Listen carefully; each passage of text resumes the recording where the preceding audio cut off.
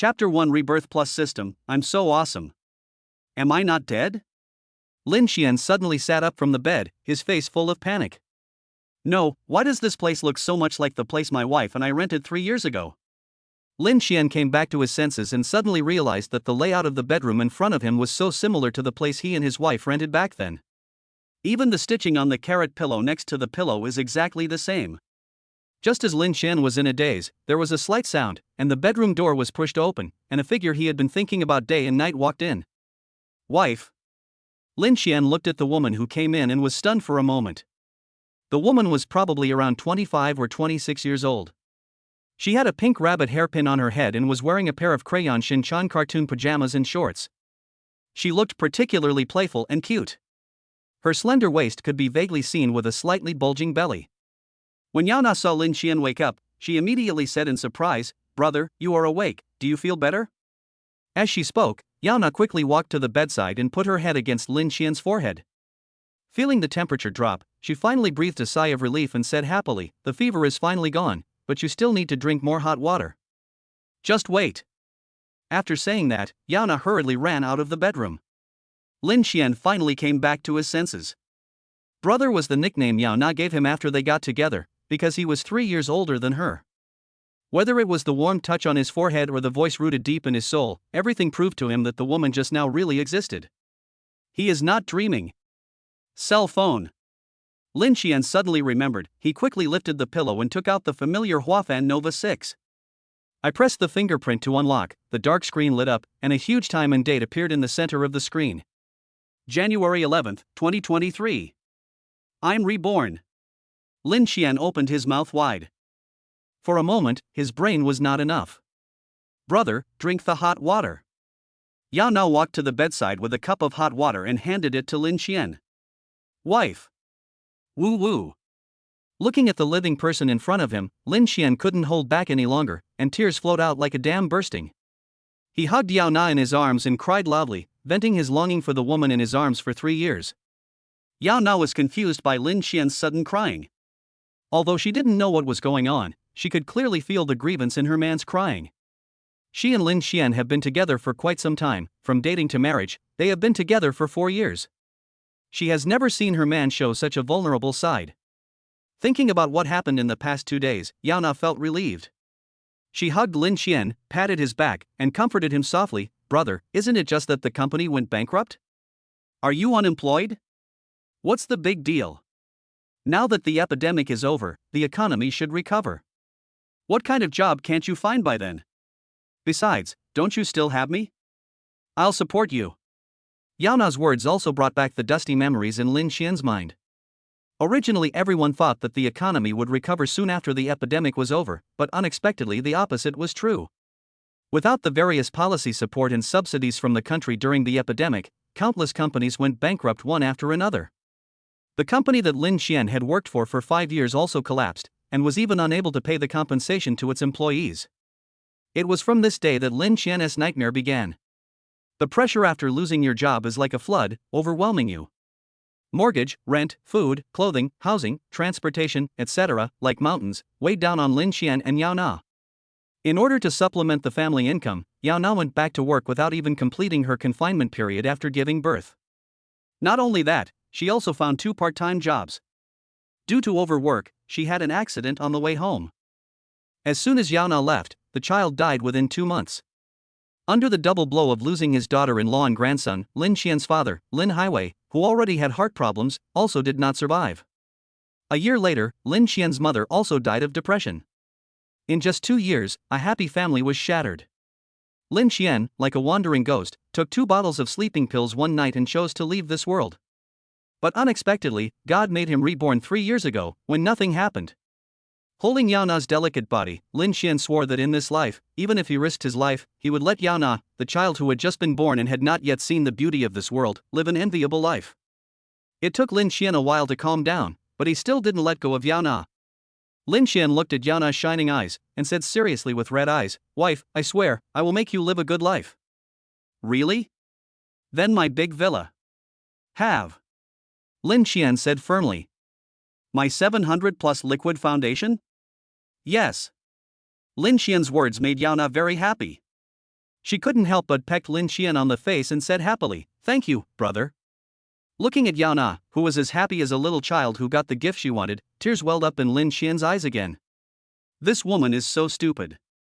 She actually believed in something so blindly, which was just an empty promise that no one knew when it would be fulfilled. At this moment, a voice suddenly sounded in Lin Xian's mind. The host's strong obsession has been detected, and the wife-loving maniac system is binding. Whenever the host spends money on his wife, the system will give the host 100 times the consumption rebate based on his wife's happiness. There's actually a system. Lin Xian didn't expect that God not only allowed him to be reborn 3 years ago, but also gave him a system. This is simply opening the door for awesomeness. It's so awesome. Brother, can you let me go? I still need to go out to buy groceries. Yao Na in Lin Xian's arms didn't notice Lin Xian's abnormality. It was almost 7 o'clock now. If he didn't go buy vegetables, he wouldn't even be able to grab rotten vegetable leaves. I'll go. You wait at home. Lin Xian picked up his phone and rushed out of the bedroom in a hurry. But then he came back, and before Yao Na could ask what was wrong, Lin Xian kissed her on her pink lips and quickly ran away. Wife, I'm leaving. It was only after hearing the sound of the door closing that Yao Na reacted and could not help blushing. You bastard. 10 minutes later, Lin Xian came back. He didn't buy any vegetables, but he came back with a bag of snacks. He took out a cup of Häagen-Dazs Champs-Élysées holiday ice cream and handed it to Yao Na in a show of appreciation. Look what I brought you. Häagen-Dazs. Yao Na took the ice cream with a look of surprise, but the next moment, she said with some worry, "Brother, I remember this is very expensive. Is it too extravagant? What's wrong with this? It's not like you eat it every day, and haven't you always wanted to try it?" Lin Xian stuffed the 89 yuan ice cream into Yao Na's hands, looked at her expectantly and said, "Come on, try it and see what it tastes like." Yao Na finally couldn't resist the temptation and couldn't help but lick it with her tongue. The sweet taste instantly filled her entire mouth, making her close her eyes happily. At the same time, the reminder that Lin Yang had been waiting for rang in his mind. Yao Na likes the Häagen-Dazs Champs-Élysées holiday ice cream you prepared very much. The happiness level this time is 99, and you will get a 99-fold rebate. Then Lin Xian felt a vibration from the phone in his pocket. He took out his phone and a text message appeared on the screen. Your account number 6981 received 8811 yuan today, and the balance is 9154 yuan. 8811 yuan was the system's rebate, and the remaining 343 yuan was his only pocket money. This system is real. Chapter 2. If you want to pamper your wife, you have to spend money on her. Lin Xian held the phone tightly, and even the veins on the back of his hand popped out. The frame of the phone hurt his palm, but he didn't dare let go. He was afraid that if he let go, he would burst out laughing. Here. Brother, you eat too. Yao Na held the ice cream in her hand, which she had only taken a small bite of, to Lin Xian's mouth and said happily, "This flavor of ice cream is really delicious. Try it now." Lin Xian didn't hesitate and immediately opened his mouth wide, as if he wanted to swallow the whole ice cream. Yao Na's expression beside her also became nervous. But the next moment, Lin Xian returned to normal, just stuck out his tongue and licked it gently. A hint of coolness exploded on the tip of his tongue, and the refreshing and sweet taste quickly filled his entire mouth in 0.1 seconds. Lin Xian couldn't help but close his eyes, carefully savoring the wonderful taste of the sky-high ice cream worth 89 yuan. Tasty. Lin Xian opened his eyes and said with a smile. Then eat some more, brother. Yao Na motioned to Lin Xian to try it again. No. Lin Xian shook his head and said, "You forgot, I don't like ice cream, so you should have it." Hey, then I won't be polite.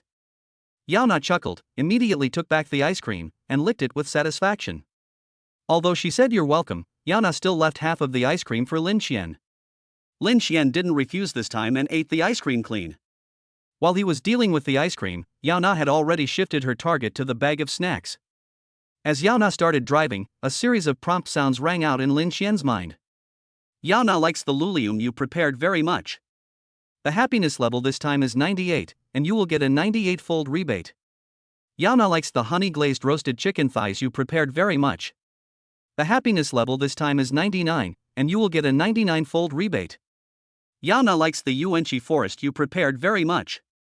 The happiness level this time is 99, and you will get a 99-fold consumption rebate. The mobile phone that Lin Xian placed on the bed also received one incoming text message after another. Your account number 6981 received 1,323 yuan today, and the balance is 10,477 yuan. Lialium 13.5 yuan bag. Your 6981 account has received 1,574.1 yuan today, and the balance is 12,051.1 yuan. Honey flavored roasted chicken legs 15.9 yuan pack. Your account number 6981 received 495 yuan today, and the balance is 12,546.1 yuan. Yuanqi Forest 5 yuan bottle. In just a few minutes, Lin Xian received no less than 10 text messages, and his savings reached the 18,000 mark. Lin Xian looked at Yao Na, who was eating happily, and the smile on his face became more and more intense. Wife, I can finally let you live a good life. Yao Na, who was eating happily, also felt Lin Xian's gaze. She quickly stretched out her hand and made a heart shape to Lin Xian, then took out a plum and stuffed it into Lin Xian's mouth. Brother, you eat too. Lin Xian chewed the plum flesh in big mouthfuls. So sweet. The two of them just shared the snacks, taking turns to eat, and forgot about cooking. I want it so badly. Yao Na was eating snacks and browsing Douyin when she happened to see a video of a beauty blogger. Lin Xian took a look and found that the product introduced by the blogger was the Givenchy foundation that Yao Na had always wanted. Looking at the price of more than 600 yuan on the shared bike below, Lin Xian's eyes lit up. If he gets a 99-fold rebate on his spending, wouldn't he be rich? Wife, buy it if you want it. Having said that, Lin Xian opened Douyin, searched for the blogger's live broadcast room, then found the product and placed an order immediately. A foundation worth 688 yuan, a 99-fold rebate means a rebate of 68,112 yuan. Thinking of this, Lin Xian felt excited. However, the following system prompt disappointed him greatly. Yao Na doesn't like the Givenchy liquid foundation you prepared. The happiness level this time is 12, and you will get 12 times the consumption rebate. Lin Xian was stunned. How could this happen? While Lin Xian was in a daze, Yao Na also said distressfully, Brother, you should return this foundation. It's too expensive. It's almost enough for half a month's rent. I can use other things that are also good. Hearing Yao Na's words, Lin Xian almost shed tears again. It's not that she doesn't like this bottle of 688 yuan foundation, but life makes her dare not like it. I know what you're worried about. It's all about money. I have good news for you. Lin Xian took out his cell phone, opened the text message from the bank, and handed it to Yao Na. Look. 26,000? Where did you get so much money? Yao Na was shocked when she saw the number on the text message. She remembered clearly that her brother would hand over his salary every month, leaving only 500 yuan for basic expenses. Not to mention that he had lost his job 2 days ago. How could he have so much money? It can't be. In just a few seconds, Yao Na's mind went through a series of terrible things. As soon as Lin Xian saw Yao Na's expression, he knew that this girl had wrong thoughts. He flicked Yao Na's head lightly and said unhappily, What are you thinking? No matter what your man is like, he will never do anything illegal. This is the remuneration for several projects I took on before.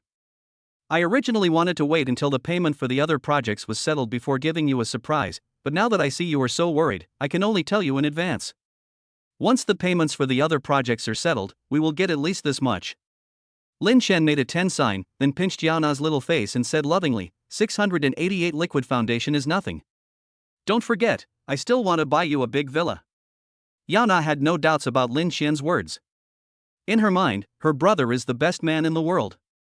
In an instant, the sadness between Yao Na's brows dissipated a lot, and she felt relaxed. I know my brother is the best. Yao Na suddenly threw herself into Lin Xian's arms, gave him a big kiss on the face, and looked at him with admiration. Come here. Your cosmetics are almost finished, so I'll give you a more expensive set. You're not short of money. Lin Xian hugged Yao Na and let her sit on his lap. Then he took out his mobile phone, opened Taobao, and chose a set of Lancome's Absolute Skin Care Set, which cost 3,650. Shopping and payment are as smooth as flowing water. Lin Xian was sure that at this moment, he must be a shining figure in Yao Na's eyes.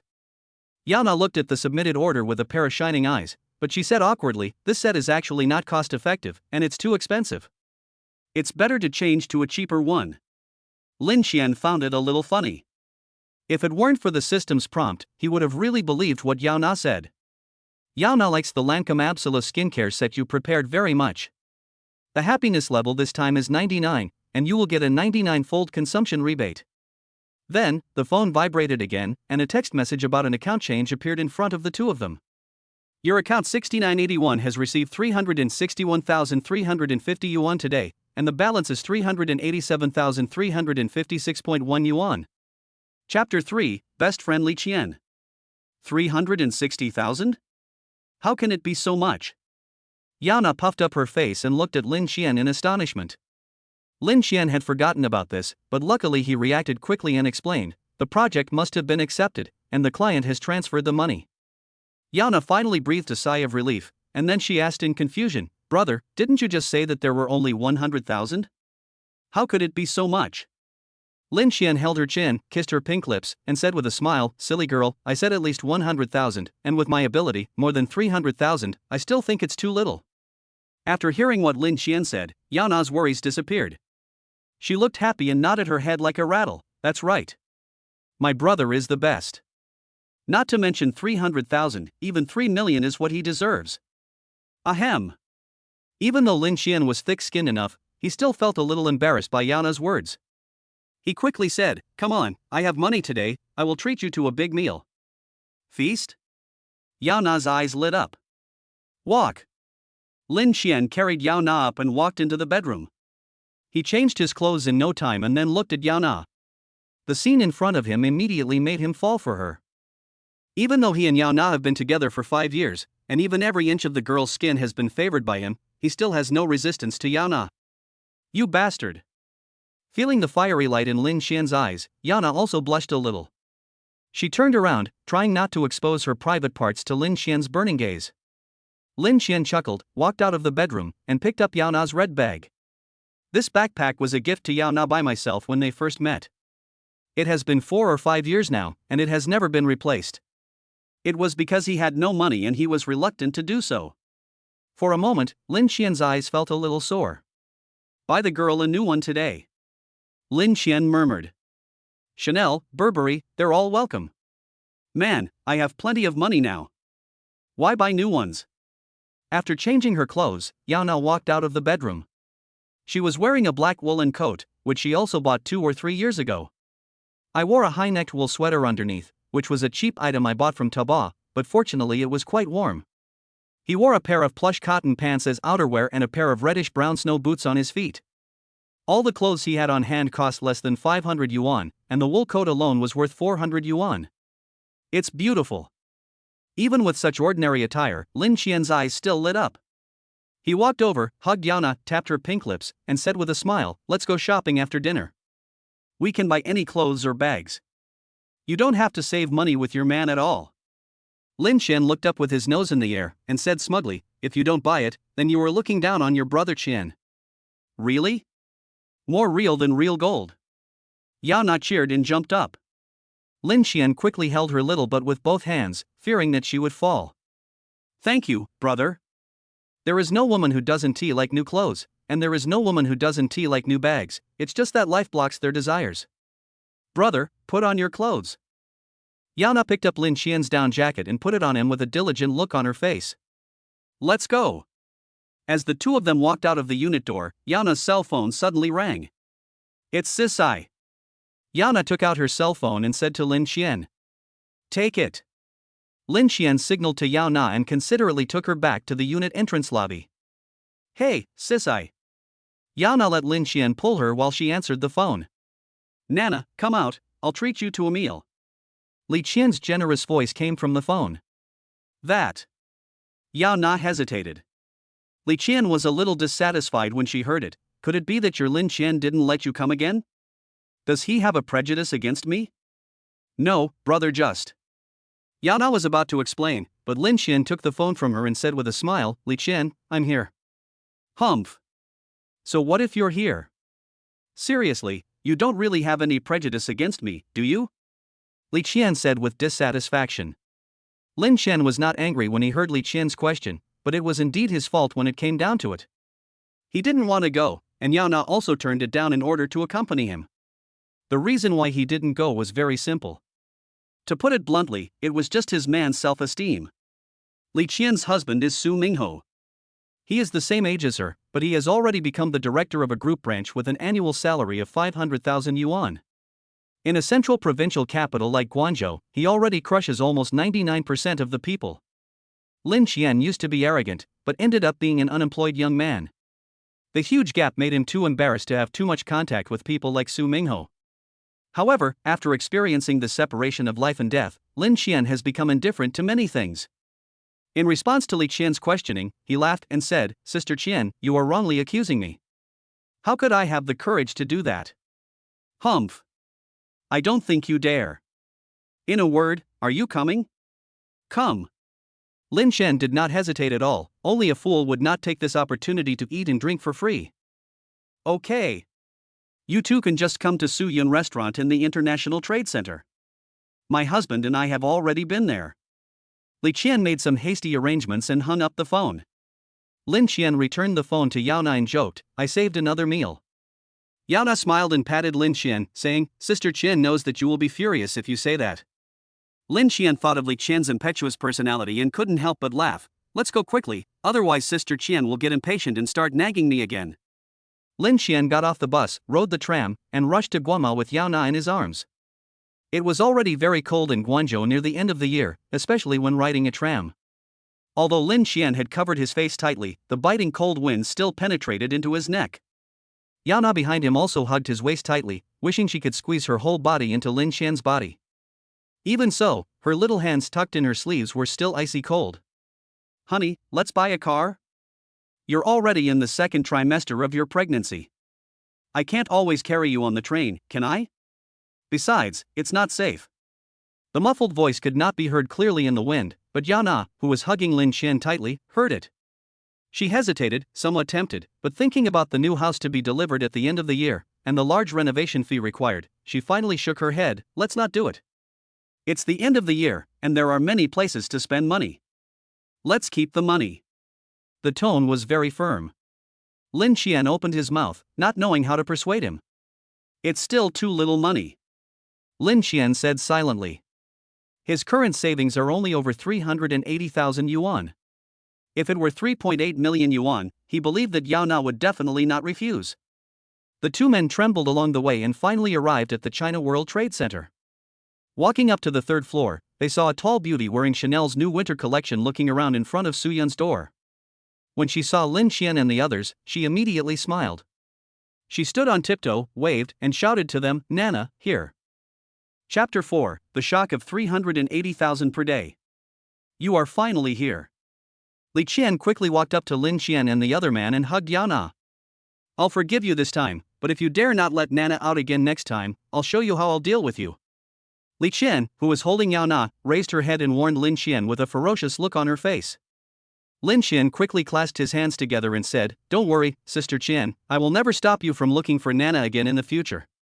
"That's more like it." Li Qian was very satisfied with Lin Qian's attitude. She then looked at Lin Qian and said in surprise, "Lin Qian, why do I always feel that you are different from before? It has become a lot more sunny than before." Of course Lin Qian knew why. Not only was he reborn, but he also had the system to rely on. In this lifetime, the troubles in life were destined to have nothing to do with him.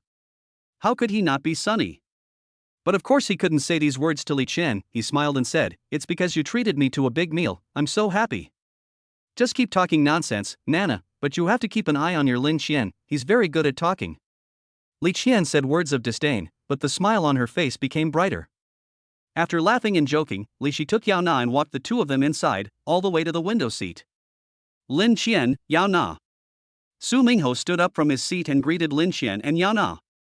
He had been waiting for the food inside and had not gone out. A few people greeted each other and took their seats. Li Qian deliberately sat together with Yao Na. The two of them put their heads together, whispered to each other, and burst into laughter from time to time. Su Mingho handed the tablet to Lin Qian and said, "Cici and I have already ordered some things. Please see if there is anything else you need to add." "Okay." Lin Qian didn't hesitate to take the tablet and selected a few dishes that Yao Na liked.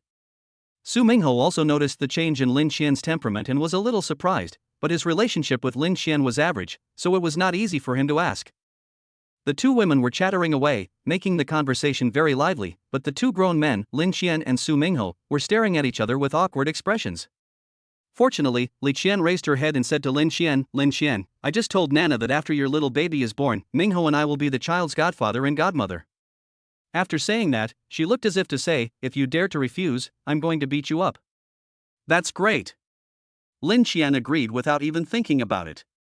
He joked, but if you want to be a godfather or godmother, you have to bleed. Just be greedy. Li Qian glared at Lin Qian and said simply, don't worry about this. When Xiaobao is born, I, as his godmother, will definitely give him a big gift. Let's make it a deal. Okay, no problem. Lin Qian made the decision. With rich godparents like Li Qian and Su Mingho, only a fool would refuse. As they chatted and laughed, the food came up one after another. Li Qian greeted them, come on, don't be polite, eat quickly, the food here is pretty good. I used to think that Zhejiang cuisine was mostly sweet, but I didn't expect there are many dishes with strong flavors. Lin Qian first helped Yao Na to distribute the tableware, and then considerately stuffed a tissue under the girl's chest to prevent her clothes from getting dirty when eating. Since she became pregnant, Yao Na often gets her clothes dirty when eating. I say, we're eating, but you're still feeding us dog food? Are you still human? When Li Qian saw the loving scene between the two, her lips almost turned upside down. Li Qian felt a little angry when she saw Su Mingho grinning foolishly. Laugh, just laugh, can't you learn from others? Su Mingho, who suffered an unexpected disaster, had a bitter face and followed Lin Qian's example by stuffing the tissue into Li Qian's chest. However, his clumsy appearance made Li Qian want to cover her face and run away. They were eating and chatting, when suddenly Li Qian asked out of the blue, by the way, Lin Qian, I heard from Nana that you were fired? It just so happens that Mingho has been promoted to director of the branch company. Let him bring you to the company so that he can take care of you in the future. As soon as Li Qian finished speaking, Su Mingho pulled her back and said, what nonsense are you talking about? With Lin Qian's ability, he doesn't need my help at all. Just submit a resume and the company will accept him immediately. At this time, Li Qian also reacted. She knew that her tone just now was not very good, and her caring words sounded like alms. But she couldn't save face when asked to apologize, and the atmosphere became a little awkward for a while. Yao Na also looked at Lin Qian nervously, fearing that his self-esteem would be hurt. Lin Qian looked at the people with nervous faces and couldn't help laughing. He knew that Li Qian didn't mean that. That was just the girl's personality. She was a little outspoken in front of her good friends. Even someone as good-tempered as Yao Na had often gotten angry with her. But as a person, he is really nice. Lin Qian patted Yao Na's hand, gave her a reassuring look, and then said to Su Mingho and Li Qian, why do you both have such expressions? You are doing this for my own good, how could I not know? Hearing Lin Qian's words, Su Mingho breathed a sigh of relief, and Li Qian and Yao Na also smiled again. However, Lin Qian's next words made Li Qian's face fall again. I have accumulated some connections in my previous company and have several projects on hand. I plan to open a studio and be my own boss. Li Qian waited for Lin Qian to finish speaking before she could not help but hit him. Lin Qian, if you want to start a business, you should also look at the overall environment, right? Although the epidemic is over now, no one knows when the economy will recover. Many companies have closed down one after another. Do you really think that such a small network of contacts can help you?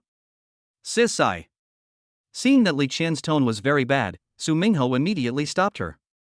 However, he had the same idea as Li Qian and was not optimistic about Lin Qian's entrepreneurial plan at all.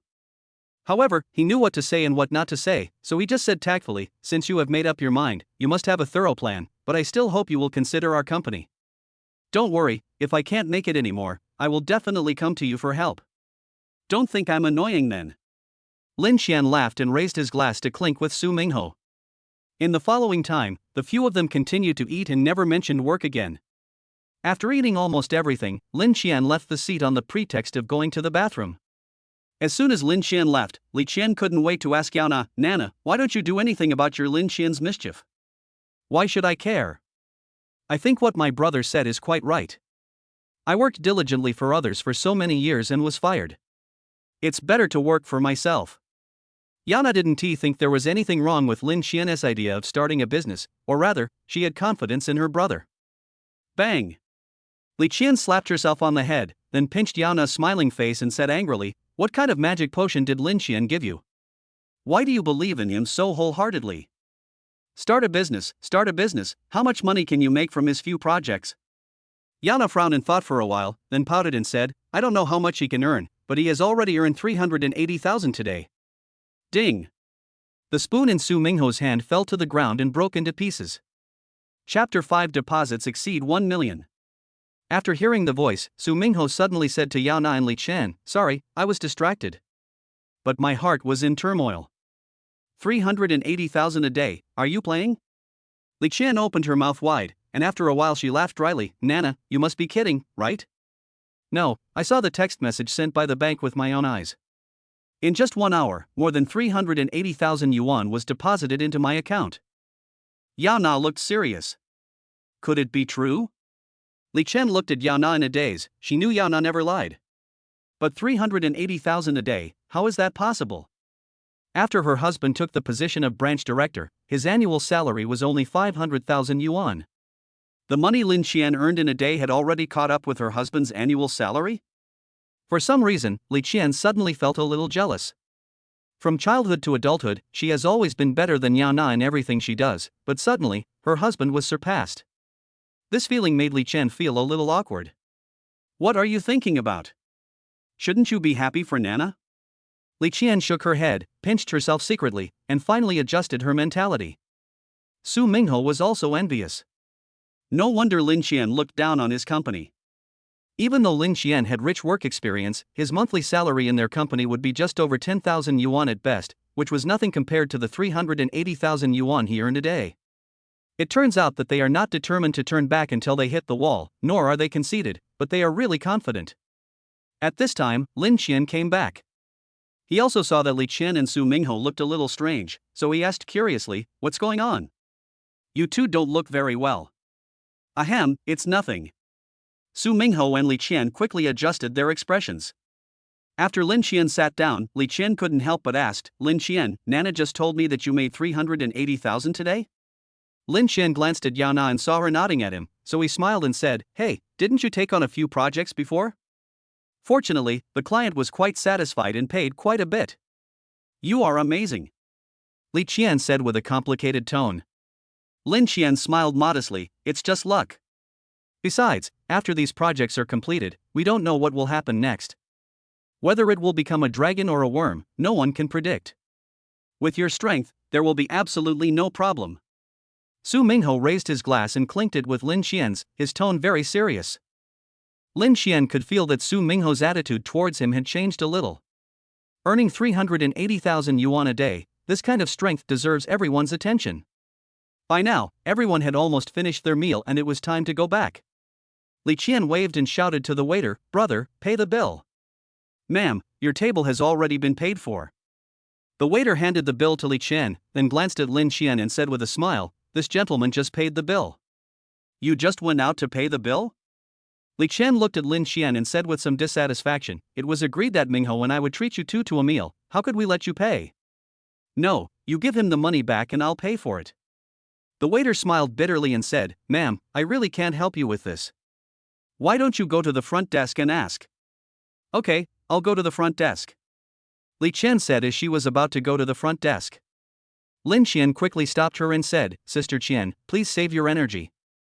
Nana and I have often eaten at your table before. Nana told me before we came here that this meal is a return treat for us. You two should at least give us this opportunity. Seeing that Li Qian wanted to say something, Lin Qian quickly said, Sister Qian, do you really want us to spit out the food we ate from you too? Hey, you're disgusting. Li Qian's face turned green. She patted Lin Qian and said disdainfully, okay, I'll let you off this time. If you tell me so clearly next time, I won't let you off. Don't drag me into this. I'm just following orders. Our Nana is the one treating us this time. Lin Qian pulled Yao Na over and said. Li Qian stretched out her hand and pinched Yao Na's face twice, and warned her fiercely, you little girl, you treat me as an outsider, right? If you do this again next time, I will punish you. Yao Na smiled and hugged Li Qian and said, Sister Qian, you have been taking care of me since college. What's wrong with me treating you to a meal? Oh, it's different now that you have money. A meal worth 6,800 yuan is just a treat.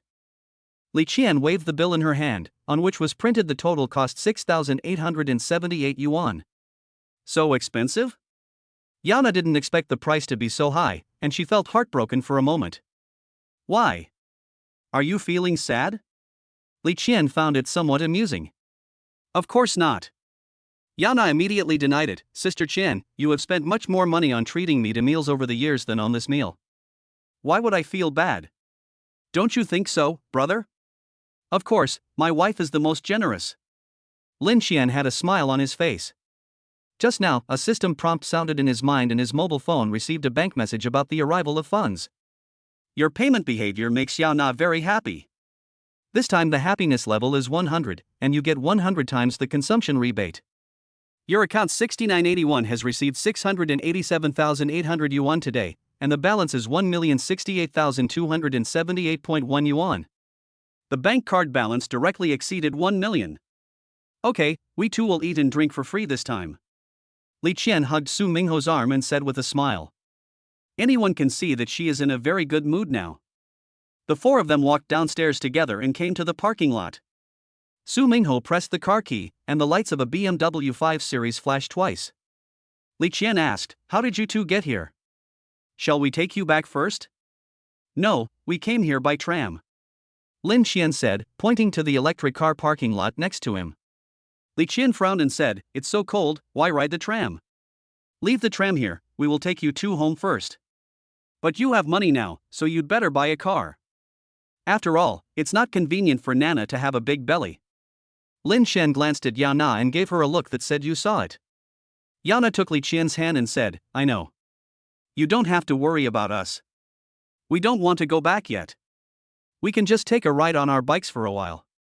Okay, then you two should be careful and we'll go back first. Li Qian didn't insist, and the couple got in the car and left the parking lot.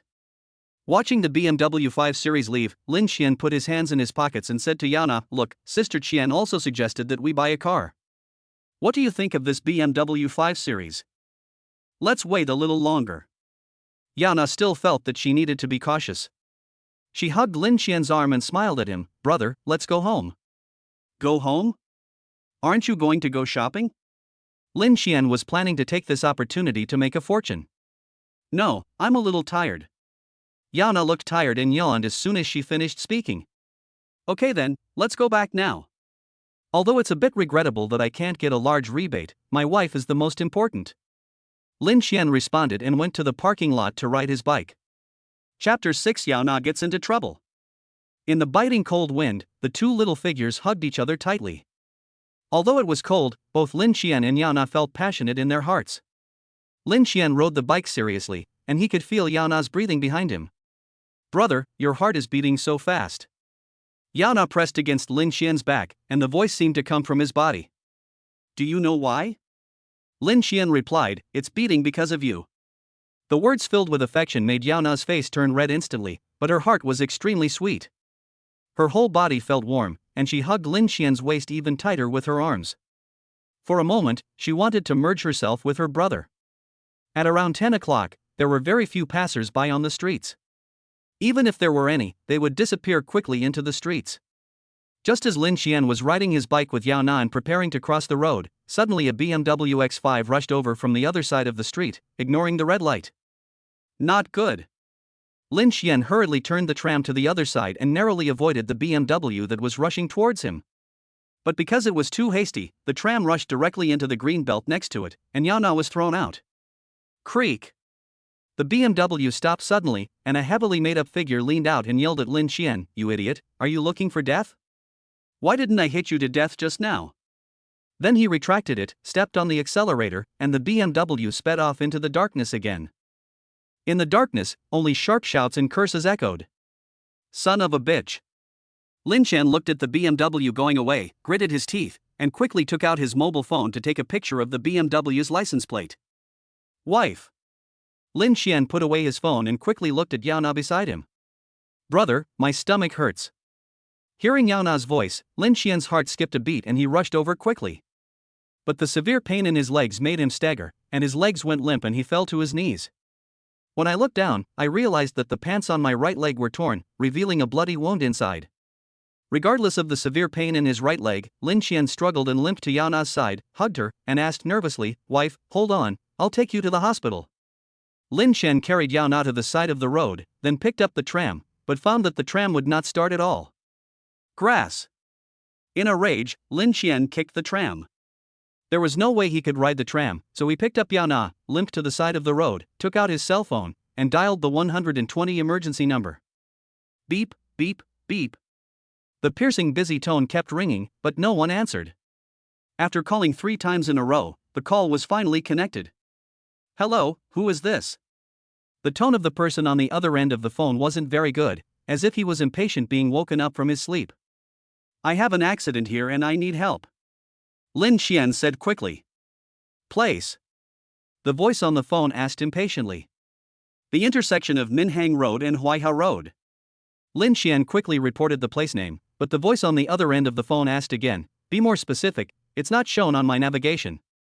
"Can you be more specific? Isn't the location I mentioned specific enough?" Lin Qian looked at Yao Na, who was in pain in his arms, and almost burst into curse. But when he thought about having to send an ambulance, he forced himself to hold back his anger. It's not far from the Minhang Road subway station on Metro Line 1, and next to it is the dental hospital. This time, Lin Qian not only reported the name of the subway station, but also the landmark building of the dental hospital. "Dental hospital, where is that?" "I don't remember." "Don't you know if you can find someone who knows to answer the phone? Or ask someone who knows?" Lin Qian finally couldn't help it and questioned. "How can you talk like that? Don't I have to ask for directions before I can send an ambulance? If you're not satisfied, come to the hospital yourself if you have the guts." Bang! The phone was hung up. Lin Qian listened to the busy tone on the phone and it took him a while to react. MLGB. Lin Qian was breathing heavily. He felt as if there was a forceful breath in his chest, making it hard for him to breathe. After taking a few deep breaths, Lin Qian finally calmed down a little. Just then, a taxi came not far away. "Master! Stop the car! Stop the car!" Lin Qian held Yao Na in his arms, walked quickly to the side of the road, and stretched out his hand to signal. "Hey, what's going on?" The driver leaned his head out and looked at the 2 embarrassed people and asked. "There's an accident, master, please take me to the hospital." Lin Qian held Yao Na in his arms and opened the car door. Just as he was about to get in, he heard the driver say, "Wait a minute, little brother." Lin Qian stopped and looked at the driver, who asked, "Is your wife pregnant?" "Yes, master, please drive faster later." "I don't pull pregnant women." Before Lin Qian could finish speaking, the driver refused with a look of rejection. "No, master, why don't you pull pregnant women?" Lin Qian became anxious. "No reason. It's unlucky for pregnant women. And your wife is injured. It would be even more unlucky if she saw blood. Don't blame me, brother." The driver explained, leaned over, closed the door, then stepped on the accelerator and left the spot. Grass. Lin Qian watched the taxi disappear from his sight. Looking at Yao Na, who looked in pain in his arms, his eyes turned red. 2 minutes later, Lin Qian hailed another taxi, but the taxi driver also decisively refused after hearing that she was a pregnant woman. There were 3 cars behind them, but no driver was willing to take them. Even though Lin Qian concealed Yao Na's identity as a pregnant woman, she was still recognized by the driver. The continuous rejections made Lin Qian cry. Even if he was reborn once, even with the system to support him, could he still not avoid the fate of Yao Na and the child? "Hey, brother, do you want to get in the car?" A shabby Volkswagen stopped in front of Lin Qian, and a middle-aged man with buck teeth poked his head out with a smile. Lin Qian no longer cared whether this man was reliable or not. He just wanted to take Yao Na to the hospital as soon as possible. "Okay, thank you, brother," Lin Qian said gratefully. Just as he was about to open the car door and get in, he heard the bucktooth man say, "Don't worry, brother. I can take you to the hospital, but your wife is pregnant. It's not auspicious for me to take her. I can add money," Lin Qian said directly. "It's settled." The bucktooth man smiled happily, took out his phone, clicked on the payment QR code, and said to Lin Qian, "Then you pay first, it's not much, just give me 2,000 yuan. "Okay, I'll give you 2,000? Lin Qian hurriedly took out his cell phone, and suddenly realized that the bucktooth man was talking about 2,000 yuan, and he was stunned. The bucktooth man still had a smile on his face. Brother, these $2,000 are not a lot. Don't forget that your wife and your unborn child are still waiting for you. If you are too late, there might be 2 deaths. If you want to save these $2,000, that's fine. Just wait here and see if some kind-hearted person can help you. Chapter 7. Tao Ran and Tao Su. Lin Xian looked at the smile on the bucktooth man's face and almost exploded with anger. This bastard was clearly trying to trick him, but he was right about one thing: Yao Na and the child couldn't wait. Okay. I'll give it to you. Lin Xian resisted the urge to punch the bucktooth man in the face and decided to swallow the loss. Brother, let's take you to the hospital. Just as Lin Xian took out his mobile phone to scan the code to pay, a somewhat childish voice rang out. Lin Xian turned his head and saw 2 young people, a man and a woman, sitting on a tricycle that had been converted into a cold noodle stall, waving at him. The boy was about 17 or 18 years old, and the girl was even younger, looking about 14 or 15. Judging from their 70% similar facial features, they must be brother and sister. Seeing that his business was about to be snatched away, the bucktooth man yelled at the 2 siblings, "Where did you come from, you wild kid? How dare you snatch my business? Do you believe I will have someone smash your stall?" Hearing the bucktooth man's yelling, the sister shrank back behind her brother timidly. Although the elder brother was a little flustered, he still said to Lin Xian, "Brother, don't worry, I don't want money." "No money? You're kidding." The bucktooth man spat and sneered at Lin Xian. "Brother, you have to think it over carefully. If you take that broken tricycle, not to mention how long it will take to get to the hospital, the bumps along the way could kill your wife and your child. How can it be as comfortable as my car?" After a pause, the bucktooth man didn't want to lose the business, so he said, "How about this? I don't want the 2,000 yuan either. You can give me 1,500 yuan as gas and hard work fee. After all, it's so cold, you can't let me make a trip in vain, right?" Lin Xian glanced at the brother and sister on the side of the road, and said to the bucktooth man, "Indeed, it's inappropriate to ask my brother to accompany me to the hospital on such a cold day. In this case, you should go home quickly." After saying that, Lin Xian ignored the furious bucktooth man and walked straight towards the brother and sister with Yao Na in his arms. "I have money, but I'm not a sucker." Ignoring the insults coming from behind, Lin Xian held Yao Na and walked to the tricycle of the 2 siblings, and said gratefully, "Thank you for your trouble." "No trouble." The little brother quickly led Lin Xian to the front of the car seat, and then said to his sister, "Susu, sorry for asking you to sit in the back later." "It's all right." The little girl looked nonchalant. She trotted behind the tricycle and squeezed into the narrow space under it. After seeing this, Lin Xian felt a little reluctant and said to the little brother, "Why don't we take that person's car? Will your sister be in danger if she sits there?" "Don't worry, big brother, I'm fine." The little girl named Susu stuck her head out and smiled at Lin Xian. "Brother, it's okay. It's just a matter of a moment." After the young man finished speaking, he motioned for Lin Xian to get in the car quickly. Lin Xian was also worried about Yao Na's injury, so he didn't bother to say anything and carried Yao Na into the car. Then the tricycle shook and drove towards the hospital. On the way, Lin Xian also learned about the situation of the brother and sister. "My brother's name is Tao Ran and my sister's name is Tao Su, both very nice names. But they are all poor children. Tao Ran looks like he is only 17 or 18 years old, but he is actually 19 years old. The same goes for my younger sister Tao Su. She looks like she is 14 or 15 years old, but in fact she is already 16 years old and still a sophomore in high school. 2 years ago, Tao Ran's parents were in a car accident and were not sent to the hospital in time, so they unfortunately passed away. The 17-year-old Tao Ran and the 15-year-old became fatherless and motherless wild children. A bunch of bastard relatives swallowed up all the compensation money from his parents, but none of them was willing to take in the 2 siblings. 17-year-old Tao Ran had to drop out of school and rely on picking up scraps to support his younger sister's schooling. After finally saving some money, Tao Ran bought a tricycle and taught himself how to make cold noodles. Life became much better for both of them. When they were closing the stall just now, they happened to see Lin Xian and Yao Na getting into a car accident, which reminded the 2 siblings of their dead parents, so they offered their help. The tricycle was very stable along the way. Tao Ran was concentrating on controlling the tricycle, fearing that the bumps would hurt Yao Na in Lin Xian's arms. Half an hour later, the tricycle finally arrived at the emergency room of the 5th hospital. "Doctor, please help."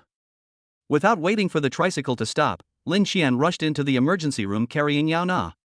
Hearing Lin Xian's shout, doctors and nurses came out immediately. The doctor on duty saw at a glance that Yao Na was pregnant. His face tensed and he quickly called the nurse. Quick! The patient is pregnant. Get ready for the examination. The nurse who followed quickly pushed over a mobile stretcher and took Yao Na from Lin Xian. Doctor, please help save my wife and children, I. At this point, Lin Xian's throat seemed to be stuck and tears fell. Don't worry, saving lives is the duty of every medical staff member. And sir, your condition is not very good now, so don't get excited. The doctor on duty said solemnly, and then called to one of the nurses, Xiao Lu, bandage this gentleman's wound as well. Then the doctor asked the nurse to push Yao Na away. Sir, let me bandage your wound. A nurse came to Lin Xian with gauze and other things and treated his wound. After the nurse left, Lin Xian discovered that the siblings Tao Ran and Tao Su were missing. He quickly stood up and staggered out of the emergency department. This time it was all thanks to these two brothers and sisters. If he hadn't said anything and just let them go home empty-handed, it would have been too rude. Lin Xian hurried outside and saw the two siblings pushing a tricycle out of the hospital. Etc. Lin Xian shouted quickly. Hearing Lin Xian's voice, Tao Ran and his sister moved faster, but were still stopped by Lin Xian. You two are not allowed to leave. Lin Xian pushed the tricycle aside, then took the siblings' hands and walked back. Brother Lin, I have to go to school tomorrow. Susu said in a low voice. That'll have to wait a while. Lin Xian pulled the two people to the door of the emergency department, glanced at the ATM machine next to them, and then warned Tao Ran and his sister, you two, stand here and don't move. Wait for me. After saying that, Lin Xian ran towards the ATM machine. Halfway through, he turned around to see if Tao Ran and his sister were still there, fearing that the two of them would run away quietly again. Here, take this money, both of you. 2 or 3 minutes later, Lin Xian stuffed the 10,000 yuan he had just taken out into his sister Susu's hand. Looking at the stack of red bills in his hand, Tao Su was completely stunned. After realizing what was happening, he quickly let go, but his hand was held tightly by Lin Xian and he couldn't get rid of it no matter what. Chapter 8 Danger Relieved. Brother Lin, we can't take this money. Tao Ran didn't expect Lin Xian to give them so much money. Although he didn't know how much it was, he knew it must be tens of thousands judging by the thickness of the money. For a moment, Tao Ran was moved. But when he thought of his original intention, that little bit of greed immediately disappeared. Listen to me. Lin Xian held Tao Su's hand tightly and said seriously, you two saved the lives of our family of 3 today. Although I am rich, I am not a sucker. If it weren't for you two, my wife would probably. Anyway, this money is what you two deserve. After saying that, Lin Xian ran back to the emergency department without waiting for Tao Ran and his sister to say anything. Brother, what should I do? Tao Su held the money in his hand and suddenly felt that the money was very hot. Give it back.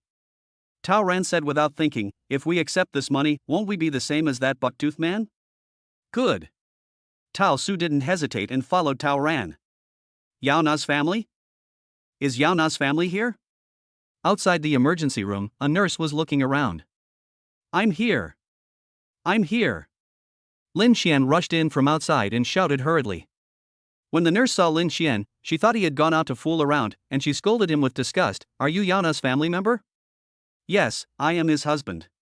Lin Xian answered hurriedly, and then asked nervously, Nurse, how is my wife? Or husband? The contempt on the nurse's face became even stronger. She snorted coldly and said in a very bad tone, What's wrong with you? Do you know that your wife is pregnant? Although she has passed the most dangerous early pregnancy period, she still can't relax. Other men take care of their wives meticulously, but you are so bad that not only did you hurt your wife, but you also stayed outside to guard her. Your wife is really unlucky to be with a man like you. The mocking voice echoed in the corridor and was heard by the people around. They looked at Lin Xian with disgust and felt sorry for Yao Na in the ward. Faced with the nurse's accusations and the strange looks from people around him, Lin Xian could only smile apologetically. Although what the nurse said was harsh, it was the truth. If it weren't for his carelessness, Yao Na and the child would not have been injured. Thinking of the BMW woman who ran a red light, Lin Xian clenched his fists tightly. That's not the case. Suddenly, a childish voice sounded, and the figures of Tao Ran and his sister appeared in the corridor. Brother Lin is not an irresponsible man. In order to thank us for sending Sister Yao Na to the hospital, Brother Lin gave us 10,000 yuan as a thank you. How can such a man be irresponsible? Tao Su looked at the nurse with an unconvinced look on his face and shook the stack of red bills in his hand. Take $10,000 as a thank you? Just because of these two children, he sent his wife to the hospital? Everyone present was dumbfounded. The woman who had looked down on Lin Xian before, where was the contempt in her eyes? A pair of eyes burst into a fiery and jealous light. Just to thank the two children for sending his wife to the hospital, he gave them 10,000 yuan as a thank you fee. How could such a person be bad to his wife? They suddenly became jealous of this woman named Yao Na. When the nurse heard Tao Su's words, her face turned red. Only then did she take a serious look at Lin Xian and discovered that the young man in front of her was in a disheveled state, his pants were torn, and her bloody right leg could be vaguely seen. Thinking back to what Tao Su said, the nurse immediately imagined a touching story in which a husband did not care about his own injury in an accident and tried his best to rush to the hospital with his injured wife. Yes, I'm sorry, sir, I didn't know. The nurse hemmed and hawed in her apology. Lin Xian waved his hand and said indifferently, It's okay. I can see that you are also a kind-hearted person. It's indeed my fault for being careless, otherwise this wouldn't have happened. Hearing Lin Xian's words in defense, the nurse had a better impression of the man in front of her. She quickly said, Don't worry, sir. Your wife is fine now, but I still recommend that you let your wife stay for 2 more days for observation. Very good. When Lin Xian heard the nurse's words, his heart finally settled down. Then I felt dizzy, my legs went limp, and I slid down the wall. Brother Lin. When Tao Ran and Tao Su saw this scene, they were shocked and rushed over to pull Lin Xian up. But at this time, Lin Xian was too heavy and could not be lifted up by just 2 people. The nurse also hurriedly squatted down to check on Lin Xian's condition. Sister nurse, how is brother Lin? Tao Su asked nervously. Nothing happened. He was just too nervous. When he relaxed suddenly, the tension broke. Who have you come with me? I'll give him a bottle of glucose and chocolate. The nurse checked and said to Tao Ran and his sister. I'll go. Tao Su said immediately. Okay, come with me. The nurse stood up and told Tao Ran, Watch this gentleman first, don't move him. After making the arrangements, the nurse took Tao Su to the nurse's station in front. 2 minutes later, Tao Su came back with an opened bottle of glucose and a piece of chocolate. The two siblings worked together to feed Lin Xian the food, and after waiting for a while, Lin Xian slowly woke up. What's wrong with me? Lin Xian struggled to stand up, but the pain all over his body made him unable to use any strength. Brother Lin, the nurse said that you were tense and suddenly relaxed, which caused you to lose strength. You'd better not stand up and take a rest first. Tao Su explained. Yeah? After hearing Tao Su's explanation, Lin Xian sat back down. Then he thought of something and asked, By the way, did the nurse say when my wife will come out? No. Tao Su and Tao Ran looked at each other and shook their heads. Bite. At this moment, the lights in the emergency room next door lit up, and then the door opened. The doctor on duty and nurse who had been seen before pushed Yao Na out. Are Yao Na's family members here? The nurse looked at Lin Xian and asked. Yes, I'm here. Hearing the nurse's words, Lin Xian struggled to stand up, but because of the severe pain in his body, he almost fell to the ground. Tao Ran and his sister quickly supported him. With the help of Tao Ran and his sister, Lin Xian came to the mobile stretcher and saw Yao Na sleeping soundly. The doctor on duty said at the right time, Your wife and child are fine, they just got a little scared. I suggest you stay in the hospital for 2 days for observation before going back. Of course, if you have other plans, you can also go home and rest. Not going home. Lin Xian said without even thinking, Let's stay in the hospital for a few days. After saying that, he raised his head and asked, Doctor, does our hospital have an intensive care unit or a VIP ward? I want my wife to stay in the best ward. Money is not a problem. Chapter 9 BMW Woman Caught. The atmosphere suddenly became tense, and Lin Xian's pretense was a failure. The doctor on duty simply said, We don't have the kind of ward you mentioned in our hospital. We only have single wards. Ahem, that's fine too. Lin Xian's face turned red and he quickly responded. Tao Su looked at the embarrassed Lin Xian and couldn't help but giggle. Lin Xian pushed the mobile stretcher and followed the nurse to the ward building behind the emergency building. With the siblings Tao Ran and Tao Su following them, there were no difficulties along the way. The single room in the 5th hospital is not luxurious and is simply furnished, but it is fully equipped with basic facilities. After putting the sleeping Yao Na on the hospital bed, Lin Xian followed the nurse downstairs to pay the bill. Before leaving, Lin Xian specifically reminded Tao Ran and his sister, "You two, don't leave yet, wait for me to come back." Tao Ran pulled Tao Su, and the two siblings nodded quickly. Only then did Lin Xian leave with peace of mind. "Brother, are we still waiting for Brother Lin?" Tao Su asked in a low voice after Lin Xian left the ward. Tao Ran shook his head and said, "Of course not. Put the money under the quilt and we'll go back now. Otherwise, when Brother Lin comes back, we won't be able to leave." "Good." The two siblings carefully closed the door of the ward and walked out. 10 minutes later, Lin Xian came back. "Tao Ran, Su. Lin Xian pushed open the door and called out, but heard no response. His heart tightened and he quickly pushed open the door of the ward. Apart from the sleeping Yao Na, there were no traces of Tao Ran and his sister. Lin Xian walked to the bed and saw the red bill sticking out from under the quilt. He took it out and saw that it was the 10,000 yuan he gave to Tao Ran and his sister. Holding the 10,000 yuan in his hand, he couldn't help but smile bitterly. Forget it. Anyway, these two brothers and sisters are setting up a stall here on Minhang Road. When Nana gets better, I'll go find them and thank them properly then. Lin Xian put away the 10,000 yuan, pulled over a chair and sat down, then stared at the sleeping Yao Na in a trance. Yao Na, who was sleeping soundly, looked pale, her brows were furrowed, and her tightly closed eyelids were trembling from time to time, as if she had dreamed of something bad.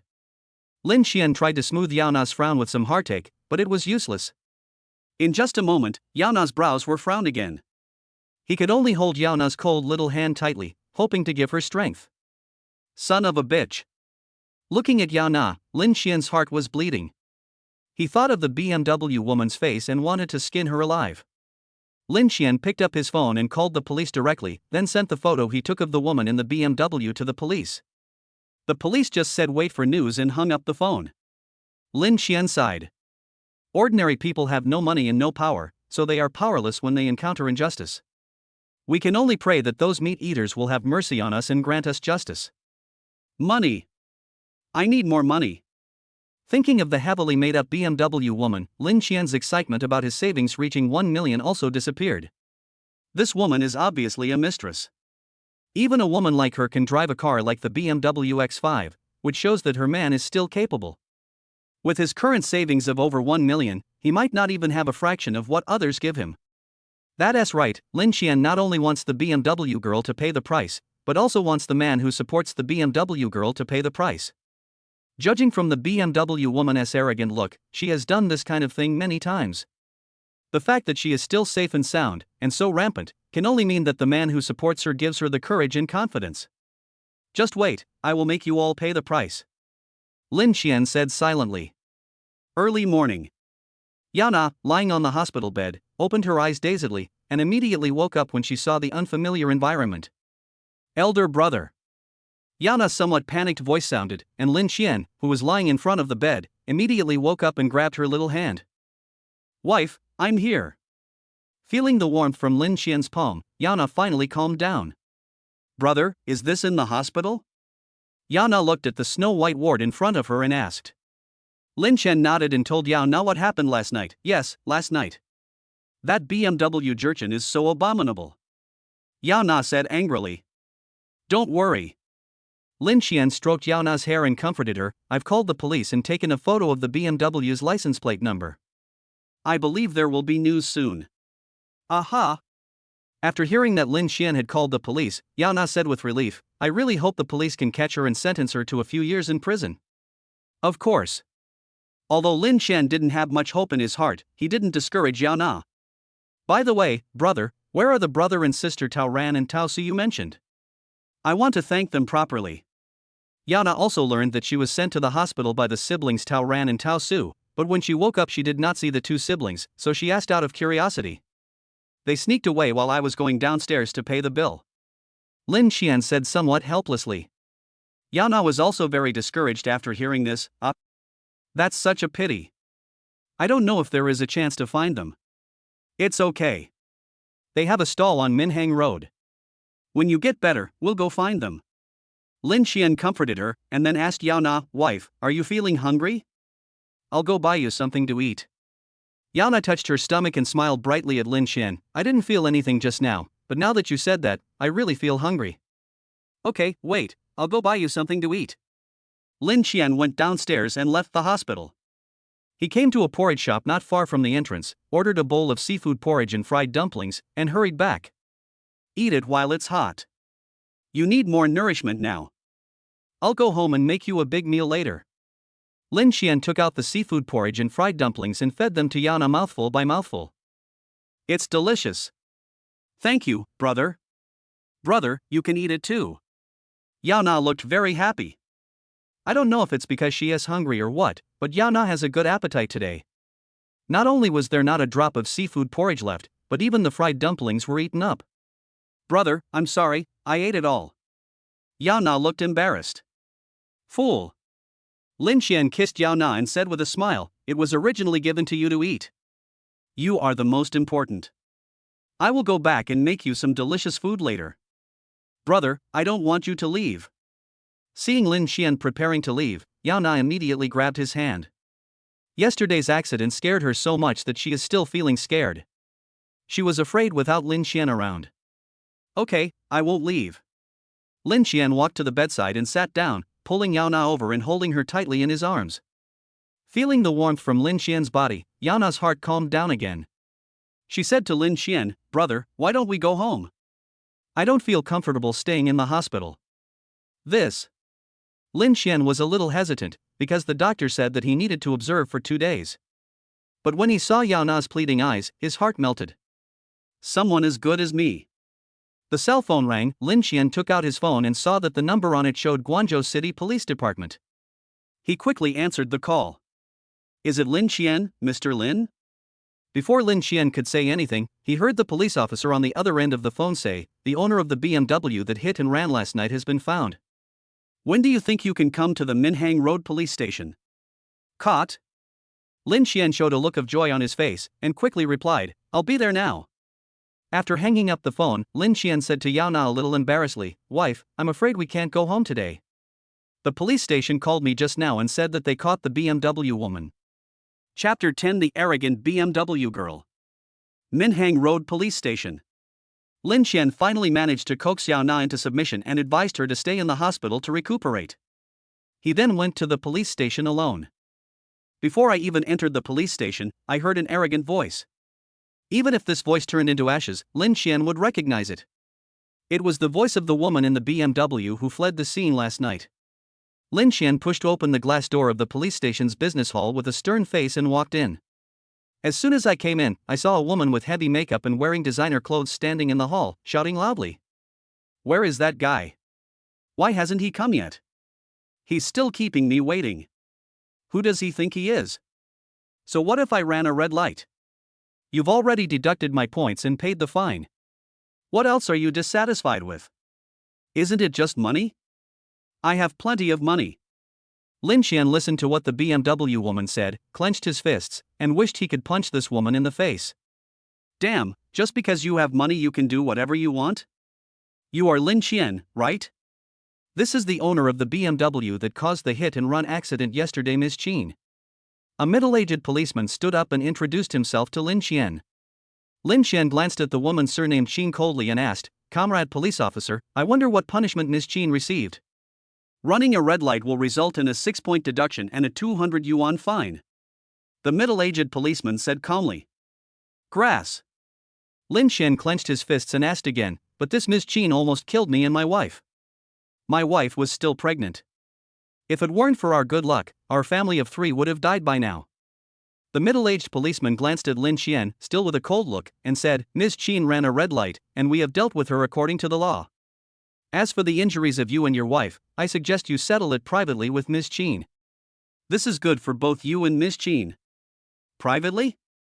Lin Qian was almost laughing out of anger.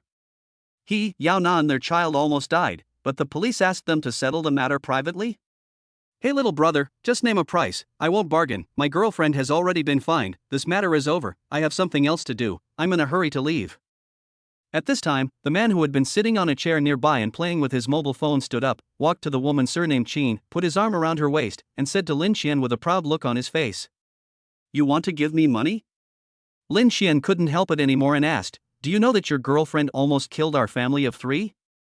Isn't this a fatal accident? The man looked indifferent, but a little impatient. He said, well, I'll give you 10,000 yuan, and you go back to give some to your wife and children, and that's it. I'll give you 100,000 and you let your girlfriend bump into me, how about that? Lin Qian sneered and responded sharply. 100,000? How can a loser like you come up with 100,000? Before the man could speak, the woman surnamed Qin couldn't help but sneer. Is 100,000 a lot? As long as you're willing to let me bump into you, I can get the money even if I have to sell everything I have. Lin Qian looked at her coldly and said. You little jerk. You. The woman surnamed Qin was frightened by Lin Qian's eyes, and quickly hugged the man's arm, pretending to be pitiful and said, Husband, look at him, he doesn't even take you seriously, and he even threatened to hit me. The man's face also fell. He straightened his buttons, glanced at Lin Qian coldly, and then said to the middle-aged policeman, Comrade police, this man threatened to hit my girlfriend to death, can't you do anything about it? The middle-aged policeman immediately reprimanded Lin Qian. What's wrong with you, young comrade? I know you are a little emotional, but you shouldn't say such things. This gentleman is very sincere in taking out 10,000 yuan. I think you should agree to settle it privately. After saying that, the middle-aged policeman winked at the man, and the man immediately slapped the woman surnamed Qin's big butt. The woman surnamed Qin mumbled a few curses, then reluctantly took out a stack of red banknotes and threw them on the table next to her. Then the man chuckled, took Qin's Chanel bag, and pulled out another stack of red banknotes from it. He counted a few and threw them on the table. Then he said to Lin Qian, for an auspicious number, I'll give you another 800 to cover your travel expenses today. Then, without even looking at Lin Qian, he walked straight out of the business hall of the police station. Before leaving, the woman surnamed Qin deliberately spat at Lin Qian. The middle-aged policeman collected the money on the table, handed it over, and said, Young comrade, keep the money. You can't afford to offend that person, and don't blame us for not taking action. This person is the boss of our Guangzhou Power Media. He has assets of over 10 million yuan and a large number of self-media accounts under his control. We are also afraid of bad luck. Lin Qian looked at the red banknotes handed to him by the middle-aged policeman and couldn't help but laugh mockingly. Without saying a word, he took the red banknotes and left the business hall. After Lin Qian left, a young policeman came over and said to the middle-aged policeman, What's going on, brother Zhao? This kid is quite arrogant. Hey, he's just a young man who hasn't experienced the harsh punishments of society. He has no power or influence, so it's hard for him to get justice. The middle-aged policeman shook his head and went about his own business.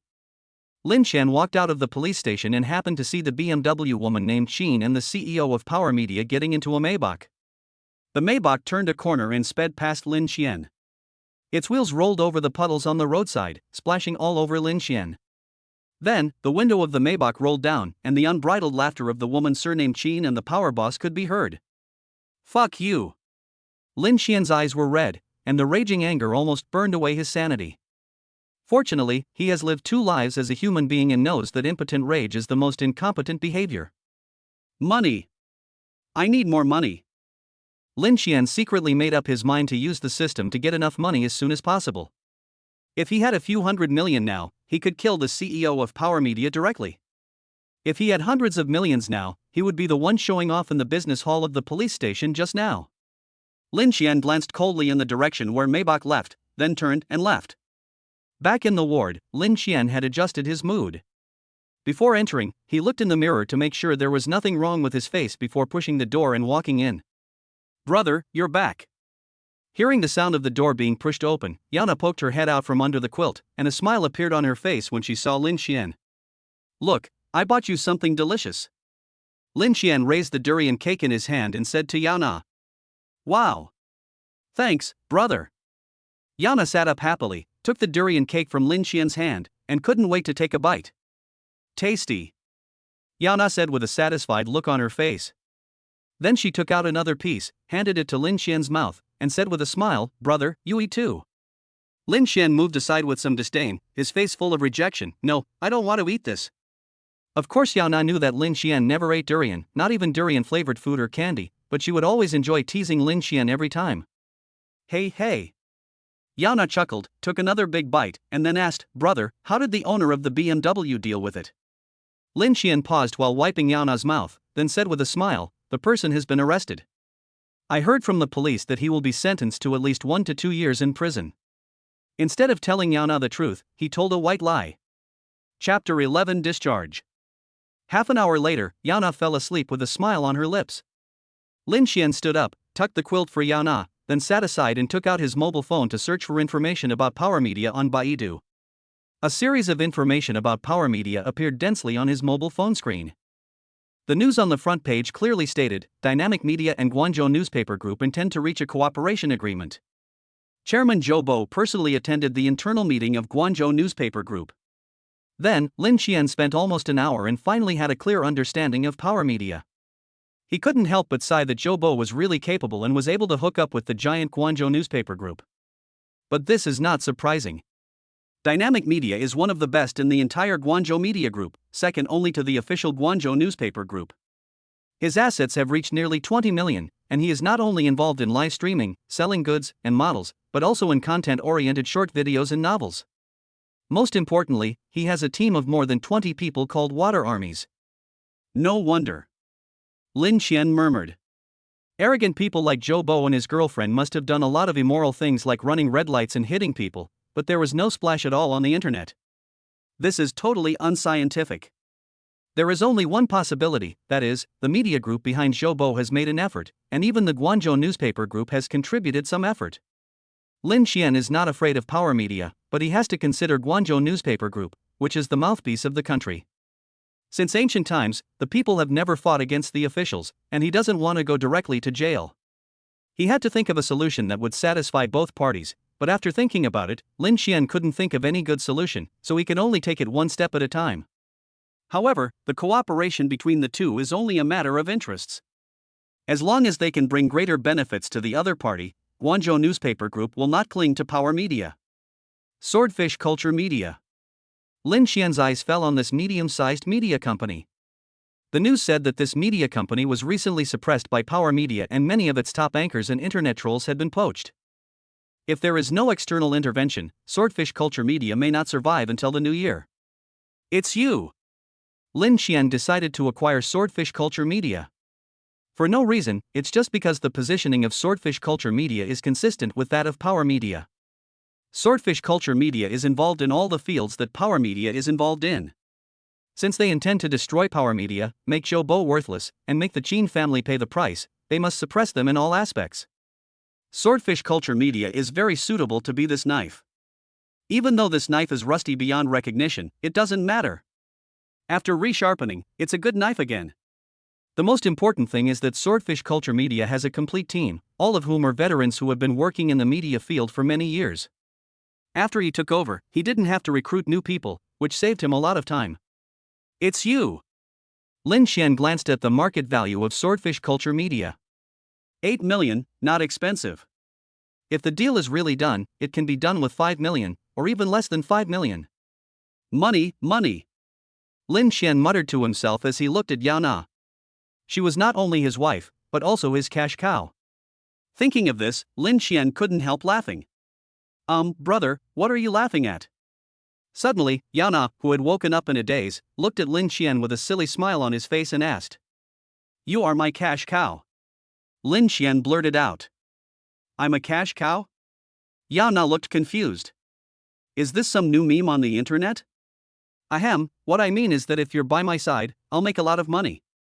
Lin Xian reacted and spoke nonsense in a serious manner. That's right. A hint of pride immediately emerged on Yana's face, and then she threw herself into Lin Xian's arms, hanging on him like a koala. Oh, my aunt, please be careful, don't squeeze the child.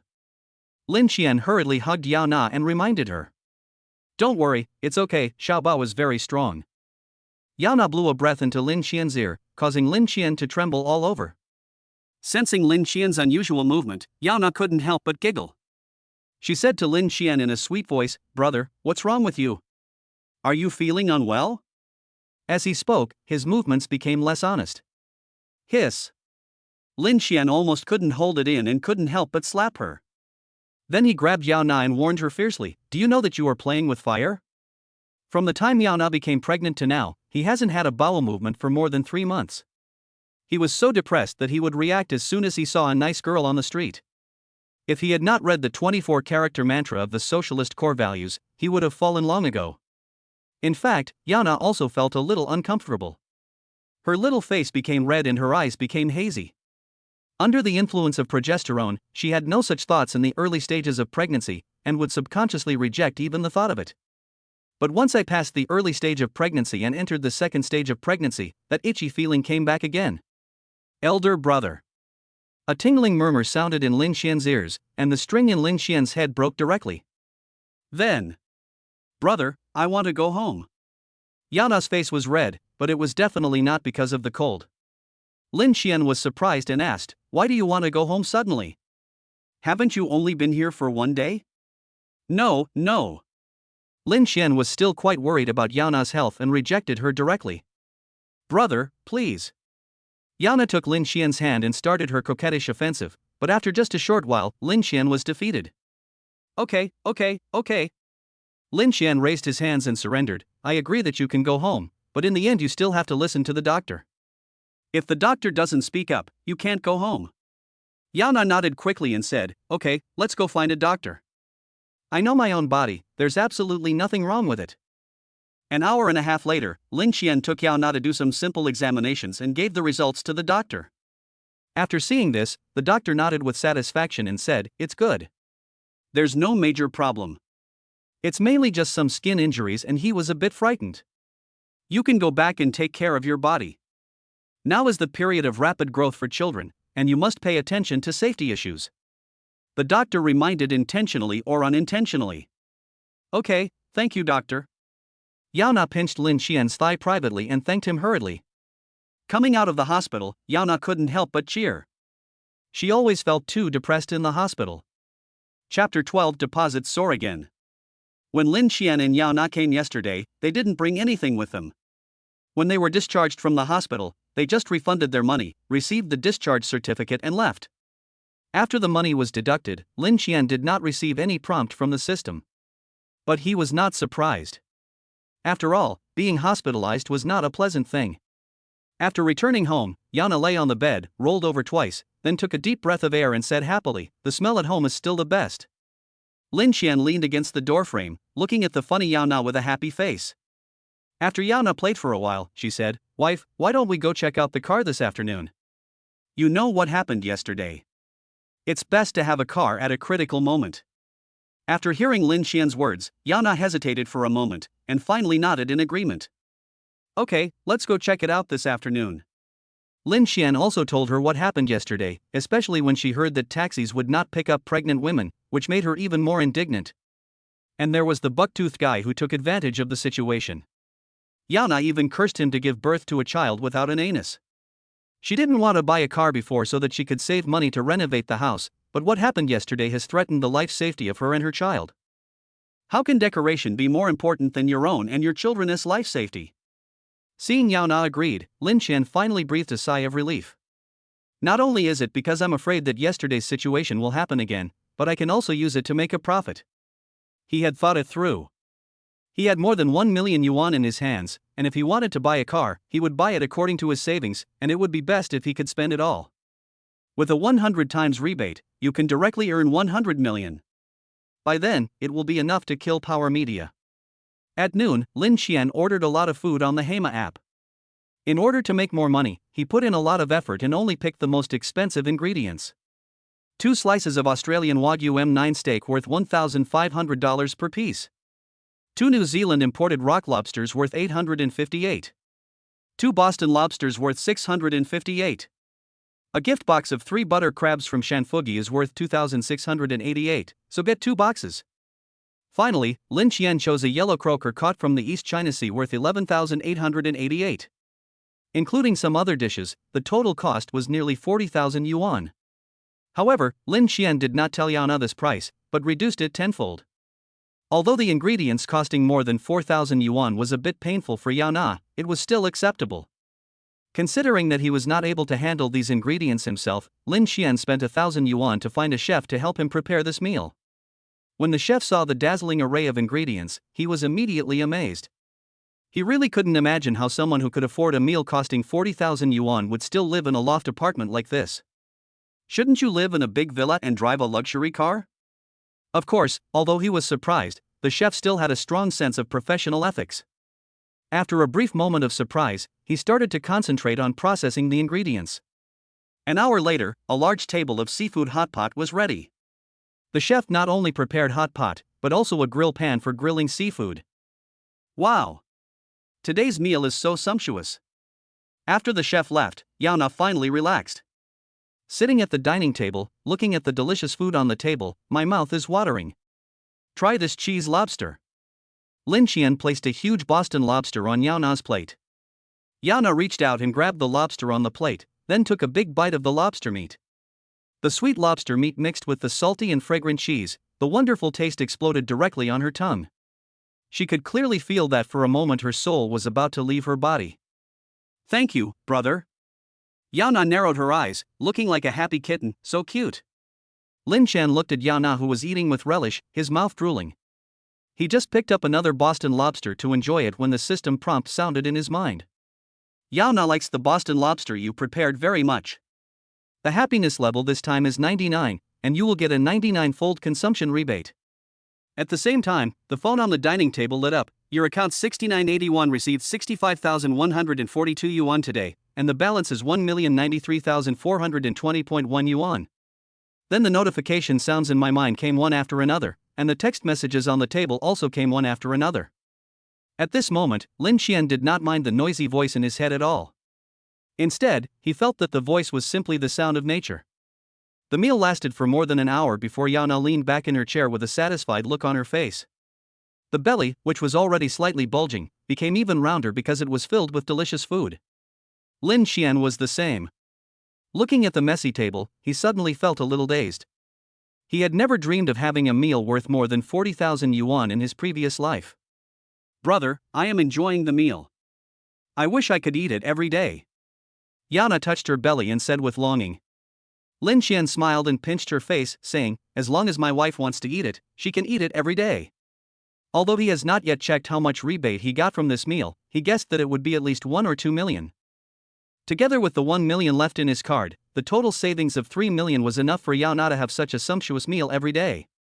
Not to mention, as long as Yana is happy, he will receive a steady stream of rebates. That's too extravagant, isn't it? Let's not have it. Yana quickly shook her head and said. Lin Qian walked up to her, hugged her, kissed her, and said with a smile, "You silly girl, your brother is so profitable now, what's wrong with eating something delicious?"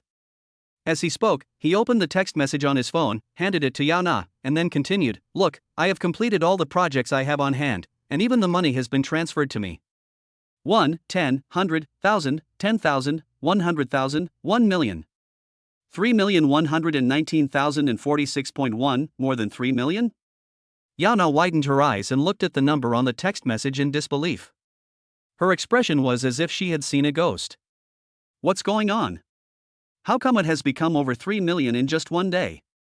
It took Yana a while to react. Is it really so profitable to be your own boss? Hey, I told you that I will definitely let you and your child live a good life in the future. At this rate, you will have a big villa by the end of this year. Lin Qian hugged Yana, pinched her smiling face and said. Yana's eyes became brighter and brighter, but she still couldn't believe it. Then she grabbed Lin Qian's hand and said seriously, "Brother, pinch me hard. I want to know if I am dreaming." Lin Qian laughed and squeezed hard with his hand. Ah! Yana felt a sharp pain on her face and even tears came out. I hate it. Why are you pushing so hard? With tears in her eyes, Yana pinched Lin Qian's arm hard and complained in dissatisfaction. Lin Qian dodged Yana's attack with a grimace in his mouth, feeling miserable. Didn't you tell me to pinch you hard? Chapter 13, Porsche's dog. I look down on people. Southport. This is Guangzhou's largest logistics transshipment base. As the capital of a central province connecting provinces in the southeast, northwest, and northeast, if Guangzhou is second in the country in terms of transportation, no one dares to say it is first in the country. Therefore, many luxury car sales centers in Guangzhou are concentrated in Nangang.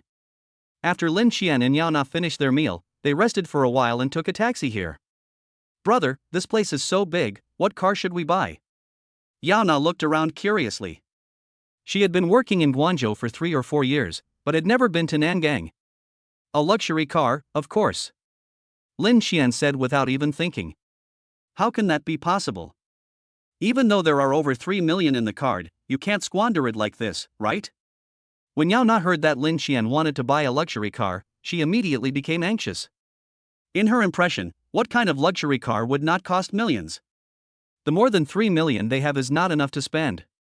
Why don't we just buy a regular one? 100,000 or so should be enough. Yao Na gritted her teeth and said to Lin Xian. Hundreds of thousands? Joke. Lin Xian was hoping to get enough money to buy a car this time. If you spend hundreds of thousands of dollars to buy a car, even if there is 100 times rebate, it is only more than 10 million yuan. What can it do for you? At least you have to buy a car worth millions. Lin Xian hugged Yao Na and advised, Wife, you don't know that a car worth hundreds of thousands of yuan has no guarantee of safety. Now that we have money, we should buy a better car, right? You are not alone now. We still have Xiaobao. We can't save money on this. After hearing Lin Xian's words, Yao Na suddenly became conflicted. When Lin Xian saw that she stopped talking, he knew that she had listened to what he said. He raised his head, glanced at the surrounding shops, and suddenly his eyes lit up. He pulled Yao Na and walked into the store with a horse-shaped shield logo. The luxurious glass door of Porsche was pushed open, and the salesmen who were gathered together chatting in low voices stood up one after another. However, when they saw that the people coming in were two young people, a man and a woman, they lost much interest. Ah, here come the youngsters again who are looking for something new. An old salesman in his 30s sat down dejectedly and said with a lost look on his face. In the current environment of a sharp economic downturn, their jobs selling luxury cars are becoming increasingly difficult. Brother Han, how can you be sure that these two people are here to see something new? The younger salesperson next to him asked curiously. Iba, you don't understand. In our sales business, you must first have good eyesight. You must be able to tell at a glance whether the customer who comes in has the ability. Otherwise, you will be busy for nothing and get nothing in the end. This is called useless work, don't you understand? Brother Han pointed out with an unfathomable look on his face, look at these two people, they are very young, they must be a young couple who just got married not long ago.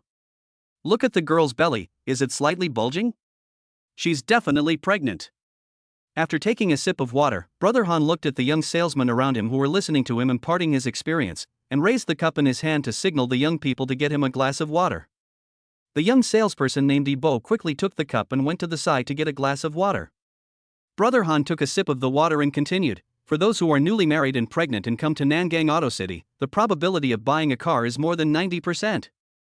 After hearing his words, the young salesman became even more confused. Ibo asked, Brother Han, since you said that the possibility of them buying a car reached 90%, why didn't you go to receive them just now? Reception? Brother Han sneered and said, if I were a salesperson at a Volkswagen, Toyota, or Honda dealership, I would rush over immediately, but now I'm a salesperson at a Porsche. Pointing at the two men, Brother Han explained, look at the clothes they are wearing. They are all unbranded Taobao items. The total cost is not even 500 yuan. Do you think they can afford a Porsche that costs millions? After hearing what Brother Han said, the newcomers suddenly realized something and complimented him. Brother Han is really amazing. After listening to what Brother Han said, I feel like I have finally understood something. That's right, just like Brother Han said, we can work hard, but we can't do useless work. Customers like this will just leave after seeing the novelty. There's no need for us to entertain them at all. Brother Han was very pleased to hear the compliments from everyone. Suddenly, out of the corner of his eye he saw a figure walking towards the young couple, and he immediately laughed. Look! Brother Han pointed at the figure and said sarcastically, if someone who is not afraid of death goes there, I bet that guy will definitely return empty-handed after a meal at Jiangnanshan tonight. Several young salesmen also looked over and saw a colleague walking over. It's Sun Liang. A young salesperson recognized the figure who had served as the receptionist in the past. The young salesman named Iba chuckled and said, Sun Liang is desperate and is trying anything to get help. He even wants to receive this kind of person. Nonsense, if you were him, you would go too. Another person laughed and said, it seems like this kid's internship is about to end. He hasn't even sold a single car yet. It doesn't matter if you can't sell it, just get out of here as soon as possible. Lin Xian took Yao Na and walked into the Porsche sales hall.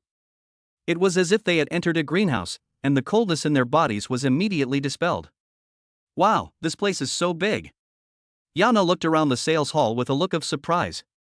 Lin Xian couldn't help but sigh. It was indeed worthy of being a Porsche. The sales hall in front of him was at least more than 1,000 square meters.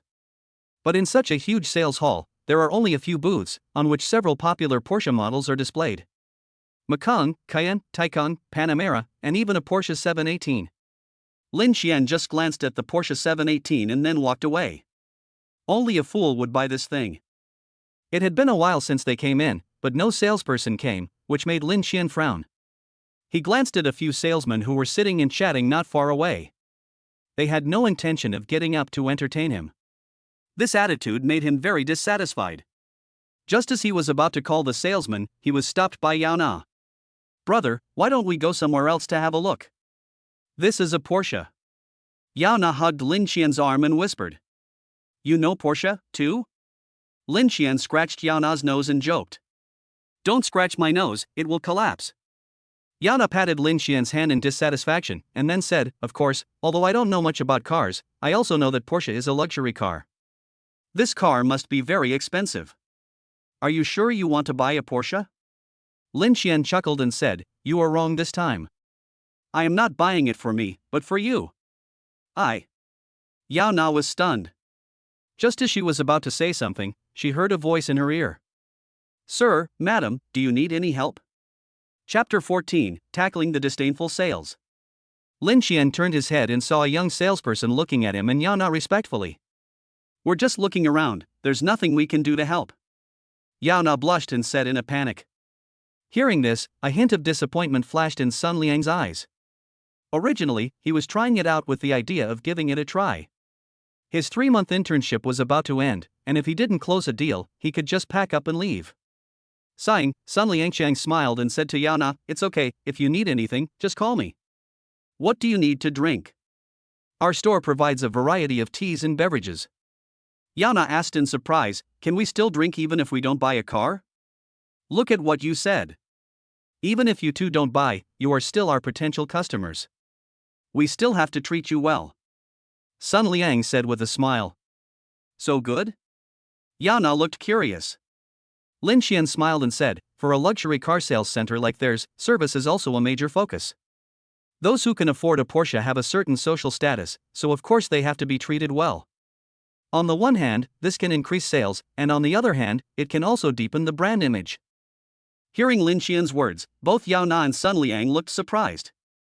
"Wow, brother, you know so much." Yao Na couldn't help but praise. Sun Liang also nodded and said, "Sir, what you said is right. To put it bluntly, if we neglect our customers, the neighboring brands like Maserati and Ferrari will definitely bring this up first. At that time, not only will the boss blame us, but even the headquarters will be held accountable." "What about them?" Lin Xian suddenly looked at the salesman not far away. When they met Lin Xian's gaze, the salesman who had been paying attention to them immediately shifted their gaze. That. Sun Liang also knew that Brother Han and the others had pretended not to see Lin Xian and the others, but they were colleagues after all, so he couldn't say anything and could only smile awkwardly. "Okay, I was just kidding." Lin Xian chuckled, and Yao Na beside him pinched him in reproach. Then Lin Xian asked, "Do you have any Panamera cars in stock?" Yes. Yes. Sun Liang was confused by Lin Xian's words. It took him a long while to react. Does this gentleman really want to buy a car? Or Panamera? Sun Liang's heart immediately surged with excitement, and he quickly said, "Sir, please follow me. I will take you to see Panamera." "Okay, let's go." Lin Xian smiled and motioned for Sun Liang to lead the way. With great excitement, Sun Liang brought Lin Xian and Yao Na to a booth in the center. A completely white coupe lay quietly on the platform. The elegant and majestic appearance makes people's eyes light up. "Brother, what a beautiful car." Yao Na looked at the car with shining eyes. This car really suited her aesthetic taste. Good. Lin Xian was also very satisfied. He still knows something about Porsche. Originally, his first choice was the Cayenne, but considering that he was buying a car to make money, he chose the most expensive Panamera. Moreover, he originally planned to give this car to Yao Na, so an SUV like the Cayenne was not suitable. Or a coupe like the Panamera is more suitable for a married woman like Yao Na. "I want it, how much?" Lin Xian pointed at the Panamera without saying a word. What did you say?" Sun Liang's eyes widened in disbelief. I asked how much the car cost and I took it. Lin Qian was not angry and repeated it with a smile. Gudong. Sun Liang finally confirmed it. He swallowed hard and said, Sir, there is only one top-of-the-line 4.0T Panamera in our store at the moment, and it costs 2.6 million. Take a look. 2.6 million? So expensive? Yao Na was also shocked by this number. She remembered that the balance in Lin Qian's card was only more than 3.1 million, right? Brother, isn't it too expensive? We will be broke after buying this car. Yao Na started to worry again. Lin Qian pinched her nose and said nonchalantly, Don't worry, your man is so good at making money, what's this little money? Buying this car will earn you over 200 million yuan. What a win, right? Then Lin Qian turned to Sun Liang and said, That's it. Yeah. Sun Liang was overjoyed. He quickly said, Okay, sir. We at Porsche have a partnership with ICBC and offer 6, 12, and 24-term installments. Which one do you need? Installment? I don't want installments, I want the full payment. Lin Qian shook his head and took out his bank card, swiped the card. Sun Liang was shocked and quickly took the bank card, saying respectfully, Sir, please wait a moment, I will go and handle the formalities for you. After saying that, Sun Liang shouted to the salesmen who were watching the excitement not far away, Brother Han, please help and take this gentleman and lady to the rest area to rest. When Brother Han, who was far away, heard that Sun Liang actually ordered him to do something, his face immediately became gloomy. The young salesman named Ibo looked at Brother Han, stood up quickly, and yelled at Sun Liang, you dare to order Brother Han to do things? Do you believe that when Brother Han is promoted to sales director, he will immediately kick you out? Sun Liang was scolded, his face remained unchanged, and he didn't even respond. He just said to Brother Han, this gentleman has ordered a Panamera for 2.6 million, and it's paid in full. Are you sure you don't want to come to receive him? Boom! Sun Liang's words exploded in the hearts of Brother Han and the others, shocking them completely. This is a Panamera worth 2.6 million. The commission alone is about 30,000 or 40,000. The two salesmen who wanted to go over to greet Lin Qian and Yao Na as soon as they came in were now regretting it so much. If it weren't for Brother Han's words that these two people couldn't afford a Porsche, this order would have been theirs. Thinking of this, the two salesmen looked at Brother Han with resentment. Grass. I was wrong. Brother Han also regrets it. Not only did he lose a big order, but he was also bullied by that bastard Sun Liang. However, when his eyes fell on Lin Qian, he met Lin Qian's half-smile. Brother Han immediately came to his senses. Broken. If this gentleman complained to his superiors that I had treated him poorly, not only would I lose my soon-to-be promised position as sales director, I would even be held accountable, and in serious cases, I might even be fired. Thinking of these consequences, beads of sweat appeared on the tip of Han Ji's nose. He quickly pushed aside the people blocking his way, trotted all the way to Lin Qian, and said humbly, Sir, my name is He Han. I was really busy just now and didn't have time to greet you two. What's the matter? Lin Qian couldn't help but smile. In that case, I won't bother you anymore, just go and do your thing. Then he said to Sun Liang, by the way, is your manager here? I also want to buy a Cayenne and want to talk to him about the discount. After saying that, he even glanced at He Han on purpose. He Han's face turned pale. He believed that the gentleman in front of him would definitely not mind taking him along when he discussed the discount with the manager. Chapter 15. First take the Panamera, then the Cayenne. No problem. Sun Liang's eyes brightened even more. Based on his understanding of this gentleman, this Cayenne will probably be the top-of-the-line version. Glancing at He Han, whose face was filled with fear, a hint of satisfaction flashed in Sun Liang's eyes. He has not forgotten how the salesman He Han bullied him in the past 3 months. I had been following 2 clients and were about to close a deal, but this guy contacted my clients privately, saying that he was a newcomer and could not provide more discounts to the clients, and then snatched away his clients. Sun Liang always kept this account in mind. This time he finally had the chance to vent his anger, and he felt so happy. Brother Han, since the gentleman doesn't like you, you can go back first. I will take this gentleman to the rest area and then go to handle the formalities. After Sun Liang finished speaking, without even looking at He Han, he took Lin Qian and Yao Na to the rest area. After giving Lin Qian and Yao Na a glass of water each, Sun Liang left and went to find the manager. After a while, Sun Liang came back with a middle-aged man beside him. Hello, Mr. Lin. My name is Wang Jian. I'm the manager of Porsche Nangang. Thank you for your trust in Porsche. Wang Jian walked quickly to Lin Xian, stretched out his hands and shook them tightly. I heard from Xiao Sun that you are also planning to buy a Cayenne? After the two shook hands, Wang Jian asked with a flushed face. That's right, but I don't know how much of a discount manager Wang can give me. Lin Xian said with a smile. It is true that he is rich, but he doesn't want to be taken advantage of, so why not save money if he can? This is not a matter of being stingy or not, it is a matter of principle. Mr. Lin, you can rest assured that our Porsche is absolutely sincere. You see. After Wang Jian finished speaking, Sun Liang walked forward, took out the contract and handed it to Lin Xian. Lin Xian flipped through it and saw the final transaction amount, and couldn't help but exclaimed. Wang Jian saw Lin Xian's reaction, smiled proudly, and said, Mr. Lin, how is it? Are our sincerity sufficient? Lin Xian closed the contract and said with a smile, Manager Wang is very generous. I didn't expect a 10% discount, but I still can't accept it. Hearing Lin Xian's words, the smile on Wang Jian's face immediately disappeared.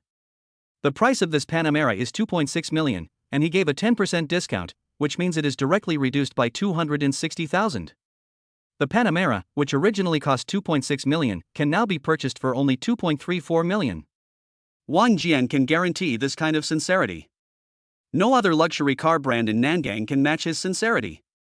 But even so, Mr. Lin is still not satisfied. Are you kidding yourself? Wang Jian took 2 deep breaths and forced a smile, saying, Mr. Lin, if you have any other requests, please let us know.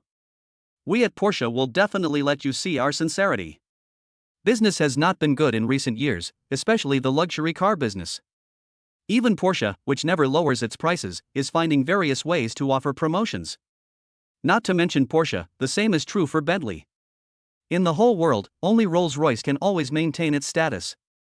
Lin Xian knew that Wang Jian had misunderstood, so he smiled and explained, Manager Wang, did you misunderstand and think that I was asking for too much? Isn't it? Wang Jian kept a smile on his face and said silently in his heart.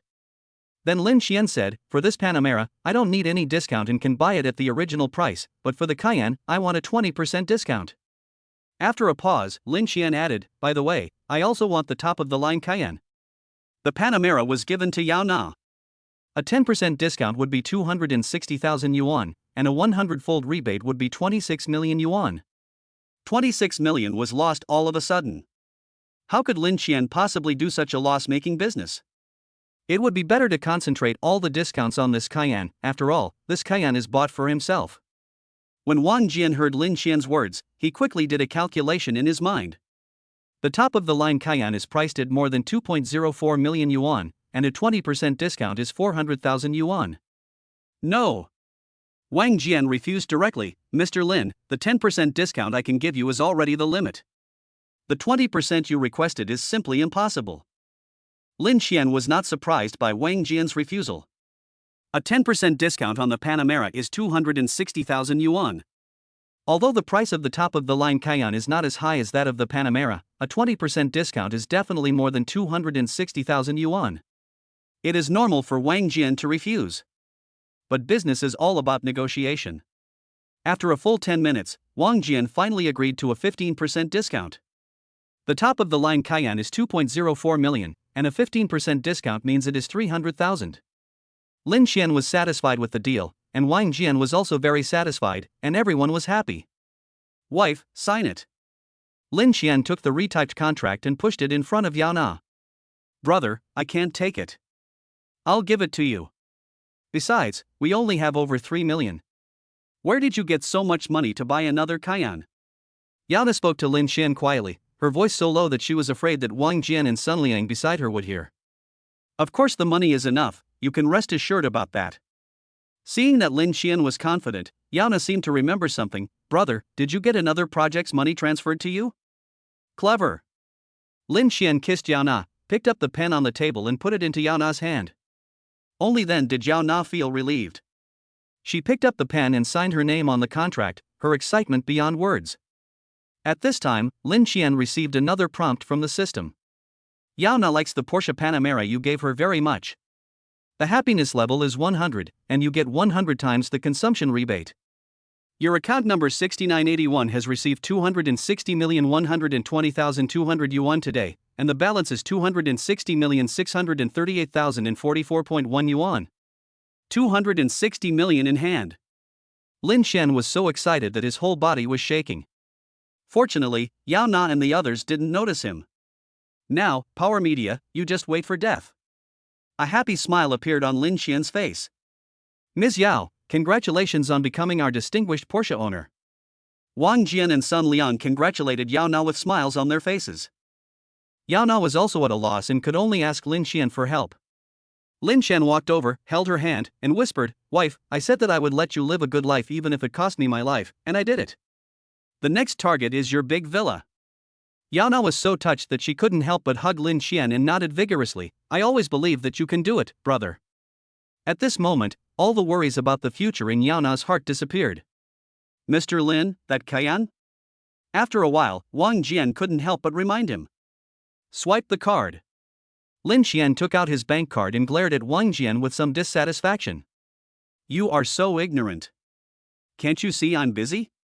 Chapter 16. Tao Ran's brother and sister get into trouble. On the practice field behind the Porsche sales center, Lin Xian sat in the passenger seat of the Panamera and practiced with Yao Na. Both of them already had a driver's license and their driving skills were pretty good, but they had never driven a luxury car like a Porsche, so they needed to familiarize themselves with it. In just half an hour, Yao Na had almost mastered it.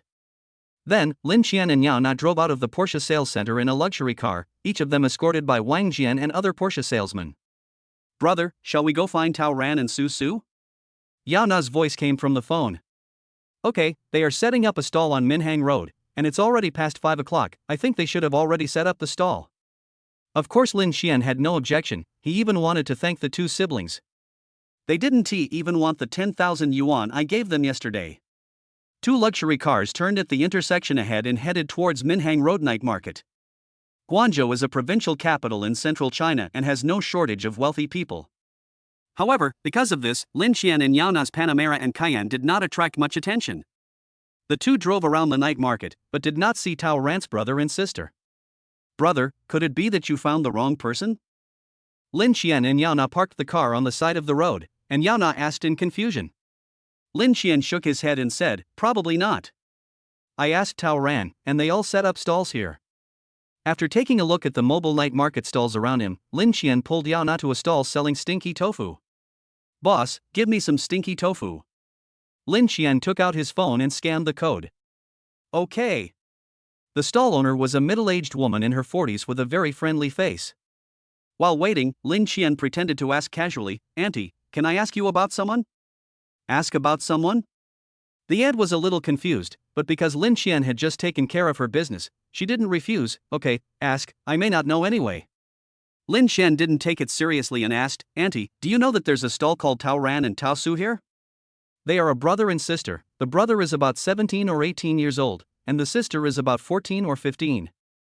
They push a tricycle selling grilled cold noodles every day. The aunt frowned, thought for a moment, and said, "I seem to have an impression of what you said." The two siblings seemed to be setting up a stall at the east intersection. "If you go over there and ask, there should be someone who knows." "Okay, thank you, Auntie." Lin Xian took the stinky tofu and pulled Yao Na towards the east side of the night market. When they reached the intersection, Lin Xian came to a fried rice noodle stall and asked, "Brother, do you know Tao Ran and Tao Su?" "Why are you asking them?" The eldest brother put down the wok in his hand and asked with a vigilant look. When Lin Xian saw his elder brother's expression, he immediately knew that he had found the right person. He quickly explained, "It's not what you think. My wife and I were in trouble yesterday, and Tao Ran and Tao Su saved us. I wanted to give them some money as a thank you, but they refused and ran away. I only know that they set up a stall at the Minhang Road Night Market, but I looked around and couldn't find them." "I see." After hearing Lin Xian's words, the eldest brother finally let down his guard and said, "These two kids are really kind-hearted. If you don't believe me, ask the people around here. They set up a stall here every night. Look, right there." The eldest brother pointed to an empty space not far away and said, "I'm also wondering why Tao Ran hasn't come today. He used to be the first one to come." "Brother, do you know where their home is?" "Yes, it's at the back, between Jianxi Road and Gongren Road." The eldest brother told Lin Xian the address of Tao Ran's siblings. To thank the eldest brother, Lin Xian bought fried rice noodles for two people from him. After seeing Lin Xian and Yao Na get into the Panamera and Cayenne, the eldest brother was stunned. Tao Ran is really lucky. He actually saved two rich young men and young ladies. TSK. For a moment, the eldest brother felt a little sour. Lin Xian and Yao Na drove to the workers' road behind. Looking at the old residential buildings on both sides, they felt like they were traveling back in time to the 1980s. Next to the Qinlao community on Gongren Road, in front of it is a Guangzhou canteen. Lin Xian was driving in front searching, and Yao Na followed behind. When he was almost at the end of Gongren Road, Lin Xian finally saw the Guangzhou canteen with its old sign. It's right here. Lin Xian asked Yao Na to park the car. As soon as he opened the car door, he saw several figures blocking the entrance of a small courtyard not far away. These people have arrogant faces, and it is obvious that they are not serious people. Among these people were the brother and sister Tao Ran and Tao Su. Behind the two people was a tricycle that had been smashed. The three big words "grilled cold noodles" on the sign also turned into pieces. Tao Ran held a kitchen knife in one hand while protecting his sister Tao Su with the other, staring at the bucktooth man in front of him with an angry look on his face. Bah! You little bastard, you dare to steal my business? The bucktooth man spat at Tao Ran and cursed, I'm telling you, if you can't come up with 20,000 yuan today, I'll bring people to block you every day. After saying that, the bucktooth man glanced at Tao Su, who was hiding behind Tao Ran, and said with a lewd smile, Boy, your sister is quite pretty. I have asked around. Your sister is studying at Guangzhou No. 4 Middle School. With 20,000 yuan, considering your sister's looks, she can get the money by going to the club a few times. You. Get lost. Before the bucktooth man could finish his words, Tao Ran rushed towards him with a kitchen knife like an angry bull. Ouch! Caught off guard, the bucktooth man fell to the ground. Although he avoided Tao Ran's kitchen knife, his bucktooth still hit the ground. The bucktooth man covered his bloody mouth and pointed at Tao Ran angrily, Brothers, beat him up. I'll take responsibility if you kill him. The other men laughed grimly and rushed towards Tao Ran. One of them picked up a stick from the ground and hit Tao Ran on the shoulder with the stick while he was swinging the kitchen knife. In severe pain, the kitchen knife in Tao Ran's hand fell to the ground. The others rushed forward and punched and kicked Tao Ran. Don't hit my brother. Tao Su rushed into the crowd crying and trying to pull these people apart, but her thin body meant she had no strength at all. With a slight push, someone pushed her to the ground. Stop it, all of you. Suddenly, a loud shout came from the side of the road, and the bucktooth men who were surrounding Tao Ran and beating him were also startled by the shout. They all stopped and looked behind them. I saw a man and a woman getting out of a cool luxury car parked on the side of the road. Tao Su, who was pushed to the ground, saw the person coming, his eyes lit up, and he couldn't help shouting, Brother Lin. Please save my brother. Chapter 17 Lin Xian's domineering aura. Crunchy. Yana quickly ran over, helped Tao Su up, and comforted her in a low voice. Lin Xian walked up to Tao Ran with a grim face and wanted to pull him up, but was stopped by the bucktooth man's companion. He turned his head and looked at the bucktooth man and said in a cold tone, Brothers, are you too shameless to bully two orphans like this? Who was I thinking? Turns out it was you, little brother? The bucktooth man then saw clearly that Lin Xian was the man from last night. He pointed at Tao Ran, whose face was covered in blood, and said, Little brother, this is a holiday between me and those two siblings. If you know your place, don't get involved. After all, your wife just got out of the hospital. Don't go back in for two unrelated people. Are you threatening me? When Lin Xian heard what the bucktooth man said, he asked with cold eyes. Don't get me wrong. I can tell you're a big shot just by looking at the car you drive. How dare I threaten you? The bucktooth man said with a wry smile. He was very familiar with the two cars on the roadside. They were both Porsches, a Panamera and a Cayenne.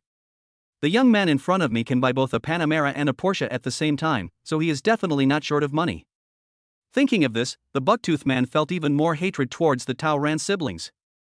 If these two people hadn't interfered, I would have been able to give Lin Xian 20,000 yuan, not to mention 2,000 yuan. Glancing at Lin Xian, who had a cold expression on his face, the bucktooth man said, If you want to help these two siblings, that's fine. You can take 50,000 yuan, which can be regarded as a reward for my brother's hard work. I can't let you guys accompany me here in the middle of winter and then go back empty-handed, right? The person in front of me can afford a Panamera and a Cayenne, so his background must be extraordinary. He has buck teeth and is just a gangster. He will be defeated if he goes against this rich second generation. With just a phone call, they can send themselves to live in a small single room. It would be better to give them some face and get some benefits. Brother Lin, I can't give it to you. When Tao Ran heard what the bucktooth man said, he wanted to get up, but the severe pain in his body made it impossible for him to stand up. He could only glare at the bucktooth man with an angry face. Lin Xian walked up to the man who was blocking the road, ignored him, and bumped into him. Although Lin Xian does not look strong, he has been exercising for many years, and the power he unleashes is not something a gangster like the bucktooth man can resist. The man who was blocking the road was bumped by Lin Xian and staggered backwards. You. The man suffered a great loss and felt a little embarrassed. Just as he was about to attack Lin Xian, he was stopped by the bucktooth man. Gangzi. Gangzi glanced at Lin Xian hatefully and stopped talking. Lin Xian walked up to Tao Ran, helped him up, and asked with concern, "Come on, I'll take you to the hospital." "No, thanks." Tao Ran shook his head quickly. He said to Lin Xian, "Brother Lin, these people are hooligans. We can't give them money. Don't worry, leave this matter to me." Lin Xian helped Tao Ran stand up, then said to Yana, "Wife, you look after them first. I'll go talk to them." "Okay, be careful." Yana supported Tao Ran with a worried look on her face. "Rest assured."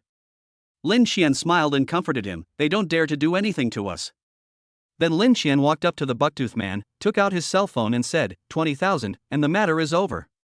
As soon as Lin Xian finished speaking, Gangzi, who had suffered a loss, became unhappy. "Boy, my brother, you just said that it must be 50,000. If you don't want to take it, we can give it a try." "Try?" Lin Xian seemed to have heard something funny and couldn't help laughing. As he laughed, the faces of the bucktooth man and his group became worse and worse. Just when the bucktooth man and his friends were about to explode, Lin Xian suddenly stopped laughing and yelled at Gangzi with a cold face, "What right do you, a little jerk like you, have to tell me to give it a try? You." Gangzi was furious. Before he could speak, Lin Xian pointed at two Porsches parked on the side of the road and asked, "Do you know how much these two cars cost? That white Porsche Panamera cost me 2.6 million, and that gray Cayenne cost me 2 million. A total of 4,600,000, and you, a little jerk, want to try it with me? Do you know how many lives you can buy with 4.6 million? Lin Xian's arrogant voice echoed in the street, and the eyes of Gangzi and his group turned from anger to fear. "You little jerk, you dare to tell me to give it a try? Are you worthy enough?" Lin Xian looked at Gangzi with disdain and said to the bucktooth man, 20,000 yuan, if you agree, take it. If you don't agree, use your brother Gangzi's words, then let's try it. I also want to know how capable you are to play with me. Lin Xian's merciless words were like a slap in the face of the bucktooth man. But he just didn't dare to show it. Just as Lin Xian said, let alone more than 4 million, even if it was 400,000, there would be people who dared to take their lives. With more than 4 million, he could die 10 times. After a while, the bucktooth man suppressed his frustration and said to Lin Xian with a forced smile, "Don't mind, Mr. Lin. Gangzi is just a little impatient. 20,000 is 20,000. The bucktooth man gritted his teeth and said, "Mr. Lin, please give me the face I want. I am not ungrateful. As long as you give me the money, I promise that I will never cause trouble for them again." QR code. Lin Xian glanced at the bucktooth man indifferently and took out his cell phone. "Hey, here it is." The bucktooth man quickly took out his cell phone and clicked on the payment code on WeChat. Drop. As the prompt sounded, 20,000 yuan was instantly deposited into the account. "I've already paid you, why aren't you leaving?" Lin Xian put away his phone and looked at the bucktooth man coldly. Let's go now." The bucktooth man looked at the 20,000 yuan deposited into his account on his mobile phone, smiled happily, said hello to Gangzi and the others, and left immediately. "Brother Lin, I'm sorry, I will find a way to pay you back." Tao Ran looked at Lin Xian, who was walking over with a guilty look on his face, and made the promise. "What are you thinking about?" Lin Xian ruffled Tao Ran's hair and said, "How can you be blamed for this? If you and Susu hadn't helped yesterday, your Nana and I would have been tricked by this bucktooth man. It would be fine if this person followed the rules and sent me and Nana to the hospital, but I'm afraid not. You've seen this group of people, they're not good people.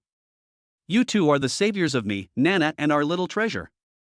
Yana also thanked him, "Brother is right. If it weren't for you two, Xiaobao and I would have been in danger. Don't even mention 20,000 yuan, even if it's 200,000 yuan, you can afford it. Seeing that Tao Ran and Tao Su wanted to say something, Lin Xian quickly interrupted and said, "Don't say sorry now. You are so seriously injured. You need to go to the hospital immediately. Don't leave any root cause of the disease.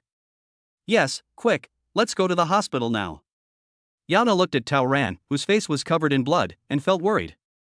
After hearing Lin Xian's words, she immediately pulled Tao Ran and Tao Su towards the car. Chapter 18: Adopting Tao Ran and Tao Su. Why don't you get in the car? Yana took Tao Ran and Tao Su to the front of the Panamera and opened the door, but found the two siblings standing in front of the car motionless, so she asked curiously, "Sister Yana, how about Susu and I ride a tricycle to the hospital?" "I'll make the tricycle dirty," Tao Ran said hesitantly. Although he didn't know much about cars, he knew from Lin Xian's words that the total value of these two cars was more than 4 million, and the price of each car was more than 2 million. Such luxury cars, he and his sister were covered in filth and would definitely make the cars dirty. "What are you thinking about, little brat?" Before Yao Na could say anything, Tao Ran was slapped on the head by Lin Xian. Lin Xian laughed and scolded, "What if it's dirty? Just wash it off. Stop talking nonsense and get in the car." After hearing Lin Xian's words, Tao Ran got into the car embarrassedly. However, when getting into the car, he was still very careful, for fear that his dirty clothes would stain the leather seats of the Panamera. Even the butt when sitting only takes up a tiny bit.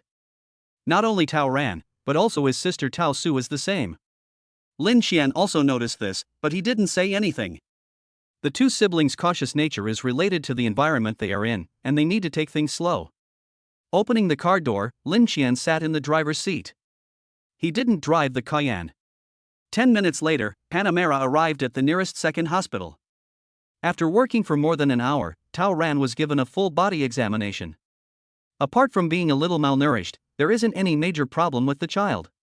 The injuries on his body are all external. He just needs to rest for a week. I'll prescribe some medicine for you to apply externally and internally when you go back.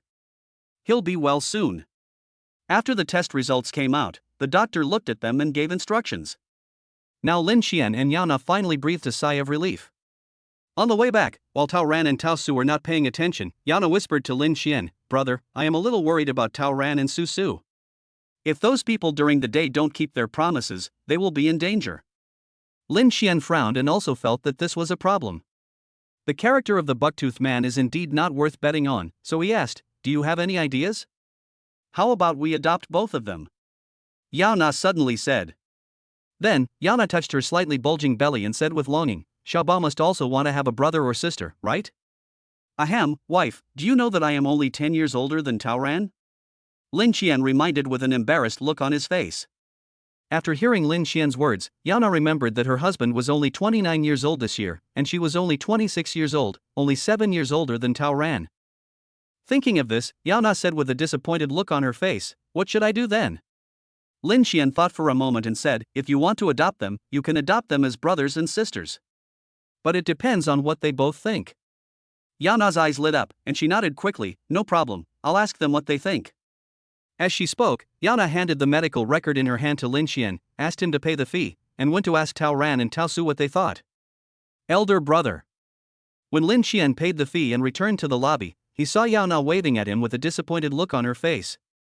The expressions of the siblings Tao Ran and Tao Su beside him also looked a little unnatural. "What? Failed?" Lin Xian winked. Two people have been together for so many years that they can understand each other's meaning just by looking at each other. Yana blinked her eyes and said unwillingly, "You try it." Lin Xian rolled his eyes, "How can I succeed in something that you haven't succeeded in?" Yana shook Lin Xian's arm vigorously, and then twisted the inside of his waist hard.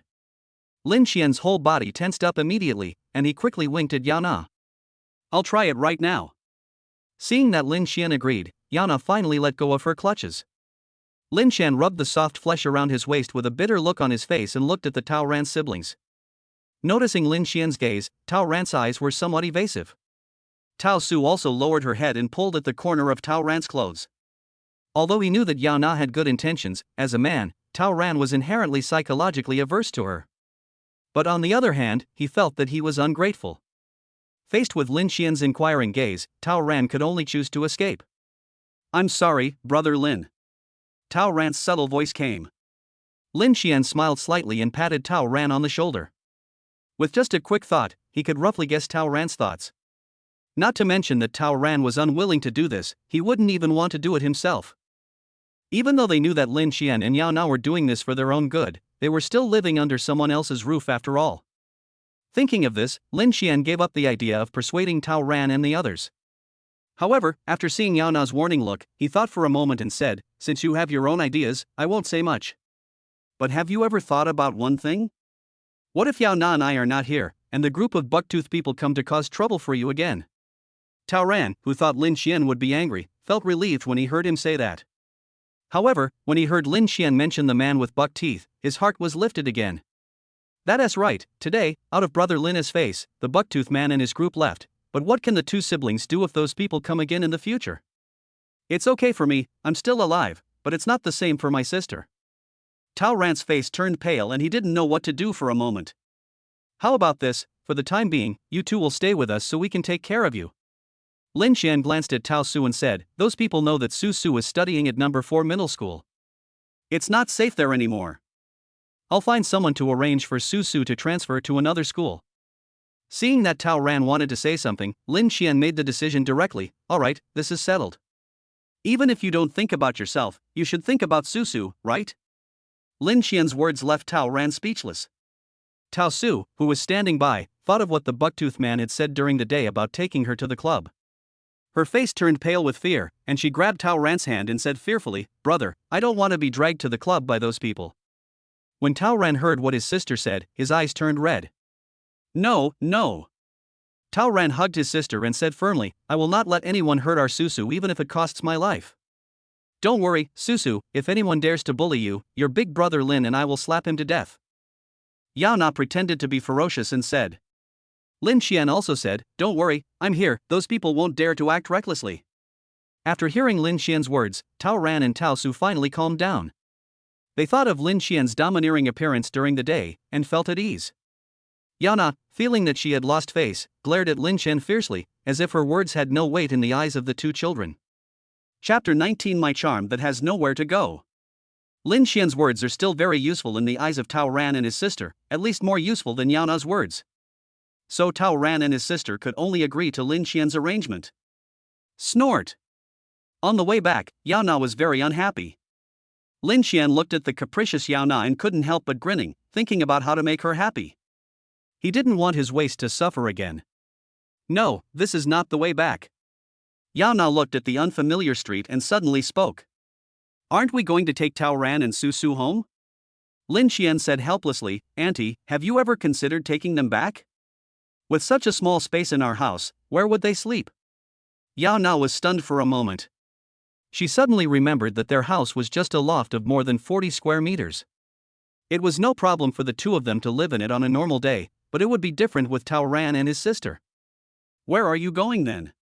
"To the hotel, of course." As soon as Lin Xian finished speaking, the car drove into a luxurious hotel. Greentown International? Yao Na looked at the two twin buildings in front of her with a confused look on her face. "Let's go.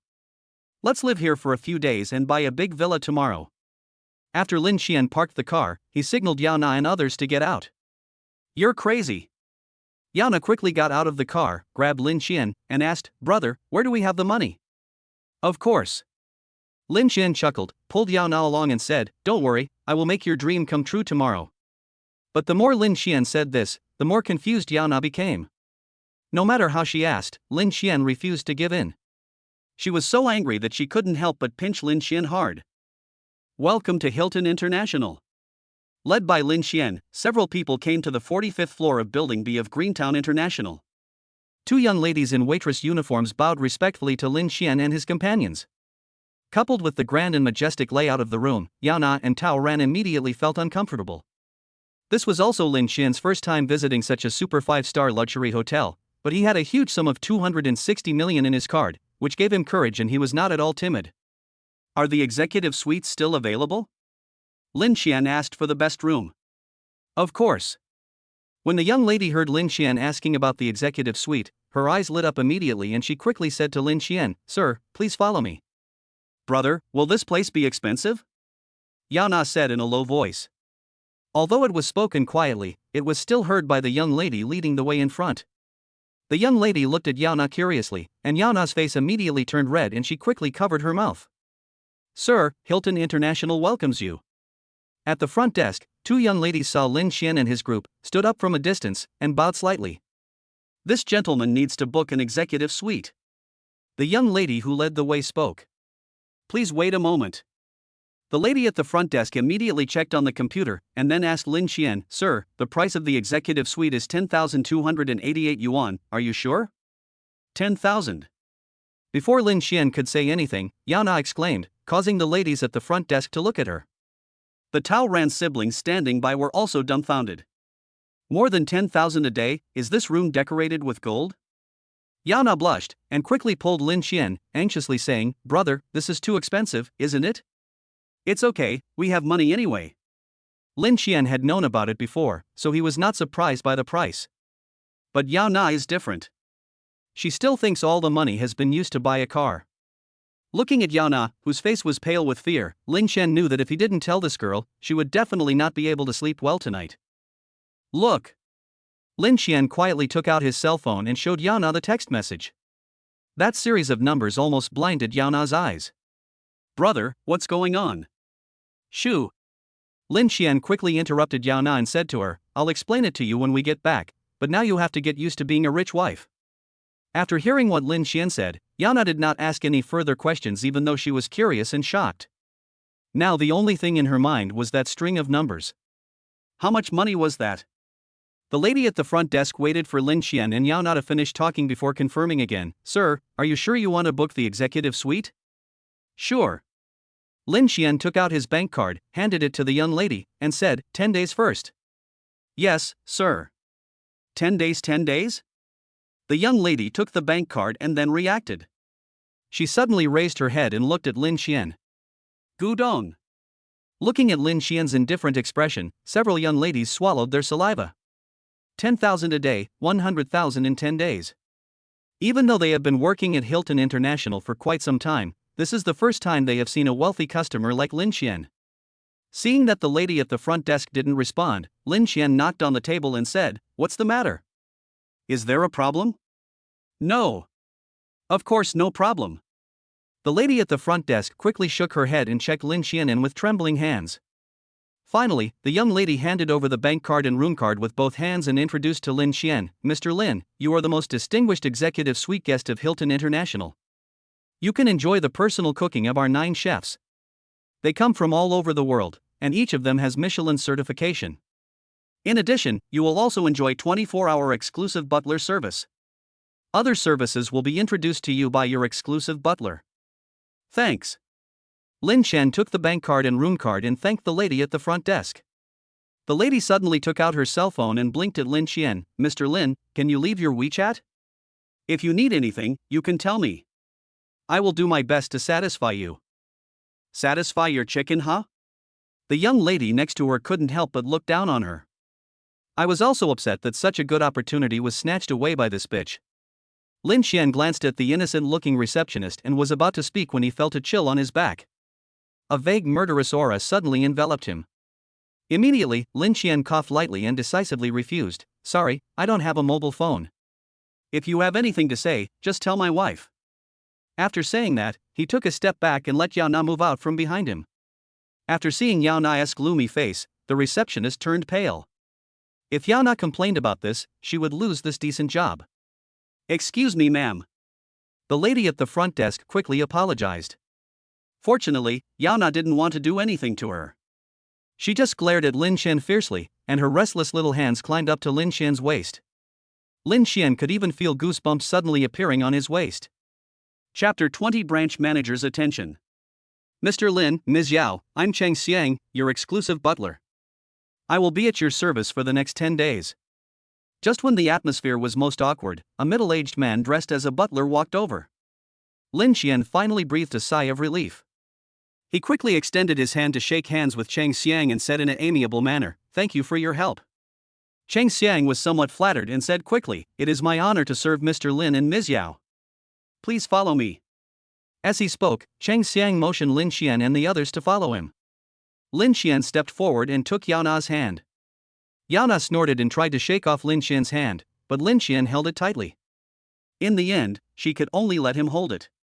Lin Xian chuckled and whispered to Yao Na, "Wife, are you jealous?"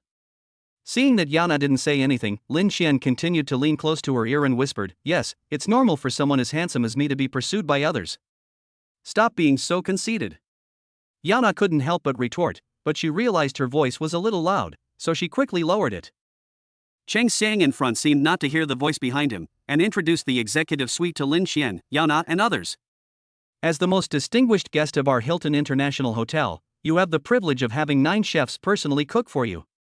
These chefs include domestic Shandong cuisine masters, Sichuan cuisine masters, and Cantonese cuisine masters, as well as Michelin-certified Italian and French chefs. In addition, you will enjoy any treatment at the hotel spa for free. In addition, you can freely enter and exit the executive lounge on the 54th floor. Many successful people from Guangzhou gather here. Speaking of the executive lounge, Cheng Xiang straightened his chest unconsciously. It is not difficult to tell from Cheng Xiang's expression in words that this executive lounge is definitely not ordinary. Lin Xian has become a little interested in this executive lounge. Looks like I have to take some time to go and have a look. Before they knew it, they had arrived at the 52nd floor. According to Cheng Xiang, the entire 52nd floor is composed of executive suites, with only 5 of them. "Mr. Lin, Ms. Yao, welcome home." Cheng Xiang, who was standing in front of the door, slowly pushed it open, and the legendary executive suite slowly appeared in front of Lin Xian, Yao Na, and others. Wow! Not only Yao Na and Tao Ran were amazed by the luxurious room in front of them, even Lin Xian was a little dazed. The decoration style of the entire suite is similar to French, highlighting a luxurious and high profile. The suite has a total area of more than 200 square meters, with 3 rooms and a study, which can meet anyone's office and rest needs. "Mr. Lin, the chef on duty today is Mr. Dyson, the Italian chef. If you need, he can cook for you personally." Cheng Xiang asked this question after Lin Xian and others had visited the entire suite. "You must be hungry, right? Let's try this Italian meal today." Hearing Lin Xian's words, Yao Na's eyes immediately lit up. As a foodie, she can't resist any delicious food. "Okay, I'll get ready now." Cheng Xiang bowed to Lin Xian and Yao Na before leaving. "Brother, now you should tell me what's going on, right?" After Cheng Xiang left, Yao Na pulled Lin Xian aside and started questioning him. Lin Xian knew that if he didn't explain the reason, Yao Na would never give up. "It's like this." While Lin Xian was being questioned by Yao Na, the Haihe district branch of the construction bank was in turmoil. The branch manager Huang Weigang hung up the phone, then looked at the several branch backbones in front of him and said, "It has been confirmed that all the sources of funds of Mr. Lin are completely normal. From today on, Mr. Lin is an SVIP customer of our branch. Each of you must cheer up and serve Mr. Lin well." "No problem." Several key members immediately nodded in agreement. "We are not fools. Mr. Lin has a huge sum of more than 260 million yuan in his account. Individual customers of this quality are second to none, not only in their branch, but also in the sub-branch. If I could get hold of such a client, wouldn't I be able to take the position of vice president in the mid-year job adjustment?" Thinking of this, a fiery light immediately burst out in the eyes of several key members. But at this moment, Huang Wei suddenly said, "In order to show our branch's importance to Mr. Lin, I plan to contact him personally." "What?" The backbone members of the branch opened their eyes wide. They had planned everything, but they never expected that the president would actually take action personally. Facing everyone's shocked eyes, Huang Wei sighed in his heart. "No way." Thanks to the 3-year disaster, the amount of deposits in the entire Haihe district branch has shrunk significantly, and countless companies have gone bankrupt in the past 3 years. Their branch still has a lot of bad debts. If he doesn't think of a solution, he will soon lose his position as the president of the Haihe district branch. After sending away several key members, Huang Wei rubbed his face, showed a bright smile, and then dialed the phone. The phone rang twice before being connected. Huang Wei was shocked and asked respectfully, "Excuse me, is this Mr. Lin, Lin?" "I'm Lin Xian, who are you?" At this moment, Lin Xian, who was enjoying Italian delicacies in the suite of Hilton International Hotel, answered the phone. "Good evening, Mr. Lin. I am Huang Wei, the president of the Haihe district branch of the construction bank." Hearing the other party's self-introduction, Lin Xian raised his eyebrows, winked at Yao Na who was eating and drinking, then stood up and walked to the study. "President Huang, nice to meet you." Lin Xian was not surprised at all by Huang Wei's call. A deposit of up to 260 million would attract a lot of attention in any bank. Huang Wei would have felt something was wrong if he hadn't made this call. No, first of all, thank you Mr. Lin for choosing our construction bank in our Haihe district branch. This is an affirmation of our work. Huang Wei started to flatter Lin Xian as soon as he came up, but Lin Xian didn't have time to listen to his nonsense. In his opinion, it would be better to eat more delicious food than to flatter Huang Wei. So he said directly, President Huang, if you have anything to say, just tell me. I still have some things to deal with here. Hearing Lin Xian's words, Huang Wei's face froze and he looked a little unnatural. Fortunately, he reacted quickly and changed his words. I'm sorry, Mr. Lin, the amount of your deposit has reached the threshold for our CCB Great Wall Black Card membership. Do you have time now? I'll send it to you right away. This Great Wall Black Card has a limit of 10 million, and you can enjoy the benefits of our CCB Super SVIP members. I will arrange a private customer service representative to serve you 24 hours a day. Chapter 21 Lin Xian is popular. After listening to Huang Wei's introduction, Lin Xian's expression did not change at all. This 10 million yuan amount was not very tempting to him at all. With this little money, he only needs to buy Yana something worth 100,000 yuan. Although I don't care, it's better to have it than not. Okay, come to the Hilton International Hotel in Greentown International. Call me when you get there. Lin Xian said. Okay, no problem. After hanging up the phone, Huang Wei breathed a sigh of relief. From Mr. Lin's tone, it can be felt that this gentleman has no intention of transferring the money away, but he cannot take it lightly. He had to meet Mr. Lin as soon as possible, which was why he went to personally deliver the Great Wall Black Card so late at night.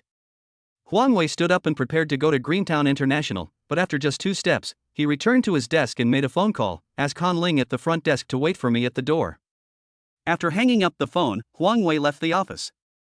Greentown International. An Audi A6 stopped and Huang Wei and a pretty girl wearing a dark blue CCB uniform got out of the car.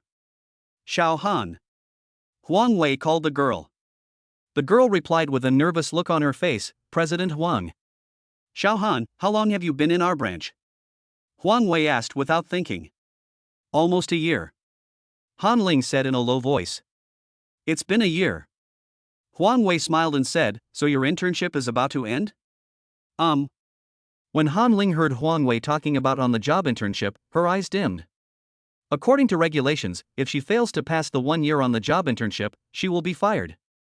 As for this passage, Han Ling's heart was even darker. There were a total of 6 people doing their internship, but there was only 1 position available, and that position had already been filled. If nothing miraculous happens, she will have to pack up and leave in a month. Just when he was feeling lost, he heard Huang Wei say, the gentleman we are going to meet is worth a lot of money. More importantly, he is very young. As long as you can keep his 260 million in our branch, your internship will be a sure thing. After hearing Huang Wei's hint, Han Ling's face turned pale. After working in the branch for a year, she had long seen through this seemingly glamorous job. Just talking about the issue of increasing deposit performance, she knew privately that many of her colleagues had conflicts with clients. She used to reject such things, but now. Looking at Han Ling, whose face was uncertain, Huang Wei didn't say anything else, but just said, think about it first, let's go see Mr. Lin first. Han Ling breathed a sigh of relief and could only follow Huang Wei inside. 45th floor, Hilton International Hotel front desk. Hello, sir, what can I do for you? The lady at the front desk looked at Huang Wei and the other man and asked the routine question.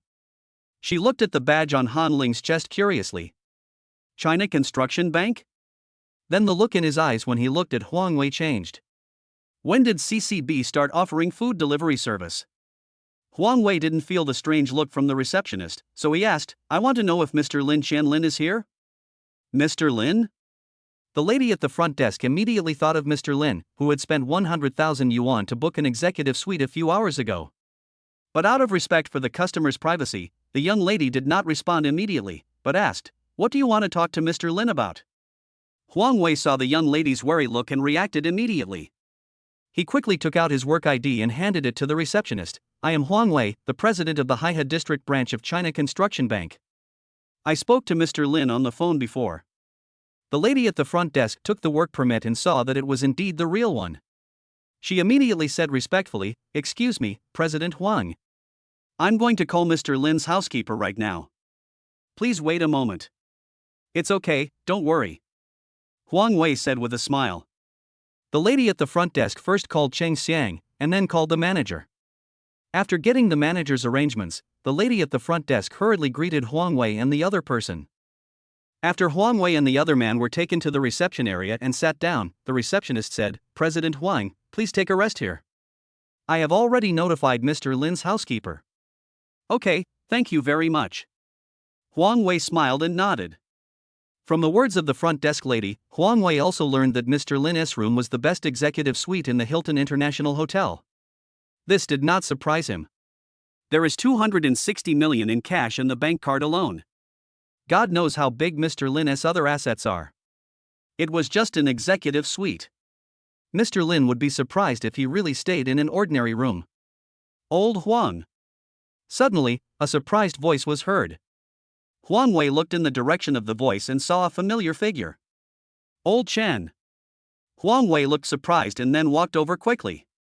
Qin Xing also walked quickly to Huang Wei, shook his hand firmly, and said with a smile, How come you have time to come here? He glanced at Han Ling, who was following Huang Wei closely, and said teasingly, Could it be? Don't let your imagination run wild. Huang Wei interrupted quickly, I'm here to meet an important client. Important client? Qin Xing immediately grasped the point and asked, How important is the client to allow you to come in person? It's almost 10 o'clock in the evening now. Very important. Huang Wei didn't say much, but he remembered Qin Xing's previous request for his help, so he reminded him, Do you remember what you asked me to do? How is it, is there any progress?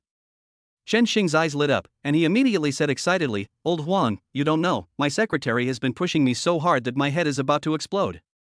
As long as your CCB transfers the money, this 25% of the shares will be transferred to your CCB immediately. Huang Wei quickly said, Old Chen, don't get excited. This project of your mall has been rejected by the higher-ups. No? How is this possible? Qin Xing was stunned when he heard Huang Wei's words. Huang Wei smiled bitterly and said, Old Chen, you also know the situation in recent years. We at CCB still have a lot of bad debts. The higher-ups were very cautious about your project and finally rejected it. What shall I do? Qin Xing had a dazed look on his face.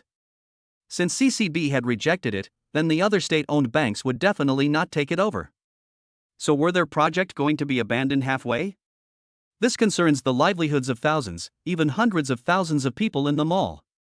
Don't worry, this important client I'm going to meet this time might be able to help you. Huang Wei's words were like a life-saving straw, and Qin Xing's eyes immediately lit up. Old Huang, we are old classmates, you can't not help me. Huang Wei laughed and said, Look at you. You are the executive vice mayor of a prefecture-level city after all, but you are so impatient. You are a full man who doesn't know the hunger of a hungry man. You have your own money bag, so of course you are not in a hurry. But I can't. There are hundreds of thousands of people waiting for food. Qin Xing curled his lips and said sarcastically. At this moment, a young figure walked over. Huang Wei immediately left Qin Xing behind and walked towards the young man with an eager look on his face. Mr. Lin. Chapter 22 New Project. Huang Wei had seen Lin Xian's photo before and knew that he was only in his 20s, but when he actually met him, he realized that he was so young. Just think about it, he has such a fortune at such a young age, his background must be extraordinary. President Huang? Lin Xian looked at the excited middle-aged bald man in front of him and asked tentatively. It's me, Mr. Lin. Nice to meet you. Huang Wei looked enthusiastic. He stretched out his hands and shook hands with Lin Xian, then waved to Han Ling. Han Ling quickly took out a gold thread envelope from her bag and handed it to Lin Xian. When Lin Xian took the envelope, their fingers touched, and Han Ling immediately lowered her head shyly. She suddenly thought of Huang Wei's previous implicit hint. If it were in the past, she would never agree, but after a year of social beatings, she suddenly became shaken. She wants to live a life of beautiful clothes and not worry about the daily necessities. Besides, Lin Xian is so handsome and so young. Of course, what attracts her most is the cash deposit of 260 million. Lin Xian didn't know what Han Ling was thinking. He was just a little surprised when he saw Han Ling's pure first love face, that's all. When I opened the envelope, a bank card completely black came into view. The bank card is engraved with the pattern of the Great Wall, and every brick and stone on the Great Wall is outlined with gold line, showing its grandeur and nobility. Huang Wei also introduced at the right time, Mr. Lin, from today on, Han Ling will be your exclusive customer service and will serve you 24 hours a day. Following Huang Wei's words, Han Ling, who was standing behind him, stepped forward, bowed to Lin Qian and said, "Hello, Mr. Lin, I'm Han Ling. If you have anything to do in the future, just let me know." "Hello." Lin Qian nodded at Han Ling and stretched out his hand to shake hers. Han Ling's little hands were soft and a little cold. Huang Wei smiled and said, "I have another good news to tell you, Mr. Lin. Our CCB Youth Elite Club also invites you to join." Youth Elite Club? Lin Qian was a little curious. He knew it was not simple just by hearing the name. That's right. The Youth Elite Club is an elite club jointly established by our 4 major banks. It is full of elites like you. For example, the well-known internet bosses are all members of the youth club. Huang Wei said proudly. Lin Qian was shocked. He never thought that one day he would receive an invitation from such a legendary club. After the shock comes confusion. It is true that he is rich, but although 260 million in savings is a lot, it is still not enough compared to those internet giants. Moreover, apart from having some money, he has no influence at all. He really couldn't understand why the Youth Elite Club invited him. Hearing Lin Qian's doubts, Huang Wei immediately retorted, "Mr. Lin is too modest. You can have such a great achievement deposit at this age, even those internet giants can't compare to it." "Okay, I'll join." Lin Qian agreed without hesitation. He was not short of money, but connections. This Youth Elite Club could make up for his shortcomings. "Okay, Han Ling will take care of the details for you." As soon as Huang Wei finished speaking, Chen Xing, who had been waiting on the side, finally seized the opportunity. "Mr. Lin." Lin Qian had already noticed Chen Xing standing next to Huang Wei, but at first he thought that this man was just Huang Wei's follower. "Who are you?" Chen Xing glanced at Huang Wei, who immediately understood and introduced him to Lin Qian. "This is my old classmate Chen Xing, the current executive vice mayor of the mall, in charge of investment promotion." After hearing Huang Wei's introduction, Lin Qian was even more surprised, but he didn't stand there in a daze. He greeted Chen Chong and said, "Hello, Mayor Chen. Mr. Lin is really a young and promising man. Old Huang praised him a lot in front of me just now. I didn't believe it at first, but now that I see Mr. Lin in person, I believe it." Chen Xing had a very friendly look on his face, and a string of compliments came out of his mouth. This made Lin Qian feel flattered. It was hard to imagine that such words would come out of the mouth of the executive vice mayor of a prefecture-level city. He quickly said modestly, "You two are too flattering to me. What's more, Mayor Chen is from Shangqing, and we are also family." "You are too polite." "A family?" Chen Xing's heart moved and he asked quickly. "My wife is from the mall." Hearing Lin Qian's words, Chen Xing was overjoyed. "It turns out that Mr. Lin is our mall son-in-law. We are truly a family." After a pause, Chen Xing could not help but said, "To be honest, Mr. Lin, I originally came here to ask for alms from Lao Huang and his team at the construction bank, but I didn't expect to be rejected. By chance, I heard about Mr. Lin's story, so I shamelessly wanted to discuss a business deal with him." After hearing Chen Xing's words, the smile on Lin Qian's face slowly disappeared. In his heart, he already regarded Chen Xing as a freeloader who was taking advantage of the rich. Ahem. Huang Wei, who was standing by, noticed Lin Qian's changing expression and knew that his old classmate was anxious, so he quickly reminded him, "Old Chen, even if you are anxious, there is no need to discuss things here, right? Look, it's almost 12 o'clock now. Isn't this delaying Mr. Lin's rest?" Chen Xing slapped his forehead and blamed himself. I'm sorry, it's really me who was reckless. "Mr. Lin, when is a convenient time for us to sit down and talk in detail?" Just when Lin Qian didn't know how to respond, Huang Wei spoke again. "Old Chen, leave this matter to me. Regarding your mall project, I will give the information to Mr. Lin. I will notify you after Mr. Lin confirms it."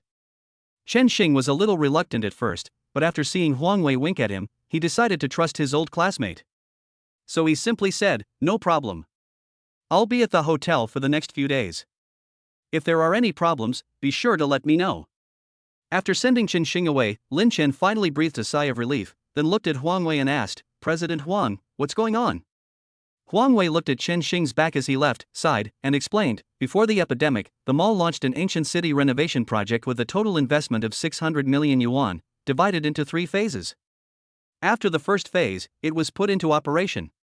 At first, the benefits were good, but who knew there would be an epidemic later, and now the whole project has been abandoned. Not only did we lose the money we invested, but we are also burdened with heavy debts. As the executive vice mayor in charge of investment promotion, Lao Chen came to Guangzhou to beg for alms, intending to mortgage 200 million yuan with 25% of the shares of Guqing. How is this possible? Huang Wei smiled bitterly and continued, I submitted this project to the higher-ups, and they rejected it without hesitation. Not to mention 200 million, even 100 million would be difficult to raise. After that, Huang Wei looked at Lin Xian again and whispered, Mr. Lin, if you are interested, you can take over this 25% stake. Once the ancient city project is restarted, the profit will definitely be good. Chapter 23 Han Ling's Shattered Dream. Lin Xian thought about Huang Wei's words. He didn't care at all whether he made money or not. If you want money, just buy something for your wife and you will get 100 times rebate. This is easier than making money in any business. What he cares about is Chen Xing, the executive vice mayor of Shangqing City, and the Shangqing officials behind him. In a word, it doesn't matter whether it makes money or not.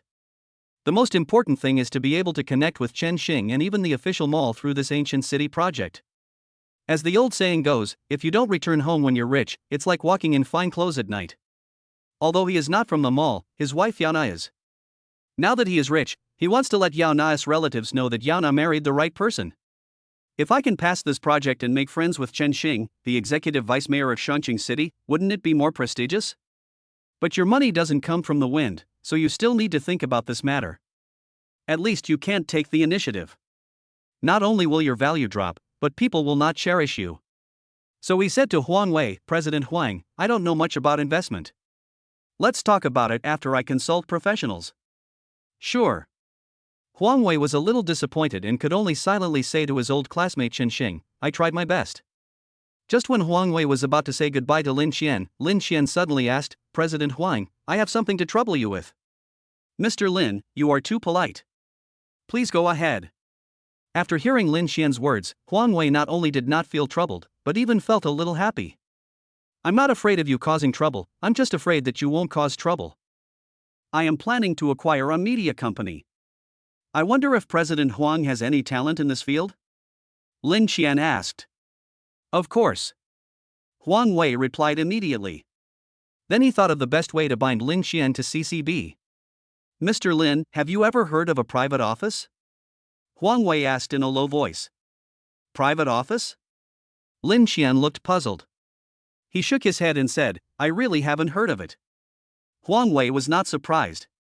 He explained, private office is a financial management team specially designed by our CCB for individual depositors with deposits of more than 1 billion yuan.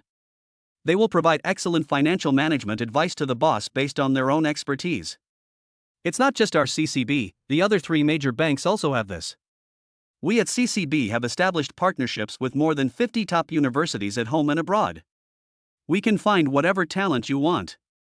After a pause, Huang Wei continued, just like you just said that you don't understand the ancient city project, as long as you have a private office, these elites will analyze the pros and cons for you. Lin Xian's eyes lit up and he became interested in this private office. He will have more money in the future, he can't just keep it in the bank and earn interest, right? We must use this money to do something big.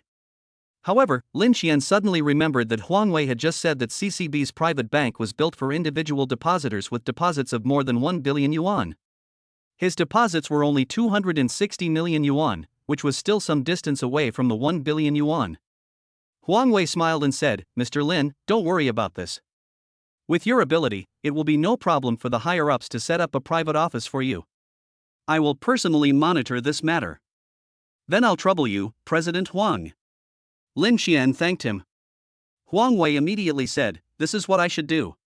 Since Mr. Lin chose our CCB, he trusts us. How can I not do my best? Lin Xian immediately understood what Huang Wei meant. Huang Wei worked so hard because he was eyeing the 260 million yuan he had in CCB. Maybe it was also because of Mayor Chen. But he didn't think there was anything wrong with this. Since Huang Wei had expressed his sincerity, he had to express his position as well. President Huang, rest assured. I have always been a customer of our construction bank. I feel very relieved, especially with someone like you. After hearing Lin Xian's words, Huang Wei finally breathed a sigh of relief. Why did he come here in person to deliver the Great Wall card at more than 10 o'clock in the middle of the night? Isn't it just for the 260 million? Mr. Lin, you are too polite. It's getting late now. I won't disturb you. Xiao Han. Since the matter of the 260 million yuan had been settled, Huang Wei knew that it was time for him to leave. He called Chen Ling and said, Xiao Han, from today on, if you have nothing to do, just accompany Mr. Lin. The branch will reimburse the accommodation fee. Han Ling glanced at Lin Xian, her face flushed, and she quickly assured him, President, don't worry, I will definitely serve Mr. Lin well. Huang Wei was very satisfied with Han Ling's attitude. Mr. Lin, if you have any problem, just tell Xiao Han. If she can't solve it, I will do it. Lin Xian was still confused. When he heard that the girl with the first love face in front of him wanted to follow him, he quickly refused, President Huang, I don't need anyone to follow me. I will contact you if I need you. Are you kidding? Carrying this first love face around with me, isn't that just asking for trouble? Don't worry, Mr. Lin, our Xiao Han is very capable. Huang Wei said something meaningful, and then said goodbye to Lin Xian, Mr. Lin, I will go back first. I will tell you after the private office is set up. Hey, President Huang. Lin Xian wanted to say something else, but Huang Wei just walked away without looking back. Looking at Han Ling with a nervous face, Lin Xian felt overwhelmed. Only now did he realize what Huang Wei meant by capable. He couldn't help but exclaim in amazement, it turned out that rich people could really do whatever they wanted. Han Ling, who is a goddess in the eyes of ordinary people, is like an exquisite gift in front of him who has 260 million in his hands, and can be opened at any time. But now he is married and has Yao Na, and he has no interest in other women at all. List. Mr. Lin, my name is Han Ling. Han Ling said in a low voice. Ahem, Han Ling, right? I'll have to trouble you from now on. Lin Xian was a little embarrassed and had no words to say. Mr. Lin, you are too polite. This is my job. Han Ling said quickly. The atmosphere was a little awkward for a moment, and at this moment, Lin Xian's cell phone suddenly rang. Brother, you haven't come back yet? Yana's voice came from the phone, and Lin Xian quickly said, I'm sorry, honey, I'll go back now. After hanging up the phone, Lin Xian said to Han Ling, Miss Han, I'm sorry, my wife is still upstairs, I will go back first. After talking to Han Ling, Lin Xian called a waitress over and said, please take Miss Han to book a luxury suite. The bill will be in my name. Then he said to Han Ling, it's getting late, Miss Han should go to bed early. After making the arrangements, Lin Xian left in a hurry. Miss Han. Seeing Han Ling in a daze, the waitress couldn't help but shout out. At this moment, Han Ling was looking at Lin Xian's leaving back with a look of loss on her face. She heard the voice on the phone clearly. Mr. Lin actually has a wife. Han Ling suddenly heard the sound of her own heart breaking. Chapter 24 Buying a Villa, Yao Na's dream comes true. Brother, why are you so slow? Lin Xian returned to the executive suite and Yao Na came over and asked. President Huang Wei Huang of the Construction Bank Haihe District Branch came to give me a Great Wall Black Gold card and discuss some matters. Lin Xian explained. But he didn't mention his encounter with Mayor Chen. Great Wall Black Gold card? What is that? Yao Na asked with some curiosity. Here, this is it. Lin Xian took out the Great Wall Black Gold card and handed it to Yao Na. What a beautiful bank card. Yao Na held the bank card and exclaimed. Here's the card for you. It has a limit of 10 million. You can buy whatever you want. Lin Xian said with a smile. Yao Na quickly returned the Great Wall Black Gold card to Lin Xian and refused. No, the credit limit is so high. It's too important. I don't want it. Lin Xian stuffed the bank card into Yao Na's hand and said, have you forgotten your dream? You said you wanted to live a life of idleness and waiting for death. Look, now the opportunity is in front of you. After saying that, he looked into the living room, but didn't see Tao Ran and Tao Su, so he asked, where are Tao Ran and the others? Yana carefully hid the Great Wall Black Gold card in her bag and then said, they can't hold on any longer, so I'll let them go back to sleep. Susu has to go to school tomorrow. Yes, it's already so late now. Lin Xian looked at the time. It was already past 12 o'clock and Yao Na had already changed into a new nightgown. He went forward and hugged Yao Na, whispering, wife, it's late, let's get some rest. The doctor told you to get more rest. But I don't want to sleep yet. Yana stared with her eyes wide open, she is still very energetic. Hey. Yana held the CCB's black gold card in her hand with a silly smile on her face. Finally, I couldn't help but sigh. What's wrong? Linny sat aside and asked with some doubts. Now that you have money, why are you still sighing? Brother, why isn't this cash? Yana stared at Linny with shining eyes and said, Brother, can we withdraw all the 10 million yuan in this card and convert it into cash? I don't know if this much money can cover the entire house. I want to count the money every day until my hands cramp. Suddenly, Yana looked at Linny and asked, Brother, I seem to be dreaming. We are so rich now. That is 260 million. Until now, Yana couldn't believe that they would have so much money one day. What's wrong? Aren't you happy to have money? Lin Xian asked with a smile. Yana nodded and said, Of course I'm happy, but I'm just afraid that this is a dream. Once I wake up, I'll be back to reality. Lin Xian was also reminded by Yana's words. Thinking of his wife, children, and parents who had died tragically in his previous life, his heart suddenly ached. Brother, what's wrong with you? When Yana saw Lin Xian's pale and painful face, she thought something had happened and quickly hugged him. It's okay.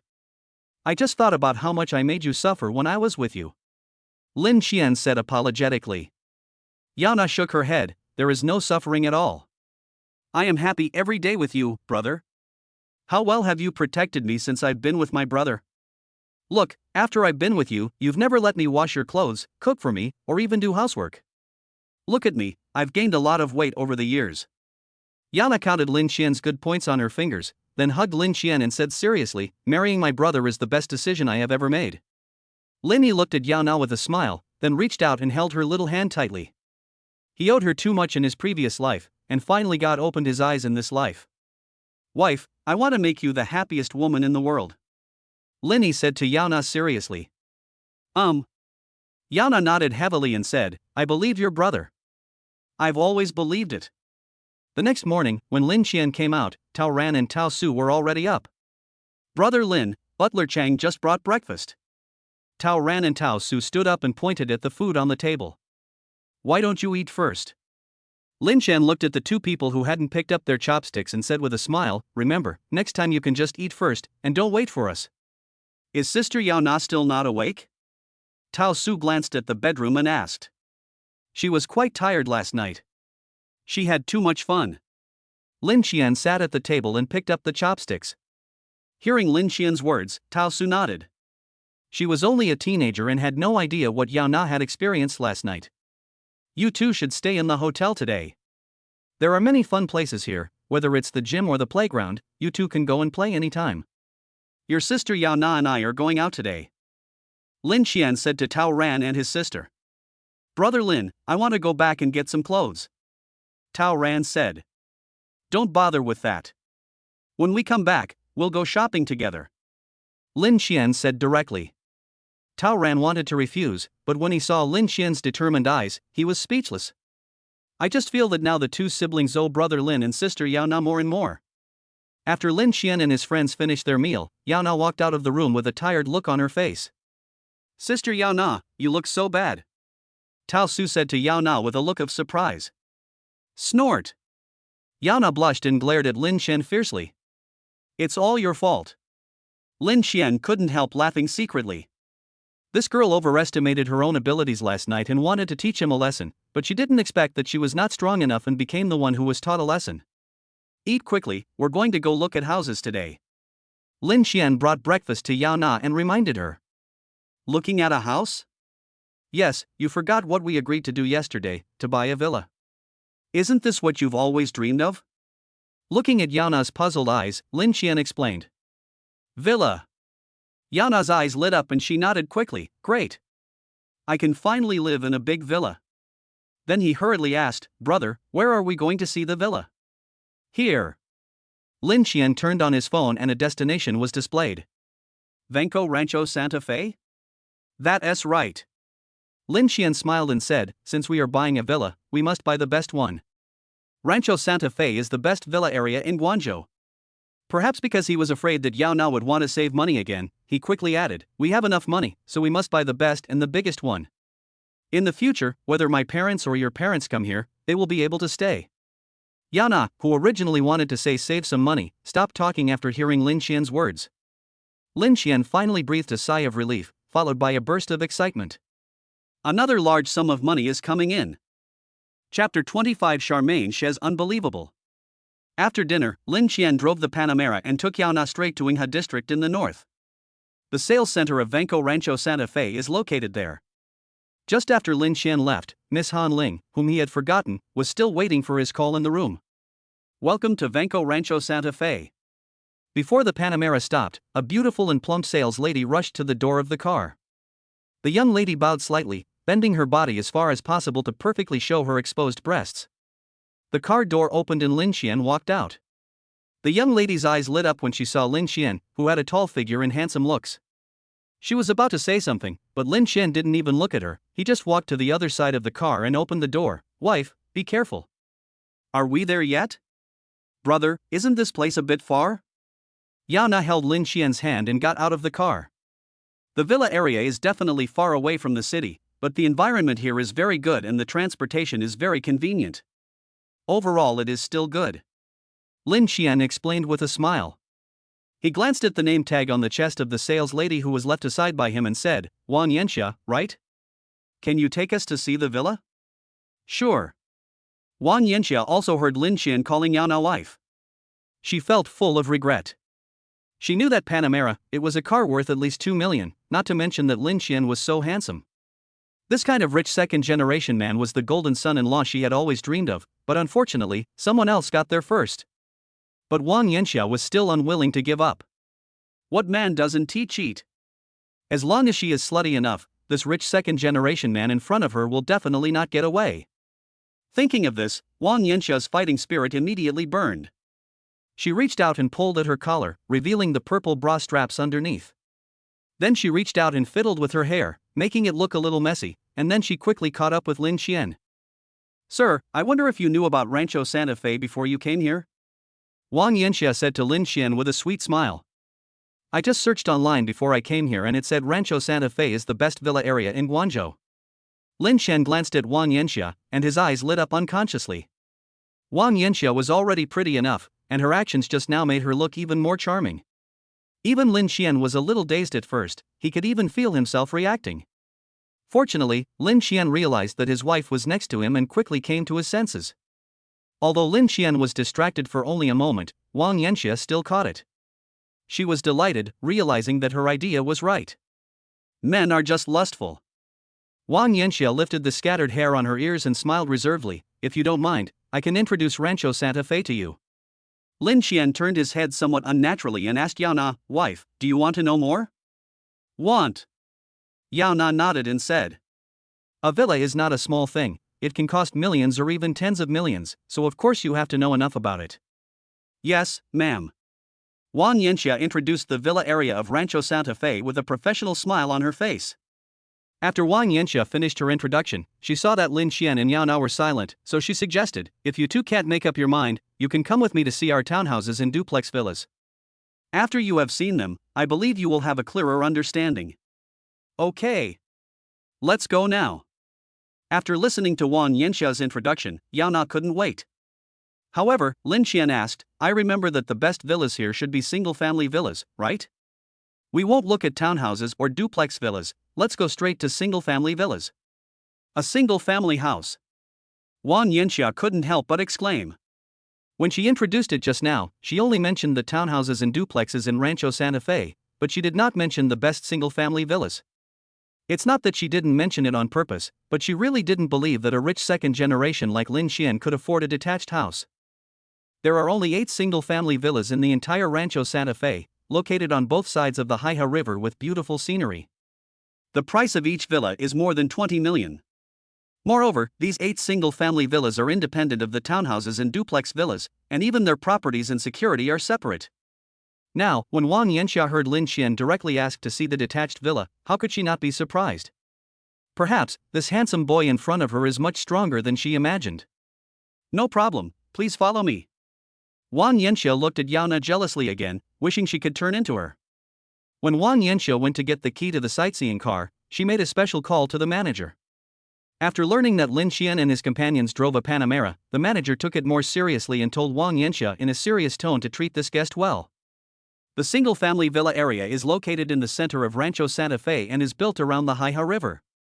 As the sightseeing bus heads north, the environment on the road becomes quieter. Everywhere around you can see some valuable ancient trees and famous flowers and plants. 15 minutes later, the sightseeing bus finally arrived at the area of single-family villas. What a beautiful villa! From a distance, Yao Na saw a beautiful and elegant single-family villa in white and black. The villa has 4 floors above ground and 2 floors below. There are 2 gardens of more than 300 square meters in front and back. The garden in the back faces the Haiha River. While Wang Yanxia was showing Lin Xian and Yao Na around the villa, she introduced, as you can see, there are only 8 single-family villas in Rancho Santa Fe. Each one has a different construction style and interior decoration style. All the furniture is high-end custom-made. You can move in right away. While introducing, Wang Yanxia observed Lin Xian's expression, but to her disappointment, there was nothing that could be seen on Lin Xian's face. Yao Na, on the other hand, has never stopped exclaiming in amazement since she started the tour. Of the 8 single-family villas, 2 have been sold and they have visited the remaining 6. It has to be said that Vank has really invested a lot. Honey, what do you think? After visiting the last villa number 7, Lin Xian asked Yao Na for her opinion. I like them all, but won't such a house be very expensive? Yao Na said in a low voice. Seeing Yao Na's frugal instinct again, Lin Xian smiled and said, so what if it's expensive? We are not short of money. Such confident words left Wang Yanxia speechless. Finally, Lin Xian and Yao Na reached an agreement and decided to buy villa number 7. The decoration style of this villa is modern and simple, and it is the most suitable for young people among the remaining 6 villas. After confirming it, Lin Xian said directly to Wang Yanxia, that's it. Are you sure? Wang Yanxia was stunned. Shouldn't I go back and think about it for 2 more days, and then wait for me to offer myself to you and give you a good time before you agree? But the price. Without waiting for Lin Xian to finish, Wang Yanxia said directly, don't worry, I will definitely give you a satisfactory price. I don't have enough authority to tell you the price. I will call the manager now. Having said that, Wang Yanxia walked aside and called the manager. After learning that Lin Xian really wanted to buy villa number 7, the manager instantly reached climax. The single-family villas in Rancho Santa Fe have been built for nearly a year, but only 2 have been sold. As the manager of the marketing center, he is under a lot of pressure. Now that the year is coming to an end, if he can sell 1 unit, he will be able to report to the group. Mr. Lin, I have already told the manager. When we get back, the manager will negotiate the price with you in person. Wang Yanxia hung up the phone, returned to Lin Xian and said, okay, let's go back first. It would be best if we can take over this villa today. Lin Xian said with satisfaction. Several people got on the sightseeing bus again and returned to the sales center. Welcome, Mr. Lin. As soon as they returned to the sales center, Lin Xian and Yao Na saw a group of people standing at the door of the sales center, applauding and cheering for them. A middle-aged man in formal attire came over and said respectfully to Lin Xian, thank you, Mr. Lin, for your trust in us and for choosing Rancho Santa Fe. I am the manager of Rancho Santa Fe, Zhou Weiman. Hello, Manager Zhou. Lin Xian shook hands with Zhou Weiman, then looked at the salesman behind him and said awkwardly, Manager Zhou, isn't this a bit too grand? Ha, it's not grand at all for you, Mr. Lin. Zhou Weiman replied with a smile. Led by Zhou Weiman, the group returned to the reception area of the sales center. As soon as Lin Xian and Yao Na sat down, someone brought them tea. All the male and female salesmen in the entire sales center knew that Lin Xian was going to buy a single-family villa, and their jealousy and envy of Wang Yanxia were almost overwhelming her.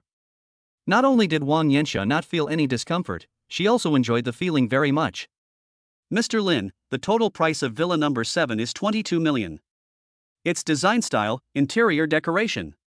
When Zhou Weiman was introducing the story happily, Lin Xian knocked on the table and said impatiently, Manager Zhou, I have no interest in these things. I just want to ask you one question, how much does it cost to buy this villa? Zhou Weiman's face froze, and he smiled unnaturally. Looking at Lin Xian's impatient expression, he gritted his teeth and said, Mr. Lin, you are a straightforward person, and you probably don't want to listen to my nonsense. I'll tell you the truth. I have the authority to give you a discount of up to 7 points. Need not. Lin Xian immediately interrupted Zhou Weiman. Mr. Lin, what did you say? Zhou Weiman was stunned. He didn't understand what Lin Xian meant. Is there anyone who doesn't want a discount? I said I don't want a discount. This. Zhou Weiman looked at Lin Xian, who had a serious face, and was unsure of what he was thinking. Was he playing a trick on me again? Then Lin Xian said, I can refuse the discount, but I need to write a clause in the contract. If I need renovation in the future, Rancho Santa Fe will help me with the renovation for free. In other words, Rancho Santa Fe will be responsible for my future renovation expenses. Hearing Lin Xian's conditions, Zhou Weiman frowned. The price of villa number 7 is 22 million, and a 7% discount means it is 1.54 million. However, for a high-end villa like this, the decoration cost alone is more than 5 million. If he really agrees to this agreement, the boss above will kill him alive. Just when Zhou Weiman was about to give up, Lin Xian said, Manager Zhou, don't worry. The renovation budget will be controlled within 2 million. This can also be written into the agreement. I will pay the full amount for villa number 7. Zhou Weiman was a little hesitant. If the price is controlled within 2 million, that is to say, the discount on this villa is less than 10 points, and it is paid in full, it is still acceptable. Zhou Weiman nodded immediately and said, no problem. Mr. Lin trusts us so much in Rancho Santa Fe, we can't let Mr. Lin down. Then swipe the card. Lin Xian took out his bank card and handed it to Zhou Weiman. Zhou Weiman's reaction did not surprise Lin Xian. For a big customer like him who pays in full, Zhou Weiman would agree to a discount of 10 points, let alone a 7 points discount. This is indeed what has been proven to be the case. The reason why he didn't want the 10-point discount was because of the system considerations. This villa worth 22 million yuan has a 10% discount, which means 2 million yuan. Through the system, you can get a 100-fold rebate, which means 200 million yuan. Only a fool would do something like that if he lost 200 million out of thin air. Yao Na finally couldn't bear it anymore. When she heard that the villa was priced at 22 million, she was completely stunned. Brother, is this villa too expensive? For a 500 square meter house, it would cost more than 40,000 yuan per square meter. Our new house costs less than 10,000 yuan per square meter. Lin Xian smiled and kissed Yao Na, saying, it's a bit expensive, but it's worth it. Although the building area is only over 500 square meters, the two courtyards combined are more than 1,000 square meters. Besides, there are 4 floors and so many rooms. We will have room for our parents to come live with us in the future. But why don't you want a discount? Yao Na could understand everything else, but she really couldn't understand why Lin Xian chose not to take the discount. Of course Lin Xian would not tell her that it was to get an extra 200 million, so he can only deal with it vaguely. Fortunately, Yao Na is not the kind of person who likes to get to the bottom of things. She believes that Lin Xian must have his reasons for doing this. Then Mr. Lin, look. Zhou Weiman asked only after Yao Na was persuaded by Lin Xian. Prepare the contract. Lin Xian handed the bank card to Zhou Weiman. No problem. Zhou Weiman took the bank card and told Wang Yanxia, Xiao Wang, go and prepare the contract. Then he said to Lin Xian, Mr. Lin, please come with me to the financial center. Lead the way. Lin Xian talked to Yao Na and followed Zhou Weiman to the financial center. Yao Na felt a little bored sitting alone in the reception area, so she started strolling around the lounge area. Suddenly a familiar voice came from behind. Yao Na? Hearing the voice, Yao Na turned around and was surprised to see the figure. Sure man? It really is you. Charmaine Xia quickly walked to Yao Na's side, pulled her and said in surprise, I didn't expect to see you here, are you here to apply for a job? Apply for a job? Seeing Yao Na's puzzled expression, Charmaine Xia said nonchalantly, we are all old classmates, there is nothing to be embarrassed about. By the way, I am the HR here now, and I guarantee you will pass the interview later. Yao Na smiled bitterly and said, sure man, you misunderstood. I'm really not here for an interview. Charmaine Xia then said unhappily, Yao Na, I know you're embarrassed. When I was a salesperson, you always said I had no future. But now look, you teachers are the same. I heard that in Guangzhou, many schools have not paid their full salaries in recent years. I'm different. I can earn more than 10,000 yuan a month, if not much. At this point, Charmaine Xia straightened her chest and said to Yao Na, in today's society, people laugh at poverty rather than prostitution. Making money is the bottom line. Charmaine Xia's series of words left Yao Na speechless. She really was not here to apply for a job. Just when things were getting awkward, Zhou Weiman came back. Ms. Yao, please come with me to the finance department. Mr. Lin said that this villa will be in your name. Zhou Weiman looked at Yao Na with eyes full of jealousy. For a moment, he wished he could turn into a woman and pursue Lin Xian desperately. That SA villa worth 20 million. Yao Na was also stunned for a moment, but she was not that surprised. With the Porsche Panamera worth 2.6 million outside, she already had the strength to resist, but she was even more moved in her heart. Yao Na apologized to Charmaine Xie, who looked dumbfounded. I'm sorry, Charmaine Xie, I have some things to do here. I'll come to see you when I'm done. Then he said to Zhou Weiman, Manager Zhou, let's go over there. On the way, Zhou Weiman smiled and said, so Ms. Yao knows Xiaoxi from here? We were college classmates. Yao Na said with a smile. After Yao Na and Zhou Weiman left, Charmaine Xie finally reacted. This old classmate of mine really isn't here to apply for the job. More importantly, her husband actually wanted to put the villa worth more than 20 million yuan under her name.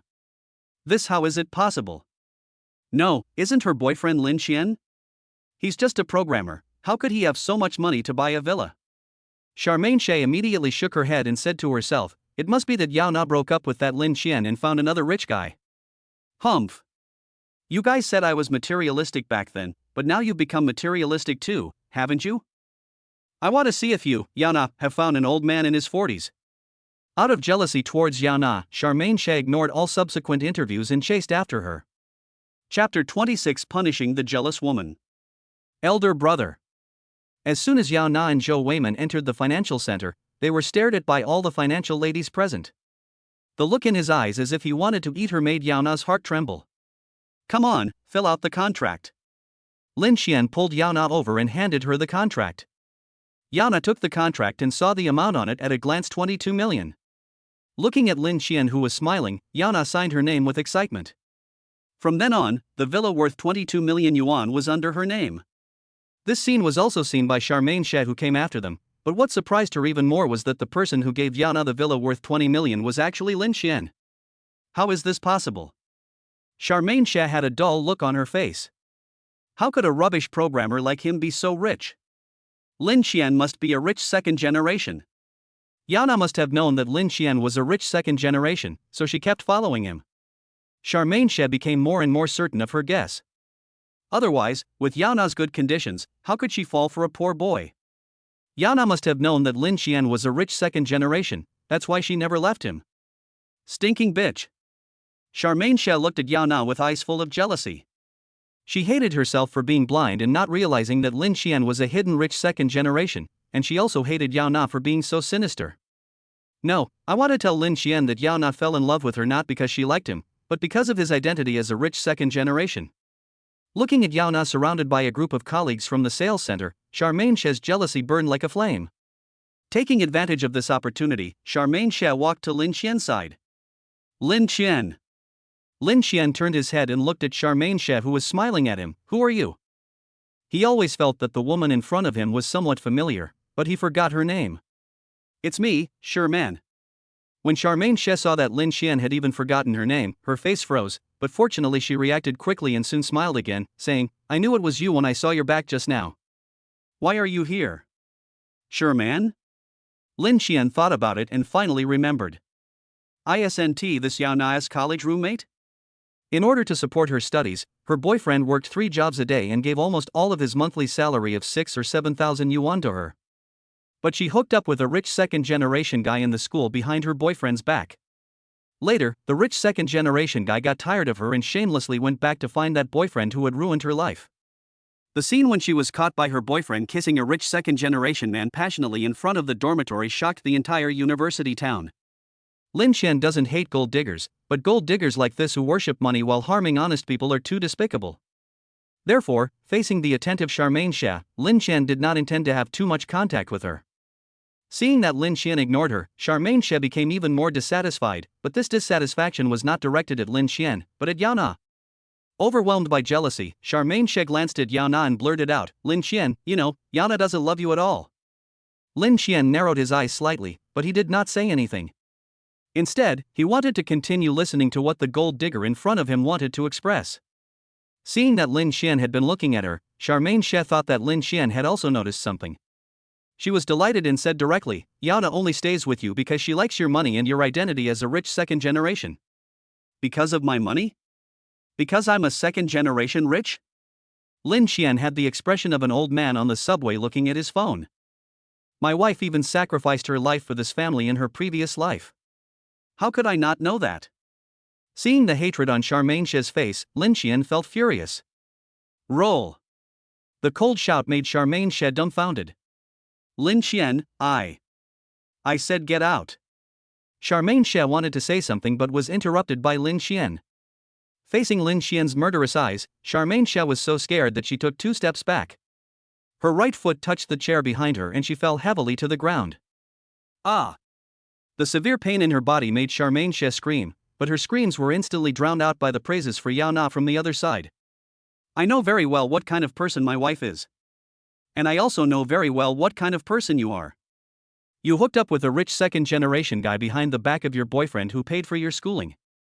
You are such a heartless woman. I feel sick. Lin Xian looked down at Charmaine She with disgust on his face. Mr. Lin, what's going on? Zhou Weiman noticed the commotion here and walked over quickly. Manager Zhou, this person is from Rancho Santa Fe, right? Lin Xian pointed at Charmaine She and asked. Yes, Sherman is from our bank headquarters, but she has not been in Rancho Santa Fe for too long. Zhou Weiman glanced at Lin Xian, whose expression looked a little grim, and his heart was beating fast.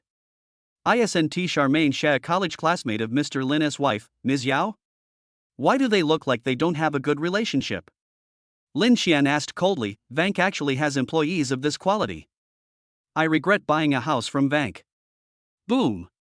Lin Xian's words fell on Zhou Weiman's head like a bolt from the blue.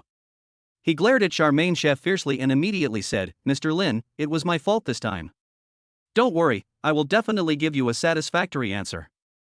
After saying that, Zhou Weiman immediately took out his cell phone and called the human resources manager. Old Zhao, immediately fire Charmaine She from your HR department. You can hire people like this. Mr. Lin from Rancho Santa Fe is very angry.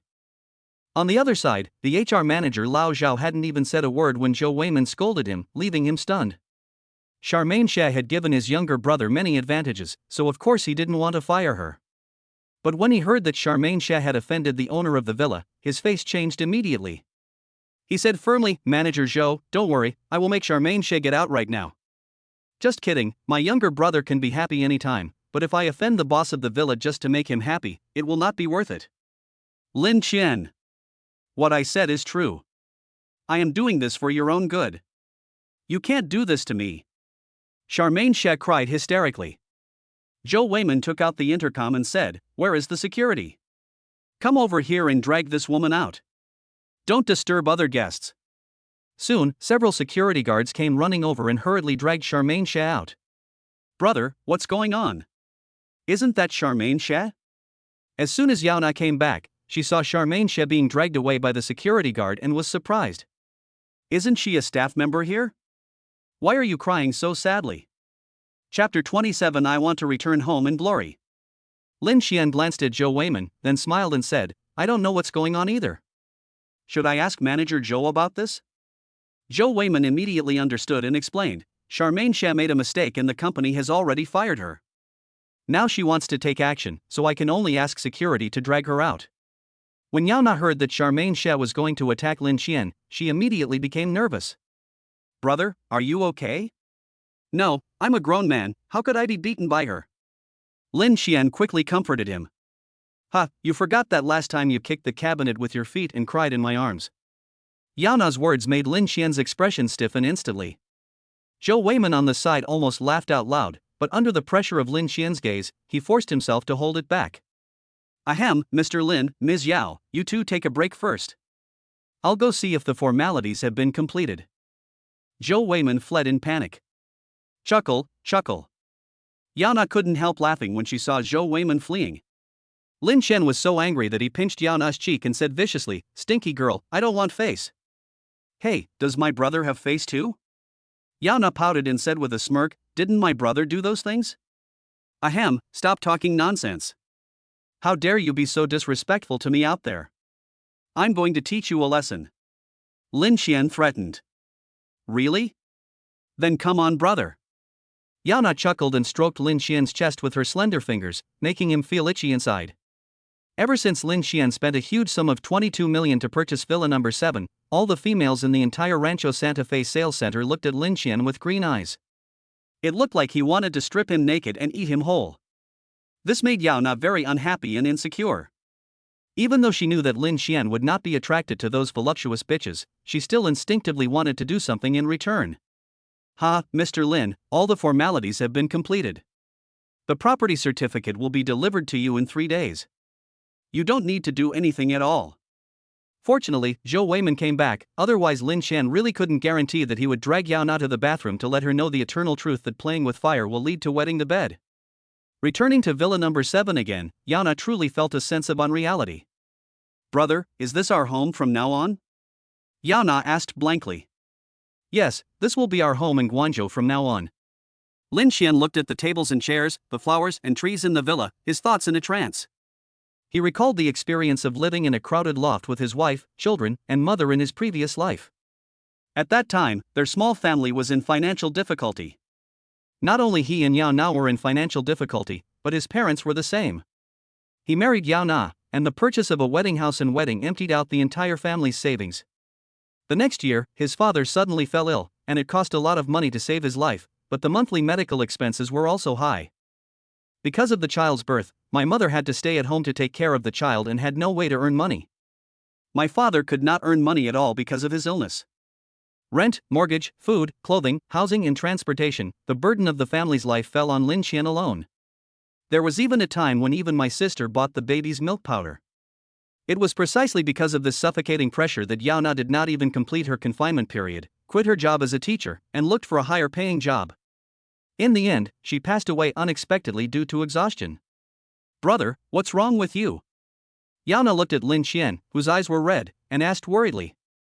As soon as she finished speaking, Yana was hugged by Lin Xian. She heard Lin Xian say with a strong nasal voice, Wife, I did it. I said I would let you live a life of idleness, let you use more than 700 liquid foundation, and live in a big villa. I did it. I'm going to hire several nannies to take care of you, so that you can really live a life of idleness and waiting for death. Yao Na was amused by Lin Xian's words. She patted Lin Xian and said with a smile, What? I don't need so many nannies. That would be a big deal. Of course you need one. Look, there's someone to cook, someone to sweep the floor, and someone to take care of the kids. That requires 3 people. Lin Xian picked up Yao Na by the waist, sat on the sofa, and counted on his fingers. Hey, it seems that what you said really requires a lot, but is it too extravagant? Yao Na said hesitantly. What's so extravagant about this? You have to know that you are already a multi-millionaire, and your husband is even more wealthy than me. Only 3 nannies can match our status. Lin Xian retorted. Yao Na was stunned for a moment, and it took her a while to react. You do not say? This house is worth 22 million and is in my name. Doesn't that mean I'm worth tens of millions? Thinking of this, Yao Na's heart was filled with joy. I have actually become a wealthy woman with a net worth of tens of millions. Just as the two were hugging each other and enjoying a good time, Yao Na's phone suddenly rang. It's our dad. Yao Na took out her cell phone, looked at the caller ID, and said to Lin Xian. Hurry up and answer it. Lin Xian said. Yao Na answered the phone. Hello, Dad. Nana, have you eaten yet? My father-in-law's cheerful voice came from the phone. No. Yao Na said. Tomorrow is the 23rd day of the 12th lunar month. Our family will hold a kitchen god worship ceremony. Are you coming back? Father-in-law Yao Jun said tentatively, with a hint of hope in his eyes. This. Yao Na hesitated, but Lin Xian spoke first. Dad, we will go back early tomorrow morning. Really? Then I'll pick you up. When Yao Jun heard that his daughter and son-in-law would be back tomorrow, he immediately became excited. No need, Dad. We can just go back by ourselves. Lin Xian smiled and refused. Yao Jun didn't insist and said, Okay, remember to call me when you get home. Okay, we get it. So long-winded. Yao Na took the phone and said impatiently. How dare you talk to your dad, you little bitch? Just then, my mother-in-law's voice came from the other end of the phone. Yao Na immediately became scared and begged for mercy. Mom, my brother and I have some things to do, so I'll hang up first. Having said that, without waiting for her mother-in-law to say anything, Yao Na immediately hung up the phone. Don't you miss your parents? Why did you hang up so quickly? Lin Xian found Yao Na's expression somewhat amusing. No, I haven't called them for 2 weeks. My mom will definitely scold me. I'd better wait until I get home tomorrow to talk to her. With you here, my mom won't say much to me. Yao Na hugged Lin Xian's arm and laughed. Lin Xian patted her little butt and said, since we are going back tomorrow, let's get ready quickly. We still need to buy a lot of things. After tapping Yao Na's lips, Lin Xian said proudly, now that I have money this year, I will make you the center of attention. Chapter 28 The Shock Brought by 2.4 Billion. Hey, I know. Yao Na turned over and sat on Lin Xian and kissed him on the face. Don't make a fuss. We'll be home tomorrow. Now, take advantage of the time and prepare some New Year's goods. Lin Xian patted her little butt and said to her. Yao Na then jumped down reluctantly. By the way, call Tao Ran and the other two, and let's go shopping for New Year's goods together. Lin Xian said to Yao Na. After closing the door, Lin Xian drove and took Yao Na back to Hilton International. Brother Lin, sister Yao Na. Seeing Lin Xian and Yao Na coming back, Tao Ran and Tao Su rushed out immediately. Didn't you two go out to play? Lin Xian asked. Tao Ran said a little embarrassedly, we still feel more comfortable in the house. You don't dare, right? Lin Xian and Yao Na looked at each other and immediately understood. The two siblings must have been a little uncomfortable with the unfamiliar environment, or they were afraid of causing trouble for him, so they chose to stay in the house and not go out. You two haven't had lunch yet, have you? Lin Xian suddenly asked. We have it. Brother Chang brought us some food. It's delicious. Tao Su said quickly. The food she had eaten in the hotel these 2 days was the best she had ever eaten in her life. That's good. Lin Xian breathed a sigh of relief, and at the same time was pleased with Chang Xian's attentiveness. By the way, your sister Yao Na and I are going home to worship the kitchen god tomorrow. Can you two come with us? On the way back, Yao Na told him about this. He didn't have any objection. Now it depends on what the two siblings think. Hearing Lin Xian's invitation, the two siblings' eyes lit up, and Tao Su looked at her brother eagerly. Tao Ran hesitated a little. Brother Lin, will it be inconvenient? What's so inconvenient about this? Yao Na smiled and said, if you two want to go, come back with us tomorrow, unless you and Susu want to celebrate the Kitchen God Festival with your family. Relatives? Tao Ran thought about those beastly relatives who swallowed up the property and pension left by his parents and drove him and his sister out, and immediately shook his head. Celebrate the holidays with them, ugh.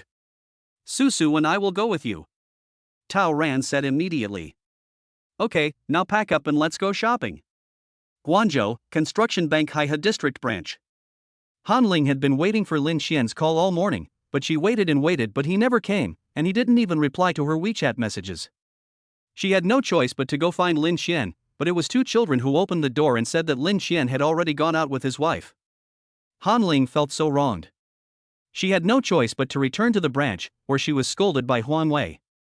She herself felt very aggrieved. What can she do if no one is interested in her? You can't really let her shamelessly offer herself to me, can you? Although she did have such an idea. Lin Xian was truly the Prince Charming she had always dreamed of, handsome, rich, young and mature. But such a Prince Charming is actually married. God is blind. Han Ling sat at her workstation, looking lost. But in the eyes of other colleagues, she looked extremely relaxed, which made her colleagues around her envious. Suddenly, the screen in front of Han Ling jumped. She quickly sat up and looked at it carefully. 1 billion, 1 billion, 2.5 billion. The sharp cry also attracted the attention of several colleagues around. Xiao Han, what's going on? You're so surprised. What do you mean by 2.4 billion? Sister Lu on the side asked curiously. No, nothing, I just watched the news. Han Ling replied quickly. Oh, I see. Sister Lu was a little envious. It was great to hook up with big clients and be able to read the news during working hours. After dealing with Sister Lu, Han Ling patted her plump little chest and looked at the computer screen again. The account above is Lin Xian S. The original deposit of 260 million has now become more than 2.43 billion. What should I do? Will there be any problems with so much money coming into my account all of a sudden? Han Ling was nervous. Let's talk to the president. Han Ling glanced at the computer and felt unsure. She quickly stood up and went to find Huang Wei. After Han Ling left, Sister Lu looked at Han Ling's computer with some curiosity. The series of numbers almost blinded her. Bang! After hearing what Han Ling said, Huang Wei lost his grip on the teacup in his hand and dropped it on the table. The scalding tea soaked his pants, but Huang Wei seemed not to feel it. He quickly turned on the computer and checked Lin Xian's account. During the page refresh process, Huang Wei hated the slowness of the server more than ever before. Finally, the page refreshed and a series of numbers came into view. Huang Wei counted silently, more than 2.43 billion. Okay. Huang Wei couldn't help but shout. Just based on the deposits in Lin Xian's account, their branch's performance in 2023 was exceeded ahead of schedule. President, will this money? Han Ling was a little worried. Won't. Huang Wei laughed and said, "Don't worry, all the funds in Mr. Lin's account are from legal and compliance sources, and the head office has checked it." Han Ling finally breathed a sigh of relief, but her feelings towards Lin Xian became more complicated. By the way, has there been any response from above regarding the private office matter? Huang Wei suddenly thought of this and asked quickly. Han Ling shook her head and said, "No, I have already sent the application, but there has been no response from the head office." Huang Wei walked around the office twice, then said directly, "No, this matter must be implemented immediately. I'll go to the branch and look for the leader." Huang Wei walked to the clothes rack, picked up the clothes, and then reminded Han Ling, "Xiao Han, you must serve Mr. Lin well. Especially the emphasis is placed on the word service." How could Han Ling not understand what Huang Wei said, but she couldn't tell Huang Wei clearly that Mr. Lin had no interest in her at all. Last night, the president directly sent an internal notice, confirming her official employee status. This is a regular employee who is paid by the government, not a contract worker like she was before. If she told Huang Wei now that Mr. Lin didn't think highly of her at all, Huang Wei would probably replace her with someone else and become Mr. Lin's exclusive customer service representative in the next second. By then, not only will she lose her status as a formal employee, but even her Prince Charming Mr. Lin will leave her. Dispirited, Han Ling returned to her workstation and suddenly felt a burning gaze. "What's the matter, Sister Lu?" Han Ling looked at Sister Lu and asked. "Xiao Han, you are so lucky. More than 2 billion in deposits. The total deposits of the entire Haihe district branch are not that much." Sister Lu looked envious. Han Ling smiled a little embarrassedly, and suddenly she asked Sister Lu, "Sister Lu, can I ask you a question?" "You say." Sister Lu was very enthusiastic. Han Ling now has a big thigh to cling to, and she is worried that she has no chance to curry favor with her. "I like a man, but he has no feelings for me, and he already has a wife. What should I do to make him like me?" Hearing Han Ling's words, Sister Lu instinctively thought of the huge sum of 2.4 billion yuan just now. She could even understand Han Ling's distress. That is 2.4 billion. No matter who comes, they have to have ideas. "Xiao Han, this matter cannot be explained clearly in a short time, but I will briefly tell you first." Sister Lu smiled and got together with Han Ling. Chapter 29 Purchase New Year Goods. Candao Plaza. Lin Xian was carrying bags of things and walking around the mall with siblings Yao Na and Tao Ran. At this time, Lin Xian, Yao Na, and even the two siblings Tao Ran looked brand new from head to toe. Lin Xian was dressed in Versace from head to toe, Yao Na was dressed in Chanel, and the Tao Ran siblings were also dressed in Fila's custom-made luxury goods. For people walked together, the man was handsome, the woman was pretty, and even the two children were good-looking. "Brother, isn't it too extravagant for us to buy such expensive clothes?" Although Yao Na liked her new clothes very much, she felt heartbroken when she thought about the fact that the clothes cost 100,000 yuan. Including the Cartier blue balloon in her hand and several other sets of clothes, the money she spent alone was almost 500,000. Now that we have money, of course we should enjoy ourselves. Besides, aren't these things what you've always dreamed of? After buying things worth nearly 470,000 yuan for Yao Na, the system gave her a 65-fold rebate, for a total of 30.55 million yuan in rebates. Lin Xian was in a particularly good mood now. Faced with Yao Na's words, he could only patiently explain. Noticing that Tao Ran and his sister wanted to say something, Lin Xian quickly said, "And you too, everything I bought for you is cheap, so don't say you don't want it." Tao Ran opened his mouth, but in the end he didn't dare to say anything. The clothes he and his sister wore together cost nearly 10,000 yuan, and they had 2 more sets of the same clothes. That was to say, his elder brother Lin had spent more than 30,000 yuan on them in just this afternoon. Adding the 20,000 yuan they gave to the bucktooth man before, the 2 siblings owed brother Lin a huge sum of 50,000 yuan. Arriving at the entrance of the Apple fan store, Lin Qian immediately stopped Yao Na and the others. "Come on, let's go in and take a look." Lin Qian walked in first. "What do you guys want to see?" The sales lady who was playing with her mobile phone in the store noticed the Versace and Chanel bags in Lin Qian and Yao Na's hands at a glance, and she came over with an attentive smile. "Give me the latest Apple 14. Lin Qian calculated and said, "Give me 12. "Okay, I'll get it for you right away. How much do you want?" The young lady was just about to pick up her phone when she suddenly realized that Lin Qian was not talking about 1, but 12. She was shocked. "I said I want 12 of the highest configuration iPhone 14s. Should your stock be enough?" Lin Qian also knew that his words surprised the young lady, so he repeated them again. "Of course." The young lady was shocked and felt ecstatic. 12 Apple Fan 14s, with the highest configuration, this order can bring him at least nearly 10,000 yuan in commission. "Sir, please wait a moment, I'll get it for you." The young lady said something hurriedly and ran to the warehouse at the back. After the young lady left, Yana asked quietly, "Brother, why did you buy so much?"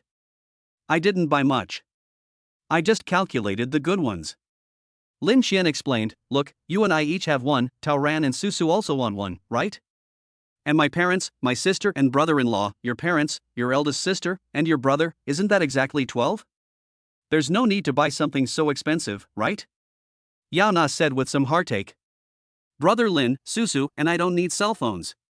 Tao Ran also said at the right time. When Yao Na heard Tao Ran's words, she immediately realized that what she had just said was a little inappropriate, and quickly explained, "Well, that's not what I meant. What I meant was that there is no need to buy mobile phones for my parents, my sister, and my brother." "Okay."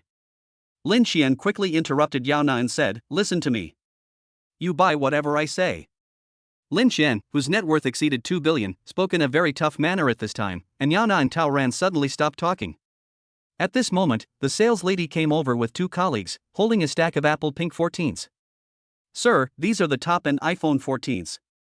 You can choose the color and check out the device."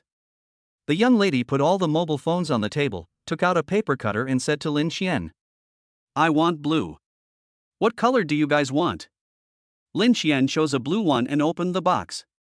Turn on the phone, log into the account, and go through a series of steps. The entire phone runs smoothly. After he finished the settings, Yao Na also chose a purple one. Tao Ran also chose a blue one, and Tao Su, like Yao Na, chose a purple one. The young lady was teaching them how to set up their phones step by step. "Okay, pack up everything else and we'll take it away. We'll come back to you if we have any questions." Hearing Lin Qian's words, the sales lady immediately said, "Don't worry, sir. If you have any questions, just come and we will definitely satisfy you." It was already getting late when I walked out of the Apple fan store carrying a bag containing 8 mobile phones. Looking at all the things in his hands, Lin Qian asked Yao Na, "Wife, it's getting late now. Should we find a place to eat here, or go back to the hotel to eat?" "Let's go back to the hotel. The food in the hotel is still better." Yao Na almost drooled when she thought of the Italian meal she had yesterday. "Okay, wait here for me. I'll go drive." Lin Qian took the things from Yao Na and the other 2 and went to the 1 floor to drive the car. When we drove back to the hotel, Cheng Xiang was already waiting at the door. "Mr. Lin, what do you think of dinner tonight? Let's eat something light. Cantonese food is pretty good." Lin Qian handed the key to the doorman, then said to Yao Na and the others, "You guys go back first. I have something to ask Butler Chang." "Okay, we'll go back first." Although Yao Na didn't know what Lin Qian wanted, she didn't ask much. After Yao Na left, Cheng Xiang asked, "Mr. Lin, if you have anything to say, just let me know. The new year is coming soon. I have to go back to my father-in-law's house tomorrow, and then I have to go back to my hometown later. Please prepare some cigarettes, alcohol, and other New Year's goods for me. Remember to prepare them of better quality." Lin Qian transferred 520,000 yuan to Cheng Xiang and told him, the budget should be based on this 500,000 yuan. The remaining 20,000 yuan is your hard work fee. I spent so much money today, and taking out 500,000 to buy New Year's goods is just a drop in the bucket. Don't worry, I will make the arrangements, but the money. Lin Qian interrupted Cheng Xiang and said, I am very satisfied with your service these 2 days. This 20,000 is my tip to you. I am just like that. I am a serious person and I will never let him suffer any loss. You should feel at ease with this money. Lin Qian's words immediately moved Cheng Xiang deeply. He had worked at Hilton International for so many years, but this was the first time he had met a client as generous and approachable as Lin Qian. Cheng Xiang immediately said, Don't worry, Mr. Lin, I will make sure everything is arranged properly. Chapter 30, Shock from Father-in-Law. Cheng Xiang was very efficient and came back in half an hour. Mr. Lin, everything is ready and in my lounge now. Do you want to take a look? Lin Qian glanced at Yao Na, who was having fun with Tao Ran and his sister, and after thinking for a while, he decided not to call her. Let's go and take a look. Lin Qian closed the door and, led by Cheng Xiang, walked towards his lounge. Cheng Xiang's lounge is not far away, it is on this floor, also for the convenience of serving customers. When he opened the door, Lin Qian saw the room full of gifts at a glance. Mr. Lin, these are 4 boxes of Fei Tian Mutai from 2012. They are part of Hilton International's collection. They are a great choice whether you use them as gifts or to entertain friends. Having said that, Cheng Xiang also observed Lin Qian's expression. As a qualified housekeeper, you must consider everything. Hilton International certainly has Fei Tian Mutai stored that is older than the 2012 vintage, but the price is sky high. All the money is spent on wine, what about other New Year's goods? So after careful consideration, he chose the 2012 Fei Tian Mutai, which is considered quite good in the eyes of ordinary people. The 10-year-old Fei Tian Mutai is not something that ordinary people can get. There are 24 bottles in 4 boxes, and each bottle is sold at more than 10,000 yuan. These 4 boxes of Mutai alone account for half of the 500,000 yuan budget. There were also 2 boxes of Supreme cigarettes, and the rest were some Cordyceps sinensis, deer antlers, and so on. Moreover, these supplements are not the ordinary stuff sold outside, they are all selected from the warehouse of Hilton International. In addition to these, there are also a lot of food, such as Angus beef legs and Chilean alpine sheep. In short, Cheng Xiang put a lot of thought into spending the 500,000 yuan. Not bad, not bad. After Lin Qian checked it, he was very satisfied. He said to Cheng Xiang, Put these things in the trunk of the car. Oh, I have a Porsche Cayenne on Gongren Road. Send someone to drive it back to me. A Panamera can't hold all these things. Okay, I'll arrange for security to help. Cheng Xiang took the key to the Porsche Cayenne and said, That's right, we can't let people work in vain. Lin Qian took out 500 yuan from his wallet, handed it to Cheng Xiang, and said, This is not much money, please have some tea, security brothers. My colleague on behalf of security, thank you, Mr. Lin. Cheng Xiang took the money and expressed gratitude. After everything was arranged, Lin Qian breathed a sigh of relief. When he returned to the room, Yao Na, who was playing, saw him coming back and was surprised. Brother, when did you go out? Lin Qian was speechless. Well, you just discovered it. I have arranged for Butler Chang to buy some New Year's goods. We will go home tomorrow. Today we only bought clothes for our parents, and we haven't prepared anything else. After hearing Lin Qian's words, Yao Na also realized it and immediately became anxious. Oh, right, I forgot about this, what should we do? Should we buy it when we get to the mall? That's not necessary. I have already arranged for Butler Chang to take care of it. Lin Qian comforted. Real? Yao Na was surprised. She quickly ran to Lin Qian, hugged him, and asked, What are these things? Cigarettes, alcohol, and some food, supplements, etc. Don't worry, you will definitely be satisfied. Lin Qian assured.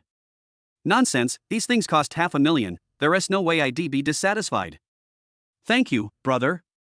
I knew you would make everything right. Yao Na jumped up happily and kissed Lin Qian on the face. Okay, it's all saliva. Lin Qian pretended to be disgusted and pushed Yao Na away, causing Yao Na to punch him in the chest with her little fist. Early the next morning, Yao Na, who had been excited all night, got up at 7 o'clock. Not only did she get up, she also pulled Lin Qian up. He really couldn't understand why she looked so full of energy. I was so tired last night that I collapsed on the bed like a pile of mud, and it was difficult for me to even move my fingers. How come I felt full of energy after a good night's sleep? Don't rush me, let's go now. Lin Xian finished the last mouthful of porridge and rubbed his head. After the four of them walked to the parking lot, Yao Na carefully checked the items. Although she couldn't tell whether they were good or bad, judging from the high-end packaging, these things must be good. Great! Yao Na made a heart shape with her hands towards Lin Xian. Sure enough, my brother is a very reliable person. I've already told you, I'm sure you'll be satisfied. Lin Xian waved at the Taoran siblings and said, You two, do you want to take a car with me or with your sister Yao Na? Follow sister Yao Na. Tao Su said without thinking, and Tao Ran beside him nodded. The two siblings respect Lin Xian very much, but they are closer to Yao Na. Okay. Lin Xian didn't care and told Yao Na, go slowly on the road. I know. Brother, you are too long-winded. Yao Na looked nonchalant. She shouted to Tao Ran and his sister, hurry up and get in the car. Let's go home. The Panamera roared and drove out of the parking lot. Lin Xian quickly followed. When passing by a branch of China Construction Bank, Lin Xian stopped his car and applied for 2 new cards. He deposited 1 million yuan into each card. The mall is not far from Guangzhou City. It is a journey of more than 200 kilometers and it only takes 2 hours to get there. 2 luxury cars, the Panamera and the Cayenne, drove down the highway and turned onto the county road, immediately attracting the attention of many pedestrians. This place is only 2 or 3 kilometers away from Yao Na's hometown, Yaozhuang. Most of the people along the way are fellow villagers from neighboring villages. Even though the countryside has been urbanized now, the people in the village have never seen luxury cars like the Panamera and Cayenne. They just think that the cars are beautiful and you can tell at a glance that they are not cheap. The entrance of Yaozhuang village. Under the big tree, there are several tables of old men and women sitting. Even though it is cold outside, it still can't stop the enthusiasm of these uncles and aunts to play cards. No more fighting. A middle-aged man with a dark complexion and short stature covered the cards in his hand and stood up. Brother Jun, this is not fair of you. How can you just leave after winning money? The man at the card table looked unyielding. I can't do anything about it. Nana and her man are back. I have to go home and clean up. Yao Jun explained. After hearing his words, no one else said anything. At this moment, the 2 luxury cars slowed down and honked their horns twice. The clear sound of the flute attracted many people's attention. This car is really beautiful. It must be very expensive, right? There were also some people in their 30s who came to play cards. They had all seen the world while working outside. They immediately said, it's more than just expensive. This is a Porsche. If I'm not mistaken, this one is a Panamera, and the other is a Cayenne. They cost at least several million. My goodness, millions? How many houses can you buy with that? Isn't this a spendthrift? Knowing that the car was worth several million, the group of uncles and aunts were all stunned. What's the big deal? If they can afford a car worth millions, what house can they not afford? The man who spoke just now curled his lips and looked at the Panamera and Cayenne with eyes full of obsession. Yao Jun also took a few more glances at the luxury car, then looked away. He had to go back to pack his things and prepare to cook. Dad! Just as he was about to leave, Yao Jun heard the voice of his daughter Yao Na coming from behind him. He quickly turned his head and saw a figure leaning out of the open window of the Panamera. Isn't it his beloved daughter, Yao Na? Before he could start to be surprised, the door of another luxury car opened and his son-in-law Lin Xian got out of the car. Chapter 31, Shock from Brother-in-Law. Dad! Lin Xian got out of the car and shouted at Yao Jun. On the other side, Yao Na also got out of the car with Tao Ran and his sister. You guys, what's going on? Yao Jun was completely stunned. What is going on? Not only did my daughter and son-in-law come back in a car, it was a luxury car worth several $million. Where did they get the money? And who are these 2 children, a boy and a girl? This is my dad, you can call him uncle. Dad, this is Tao Ran and Tao Su. Yao Na introduced the 2 parties. Hello, uncle. Tao Ran and Tao Su quickly called out sweetly. Hey, hello. Yao Jun quickly smiled and greeted Tao Ran and his sister, then asked, what's going on? Dad, this is a long story. I'll explain it to you when we get home. Lin Xian said with a smile. Okay, let's go back now. Yao Jun didn't ask any further questions and turned to leave, but was grabbed by Yao Na. Dad, let's go back by car. Yao Jun glanced at the luxury cars on the side of the road and hesitated, but was still pulled into the Panamera by Yao Na. The car started and the family rushed home. Only after Lin Xian and his friends left did the old men and women on the roadside come to their senses. Wow, Jun's family is incredible. This car is worth millions. Nana really found a good family. Isn't it? By the way, who is the son-in-law of Junzi's family? I haven't heard of him. I know this. I heard that he is from Qinzhou. I have met him, but his family is just an ordinary family. How come he has become so rich in just half a year? There was a constant stream of discussion, and without exception, all of it was about envy for Yao Jun's family. In the Panamera, Yao Jun felt a little uncomfortable sitting on the leather seat. Nana, is this car really worth millions? Yao Na replied while driving, almost 3 million. 3 million. Yao Jun sat up straight at once. If he wasn't short, he would have hit his head right away. Where did you get so much money? Yao Jun immediately thought of something bad and his face changed. Dad, what are you thinking? The money all came from legal sources. You can ask my brother for the details. Yao Na didn't dare tell her father that they now had more than 200 million yuan in savings. If she told others about this, her father might really send her to the hospital. Seeing that Yao Na didn't say anything, Yao Jun had to hold it in despite his curiosity and worry. It only takes a few minutes to walk from the village entrance to his home, but Yao Jun feels like the days are long. Along the way, he was afraid that a group of police would suddenly come on the road, stop them, and take Yao Na and Lin Xian away. My area. Porsche Panamera, followed by a Cayenne. At Yao Jun's home, Yao Lo, the brother-in-law, who was playing with his mobile phone at the gate of the yard, suddenly saw two luxury cars driving over and his eyes lit up. Then he saw several familiar figures getting out of the Panamera and Cayenne. Second sister? Dad? Brother Qian. Yao Lo was stunned when he saw the person getting off the car. You little brat, why don't you come and help me? Yao Jun looked at his silly little son, and his depressed heart finally had a place to vent, so he came up and slapped Yao Lu. Dad, why did you hit me?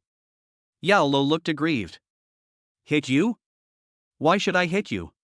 Yao Jun raised his hand to hit him again, but Yao Lu, who had been hit before, immediately moved aside.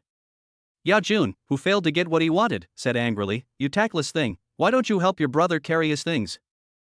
When Yao Lu heard this, he immediately smiled. Just as he was about to go over, Yao Na grabbed his ear. Second sister, don't pull, don't pull. Yao Lu grimaced in pain. Yao Lu, you didn't even say hello to your sister when you saw me. You are so capable now. Do you believe I can beat you up? Yao Na grabbed her brother's ear with an unfriendly look on her face. Brother!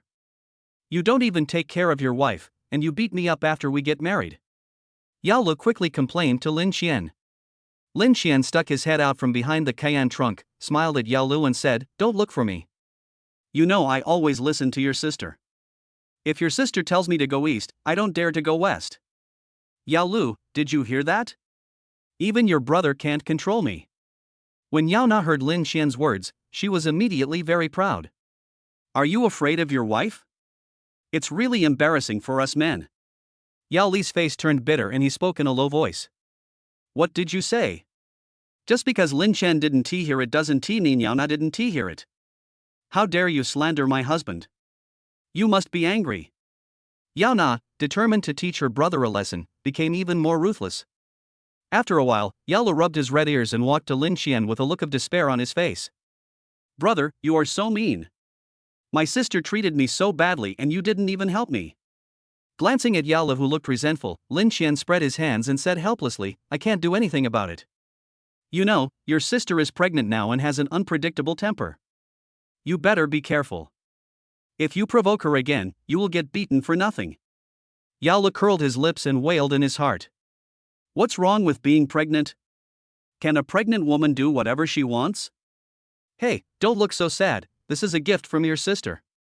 Lin Xian took out a blue iPhone 14 and handed it to Yao Lu. Wow! The latest iPhone 14. And it's the top model. Yao Lu took the thing and after looking at it carefully, he was completely excited. Keep your voice down. Lin Xian reminded. Hey, brother, is this specially for me? Yao Lu asked Lin Xian while holding the box of Apple Fan 14. Of course not. Look, everyone has it. Lin Xian took out the remaining 4 boxes and placed them in Yao Li's arms. Brother, I remember that the top configuration of this Apple 14 is almost 10,000 yuan. And the cars you two are driving, my dad doesn't know the exact price, but I know that a Panamera and a Cayenne must cost at least several million, right? Where did you get the money? Yao Li took the phone and asked curiously. I worked on a few projects at the end of the year and made a lot of money, which was barely enough to allow your second sister to live a life without worries about food and clothing. Lin Xian took out all the New Year goods belonging to his father-in-law's family in the car, closed the trunk, and said calmly. Yao Lu opened his mouth and finally said, Brother, do you know that you are too stiff in your acting? What do you care? Put your phone back and help me carry my things. Lin Xian's face froze, he slapped Yao Lu on the head, then picked up his things and walked into the house. Hit me on the head again. Yao Lu looked dissatisfied, then glanced at the handsome Panamera and Cayenne, with a hint of envy in his eyes. He quickly grabbed the gift on the ground and chased after Lin Xian. Brother! Brother! Let me discuss something with you. I have a party with my classmates tomorrow. Can you lend me your Panamera and Cayenne? Chapter 32, Shock from Mother-in-Law and Eldest Sister. Hearing the noise in the room, the mother-in-law Cui Li also hurried out.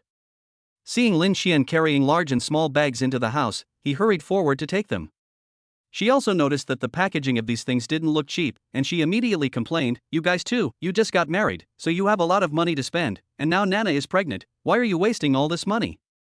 Lin Xian didn't take it seriously and said with a smile, It's Chinese New Year now, so I thought of buying some New Year's goods for you and my dad.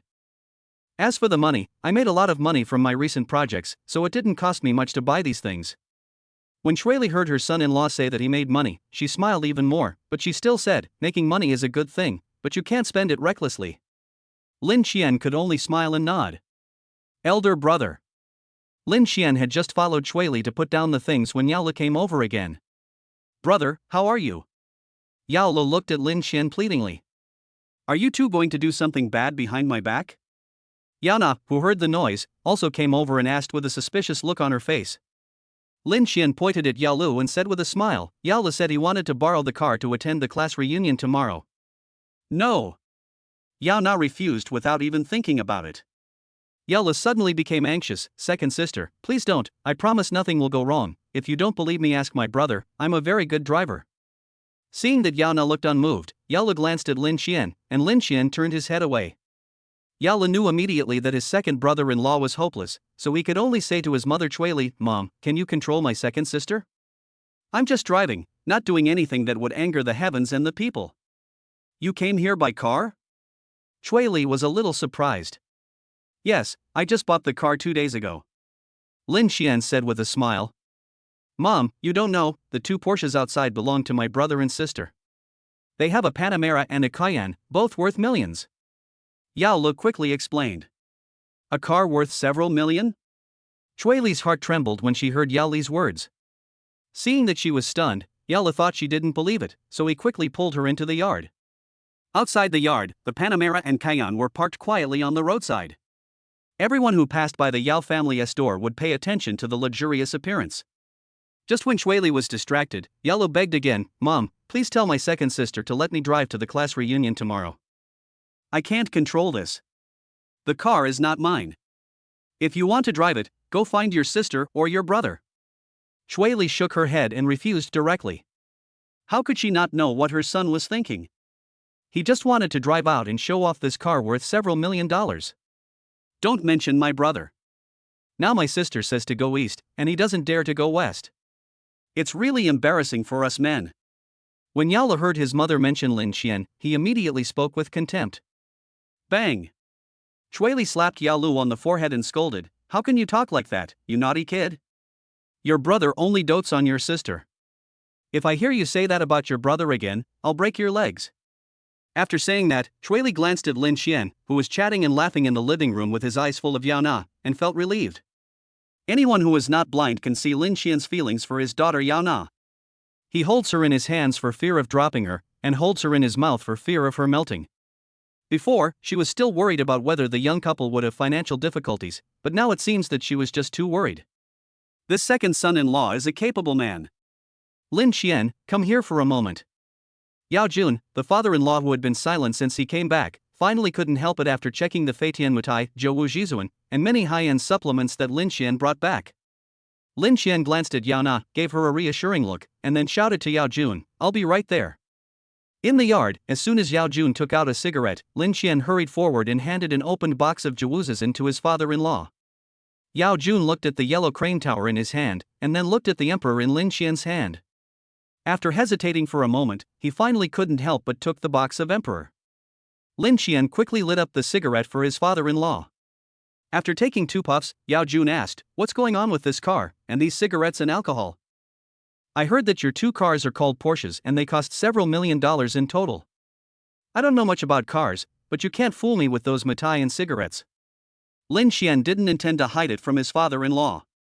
He smiled and explained, "Dad, it's like this." Next, Lin Xian repeated to his father-in-law the same words he had used to explain to Li Chen and Su Mingho last time. However, he did not say how much money he made. "You have your own ideas, so I won't interfere. But there's no need to buy 2 such nice cars. 1 is enough." Yao Jun looked at the 2 luxury cars outside the yard and felt a little distressed. Lin Xian smiled indifferently and said, "Isn't there still Nana? She's a woman, why would she drive a car? Why not just buy her a tram? It's you who's spoiling her."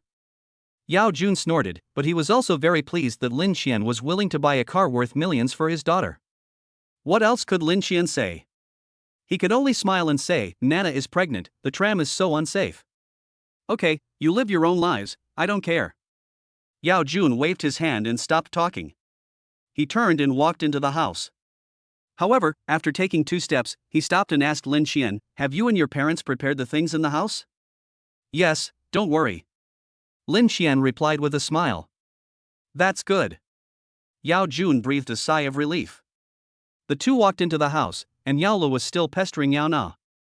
Tao Ran and Tao Su sat on the sofa with a stiff look on their faces, which was out of place in the whole environment. Yao Jun glanced at the Tao Ran siblings and asked, "What's going on with those 2 little guys?" "It's like this." Lin Xian told Yao Jun about how Yao Na was injured 2 days ago and how Tao Ran and Tao Su, the brother and sister, came to her rescue. Then he sighed and said, "Later, I was afraid that the bucktooth man would cause trouble to the 2 siblings again, so I brought them back to celebrate the festival. They are 2 miserable kids too. It's right to bring them back." Yao Jun sighed, then walked up to Tao Ran and his sister, asking about their well-being. I don't know what the father-in-law said to the 2 siblings, but after a moment they relaxed. "Hey, Dad, Mom, is there anyone at home? I saw 2 cars parked outside, and they are really beautiful." As they were talking, a powerful voice came from outside, and then a middle-aged woman wearing a black down jacket and looking about 60% similar to Yao Na walked in with a little girl of about 6 or 7 years old. Chapter 33 Suspected Love Rival. Second Sister. Lin Qian. "Are you all back?" Yao Na's elder sister, Yao Chun, walked into the living room and was surprised to see Lin Qian and Yao Na there. "Big sister." Lin Qian stood up and greeted Yao Chun. Yao Na also walked forward, picked up her niece, looked around and didn't see her brother-in-law, so she asked, "Sister, where is your brother?" "I'm studying those 2 Porsches outside." "By the way, whose cars are they? Why are they parked in front of our house?" Yao Chun asked with a smile. "Your brother-in-law bought it, and he also bought one for your second sister. I think it's a waste," Yao Jun said unhappily. "Ha! When did my brother-in-law become so rich?" Yao Chun was surprised. Besides being a little envious that Lin Xian could afford a car worth several million, he was also happy for his sister. How could a man who could spend millions to buy a car for his sister not love his sister? It was just luck. "I just did a few projects privately," Lin Xian said modestly. As he was speaking, a middle-aged man with a medium build and a square face walked in. "Hey! Second sister and second brother-in-law are back?" Brother-in-law Gua Haifeng walked in from outside and looked very happy when he saw Lin Xian and Yao Na. His voice is loud and a bit hoarse. After greeting him, he said to Lin Xian, "Brother-in-law, did you see the Panamera and Cayenne at the door? I took a look and they are both top-of-the-line models. These 2 cars cost at least 5 million. TSK, look at this car parked in front of our house. I wonder if my parents know the owner. If they do, I'll shamelessly ask him to drive it for fun." Hearing Gua Haifeng's words, Yao Na laughed. She glanced at Lin Xian and said with a smile, "Brother, you're right. You actually know this person." "Really? Who is it?" After hearing what Yao Na said, Hua Haifeng felt even more itchy. Before Yao Na could speak, Yao Chun said, "Okay, look at you. The car belongs to our second brother-in-law. You're..." When Hua Haifeng heard what his wife said, he was stunned. After a while, he finally reacted when he saw Lin Xian nod. "Brother, have you made a fortune?" Lin Xian smiled modestly and said, "I just made a little money." Hearing Lin Xian's words, Hua Haifeng rolled his eyes, gave a thumbs up and said, "You are awesome, you bought a 5 million car just like that, and you said you made a little money?" Lin Xian smiled and said nothing, but took out the Kaian key and handed it to Hua Haifeng. "What? Don't you want to test drive the car?" Lin Xian handed the key to Hua Haifeng and said with a smile. "Brother, that's nice of you." Hua Haifeng was smiling happily.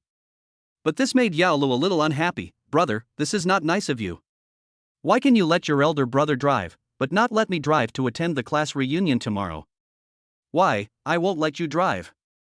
Without waiting for Lin Xian to speak, Yao Na spoke first. She put her hands on her hips, looking like she would hurt you if you dare to say any more. Yao Lu curled his lips and looked at his father, but Yao Jun didn't even look at him. He just stared at the Feitian Matai in his hand, as if there was a flower on it.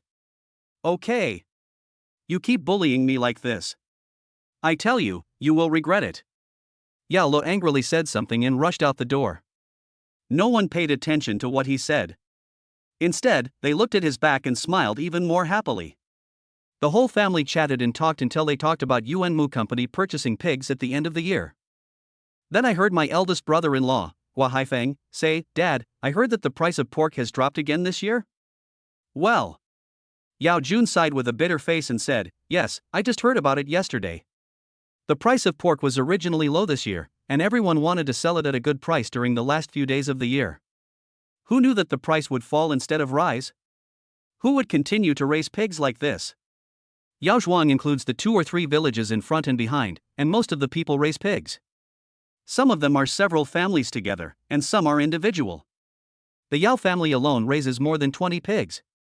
They had originally thought of taking advantage of the increase in pork prices at the end of the year to make more money, but yesterday the person in charge of Yuanmu Company in Ning County suddenly told them that the price of pigs this year would be reduced, which worried the villagers in several villages. When I came here just now, I heard Uncle San and the others talking about this.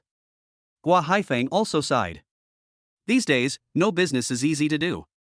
As they were chatting, 4 or 5 people, young and old, walked into the yard, and each of them had a sad look on their face. Junzi. Brother Jun. Third uncle. As soon as the group came in, they shouted at Yao Jun. "Have you heard?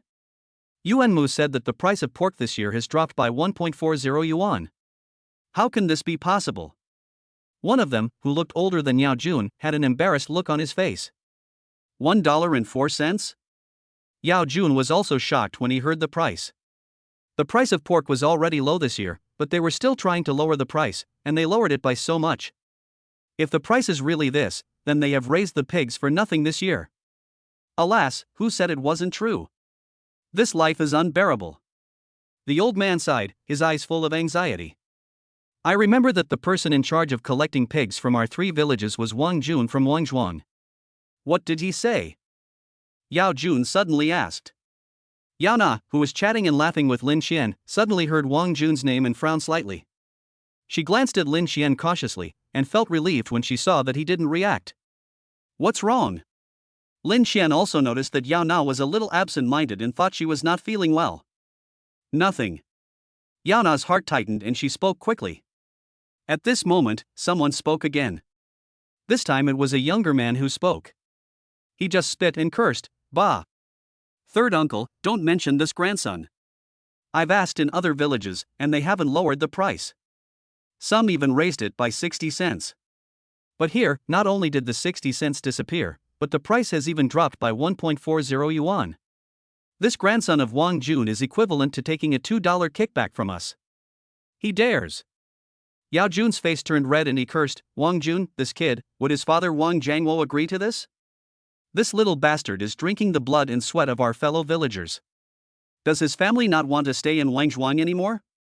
Junzi, we came here to discuss with you, should we go to Wangzhuang?" Let's see what the surname Wang means? The group looked at Yao Jun, waiting for him to make a decision. Go! Why not? I want to see if Wang is brave enough to do that. Yao Jun immediately went to the inner room, picked up his clothes and put them on. By the way, Uncle San, aren't Nana and Wang Jun classmates in high school? They even arranged a blind date with each other back then. Why don't you let Nana give Wang Jun a call? The young man suddenly remembered something and said to Yao Jun. But before he could finish, he saw Yao Na looking at him unfriendlily and Lin Xian looking inquiringly from behind Yao Jun. Ahem, Nana and her brother-in-law are back? The man greeted him somewhat awkwardly. I almost wanted to slap myself in my heart. Asking someone to look for her ex-blind date in front of her current husband, isn't this going to cause trouble for her family? Chapter 34 Love Rival makes a move. After Yao Jun left, the atmosphere in the living room became tense. Gua Haifeng smiled awkwardly, took the key and said, I'm going to drive out for a while, you guys chat. As he said this, he stood up and quickly winked at his child and his wife. The eldest sister Yao Chun also quickly pulled her little niece and said, I have never ridden in such a nice car before. This time I will have a great time. Tao Rang glanced at Lin Xian, who was still smiling and it was hard to tell what he was thinking, and quickly said to his sister, well, Susu, I'll take you outside for a walk. Susu was also very smart and nodded quickly. After everyone left, Lin Xian and Yao Na were the only ones left in the living room. Haha, brother. Yao Na laughed dryly, feeling a little embarrassed. Who is that Wang Jun? Lin Xian asked with a smile. For some reason, Yao Na always felt a chill on her back whenever she looked at Lin Xian's smile. Ahem, it was when I just graduated. I didn't know you at that time, and my family introduced me to a blind date, that Wang Jun, but I didn't like him at all. Yao Na quickly explained, looking at Lin Xian anxiously. Lin Xian looked at her cautious expression and couldn't help but laughed. Look at you. I'm not such a petty person. Lin Xian smiled and pinched Yao Na's smiling face, and said, I also went on a blind date before I met you, I just wanted to tease you just now. Damn it. You scared me. I thought you were angry. Yao Na's expression relaxed and she couldn't help but pinch Lin Xian's arm. Hiss. Lin Xian jumped up immediately, and then changed back not to be outdone. The two of them played and fought together, looking very happy. From the moment my father-in-law Yao Jun left, he came back with a grim face until lunch was ready. Lin Xian and the others looked at each other, feeling a little worried. My eldest brother-in-law Gua Haifeng asked carefully, Dad, what's going on? What did they say over there? Talk about bullshit. Yao Jun cursed loudly, the Wang family is nothing. Wang Jiangwo's grandson said that this was the price set by Yuanmu Company and had nothing to do with his son. Bullshit. The prices of other villages did not drop, but increased by 60 cents. However, the prices of our 3 villages, which are under the charge of his son, not only did not increase, but dropped by 1.4 yuan. Then there was a series of angry curses, in short, cursing the Wang family for giving birth to a child without anus or something like that. After a while, Yao Jun stopped cursing until he was tired. Lin Xian asked, Dad, what are you going to do? Should we contact Yuanmu Company about this matter? Why haven't you contacted me? But they said they don't know anything about this matter and asked me to wait for news. Yao Jun said excitedly, today is the day to worship the kitchen god. If we delay for 2 days, we won't be able to sell the pigs. After Yao Jun finished speaking, the entire living room fell into silence.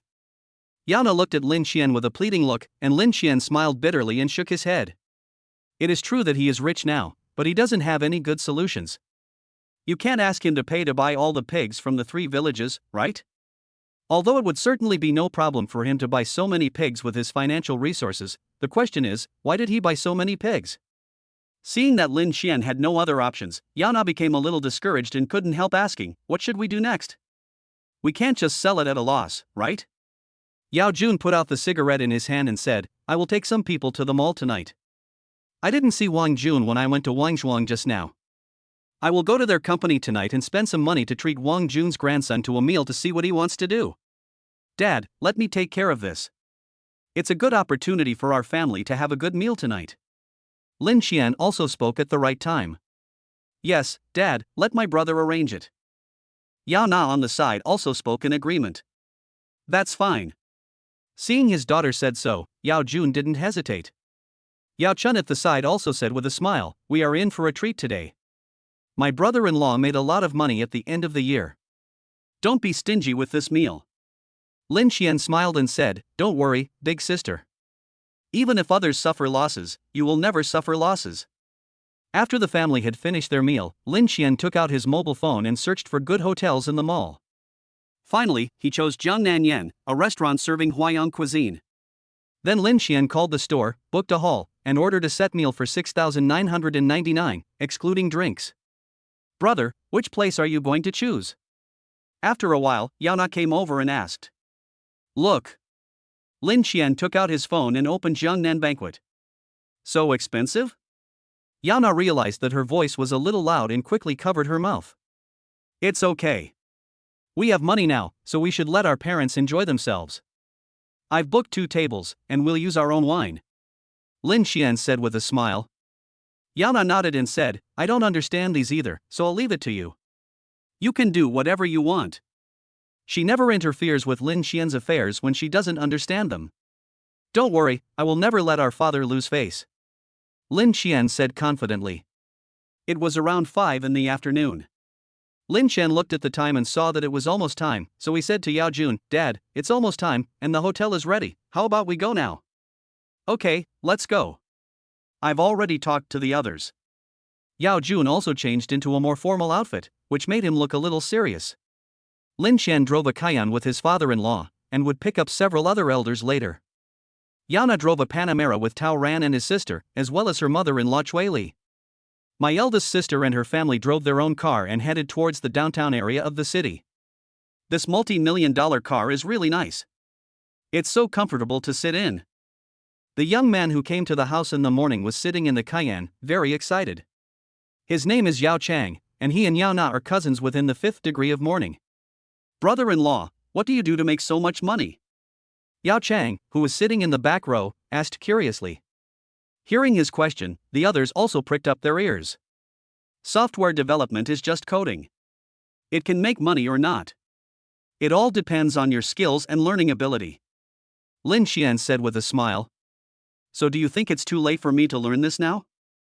Yao Chang suddenly asked. Of course it's not too late, but computers are something that mainly rely on logical thinking, and everyone's learning progress is different, Lin Xian explained. As for whether Yao Chang learns it or not, it's not him who teaches him anyway. Yao Chang blinked his eyes, obviously showing great interest in this aspect. He remembered Yao Na's husband. There was nothing special about him before. It didn't make sense that he could make so much money while he couldn't. "I secretly plan to learn some software development next year." Not only him, but several other elders who came with him also seemed to be thinking about something. Yaozhuang is not far from the downtown area of Shancheng, and it only takes half an hour and 40 minutes to drive there. Jiangnan Banquet is located on Jiefan Road, not far from the municipal government. Wow, this place is really high-end. Junzi, how much is this meal going to cost? The oldest man looked at the luxurious appearance of Jiangnan Banquet and suddenly felt a little timid. Yao Jun didn't know how Lin Xian arranged it before, and thought he just arranged an ordinary place. He didn't expect it to be such a high-end place. He quickly pulled Lin Xian over and asked in a low voice, "It must cost a lot to have a meal here, right? Why don't we find a more ordinary place?" "Don't worry, Dad. Even if I don't invite anyone to dinner, I plan to bring you here to eat something delicious." Lin Xian signaled to Yao Jun not to worry. After hearing what Lin Xian said, Yao Jun relaxed a little. As they were talking, Yao Na and her elder sister's car arrived, and the group walked into the gate of Jiangnan Banquet in a mighty manner. "Sir, do you have a reservation?" As soon as I walked in the door, a waitress came up to me and asked. Everyone turned their eyes to Lin Xian, and the young lady also understood that the person in charge this time was the extremely young man in front of her. Looking again, I found that the gentleman was wearing this year's latest Versace. The young lady immediately put on a sincere smile and asked, "Hello sir, what is your name?" "My last name is Lin. I booked 2 small halls in the afternoon." The young lady immediately opened the tablet in her hand, searched on it, and immediately said to Lin Xian, "Mr. Lin, please follow me." Led by the young lady, a group of people came to a small hall with elegant decoration. The young lady said to Lin Xian, "Mr. Lin, this Tingyu Pavilion and Luoxue Pavilion are both yours. If you need anything, just let me know. I wish you a pleasant meal." After saying that, the young lady bowed slightly and left.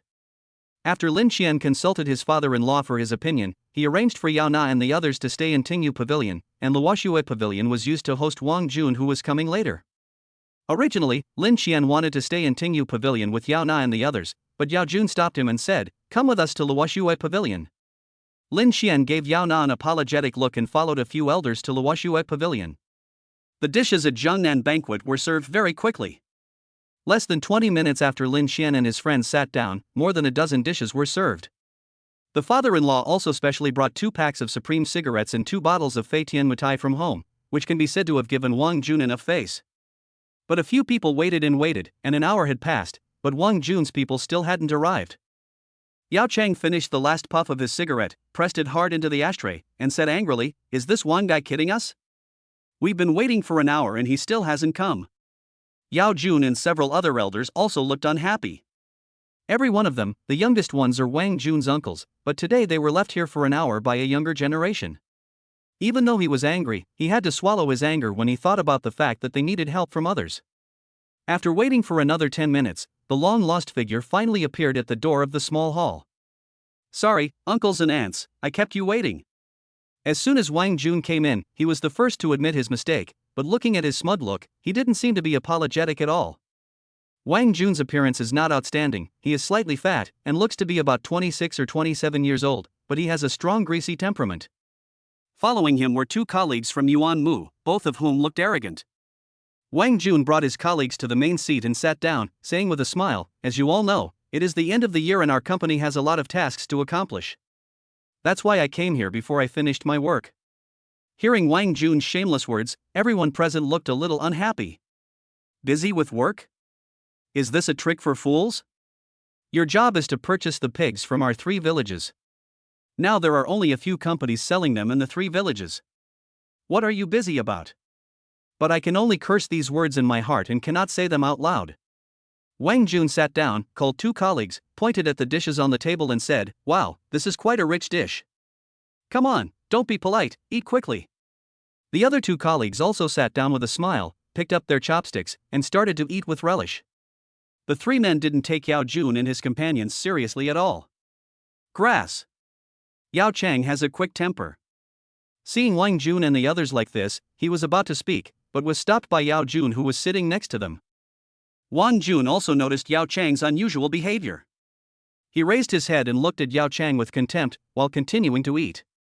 After Yao Jun comforted Yao Chang, he forced a smile and said, "Wang Jun, I came here today because I need your help with something. We have also inquired about it. The price of pork your company buys in other villages is 60 cents higher than last year. How come you not only didn't raise the price in our 3 villages, but also kept it down by 1.4 yuan? Eat this, it's delicious." Wang Jun pointed at a dish on the table and spoke to his colleagues, ignoring Yao Jun. Seeing Wang Jun ignoring him like that, Yao Jun got so angry that his hands started shaking. Seeing this, Lin Qian hurriedly supported Yao Jun and whispered, "Dad, calm down first. Don't let your anger get you in trouble." When Wang Jun heard Lin Qian's voice, he realized that there was someone in the room whom he didn't know. However, when he saw that Lin Qian was more handsome than him, there was some disgust in his eyes, but he asked, "Why does this brother look so unfamiliar?" "This is Yao Na's. Of course you haven't seen it." Yao Chang snorted coldly and said. When Wang Jun heard Yao Na, he immediately felt a sharp pain in his little brother, and then thought of the unpleasant memories. "Damn, if I can't deal with you, Yao Na, can't I deal with your man?" Wang Jun immediately put on a smiling face and said to Yao Jun, "Uncle, I know what you want to ask, but I can only tell you that this year's price is like this. As for why, that's what the higher-ups mean, and I don't know either." Yao Chang couldn't stand such obvious perfunctory words. "Mr. Wang, don't think we don't know that you just want to take kickbacks." Wang Jun immediately said with a cold face, "Yao Chang, you have to provide evidence when you speak. If I take kickbacks and it is exposed, I will be in trouble. What's the point of doing that? Since you all don't believe it, then we have nothing to say. Let's go, brothers." Wang Jun stood up and pretended to leave. Yao Jun and his companions thought that Wang Jun was really planning to leave, so they quickly stood up to stop him. "Xianzi, please stop talking." Yao Jun scolded him, and then said to Wang Jun, "Wang Jun, you also know that Yao Chang is a rather anxious person. I asked you to come here today to ask you to think of a solution. There is no other way. I'm going to make this clear today. If you want to sell it to me at this price, I'll buy it. If you don't want to buy it, you can keep the pork for the new year. Wang Jun sat on the chair, crossed his legs and sneered. He was too lazy to talk nonsense with Yao Jun and the others. He was sure to get the $2 kickback. There are so many pigs in the 3 villages, he can eat at least hundreds of thousands. What is the friendship between fellow townsmen? How can it be as real as the red banknotes? Wang Jun glanced at Lin Xian, who was supporting Yao Jun, then his eyes turned and he looked at the Feitian Mutai in front of him, and suddenly his eyes lit up. Oh, Feitian Mutai, you uncles are really generous with your money for this meal. Since you are so sincere, it is not impossible to negotiate. Hearing Wang Jun's words, Yao Jun and his companions were suddenly shocked. Then Wang Jun took out the bottle of Feitian Mutai and said to Lin Xian, right? I don't know if Yao Na has told you about me. Yao Na was the most beautiful girl in our class. Many boys chased after her, even me. I didn't expect that she would marry you. She was able to marry the most beautiful girl in our class. Shouldn't you drink 2 glasses of wine to show your appreciation? Wang Jun winked at his colleague, who immediately unpacked the Feitian Mutai, poured 2 large cups, and placed them in front of Lin Xian. Chapter 35. Wang Jun was dumbfounded. Everyone in the box looked at Lin Xian, but he glanced at the 2 glasses of wine in front of him and said, I'm sorry, Manager Wang, I don't drink. Wang Jun sneered and pretended to be earnest in his advice. Brother, how can you not drink when you go out? It's okay, it's not too late to learn now, I'll teach you. That's right, my brother Jun is a huge reader. You will definitely benefit a lot from learning from him. One of Wang Jun's colleagues also echoed with a smile. It is obvious that their Jungo wants to take this opportunity to deal a prank to the husband of this former goddess. Another colleague was not to be outdone and said, yes, if you perform well, brother Jun will be happy and might even increase the price of your village's pork. After hearing what this person said, several elders were immediately moved. Junzi, look. Several people looked at Yao Jun eagerly. Lin Xian is Yao Jun's son-in-law, they have no right to force him to drink. Yao Jun knew that Lin Xian couldn't drink, so he stood up and said, Wang Jun, Lin Xian is allergic to alcohol. So, if you want to drink, uncle will drink with you. Wang Jun immediately said with a cold face, Uncle, I call you uncle, do you really treat me as your uncle? I'm drinking with your son-in-law, not with you. If he can make me happy today, I will raise the price by $1. Otherwise, if he says he will lower it by $1.40, then I will lower it by $1.40. Seeing Wang Jun looking like a villain in power, Lin Xian almost laughed out of anger. Just when he was about to retort directly, a figure suddenly walked in from outside the box. Mr. Lin, I feel like that person is you. Lin Xian heard the sound coming from the door, turned his head and saw Chen Xing, the executive vice mayor of the mall whom he had met the day before. Mayor Chen?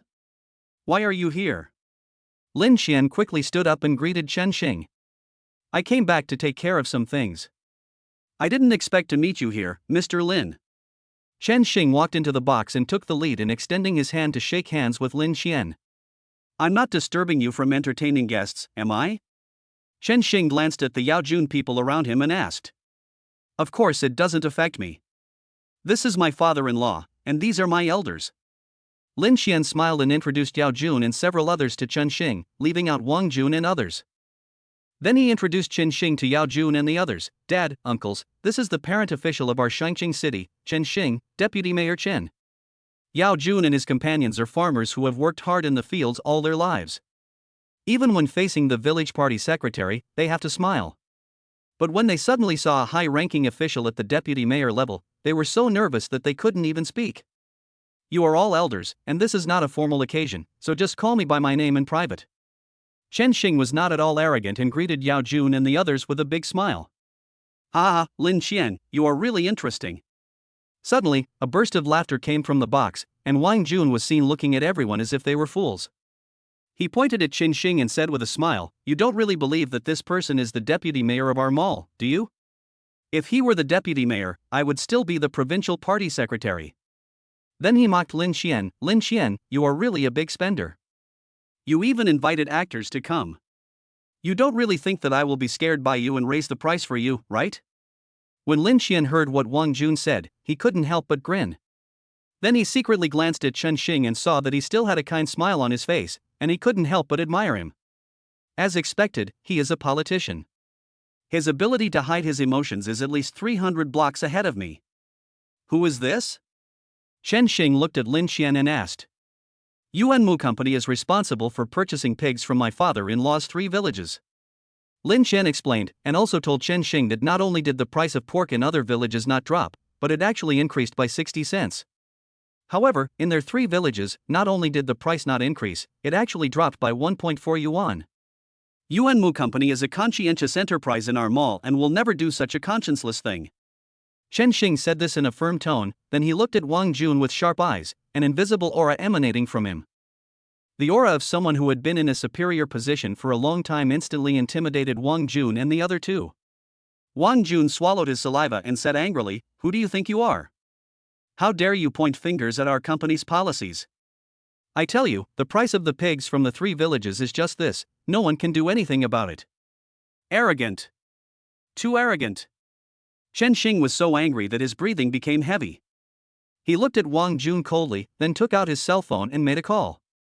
"I'm still calling you to tell you that unless the CEO of our company comes, this is the price." Wang Jun and the other 2 couldn't help but sneer.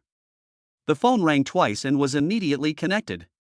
An anxious voice came from the inside. "Mayor Chen, where have you been? I just wanted someone to look for you."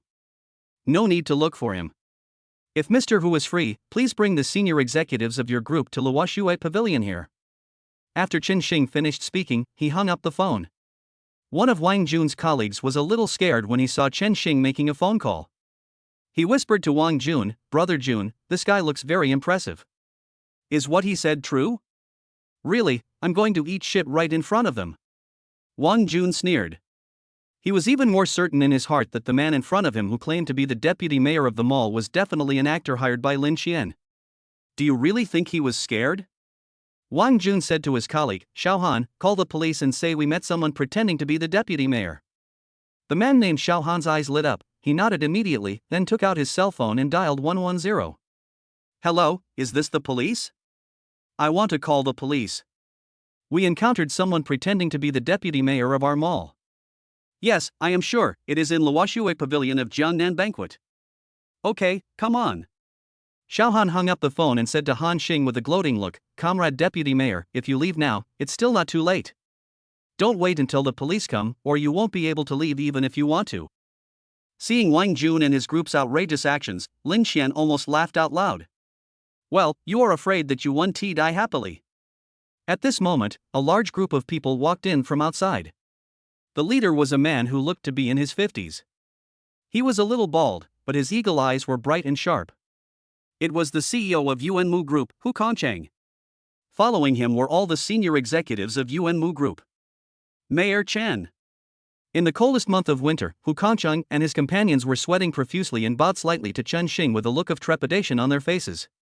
"Boss Hu, these are farmers from Yao Village. Your employees are really awesome. They dare to lower the price and oppress the farmers. Isn't the support from the city big enough? Do you need to live by drinking the blood of farmers?" Before Hu Kongcheng could say anything, Chen Xing took the lead in attacking. Hearing Chen Xing's words, Hu Kongcheng was shocked and angry. He turned his head sharply and looked at Wang Jun and others.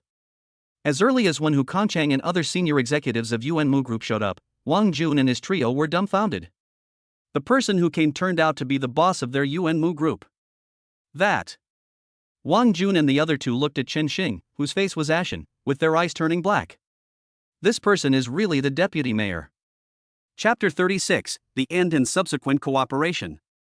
At this moment, Wang Jun only felt his hands and feet were cold, and he felt that his life was dark. Mayor Chen, I really am not you." Wang Jun had a sad face and bowed deeply to Chen Xing. Chen Xing just glanced at him coldly, then turned to Hu Kongcheng and said, "Boss Hu, Yuanmu Group is a star enterprise that our mall strongly supports, but there are such scum in your team. It is simply a smear on the Yuanmu brand. And I heard from these farmers that they reported this problem to your company but received no response. It seems that the problem of your Yuanmu Group is not small." The sweat on Hu Kongcheng's forehead dripped down from his ears, but he didn't dare to reach out to wipe it. After Chen Xing finished speaking, he immediately promised, "Mayor Chen's lesson is that after I go back, I will immediately organize people to conduct an investigation and clear out all the bad apples in the group." Then he said to Yao Jun and the others, "Brothers, I'm really sorry that you have been wronged because of the negligence of our Yuanmu group. Regarding this matter, our group will discuss and come up with a suitable compensation plan, which will surely satisfy the big brothers." Yao Jun and his companions did not expect that Hu Kangcheng, the CEO of Yuanmu Group, would apologize to them and compensate them. As the representative, Yao Jun immediately said in a panic, "You are too polite.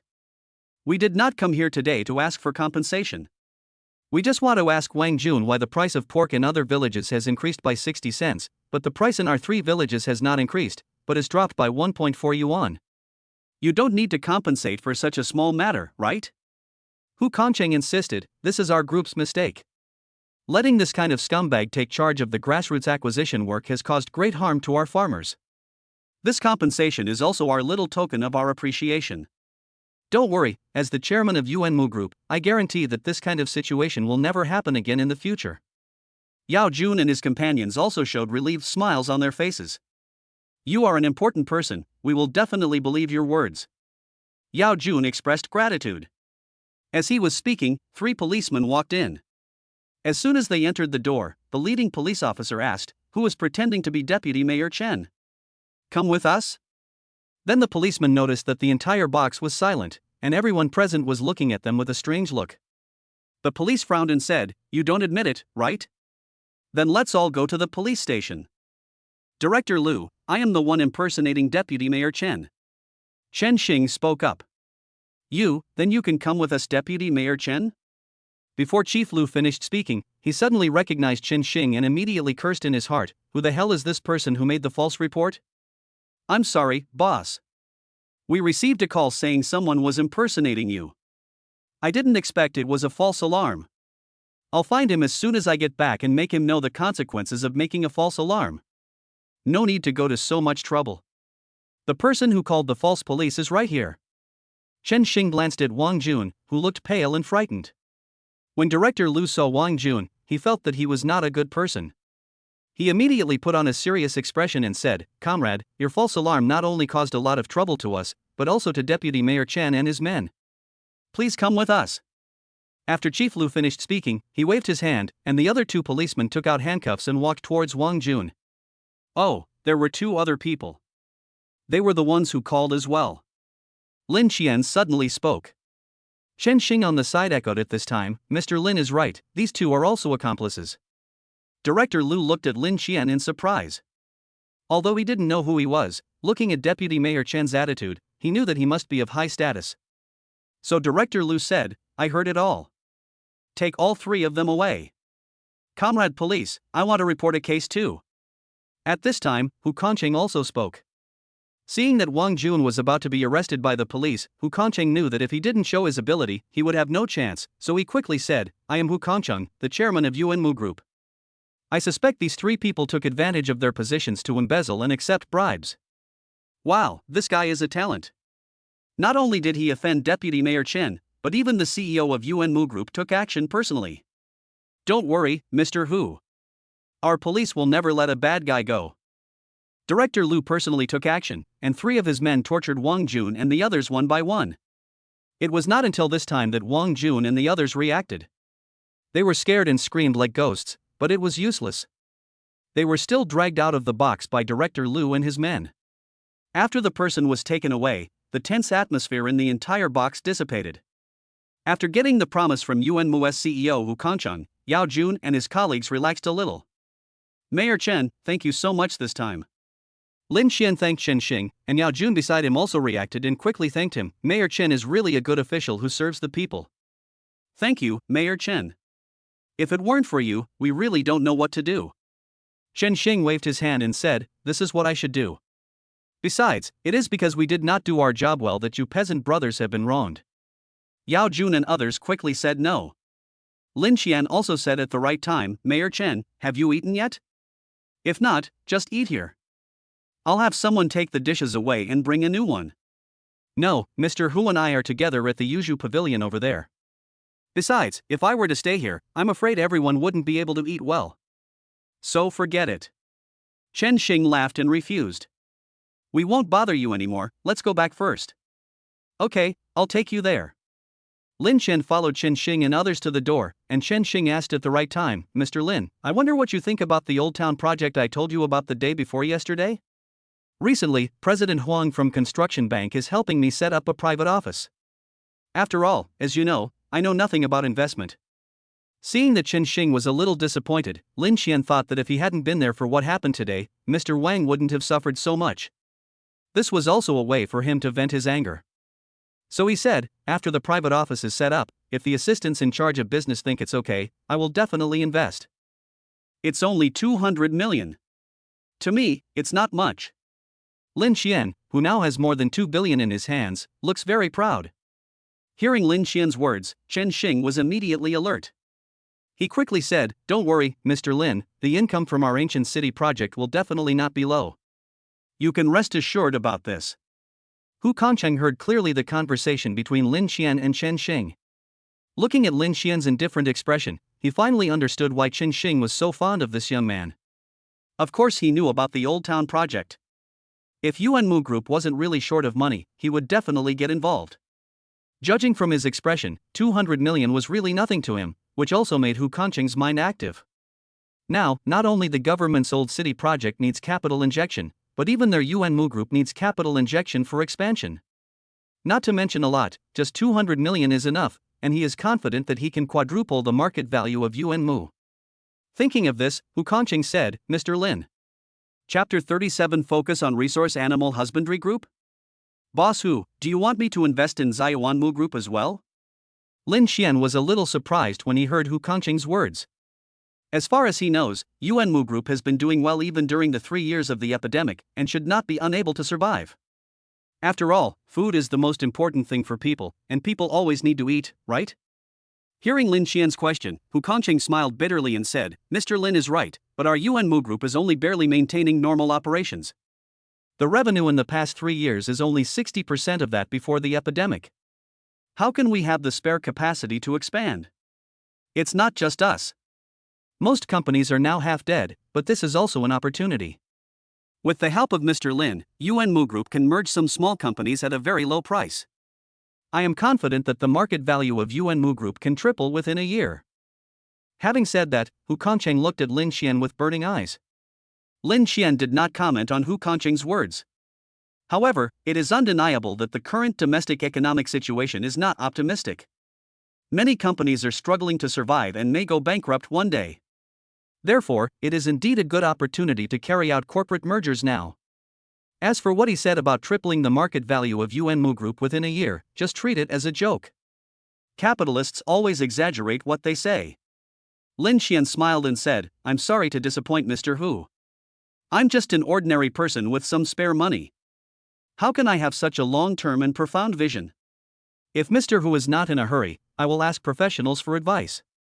If there is really a way, I will definitely cooperate with Mr. Hu." It was exactly the same reason he gave Chen Xing. Although Hu Kancheng was a little disappointed, he still said politely, "No hurry, no hurry. Mr. Lin, please consider it." Chen Xing also smiled and said, "Boss Hu, this is not very honest of you. It was obviously me who first approached Mr. Lin for cooperation. Even if Boss Hu is in a hurry, you still have to wait in line, right?" Hu Kancheng slapped his forehead and said a little embarrassedly, "I'm sorry to make Mayor Chen laugh. I'm also worried. After all, Yuanmu Group is related to the lives of thousands of employees and their families." After he finished speaking, he deliberately glanced at Lin Qian, but Lin Qian still had a faint smile on his face, as if he didn't understand the meaning of his words. In the end, Hu Kancheng could only smile awkwardly. Lin Qian sneered in his heart. The capitalists are indeed dishonest and dare to blackmail me morally. Thinking of this, Lin Qian lost interest in talking to Hu Kancheng, so he said to Chen Xing, "Mayor Chen, I won't keep you any longer. Don't worry, as long as my private office is set up and the project is fine after evaluation, I am willing to do something meaningful for our mall." "Thank you, Mr. Lin, for your trust." A satisfied smile appeared on Chen Xing's face. He was waiting for Lin Qian to say this. After Lin Qian left, Chen Xing said to Hu Kancheng, "Mr. Hu, you went a little too far just now." Hu Kancheng also felt a little regretful and quickly said, "Mayor Chen, I am also very anxious. Seeing such a good opportunity slip away in vain, my heart feels like it is being scratched by a cat." Originally I wanted to get a bank loan, but now not only the banks in our mall, but even the banks in Guangzhou are tightening their lending rates, so I have no choice. Since Yuanmu Group is a key enterprise supported by our mall, Mayor Chen, you must help us. Chen Xing knew that Hu Kongcheng was right. He was the one who single-handedly supported Yuanmu Group in the beginning. As Yuanmu Group grows bigger, his political achievements will become more brilliant. Both privately and publicly, it is right to help Yuanmu Group. So he said to Hu Kongcheng, "Wait a minute, I'll make a phone call and ask." After saying that, he took out his phone and called Huang Wei. "Hey! Old Huang." When the call was connected, Chen Xing immediately greeted Huang Wei with a smile. "I was just about to call you." Huang Wei, who had just returned to his office, was in high spirits. He had made a big splash at the branch meeting this time. Before the first month of 2023 was over, the Haihe District branch had already completed this year's savings task, and even exceeded it by far. After the meeting, the old leader talked to him privately and told him that if he could try harder, he might be able to move up in the next year. As for Mr. Lin's establishment of a private office, there was no delay at all and it was approved directly. The bank also took out the talent reserve information from the head office. After receiving the call from his old classmate, Huang Wei said without waiting for him to ask, "Don't worry, there is no problem with your mall old city project, and the income is also quite good." Mr. Lin has no reason to disagree. More importantly, Huang Wei lowered his voice and said, "More importantly, Mr. Lin's account received 2.4 billion yesterday." Chen Xing on the other side also concentrated and calmed down. When he heard Huang Wei's words clearly, he blurted out F. "Ha ha. Are you shocked?" I was shocked at the time. This Mr. Lin really gave me a big surprise. Huang Wei was very satisfied with Chen Xing's reaction and continued, "Okay, don't spread this matter. I will give a private notice when Mr. Lin's private office is set up." Even after the call was hung up, Chen Xing still had a shocked expression on his face. Hu Kongcheng, who was standing by, was startled when he saw Chen Xing's ugly face. Could it be that the cooperation with Mr. Lin is over? "Mayor Chen, has something happened?" Hu Kongcheng asked cautiously. 2,400,000,000. What? Hu Kongcheng looked confused.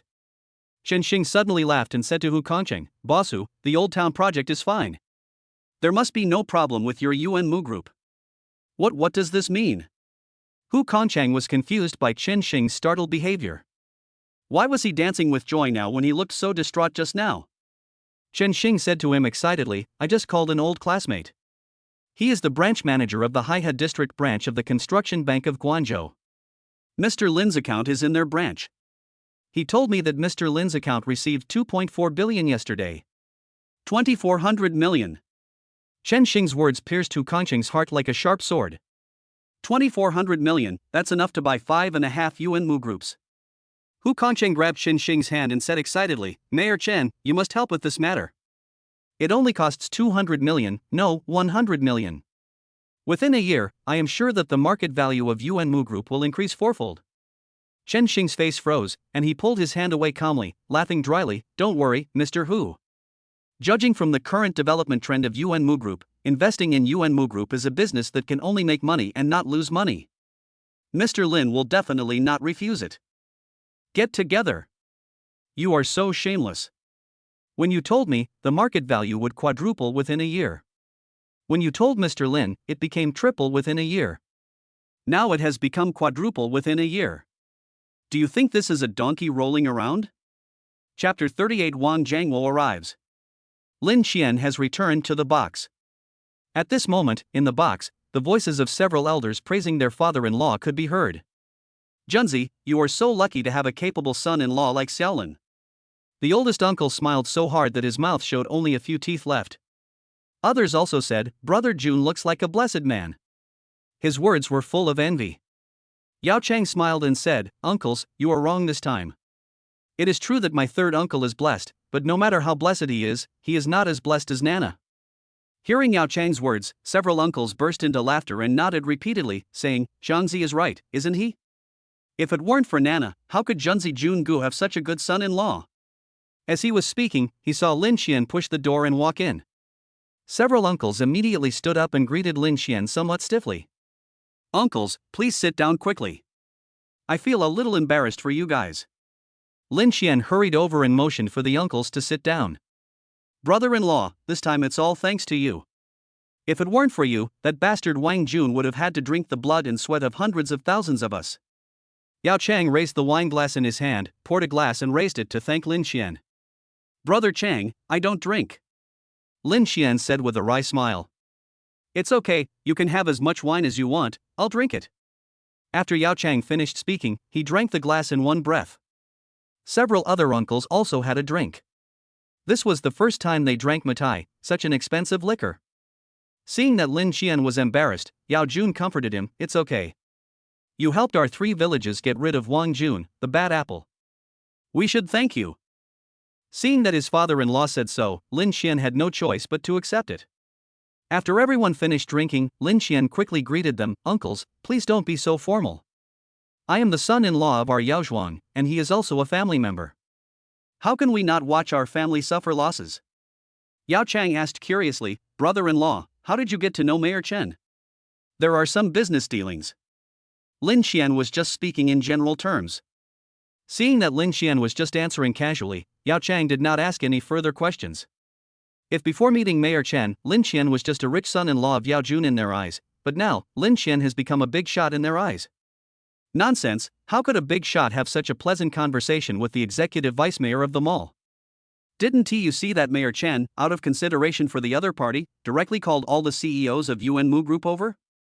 After solving the urgent problem, everyone relaxed and had a very enjoyable meal. After they had eaten and drunk their fill, Yao Na and her group were already ready to go home. On the way, Yao Na also learned that today's events were all thanks to Lin Xian. Especially after hearing that Lin Xian actually knew Mayor Chen, he became even more curious. After returning home, the two took a shower and hugged each other. Yao Na then asked out of curiosity, brother, how did you know Mayor Chen? Have you forgotten? Last time we were at Hilton International, didn't I go down for a while? Lin Xian did not hide it from Yao Na. Yao Na nodded and said, I know. Didn't they say that President Huang from the Haihe district of the construction bank wanted to see you? That's him. Mayor Chen is his old classmate. He's in charge of the old city renovation project at the mall. Speaking of the old town renovation project, Yao Na nodded and said, I know about this project. The old town over there is well built and has a lot of people. But I heard that this old town project has several phases, and only the first phase has been developed, and it's still unfinished. That's the project. Lin Xian told Yao Na about his plan to invest in this old city project. Yao Na said, I don't understand this. You have to decide the details yourself, brother. Don't worry, I know my own strengths and weaknesses, and I have already set aside some money. Even if we lose money, we will still have enough food and clothing. Lin Xian's words made Yao Na feel more at ease. As expected, her brother was very thoughtful in doing things.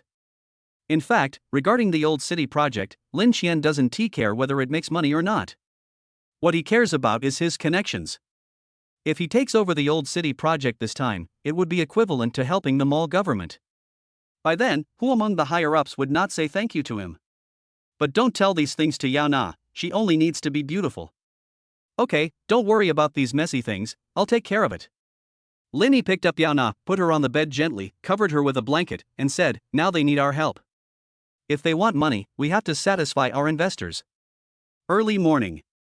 There was a sudden noise downstairs, waking up Lin Xian and Yao Na from their dreams. What's going on? Lin Xian and Yao Na put on their clothes and went downstairs. At the door, a middle-aged man in his 50s with a weathered face was holding his father-in-law's hand and saying something with tears and snot. Seeing Lin Xian and Yao Na standing up, the eldest brother-in-law Gua Haifeng, who was watching the fun, pointed at the man and said, this man is Wang Jun's father, Wang Jiangwo. Yesterday, my father brought some uncles to his house to ask his son for an explanation. He looked very strong. But now, I don't know who told him that his son was taken away by the police yesterday because of you. Now, he's blocking the door early in the morning. Lin Xian looked over and heard Wang Jiangwo crying, Brother Jun, please be kind. My son is only 26 years old. He is still a child. I know he did something wrong, but we are all from the same village. You can't just watch him go to jail, can you? Yao Jun felt very happy when he saw Wang Jiangwo crying. Did you feel so proud yesterday? Jiangwo, it's not that I don't want to help you. I just have no choice. Your son was fooling around behind the back of Yuan Mu Group, and now he's been discovered. It's his own fault. Yao Jun shook his head. He really has no ability to take care of this matter. Even if he has a way, he will not save someone like Wang Jun. Brother Jun, you can't do anything, but your son-in-law definitely has a way. Isn't he a sworn brother of Mayor Chen? If he tells Mayor Chen, won't my son be released? Lin Chen was shocked when he heard what Wang Jiangwo said. My goodness, when did Mayor Chen and I become sworn brothers?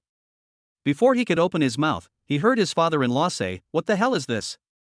If my son-in-law had this ability, would your son dare to do that? Okay, Jiangwo, you should go back. Our family really can't help you with this. Yao Jun waved his hand impatiently, then turned and walked into the yard. Just as I was about to close the door, I saw Wang Jiangwo fall to his knees with a thud. Chapter 39 Returning Home. Jiangwo, what are you doing? Get up. Yao Jun's face changed and he quickly stepped forward to pull him up. However, Wang Jiangwo was determined to kneel down, and Yao Jun didn't even try to pull him back. He even fell forward due to him being dragged down by him. If the fall is hard, there won't necessarily be any problems. Dad. Yao Na, who was standing by, saw this scene and couldn't help but exclaimed nervously. After she realized what was happening, she rushed over. But there is someone who is faster than her. Dad. Be careful. Lin Chen rushed to Yao Jun and Wang Jiangwo, held Yao Jun with one hand and pulled up Wang Jiangwo with the other, and lifted the two men up. Then Yao Na and Gua Haifeng rushed over with nervous faces and asked with concern, Dad, are you okay? It's okay, luckily Xiao Qian helped me. Yao Jun was also a little scared. His physical condition was not very good, and he was already over 60 years old. Even though it was nothing serious, if he had fallen hard just now, who knows what would have happened. Yao Na and the others also know that the elderly are afraid of falling.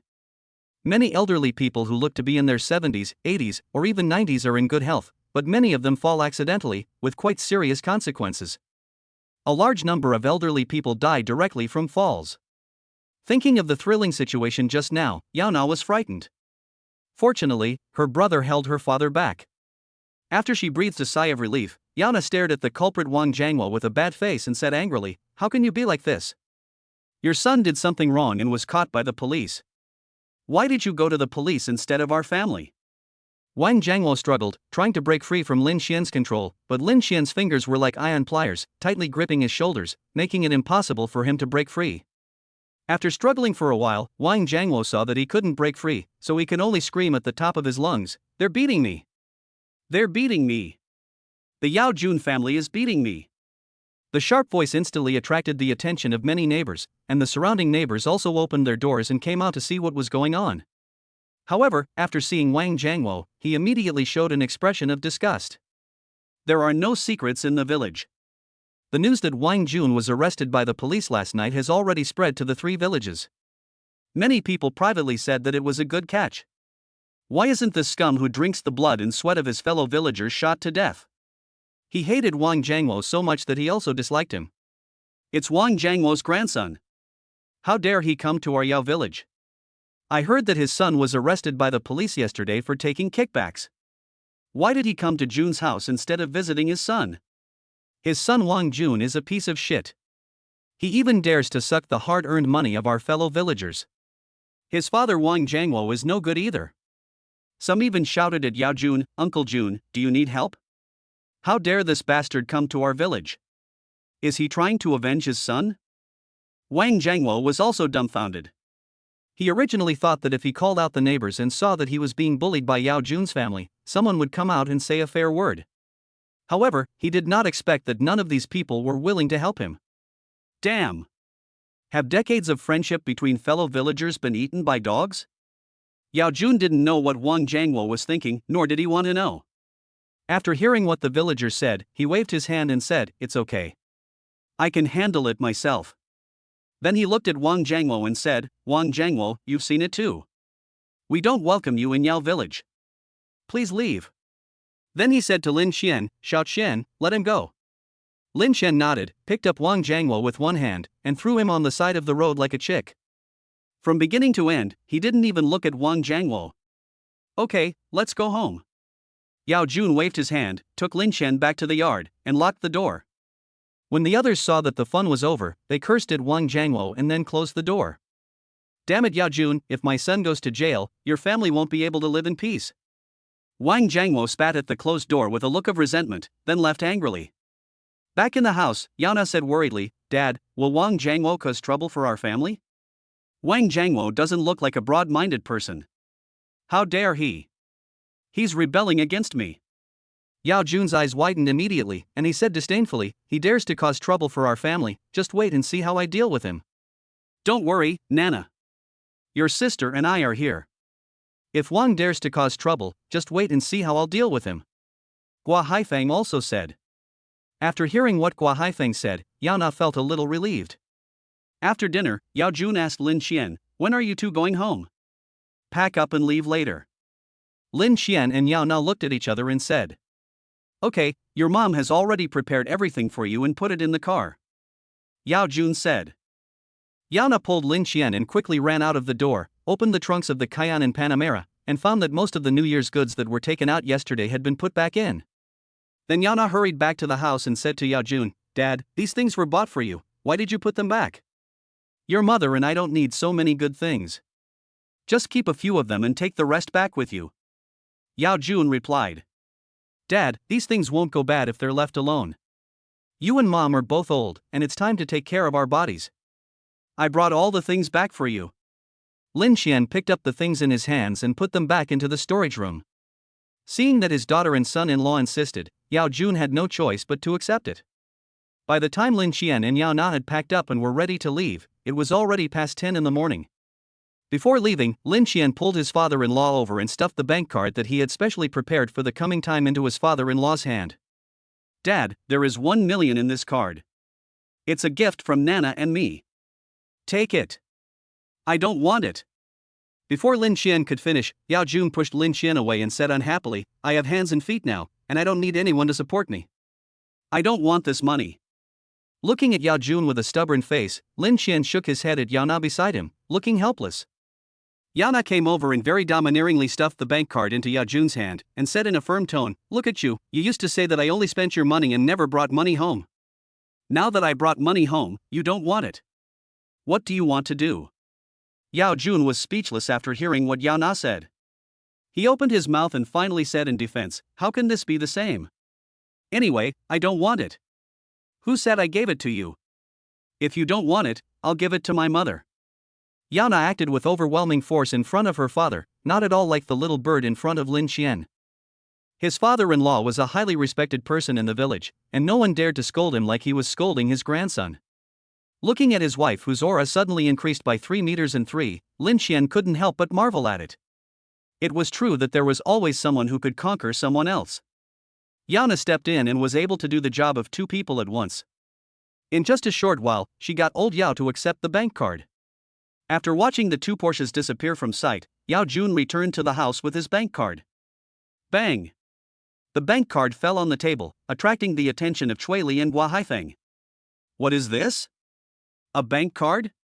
Yao Chun took the bank card and looked at his father in surprise. Yao Jun said calmly, This is the money your sister gave me. Oh, it's different now that you have money. You've started sending money home. How much? Yao Chun laughed and asked. 1 million. Ahem puff. Gua Haifeng, who was drinking water nearby, almost choked to death. Chapter 40, Accepting Tao Ran and Tao Su as godsons and goddaughters. Thank you, brother. Yao Na's voice came from the phone. Lin Xian was stunned for a moment, then he realized that she was talking about giving 1 million to his father-in-law. He smiled and said, Silly girl, you are my wife, and your parents are also my parents. Don't say thank you in the future. Hee, okay, brother, I love you. In Paramila, Yao Na hung up the phone with a red face, then breathed a sigh of relief. Suddenly she saw the siblings Tao Ran and Tao Su sitting in the back seat, looking at her with smiles on their faces. Lin Xian, who was in the Cayenne, didn't know how much Yao Na had been teased by Tao Ran's brother and sister. He called his mother in advance and told her that he had already set off. From Yaozhuang to Qinzhou, the distance is also more than 200 kilometers, and the journey of nearly 2 hours passed in a flash. By the time Lin Xian and his friends drove to the entrance of the alley where his home was, it was already past noon. The Cayenne and Panamera drove all the way into the alley, which also made Lin Xian breathe a sigh of relief.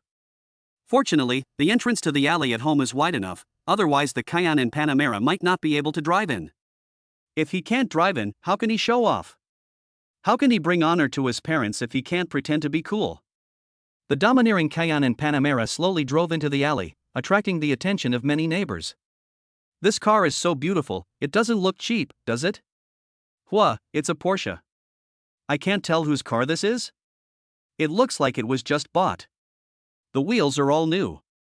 During the Chinese New Year, the usually quiet alleys have become bustling. People who have been busy outside all year have also returned home. A man in his early 30s looked at the Cayenne Panamera slowly passing by with envy on his face.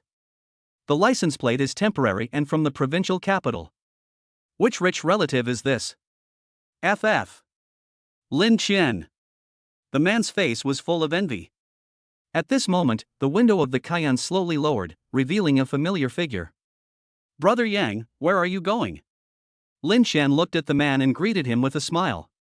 Lin Feiyang is his neighbor and also his cousin from the same clan. They were good friends who grew up together naked when they were young. Lin Feiyang saw Lin Qian clearly and asked with surprise, who did I think it was? It's you. Have you made a fortune? Lin Feiyang looked at the Cayenne with curiosity. Lin Qian also stopped the car at the right time, opened the door and got out, took out a box of 9.5 Supreme, opened it and handed it to Lin Feiyang, then lit one for him and said modestly, I made a little money this year, and Yao Na and I haven't bought a car yet. This is just right. I just picked up the car the day before yesterday.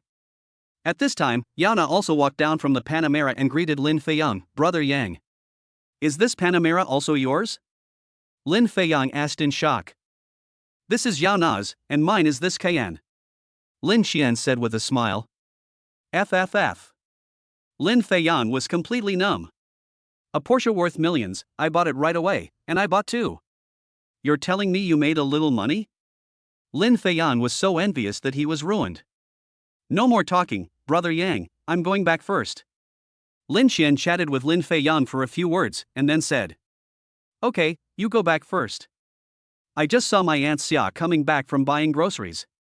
Lin Feiyang waved at Lin Qian, and suddenly saw the box of 9.5 Supreme in his hand, and hurriedly shouted to Lin Qian, Qianer, cigarettes. You take it. Lin Qian in the car waved his hand and started the car. After Lin Qian and Yana drove away, a neighbor came out of the door and asked, Feiyang, was it Lin Qian who got out of the Porsche just now? That's right. I haven't seen them for a year, and they both drive luxury cars. Lin Feiyang said with envy. Then he took the 9.5 Supremes in his hand and said to his neighbor, look, it's different when you have money. You can get a box of 9.5 Supremes when you spend money. The man glanced at the Porsche walking into the alley and said with emotion, Mr. Lin and his wife have finally made it. Their son is so promising and their daughter-in-law is so virtuous. Thinking of his unlucky child, he became furious. He turned around and went back into the house and slapped his son who was playing with his mobile phone. I'll fucking let you play with your phone. Mom! I'm back. After parking the car at the door, Lin Qian and Yana got out and shouted towards home. Hey! Here it comes. Creak! The door opened and a middle-aged woman in an apron hurried out with a spatula in her hand. You guys came back pretty quickly. Seeing Lin Qian and Yao Na, Yang Xiao's face broke into a bright smile.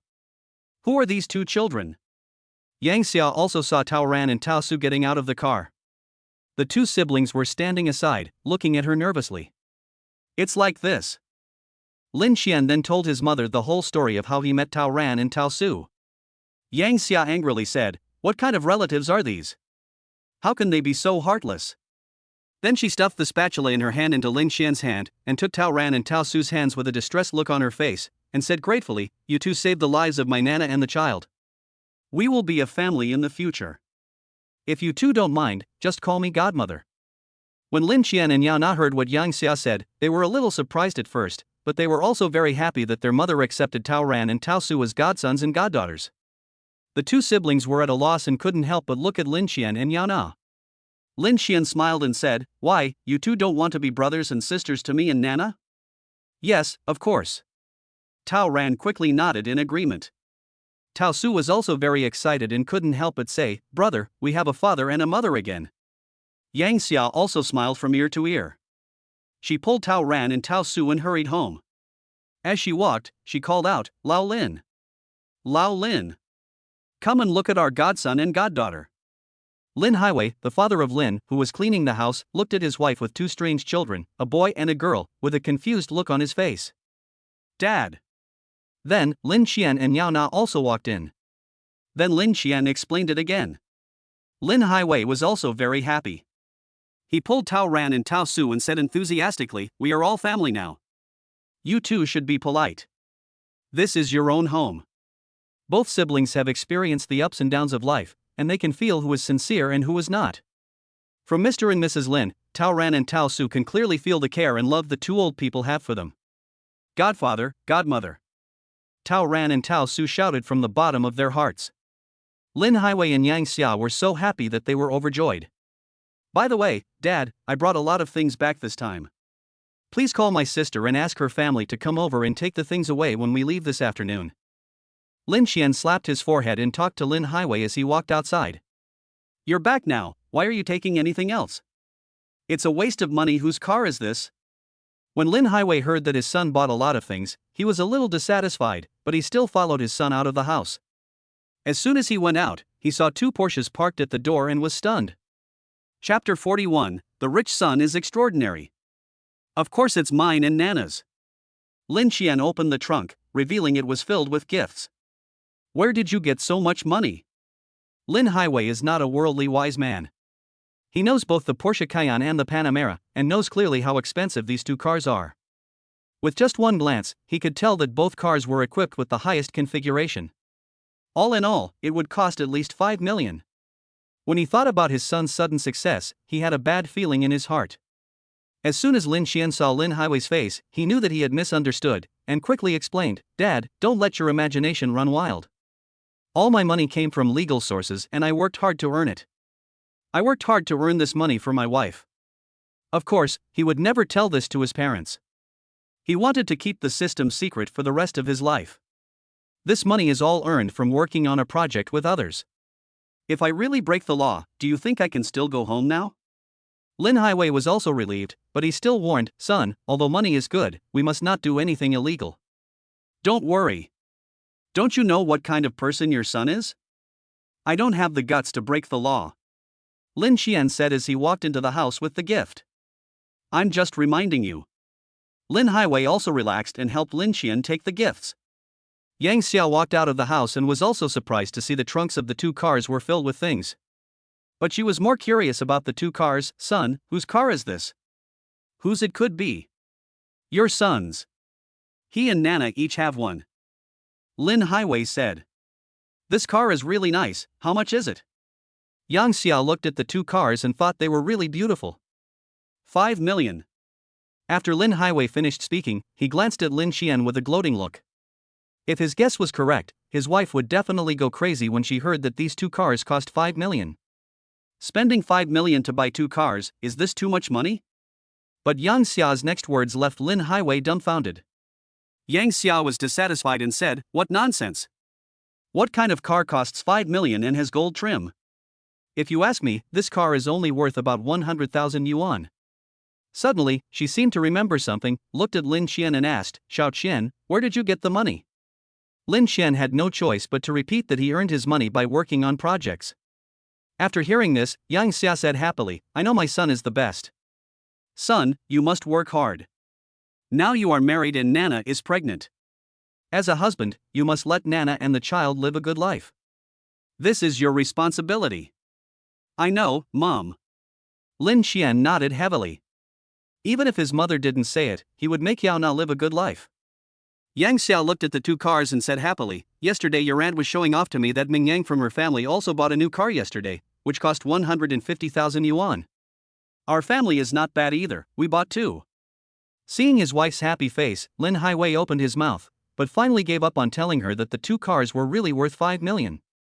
He was afraid that his wife's surprise would turn into shock. Just after dinner, two voices, one big and one small, were heard outside. "Dad, Mom, whose car is parked outside?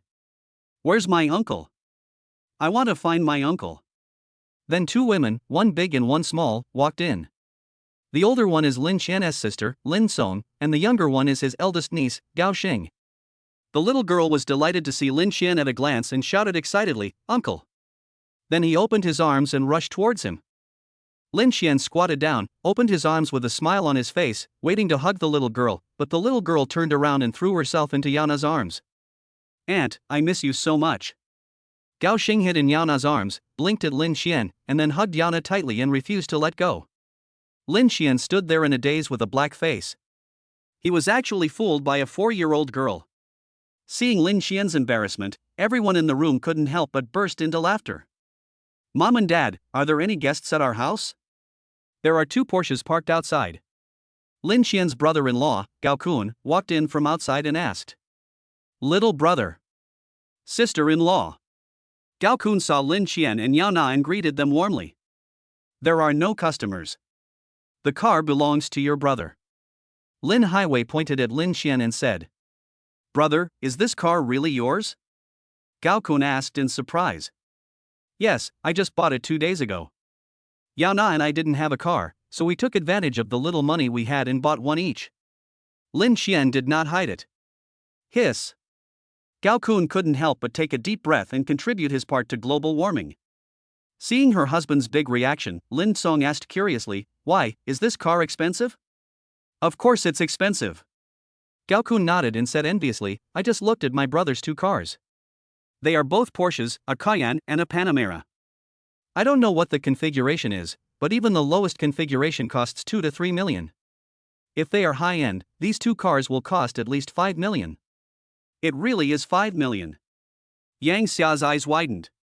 She suddenly remembered that her husband had just told her that the 2 cars were worth more than 5 million yuan in total. She thought it was a joke, but it turned out to be true. After realizing what was happening, Yang Xia was furious and yelled at Lin Xian, "You prodigal son, why do you have to buy a car when you have so much money? Why don't you do something else with it?" Lin Xian was overwhelmed, but luckily he reacted quickly and explained, "Mom, you can't say that. A car is a person's face. If I don't drive a luxury car when I go out to discuss cooperation, people will look down on me. I bought it for work needs. Even if what you said makes sense, there's no need to buy such an expensive car, right?" Although Yang Xia had accepted Lin Xian's words in her heart, she still felt sorry for the money. She said, "It would be great if you could use this money to pay off the mortgage on your new house first." "Mom, do you think I won't pay off the mortgage first when I have money?" Lin Xian smiled and said, "I paid off the mortgage as soon as possible." "That's good. That's good." Yang Xia finally breathed a sigh of relief. After Yang Xia left, her elder sister, Lin Song, came over and whispered to Lin Xian, "Don't think our mother is nagging. She is doing this for your own good." "I know." Lin Xian certainly understood. He took out 2 iPhone 14s from the bag on the sofa, handed them to Lin Song, and said, "Here, this is a gift for you." "What is this Apple Fan 14? Lin Song took the phone and couldn't help but exclaimed after seeing it clearly. "What's going on?" Gao Kun, who was standing by, also came over. Lin Song handed him one of the boxes and said, "This is a gift from our brother for us." "Apple Fan 14. No, it's too expensive. I can't take it." Gao Kun was surprised at Lin Xian's wealth, but still refused. Lin Xian put the phone in his hand and said, "I bought it not only for you, but also for our parents, Yana's parents, her elder sister, and her younger brother. There are 12 phones in total. If you don't want them, what do you think Nana will think?" "So much?" Lin Song and Gao Kun were both shocked. The top-end version of the Apple 14 costs nearly 10,000 yuan each, and 12 of them would cost more than 100,000 yuan, right? Spending hundreds of thousands of dollars to buy a mobile phone, what kind of a crap thing is this? Chapter 42, The Troubles of Uncle and Aunt. Looking at the iPhone 14 in front of him, Lin Song remembered that his brother had 2 cars worth 5 million yuan parked outside. Spending hundreds of thousands of yuan to buy a mobile phone was not something he could not accept. "Okay, I'll take this phone." Lin Song took a mobile phone and handed it to her husband. Gao Kun also thanked Lin Xian, "I am also grateful to you, brother. I have heard about how good the phones of Apple fans are before. This time, my dream has finally come true." Lin Xian smiled and said, "We are all family, so why are you talking about taking advantage of others?" Lin Song unpacked his phone, inserted the SIM card into it, and then excitedly shouted to his mother Yang Xia, "Mom, Dad, your son bought you a new phone, come and have a look." After a while, Lin Highway and Yang Xia came over. "Isn't this phone really beautiful?" Yang Xia took the phone from Lin Xian and said with a smile. That's not right, it's 10,000. Lin Song told the price with a smile. What? Yang Xia's hands trembled, and she almost threw the phone away. Then she quickly stuffed the phone to Lin Xian and said, You loser, get out of here. A 10,000 yuan phone, you have money to burn. Lin Xian scratched his head, glared at his elder sister who was laughing beside him, then said with a smile, Mom, this phone is of good quality. It can be used for 3 or 4 years without replacement. On average, it only costs 2,000 yuan a year, which is not expensive. What do you mean it's not expensive? Yang Xia took out her cell phone, put it in Lin Xian's face, and said, Look at my cell phone. I only bought it for over $1,000 and I've been using it for 3 years. Isn't it still working fine? I don't want my phone. Go and return it. With that money, what else can you buy? Lin Xian felt a little helpless, and winked at Yao Na, wanting her to persuade her mother, but the girl simply shook her head and refused. After glaring at Yao Na and giving her a look that said she was going to make up her mind, he could only say to his mother in a tough manner, You can't return this phone. You'd better keep it, unless you want to waste this 10,000 yuan. You're a loser. Yang Xia angrily slapped Lin Xian and snatched the phone away. Just as she was about to leave, she suddenly remembered that she didn't know how to use it, and said to Lin Xian coldly, Why are you still standing there? Teach me how to use it. Hey, here it comes.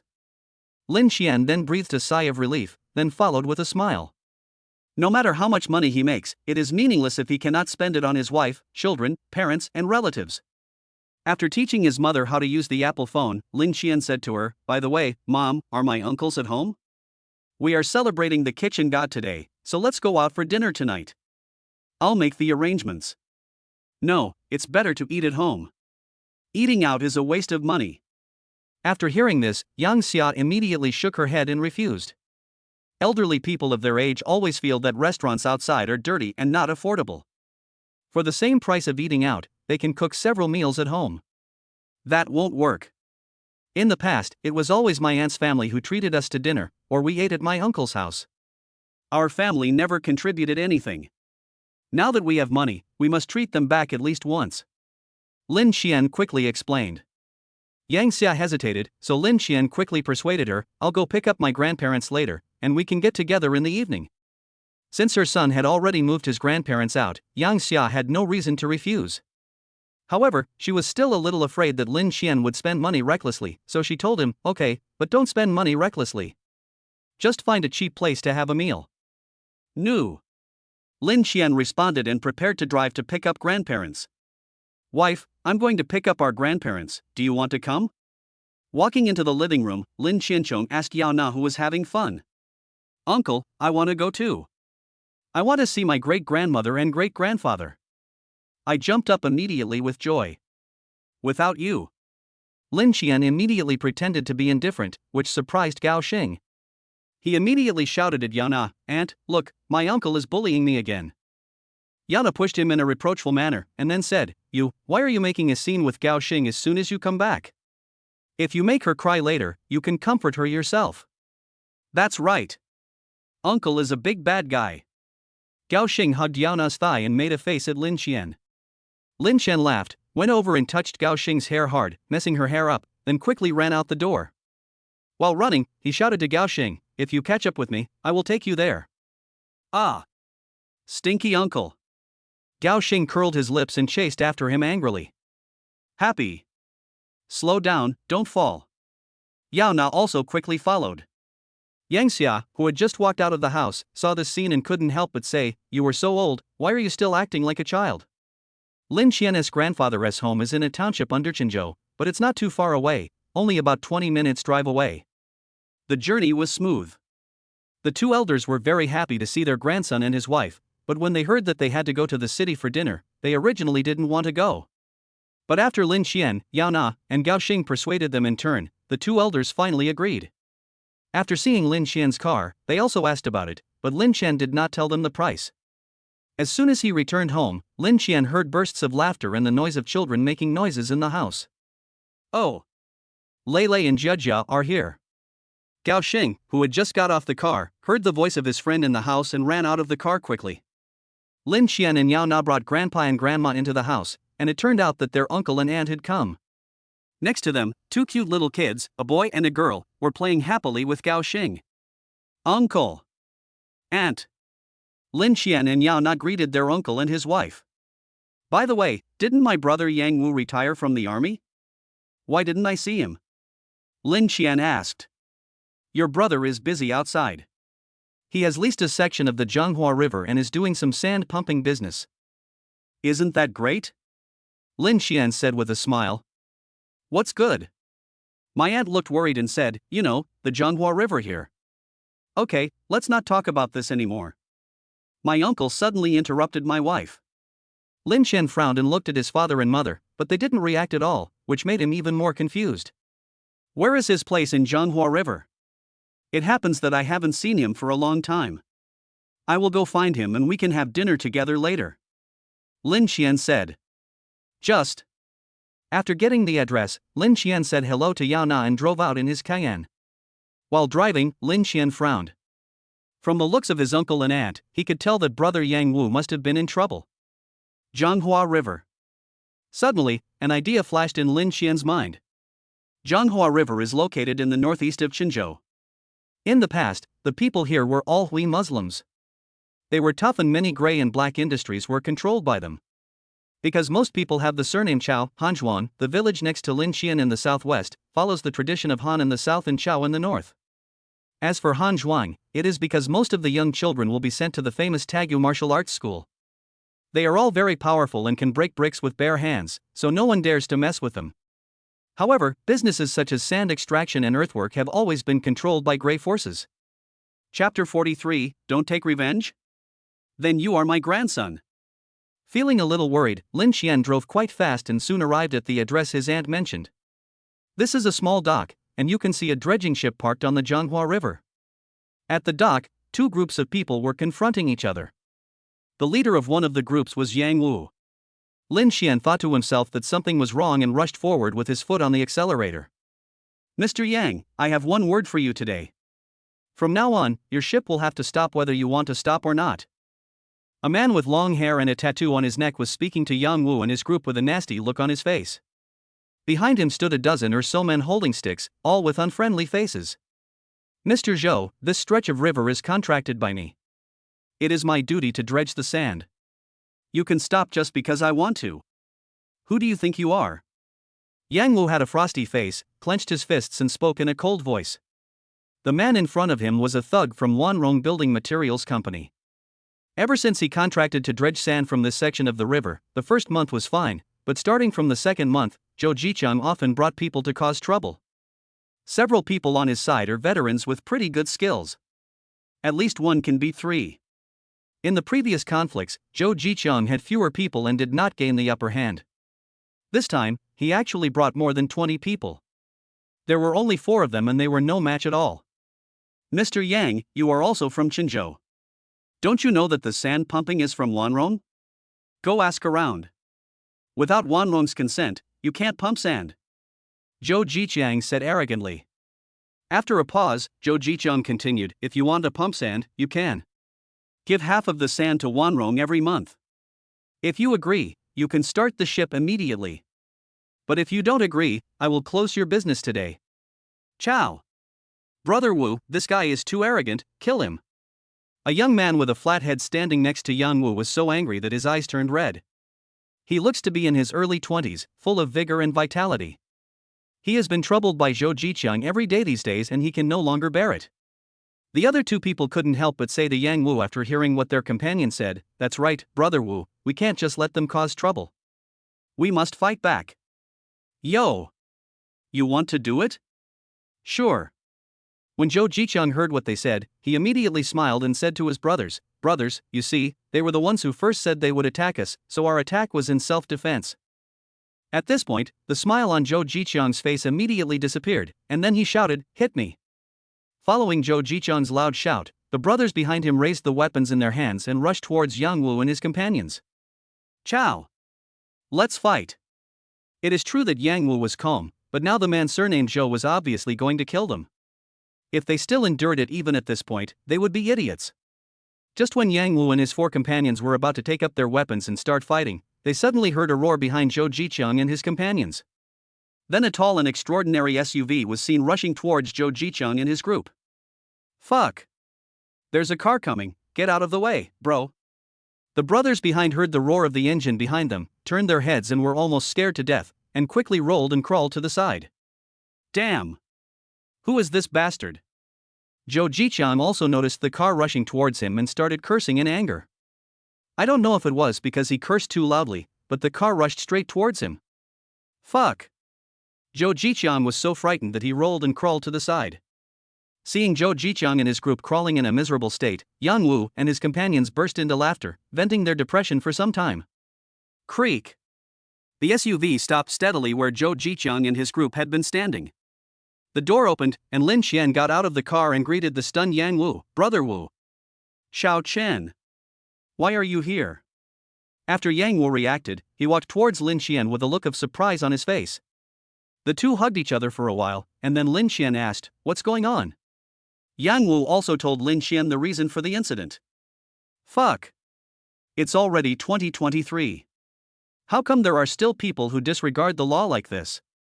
Lin Xian looked at Zhou Jicheng and others with disgust. As he was speaking, Zhou Jicheng and his men came over. You little bastard, you dare to hit me with your car? Beat me up. Zhou Jicheng pointed at Lin Xian and cursed at him. Lin Xian's eyes flashed coldly, and he kicked him. Wow. Zhou Jicheng was kicked in the chest by Lin Xian, and he screamed and spat out a mouthful of blood, flying out. The people behind him were also knocked out. Fuck. Brother Wu, is this guy your brother? Is he so awesome? He can just kick someone away, but don't kick him to death. One of Yang Wu's comrades opened his eyes wide with a look of disbelief. Yang Wu quickly reminded, Xiao Chen, don't let anyone get killed. Don't worry, I know my limits. Lin Xian turned his head and said. From the time Zhou Jicheng ordered the fight to the time he was kicked away by Lin Xian, it only took 2 or 3 seconds, and the others had no time to react at all. In addition, seeing that Lin Xian could actually kick someone several meters away with one kick, he became even more cautious. Lin Xian glanced coldly at Wan Rong's men, then walked up to Zhou Jicheng, stepped on his mouth, and twisted it hard twice. Strands of blood flowed from Zhou Jicheng's mouth, causing him to scream in pain. After a while, Lin Xian stopped, squatted down, looked at Zhou Jicheng coldly, and asked in a cold voice, "What did you say just now?" I didn't hear it clearly. Fuck you. Zhou Jicheng cursed at Lin Xian with a look of resentment, but before he could finish his curse, Lin Xian slapped him in the face. Go on. Lin Xian shook off the blood in his hands and said coldly. Bang. Another slap landed on Zhou Jicheng's face, splashing a puff of blood. Zhou Jicheng looked confused, and I haven't even started to scold him yet. Bang. Bang. Crisp slaps sounded one after another, and Zhou Jicheng soon turned into a pig's head. Brother. I was wrong. Finally, under Lin Xian's violence, Zhou Jicheng could no longer hold on. Brother, I was wrong. Zhou Jicheng stammered and spoke unclearly. If Lin Xian had not been close to him, he would not have been able to hear what he said. Wouldn't it be better if we did this earlier? Lin Xian clapped his hands, stood up, and said to the people from Wan Rong next to him, "What are you all standing there for? Hurry up and pull your boss up." After hearing Lin Xian's words, the people of Wan Rong hurriedly helped Zhou Jicheng up. Yang Wu and his companions also rushed over and surrounded Lin Xian. Xiao Qian, are you okay? Yang Wu asked with concern. Of course it's okay. Lin Xian said with a smile. Since his rebirth, he found that his physical fitness had become stronger, even getting stronger day by day. When he kicked Zhou Jicheng just now, he was holding back on his strength, otherwise this kick would have killed him directly. Perhaps because there were people around him, Zhou Jicheng regained his courage. He pointed at Lin Xian and said, "Damn it. Boy, if you dare to attack me, I will kill you." Lin Xian sneered and took a step forward, scaring Zhou Jicheng and others so much that they quickly retreated. Seeing the playful expression on Lin Xian's face, Zhou Jicheng blushed and cursed at the others. What the hell are you afraid of? We have dozens of people. Go and deal with him. After hearing Zhou Jicheng's words, everyone remembered that there were so many of them. Cool. Brother Chang is right. Even if this guy is good at fighting, can he beat dozens of us? Go. Kill him. Lin Xian sneered and rushed towards the crowd without saying a word. Yang Wu suddenly became very anxious and said to his comrades, "Don't just stand there, get started."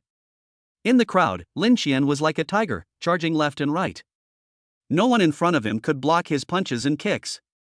Often, just one punch could cause several people to fall to the ground. In just 2 minutes, all the 20 or so people brought by Zhou Jiqiang fell to the ground. This made Yang Wu and his companions lose face. "Brother Wu, who are you and why are you so good at fighting?" The guy with the flat head swallowed and looked at Yang Wu in shock. "How the hell should I know?" Yang Wu pulled the corner of his mouth. Gulp. Zhou Jiqiang looked at Lin Qian, who was slowly walking towards him, his legs shaking. "You, don't come over here. If you come over here again, I'll call the police immediately." Zhou Jiqiang took out his cell phone in a hurry and accidentally dropped it to the ground. He was about to bend down to pick it up, but his foot stepped on the phone. Zhou Jiqiang looked up and saw Lin Qian reaching out and handing him the phone. "Here, call the police. If you don't, you're my grandson. I want to see whether the people's police in Xinzhou trust you Wanrong or us ordinary people." Chapter 44, Scared Zhou Jiqiang. Zhou Jiqiang didn't dare. Wanrong and his group were all on the police station's blacklist. If they really called the police, they would take them back and put them in a darkroom for 2 days without saying a word. "I didn't do anything, but I was beaten up. If I were to be put in a dark room again, wouldn't that be a big loss?" "Humph. I admit defeat this time. Let's wait and see," Zhou Jiqiang said with a frustrated look on his face. "Wait a minute." Zhou Jiqiang turned his head and looked at Lin Qian, angrily saying, "What do you want?" "Don't get me wrong," Lin Qian said calmly, "I am different from you scum. If I beat you, I will definitely pay you some medicine. What if you guys really call the police and frame me after you go back?" Zhou Jiqiang was stunned when he heard Lin Qian's words.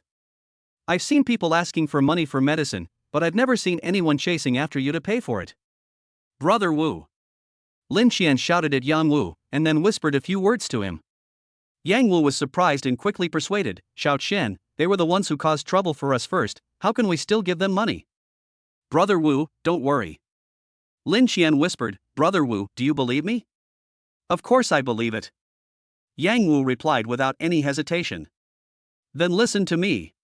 After Lin Qian arranged for Yang Wu to leave, Zhou Jiqiang and his group were not sure what Lin Qian was trying to do. "Brother Chang, what should we do?" Zhou Jiqiang glanced at Lin Qian and said, "Let's see what they are up to first. If it's really for the money for medicine, then it would be a waste." Zhou Jiqiang had already made up his mind that even if he had to pay for the medicine, he would still retaliate. After a while, Yang Wu came back carrying a large plastic bag. Lin Qian took the plastic bags and threw them on the ground. Several bundles of red banknotes rolled out of the open plastic bags. "Money! It's all money!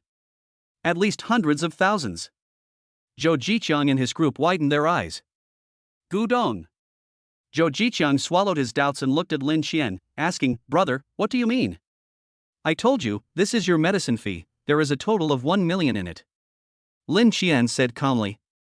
1 million. Zhou Jiqiang took a deep breath and his voice became sharp. "Take it."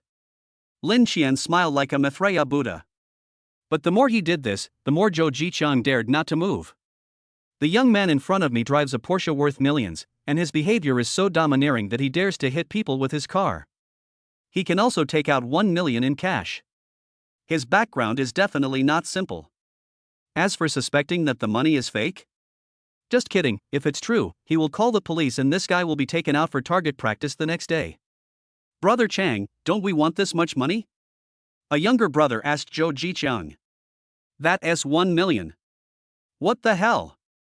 Zhou Jiqiang's face was uncertain. Looking at Lin Qian's smiling face, he felt more and more that this boy had bad intentions. "What about the medicine fee?" "Bah!" Zhou Jiqiang was sure that once he accepted the 1 million, it would be a question whether he could keep his life, and by then the money for the medicine would become the money for Mengpa soup. Damn, rich people have such dirty hearts. Zhou Jiqiang gritted his teeth and said to his brothers, "Let's go."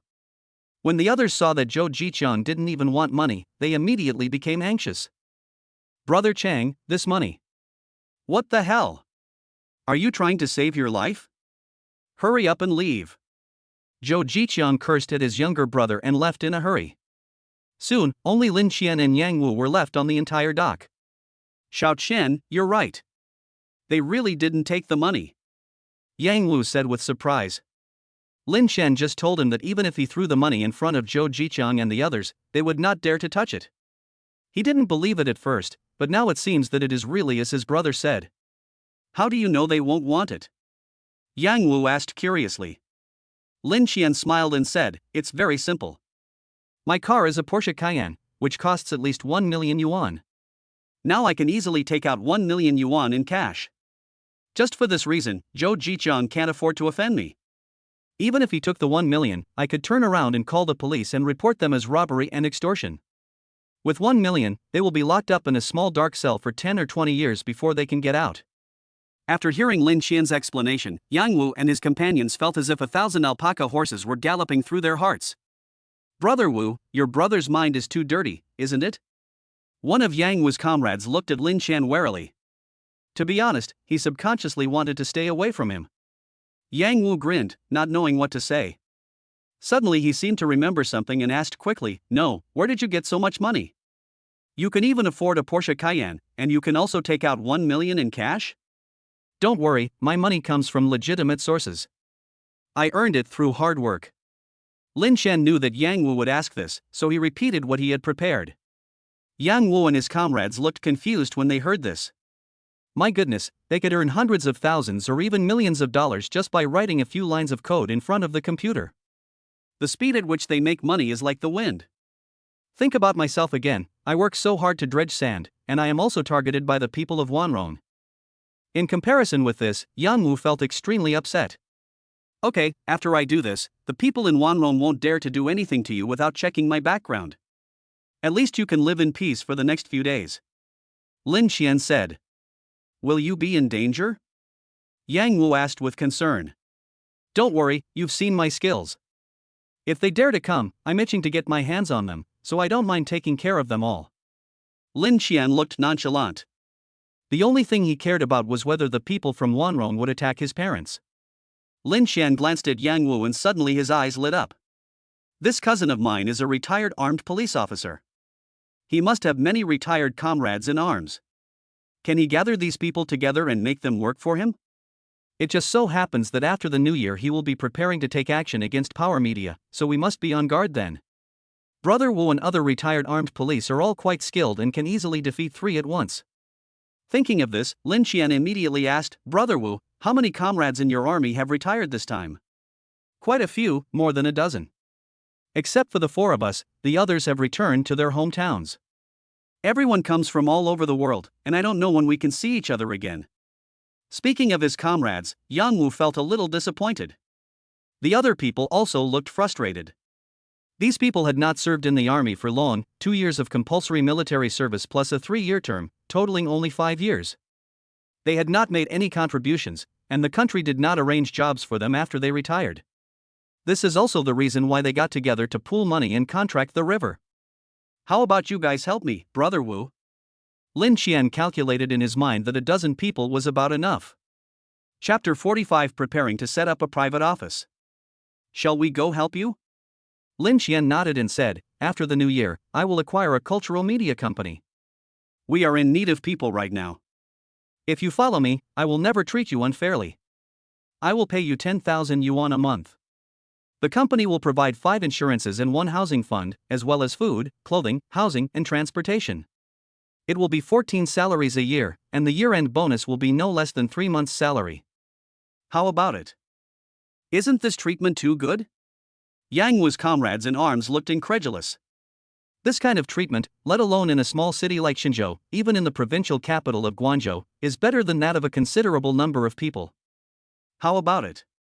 Do you want to consider it? Lin Xian said to Yang Wu and others. He believed that no one would refuse such treatment. But we don't know anything except a bit of strength, right? Yang Wu said a little frustrated. The eyes of the other few people also dimmed. It seemed that they could not do anything else except this little bit of strength. What kind of nonsense is that? You are all retired armed police officers. How can you not know anything with all these skills? Lin Xian smiled and said, if I acquire a cultural media company, you can also be security guards. By the way, I also have cooperation with the mall government. They have an ancient city project, and there are jobs everywhere there. Real? After hearing what Lin Xian said, Yang Wu's comrades in arms were already eager to agree. So everyone looked at Yang Wu. Yang Wu thought about it and made the decision. Okay, we'll listen to you, Xiao Qian, we'll follow you from now on. Lin Xian clenched his fists tightly, feeling happy. He hurriedly said, during this period of time, Brother Wu, you can handle the sand pumping work here. Tell me how much you lost, and I will make it up to you. Lin Xian said generously. That won't work. Yang Wu quickly shook his head and said, you have already taken good care of us, how can we trouble you again? Besides, we did the sand pumping work ourselves. Even if we lose money, it's our own business. How can we ask you to pay for it? Yang Wu's words won unanimous approval from the others. Brother Wu, why don't you introduce some friends to me? Lin Xian looked at Yang Wu's comrades and asked with a smile. Yang Wu patted his forehead and said embarrassedly, look, I forgot everything. This is Huanan, his real name is Zhao Yi. This is De Jiang, his real name is Xiao Jiang. This is King Kong, his real name is Lu Yonggang. Yang Wu introduced his three good brothers to Lin Xian one by one. Zhao Yi and the others also greeted Lin Xian, Brother Qian. Zhao Yi and his men had all been soldiers for 5 years, one term less than Yang Wu. They are both around 23 or 24 years old, several years younger than Lin Xian, so it doesn't hurt to call him brother. Okay, I'll sell this boat in the next few days, and I'll follow you from now on. Yang Wu also said with a smile. Don't worry, if I eat something, you will have something to drink. You are my brother after all. Lin Xian pretended to be proud. It's getting late, let's go back quickly, we have to go out for dinner together later. Lin Xian checked the time on his phone and said to Yang Wu. Okay, I'll pack up and we'll go. Just as Yang Wu was about to go back to the boat to pack his things, he was stopped by Zhao Yi. Brother Wu, let's do this. You and Brother Qian have something to do, so go back first. Yang Wu did not refuse. After making some arrangements, he and Lin Xian got into the Cayenne. A luxury car is a luxury car. Did you buy the top-of-the-line Cayenne? That must have cost a lot of money, right? Yang Wu knew something about luxury cars and could tell at a glance that this Cayenne was a top-of-the-line model. It's not bad, just over 2 million. Hearing Lin Xian's pretentious words, Yang Wu almost choked to death. You're awesome. Yang Wu gave Lin Xian a thumbs up and then turned his head to the outside. He didn't want to talk to the show-off. The whole family had a lively dinner in the evening, and then Lin Xian drove Grandma and Grandpa back home. Just as I was about to leave, my cell phone rang. Lin Xian took out his cell phone and it was a call from President Huang Wei. Good evening, Mr. Lin. As soon as the phone was connected, Huang Wei's cheerful voice was heard. Good evening, President Huang. Lin Xian also replied, and then Huang Wei said excitedly, Mr. Lin, there is good news, your application for a private office has been approved. Really? Thank you, President Huang. Lin Xian was not at all surprised about this.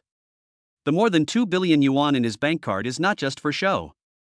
As long as the leaders of CCB have not been kicked in the head by a donkey, they will not hold him back on this matter. Huang Wei didn't expect Lin Xian's reaction to be so calm, but then he thought, with more than 2 billion yuan in his account and such a terrifying cash flow, what kind of scene must he not have seen? Thinking of this, Huang Wei became even more respectful towards Lin Xian. He reminded responsibly, Mr. Lin, your private office has also been valued by the head office. Regarding the issue of personnel selection, you can connect to the head office's talent database. I can send you the information and you can screen it. If there is a suitable one, you can stay. How many people are there? Lin Xian asked. Almost 100. Huang Wei searched the file and replied. Nearly 100? Lin Xian was a little overwhelmed. How long would it take to read so much information? Suddenly he thought of Han Ling who went with Huang Wei that day, and asked, by the way, President Huang, I remember there was a little girl with you last time?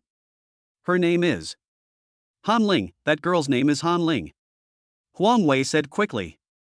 Yes, that's her. I remember she's my exclusive customer service representative now. In that case, she's mine. Send her the information and let her help me select talent. Lin Xian simply pushed the work out. Are you kidding? I'm a billionaire with a net worth of over 2 billion, and I have to do everything myself. No problem. I'll arrange it right away. Huang Wei hung up the phone and immediately asked his secretary to call Han Ling over. President, you're looking for me? Han Ling came to the office, feeling a little nervous. These days, she tried every means to chat with Mr. Lin every day, but Mr. Lin seemed to have forgotten about her and didn't reply to her messages at all. She even wanted to sell out her looks and post some borderline photos. She was suddenly called to the office by the bank president. She was really afraid that she would be kicked out and someone else would serve Mr. Lin instead. Xiaohan, you have done a good job in the past few days. Mr. Lin has specifically asked you to be responsible for the establishment of his private office. Looking at the president with a kind smile on his face, Han Ling's brain froze. What did the president say just now? Mr. Lin specifically asked me to be responsible for setting up his private office? Chapter 46. It turns out that Mr. Lin has me in his heart. Why? Are you stupid after hearing this good news? Seeing Han Ling looking lost, Huang Wei couldn't help but joke. President, is this true? Han Ling didn't hear the joking in Huang Wei's tone and still looked incredulous. How can this be false? Huang Wei smiled and said, Why, you don't want to? Of course not. I'm just too excited, that's all. Han Ling denied it immediately and was about to ask the president why Mr. Lin suddenly asked her to be responsible for setting up a private office. But just as she opened her mouth, she suddenly remembered that if the bank president knew that she hadn't spoken a word to Mr. Lin in the past 2 days, he might suggest to Mr. Lin to replace her with someone else. When she thought of this result, Han Ling immediately swallowed the rest of her words. President, I will definitely take responsibility seriously. Han Ling immediately changed her tone and made a promise. It's no use just talking. You have to show Mr. Lin with your actions that you are worthy of his trust. Huang Wei corrected him and then reminded him, call Mr. Lin back later. Mr. Lin is the most distinguished customer of our branch. I don't care what method you use, you must serve Mr. Lin well. Do you understand what I mean? Facing Huang Wei's meaningful gaze, Han Ling's slender jade fingers pinching the corner of her clothes turned pale. She nodded vigorously and said, Don't worry, President. I will definitely meet any request of Mr. Lin. Very good. Huang Wei was very satisfied with Han Ling's attitude. How could he climb up without paying some price? He picked up a stack of documents on the table and said to Han Ling, These are the talents that our construction bank has in reserve. Go back and select them carefully. Make sure to pick out the most talented and capable people. I understand, President. Han Ling took the documents and walked out of the office. Even when she returned to her workstation, her head was still dizzy. She had actually been entrusted with an important task by Mr. Lin to prepare a private office. Clearly, she and Mr. Lin had not spoken more than 2 sentences in the past 2 days. How could he give such an important task to her? Could it be that Mr. Lin has feelings for me? But he is already married? Thinking of this, Han Ling felt a pain in her heart. It is hard to imagine that a man like Mr. Lin, who is young, handsome and rich, would get married so early. I'm so unwilling. Han Ling couldn't help but murmur. Lingling, what's wrong with you? Sister Lu, who was standing by, heard Han Ling sigh and asked with concern, Did the president scold you? No, it's just Mr. Lin. Han Ling looked a little embarrassed to speak, which shocked Sister Lu. Did Mr. Lin make any excessive demands on you? Sister Lu has been working in the bank for several years.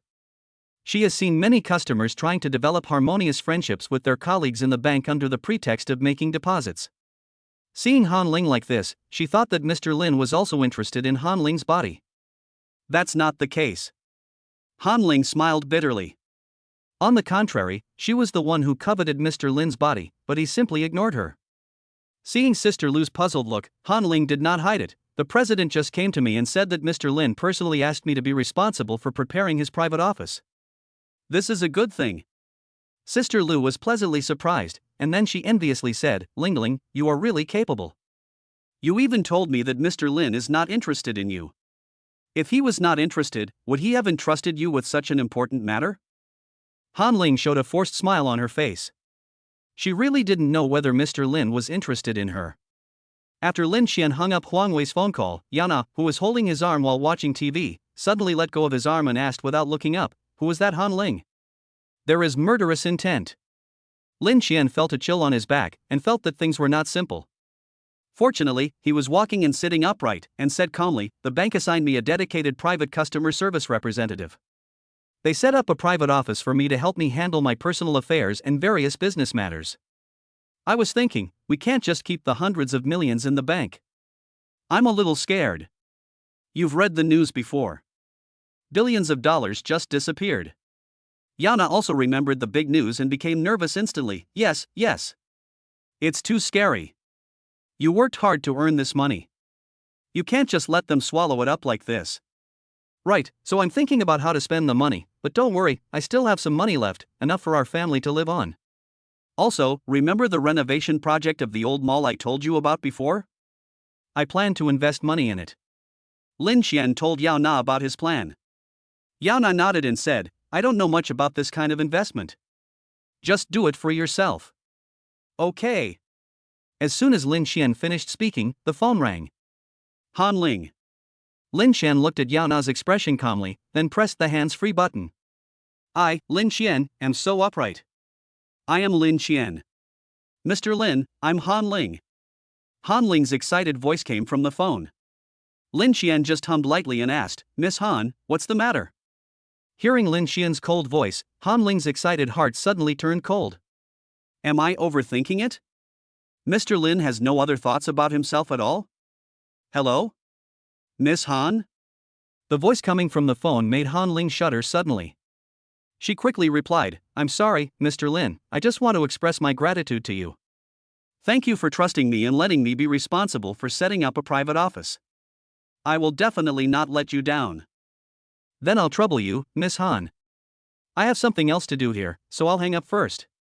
Lin Xian's voice said that he didn't want to say anything more, and Han Ling's many words in her heart were suddenly blocked in her throat.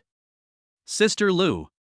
Putting down the phone, Han Ling looked at Sister Lu with a wronged look on her face. Sister Lu also heard Lin Xian's voice on the phone, which was cold and distant. Suddenly, she seemed to have thought of something, and said to Han Ling with a look of surprise, Ling Ling, don't be anxious. Han Ling looked at Sister Lu with confusion, not understanding why she was so happy. Sister Lu analyzed, Ling Ling, think about it, what day is today? January 15th. Han Ling looked at the time and said, it's the 24th day of the 12th lunar month. Sister Lu said with shining eyes, today is the day to worship the kitchen god. Mr. Lin must not be able to tell you more. Don't forget that he is married. When you called him, he must have been with his wife and family, so of course he had to keep his distance from you. Cha-Cha keeps his distance from you, which further proves that Mr. Lin has you in his heart. Mr. Lin has me in his heart? Han Ling had a face full of question marks. Think about it. The more Sister Lu analyzed, the more she felt that she was right. If Mr. Lin was nice to you in front of his wife's family, wouldn't that be a bad thing? Only by being cold and distant to you can I prevent my wife and family from noticing you. This is to protect you. After hearing Sister Lu's analysis, Han Ling's eyes became brighter and brighter. Yes. Mr. Lin must have me in his heart, that's why he protects me so much. Chapter 47 Education Fund for Gaoxing. After receiving Sister Lu's comfort, Han Ling became more and more convinced that Mr. Lin was doing this for her own good and that he must have his own thoughts. The reason why he kept his distance from me was because he was already married and some things couldn't be made so obvious. After thinking about this, Han Ling felt a sweet feeling in her heart. Thank you, Sister Lu. Han Ling thanked him sincerely. Sister Lu smiled and said, what's the big deal? I'm just giving you some advice. You'll figure these things out if you think about them yourself. After that, she jokingly said, Mr. Lin is a billionaire, don't forget me when you become rich. How could that be? Han Ling quickly hugged Sister Lu's arm and spoke to her affectionately. The two of them seemed to have become good sisters for many years. After hanging up the phone, Lin Xian realized that everyone was looking at him. Lin Highway couldn't help but ask, Xiao Qian, what do you mean by this private office? It's like this, the 4 major banks. Seeing that his parents, elder sister, and brother-in-law were all very curious, Lin Xian explained. After he finished speaking, the elder sister Lin Song asked in shock, so you are worth 1 billion now? Only those with a net worth of over 1 billion will be helped by the big 4 banks to set up a private office. Doesn't that make me a billionaire? How is this possible? Of course not. Lin Xian quickly shook his head. That's what I said. Lin Song breathed a sigh of relief, and the others also relaxed a lot. But then Lin Xian said, I don't have 1 billion, but I do have 200 million. Puff. What did you say? Lin Highway, who was drinking tea at the side, immediately spat out a mouthful of tea and was completely dumbfounded. The others didn't. Tea looked much better. That was 200 million, not 200 yuan. Lin Xian had already anticipated the reactions of his parents and family, but he had to tell them. Otherwise, when you want to spend money on them in the future, you won't be able to explain the source of the money. However, considering their ability to accept, he only said 200 million. Seeing the serious expression on Lin Xian's face, Lin Highway could only look to Yao Na for help. Yao Na nodded and said, "Dad, what my brother said is true." This. Lin Highway opened his mouth, but in the end, no words came out. His mind is in a mess now. His son became a billionaire in the blink of an eye? Xiao Qian, you won't do anything bad, right? Yang Xiao on the side asked worriedly. Although Lin Xian had told them before that the source of the money was absolutely clean, the huge sum of 200 million still scared them. In their opinion, the only way to make a huge sum of 200 million yuan in just a few months is to use criminal law. The more she thought about it, the more scared she became. Yang Xia quickly persuaded him, "Son, you must tell the truth. Where did all this money come from?" "Mom, don't worry. I promise that the money is clean. Otherwise, I would have been in the darkroom by now." Lin Xian raised his right hand and said solemnly, "I promise. I trust you." Yang Xia wanted to say something but was interrupted by Lin Highway. Then he said to Yang Xia, "You know your son's temper. How could he have the guts to do such a thing? When I was a teenager, I was still afraid of the dark. How could he have the guts to do something illegal?" Hearing what Dad said, the whole family couldn't help but burst into laughter. Among them, Yao Na laughed the loudest. Her parents had told her many times that Lin Xian was afraid of the dark. Tao Ran and Tao Su also wanted to laugh, but they held it back for Lin Xian's sake. But judging from the violent shaking of the two men's shoulders, they could not hold it back any longer. "Dad, can we not talk about this?" Lin Xian glared at Yao Na and said helplessly. After this episode, the atmosphere in the living room finally became cheerful. Lin Song said excitedly, "Great, brother, I never thought that my brother would become a billionaire in the blink of an eye. You must not treat me badly in the future." "Of course." Lin Xian immediately took out his cell phone and transferred 500,000 yuan to her. Hearing the ringing of his cell phone, Lin Song took out his phone and couldn't help but exclaim after seeing the transfer text message of 500,000 yuan. "What's wrong?" Lin Song looked extremely frightened, which attracted everyone's attention. "What's going on?" My brother-in-law Gao Kun leaned over, and when he saw the transfer text message clearly, he couldn't help but exclaimed, "Wow." It was Gao Kun's voice that pulled Lin Song back from his shock. She quickly said to Lin Xian, "Brother, I can't take this money. I will transfer it back to you now." Gao Kun at the side explained, "My brother transferred 500,000 yuan to his sister." Lin Xian smiled and said to his elder sister, "This is not for you, but for Gao Xing's education fund. This money is for her future schooling. If she wants to study abroad in the future, I will add more money." This. Lin Song and Gao Kun looked at each other, both a little hesitant.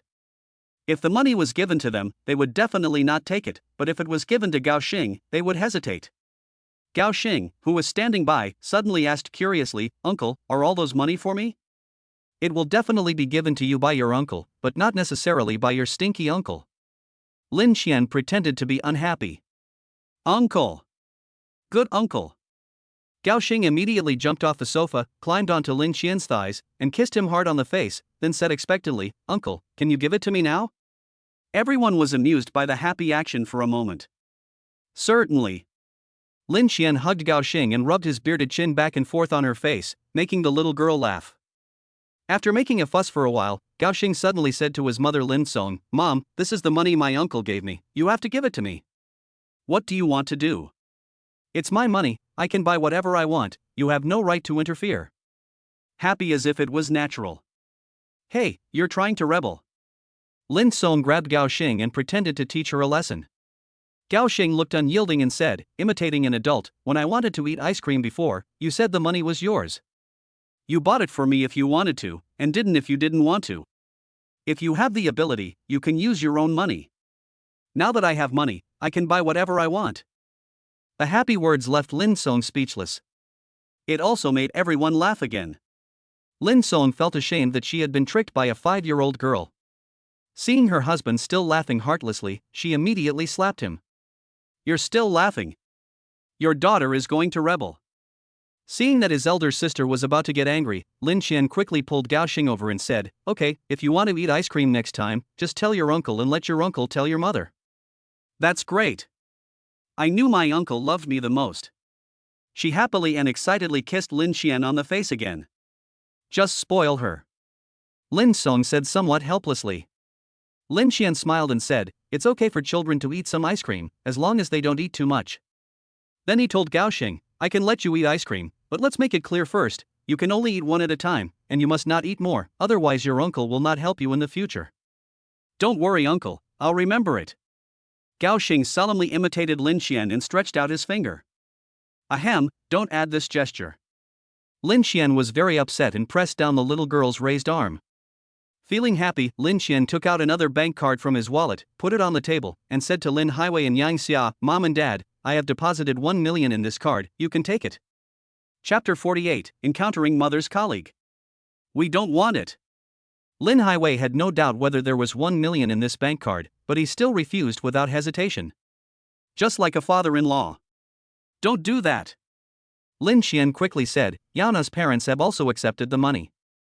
If you don't accept it, what will Yaona do?" Hearing Lin Qian's words, Lin Hiwei looked embarrassed. Just as his son said, his in-laws have already taken the money.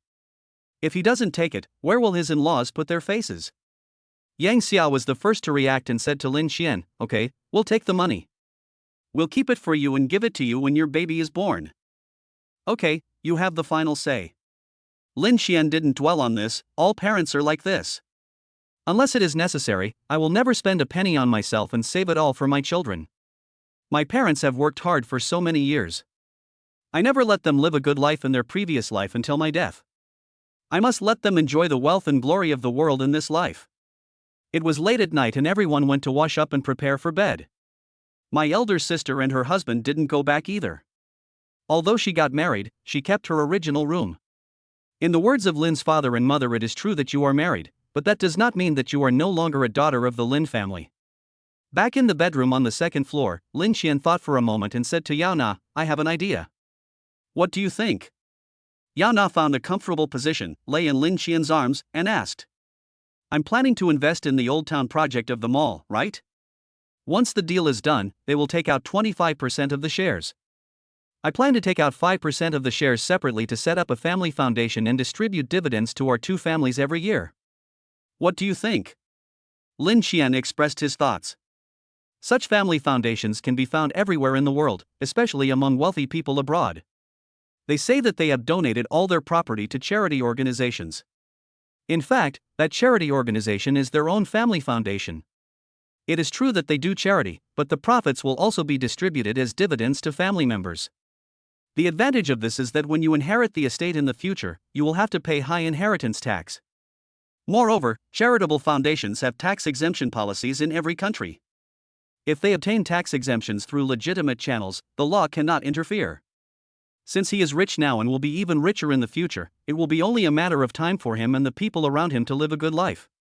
Of course, there are many examples of people repaying kindness with resentment, and he will pay attention to this.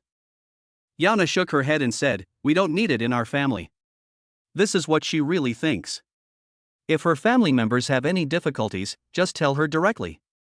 She believes that her brother will never just sit there and do nothing. But it is better for the Yao family not to participate in this family foundation. Hearing Yaona's words, Lin Qian hugged her and kissed her hard. "Sure enough, my woman always thinks about me." Lin Qian looked at Yaona and said seriously, "I know your worries, but since you've married me, we're a family. Your parents are also my parents. How can I not count them? Okay, it's settled. By the way, I'll ask the bank to transfer 20 million to your bank card tomorrow. You can keep the money." Yaona quickly shook her head and said, "No, you forgot, I still have the Great Wall Black card from last time." "That's different." Lin Qian said, "These 20 million are our way out. Even if we lose money in the future, at least these 20 million can make our family worry-free." When Yaona heard this, she thought it was right, so she agreed. "Okay, I'll listen to you." The next day was the 25th day of the 12th lunar month. When Lin Qian woke up early in the morning, he smelled the aroma of meat. He went downstairs and saw that a big pot had been set up in the yard. Firewood was burning in the stove made of oil barrels. A huge iron pot was bubbling with steam, and pieces of meat were constantly rolling in the boiling broth. Lin Hiwei and Yang Xia were busy at the stove. In addition to stewing meat, they also had to fry some chicken, duck and fish, which were must-haves during the Chinese New Year every year. Seeing Lin Xian, Yang Xia said, "You got up just in time. Help your dad to fish out the meat, and then clean the pot. I have something to fry later." Yang Xia was like a great general, directing everyone to perform their duties. With the help of the whole family, all the fried food needed for the new year was prepared by noon. Next, we will wait for the cleaning and then prepare to put up Spring Festival couplets for the new year. During lunch, my sister suggested going shopping together, and everyone agreed. Lin Xian also said to his parents at the right time, "Before we came back, Yana and I wanted to buy a few sets of clothes and shoes from you too, but we were afraid that the sizes might be different, so we didn't buy them. It just so happened that we were shopping today, so we bought them together." "I don't want it." Lin Hiwei looked refusal. Lin Xian didn't even raise his head and said, "Yana's parents already have one, and you still say you don't want it?" In this sentence, Lin Hiwei was speechless and could only nod. Seeing Lin Hiwei give in, Lin Xian couldn't help but smile at Yao Na. Afternoon. Lin Xian and his whole family drove around in a long circle before arriving at the central square. Although Qinzhou is a small city on the 18th tier, every Chinese New Year it presents a prosperous scene that has never existed in the past. The endless, even bloated, flow of cars on the streets, the dense crowds of people, and the deafening advertising slogans of the surrounding shops all make people wonder if this is just the commercial center of an 18th tier city. After walking along the way, everyone, including Gao Xing, changed their clothes. However, Lin Xian and Yao Na did not buy it.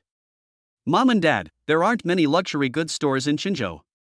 After the new year, you two can come back with us and we can buy some luxury goods to wear," Lin Xian said with a smile. After all, Qinzhou is an 18th tier prefecture level city, and luxury brands like those will not open stores here.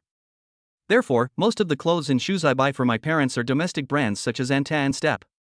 But for Lin Hiwei and Yang Xia, 4 or 5 sets of clothes and shoes were enough, and they even felt a little sorry for the money. Although they didn't know the exact price, they were able to roughly calculate it. The two of them spent more than 10,000 yuan in total. This made the two people who were used to living a frugal life feel a little uncomfortable. "Hey, isn't this Yang Xia?" Suddenly, a voice came from behind. After seeing who it was, Yang Xia smiled and responded, "It's Sister Hua. Are you guys out shopping too?" The woman whom Yang Xia called Sister Hua was about 50 years old and was well maintained. He was wearing a burgundy coat, which looked newly bought and quite expensive. Sister Hua was beaming with joy. She raised her hand, revealing a large, glittering gold bracelet. She walked quickly towards Yang Xia as if afraid that others might not notice. She said modestly, "Hey, isn't my daughter getting married after the new year?" As the future son-in-law, she insisted on bringing Yao Yao and me to buy some things. "Look at this large gold bracelet. It costs more than 30,000 yuan, and it's said to be a New Year's gift." Then she seemed to have just seen Lin Xian and said, "Isn't this Xiao Qian? Why, you also brought your mother to buy New Year's gifts?" Chapter 49, Introduce a Job to Me? Seeing the person coming, Lin Xian showed a formal smile on his face. "The woman in front of me is called Xia Shuhua. She and her mother Yang Xia are both employees of a textile factory. They used to have a good relationship. When Lin Xian was in college, Yang Xia told Xia Shuhua that she wanted to match him up with Xia Shuhua's daughter Wang Tiantian. As a result, the textile factory was not profitable and was acquired by a private individual. Yang Xia and Xia Shuhua were both laid off. Xia Shuhua never again mentioned introducing Wang Tiantian to Lin Xian. Since then, Yang Xia had less contact with Aunt Xia, but she didn't expect to meet her here. When Lin Xian heard Xia Shuhua's boasting, he just smiled faintly and greeted her, "Hello, Aunt Xia." Seeing Xia Shuhua showing off, he also smiled and said, "I do want to buy something for my mother. The bracelet on your hand is pretty good, and I plan to buy one for my mother too." "Really? That's a great relationship." Hearing Lin Xian's words, Xia Shuhua's eyes flashed with surprise. Could it be that Yang Xia's son has also become successful? At this time, Xia Shuhua was also surprised when she saw the various shopping bags carried by Lin Xian and his group. But when she saw clearly what the shopping bags were from, namely Anta and Urk, she relaxed again. What's so rich? It scared her. We just came out of the Chow Tai Fook store in front. Since Xiaoqian wants to buy one for your mother, I'll go with you. I can talk to the girl selling things and ask her to give you a discount. Xia Shuhua said enthusiastically. Why buy a gold bracelet? I don't even like wearing something like this. Yang Xia also heard the bragging in Xia Shuhua's words, and felt a little unhappy. Xia Shuhua's face turned serious and he said, You can't say that. We older people need to wear gold and silver so that we can make our children proud when we go out. Look at this bracelet of mine. It's all thanks to my son-in-law. By the way, you guys don't know me yet, let me introduce you, this is my son-in-law Yan Lifei, you can just call him Xiao Yan, he works at the Merchants Bureau of the mall, Tian and his wife are going to get married after the new year, you must come then. Yan Lifei looks older and has an old-fashioned look. When he stands with Xia Shuhua, you would think they are a couple. Wang Tian standing next to them seemed like their daughter. Perhaps because he is aware that he is a civil servant, Yan Lifei has a hint of arrogance. The China Merchants Group is one of the most lucrative government departments. Not only Yan Lifei is proud, but Xia Shuhua also looks proud when talking about his son-in-law. Yang Xia glanced at Yan Lifei. No wonder Xia Shuhua looked down on her son. It turned out that he had found a civil servant. If Lin Xian was still an ordinary person who earned 5,000 yuan a month, Yang Xia would still feel uncomfortable, but now her son is a wealthy man worth hundreds of millions. Yan Lifei was just a civil servant, and she really didn't take him seriously. Now looking at Xia Shuhua's smug face, Yang Xia even wanted to laugh. Civil servants are good. Your Tian has really found a good family. Don't worry, I will definitely go there when the time comes. Yang Xia agreed verbally but didn't take it to heart at all. Xia Shuhua didn't come to her son's wedding last year. Now she wants me to attend her daughter's wedding. Isn't it obvious that she is here for the gift money? No. Listening to Yang Xiao's compliments, Xia Shuhua's face lit up and he said modestly, No way, this is fate. Xiao Yan and our Tian fell in love at first sight. We as parents can't stop them. As long as the children are happy, that's all. After that, she glanced at Lin Xian and said, Where does your Xiaoqian work? The economy is bad now. If Xiaoqian wants to change jobs, he can talk to our Xiaoyan. Xiaoyan is now in charge of the Old City project of the mall. There is a lot of development potential there. It should be easy to find a job there, right, Xiaoyan? Mall Old Town project? What a coincidence. Lin Xian and Yao Na looked at each other and smiled slightly. This world is really small. Lin Xian didn't expect that he would meet someone in charge of the Old City project when he planned to invest in the Old City project of the mall. If he really wants to invest in the Old City project, then Yan Lifei can be considered as his subordinate. It is really a different experience to let a subordinate find a job for you. Hearing what his mother-in-law said, Yan Lifei also gave face and said, No problem, Mom. Then he looked at Lin Xian and said, Xiaoqian, right? If you are willing, you can leave me your phone number. I will notify you when there are any positions available. Don't worry, it will be absolutely no problem to mention my name during the interview. It's just one thing. I need to go to the mall to work. Yan Lifei narrowed his eyes slightly when he spoke, trying to appear condescending, but his height of 1.7 meters was not enough in front of Lin Xian, who was 1.83 meters tall. Lin Xian didn't care about his tone, he just smiled and said, Okay, then thank you. Yan Lifei was a little angry because he didn't feel any response from Lin Xian's licking, but for the sake of his face, he couldn't get angry. After saying this, Lin Xian and the others also arrived at Chow Tai Fook's store. Welcome to Chow Tai Fook, Auntie, you're back again? A young lady at the door greeted Lin Xian and others. After seeing Xia Shuhua, a sincere smile appeared on the young lady's face. Just now, this lady bought more than 60,000 yuan worth of things from her, and she got a lot of commission alone.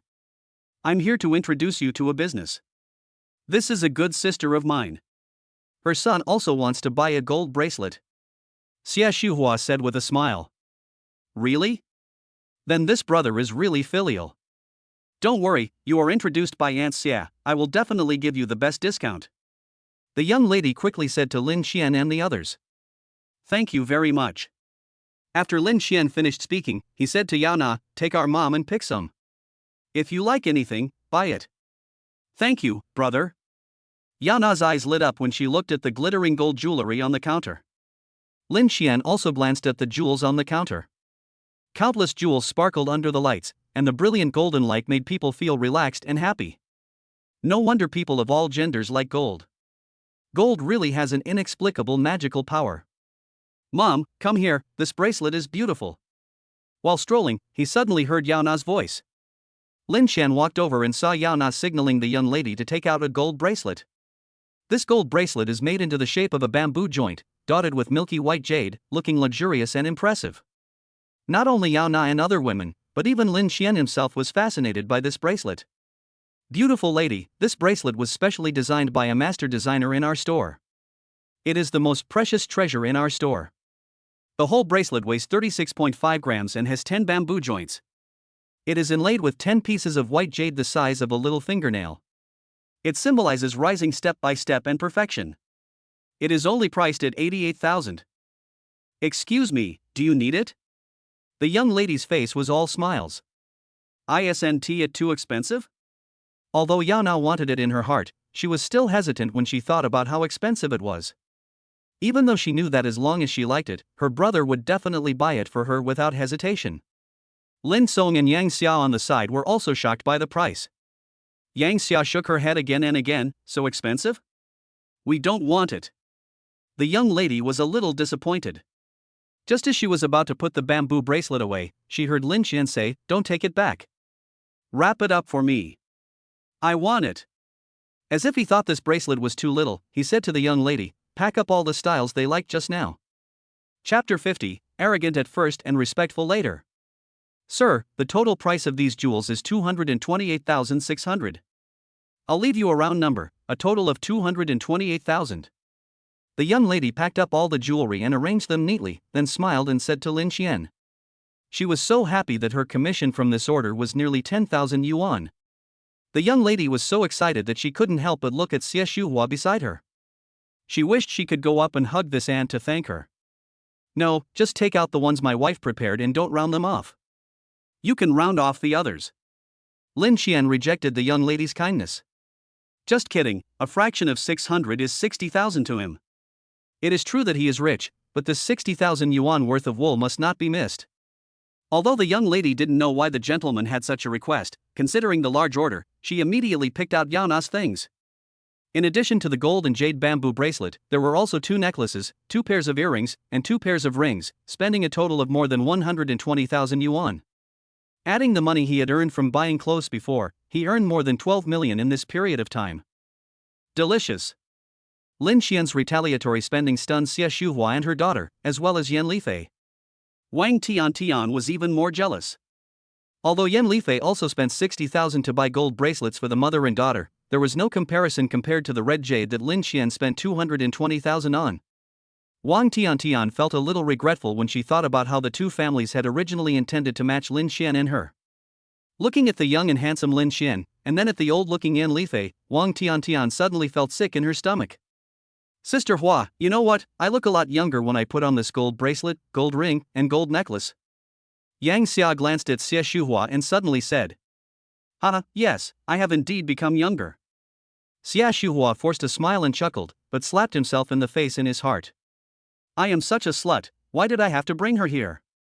He glanced at Lin Xian again, and felt a little regretful when he thought about how he had just spent more than 200,000 yuan. But then she thought that her son-in-law was a civil servant, and she felt a lot more balanced. What's wrong with having money? Aren't you still just a commoner? Our family will be officials in the future. More than 100 years ago, they were a family of officials. Just as he was thinking about it, Lin Xian's phone suddenly rang. Mr. Lin, I heard that your private office is being set up. I also know some elites in the industry. If you need, I can introduce them to you. Chen Xing's gentle voice came from the phone. Lin Xian smiled and said, Mayor Chen is really well informed. I just received the news last night. Ahem, please don't be offended, Mr. Lin. I only found out by asking my old classmate.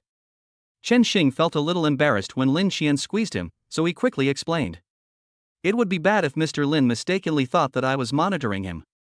Lin Xian laughed and said, I appreciate Mayor Chen's kindness, but I have already handed over the establishment of my private office to President Huang and his team. Don't worry, as long as my private office is established and they have seen the ancient city project of the mall, as long as there are no problems, I will definitely follow up with the investment. Hearing Lin Xian's words, Chen Xing breathed a sigh of relief and explained with a wry smile, Mr. Lin, I know that you will be annoyed by my pestering you like this, but I really have no choice. The Ancient City project is related to the livelihoods of nearly 10,000 people in our mall. We can't be careless. Please help me. Don't worry, Mayor Chen. I'm the son-in-law of the mall.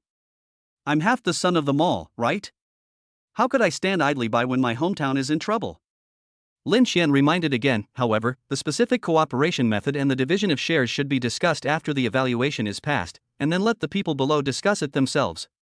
Chen Xing immediately replied, Don't worry, Mr. Lin, our cooperation will definitely be a win-win situation. As for the cooperation method and share division you mentioned, I can guarantee that you will be satisfied. Then I feel relieved. Lin Xian and Chen Xing chatted for a few more sentences before hanging up the phone. Then he saw Yan Lifei, who had a proud look on his face just now, looking at him cautiously.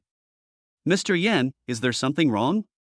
Yan Lifei rubbed his hands and asked curiously, Mr. Lin, can you tell me who the person who called you just now is? Lin Xian smiled and said, Chen Xing, the executive vice mayor of the mall. By the way, you are also from the Merchants Bureau. Mayor Chen happens to be in charge of investment promotion. You must know him, right? Yes, of course I know him. Yan Lifei clapped his hands suddenly. Just now he heard a voice on the phone that sounded like Deputy Mayor Chen, but he didn't expect it was really him. But I'm just a small fry in the Merchants Group. Mayor Chen is very busy, and we at the Merchants Group don't even see him once a week. Yan Lifei really didn't expect that this loser in the eyes of his mother-in-law and fiancé would actually know Deputy Mayor Chen. By the way, from what I heard they were talking about on the phone just now about the Old City project, could it be the one I'm in charge of now? And Deputy Mayor Chen mentioned before that someone was preparing to invest in the Old City project. Could that person be the young man in front of us? Yan Lifei asked carefully, Mr. Lin, our Merchants Group has recently been rumored to have a new investor injecting capital into the Old Town project. Could that person be you? You all know? Lin Xian was a little surprised. I felt a little uncomfortable afterwards.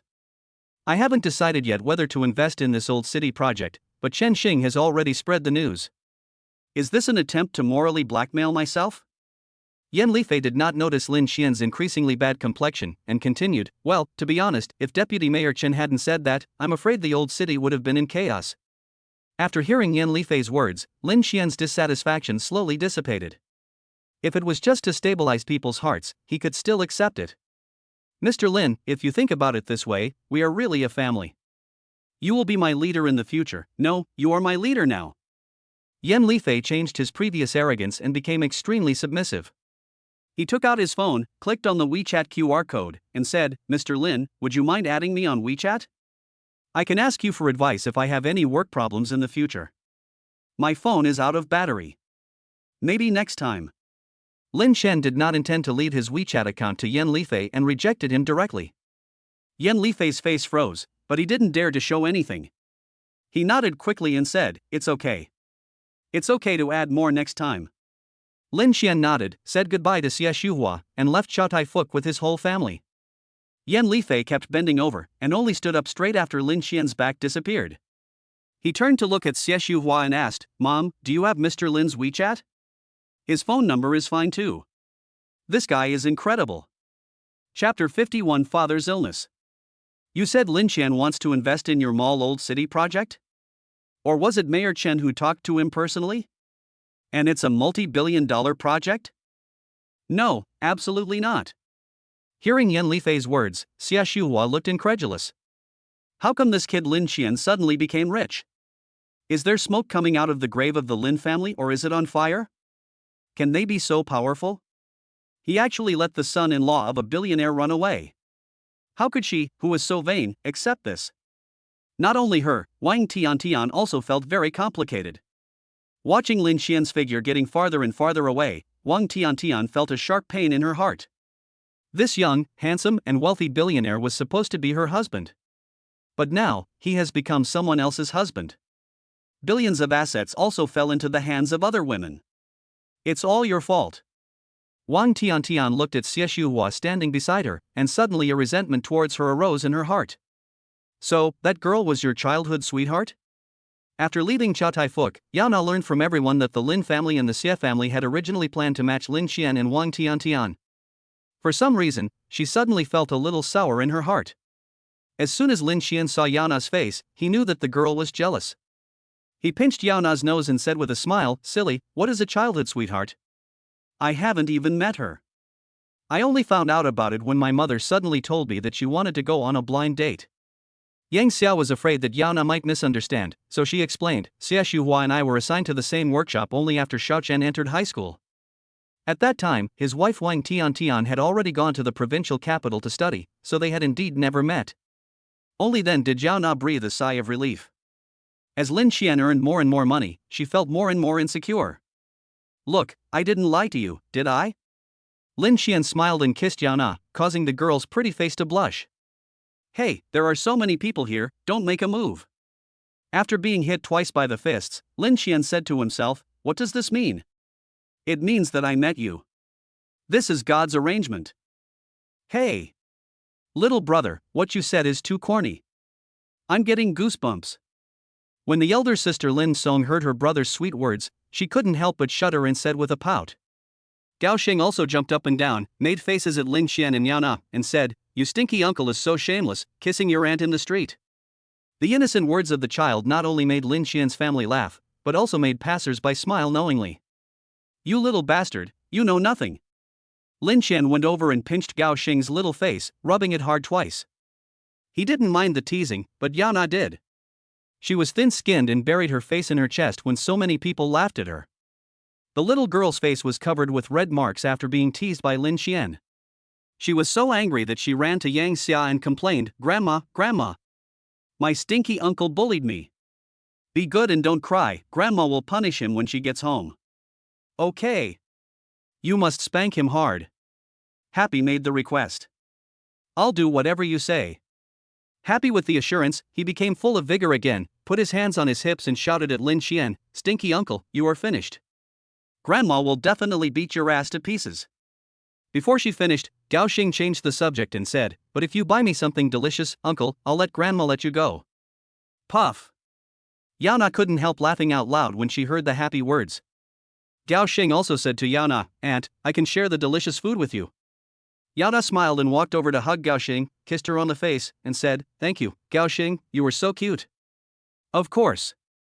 He was so happy being hugged by Yao Na, with a proud look on his face. When I got home, it was already past 5 in the afternoon and it was already dark. Thanks to the fact that Lin Xian bought a lot of things, the dinner was also very sumptuous.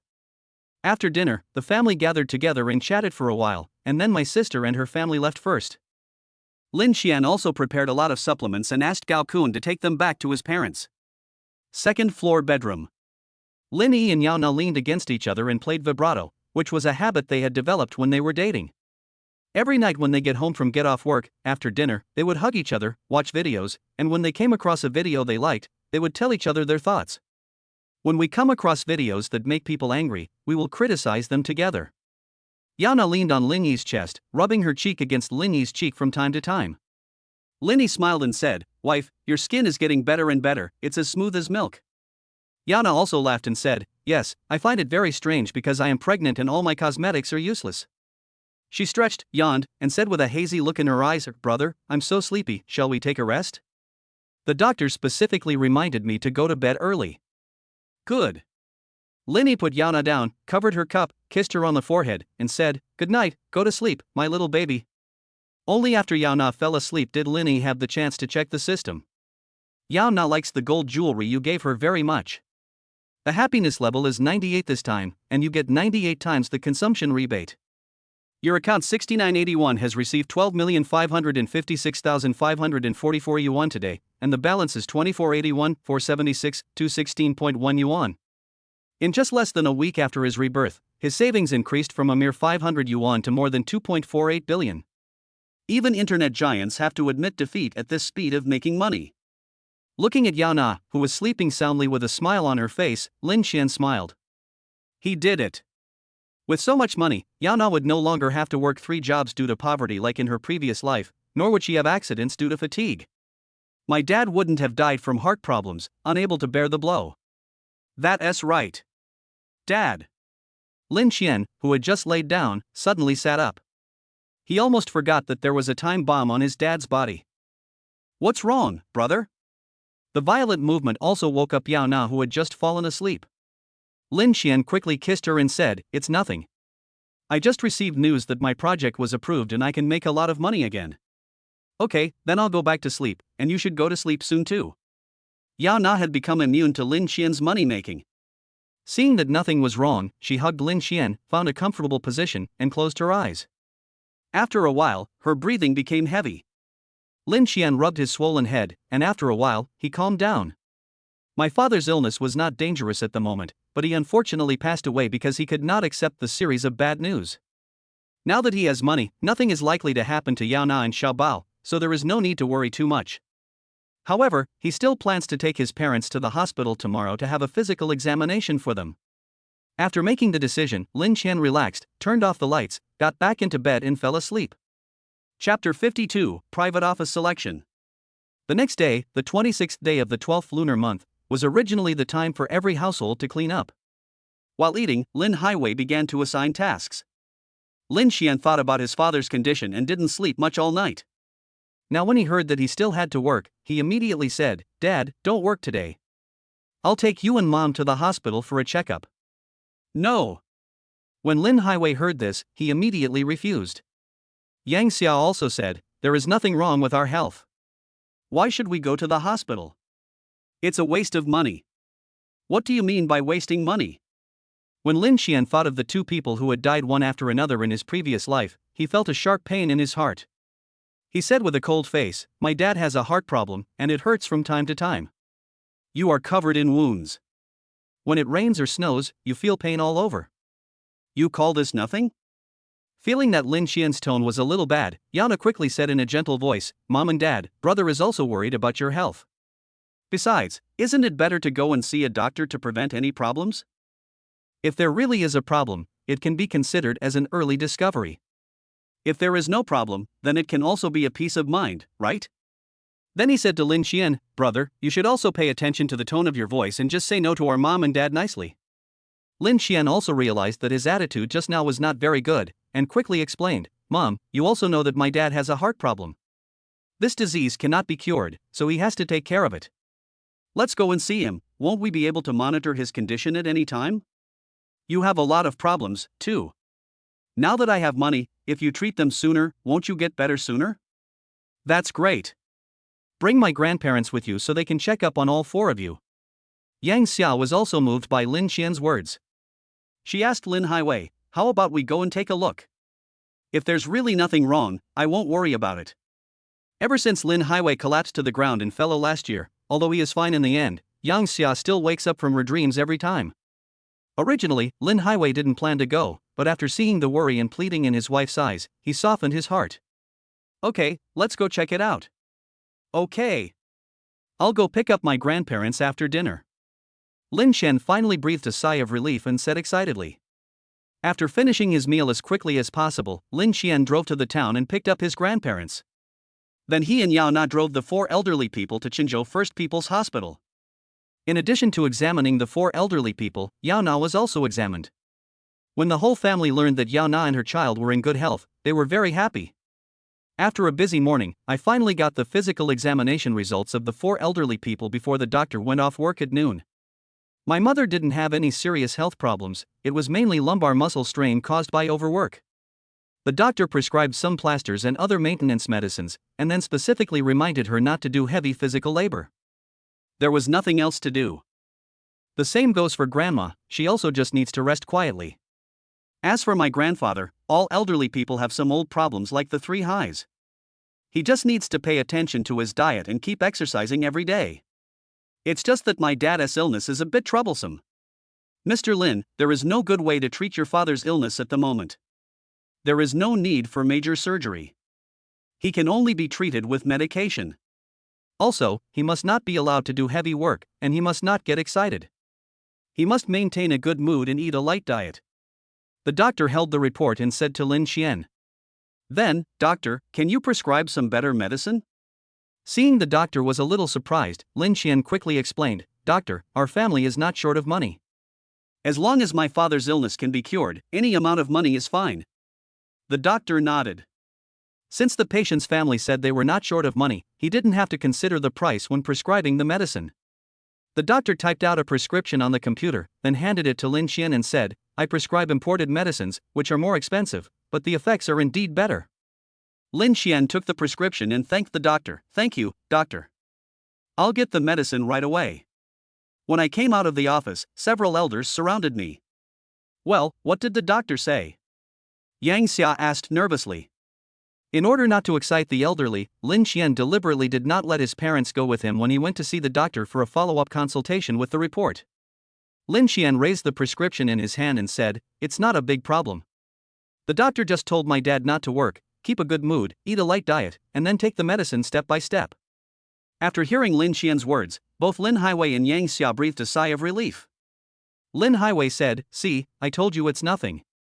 He took the prescription from Lin Xian and looked at it.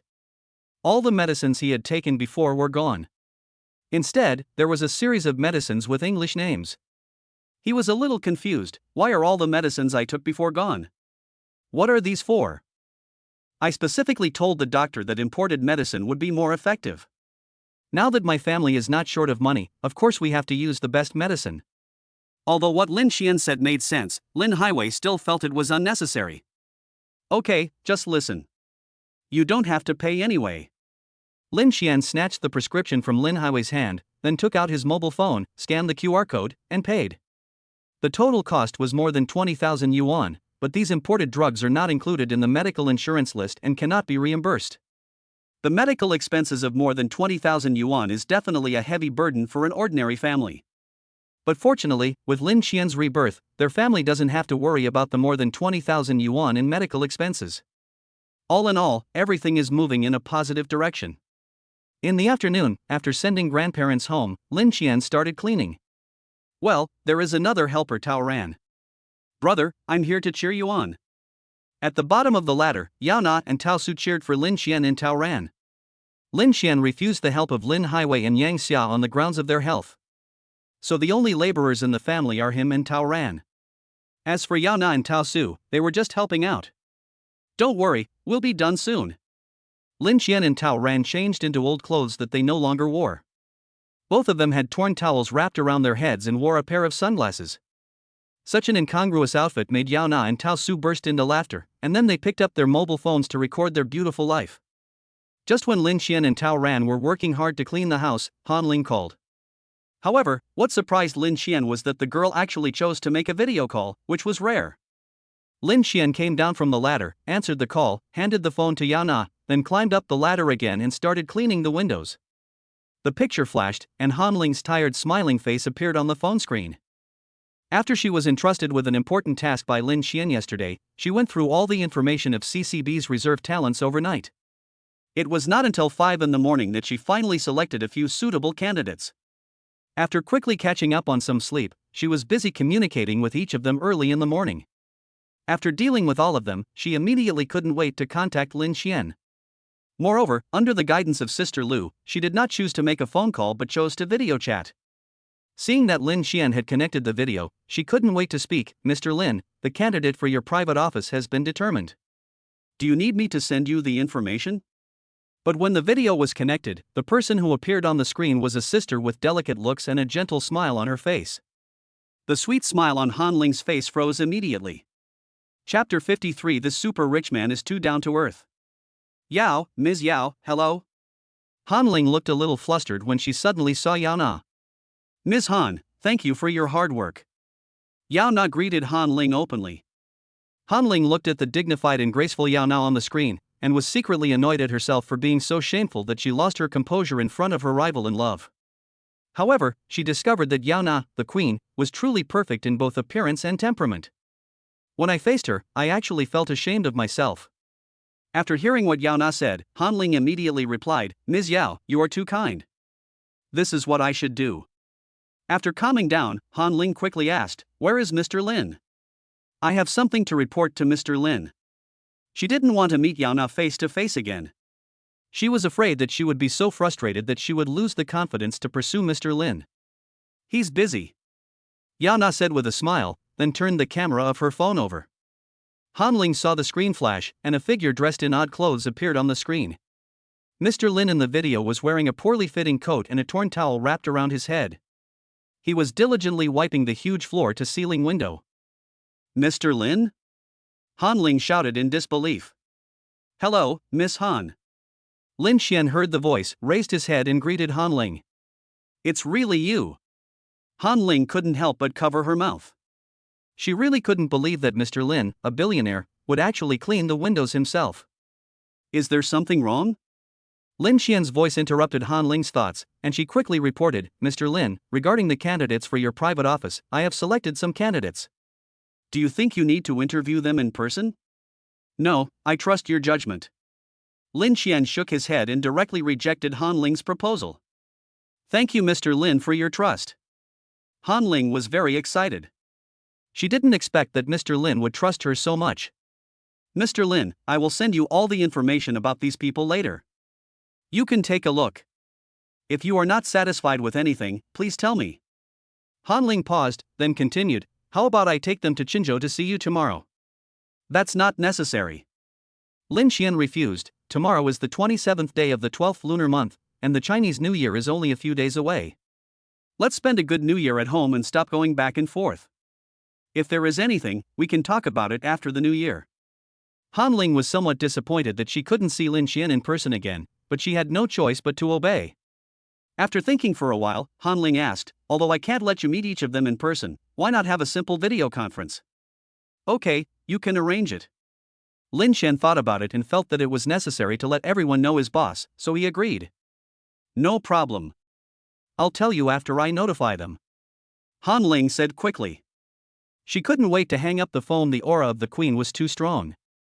After hanging up the phone, Lin Xian received several resumes on his mobile phone. Putting down the work in his hands, Lin Xian began to check the talents selected by Han Ling. Although he handed over the task of setting up a private office to Han Ling, it does not mean that he does not attach importance to this private office. It is foreseeable that for a long time, whether it is investing or doing anything else, I will need the help of this private office. Therefore, the issue of personnel selection must be taken seriously. After spending half an hour reading through the information of these candidates, Lin Xian felt a little emotional. As expected of being one of the big four banks, CCB's reserve talent is truly incredible. The private office he currently has is divided into 3 departments in total. One is the Ministry of Commerce, which can provide him with the most professional investment analysis, business negotiations, and other needs. Han Ling gave 3 candidates for this department. They are Cui Dayuan, Dong Runian, and Lu Jin. The other is the legal department, which is dedicated to providing him with the most professional and comprehensive legal advice. Han Ling gave 2 candidates for this department. They are Ning Rui and Lu Meijia. The last one is the secretariat, which handles various miscellaneous arrangements for him. Han Ling only gave this department to one person, Wang Yaming, and the other person was herself. Han Ling is not stupid. She knew that if she wanted to pursue a high-quality man worth billions, it would be impossible to succeed with just her beautiful appearance. Looking around the world, is there any successful person whose wife is a good-for-nothing but a pretty vase? She must make Lin Xian see her own value and abilities. Excellent people always attract each other. The Ministry of Commerce, the Ministry of Law, and a secretariat. In addition to Han Ling, there are a total of 6 people, each of whom is a master's graduate from the C9 Alliance, a top domestic university. Among them, Cui Dayuan and Ning Rui went to Wall Street in America for specialized training through the National Talent Training Program. Lin Xian was very curious about how Han Ling convinced these 2 people to work for him. After he finished reading the information, Han Ling sent another message saying that everyone else was ready. Lin Xian also opened Feishu, selected the video conference and clicked on it. In a video conference room, Han Ling and others are already in place. Except for Han Ling herself, everyone else looked nervous. From Han Ling, they all knew that the new boss was a super rich man with a cash flow of more than 2 billion. From the perspective of these professionals, anyone who can have such a terrifying cash flow must be a super rich person with assets of at least tens of billions or even hundreds of billions. Looking around the world, even those world-famous internet giants do not have such terrifying cash reserves. More importantly, Han Ling told them personally that the new boss was not even 30 years old. Moreover, all this money was earned by the new boss through his own hard work. Even Cui Dayuan and Ning Rui, who were used to meeting business tycoons on Wall Street, had to take this video conference seriously. Drop. As the video screen flickered, a peculiarly shaped figure appeared on the screen. Mr. Lin. Han Ling was the first to speak and say hello, which was also a reminder to Cui Daiyuan and others that this person is our new boss Lin Xian. Hello? Lin Xian was still wearing old clothes and holding an old towel on his head. At this moment, he was not cleaning the windows, but sitting on the steps in the living room to rest. It can also be seen from the video that there are fine beads of sweat on his forehead because of the work he had just done. Seeing Lin Xian dressed like an old farmer, elites like Cui Daiyuan were dumbfounded. From the video, they didn't see any luxury houses or cars, only an ordinary two-story building. The boss in front of me was not wearing any fancy clothes. He was only dressed like an old farmer and had an extremely friendly smile. So, this is really our new boss? But isn't this too down to earth? Chapter 54, Salary Increase and Accident. Boss. Cui Daiyuan and others stood up and bowed respectfully to Lin Xian. Lin Xian smiled and said, "Everyone sit down, don't be nervous, we are all family from now on, so it's better to be casual. After all, I'm counting on you to help me make money in the future." Lin Xian's gentle and humorous words immediately relaxed Cui Daiyuan and the others. After thanking Lin Xian again, they all sat down. After everyone sat down, Lin Xian introduced himself. "My name is Lin Xian. I'm sure you all know me. I've also learned about your general situation. There's still a lot of time in the future, and we'll have plenty of opportunities to get along. It's Chinese New Year now, so I won't assign you any formal tasks, but there are still 2 things you need to prepare for as soon as possible." Hearing Lin Xian's words, Cui Daiyuan and others straightened their backs. The first one is about the old city project of the mall. I need you to carefully analyze the feasibility of this project for me. Although I promised Mayor Chen of the mall that I would invest in this project, the bottom line is that it cannot lose money, otherwise there is no need to discuss it. For specific information, please contact Miss Han. After Lin Xian finished speaking, he looked at Han Ling who was standing beside him. Han Ling immediately replied, "I will send the information to them immediately after the meeting." After Han Ling finished speaking, Lin Xian continued, "In addition to the old city project of the mall, I also need you to acquire the Swordfish Culture Media in Guangzhou for me." Several people silently memorized the tasks assigned by Lin Xian in their hearts. Especially when they heard that Lin Xian planned to acquire Swordfish Culture Media, Cui Daiyuan and the other 2 from the Ministry of Commerce looked at each other. Could it be that the boss was planning to enter the field of cultural media? But it's a really good track. In recent years, the country's strength has increased rapidly, the people's national self-confidence has expanded unprecedentedly, and the cultural industry has also risen rapidly. In addition, this is an age where entertainment is everything, and the media sector is booming. Entering this track is indeed a good choice at the moment. The fact that the boss has such vision is enough to show that he is definitely not the kind of useless person who just eats and waits for death. Lin Xian didn't know that his reputation among Cui Daiyuan and other elites had suddenly improved. He ordered, "I need you to come up with a safe acquisition plan when you acquire Swordfish Culture Media. I don't want Swordfish Culture Media to become an empty shell after the acquisition." For Lin Xian, the most important thing about Swordfish Culture Media is the group of veterans who have worked hard in the media field. Cui Daiyuan and his friends are all workplace elites, so they certainly understand what Lin Xian meant. Therefore, he immediately stated, "Boss, don't worry, we will pay attention. I believe in you," Lin Xian said with a smile. Then he asked Han Ling, "How did they get their treatment?" Han Ling said, "All of their salaries are paid by our construction bank." "You don't need to pay for this, Mr. Lin." Lin Xian nodded, not surprised. He has more than 2 billion yuan in deposits in CCB, all of which is cash. The profits generated for CCB every year can support hundreds of elites like Cui Daiyuan. However, the treatment given by CCB is ultimately still CCB's, and he, as the boss, cannot help but express his appreciation. Lin Xian said, "So, remember this, from now on, their salaries will be increased by 30% on the original basis, and I will pay for it. At the same time, the annual bonus will also be changed to 30% of the annual salary." No one would object to increasing the salary. But a boss as generous as Lin Xian is rare. Take Cui Daiyuan and Ning Rue for example. The salary offered by CCB to them is 1 million yuan per year, plus year-end bonus, which is around 1,200,000 yuan.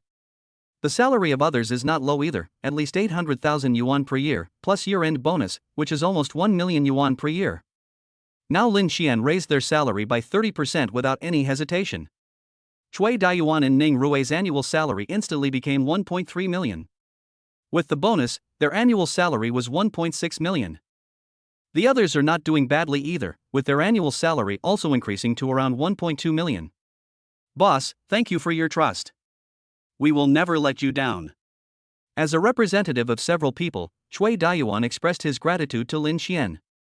Looking at Cui Daiyuan and others who got a salary increase, Han Ling's eyes were almost overflowing with envy.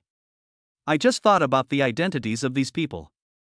They were either master's students in the C9 League or financial elites who had been to Wall Street in America.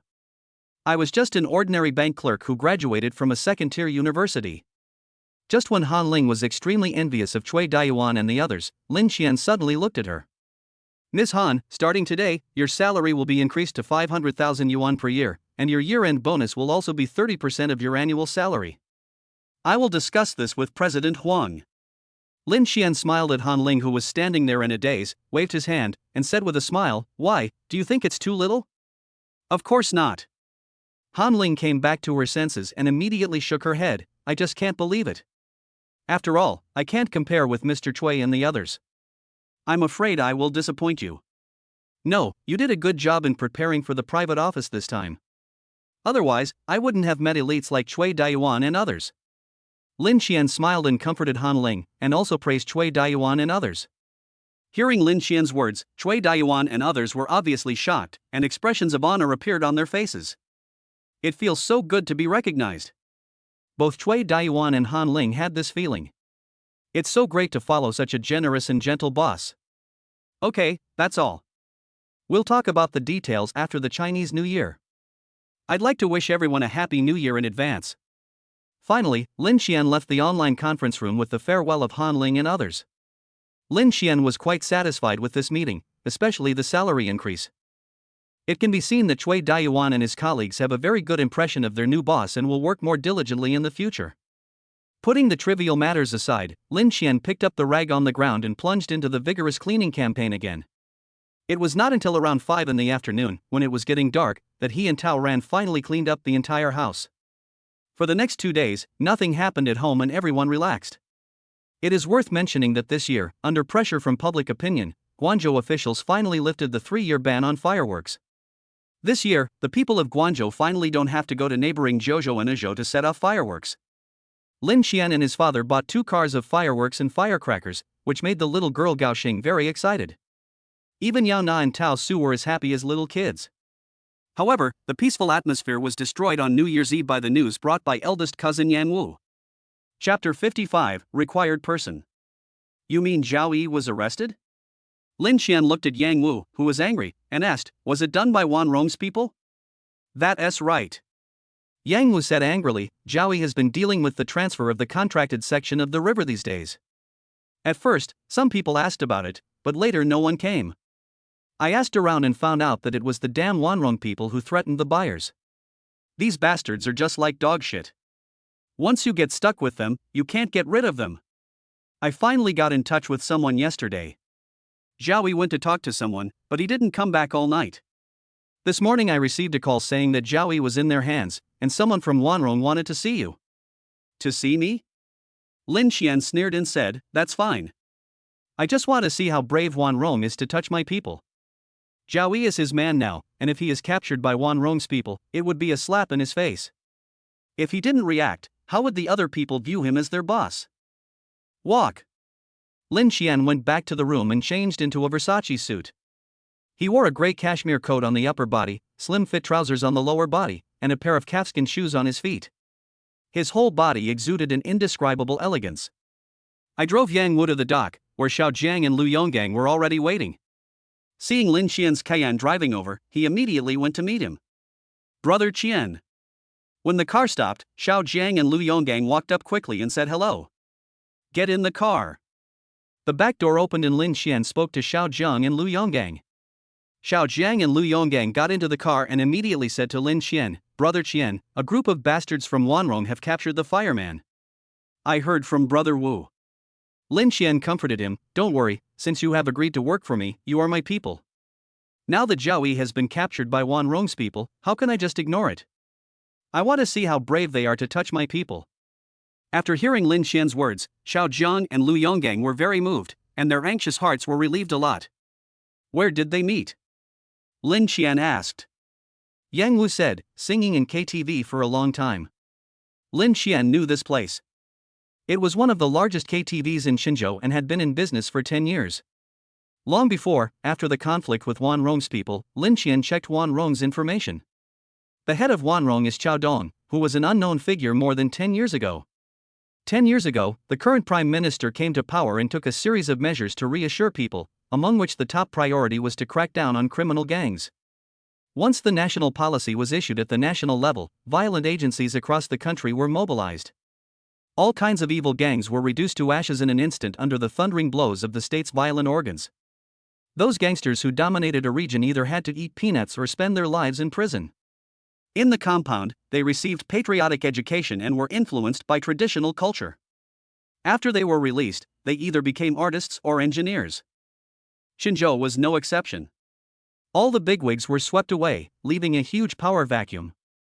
Although Qiao Dong was insignificant at the beginning, he had a good brain. With the help of his gangster background, he monopolized the earthwork projects in the entire Qinzhou after a few years of hard work, and then developed into the building materials industry. Now, Wanrong, which he owns, has occupied 40% of the building materials business in the entire Qinzhou. His net worth has now exceeded 10 million yuan, and he has transformed himself into a successful entrepreneur. Zhouchang KTV is located next to the artificial lake in Qinzhou Park and occupies a 5-story building. There is a huge parking lot outside. Even though it is morning, the huge parking lot is still full of cars. There were quite a few men with muscular faces standing at the door of the Zhouchang KTV, and they didn't look like good guys at first glance. The Cayenne stopped at the door, and the men who were chatting and laughing immediately became alert. Lin Xian, Yang Wu, and the other two got out of the car and walked straight into the KTV. The unfriendly looks on their faces immediately attracted the attention of the gangsters present. What are you doing? As soon as they reached the door, several men with unfriendly faces came forward and stopped Lin Xian and his companions. Lin Xian glanced at the people who blocked his way and introduced himself. My name is Lin Xian. The men looked at each other and thought of the boss's previous arrangement. One of them sneered and said arrogantly, What Lin Xian and Yu Qian?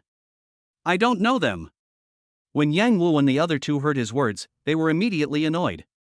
Just as they were about to speak, they heard Lin Xian say in a calm tone, Xiao Dong has been in Qinzhou for decades. Is this all he is capable of? I hired a bunch of rubbish like you to look after the door. Do you think my business is too big? Lin Xian's words did not give any face to Qiao Dong, the underground emperor of Qinzhou. Not only were these bad youths stunned by his words, but even Yang Wu and the others did not expect Lin Xian to be so tough. Fuck. You're dead today, kid. The young man was immediately angry that his boss was looked down upon, and reached out to hit Lin Xian. Lin Xian grabbed the young man's wrist, then slowly exerted force. Crunch. There was a teeth-grinding sound of bones cracking, followed by a piercing scream. Ah! But before he could shout twice, Lin Xian kicked him in the chest and sent him flying 3 to 5 meters away. Then Lin Xian raised his head as if he had sensed something and looked towards the top floor of Zhouchang KTV. He had a feeling that Qiao Dong was there. Just as the thugs at the door reacted and were about to take action, a voice suddenly came from behind them. Stop it, boss, let them in. A middle-aged man wearing a KTV work uniform came out and said to Lin Xian and the others, the boss is waiting for you on the top floor. Come with me. Having said that, he took the lead and walked into the hall of Zhouchang KTV. Lin Xian did not hesitate and followed him, leaving the thugs outside with hatred. Soon, Lin Xian and his 3 companions followed this man to the top floor, where there was only a large private room. 5 or 6 burly men in black suits were standing in a row at the door of the room. Lin Xian and his companions walked past these people and entered the large private room. As soon as they entered the room, Lin Xian and his companions saw Zhaoyi sitting on the sofa with 2 people holding his shoulders. Fireman. Seeing Zhaoyi, Yang Wu and others couldn't help but exclaim. At this time, Zhaoyi's face was swollen, his clothes were torn, and one of his shoes fell off. Obviously, he had taken quite a beating in the past day. Lin Xian glanced at Zhaoyi, then fixed his gaze on the bald man opposite him. The bald man was of medium build, wearing a black jacket, and had a fat face, but he didn't look kind, instead he looked sinister and vicious. Lin Xian? Perhaps sensing Lin Xian's gaze, the bald man asked. Qiao Dong? Lin Xian was not to be outdone. He looked directly at Xiao Dong and asked with a cold expression. Chapter 56. I want him to go in and eat peanuts. There was a flash of displeasure in Xiao Dong's eyes. Ever since he rose to prominence 10 years ago, no one had dared to call him by his name for a long time. Even when dealing with some government officials, people would call him Boss Chow, Mr. Chow, or Mr. Chow to show respect. However, he still controlled his anger and said with a fake smile, Mr. Lin is really young and promising, but he is just a little angry. Lin Xian ignored him and looked at Zhao Yi and asked, who did it? To outsiders, his words might seem nonsensical, but everyone present knew what he was asking. Mr. Lin, my boss is talking to you, are you? The man standing behind Xiao Dong cursed at Lin Xian angrily. Lin Xian glanced at him, and that cold look made the man feel cold all over, and he couldn't even say the next word. You did it? Lin Xian looked at him and asked. The man was a little annoyed. He was actually frightened by Lin Xian's eyes. It was really embarrassing. Now seeing that Lin Xian was still so arrogant, he immediately said, that's right, I was the one who beat him. Very good. Lin Xian nodded, then kicked out fiercely. Bang! With a loud bang, the man hit the wall heavily. Puff! A mouthful of blood spurted out of his mouth, then his eyes rolled up and he fainted. Then Lin Xian's voice rang out, how many lives do you have to pay for the man who hit me? As he spoke, Lin Xian looked at the two people who were pressing Zhao Yi's shoulders. Feeling the strong sense of oppression coming from Lin Xian, the two men stepped back in fear and loosened their arms that were pressing on Zhao Yi's shoulders. Yang Wu and two other people nearby rushed over and rescued Zhao Yi. That's enough. Xiao Dong's face turned pale and he shouted loudly. Lin Xian kicked his man unconscious in front of him, not taking him seriously at all. Lin Xian, you hit me in front of me, don't you think too highly of me? Xiao Dong's tone was cold, and the aura of a gangster emperor emerged. Then you beat my people like this, don't you think highly of me? Lin Xian refused to give in. He then sneered and added, but you are right about one thing. I really don't take you seriously. Lin Xian, I advise you not to be too angry. Do you believe that I will not allow you to leave this door today? Anger rose on Xiao Dong's face. He clapped his hands, and the door of the box suddenly opened.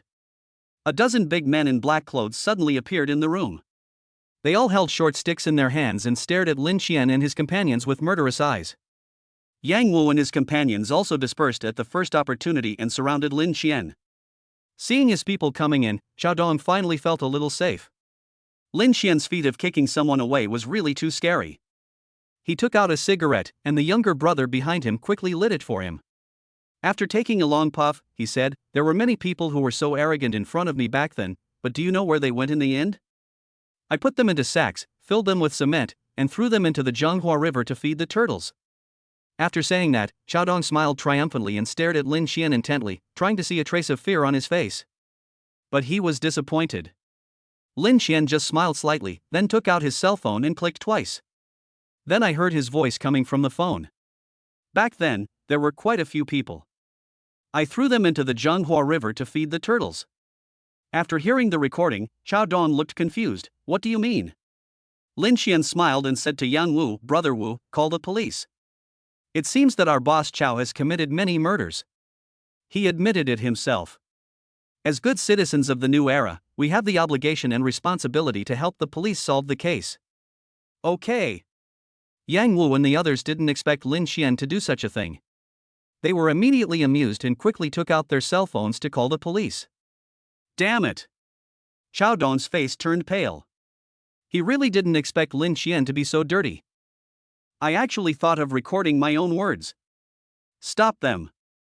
Xiao Dong couldn't care less now. He yelled and grabbed Yang Wu's cell phone. After hearing what their boss said, the other people present also attacked Lin Xian and his companions.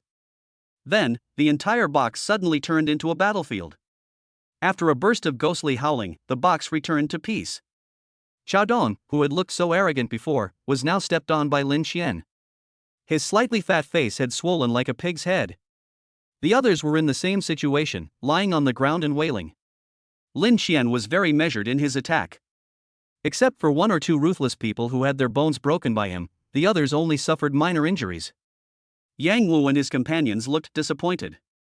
They still didn't play any role in the battle just now. Before they could finish off their opponents, Lin Xian had already knocked everyone down. Xiao Dong, who was stepped on by Lin Xian, was looking at him with resentment. Lin Xian frowned and slapped Xiao Dong in the face. I don't like the look in your eyes. If you dare to look at me like that again, I will call the police immediately. If I'm right, Wanrong has already been on the police's blacklist, right? Now that the police have your own recording, what do you think will happen to you?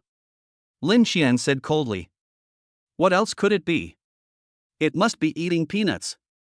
A trace of fear flashed across Xiao Dong's eyes, and then he looked away in frustration. He didn't want to eat peanuts, so he had to endure it. Lin Xian, Xiao Dong, admit defeat this time. Please draw a path for me. Bang! Another slap hit Xiao Dong's face, and he was completely stunned. I've already admitted defeat, what else do you want to do? Then Lin Xian said with a look of disgust, what nonsense are you talking about? Do you think I am a gangster like you? And you still want to draw a line? Xiao Dong asked with a frustrated look on his face, what do you want? From now on, I don't want to see you Wanrong people disturbing them, including their families. Otherwise, I guarantee that this recording will appear on the desk of a certain director, or on the headlines of some media. Lin Xian looked at Xiao Dong and said indifferently, Boss Xiao, you don't want your words that disregard human life to be uploaded to TikTok or Weibo, right? Good. Xiao Dong shuddered at the thought of Lin Xian taking this recording to the police station or giving it to some media.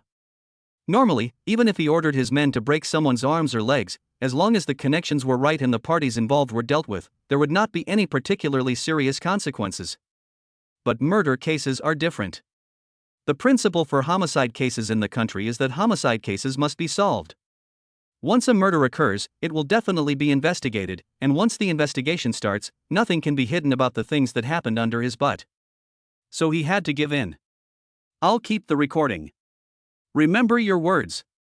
Lin Xian stood up, lifted his foot that was stepping on Xiao Dong's chest, and said to Yang Wu and the others, let's go. After Lin Xian and his companions left, Xiao Dong was helped up by his younger brothers. Boss, what should we do? Chow. Xiao Dong slapped his younger brother in the face and gritted his teeth. What should we do? What do you say we should do? Check for me. I want to know where this Lin Xian came from. I've been in Qinzhou for so long, and I've never been insulted this badly. Let's wait and see. Lin Xian didn't know about Xiao Dong's resentment. They have already left Zhouchang KTV. Yang Wu was a little puzzled. Xiao Chen, are we just going to let that Xiao go? Of course not. Sitting in the Cayenne, Lin Xian took out his mobile phone and sent a WeChat message to Han Ling. Check the information of Qinzhou Wanrong Building Materials Group for me. I don't care what method you use. I want to bankrupt this company. Then he passed the recording to Yang Wu and said, when the time is right, send this recording out. I want Xiao Dong to eat peanuts. Chapter 57 Wanrong Group, dead. Guangzhou, Construction Bank Haihe District Branch.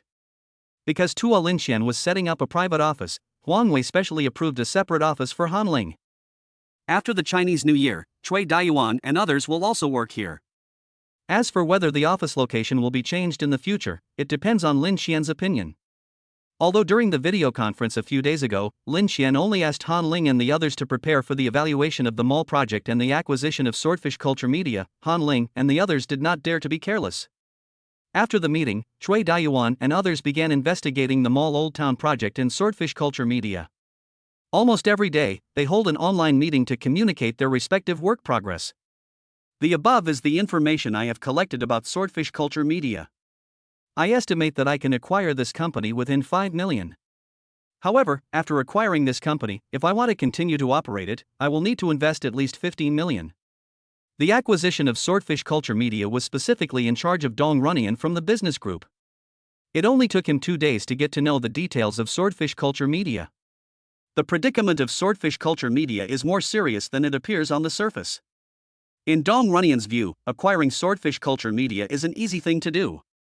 After Dong Runian finished speaking, Cui Daiyuan, who was in charge of today's meeting, looked at Lu Jin.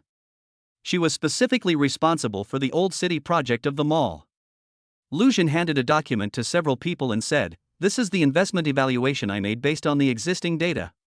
According to the calculation of the data model, the profit of investing in the Mall Old City project is only 17%. Although it is lower than the expected 20%, according to my estimation of the future market, there is still a lot of room for growth. No one else said anything, just quietly looked at the evaluation document given by Lu Jin.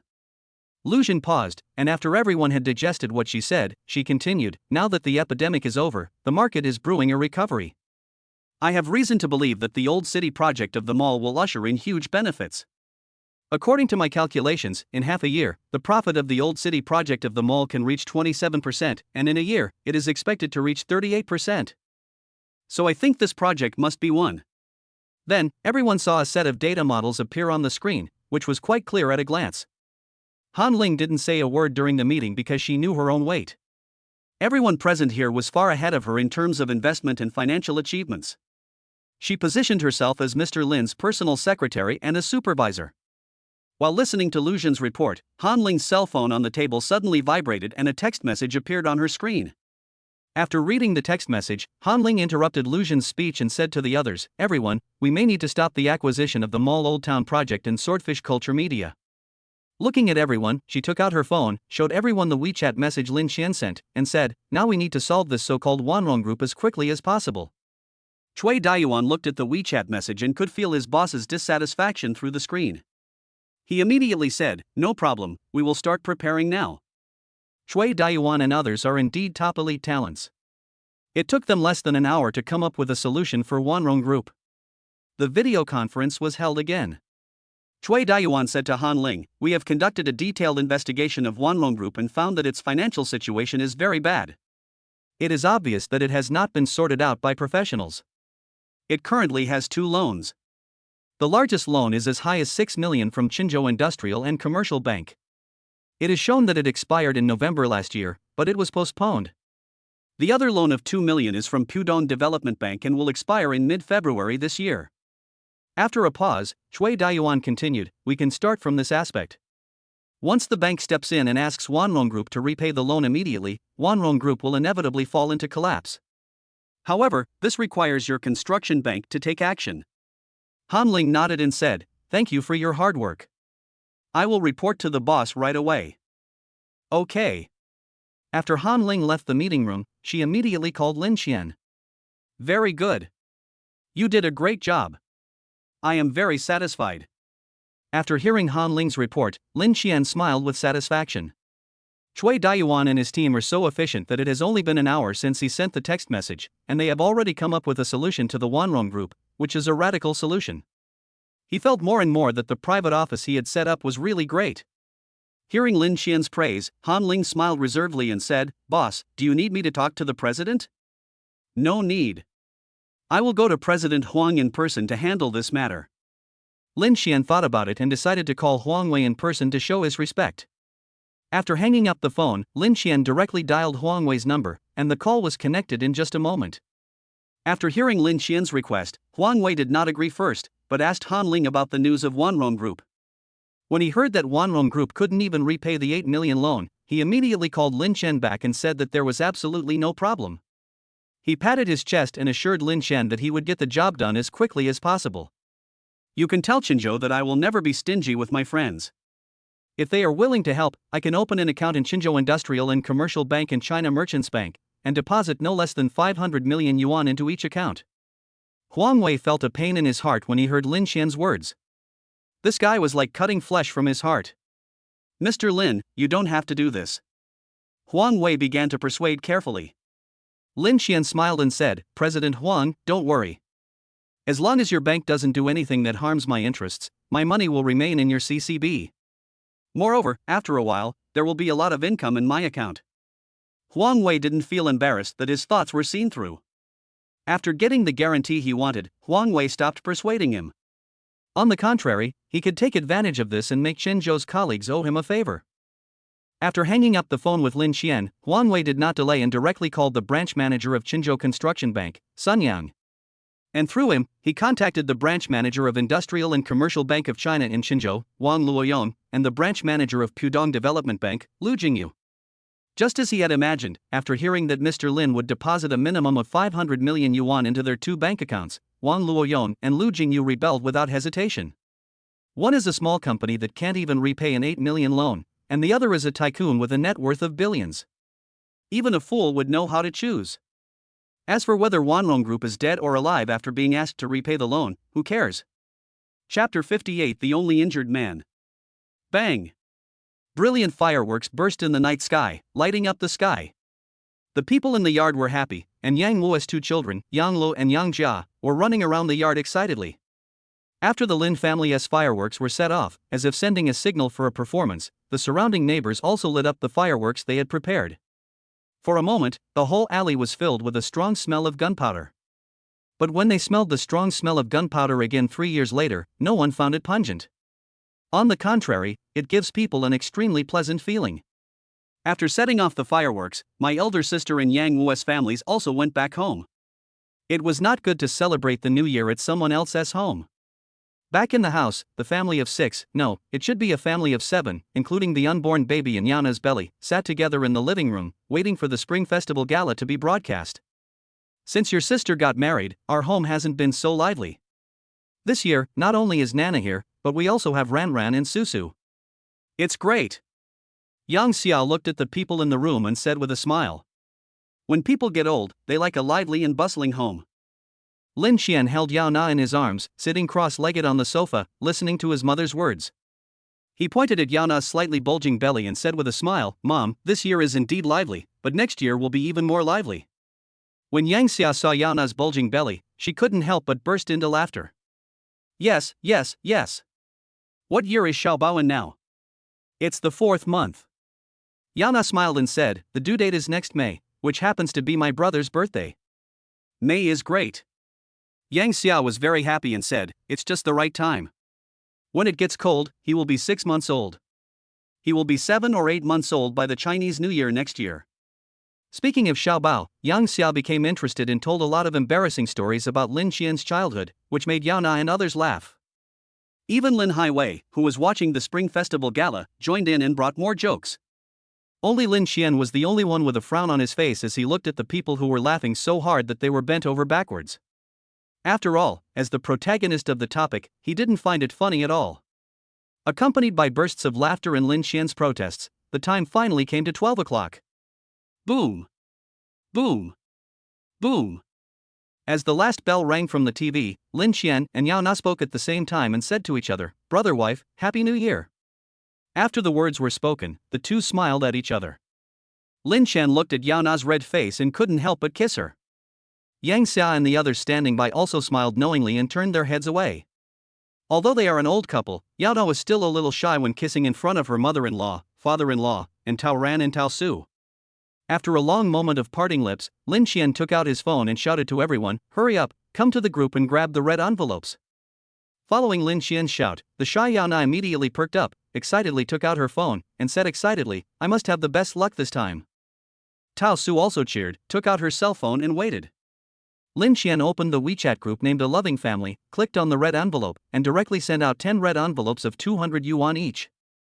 In addition to his parents, him and Yao Na, the group also includes his sister's family, and of course Tao Ran and Tao Su are also included now. As the red envelopes were sent out one after another, Yao Na and Tao Su's screams never stopped. What? Why am I not the luckiest? Yao Na opened all 10 red envelopes and suddenly felt discouraged, because this was a red envelope, and she didn't have the best luck. On the contrary, she had the worst luck. You're still laughing. Yao Na looked at Lin Xian who was laughing beside her and suddenly became angry and pinched his arm hard. Among these 10 red envelopes, the one with the best luck is the person sending out the red envelope. Hiss. It hurts. It hurts. It hurts. Lin Xian screamed and crawled to avoid Yao Na's 9-in white bone claw. Humph. Next time you give out red envelopes, don't snatch them yourself. Yao Na warned harshly. Yes, yes, yes. I won't steal it next time. Lin Xian quickly raised his hands in surrender, and Yao Na gave up in disappointment. After a while, her cell phone suddenly vibrated. When I opened my phone, I saw a series of transfer messages on WeChat. And there were 10 consecutive transfer messages of 52,100. The previous red envelopes were for everyone, but this one belongs only to you. Lin Xian raised his cell phone and said to Yao Na with loving eyes. Thank you, brother. Yao Na was touched, she pecked Lin Xian hard on the face, then nodded excitedly to accept it. Wow! That's a lot of money. It's all mine. It's all mine. Yao Na held her cell phone with a silly smile on her face. At this time, Yang Xia also walked into the bedroom, and after a while, she took out a stack of red envelopes. He handed 4 of the red envelopes to Tao Ran and Tao Su, and said, "These are New Year's red envelopes for the 2 of you. I hope you 2 will have smooth work and academic success in the new year." Tao Ran and Tao Su took the red envelope and opened it. They found that it was actually a thick stack of red banknotes, which looked to be at least 10,000 thick. "Godmother, this is too much." Tao Ran and Tao Su didn't know what to do.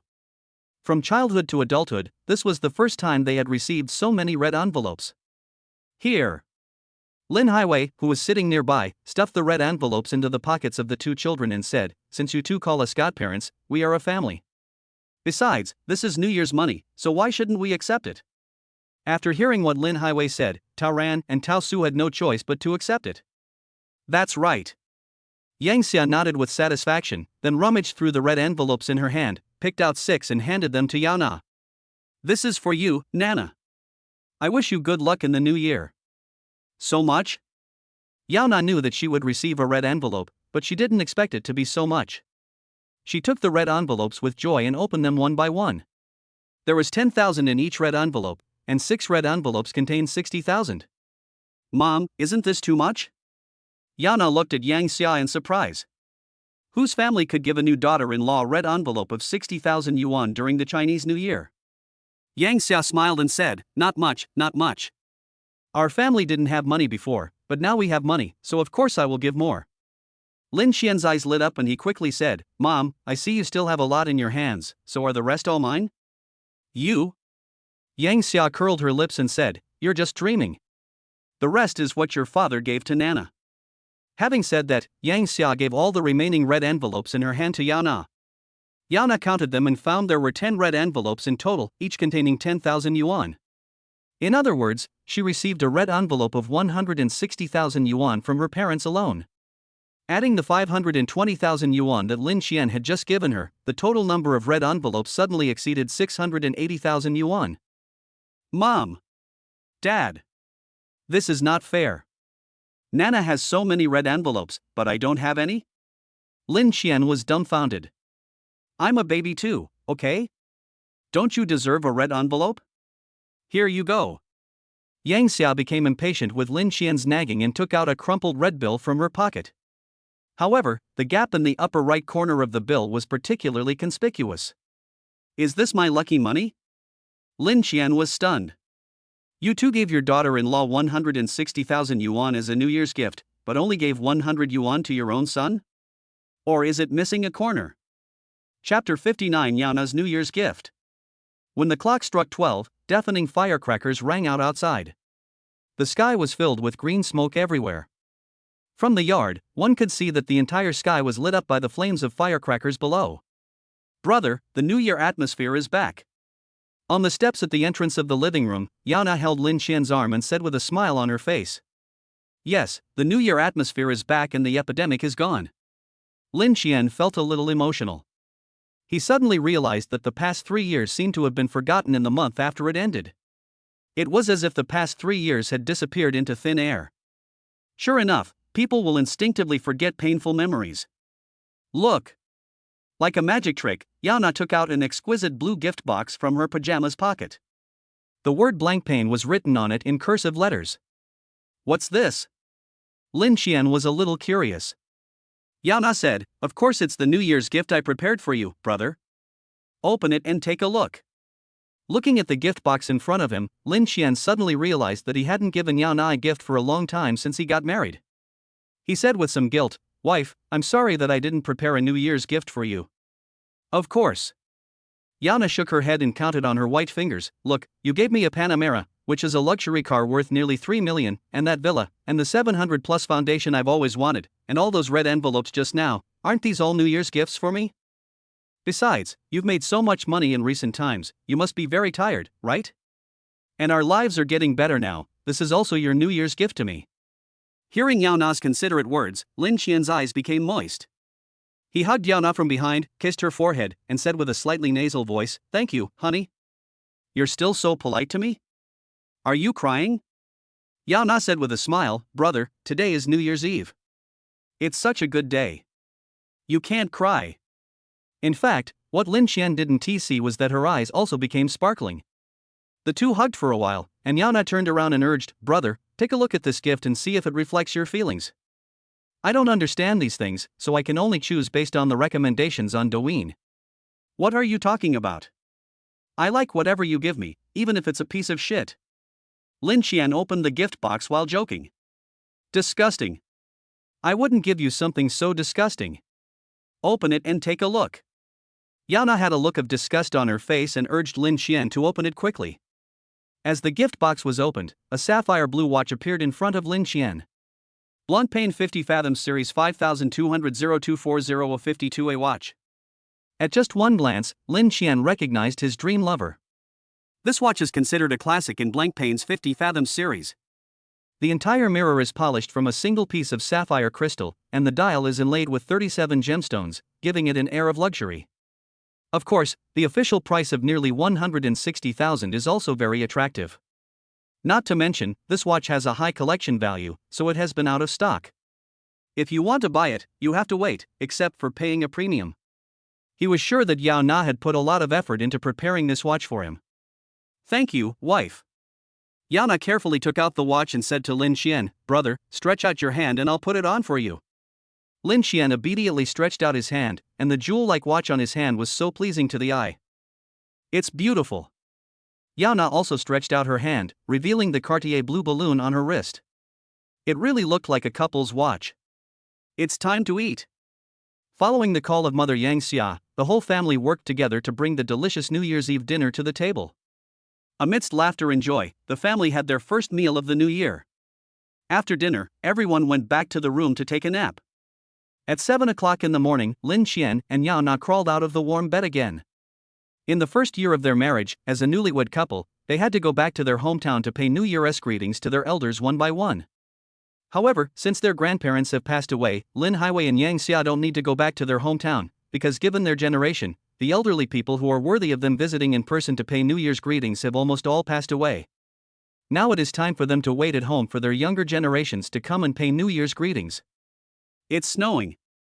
While driving, Yao Na, who was sitting in the passenger seat, suddenly pointed at the snowflakes falling outside the window and shouted in surprise.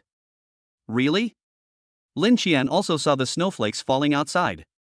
He couldn't remember how many years it had been since he last saw snow during the Chinese New Year. "I still remember when I was a child, it would snow heavily during the Chinese New Year. Every New Year's Day, everyone would go back to their hometown in the dark and walk on the thick snow to pay New Year's greetings. The weather changed a lot afterwards. It no longer snowed during the Chinese New Year. Every Chinese New Year, it seemed like something was missing." Lin Xian's hometown is not far from their home, and it only takes about 10 minutes to drive there. When they arrived, there was already a thin layer of snow on the ground. "Brother! Take a picture with me." Yao Na excitedly pulled Lin Xian and raised her cell phone. There was no rush anyway, so Lin Xian was happy to play with Yao Na. Yao Na held Lin Xian and took pictures for a full 10 minutes before she let him go with satisfaction. Lin Xian walked in front carrying something, and Yao Na walked behind, selecting the photos that had just been taken. Finally, I selected a few beautiful photos, edited a circle of friends, and sent it out. The sun is bright, the moon is shining, wealth and prosperity, longevity and health, the new year is peaceful and long-lasting. Below is a 9-square grid. Lin Xian and she are standing in the snow, smiling particularly sweetly. "Wow! Nana, what skincare products are you using? Why do you look so good?" Not long after Yao Na posted on WeChat Moments, a small group that had been silent for a long time suddenly became lively. DD. A series of photos were posted by a young lady named Yaya who loves to smile. They were the photos that Yao Na had just posted on her Moments. Then, another young lady named Roy also posted 3 emoticons of old people with question mark faces. Then he sent a voice message in an exaggerated tone, "Oh my god, Nana, did you go for plastic surgery?" Several other sisters who were diving also expressed their surprise. Looking at the little sisters' surprised replies, Yao Na felt so happy. She replied, "Really? I didn't see it, but I really didn't use any cosmetics. You know, I'm pregnant, I dare not use any cosmetics." After hearing Yao Na's reply, the young ladies in the group fell into a strange silence. "Can anyone tell me how many years I will be sentenced to if I kill this show-off?" Chapter 60: A Spontaneous Trip. After a while, Rui said angrily, Nana, do you know how much you deserve a beating for what you just said? The smiling Yeye also said, that's right, but I heard that pregnancy really has some good effects on women.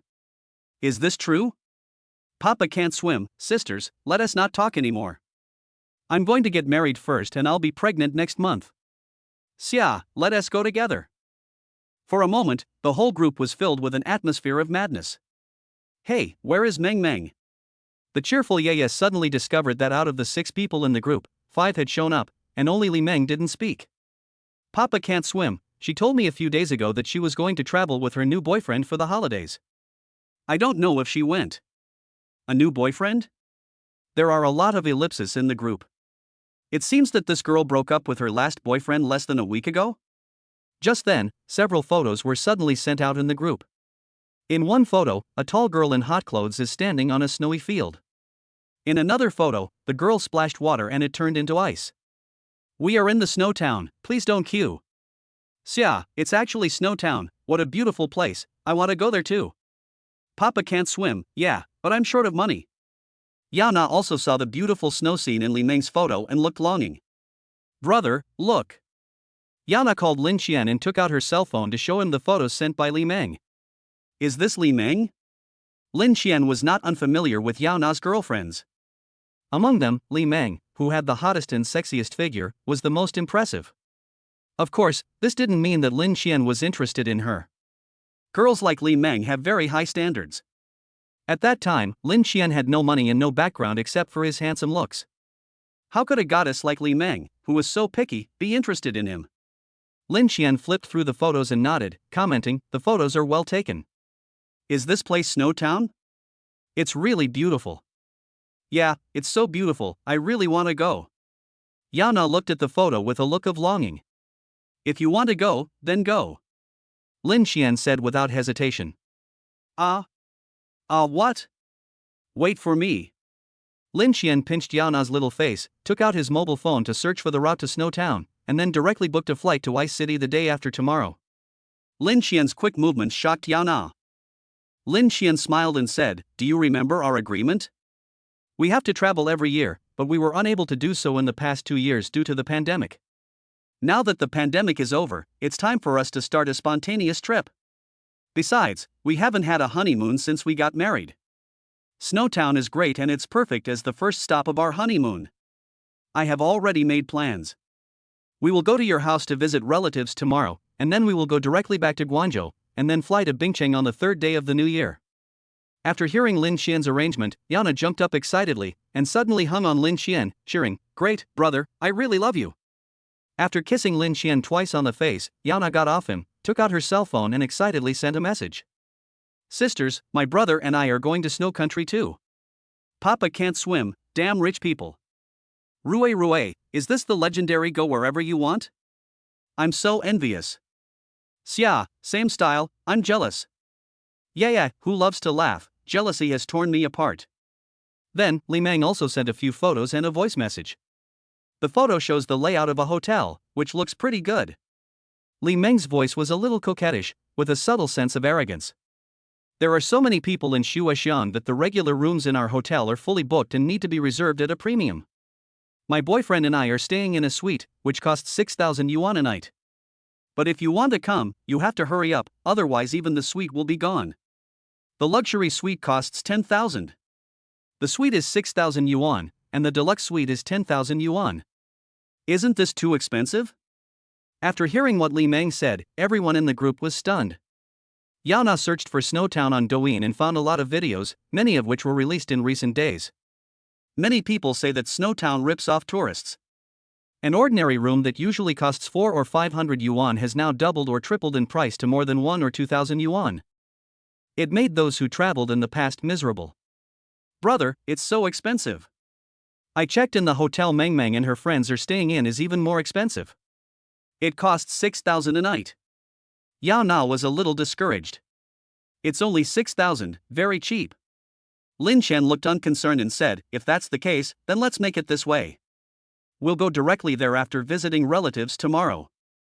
Over the next 2 days, Lin Xian and Yana did everything a newlywed couple needed to do. All the relatives on both sides visited. What's different is that in Yao Na's hometown, Yaozhuang, almost everyone knows that the Yao family has a very powerful son-in-law who can be on good terms with the executive vice mayor of their shopping mall. Since the first day of the Lunar New Year, Lao Yao's family has had a constant stream of guests. Relatives who I haven't contacted for hundreds of years also came to pay New Year's greetings this time. This made Yao Jun, who was very concerned about his reputation, very vain. On the second day of the Chinese New Year, when Lin Xian brought Yao Na back home, the villagers surrounded old Yao's house. These people heard that Lin Xian was going to invest in their mall's Old Town project, and wanted to test the waters to see if they could get a piece of the pie. To these people, Lin Xian only wanted to give them one sentence: "What are you dreaming about?" After finally making it to the afternoon, Lin Xian and Yao Na could no longer stay and hurriedly left with an excuse. But they did not return to their hometown in Qinzhou, but went directly back to Guangzhou. After packing up, the next day, Lin Xian took Yao Na on a plane to Ice City. He chose business class for this trip, but because of the Chinese New Year, all air tickets were full price. The ticket price is nearly 6,000 yuan, but it is definitely worth it. The business class has better privacy and the service is even better. 2.5 hours later, the Boeing 737 landed at Taiping Airport in the Ice City. Lin Xian and Yao Na had already put on the down jackets they had prepared before getting off the plane. But even so, I was still shivering from the cold wind outside. Then Lin Xian went to the car rental company first, rented a Wrangler, and then headed towards Snowtown. Along the way, Lin Xian and Yao Na saw countless beautiful snow scenes, which was a magnificent sight completely different from that in the Central Plains. Although they were very tired, both Lin Xian and Yao Na were in very good spirits. After more than 5 hours of travel, Lin Xian and Yao Na finally arrived at the Snowtown in the National Forest Park. Those low mushroom houses were covered with thick snow that looked like marshmallows. In front of every house, bright red lanterns are hung high, and the only colors you can see are white and festive red. Because of the Spring Festival, there are people coming and going everywhere, and laughter and joy fill the entire Snowtown. Even Lin Xian and Yao Na, who had just arrived here, were infected by the laughter, and all their fatigue disappeared without a trace. Chapter 61. Your idea is too cruel. Brother, come quickly. Yao Na ran out first, waving at Lin Xian as she ran. When I was a kid in Guangzhou, it snowed a lot at home, but this was the first time I saw such heavy snow as in Shuoxiang. Slow down. Lin Xian was startled. My goodness, has this girl forgotten that she is 4 months pregnant? But it's true, I don't know if it's the special attribute he brought after his rebirth, but after he and Yao Na had happy times together, not only did Yao Na's complexion get better and better, but her physical fitness also improved a lot. The side effects that pregnant women should experience, such as low back pain, insomnia, nightmares, and anorexia, disappeared in Yao Na's body. Now she eats well, sleeps well, and the baby is incredibly healthy. Do you know why the snow in Snow Country is so heavy? Lin Xian took Yao Na's hand and walked towards the hotel. I don't know. Do you know? Yao Na asked. Of course I know. Lin Xian looked very proud, and then explained, this is because the Snowtown is located on the border. To the north is the cold air from the Siberian wilderness, and to the east is the warm and humid air from the Sea of Japan. The intersection of the two has formed a unique natural environment here. Of course, if he hadn't said that and just checked his phone, Yao Na would have believed it. What? I thought my brother really knew, but who knew you would cheat? Yao Na looked disdainful. Lin Xian laughed loudly, and suddenly he pointed to the distance and shouted, Wife, look. An elk. Wow. It really is a moose pulling a sled. Yao Na looked at the elk slowly approaching, her face flushed with excitement. Just you wait. Seeing Yao Na so happy, Lin Xian immediately said something to her and then ran to the Snow Village staff who were leading the elk. After a while, Yao Na saw Lin Xian waving at her. Wife, come quickly. Here I come. Yao Na ran towards Lin Xian excitedly. Seeing that, Lin Xian was so scared that he quickly ran over to protect her. Are you stupid? Can't you slow down a little? Lin Xian said with some concern. Hey, I'm so excited, aren't I? Wow, it's really an elk. This is the first time I've seen a real one. So cute. Yao Na stuck out her tongue at Lin Xian, said something apologetic, and then looked at the half-human high elk in front of her with a happy face. The two elks in front of me are dressed just like Santa Claus elks in the cartoons I saw when I was a kid. Even the small sleigh behind them is the same style. Do you like it? Lin Xian asked. Of course I like it. Yao Na reached out her hand and wanted to touch the elk, but she was afraid. The elder brother who was holding the elk nearby saw Yaona's appearance and said with a smile, "Girl, I'm watching her, you touch it carefully." "Thanks." Yaona thanked with a look of surprise. Lin Xian also said, "It's okay, I'm watching you too." Only then did Yaona carefully reach out her hand and touch the elk's head twice. Suddenly she felt a warm sensation and saw the elk licking her palm with its pink little tongue. "Brother, look." It responded to me. Yaona excitedly grabbed Lin Xian's hand and shouted, "I saw it. It seems to like you very much. But your voice is too loud. It will scare it." Hearing Lin Xian's words, Yaona quickly covered her mouth, her eyes curved with smiles, full of joy. Even the elder brother beside him was surprised and said, "There are many people who want to touch the deer every day, but you are the first one to respond like this today." As they were talking, another elk came over on its own and rubbed its head against Yaona from time to time. The surrounding tourists couldn't help but exclaim in amazement. There were also many naughty kids shouting at their parents that they wanted to play with the elk in the same way. Lin Xian was also surprised at the scene in front of him. Deer are very vigilant animals. Even though the elks in Snow Village have been domesticated, they still won't get so close to humans. It only means that Yaona really has a special aura that can make even elks feel at ease. After interacting with the elk for a while, seeing more and more people gathering around, Lin Xian quickly said to the elder brother who was leading the elk, "Brother, please take my wife to the Wanjia Forest Hotel in front." The eldest brother also knew that Mila was close to Yaona, but he might not be close to other people, especially since there were many children in the crowd who looked difficult to deal with. He quickly nodded and said, "No problem. I have 2 sleds here. You two can each take one." "Forget it. My wife is pregnant and I'm worried if I'm not by her side to protect her." Lin Xian shook his head and rejected his elder brother's proposal. "Good boy. Really a man." The eldest brother gave Lin Xian a thumbs up, then led the elk and turned in another direction. With the help of Lin Xian, Yaona also sat on the sled. Lin Xian looked at Yaona sitting on the sled and suddenly felt that something was missing. He looked around and suddenly his eyes lit up. He said to Yaona, "Wait for me." In less than a minute, Lin Xian came out of a nearby grocery store, but this time he had a Christmas hat in his hand. Lin Xian returned to Yaona and put the Christmas hat on her head. Only then was he satisfied. Yaona took out her mobile phone, activated the camera, looked at herself in front of the camera, and was very satisfied. "Thank you, brother." Then, accompanied by a shout from the staff member, the elk slowly walked forward. Sitting on the sleigh and wearing a big red Santa hat, Yaona suddenly became the most handsome person on the whole street. In front of Wanjia Forest Hotel, Lin Xian thanked his elder brother. "Thank you, elder brother." The eldest brother also warmly wished Lin Xian and Yaona welcome to Snow Town. After taking a look at Yaona's slightly bulging belly, he immediately changed his words and said, "No, it should be 3. I hope the 3 of you can have fun in Snow Town, and I also hope that this trip to Snow Town will bring you the best memories." "I will," Lin Xian and Yaona said. Yaona waved to the 2 elks and said goodbye. "Goodbye, my little cuties. I hope to see you again tomorrow." Chirp. After hearing what Yaona said, the 2 elks actually shouted at her twice. This made Yaona's eyes widen, and she was even so moved that she wanted to cry. "Brother, did you see that? They actually said goodbye to me." Yaona excitedly grabbed Lin Xian's sleeve and pointed at the elk that kept looking back every few steps. "I saw it." Lin Xian didn't expect that in such a short period of time, these 2 elks would be so impressed with Yaona. Elder brother. Suddenly, Yaona looked at Lin Xian with hope. Lin Xian suddenly had a bad feeling. He swallowed and said with a dry mouth, What do you want to say?" "Hey hey." Yaona chuckled and said, "I knew I couldn't hide it from my brother.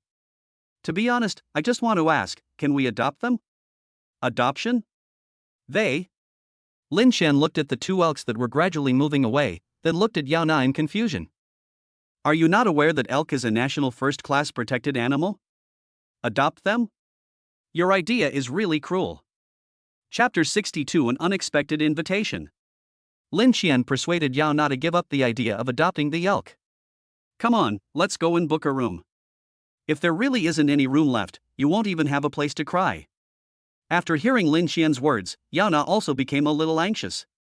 She had just witnessed the terrifying flow of people in Snow Town. I didn't expect that so many people would come to Snow Town to play just after the epidemic ended. Wanjia Forest Hotel. This is the only hotel in Shui Village that can be rated as a 5-star hotel, but to be honest, it is of the same level as the 3-star hotels outside.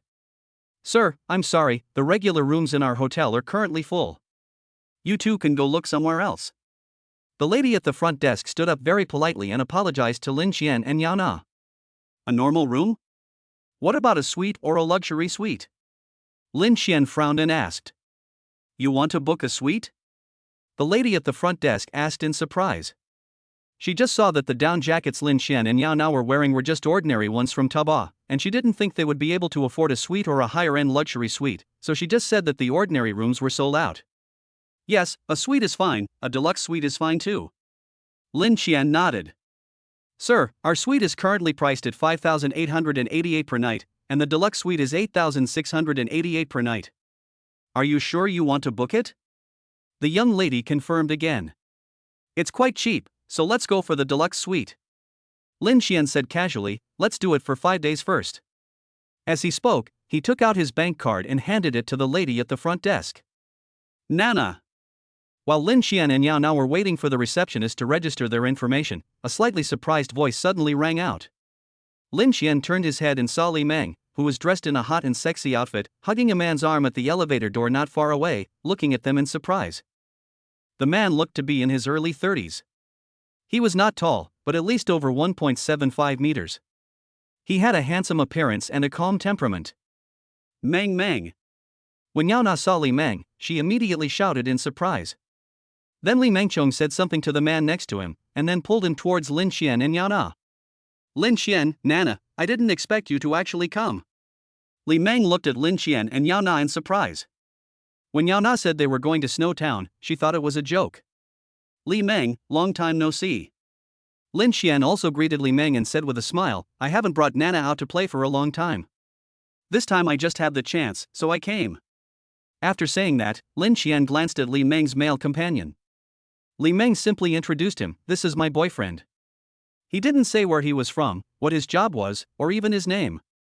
Lin Qian was no longer surprised. However, her new boyfriend's reaction was somewhat beyond Lin Qian's expectations. Yuan Jingshua, Li Meng's boyfriend, meet him. Yuan Jingshua stretched out his hand and greeted Lin Qian in a friendly manner. Lin Qian was stunned for a moment, then he also stretched out his hand and said with a smile, Lin Qian. Li Meng and I are going out to eat something, do you want to join us? Yuan Jingshua invited. Lin Qian glanced at the tired Yao Na and apologized, I'm sorry, my wife and I have been traveling all day, so we plan to settle down first. I'm sorry for being so abrupt. In that case, let's make an appointment next time. Yuan Jingshua also noticed Yao Na, who looked tired, and her slightly bulging belly, and said apologetically. Lin Qian also had a good impression of Yuan Jingshua, so he agreed without hesitation, okay, no problem. Mr. Lin, this is your room card. Since you have booked a luxury suite, our Wanjia Hot Springs Center will be open to you for free, and various treatments are also free. At this time, the lady at the front desk had finished the registration and handed the room card to Lin Qian with both hands. Lin Qian took the room card and said to Yuan Jingshua and Li Meng, then we'll go in first. Okay, we'll be leaving first. See you later. Yuan Jingshua also said something to Lin Qian before leaving. After leaving Wanjia's gate, Li Meng asked in confusion, Jingshua, you are a little abnormal today. Why is it abnormal? Yuan Jingshua asked curiously.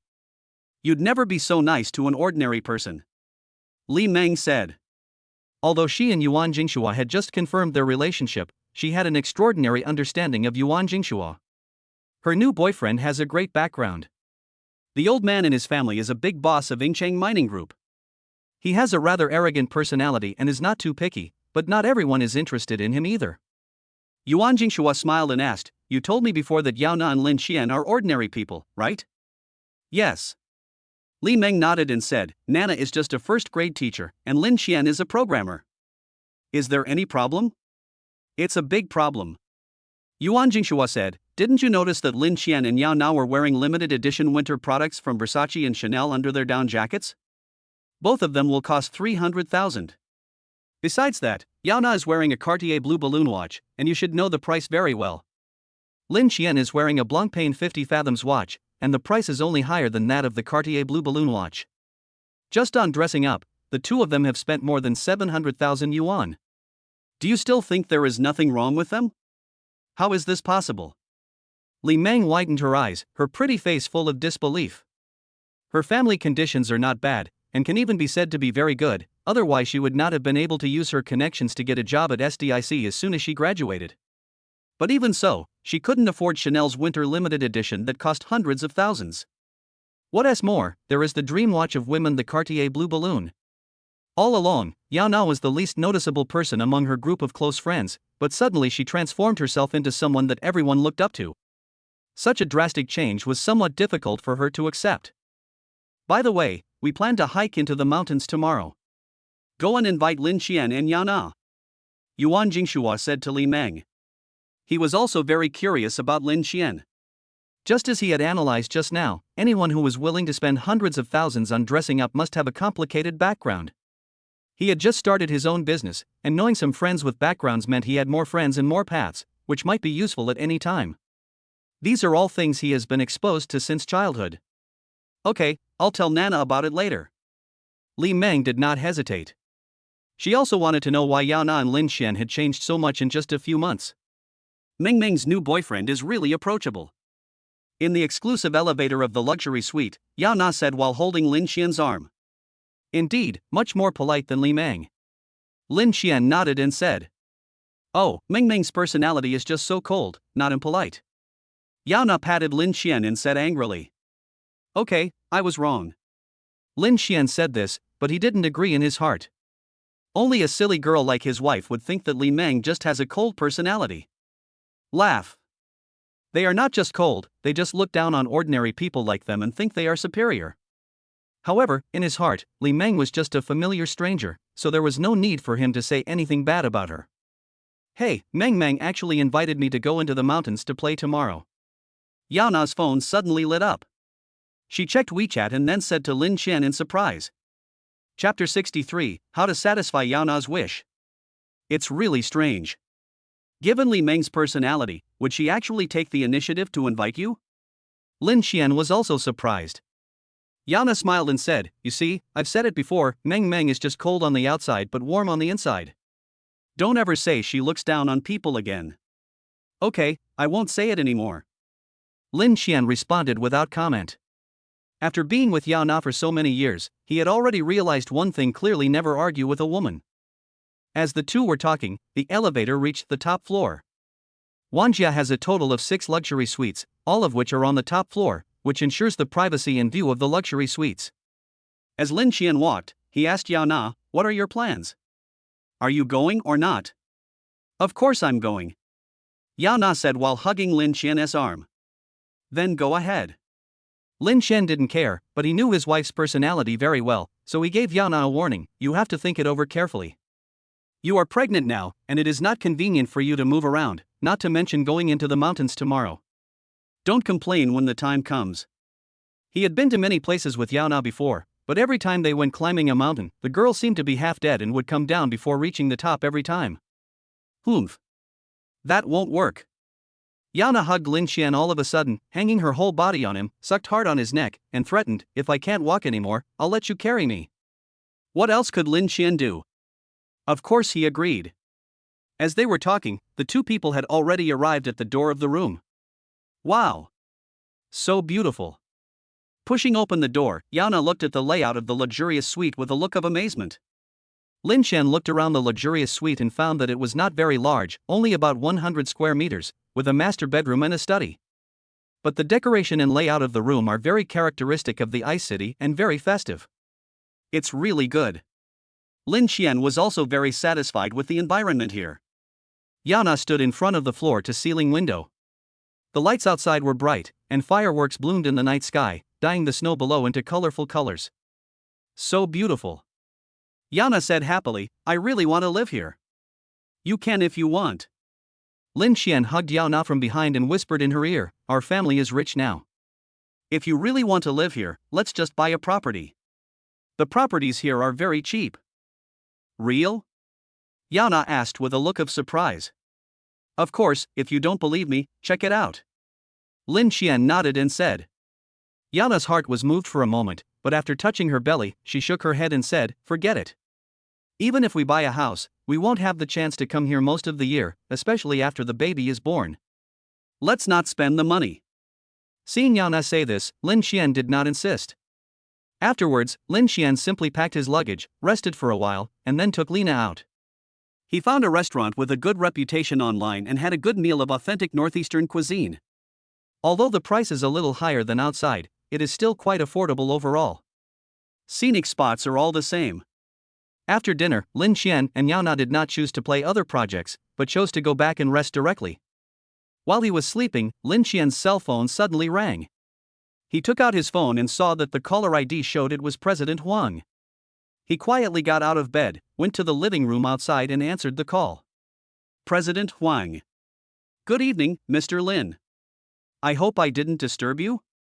Huang Wei's hearty smile came from the phone, and it was obvious that he was in a good mood. Of course not, is there something wrong? Lin Xian looked at the time and found that it was only 9 o'clock in the evening. I have good news. Huang Wei did not hide anything and said directly, I have already discussed it with Wang Luoyong, the branch manager of ICBC in Qinzhou, and Lu Jingyu, the branch manager of Shanghai Pudong Development Bank.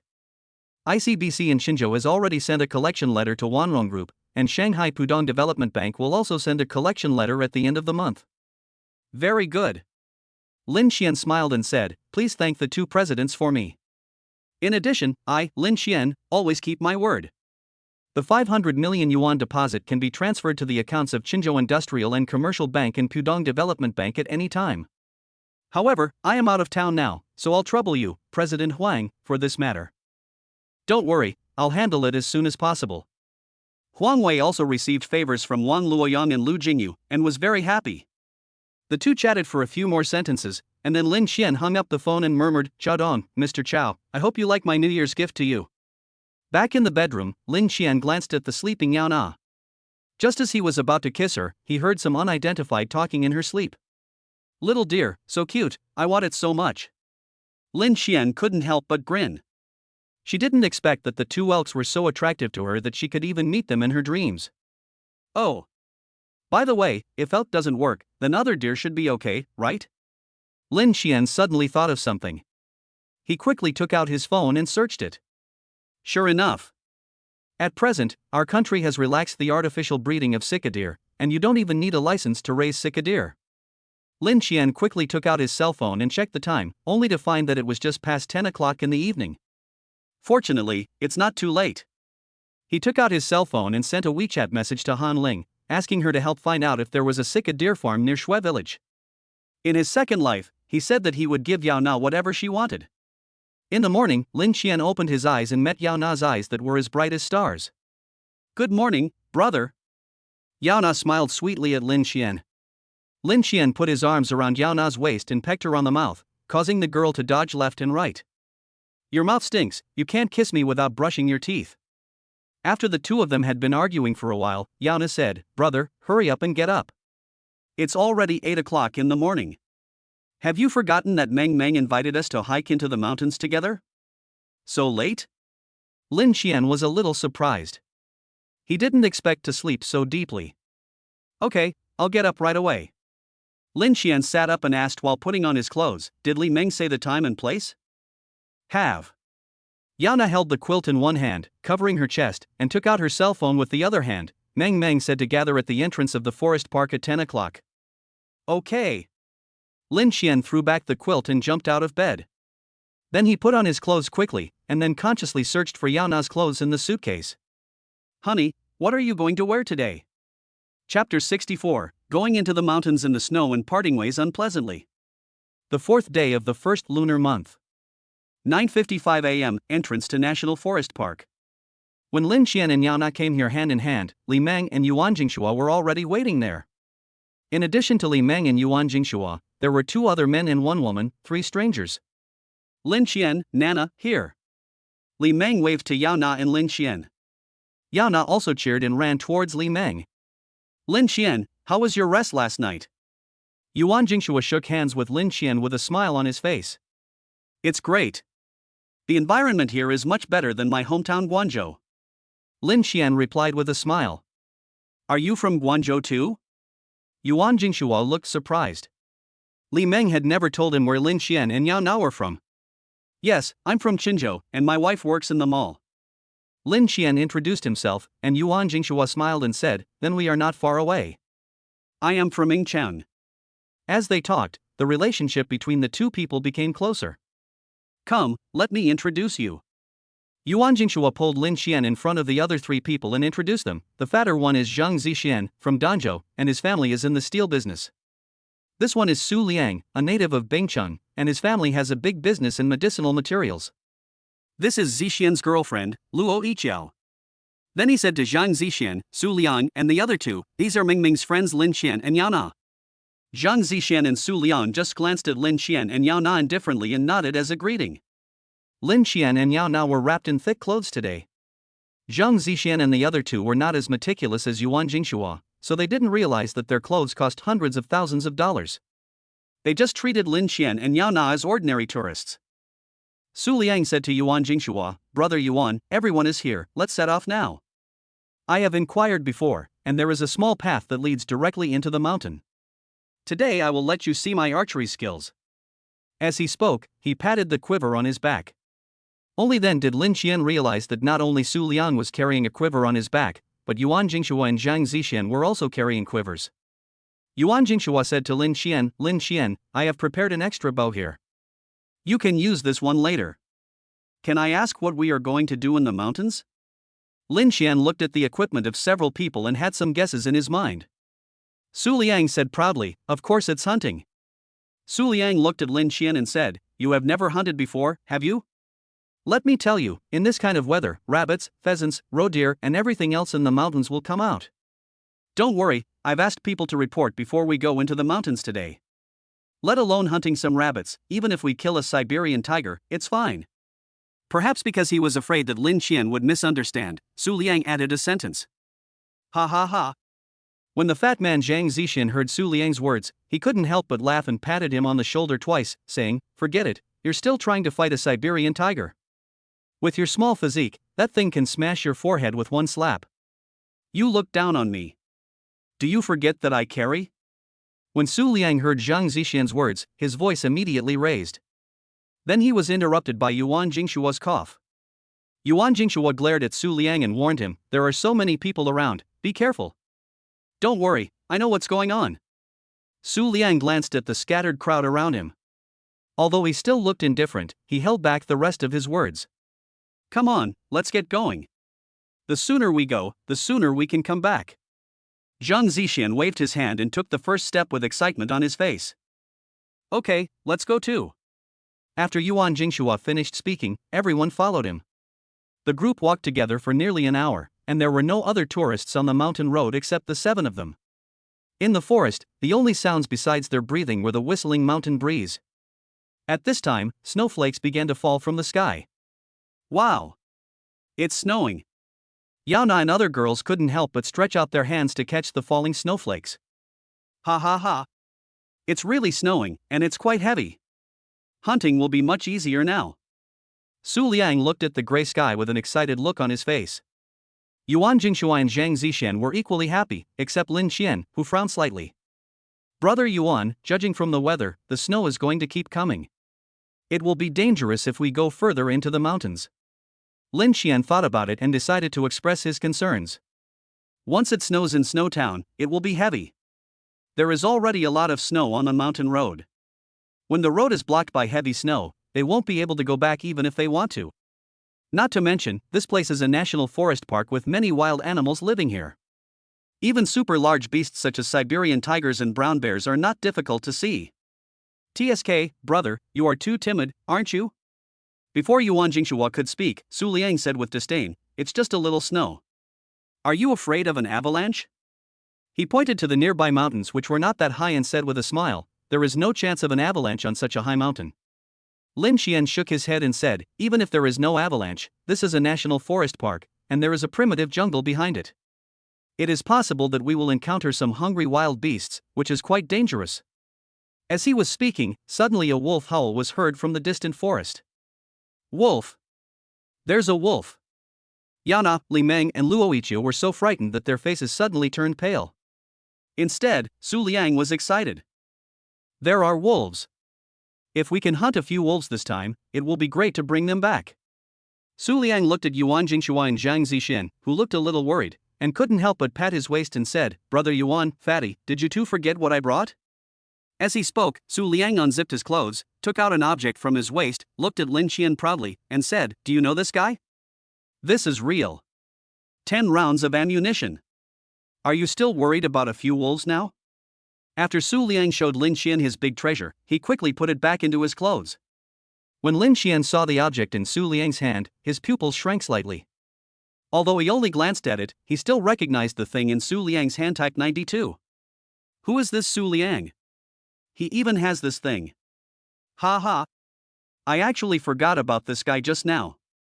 There's nothing to be afraid of. Let's go. Let's kill a few wolves today. Zhang Zixin laughed, dispelling his worry about hearing the wolf howl. Yuan Jingshua also smiled and said, "Okay, let's go hunting to our heart's content today and see who can get the most." Let's go. Brother Yuan, I'm sorry, Nana and I won't go. Suddenly, an abrupt voice rang out. It was Lin Qian. Su Liang said with some displeasure, "It's you again, Brother Yuan, where did you find such a spoilsport?" Zhang Zixin also said, "Brother, if you don't want to go, then go back, no one will stop you." Even Yuan Jingshua felt a little uncomfortable with Lin Qian's repeated disappointment. However, he still maintained his good manners and did not say anything excessive, but his tone became much colder. "In this case, you and Yao Na should go back first and be careful on the road." Lin Qian didn't explain much. In fact, in addition to considering the mountain being closed due to snow and the presence of wild beasts, another reason was that he had just met Yuan Jingshua and the others and had no idea about their character. These people were carrying bows, arrows, and even 92. He is not alone, he still has Yao Na. Whether it was nature or human nature, he didn't dare to gamble. Chapter 65 Rescue. Looking at the backs of Yuan Jingshua and others leaving, Yao Na held Lin Qian's hand tightly and asked worriedly, "Brother, are they in danger?" Probably not. Yuan Jingshua and his men dared to go deep into the mountains in such heavy snow, so the chances of something happening were very high. In addition, the mountains are now blocked by heavy snow and supplies are extremely scarce. Many animals such as rabbits, pheasants, and even roe deer will come out to look for food, but don't forget that wild beasts will also come out. The howling of a wolf that I just heard is an example. However, Lin Qian did not express his concerns because he was afraid that Yao Na would worry. Let's go back quickly, the snow is getting heavier. Lin Qian looked up at the heavy snow falling from the sky, walked in front of Yao Na, squatted down, turned his head and said to Yao Na, "The road is not easy to walk on, come on, I'll carry you." "Hey, thank you, brother." Yao Na happily lay on Lin Qian's shoulder with her arms around his neck. "Rise." Lin Qian lifted up Yao Na's little butt, then strode back the way he came. The snow was getting heavier and heavier, and it was almost impossible to see the road ahead. But every step Lin Qian took was so steady. In just a few minutes, both of them were covered with a layer of white. "Brother, do we look like an old couple?" Yao Na leaned over to Lin Qian's ear and said with a smile. "Aren't we now?" Lin Qian replied as he walked. As he spoke, thick white mist gushed out of his mouth. Although he and Yao Na have only been married for less than a year, they have been living together since they were together for a short time. Including the time they have been married, it has been a full 5 years. But their feelings for each other are still strong. Although not as unrestrained and passionate as when we were in love in the past, it has become more sincere with the passage of time. It's like the two people are linked together in life. If either one is missing, they will die. There will be arguments, but everyone knows their limits. Neither of them will rely on the other's preference to commit suicide. Lin Qian was very fortunate to have met such a good girl like Yao Na. Will we really still be like we are now in a few decades? Yao Na suddenly asked in a low voice. That's a must. Lin Qian smiled and said, "I will never doubt this. Don't worry, even decades later, I will still carry you on my back like this." "I don't believe it." "Why?" Yao Na chuckled, hugged Lin Qian's neck tightly, and said, "Because by then you probably won't be able to stand up. How can you have the strength to carry me?" "How is that possible?" Lin Qian immediately retorted, "With my body, I can at least live to be 99. Even then, I, your man, can still perform a cow's grave handstand for you. You'll be so awesome." Cluck, cluck, cluck. Yao Na couldn't help laughing. She patted Lin Qian lightly and said coquettishly, "What nonsense are you talking about? After a pause, she said seriously, everything I said is based on facts. Look, when we go shopping, we usually see old ladies walking briskly, but their spouses are sitting in wheelchairs, pushed by the old ladies. Maybe you will also be sitting in a wheelchair at that time. But it doesn't matter. Even if you are in a wheelchair, I won't despise you. When the time comes, when I dance square dance with other old men, I will bring you along so that you can feel a sense of participation. Listening to Yana's extremely sincere words, Lin Qian was silent for a moment, then said to her with a smile, "Thank you so much, thank you all your ancestors." Hate. Yana patted Lin Qian on the head and laughed wildly. Lin Qian snorted, rolled his eyes, and then suddenly ran. Ah! The sudden acceleration almost threw Yana out from her upright position. She was so scared that she screamed and quickly tightened her grip on Lin Qian's neck. Vomit! Lin Qian, who was running wildly, was suddenly grabbed by the neck and almost died on the spot. Ha ha! I'll let you bully me. Seeing Lin Qian's embarrassment, Yana was very happy. Bang! Bang! Bang! As they were laughing and joking, suddenly several roars were heard from the forest behind them. It was a gunshot. Lin Qian suddenly stopped and looked towards the mountains behind him. Listening carefully, he also heard a series of wolf howls. However, due to the heavy snow, the vision was obstructed and I could only see the scenery within a range of less than 10 meters in the distance. Brother! What's that noise? Yana leaned on Lin Qian's shoulder with a nervous look on her face and asked in a low voice. It's gunfire, they are in danger. Lin Qian's face looked a little solemn, his guess came true. Yuan Jingshua and his men were really in danger. Hearing the wolf howling, it must have encountered a wolf. Lin Qian told Yana his guess, and Yana became even more worried. Brother, what should we do? Should we go and rescue them? No. Lin Qian refused subconsciously. Why? Yana became anxious when she thought about her best friend Li Meng being in danger. Lin Qian said solemnly, I don't know if we can defeat the wolves, but with such heavy snow, where can we find them? Others didn't find it, but we got stuck in it. Of course he himself was not afraid. With his current inhuman physical fitness, he could easily kill a few wolves, but Yao Na could not do that. If something goes wrong, it will be too late for him to regret. Then what should we do? Call the police. Lin Qian said to Yao Na. Good. Yao Na didn't hesitate and called the police directly. After a few words, Yao Na said to Lin Qian, Brother, the search and rescue center doesn't have the location of Meng Meng and the others. Unless we can find them, the search and rescue center can find us by tracking my cell phone signal. Lin Qian frowned, took the phone and asked, Is there no other way? Sir, your friends are in danger, but I know it would be irresponsible for you to go find them. However, this is the fastest way. If you just wait for us to rescue you, I'm afraid. The operator didn't finish his words, but the meaning was obvious. By the time they found Yuan Jingshua and his companions, their bodies would probably have been eaten clean by wolves. Lin Qian didn't say anything. He would not put Yao Na in danger just for a few people he had just met. At this moment, several gunshots were heard in the forest behind, followed by waves of wolf howls. Faintly, the sound of humans screaming in fear could be heard. The sound is closer than before. Elder brother. Yana also heard the wolf howling and screaming of fear coming from behind, and her little face turned pale with fright.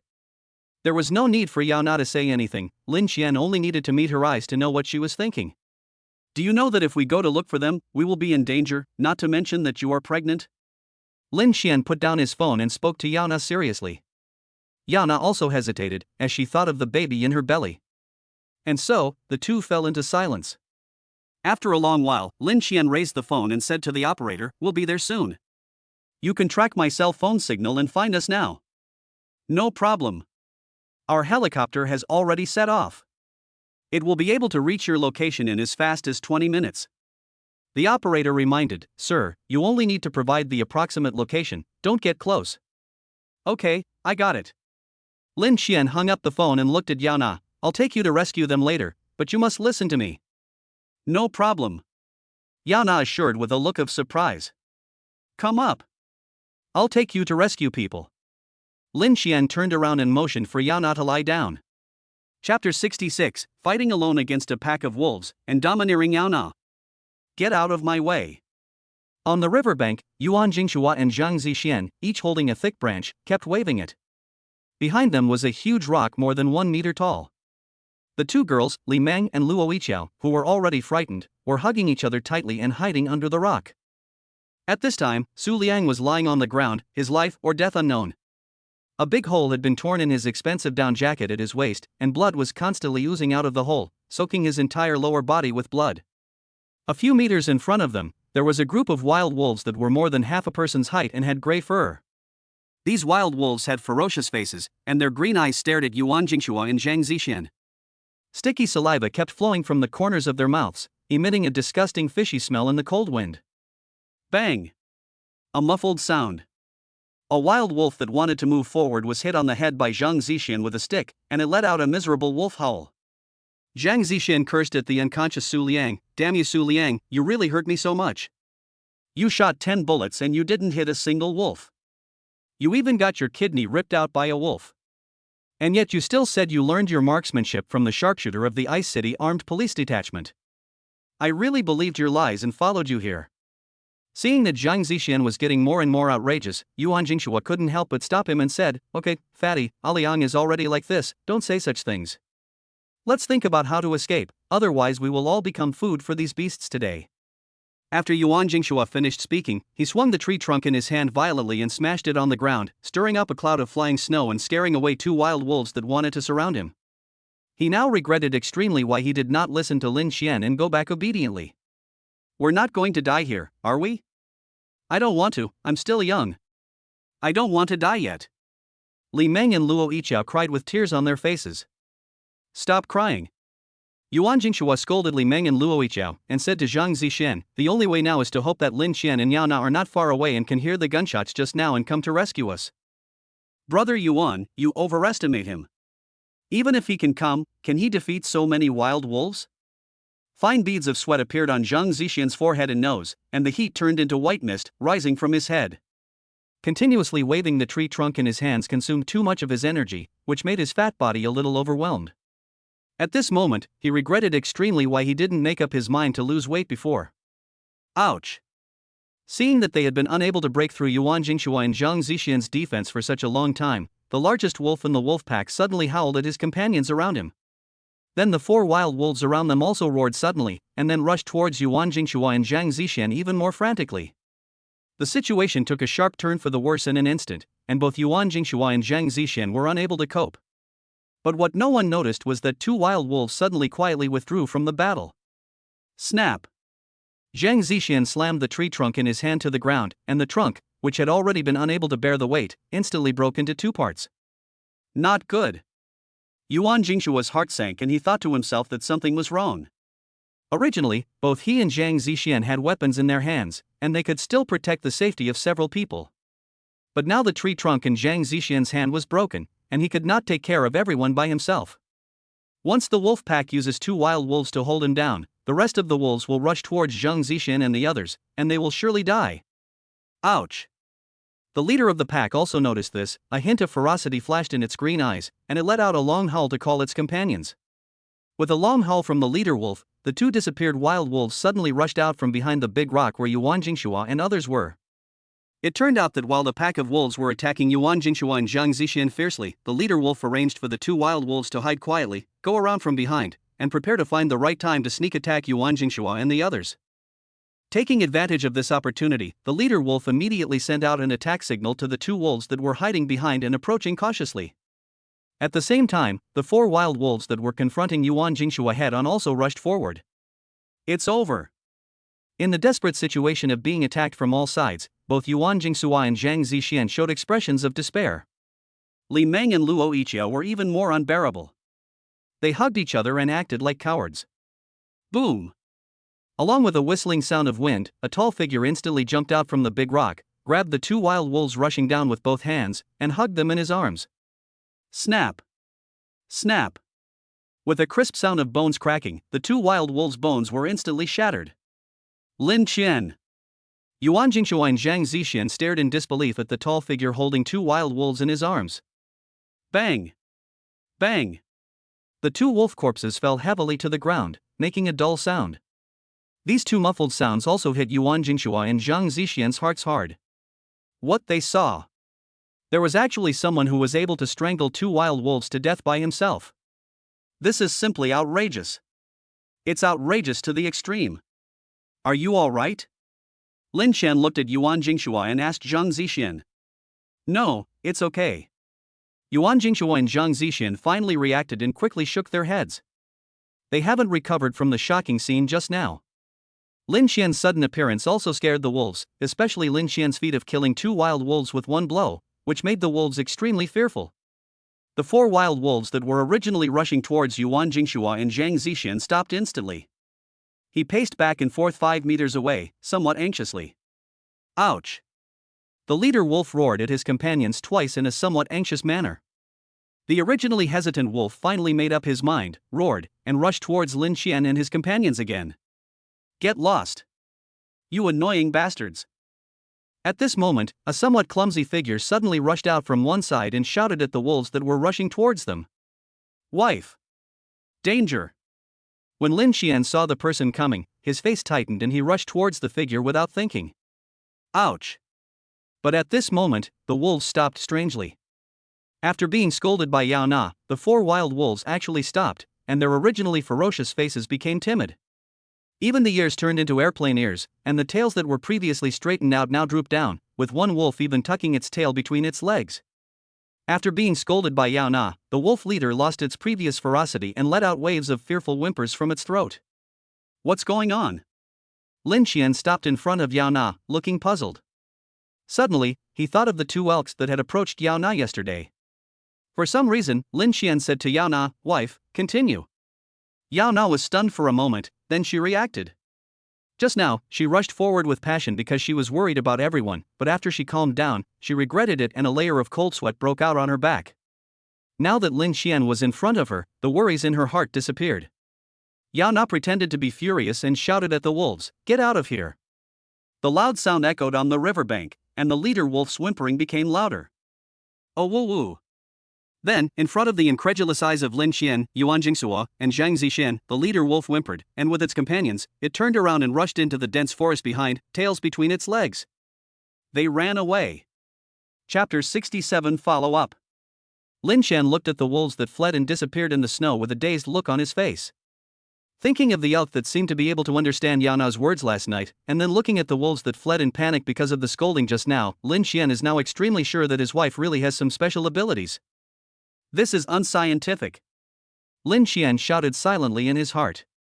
The script I got was obviously supposed to be an ordinary urban tycoon script, so how did it turn into a supernatural script? Or, was it that his wife was replaced by someone else after he was reborn? Brother, why are you looking at me like that? Yao Na looked at Lin Qian, who was looking at her with a complicated expression, and asked with some guilt. Gudong. Lin Qian swallowed his saliva and asked carefully, "Well, wife, do you remember when we first met?" Ah. Yao Na raised her head in confusion and shook her head. Do you remember when we had our first date? Have no idea. Do you remember when we confirmed our relationship? Have no idea. Then do you know when we got our marriage certificate? Have no idea. Then do you know when we got married? I forgot. Yao Na's face turned red and even her eyes became a little uncertain. She thought her brother must be angry. Then do you know which day of the month I write you a love letter? The 8th of every month. This time Yao Na said it without hesitation, without any hesitation. Call. Lin Qian finally breathed a sigh of relief. It's a real person. It wasn't he switched. I was scared to death. This girl could never remember any of their anniversaries, but she remembered very clearly the days when they wrote love letters every month. Run, run. The wolves have run away. We are safe. Zhang Zixian's voice suddenly sounded behind them. Lin Qian and Yao Na turned around and saw Zhang Zixian sitting on the ground with a dazed look on his face, staring blankly in the direction where the wolves disappeared. Then, accompanied by a whimper, this fat man weighing 200 pounds actually started crying like a child. Torrential tears flowed down his face like a waterfall, and his disheveled appearance made anyone who saw it sad and anyone who heard about it cry. Zhang Zixian cried and cursed, "Su Liang, if I listen to your nonsense and go hunting with you again, I will be a fool." Bang! Yuan Jingshua also threw away the tree trunk in his hand. Without the oppressive feeling of death, it was as if all the bones in his body were pulled out of thin air, and he fell directly to the ground. Then, a roar was heard from a distance. Then a helicopter spewing red paint with Forest Rescue written on its body appeared in everyone's sight. We survived. Yuan Jingshua looked at the helicopter approaching from afar, felt dizzy, and fell to the ground. The first affiliated hospital of Bingcheng Medical University. Outside the ward, the doctor was talking to Lin Xian about the conditions of Yuan Jingshua and others. No one is seriously injured, just frightened and with some external injuries. However, one of the patients, Su Liang, was seriously injured, but fortunately, no internal organs were damaged. Lin Xian also breathed a sigh of relief and thanked the doctor. Thank you, doctor. You're welcome. This is our duty. The doctor waved his hand and went on to do other things. Lin Xian returned to Yao Na's side, and Yao Na asked, Brother, what did the doctor say? Nothing serious, just a little frightened. Lin Xian repeated to Yao Na what the doctor had just told him, and Yao Na felt relieved. Let's go and see them. When they returned to the ward, Yuan Jingshua, Li Meng and Luo Ichio had already woken up. When they saw Lin Xian and Yao Na coming in, they quickly sat up from their beds. Lin Xian. Yuan Jingshua said to Lin Xian with gratitude, it's all thanks to you this time. If it weren't for you, I'm afraid all of us would be in the wolf's stomach right now. I don't need to thank you for your kindness. If you need me for anything in the future, just tell me. I will definitely not refuse. Zhang Zixian on the side also said, me too. After a pause, he said apologetically, Lin Xian, I was blind when I looked down on you before. When we get out, I will set up a table to make amends for you. Lin Xian smiled nonchalantly and said, what's the big deal? We are friends. I can't just watch you fall into such a desperate situation, right? Seeing Lin Xian's attitude of not taking credit for anything, Yuan Jingshua and Zhang Zixian had a better impression of him. Zhang Zixian suddenly thought of the scene where Lin Xian strangled 2 wild wolves to death with his bare hands, and exclaimed, Lin Xian, how did you train? You don't look strong, so how could you strangle those 2 wild wolves to death? Yuan Jingshua also remembered the shocking scene and looked at him with curiosity. Lin Xian smiled and evaded the question, what's the big deal? My family was poor when I was young, and I helped with farm work at a very young age. So I'm stronger than the average person. Plus, I exercise regularly, so it's normal for me to strangle 2 wild wolves to death. And haven't you heard this saying? A head of copper, a tail of iron, and a waist of tofu. When dealing with wild wolves, you can break their waists with just a little effort. After hearing Lin Xian's words, Yuan Jingshua and others showed an expression of understanding. As for the fact that Yao Na drove away the wolves, they didn't care. They just thought that the wolves were afraid of Lin Xian, so they ran away. Lin Xian heaved a sigh of relief when he saw that Yuan Jingshua and the others did not ask any further questions. After they talked for a while, Lin Xian and Yao Na said goodbye. Because they came to Ice City by helicopter this time, when they were going back, Lin Xian took Yao Na to stop a car and returned to Snow Town. It was already past 4 o'clock when we arrived at the place, and the sky in Snow Town was already dark. The whole day was spent in tension. Not to mention Yao Na, the pregnant woman, even Lin Xian felt a little tired. The two of them just had a simple meal and went back to their room to sleep. Of course, considering that Yao Na was quite tired today, Lin Xian did not take her with him for fun. He still understands the principle that too much is as bad as too little. The next day, Lin Xian and Yao Na went skiing together, played the game of splashing water to make ice, and other recreational activities in Snow Town. However, these strenuous sports were played by Lin Xian, while Yao Na watched. After all, she was pregnant and couldn't do many things. But even so, Yao Na is still very happy. In the afternoon, Lin Xian suddenly received a strange phone call. I am Lin Xian. Brother Lin, I'm Yuan Jingshua. Yuan Jingshua's cheerful voice came from the other end of the phone. Brother Yuan, is there something wrong? Why, can't I call you if there's nothing else? Or is it that I called you at a wrong time and delayed your good time with your sister-in-law? Perhaps because Lin Xian saved his life, Yuan Jingshua's attitude became much more friendly than before. Brother Yuan, isn't it a bit inappropriate to say such lewd words in broad daylight? Lin Xian replied with a smile. Okay, I won't tease you anymore. Su Liang has woken up and wants to thank you in person. After Yuan Jingshua made a few jokes, he stopped and said to Lin Xian. That's great. Although what Su Liang said to him before was a bit unpleasant, he really didn't take it to heart. But forget about thanking me in person. Hey, don't refuse. Yuan Jingshua stopped Lin Xian from speaking and said, "The car that Su Liang sent to pick you up is almost here. Besides, you saved our lives. If we don't express our gratitude, wouldn't that be too ignorant? Okay, just listen to me on this matter. You won't be so distant with us, right?" Since Yuan Jingshua said so, Lin Xian had no choice but to agree. After hanging up the phone, Lin Xian looked at Yao Na and said, "Wife, we can eat and drink for free again today." When she heard about eating delicious food, Yao Na's eyes immediately lit up. Chapter 68, Accepting the Deer Farm given by Su Liang with tears. In front of the Wanjia Forest Hotel, a white Bentley Mulsanne slowly stopped, attracting a lot of people's attention. Bentley Mulsanne. What kind of big shot is this coming to Snow Country? The passers-by on the street who knew the value of the goods couldn't help but exclaim in surprise. Is this car expensive? Someone who didn't know much about cars asked. It's as famous as Rolls-Royce. Do you think it's expensive? The man who knew about cars explained. At this time, Lin Xian and Yao Na also walked out of the hotel.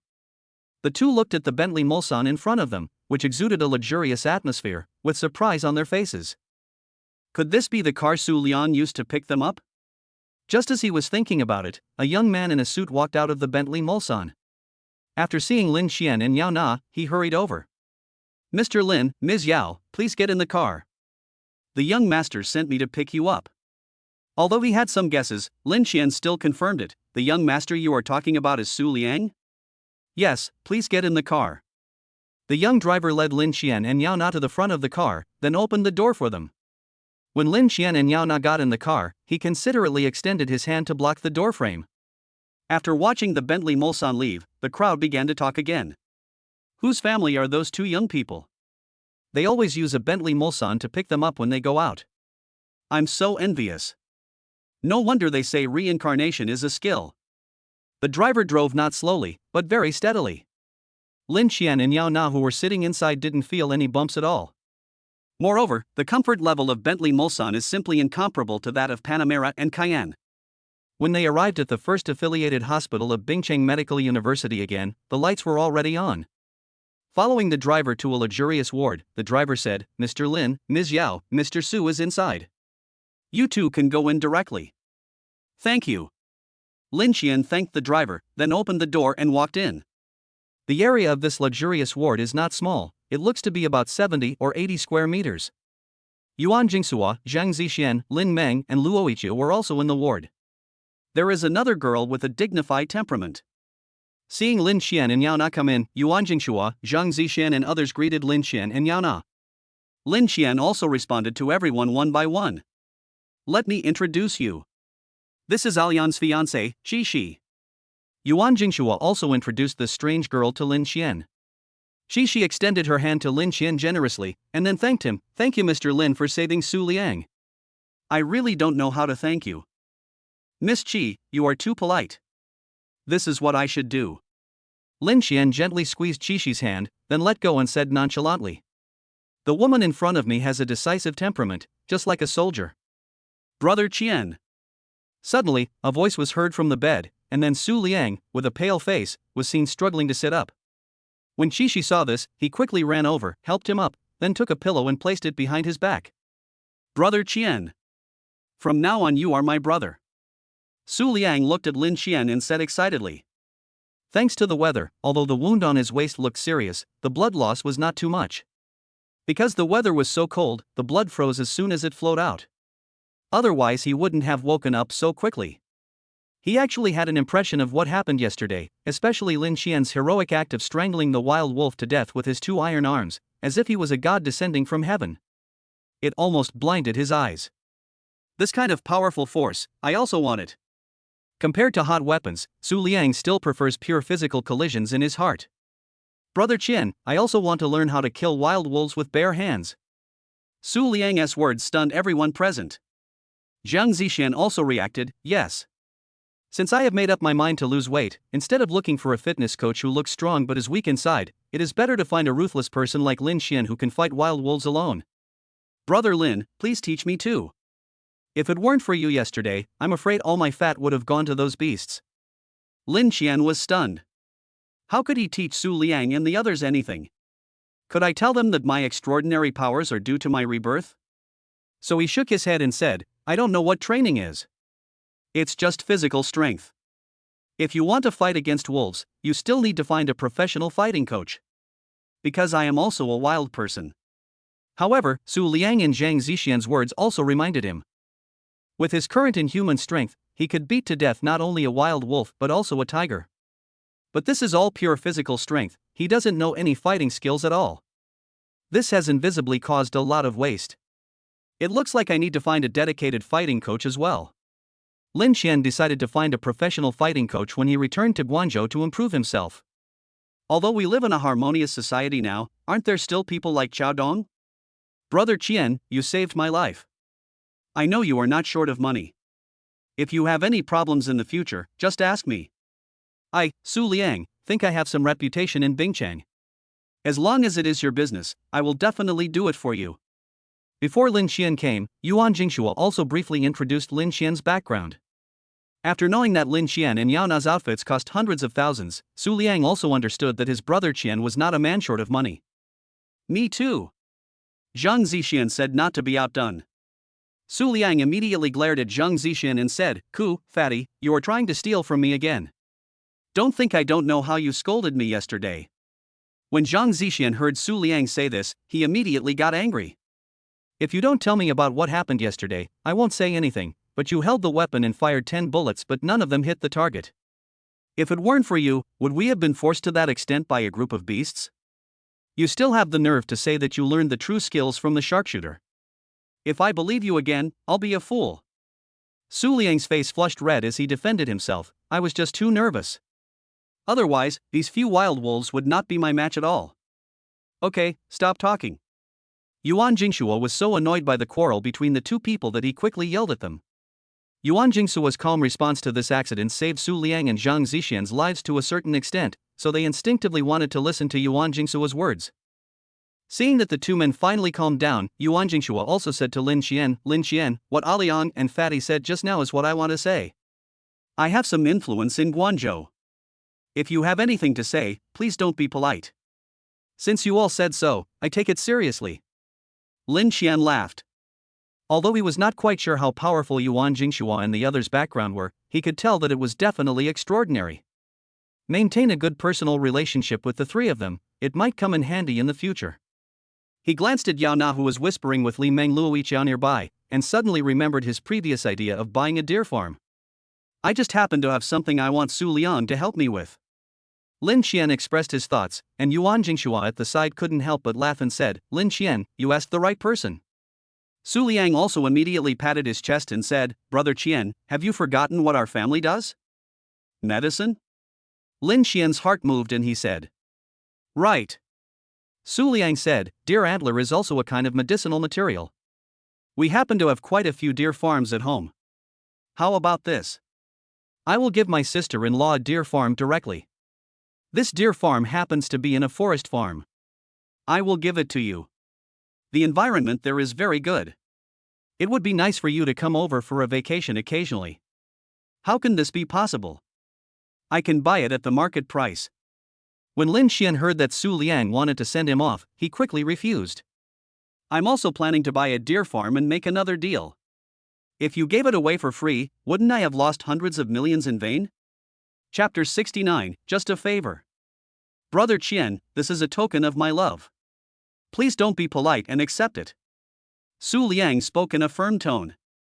Without waiting for Lin Xian to reply, he said to Qixi, Sister Xi, call Lao Lu and ask him to draft a contract to donate the Yanmenga forest farm to Brother Qian. Qixi nodded, picked up the phone and called Lao Lu. Don't. Lin Xian just opened his mouth when he was interrupted by Su Liang. Brother Qian, you saved my life, so giving you a forest farm is nothing, don't think too much. Lin Xian wanted to cry but had no tears. Am I just wishful thinking? I really regretted wasting the hundreds of millions of cash back from purchasing the forest farm system. The old Lu that Su Liang mentioned was very quick and arrived at the hospital in just half an hour. Master Su, this is the contract I drafted. According to your request, the Yanmengu forest farm, including our breeding center, a total of 1,200 acres of forest, will be transferred to Mr. Lin's name after he signs it. Old Lu adjusted his glasses on the bridge of his nose and said to Su Liang. Su Liang took the contract, flipped through it briefly, and then handed it to Lin Qian. Brother Qian, take a look. If there is no problem, sign it. This and mango forest farm will be yours. Lin Qian took the contract, flipped through it briefly, then took a photo and sent it to Ning Rui. Neither Su Liang nor Yuan Jingshua thought there was anything wrong with Lin Qian's actions. In just 5 minutes, Ning Rui replied, "Boss, there is absolutely no problem with the contract." Only then did Lin Qian call Yao Na. "Brother, what's wrong?" Yao Na walked up to Lin Qian and asked. "Remember the day before yesterday when you told me you wanted to raise a fawn?" Lin Qian asked. "Of course I remember." Yao Na didn't quite understand why Lin Qian asked that. "Here, sign this, and this forest farm will be yours. There is a Sika deer breeding center inside, and there are many fawns." Lin Qian handed the contract to Yao Na. "Real?" Yao Na looked surprised, then she said with some distress, "Did it cost a lot of money?" "It didn't cost a penny." Lin Qian looked at Su Liang and said, "Thanks to young Master Su, this forest farm is given to me for free." "Ah?" Yao Na also looked at Su Liang with a puzzled look on her face. Su Liang said generously, "Sister-in-law, you can accept it. It's just a small forest farm. Besides, this forest farm is not expensive, it's less than 2 million. For you, brother Qian and sister-in-law, this amount of money is nothing." 2 million. Looking at Su Liang, who looked indifferent, Lin Qian's heart was bleeding. If he spent money to buy this forest farm and gave it to Yao Na, that would be a cashback of nearly 200 million. It's so painful to miss such a chance. But looking at Su Liang's determined face, Lin Qian really couldn't bring himself to say that he could buy it with money. Finally, I had no choice but to agree. Yao Na signed her name with great joy. From then on, she had a forest farm of more than 1,200 acres under her name. That place is not far from Shuexiang. I'll ask Lao Lu to take you there tomorrow and let all the employees of the forest farm get to know you. After Yao Na signed, Su Liang said to Lin Qian and Yao Na. Old Lu also said, "No problem. It's getting late, Lao Lu, make some arrangements and go to that northeastern restaurant." Su Liang said to Lao Lu. "Okay, Mr. Su." Old Lu turned around to make arrangements. A few minutes later, Lao Lu returned to the ward and said to Su Liang, "Mr. Su, everything has been arranged. You can come over any time. What are you waiting for? Let's go now." Su Liang said immediately. "You can't go." She put his hand on Su Liang's shoulder and said to him, "How can I do this? I have to have a good drink with Brother Qian tonight to thank him for saving my life. If I don't go, what will happen?" Su Liang looked unwilling. "It's no use telling me, you can try convincing your dad."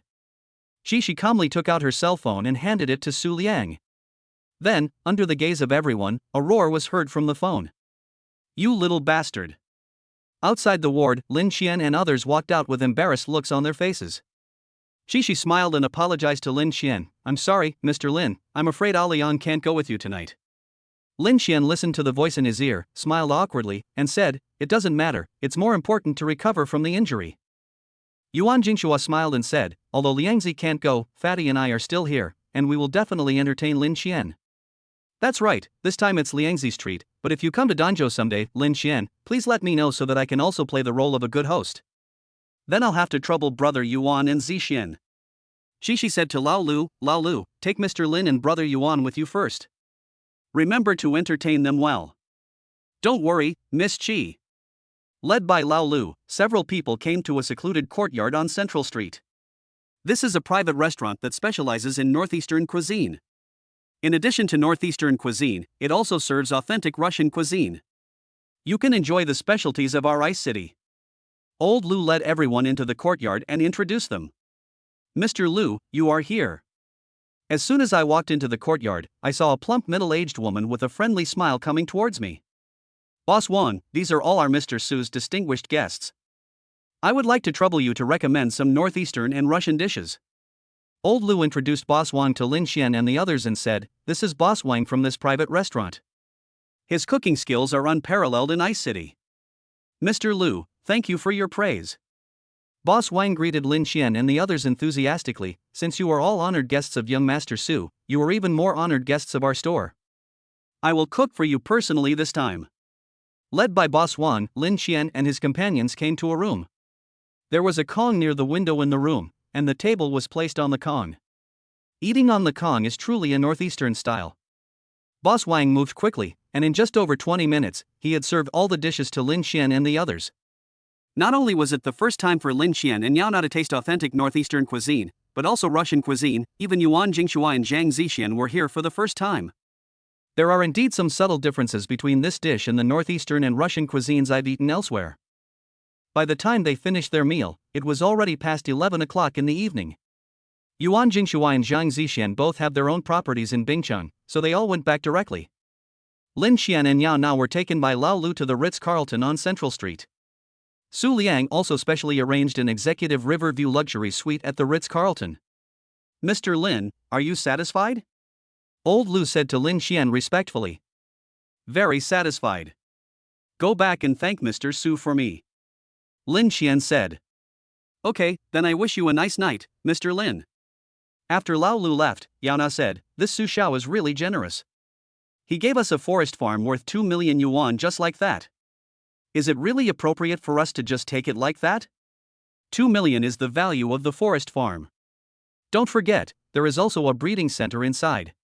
Lin Xian corrected him and comforted him, "Since young Master Su gave it to you, you should take it with peace of mind. He will feel uncomfortable if you don't take it. And there is no such thing as appropriate or inappropriate. It's just a matter of personal relationships. You help me, I help you, and that's how our relationship will last." Lin Xian looked at the confused Yao Na, couldn't help but scratch her nose, and said with a smile, "Okay, you don't have to think about these things, just leave it to your man." As he spoke, Lin Xian picked up Princess Yao Na. "Now you should care about what happens next." Chapter 70, My New Boss Has Killed Someone? The next day, the 6th day of the Lunar New Year, early in the morning. Beep beep. A cell phone rang from under the pillow. A hand stretched out from under the quilt and grabbed the phone. Then Lin Xian squinted his eyes and lifted the quilt. He pressed the alarm first, then slowly sat up. Lin Xian carefully got out of bed, then went to the living room to drink some water, solved his physiological problems, and then returned to the bedroom. "Brother, what time is it?" On the bed, Yao Na squinted her eyes and asked softly like a lazy cat. "It's only 7:30 in the morning. It's still early." Lin Xian walked to the bed, kissed her, and then reminded her, "But you still have to get up. We still have to go to the forest farm to take a look today." Before leaving yesterday, Lao Lu specifically told Lin Xian about today's arrangements. He was going to take Lin Xian and Yao Na to the forest farm so that the employees could meet the new boss. Yao Na also remembered it. When she thought about going to the forest farm to see the deer, she instantly became energetic. "No problem, I'll get up right away. I can finally see the Sika deer." The two of them quickly packed up and went downstairs to have breakfast. Just at this time, Lao Lu came. "Mr. Lin, Ms. Yao, good morning." At the Ritz-Carlton restaurant, Lao Lu greeted Lin Xian and Yao Na very respectfully. "Good morning, Mr. Lu." Lin Xian greeted him, then pointed at the breakfast on the table and said, "Would you like some?" "Thank you for your kindness, Mr. Lin, but I had already eaten before coming here." Old Lu smiled apologetically and rejected Lin Xian's invitation. "Well, wait for me for a moment, we'll do it as soon as possible." Lin Xian motioned to Lao Lu to wait a moment. Old Lu quickly said, "It's okay, don't worry." Yao Na, who was standing by, ate a little quickly and then said to Lin Xian, "Brother, I'm done. Let's go." Lin Xian looked at the food he had just eaten, with a puzzled look on his face. In the end, Lin Xian could only eat a little bit, and at Yao Na's urging, he got into Su Liang's Bentley Mulsan. And Mengu Forest Farm is not far from Shui Village and is also part of the National Forest Park. The Bentley Mulsan traveled through the mountains and forests and took 4 hours to reach the destination. In front of the forest farm gate, the forest farm director and other staff were already waiting.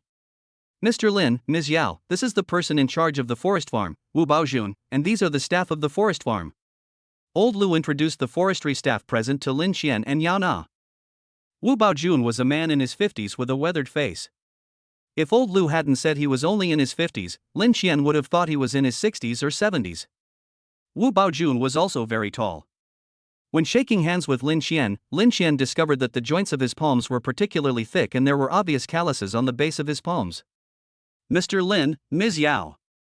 Wu Baojun greeted Lin Xian and Yao Na in a muffled voice, without any expression on his face. Compared with the other forestry staff who greeted them warmly, he seemed somewhat unkind. Perhaps fearing that Lin Qian and Yao Na might misunderstand and think that Wu Baojun was impolite and disrespectful to them, Lao Lu explained, "Mr. Lin, Ms. Yao, don't mind. Lao Wu is just like this, but he is very reliable. He used to be a soldier and fought against the Southern Monkey King. His marksmanship is superb." When Wu Baojun heard what Lao Lu said, he realized that his attitude might cause misunderstanding. He gave Lao Lu a grateful look and then forced a smile on his weathered face. Lin Qian could feel Wu Baojun's kindness and could tell that he was a usually serious person. But since he has been a soldier and fought against the southern monkeys, he should be a more reliable person. Then Lao Lu said to Wu Baojun, "Lao Wu, go and notify the forest farm, including everyone in the breeding center, to gather together. There are some things that need to be explained to everyone." "No problem, I'll notify everyone right away." Wu Baojun nodded, then signaled to Lin Qian and Yao Na before turning around to make a phone call. After a while, Wu Baojun came back. "I have notified everyone to go to the breeding center." "Okay, take us to the breeding center first," Old Lu said. "No problem, everyone follow me."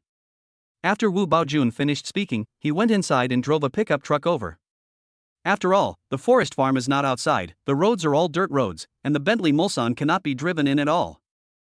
Because it had just snowed heavily, the car was a little bumpy, but fortunately the breeding center was not far away. When Lin Qian and others arrived, all the staff of the entire forest farm had already arrived.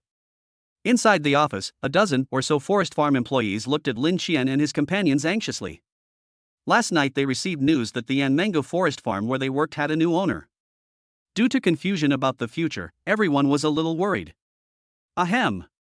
Old Lu glanced at the people present, coughed twice, and then said, "I believe everyone has received the news. Anmengo Forest Farm has been given to Mr. Lin and Ms. Yao by Mr. Su. In other words, Mr. Lin and Ms. Yao are now your bosses." After hearing Lao Lu's personal announcement, everyone present still started talking in a low voice even though they were mentally prepared. It's just that Lin Qian and Yao Na are too young. Everyone was guessing which family Lin Qian and Yao Na were from. I am also a little worried that these two people must not have bought the forest farm on a whim or just for fun. Quiet. Old Lu looked at the chaos below and had a rather unhappy look on his face. However, he overestimated his own prestige. He said silence twice in succession, but it still did not stop the people below from talking. "Shut up." At this moment, Lin Qian stepped forward and shouted suddenly. The slightly oppressive voice instantly stunned everyone present. Everyone who met Lin Qian's gaze was frightened by his cold eyes. It felt like a basin of ice water was poured over me from head to toe, chilling me to the bone. Wu Baojun on the side looked at Lin Qian in surprise, and suddenly felt a familiar breath from him. It was a smell of blood. Although it was faint, Wu Baojun was absolutely sure of it. Only people with blood on their hands would have that kind of aura. Could it be that this new boss of his had killed someone? No. In just a moment, Wu Baojun overturned his own guess. He was a little confused about his new boss. After calming down the group of workers, Lin Qian spoke up, "Young Master Su gave the forest farm to me. Now I am its boss. If anyone doesn't want to work there anymore, you can tell me now. I believe Mr. Lu will make proper arrangements for you." After Lin Qian finished speaking, he glanced at Lao Lu, who immediately nodded and agreed, "Mr. Lin is right. If anyone has something they don't want to do, please let me know now. I will reassign work for you." After hearing what Lao Lu said, there was another commotion among the crowd, but due to Lin Qian's face, no one dared to comment. Several staff members glanced at each other, and then 4 people raised their hands one after another. "Boss, I don't want to be here anymore." "Me too." There is no other reason, they just don't trust Lin Qian and Yao Na. After waiting for the 4 people to come out, Lao Lu asked twice more. Only when no one spoke did he step aside and hand over the stage to Lin Qian. Lin Qian glanced at the people present and found that except for the 4 people who left, there were only 8 staff members left in the entire forest farm, including the original head of the forest farm Wu Baojun.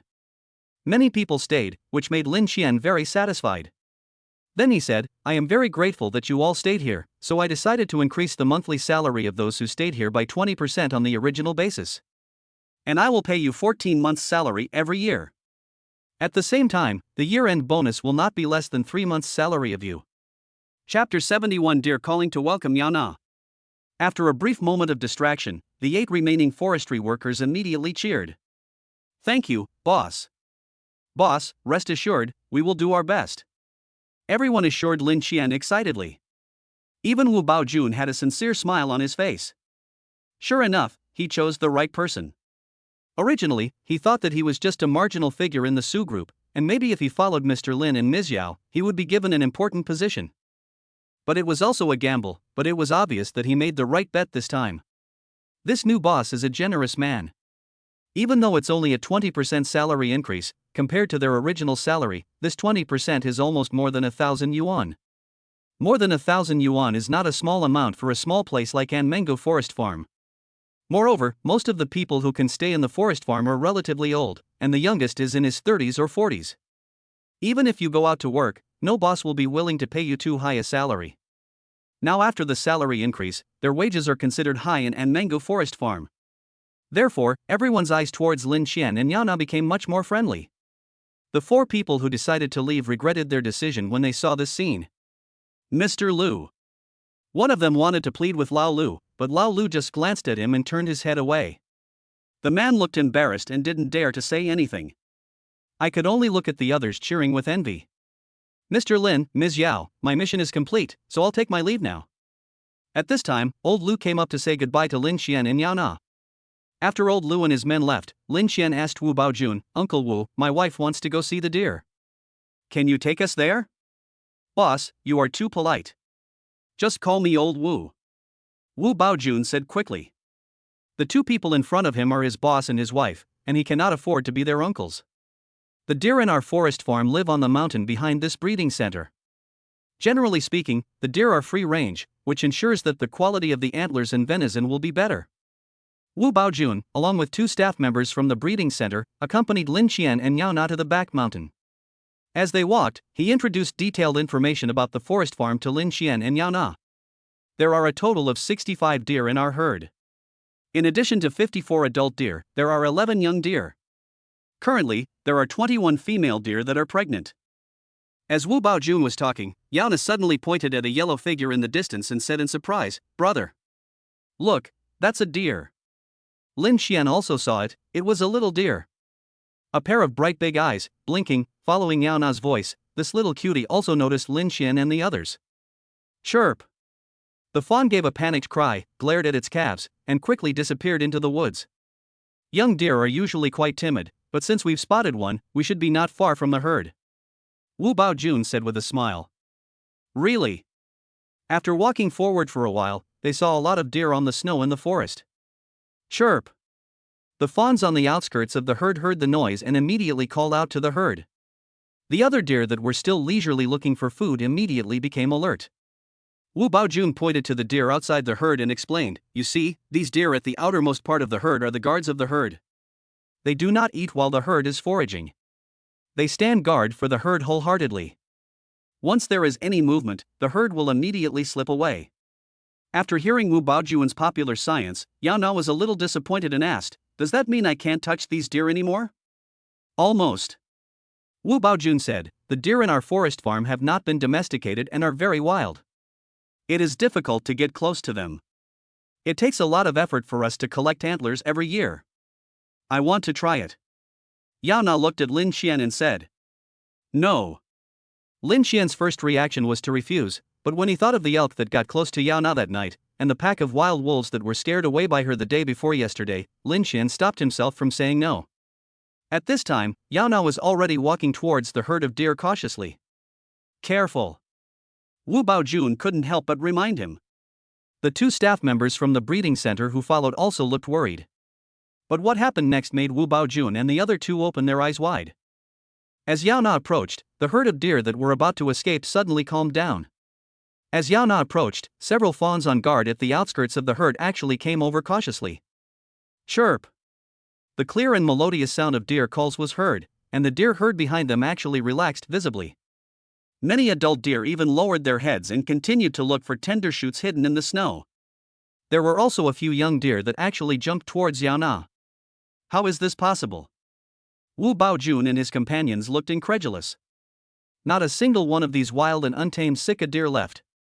Some even rushed to get closer. Wu Baojun, who has lived in the forest farm all his life, has never seen such a miraculous scene. Ah, brother, look, they are so cute.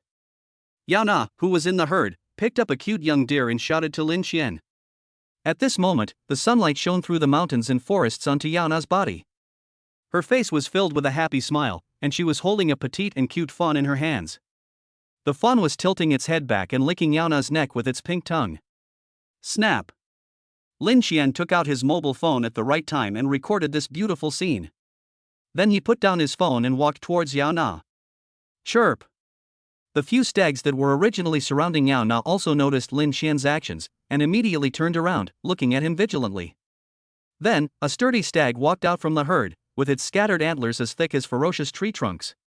The stag stared at Lin Xian, slowly lowered its head, and kept pounding the ground with its 4 powerful hooves. To some extent, as long as you dare to come close, I will give you a hint. This. Lin Xian stopped in embarrassment. Ha ha ha. Brother, look, they don't want you to get close at all. Yaona also noticed the scene in front of her and smiled even more happily. She could clearly feel the closeness of the sick deer approaching her, and she was surprised herself, as if she really had some special ability. This made her feel a little surprised, but also a little worried. I don't know if my special ability will make me a guinea pig in some scientific research institution. Chapter 72, End of the Journey. It was not until Yaona had had enough of her pleasure that she, under Lin Xian's persuasion, let go of these cute little deer. Brother, they are so cute. On the way back, Yaona said with a satisfied look on her face. Lin Xian also smiled and said, How about it, are you satisfied now? Yeah. Thank you, brother. Yaona nodded heavily, then hugged Lin Xian and kissed him when Wu Baojun and the others were not paying attention. Why thank me? I told you that I will give you whatever you want. Even if I can't do it now, I will try my best to do it in the future. Lin Xian held Yaona's hand and said seriously. He didn't have the ability in his previous life, and Yaona and the child didn't wait for that day. Now that God has given him a chance to start over in this life, and has also given him such an awesome plug-in system, if he can no longer meet all the requirements of his wife and children, is he still a man? Yeah. He. Yaona hugged Lin Xian's arm tightly, her face full of happiness. By the way, brother, will I be in danger? Suddenly, Yaona whispered to Lin Xian. What? Lin Xian didn't react for a moment. It's because I can be so close to the deer. Yaona explained, this is totally unscientific. Do you think I will be caught as a guinea pig? Thinking of this, Yaona couldn't help but imagine a lot of terrible plots. Of course not, don't let your imagination run wild.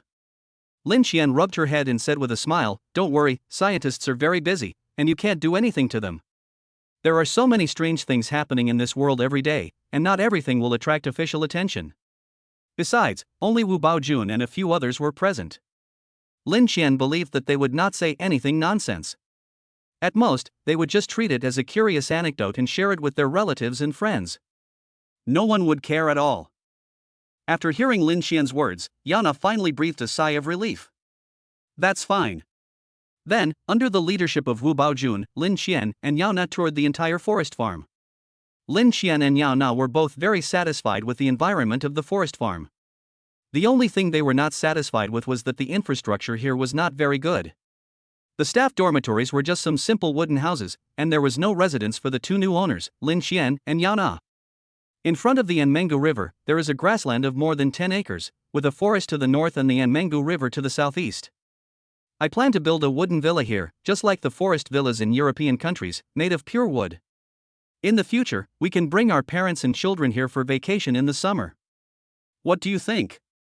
Lin Xian looked at Yaona, took out his mobile phone, opened Douyin, and showed her the videos of wilderness construction in his collection. Of course. Yaona also particularly likes this kind of wooden villa. Especially when they thought about the heavy snow falling outside, they huddled in bed in the house, looking out the huge floor-to-ceiling windows. A bonfire was burning in the fireplace nearby, making crackling sounds. It's just awesome. Okay, let's do it. Lin Xian looked at Wu Baojun and said, Old Wu, I plan to build a villa by the river, all made of wood. Do you have any workers who can do it? This is easy. Wu Baojun said, people in our forest farm can do it. If we don't have enough manpower, we can also recruit people from the surrounding villages. I have an older niece who studies design. If you need anything, you can contact her. That's a good feeling. Lin Xian said, since everyone in our forest farm can do it, then we'll include them all. Each person will get 300 yuan a day, and the others will get 200 yuan each, with 3 meals a day provided. As for the design, leave it to your eldest niece. By the way, when the villa is built, I will also renovate your houses." Seeing that Lin Xian was still thinking about them, Wu Baojun was touched and quickly said, "Thank you, boss. Don't worry, I'll call my niece about the villa design when I get home tonight." Then, Wu Baojun walked up to Lin Xian and whispered, "Boss, the price of 300 a day is a bit high, how about lowering it?" They were already receiving wages from the forest farm, and with the money for building the villa, that meant 2 salaries, which made him feel a little embarrassed. "This is what you deserve. Since you chose to follow me, I have to be responsible for you. Besides, I give you so much money because I want you to work hard. My wife and I cannot stay in the forest farm 365 days a year. In the end, the forest farm still depends on you to support it. If you don't do a good job, don't blame me for being ruthless." Lin Xian did not deliberately lower his voice when warning, so the 2 workers at the breeding center nearby heard it clearly and immediately became nervous. "Don't worry, boss," Wu Baojun said sternly, "you have raised our salaries, given us bonuses, and found us work. If anyone doesn't work hard, then he is shameless. You don't need to tell me, I will punish him immediately." Seeing Wu Baojun's eyes sweeping over, the other 2 workers at the breeding center also quickly assured, "Brother Wu is right. Whoever dares not work hard, we will never let him go." Lin Xian was still very satisfied with Wu Baojun's reaction. He said to Wu Baojun, "I believe you. From today on, Lao Wu, you are the general manager of our forest farm and will be responsible for all matters of the entire forest farm." "Thank you, boss." Wu Baojun's serious face also showed excitement. "You should pay attention to the forest farm. Also, regarding the venison and velvet antlers, I have already told young Master Su that they will still be purchased by the Su Group, so you don't have to worry." "That's great." Wu Baojun also breathed a sigh of relief. Night. Under the chairmanship of Wu Baojun, the only 8 remaining workers in the forest farm accompanied Lin Xian and Yao Na to have a good meal, and all the food they ate was from the mountains. Pheasants, hares, and so on. Let Lin Xian and Yao Na experience a different flavor. Because there was no place for them to stay in the forest farm, Wu Baojun drove Lin Xian and Yao Na back to Wanjie Forest Hotel in Shui Village at night. The next morning was the 7th day of the first lunar month. Lin Xian just woke up when he received a call from Yuan Jingsuo. He and Zhang Zixian wanted to go back, but because Lin Xian was in Snowtown, even if he set off for Ice City now, he would not be able to see them off in time. After agreeing to Yuan Jingsuo and Zhang Zixian's request to go to Yingcheng and Danzhou for a good drink later, Yuan Jingsuo hung up the phone. Lin Xian put down the phone and said to Yao Na, "Wife, shouldn't we go back too?" Yao Na lay in Lin Xian's arms, thought for a while, and realized that there seemed to be nothing to do in Snowtown. If the villa in the forest farm could be built immediately, she would be willing to stay there for 2 days and play with the group of deer, but now, forget it. "Okay, let's go back then. By the way, not only did my parents call several times in the past 2 days, but even Gao Xing is angry with you." Hearing what Yao Na said, Lin Xian also found it a little funny. The 2 of them went on a spontaneous trip without taking Gao Xing with them, which made the little girl very angry. "Every time I call him, I have to complain about him for a while. Okay, I'll send a message to them in the private office and ask them to get ready. I want to take you on a real treat this time." Lin Xian took out his cell phone and sent a message to Han Ling. Yao Na was also a little curious and asked, "What is it?" "You'll know when the time comes." However, before Lin Xian could click send, Han Ling called first. Chapter 73: A surprise for Yao Na. "Boss." Lin Xian answered the phone, and Han Ling's voice came from the phone. "There is news about the forest farm you ordered and the Sika Deer Breeding Center. I found a forest farm not far from Changbai Mountain with a total area of 600 acres, and a Sika Deer breeding base. Do you want to go and have a look when you are free?" Lin Xian then remembered that he had also told Han Ling about the purchase of the forest farm and the Sika Deer Breeding Center that night, but it seemed that her call came a little late. "Thank you for your hard work, Miss Han, but it's not necessary."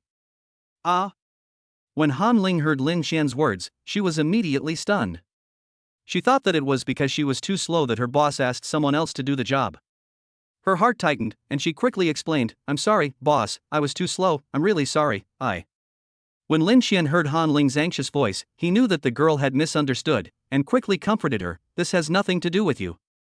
Yesterday, a friend gave me a forest farm and a Sika Deer Breeding Center." "I gave you a forest farm and a Sika Deer Breeding Center?" Han Ling on the other end of the phone looked surprised. Then she felt it was natural. His boss is a super rich man with a net worth of more than 2 billion. A mere forest farm and a sick deer breeding center would cost at most a few million. For the boss, it is nothing. After knowing that it was not her problem, Han Ling finally breathed a sigh of relief. Then I heard Lin Xian say, "By the way, I plan to go back to Guangzhou today, and I need you to help me book a charter flight." When Han Ling heard Lin Xian's order, she immediately said, "Boss, please wait a moment." Then Han Ling quickly searched a few times on the computer. CCB happens to be a partner of many domestic airlines, and even has cooperative relationships with most foreign airlines. It's just a charter flight, which is not a problem at all. In just 2 minutes, Han Ling picked out a model that met Lin Xian's needs. "Boss, this Boeing BBJ business jet should meet your requirements. It is currently in Ice City and you can take it anytime." Han Ling sent the data of the business jet to Lin Xian and then introduced, "This Boeing BBJ cabin is 29.6 meters long, 2.16 meters high, and 3.5 meters wide. It has a bedroom, a living room, a separate bathroom, a dining room, and a kitchen. It is equipped with 2 captains and 4 flight attendants, but the price is a bit expensive." While Han Ling was introducing the aircraft, Lin Xian also received the introduction of the Boeing BBJ she sent him. Then Lin Xian's eyes became brighter and brighter. Isn't this what he wanted? Expensive? How many hundreds of millions can it cost? Lin Xian asked with a smile. "This, boss, you are joking." Han Ling's mouth twitched. She really couldn't accept her boss's cold humor. The total cost of this flight is 400,000 yuan, which includes 2 parts. One is the cost of using the aircraft, and the other is the cost of hiring the crew. Han Ling explained.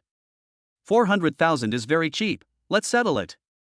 Lin Xian said in a calm tone. The price of 400,000, including the system rebate, is at least tens of millions. This trip was not in vain. No problem. Han Ling couldn't help but roll her eyes. 400,000 is still cheap? Do you know that this charter flight of yours is equivalent to my annual salary? After hanging up the phone, Han Ling immediately called China Southern Airlines. Elder brother Yao Na, who had just come out of the bathroom, exuded a pink aura. What do you want to do? Seeing Lin Xian's fiery eyes, Yao Na instinctively took 2 steps back. No. She tugged at her bathrobe and said with a warning look, "You went a little too far last night. The baby is angry." Ah. That won't be a problem, right?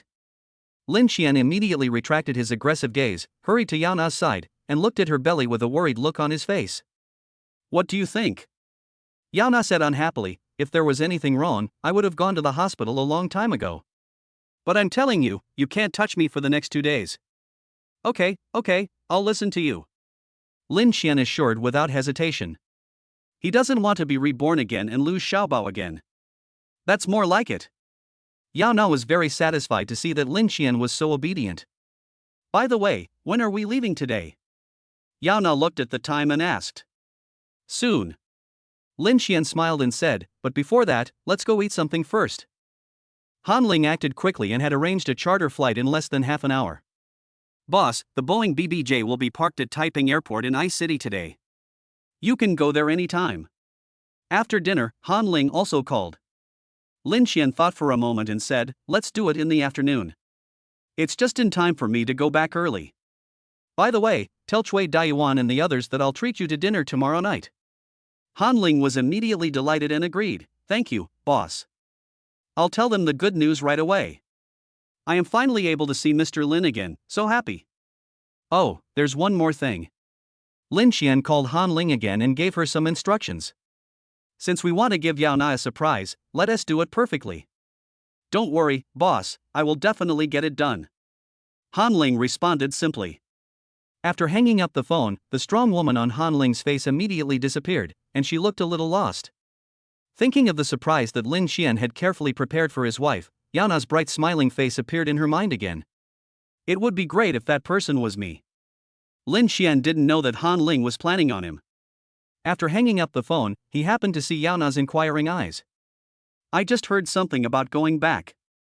Have you booked your flight? Yao Na asked. Of course. Lin Xian smiled and said, don't worry, I have already arranged it. By the way, I have a surprise for you. What surprise? Yao Na lay in Lin Xian's arms with a curious look on her face and asked. It wouldn't be a surprise if I told you. Lin Xian avoided her coquettishness and said with a smile. Ah. I hate people like you who only speak half the words. Yana pinched Lin Xian's waist angrily, causing Lin Xian to scream. No, you'll know when we get there. I promise you'll be satisfied. Lin Xian grabbed Yana's mischievous little hand and spoke quickly. Humph. I'll let you go this time, but what kind of surprise is this? Why are you being so mysterious? Yana also knew when to stop and snuggled in Lin Xian's arms. The two stayed at the Wanjia Forest Hotel for a while. At 1 o'clock in the afternoon, an Audi S6L stopped at the door of the Wanjia Hotel. It was the people sent by Ice City Taiping Airport to pick them up. Chapter 74, The First Charter Flight Experience. At 5 o'clock in the afternoon, the Audi S6L drove directly onto the apron. Looking at the planes parked in front of her, the surprise on Yana's face became more and more intense.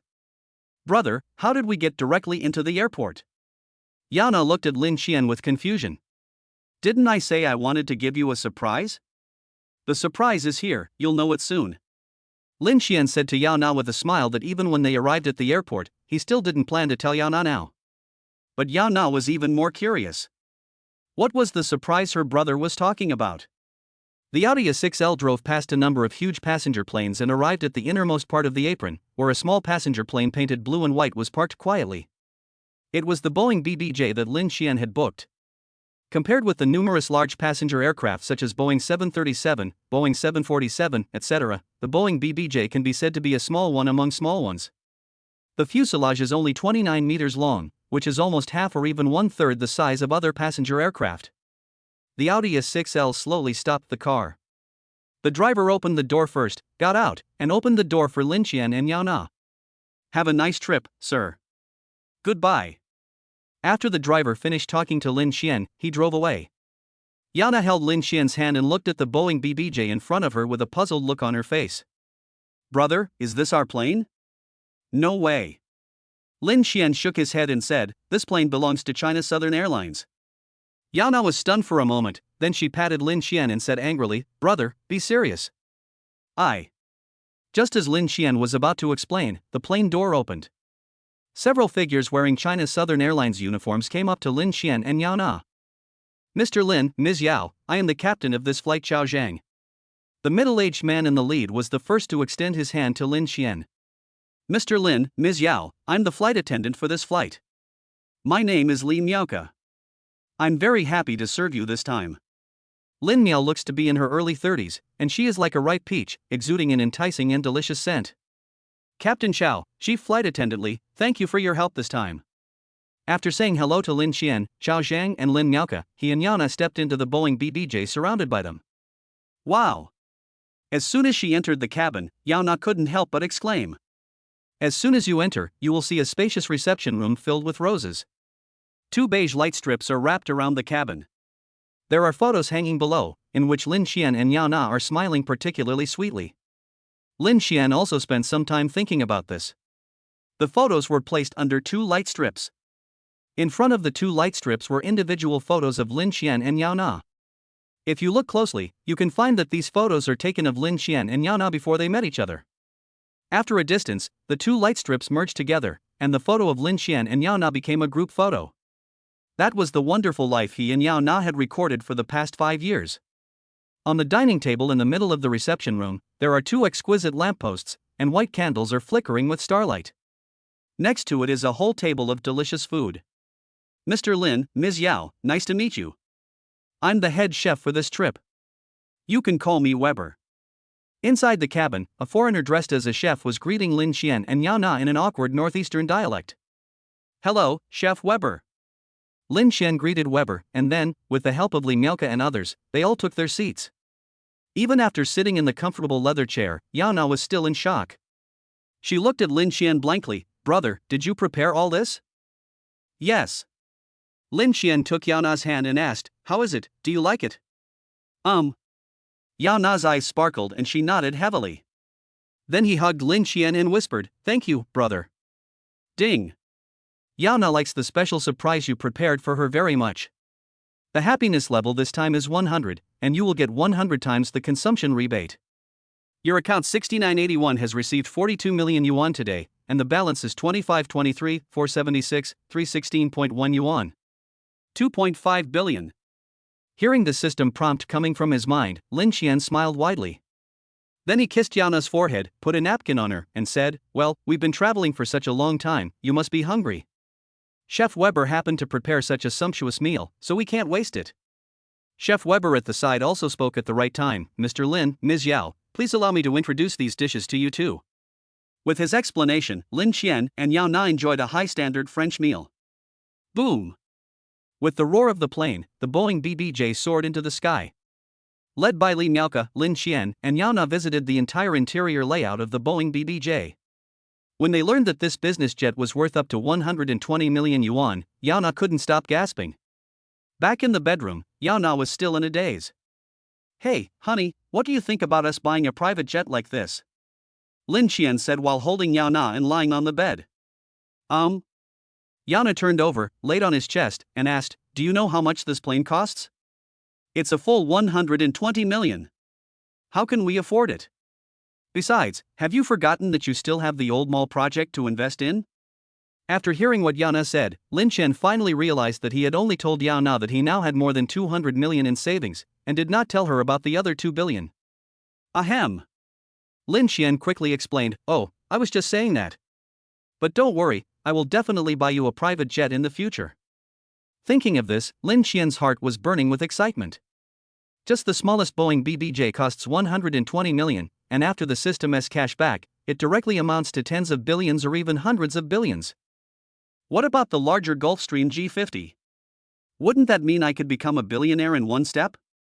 No hurry, no hurry. Lin Xian suppressed his excitement. He had enough time. "Mr. Lin, Ms. Yao, we're here." At 7 o'clock in the evening, the Boeing BBJ landed at Guangzhou Airport on time. Chao Zhang, Li Miaoke, and other crew members were already waiting for them. Chef Weber had left before the plane took off and did not come to Guangzhou on the plane. "Thank you for your hard work." Lin Xian was very satisfied with this trip. After saying goodbye to everyone, Lin Xian and Yao Na went to the parking lot together, drove the Cayenne that had been parked there, and returned to the villa in Rancho Santa Fe. On the way, Lin Xian also sent a message to Han Ling. "I am very satisfied with this charter flight.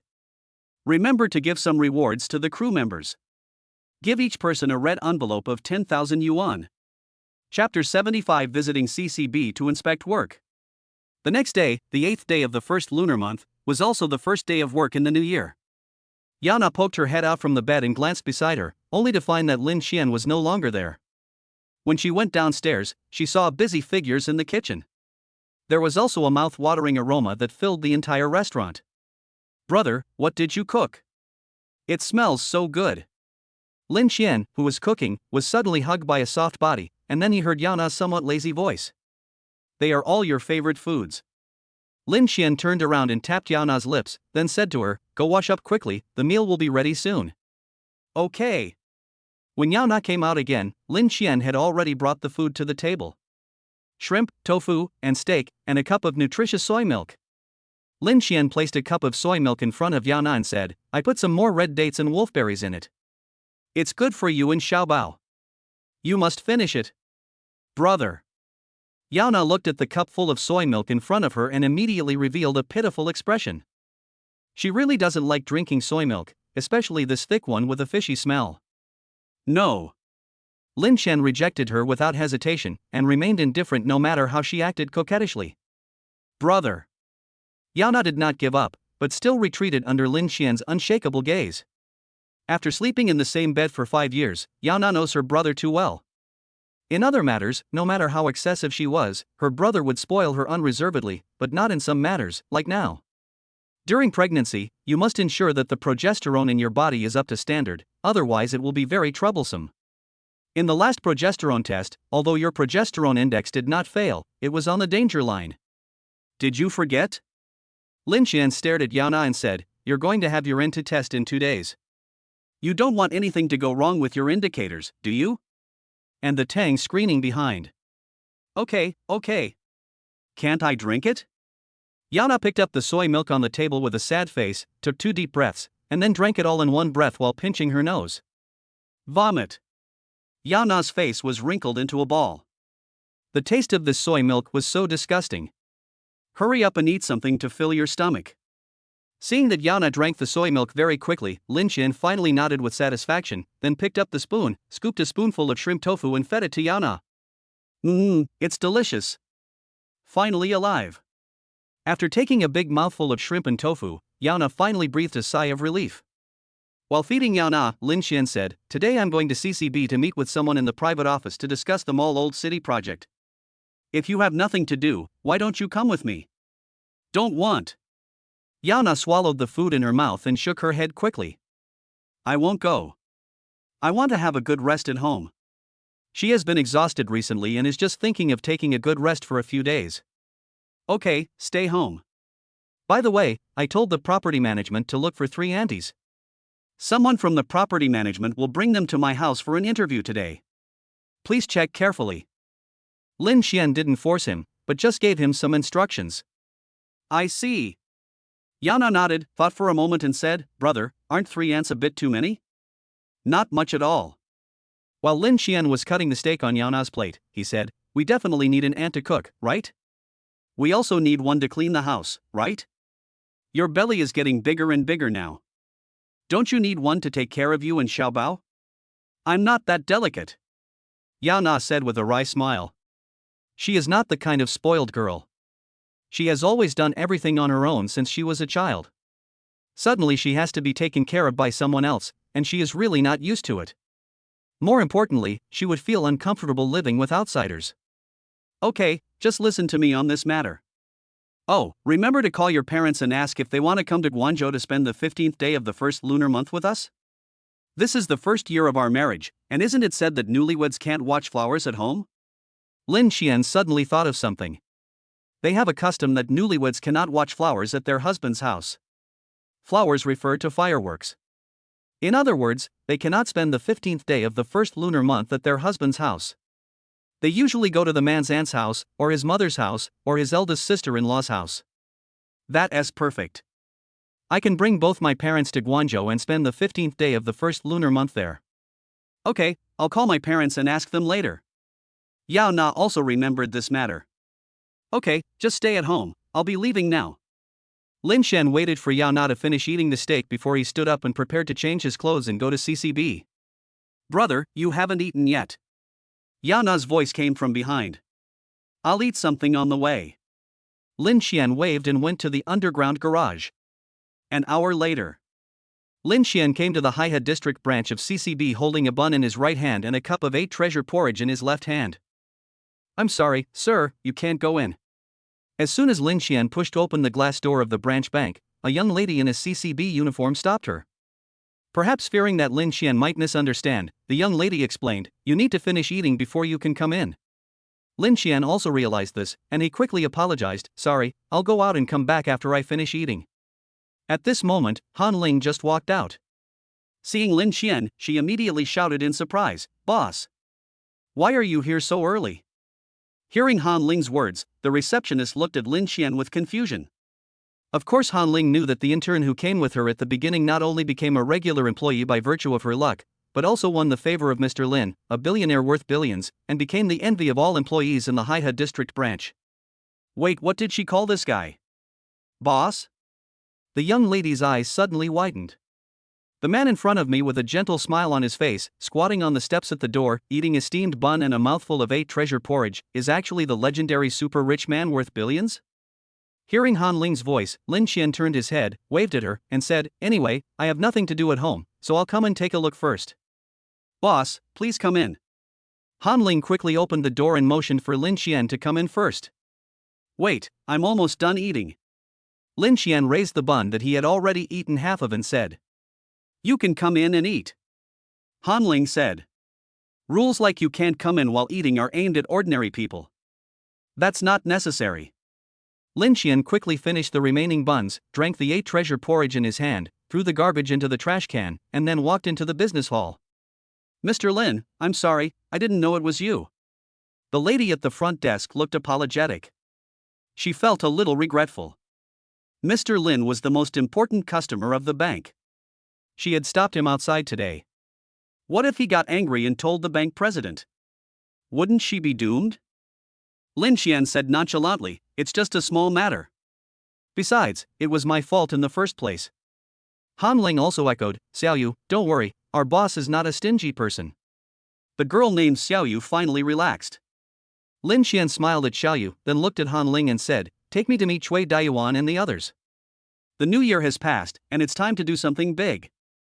Chapter 76 Acquisition is unexpectedly blocked. Boss. On the second floor, in an exclusive office, Cui Daiyuan and others saw Lin Xian walking in led by Han Ling. They immediately stood up and greeted him respectfully. Their boss looks younger in person than he did in the video conference. There is an indescribable gentle temperament about him that makes people feel good about him. Hello?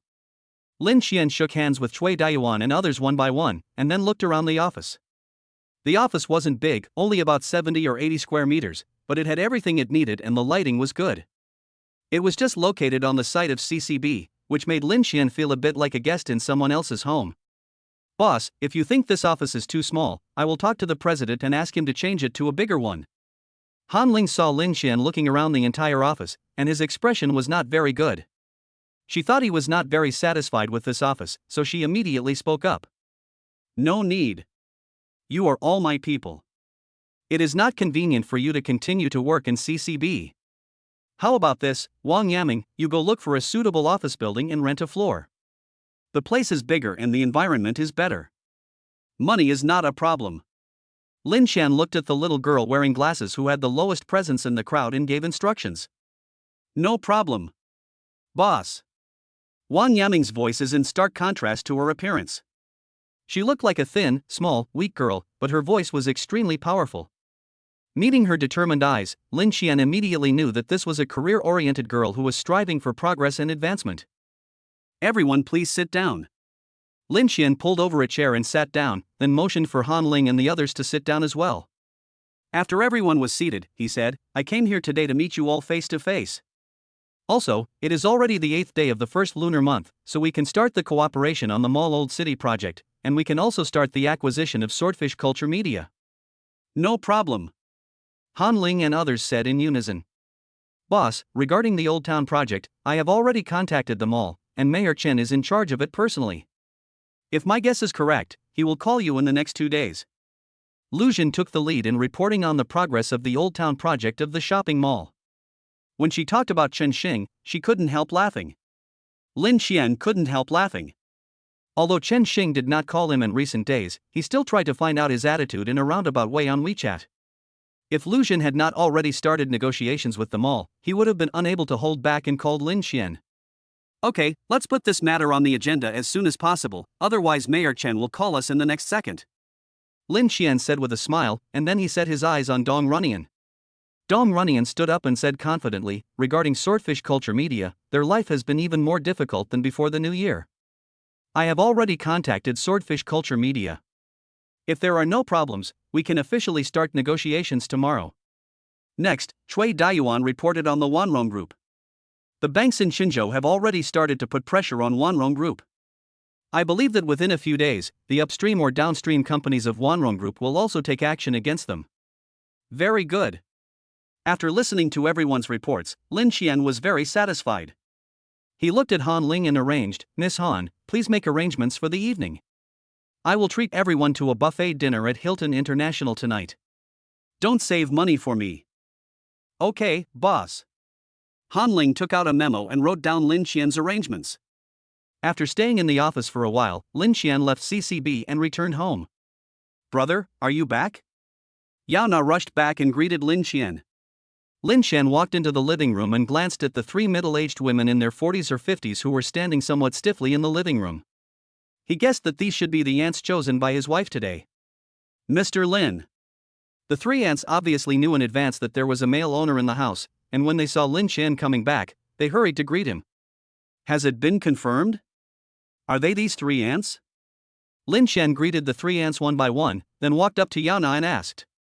Yes, I interviewed for the whole morning.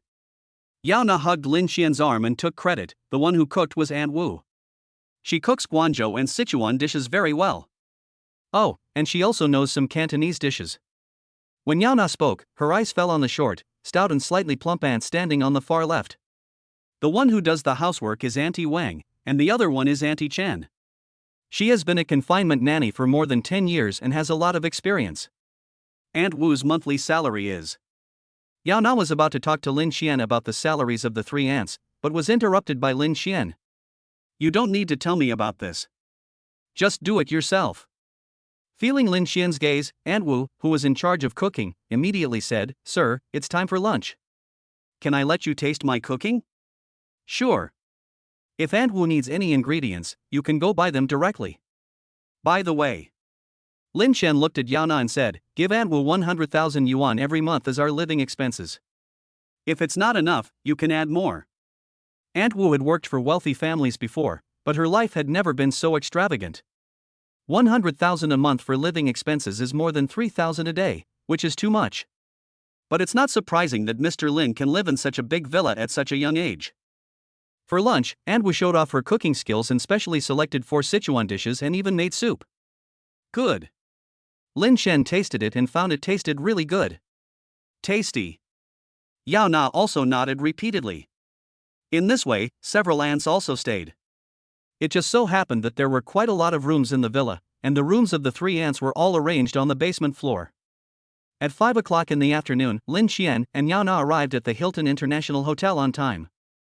Before coming, Lin Xian also talked to Cheng Xiang, the housekeeper at Hilton International last time, in advance, and asked him to contact Han Ling. When he and Yao Na arrived at Hilton International, Cheng Xiang, Han Ling and others were already waiting downstairs at Greentown International. Mr. Lin. Boss. Ms. Yao. Everyone greeted Lin Xian and Yao Na one after another. This scene also made the people passing by the gate of Greentown International cast inquiring glances towards Lin Xian and Yao Na. Let's go. Today is just a private gathering. It has nothing to do with business. Everyone please feel free. Lin Xian smiled and walked into the lobby of Greentown International first. All the way to the buffet restaurant of Hilton International Hotel on the 45th floor. Lin Xian had his own considerations for choosing the buffet. If we choose a normal dinner party, everyone might feel a little uncomfortable because of his and Yao Na's presence. But choosing the buffet model will make it a lot easier. But just when everyone was sitting together chatting, Dong Runnian's cell phone suddenly rang. Dong Runnian apologized to everyone, then left his seat and answered the phone. 2 minutes later, Dong Runnian came back with a gloomy face. Boss, I'm sorry, there was a problem with the acquisition of Swordfish Culture Media. Chapter 77 Misunderstanding. Reject the acquisition? Lin Xian frowned slightly when he heard Dong Runnian's words. He couldn't understand why Swordfish Culture Media would refuse the acquisition. It had already reached the end of its rope. If it didn't accept the acquisition, its only fate would be bankruptcy. Contact us again. Lin Xian said. If Swordfish Culture Media still refuses to accept the acquisition, then he doesn't have to hang himself on a tree. Okay, boss. Dong Runnian nodded and dialed the number again. This call is from Jai Shang, the vice president of Swordfish Culture Media and artist director. Before he could finish, the phone was connected, and then a rather angry voice came from the other end. I've just told you that we, Swordfish Culture Media, will never accept the acquisition by your Power Media. Even if Swordfish Culture Media dies, we will never compromise. Go tell Joe to give up on this idea. After a good scolding, the other end hung up the phone. Dong Runnian, Lin Xian, and the others were all stunned. It seems that he thinks we are from Power Media. Dong Runnian finally reacted. Then he said to Lin Xian apologetically, sorry boss, it's my fault.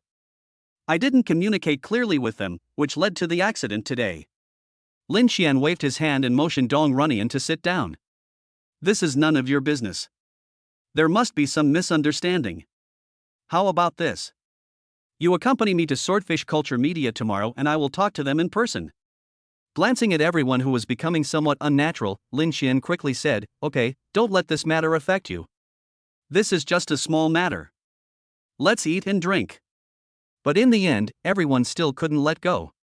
After dinner, Lin Xian originally planned to ask Cheng Xiang to arrange the evening activities, but seeing that everyone was not in a good mood, he gave up. Of course he knew why. After all, they had just started working and such a problem had occurred, which made them somewhat uncomfortable. They were also more afraid that he, as the boss, would have opinions about them. But even though Lin Xian saw it, he didn't offer any comfort. It was originally their own oversight, and this will help them learn a lesson. Early the next morning, after Lin Xian accompanied Yao Na to eat the breakfast made by Aunt Wu, he drove to the office at the CCB branch. According to yesterday's arrangement, Han Ling, Dong Runian and Ning Rui will also follow him to participate in today's acquisition negotiations. Boss. Seeing Lin Xian lowering the car window, Han Ling and others greeted him. Lin Xian glanced at the Audi A6 behind them and asked, "Is this the bank's car?" Han Ling nodded and said, "Yes, this is something the president approved for us to use. How about this? I will transfer 1 million to you later, and you can choose 2 cars to be used exclusively as your official cars." Lin Xian instructed Han Ling. Dong Runian and Ning Rui also thanked Lin Xian at the right time. "Thank you, boss. A car costs 500,000, the boss is really generous. Let's go."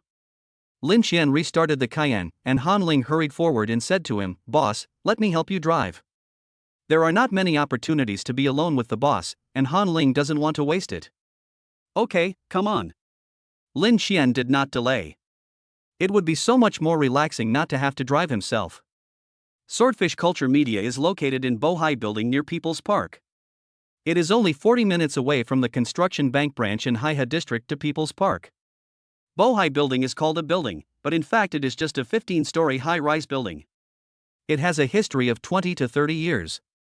Even though it has been well maintained, it still looks a bit old in the urban area where many buildings have 30, 40, or even 50 floors.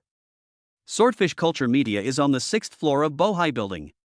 As Dong Runian walked, he introduced the basic situation of Swordfish Culture Media to Lin Xian. Arriving at the 6th floor, Lin Xian discovered that the entire 6th floor was almost entirely occupied by Swordfish Culture Media, though it looked a bit deserted. Due to the suppression by Power Media, many internet celebrities under Swordfish Culture Media were poached. If we hadn't intervened, Swordfish Culture Media would have gone bankrupt within a month. Just when Lin Xian and his companions arrived, the meeting room of Swordfish Culture Media was filled with gloom and sadness. The woman in the lead was no more than 30 years old, with wavy hair, an oval face, and tightly pursed red lips. She wore a 3/4-sleeved striped shirt on her upper body and a high-waisted pleated skirt on her lower body, exuding a cool and elegant temperament. It was Jiang Jing, the general manager of Swordfish Culture Media. On her left was a plump middle-aged man wearing gold-rimmed glasses. He was none other than the vice president and artist director of Swordfish Culture Media, Zhai Shang. The other is Song Lin, the business director of Swordfish Culture Media. "Sister Jing, all of our business projects have been snatched away by Power Media. There is no money left in the company account, and we haven't even settled on next month's rent." Song Lin looked dejected. Jiang Jing frowned, looked at Zhai Shang beside her, and asked, "How are the internet celebrities in the company?" Zhai Shang also sighed and said, 4 or 5 more left, but fortunately, and the others are still here." Jiang Jing suddenly leaned back in the chair, rubbed his aching forehead, and said with a wry smile, "Forget it, it seems that our swordfish is doomed. Let's go back and tell and them that they should find another buyer. I am sorry for them, and there is no need for them to sink with this broken ship of swordfish." Sister Jing. It was the first time that Zhai Shang and Song Lin saw Jiang Jing so depressed. Jiang Jing looked at Zhai Shang and Song Lin and said gratefully, "And you too, for sticking with me for so long, but I failed you." "Sister Jing, what nonsense are you talking about? You have done nothing wrong to us. Besides, the fact that our swordfish has become like this has nothing to do with you. It's all because of that bastard Zhou," Song Lin said through gritted teeth. Zhai Shang also echoed, "When Zhou Bo, that bastard, was desperate, he begged us for help, but ended up hooking up with Run." Ahem. Before Zhai Shang could finish his words, he was interrupted by Song Lin's cough. Zhai Shang also reacted and quickly shut his mouth. Jiang Jing also heard the person named Ren that Zhai Shang mentioned. The figure of that person appeared in her mind and her pretty face turned red with anger. If it weren't for this bastard, how could Swordfish have ended up like this? Just then, Zhai Shang's phone suddenly rang. "I am Zhai Shang." "What? They dare to come?" When Zhai Shang heard the front desk say that the person who wanted to buy Swordfish yesterday was here again, he immediately got angry. He stood up and said excitedly, "Tell them to get out of here, and tell them that if Zhou has any other tricks, just try them out. We will never give in." Just when Zhai Shang was about to hang up the phone, Jiang Jing suddenly said, "Wait a minute." Zhai Shang and Song Lin looked at Jiang Jing with confusion, and then heard Jiang Jing say coldly, "Let them come over, I want to see what Zhou wants to do." Chapter 78 Misunderstanding resolved, acquisition completed. Lin Xian, Dong Runyan, and others came to the conference room under the guidance of the lady at the front desk. As soon as they entered, they found that the atmosphere in the entire conference room was a little strange. The eyes of the three people present were cold, as if they wanted to eat them alive. Hello, we are. Dong Runyan was interrupted by Zhai Shang as soon as he opened his mouth. I know you are the people of that bastard surname Zhou. Tell me, what exactly does Zhou want to do? This. Dong Runyan glanced at Lin Xian, feeling a little embarrassed. Just as he was about to explain, Lin Xian stopped him. This is Mr. Jiang, right? Lin Xian did not answer, nor did he look at Zhai Shang. He looked directly at Jiang Jing, who remained silent. I'm Jiang Jing, sir. Our Vice President Zhai has made it very clear just now. It is absolutely impossible for Zhou Bo to acquire our swordfish. I would rather swordfish go bankrupt than give in. Jiang Jing said with a cold face. Mr. Jiang may have misunderstood. We have nothing to do with Power Media. Lin Xian pointed at himself and explained to Dong Runyan and the others. It doesn't matter? How do you prove it? Zhai Shang sneered. He didn't believe a word of what Lin Xian said. Mr. Zhou has used this method several times. Lin Xian ignored the anger in Zhai Shang's words and said calmly, in my eyes, Power Media is nothing but an ant. I have no interest in pretending to be one of them, and there is no need for me to prove it to you. Whether you believe it or not is up to you. Lin Xian's words were very domineering, but they also made Zhai Shang feel a little dissatisfied. In your eyes, Power Media is just an ant, then doesn't that mean our swordfish culture media is not even qualified to be an ant? Lin Xian looked at Jiang Jing and said, Boss Jiang has reached the end of his rope now, right? It must be very frustrating to be defeated by Power Media like this, isn't it? It just so happens that I also have a grudge against the guy named Zhou. I can help you. Jiang Jing didn't say anything, but just looked at Lin Xian seriously. Lin Xian also did not avoid the question. He just stared at her quietly, his eyes full of frankness. After a long while, Jiang Jing turned his gaze away and said, Dynamic Media is now the largest private media company in Guangzhou, and it is backed by Guangzhou Newspaper Group. How can you deal with it? Mr. Jiang, are you asking us to stand here and talk to you? Lin Xian did not answer Jiang Jing, but just smiled and said, Sorry, it's my fault. Jiang Jing stood up from the main seat and sat on the other side of the conference table, then motioned Lin Xian and others to sit down and talk. At the same time, he instructed Song Lin, who was standing beside him, Lin, go and make some arrangements and get some drinks. What would you like to drink? Coffee or tea? Black tea. Lin Xian walked to the conference table, and Han Ling hurried forward and pulled out a chair. Everyone else followed Lin Xian and ordered black tea. Jiang Jing originally thought that Lin Xian was just the leader among them, but after seeing Han Ling's actions, she suddenly realized that she seemed to have underestimated this young man. Let me introduce myself formally. My name is Jiang Jing. As you can see, I am the general manager of the Swordfish Culture Media, which is about to go bankrupt. Jiang Jing was the first to extend her hand. Lin Xian. Lin Xian gently shook hands with Jiang Jing and then let go. Jiang Jing's hands were very slender, and they felt a little uncomfortable and cold when held. This girl may be anemic or have a cold uterus. 5 years of experience in taking care of his wife has given Lin Xian some understanding of some gynecological diseases. Then Mr. Lin, can you tell me how you would deal with Power Media if you acquired Swordfish Culture Media? Jiang Jing didn't notice the change in Lin Xian's eyes. After retracting her hand, she asked directly. The solution is very simple. It's nothing more than throwing money at it. If 10 million doesn't work, then 20 million. If 20 million doesn't work, then 50 million. If 50 million still doesn't work, then throw in 100 million, 200 million. Until Power Media is ruined. Lin Xian's plain words rang in the ears of Jiang Jing and the others. After a brief moment of surprise, Zhai Shang sneered and whispered, everyone can brag. The atmosphere was a little awkward for a moment. Han Ling glared at Zhai Shang and said, Don't worry, Boss is our SVIP guest of CCB, and we are all members of Boss's private office. I believe that Mr. Jiang should know the conditions for setting up the private offices of the Big Four banks, right? Of course I know. Jiang Jing's eyes lit up and she said, the conditions for setting up a private office at the Big Four banks are that the client must have a deposit of more than 1 billion in the Big Four banks. So, Mr. Lin.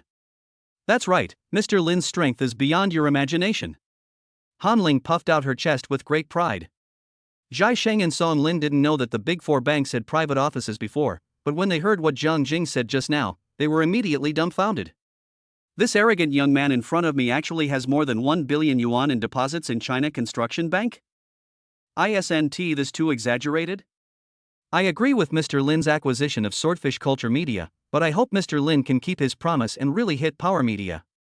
Jiang Jing thought about it and decided to agree to sell Swordfish Culture Media to Lin Xian.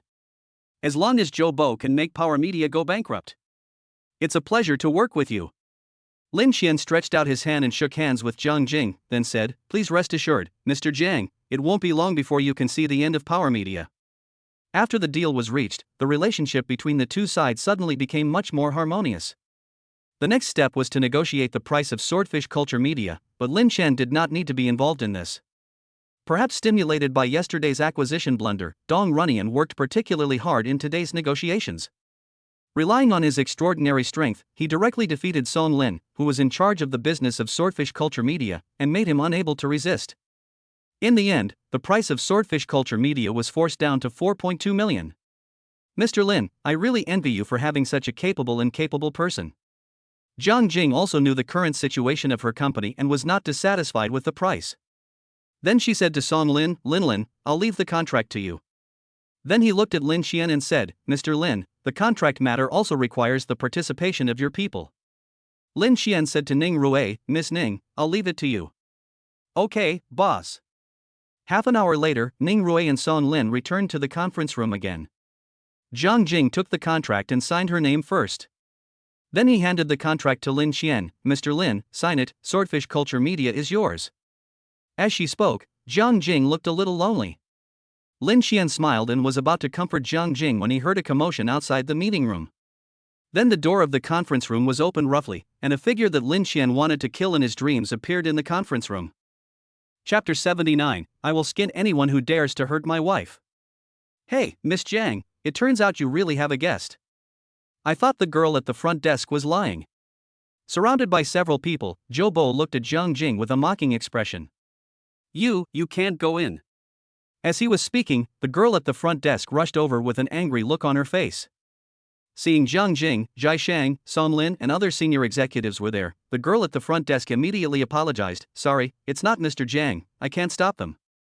It's okay, you go out first, I'll take care of things here. Jiang Jing did not blame the girl at the front desk, but comforted her instead.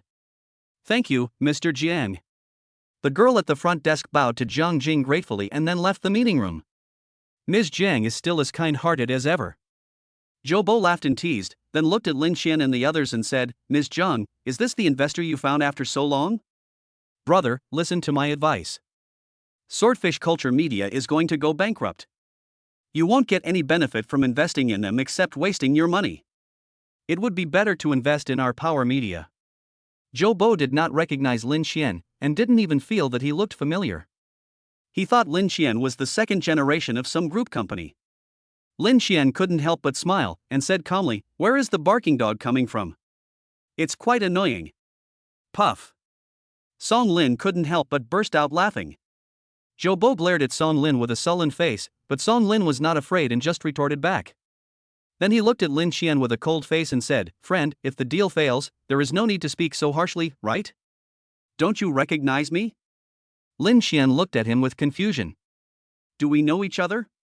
Zhou Bo thought carefully about the new faces he had met recently, and he really couldn't remember such a young man. It's okay. When Power Media goes bankrupt, I will tell you who I am. Lin Xian also discovered that Zhou Bo had really forgotten him. It turns out that in the eyes of the rich, ordinary people really have no sense of existence at all. Ha, you want to bankrupt Power Media, kid? You are too arrogant, aren't you afraid that the wind will bite your tongue? Zhou Bo sneered. He didn't take Lin Xian's big talk to heart at all. Then he sneered and said, boy, let me teach you a lesson. This Miss Jiang has offended someone she shouldn't have offended. If you accept Swordfish Culture Media, you will be slapping that person in the face. Don't blame me for not reminding you. After that, Zhou Bo looked at Jiang Jing and said, Ms. Jiang, that person asked me to tell you something. If you are willing to bow your head and apologize to that person, my Power Media can be merged into your Swordfish Culture Media. But it seems that you are not going to give in, so I wish Miss Jiang good luck. Zhou Bo glanced at Lin Xian coldly, wiped his neck with his palm, and threatened, "Boy, be careful in the future. Don't think you are great just because you have a few dollars. Get involved in the grudges and hatreds of big shots. Don't be stuffed into a cement tank and thrown into the Yellow River one day." After that, Zhou Bo waved his hand and said to the people behind him, "Let's go." "Stop." Lin Xian suddenly called Zhou Bo. Zhou Bo stopped, thinking that Lin Xian was scared, and said proudly, "Are you scared? I thought you were so strong." Lin Xian didn't even look at him. He turned around and said to Ning Rui, who was standing beside him, "This gentleman threatened to put me in a cement tank and throw me into the Yellow River. Can I sue him?" "Boss, I'm afraid you can't sue his mother, but you can definitely sue him," Ning Rui said without hesitation. Puff. Hearing Ning Rui's words, Han Ling, who was drinking water, spat out a mouthful of water. She hurriedly took out her handkerchief, wiped her mouth, and apologized, "I'm sorry, I lost my composure." Lin Xian didn't expect that Ning Rui, who was always serious, would have such a naughty side. Especially when she said such interesting words, her facial expression didn't change at all. "Ahem, then let's sue this arrogant gentleman. I really want to see if he is still so arrogant in front of the judge." Lin Xian coughed twice and said to Ning Rui. Zhou Bo glared at Ning Rui fiercely, wishing he could rape her first and then rape her to relieve his hatred. "You are so sharp-tongued. I am waiting for you to sue me." Zhou Bo has worked his way up from a small behind-the-scenes position at a TV station to where he is today. He has seen many ups and downs. How could he be frightened by Lin Xian and Ning Rui? He said a few words coldly and left the meeting room with everyone. After Zhou Bo and other uninvited guests left, Zhang Jing and others also breathed a sigh of relief. However, Lin Xian's words made Zhang Jing and the others nervous again. "Mr. Zhang, it seems that you have hidden something from me regarding Swordfish Culture Media. Like that big shot." Facing Lin Xian's calm eyes, Zhang Jing shuddered all over, then she sighed and said, "I was wrong about this matter. I didn't tell Mr. Lin in advance that the man Zhou Bo mentioned is called Rin Xiaotian. The elder of his family is a big shot of Guangzhou newspaper group and a major shareholder of Power Media." Then Zhang Jing told the story of the grudge between herself and Rin Xiaotian. Lin Xian was speechless after hearing this. So the reason why Power Media suppressed Swordfish Culture Media was because Rin Xiaotian couldn't pursue Zhang Jing, and this was a bloody plot caused by love turning into hate? After Zhang Jing finished speaking, she no longer held out any hope for this acquisition. She stood up and said to Lin Xian, "In that case, I'll see Mr. Lin off." "Is Mr. Jiang going to kick me out? I haven't signed the contract yet." Lin Xian didn't stand up, but just smiled and tapped the contract on the table. "You mean?" Zhang Jing suddenly raised her head and looked at Lin Xian with surprise. Could it be that Mr. Lin is not afraid of Rin Xiaotian at all? Hearing Lin Xian's words, not only Zhang Jing was a little surprised, but even Dong Runian and Ning Rui were a little surprised. Dong Runian bent down and whispered, "Boss, it's unwise to confront Guangzhou newspaper group for the sake of Swordfish Culture Media." Ning Rui also advised, "Boss, Runian is right. It is not a wise choice for us to provoke a behemoth like Guangzhou newspaper group just as we are about to enter the media field. I think we need to change our target."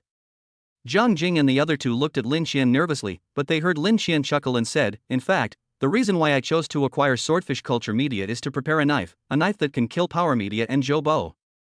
Since Zhou Bo and Power Media are both dogs of that Rin Xiaotian, whether I acquire Swordfish Culture Media or another media company, I will inevitably offend Rin Xiaotian. So, what's the difference between the two?" Lin Xian said calmly, "I will definitely kill Power Media. Of course, people like Zhou Bo are not clean themselves, but whether he lives or dies should be left to the country to judge."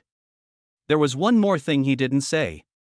Anyone who dares to hurt Yao Now will be skinned alive even if the Lord protects him.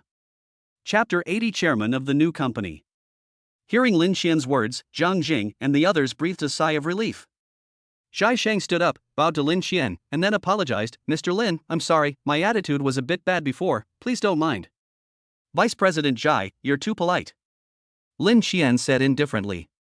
He could feel that Zhai Shang was not targeting him personally, but really regarded him as Zhou Bo's man. Zhang Jing also said, "From now on, Swordfish Culture Media will be handed over to Mr. Lin. You can change the name if you want. Also, there are several internet celebrities in the company with over 1 million fans. They are all good kids. I hope Mr. Lin can treat them well." Zhai Shang also echoed, "That's right, Mr. Lin, they definitely have the potential to become multi-millionaire internet celebrities. You must pay attention to them. Really? As far as I know, most of the anchors under Swordfish Culture Media have left due to the crackdown by Power Media. How come these big internet celebrities with millions of fans are still here? Lin Xian asked in surprise. A lot of them left, but a few of them are still here. Speaking of this, Zhang Jing and the other two were also somewhat moved. In today's carnal society, people like Oo who can share the joys and sorrows with others are almost extinct. It's really not easy for people to stay with the company until now. Lin Xian was also very impressed. He said, "Don't worry, I will definitely make use of such a loyal person." After getting Lin Xian's assurance, Zhang Jing and others breathed a sigh of relief. Zhang Jing said to Lin Xian, "Thank you, Mr. Lin. Don't worry, they will definitely not let you down." "Mr. Jiang, can you please tell me what your plans are after the acquisition is completed?" Lin Xian asked. Zhang Jing, Jai Shang, and Song Lin looked at each other and said with a wry smile, "Mr. Lin, please don't call me Mr. Jiang. The company is already yours. As for my plans, I haven't decided yet. I plan to take a break for a while, travel, and see the sights." Song Lin also agreed, "Sister Jing, take me with you, I want to go out and take a look too." "Okay, then we'll go together," Zhang Jing said with a smile. Shai Sheng pinched his big belly and said, "I just want to take advantage of this time to lose some weight, read some books, and spend time with my family." After hearing what they said, Lin Xian smiled and said, "Don't you three want to see how Power Media collapses step by step?" "What does Mr. Lin mean?"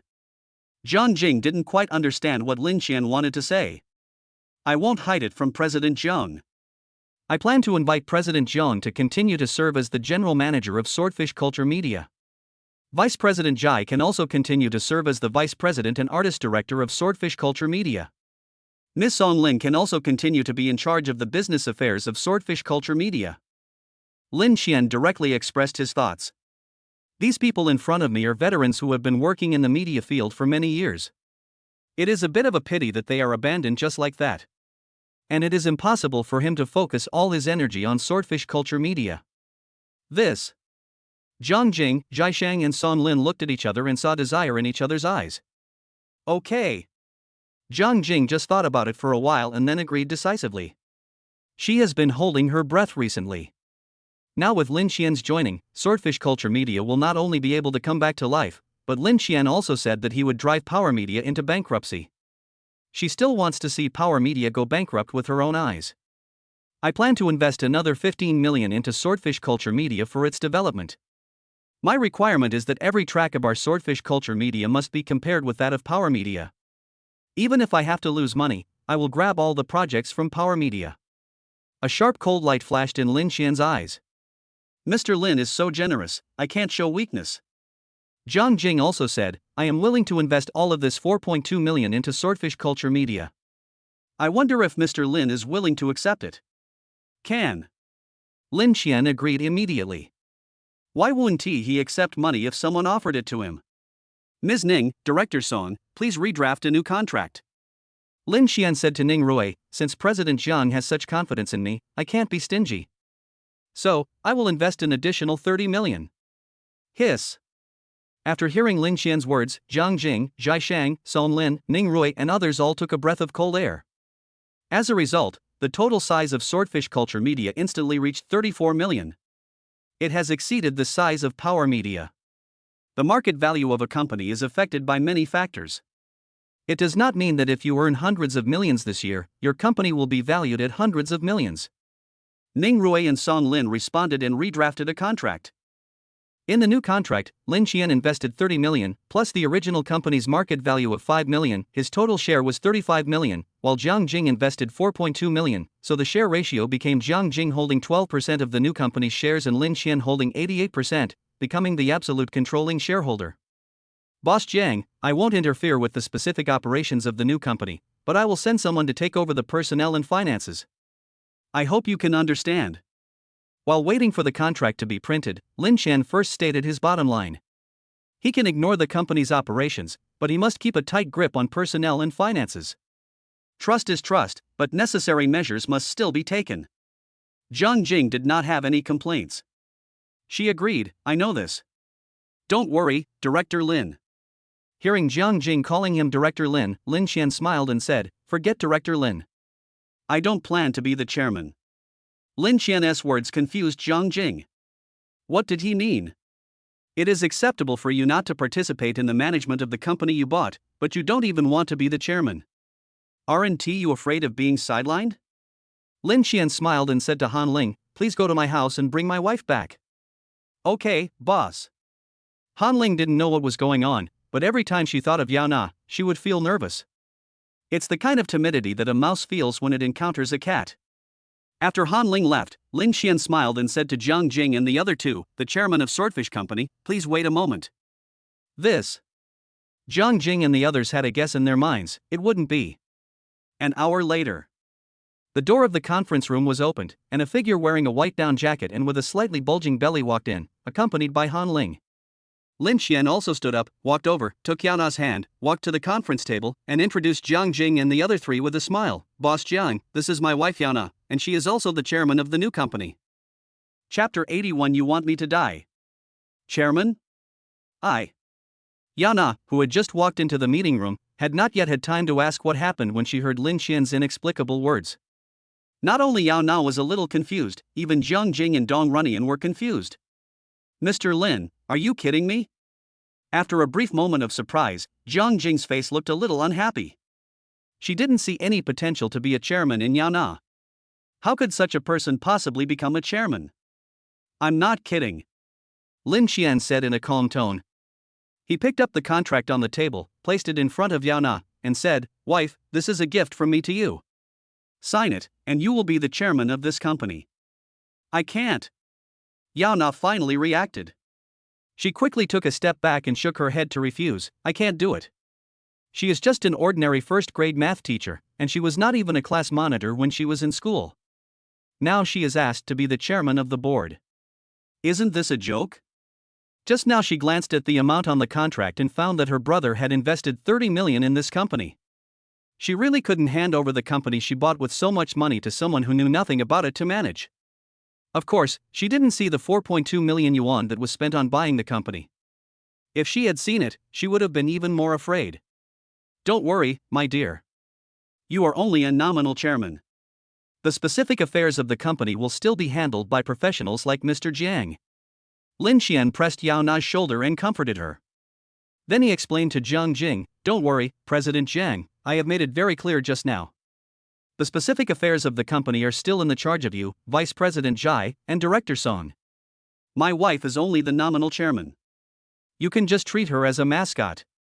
I will only control the personnel and finances of the company." Jiang Jing, Zhai Sheng, and Song Lin finally felt relieved. They were afraid that an outsider would suddenly come and interfere in the company's affairs. Elder brother. Yao Na looked at Lin Xian with a pleading look on her face. She really had no idea about this chairman. "Wife, you know that our family is different now than before. As the mistress of the house, you have to learn something, right? Otherwise, when our family has more businesses in the future, we can't just rely on me, right? You forgot, I still have the Mall Old Town project to work on." Yes. Yao Na also knew that Lin Xian was right, but she really didn't know how to be the chairman.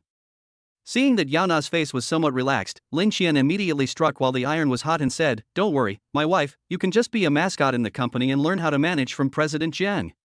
Besides, when you go out in the future, you can say that you are the chairman of Swordfish Culture Media."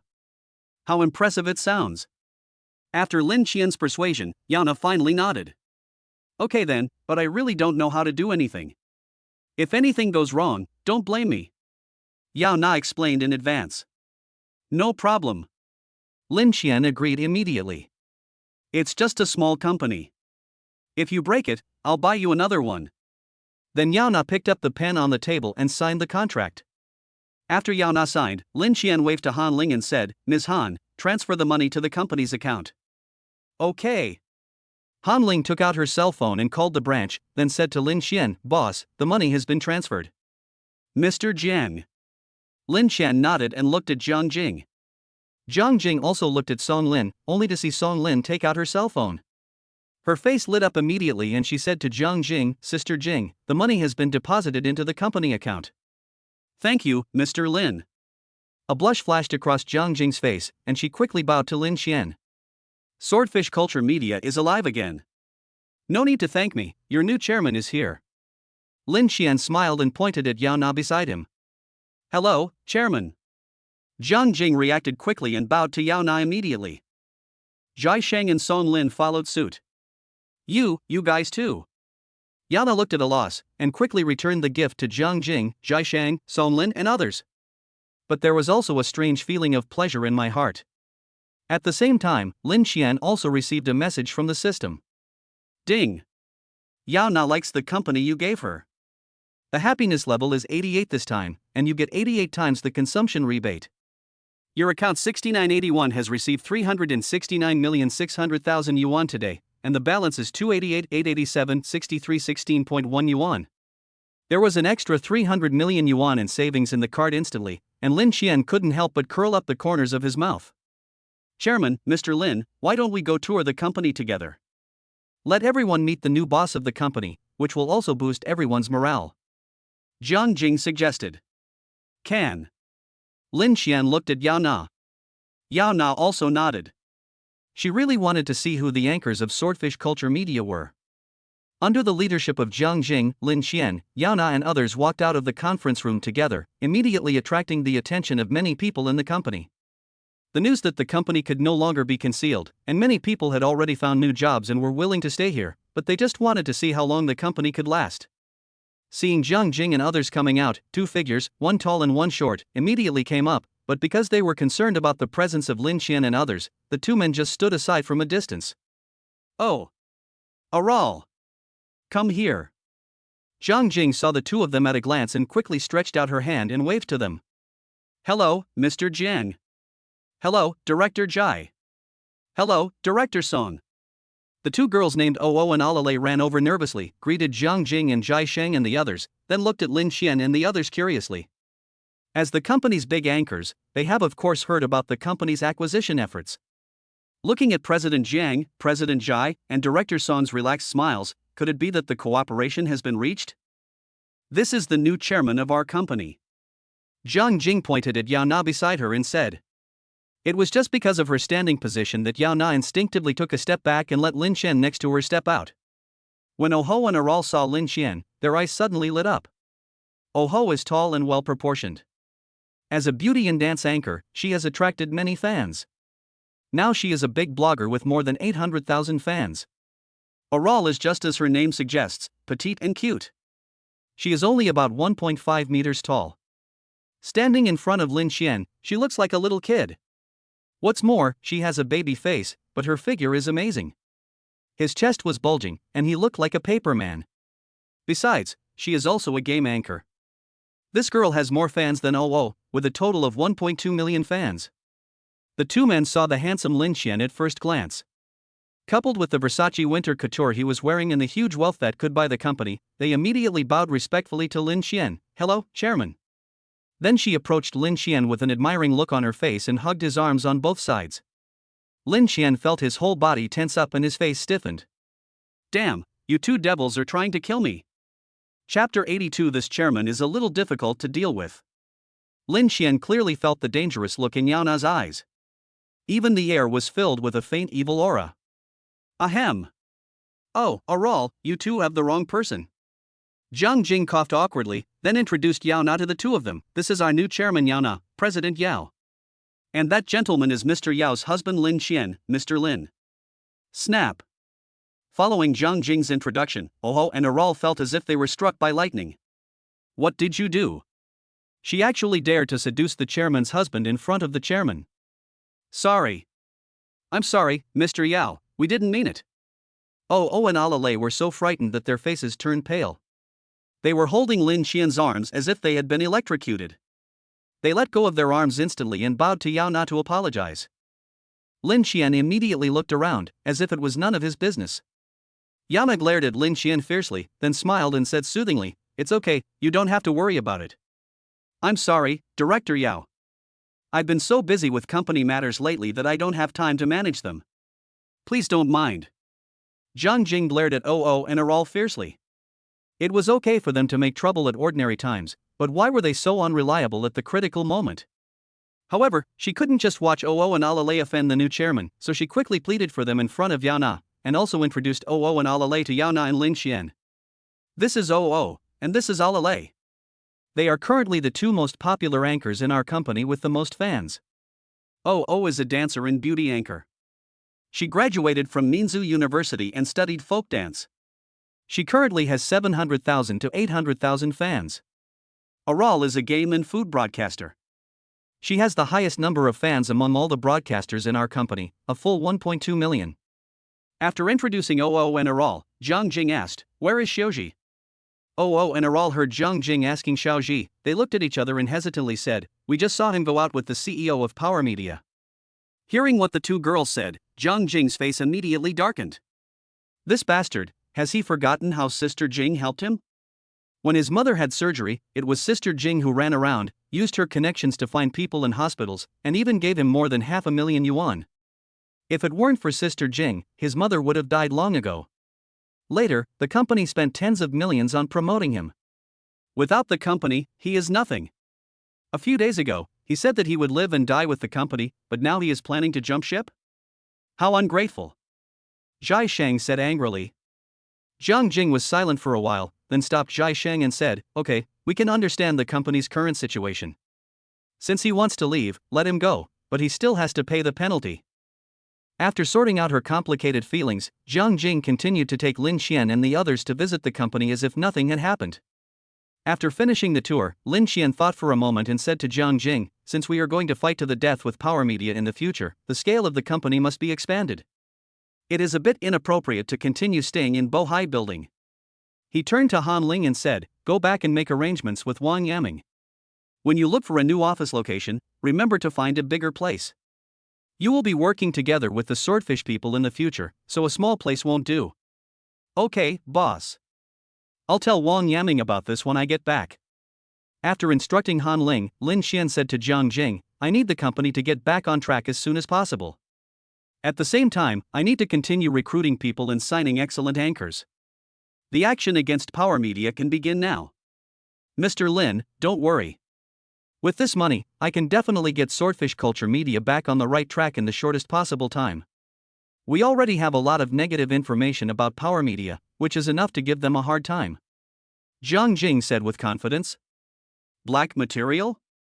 Then why didn't you use these materials to fight back when you were being pushed so hard by Power Media?" Lin Xian was very confused. Zhang Jing and the others smiled bitterly and said, "Before we made any move, Power Media took action first and poached a lot of our water army teams. They also warned a lot of self-media not to agree with us, otherwise they would be against them. Plus, Power Media is also related to Guangzhou Newspaper Group. No one dares to join us in opposing Power Media." Then Zhang Jing immediately perked up and said, "Now that we have money, as long as we pay enough, someone will definitely help us target Power Media. By then, Power Media will definitely be in trouble. We should use this time to quickly expand ourselves." "If Power Media goes bankrupt, will Zhou Bo be in trouble?" Lin Xian asked.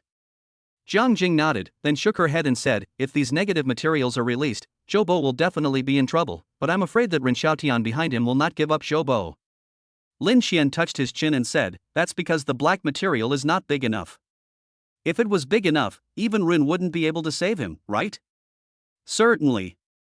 Zhang Jing nodded without hesitation. "If Zhou Bo's black material is big enough, Ren Xiaotian will definitely not take action, he may even wish Zhou Bo dead." "Leave the black material to me," Lin Xian said to Zhang Jing. "It seems that we need to ask Brother Wu and the others to come to Guangzhou as soon as possible. As an old armed police officer, Brother Wu must have a way to get some dirty information on Zhou Bo." "Boss Jiang, Director Zhai, Director Song." A somewhat flattering voice suddenly sounded. Lin Xian turned his head and saw a handsome young man in his early 20s walking towards him.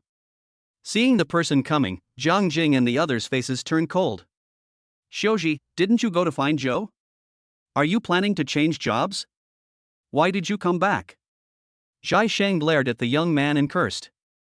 "Boss Zhai, you are wrongly accusing me. They want to recruit me, but Boss Jiang is our family savior. If I change jobs, what will happen?" Xiaoji looked aggrieved, which made Zhai Sheng a little confused. Could it be that this kid really has never thought about changing jobs? Then Xiaoji looked at Lin Xian and his group, his eyes lit up, and asked, Boss Jiang, are these people here to discuss the acquisition of the company? How is the situation? Zhang Jing did not answer Xiaoji's question, but walked to the center of the hall and clapped her hands.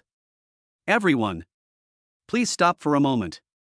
Following Zhang Jing's call, all the employees who were still working in the hall stopped their work, raised their heads and looked towards Zhang Jing in front of them. After attracting everyone's attention, Zhang Jing continued, I believe everyone knows that the company has encountered considerable difficulties in recent times, and everyone is a little panicked about their future. But now, it's all over. This is the new chairman of our Swordfish Culture Media Yao Na, President Yao. President Yao has also invested 50 million in Swordfish Culture Media. It will be used for the development of the company. Everyone welcomes President Yao. After Zhang Jing's introduction, Yao Na could only try her best to force a smile. It's just that she failed. Among the many employees of Swordfish Culture Media, the CEO Yao in front of him exudes a sense of coldness and oppression. Actually, it's just tension and helplessness. When Zhang Jing finished speaking, the entire office hall fell into silence, followed by a deafening cheer. Hello, Mr. Yao. Boss Yao is so awesome. These people are all old employees who have followed Zhang Jing and his team, otherwise they would not have persisted until now. When they heard that Swordfish Culture Media had been revived, the worries on everyone's brows disappeared in an instant. Thank you everyone. Yana originally wanted to say this, but because she was too nervous, she just opened her mouth and then said Coupled with the stiff facial muscles, she looked even colder and more inhuman. The enthusiastic crowd below gradually calmed down and looked at Yao Na nervously. Help! This new CEO Yao seems to be a little difficult to deal with. Chapter 83 Yao Na's Management Art. What to do? At this moment, Yao Na's mind was blank. The surprised and nervous faces below made her not know what to say. Ahem! Yao Na coughed lightly, and the hoarse sound even scared her. What happened to my voice? However, upon hearing the oppressive cough, the Swordfish Culture Media employees in the audience instantly restrained their facial expressions and turned serious. I was afraid that I would leave a bad impression on the new chairman on the first day. After waiting for a long time, Yao Na didn't say anything, which made the atmosphere in the hall even more solemn. Yao Na remained stiff, her eyes inadvertently drifting to her brother. Brother, help me. There was a hint of anxiety in Yao Na's eyes. Lin Xian also felt Yao Na's gaze and raised his eyebrows at her. Sharp. In his eyes, Yao Na could easily stun everyone present with just a glance. Look at these people, none of them do anything privately, and each of them has a serious face and is staring at her, the new chairman, intently. Originally he was a little worried that Yao Na would not be able to control these people, and he even planned to speak on Yao Na's behalf later. I feel so relieved. Yao Na also accepted Lin Xian's encouragement at this time, and her whole body was numb. I want you to help me, not to praise me. Feeling the gazes from below, Yao Na glared at Lin Xian hatefully. But in Lin Xian's eyes, this was Yao Na telling him that it was up to her next step. Lin Xian gave Yao Na another encouraging look. At this time, Yao Na had given up asking her brother for help, but she suddenly remembered what her brother said to the employees at An Mango Forest Farm a few days ago. So she also imitated Lin Xian's behavior and said to the employees of Swordfish Culture Media present, I believe everyone already knows me. Now I want to ask everyone, is there anyone who doesn't want to do this job anymore and wants to leave Swordfish Culture Media? If you have, you can choose to leave now. I will arrange for the company's finance department to settle your wages. Quiet. The Swordfish Culture Media employees present at the scene all widened their eyes. What is going on with this new chairman?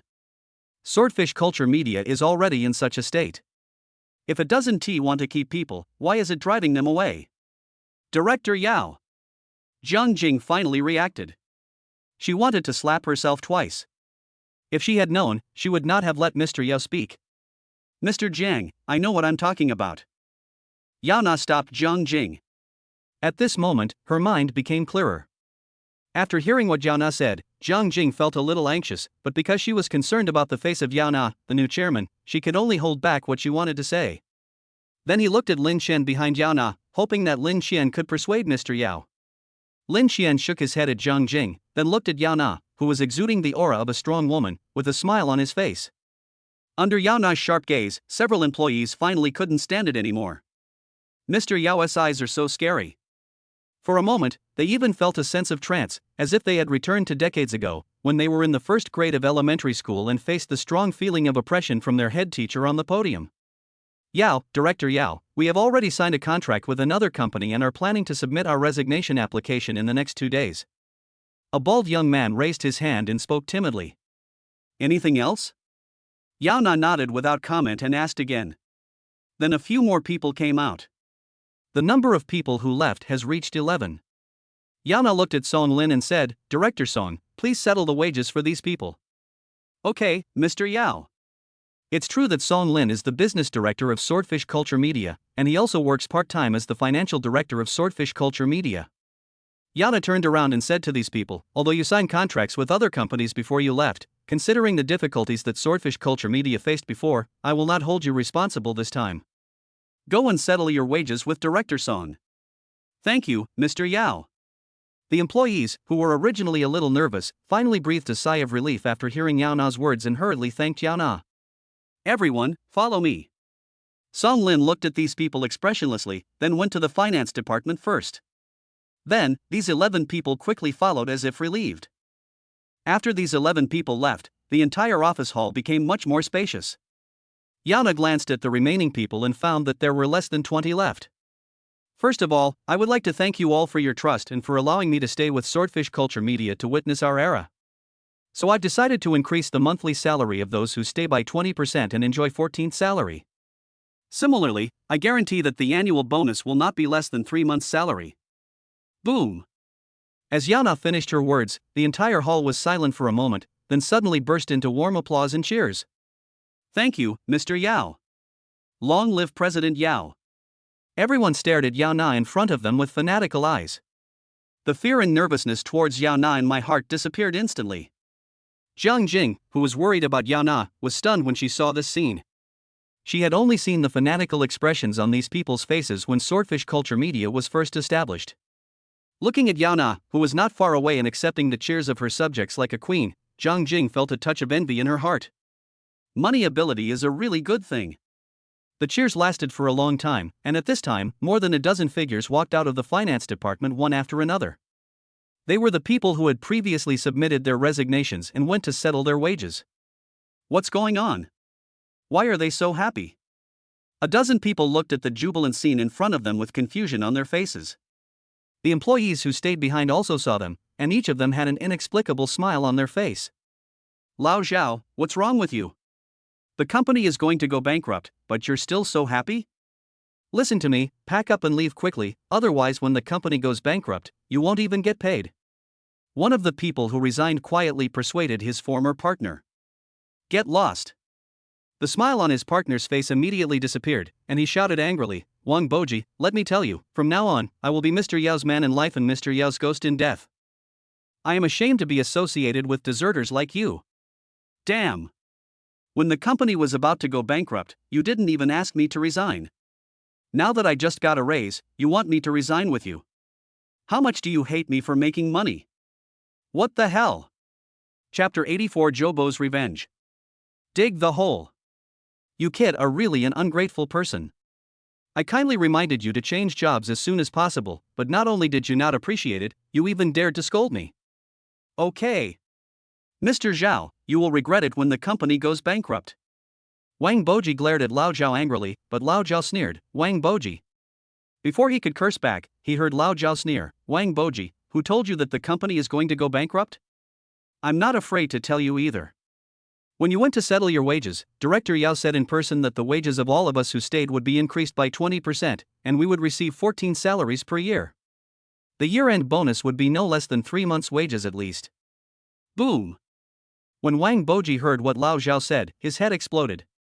How is this possible? Wang Boji stared blankly at Yao Na in front of him, his face full of disbelief. Where did this sucker come from? He is so rich? In today's economic downturn, which company is not tightening its belt to survive? Salary increase? Are you kidding? Not giving you a pay cut is good enough. Wang Boji instinctively didn't believe what Lao Zhao said, but looking at the happy smiles on Lao Zhao and other people's faces, his reason told him that this was true. Other people also heard what Lao Zhao said, and there was an immediate commotion. Wang Boji reacted the fastest and immediately shouted to Yao Na, "Boss Yao, I'm not leaving. I want to stay at Swordfish Media." When the others heard what Wang Boji said, they also said, "Director Yao, we won't resign either. I'm sorry, you are all currently leaving. If you want to stay, please pay attention to our recruitment announcement." Yao Na said indifferently. "No one can blame you for leaving the company when it was in the most difficult time, but when you see the benefits, you want to stay. How can such a good thing happen? Mr. Yao, we..." Wang Boji and the others were anxious and wanted to say something, but were interrupted by Yao Na. "Okay, everyone, our company still has things to discuss next, please leave." After hearing what Yao Na said, Lao Zhao and several other men stood up and surrounded Wang Boji and others. "Mr. Wang, didn't you hear what our CEO Yao said? We still have a meeting that involves company secrets, why don't you get out of here right now?" Old Zhao and his companions stared at Wang Boji with unfriendly faces. "Okay. You're so cruel." Wang Boji and his men looked resentful and cursed, "Even if you have financing, you still can't beat Power Media. Are you going to leave or not?" Following Lao Zhao's words, several young people from Swordfish Culture Media stood up. Wang Boji and his colleagues could only leave the company in hatred. With the departure of these people, the whole company regained its joyful and relaxed atmosphere. "Mr. Yao, Mr. Lin, thank you very much. I haven't seen them so happy in a long time." Outside the company, Jiang Jing listened to the cheers and excitement coming from inside, and thanked Lin Xian and Yao Na with gratitude on her face. "Mr. Jiang, you are too polite. I will leave the company to you and Vice President Jai. Get the company back on track as soon as possible. At the same time, we can start the plan for Power Media," Lin Xian ordered. "Don't worry, I'll arrange it right away." Jiang Jing responded immediately. "Okay, then we won't stay any longer. Mr. Lin, Mr. Yao, please take care." Jiang Jing watched Lin Xian and Yao Na leave, then said to Zhai Sheng and Song Lin, "Okay, now that our Swordfish Culture Media has been revived, it's time to start fighting back. I've always dreamed of this day. I'll definitely let that bastard Joe know why the flowers are so red."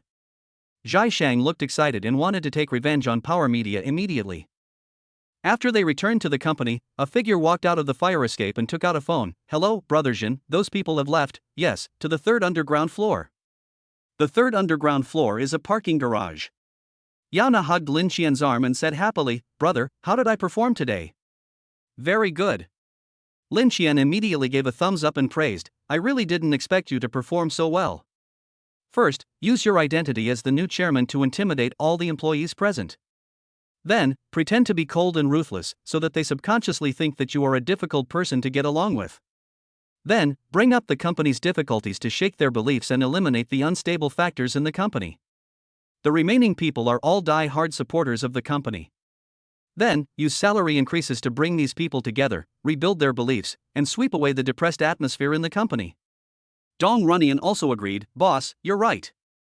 I didn't expect Miss Yao to have such a deep understanding of management." Then he complimented Lin Xian, "Boss, you can rest assured now." Lin Xian nodded happily and said, "Yes, I was worried at first, but now it seems that I was overthinking." He. Listening to Lin Xian and Dong Runyan's praise, Yao Na forced an awkward smile. "What are you talking about? Why don't I understand anything? I just treat them as first graders in my class." Yao Na opened her mouth, but in the end no words came out. Just then, several figures walked out from the corner. Lin Xian looked at the people with unfriendly expressions and frowned slightly. He recognized that these people were the group who came with Zhou Bo just now. "It's coming towards us, so be careful," Lin Xian reminded Yao Na and the others in a low voice. Hojin led his brothers out from the corner, glanced at Lin Xian and the others, and said to them, "The people are not wrong. Everyone, hurry up and don't let anyone get killed." "No problem." The brothers grinned, their eyes full of disdain, responded, and then rushed towards Lin Xian and the others. "Boss, you go first, I'll stop them." Faced with several burly men rushing past, Dong Runyan was also very scared, but instinctively he still stood in front of Lin Xian. Lin Xian looked at Dong Runyan with some surprise, then looked relieved. He patted Dong Runyan on the shoulder and said, "You keep an eye on my wife and the others. Let me take care of these bastards." Before Dong Runyan could reply, Lin Xian's figure instantly disappeared from his sight. The next second, Lin Xian appeared in front of the other party. Then he kicked out. Bang! With a dull thud, the flat-headed young man in the front was immediately sent flying sideways 4 or 5 meters, and finally fell heavily to the ground. He fainted without even a groan. Such an exaggerated scene made Ho-jin's brothers dumbfounded. Are you kidding me? Can you kick a 180-pound man 4 or 5 meters away with one kick? Do you think this is like kicking sandbags when you were a kid? Chapter 85, I kidnapped a billionaire worth $2 billion? Fuck. This guy is alone. Don't be afraid. Let's fight together. Ho-jin shouted loudly, swung the baton in his hand violently, and rushed towards Lin Qian first. When the others saw that the boss had gone up, they also took out their batons and followed. Brother! Be careful! Boss! Be careful! Behind Lin Qian, there were screams from Yao Na and others. Lin Qian narrowed his eyes slightly, and a cold look flashed out. These guys were really ruthless, they even carried batons with them. Boom! Lin Qian stomped his feet violently, a cloud of dust was stirred up, and then he seemed to turn into a tiger rushing down the mountain and rushed into the crowd in an instant. Bang! Lin Qian punched the man in front of him in the chest. There was a crisp sound of bone cracking and the man flew out instantly. Then he turned his body and smashed the other man's shoulder heavily with his right leg like a big axe. Bang! Under the tremendous force, the man fell directly to the ground, and then a trickle of blood flowed out from under his body. After twitching twice, the man became motionless. Fuck! How the hell is this possible? The incredible scene before him shocked Ho-jin's nerves and made him feel unreal. But before he could react, Lin Qian appeared in front of him. You! As soon as Ho-jin opened his mouth, Lin Qian's palm had already pinched his neck. Boom! Lin Qian exerted all his strength and unexpectedly threw Ho-jin, who weighed 200 kilograms, heavily to the ground. Puff! Ho-jin felt as if all the bones and internal organs in his body were about to explode. The severe pain was like a tide, stimulating his nerves. Then his eyes went dark and he fainted. Swish! Lin Qian stood up straight and looked at the only two people left. Their legs went limp and they knelt down directly. Brother, we are just following orders. Please be magnanimous and let us go. They had no choice but to be timid because the other party was too terrifying. Fighting 1 against 5 is as easy as beating up a kid. Brother! Are you okay? Yana rushed over from behind with a worried look on her face, grabbed Lin Qian's hand and asked nervously. Do I look like I'm in trouble? Lin Qian smiled at Yao Na, and then comforted her, don't worry, these little bastards are no match for me. After Yao Na looked at Lin Qian carefully, she found that nothing was wrong and felt relieved. Looking at the people kneeling beside him, a rare look of anger appeared on his face. Brother, who are these people and why did they attack you?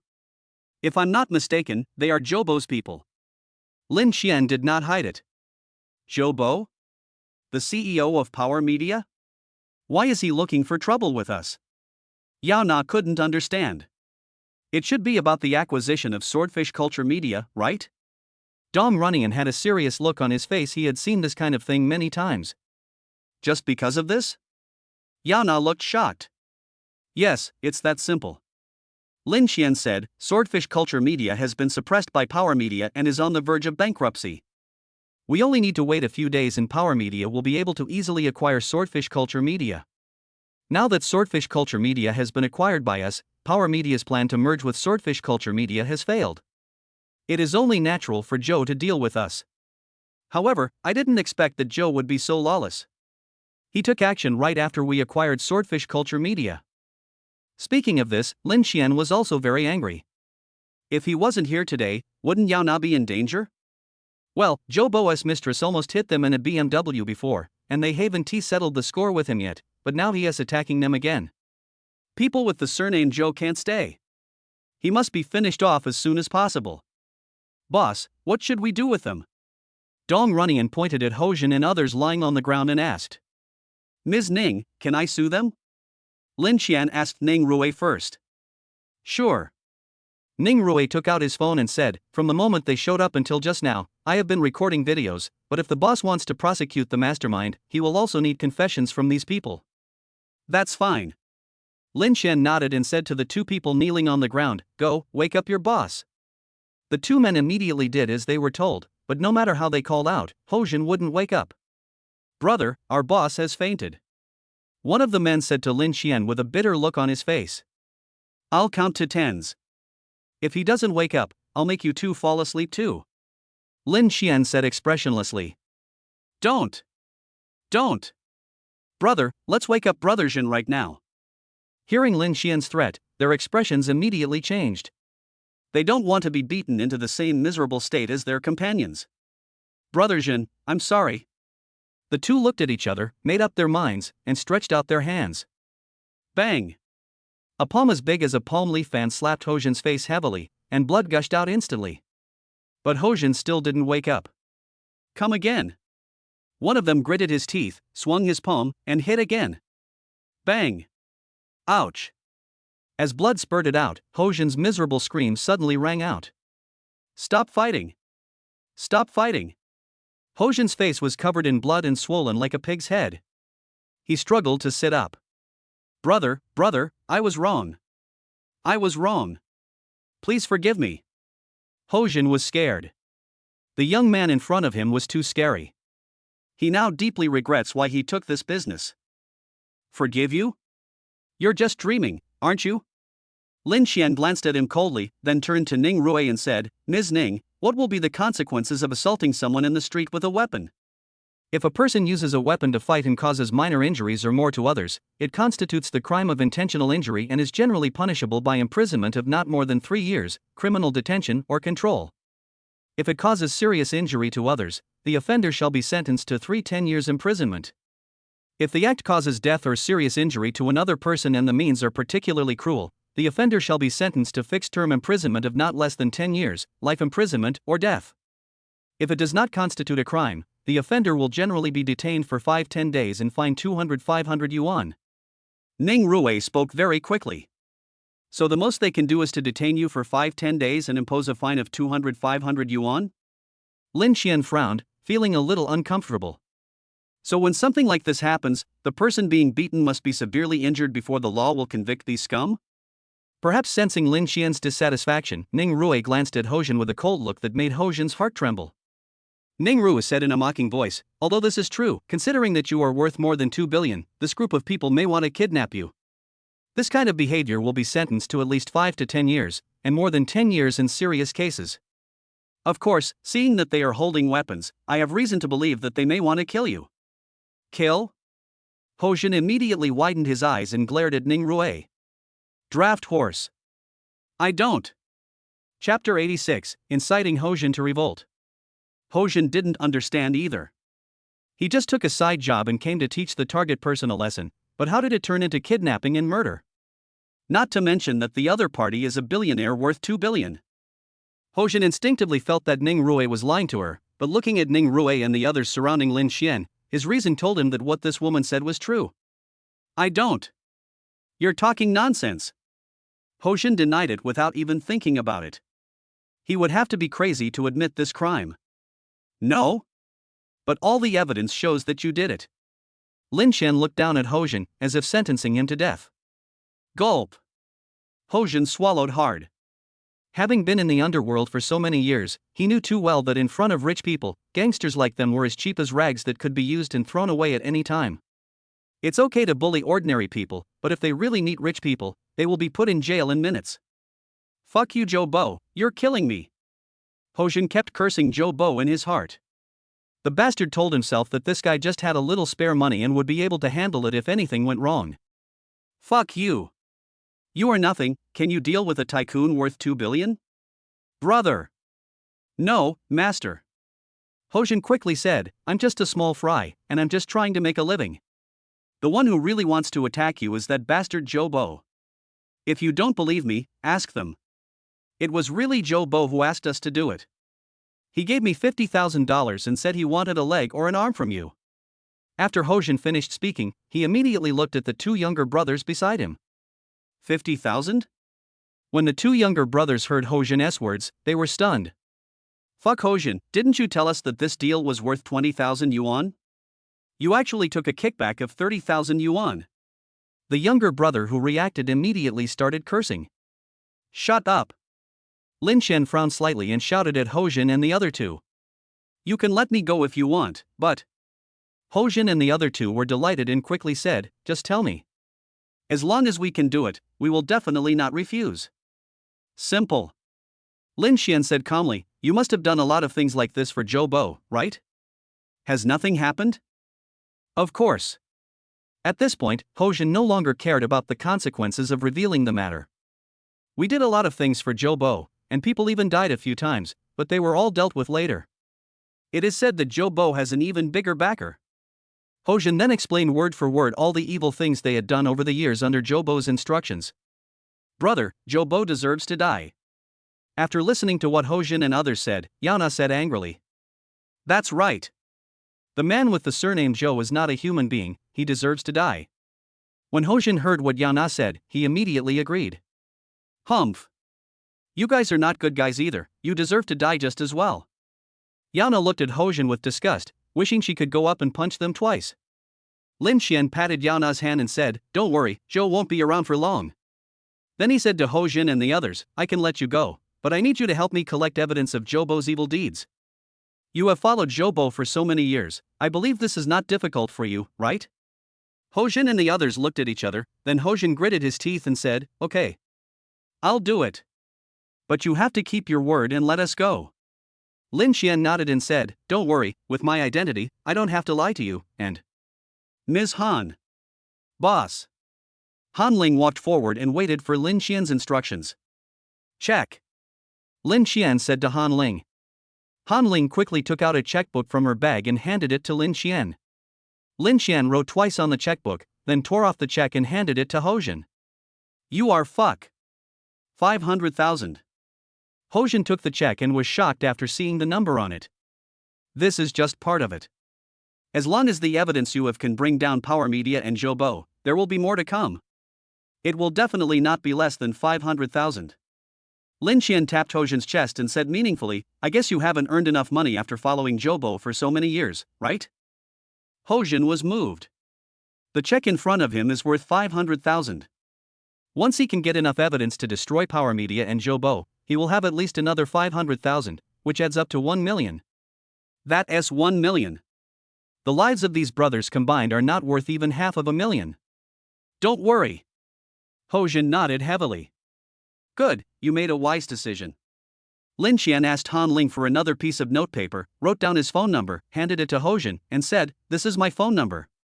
If you have any news, remember to call me and I will send someone to contact you." After doing all this, Lin Xian left with Yao Na and others. "Brother Zhen, we."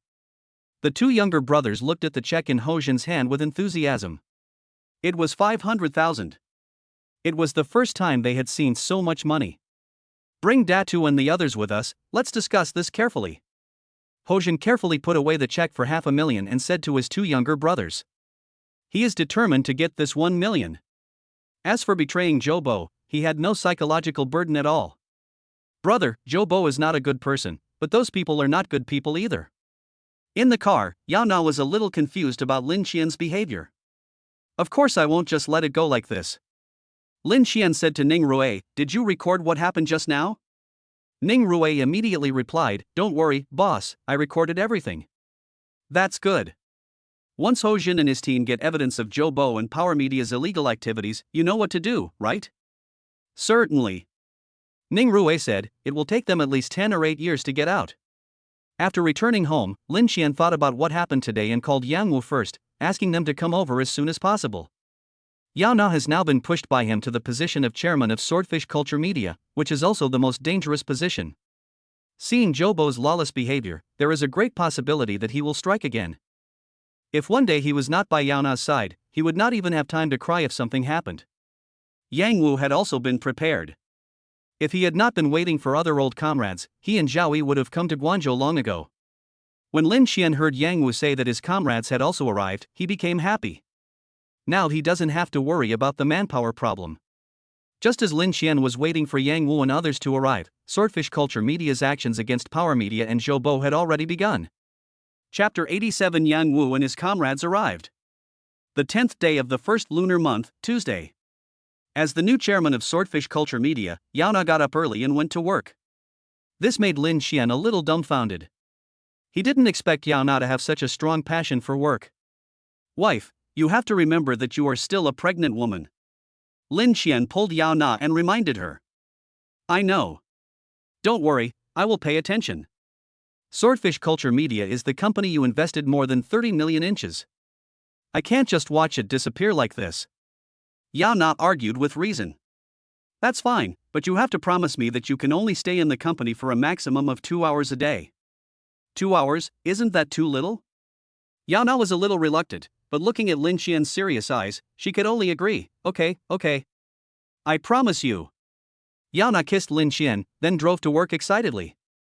After Yao Na left, Lin Qian also got up. What would you like to eat, sir? Aunt Wu stepped forward and asked. Have anything you want? I don't eat much in the morning. Lin Qian said something to Aunt Wu and went to wash up first. When he came out, Aunt Wu had already prepared breakfast. 2 golden fried dough sticks, a butter cake, and a bowl of sweet and delicious 8 treasure porridge. It can be seen that Aunt Wu has already figured out his taste. While they were eating, Lin Qian's phone rang. Xiao Qin, we're here. Yang Wu's excited voice came from the phone. Wait for me at the high-speed rail station first, I'll pick you up right away. No, we have more people. Just send me your location and I'll bring people to find you directly. Yang Wu glanced at his comrades behind him and quickly rejected Lin Qian's kindness. Then he asked with some concern, Xiao Qian, there are more than a dozen of us here, can you accept them all? Lin Qian felt sad when he heard Yang Wu's words. These people all join the army when they are 17 or 18 years old. After 5 years of military service, they have nothing but learned how to kill people. When they retire and come into society, they have no competitiveness at all. They either work as security guards, couriers, or delivery men. But they are all young men in their 20s, full of vigor and vitality. How could they accept that their lives would be wasted like this? Therefore, when they heard Yang Wu say that his rich cousin was recruiting people, they all packed their luggage and went to Qinzhou without any hesitation. A monthly salary of 10,000 yuan, with the company paying 5 insurances and 1 fund, and providing food and accommodation, 14 salaries a year, plus a bonus of at least 3 months' salary. Such generous conditions, no one with a sane mind can resist the test. Yang Wu waited for a long time but didn't hear Lin Qian's reply, so he quickly said, Xiao Qian, if it's difficult, forget it. I'll take them around Guangzhou and let them go back. Don't. Lin Qian quickly said, I was just distracted just now. I didn't expect you, Brother Wu, to give me such a big surprise. Not to mention a dozen people, even 100 people, I can support them. That's good. Yang Wu also breathed a sigh of relief. Okay, we'll be there right away. After hanging up the phone, Lin Qian shook his fist fiercely. As his wealth grows, he has to start considering the safety of his family. After his rebirth, his strength is increasing every day. According to his estimation, with his current physical fitness, even Tyson and Ali at their peak are not his match. God knows what he will become in a year or 10 years. But his strength is strong enough, but he is not alone after all. Yao Na, her parents, her elder sister, and Yao Na's parents, they don't have the same strength as me. And Yang Wu's comrades just happened to solve his problem. Then Lin Qian called Cheng Xiang again and asked him to help prepare a large box that could accommodate 20 people. He wanted to entertain Yang Wu and his comrades. Guangzhou High-Speed Railway Station. A team of more than a dozen people attracted a lot of attention. The main reason is that this group of people have a very strong military aura. Each of them carried a military green backpack, and they walked, sat, and lay down in a military style. Yang Wu hung up the phone, and his comrades behind him all looked anxious. Zhao Yi was the first to ask, Brother Wu, what did Brother Qian say? Just now when Yang Wu was talking to Lin Qian, he also saw Yang Wu's face change, and thought that Lin Qian would not be able to take so many people with him. No problem. Yang Wu grinned and said to everyone, my cousin said that as long as everyone can come, he will take them all. Call. Hearing Yang Wu say this, everyone breathed a sigh of relief. Xiao Jiang smiled and said, I said Brother Qian is generous. I heard that this boss is also very powerful? A handsome and short young man recalled what Xiao Jiang had said before about Lin Qian's feat of beating dozens of people alone, and his face was full of disbelief. Nobita, don't disbelieve me, Brother Qian is really one on dozens. For someone like you, he can knock you down with just one finger. If you don't believe me, ask Brother Wu and the others. When Xiao Jiang heard his comrade's disbelief, he immediately refuted it. Really? I'll testify. King Kong Lu Yonggang immediately raised his hand and said. Indeed, Brother Qian is simply not human. I doubt he can fight a bear or a Siberian tiger hand to hand. Zhao Yi also said seriously. If only Xiao Jiang said it, they would definitely not believe it, but since both King Kong and Huanan said it, they also felt a little shaken. Are there really such powerful humans in the world? Okay, you'll know when you meet my cousin. By the way, he asked us to go to this place first, saying that he wants to welcome us. Yang Wu took out his cell phone and saw the message from Lin Qian. Hilton International Hotel? Zhao Yi and Xiao Jiang came over to take a look at the location sent by Lin Qian on their phones. It's nearby. Zhao Yi took out his mobile phone and searched, and found that this Hilton International was right next to Greentown International, opposite the high-speed rail station. What are you waiting for? Let's go there first. Yang Wu asked everyone to follow him, and the group walked out of the high-speed railway station. Wow, it turns out this Hilton International is a 5-star hotel. It was not until Yang Wu and his companions arrived at the 45th floor of the Hilton International Hotel that they realized that this was actually a 5-star luxury hotel. For a moment, more than a dozen former armed police soldiers who didn't even blink when seeing the corpses were actually scared when faced with this 5-star luxury hotel. Brother Wu, are we going in now? Or should we wait for Brother Qian outside first? Zhao Yi swallowed and asked. Yang Wu and a group of people gathered at the hotel entrance, attracting the attention of hotel staff. Gentlemen, what can I do for you? Faced with the questions from the front desk lady, Yang Wu and his group of men all blushed and didn't know what to say. Minmin, leave this to me. At this moment, Cheng Xiang, who had just come out of the elevator, also noticed the unusual movement here.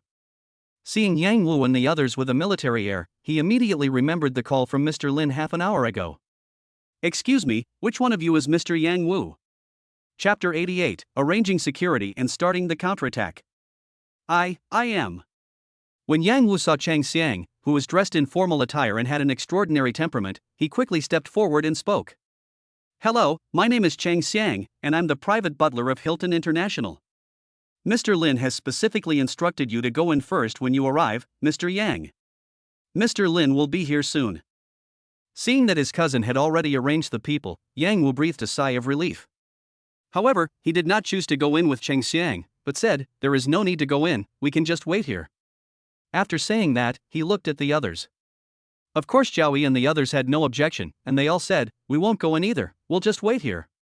Then everyone please wait in the rest area, otherwise Mr. Lin will blame me. Cheng Xiang motioned Yang Wu to follow him in. Yang Wu hesitated for a moment, then agreed, and followed Cheng Xiang to the lounge area in the hotel lobby. The group of people were a little nervous, sitting upright one by one, which also aroused the curiosity of the hotel guests passing by. 10 minutes later, a tall figure walked into the hotel. Mr. Lin, welcome. When the lady at the front desk saw the person coming, her eyes lit up and she immediately stood up and bowed to Lin Qian. Hello. Lin Qian smiled and greeted the lady at the front desk, then immediately saw Yang Wu and others sitting in the rest area not far away. Brother Wu. Lin Qian walked over quickly and shouted. Hearing Lin Qian's voice, Yang Wu quickly stood up. Little boss. Yang Wu changed his words and shouted. Hearing Yang Wu addressing him, Lin Qian was stunned for a moment, then nodded as usual. He knew that Yang Wu was building up his prestige. If he still called Xiao Qian at this time, after a long time, it would easily give others the signal that Lin Qian had no prestige. In order to avoid unexpected troubles in the future, it is better to eliminate this possibility from the beginning. After Yang Wu called him boss, the others also reacted and shouted, boss. Hello everyone. Lin Qian greeted everyone and then looked at Cheng Xiang. Without waiting for Lin Qian to ask, Cheng Xiang said, Sir, everything has been arranged. Well, let's not stay here, let's go inside and talk it out. Led by Cheng Xiang, everyone went to a private room. The whole room is very large. Not only can it accommodate 20 people for dinner, it also has a separate bathroom and even a lounge. Everyone, don't be restrained, just be natural. Lin Qian took the main seat as expected, looked at the somewhat restrained figures, and spoke quickly. In fact, it wasn't just the newcomers who felt restrained. Even Yang Wu, Zhao Yi, and the others who knew Lin Qian were a little nervous. Lin Qian didn't care. He looked at the blank pane 50 fathoms in his hand and saw that the time was up. Butler Chang, let's get started. Cheng Xiang nodded and walked out. Then the waiters came in one after another and brought delicious dishes to the table. Finally, they brought a box of 2016 Feitian Mutai. During the meal, Lin Xian also got to know all the people who came with Yang Wu this time. In addition to Zhaoyi, Xiaojiang, Lu Yonggang, and other three, there are 9 other people. What surprised him even more was that there were 2 girls. Lin Xian also made arrangements for these people. 2 girls, Zhang Yi and Zhao Yuran, were sent by Lin Xian to protect Yao Na and serve as her personal bodyguards. Wu Taijun, Lu Jianxin, and Yi Jianxiang were sent to protect his parents. Chen Huasheng and Chen Youzhang were sent to protect Yao Na's parents. In addition to Zhaoyi, Xiaojiang and others, there were 2 newcomers, the twin brothers Lu Chuanxiong and Lu Chuanfeng, all of whom stayed. Of course, Lin Xian gave a salary increase to Wu Taijun and others who were sent to protect his parents and Yao Na's parents. Each person gets 12,000 per month. 2,000 more than the others. After dinner, Lin Xian pulled Yang Wu over. Xiao Qian, is there something wrong? Lin Xian nodded and said, I transferred 200,000 yuan to you. You can rent 2 houses as their residence. As for Wu Taijun and Chen Huasheng, I'll call my parents and my father-in-law later. They will live at home from now on. Okay, no problem. Yang Wu agreed without thinking. Also, please contact the secretary in my private office to buy a few official cars so that it will be more convenient for you to go out in the future. The budget for each car is about 500,000 yuan. You can discuss the specific model among yourselves. Lin Xian ordered. 500,000? Isn't that too expensive? Yang Wu was once again shocked by his cousin's financial resources. We don't need such an expensive car. Listen to me, let me be frank, you all work hard, so you deserve to drive a nice car. Lin Xian interrupted Yang Wu directly and made the final decision. Yang Wu had no choice but to agree. Also, I've been talking to Power Media recently. Lin Xian told Yang Wu about his grievances with Power Media, and also told him about Hozhen's rebellion. Finally, he said, remember this number. When you contact Hozhen, remember to be careful. Don't worry, nothing will go wrong. Yang Wu said with a serious look on his face. Lin Xian gave Yang Wu and the others 2 days off, asking them to prepare well during these 2 days, and then he returned home. Brother Wu and the others are here? Yao Na asked. Yes, now I feel relieved. Then Lin Xian told Yao Na about his arrangements.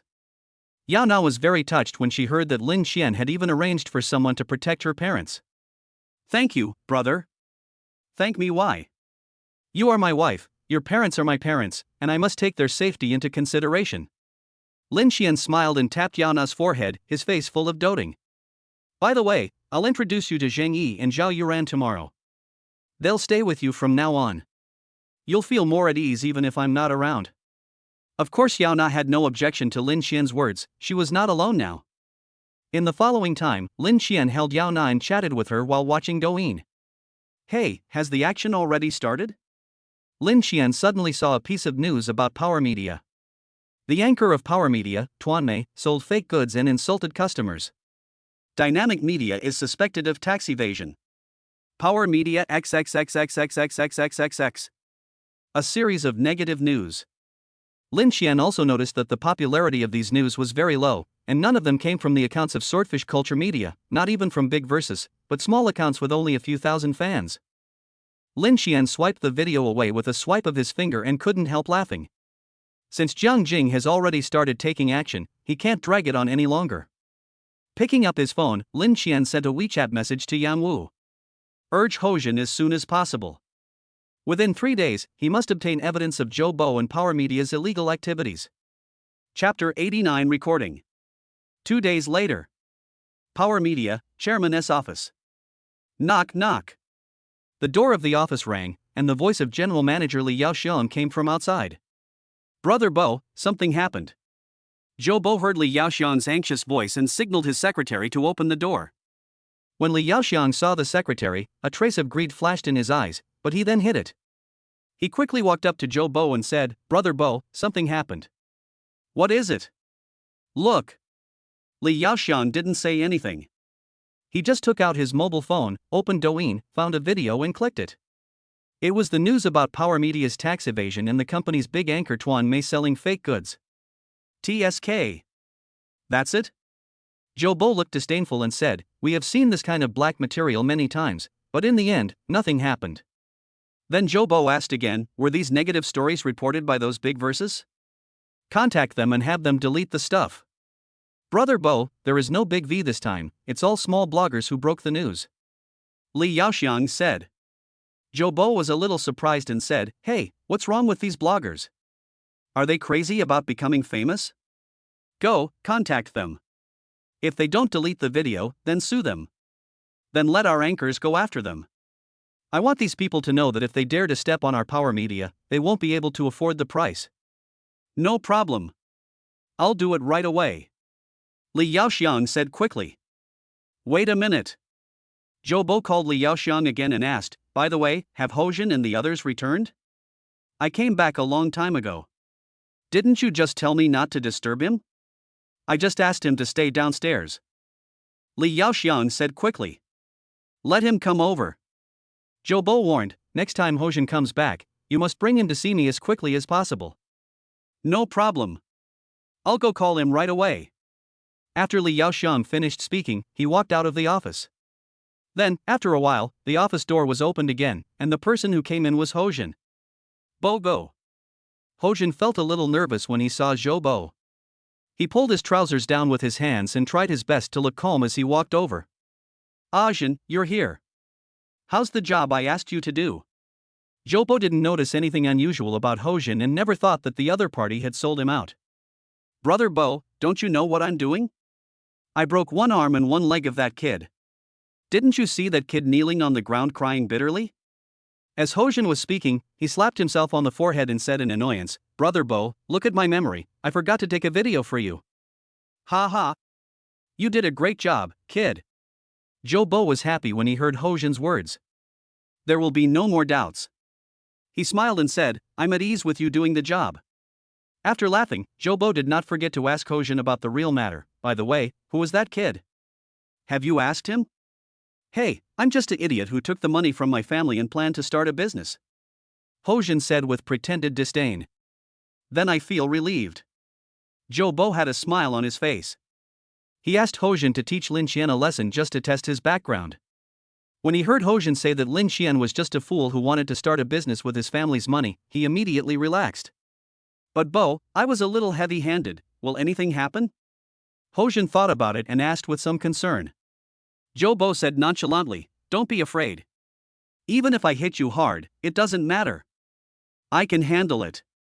Besides, you have done this a lot, haven't you? I've never seen you afraid before, why are you afraid now? Hojin's face darkened when he heard Jobo's words, and he quickly said, Brother Bo, you are the one who ordered me to do all those things. If I get caught one day, you have to protect me and can't just ignore me. Rest assured. Jobo looked at Hojin with disdain and said, you are my loyal lackey. I still need you for many things. How could I give up on you? I knew Bo was nice enough. Hojin gave a thumbs up, and then asked, Brother Bo, have you dealt with Lu Xiaofei, who you killed last time?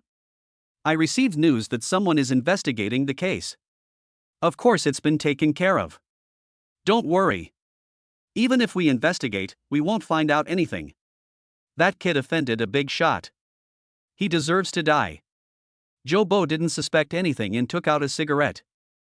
Hojin, who was standing by, stepped forward and lit a cigarette for Jobo. He then asked, the female college student Guo Yuhong who was raped last time committed suicide by jumping off a building. What happened next?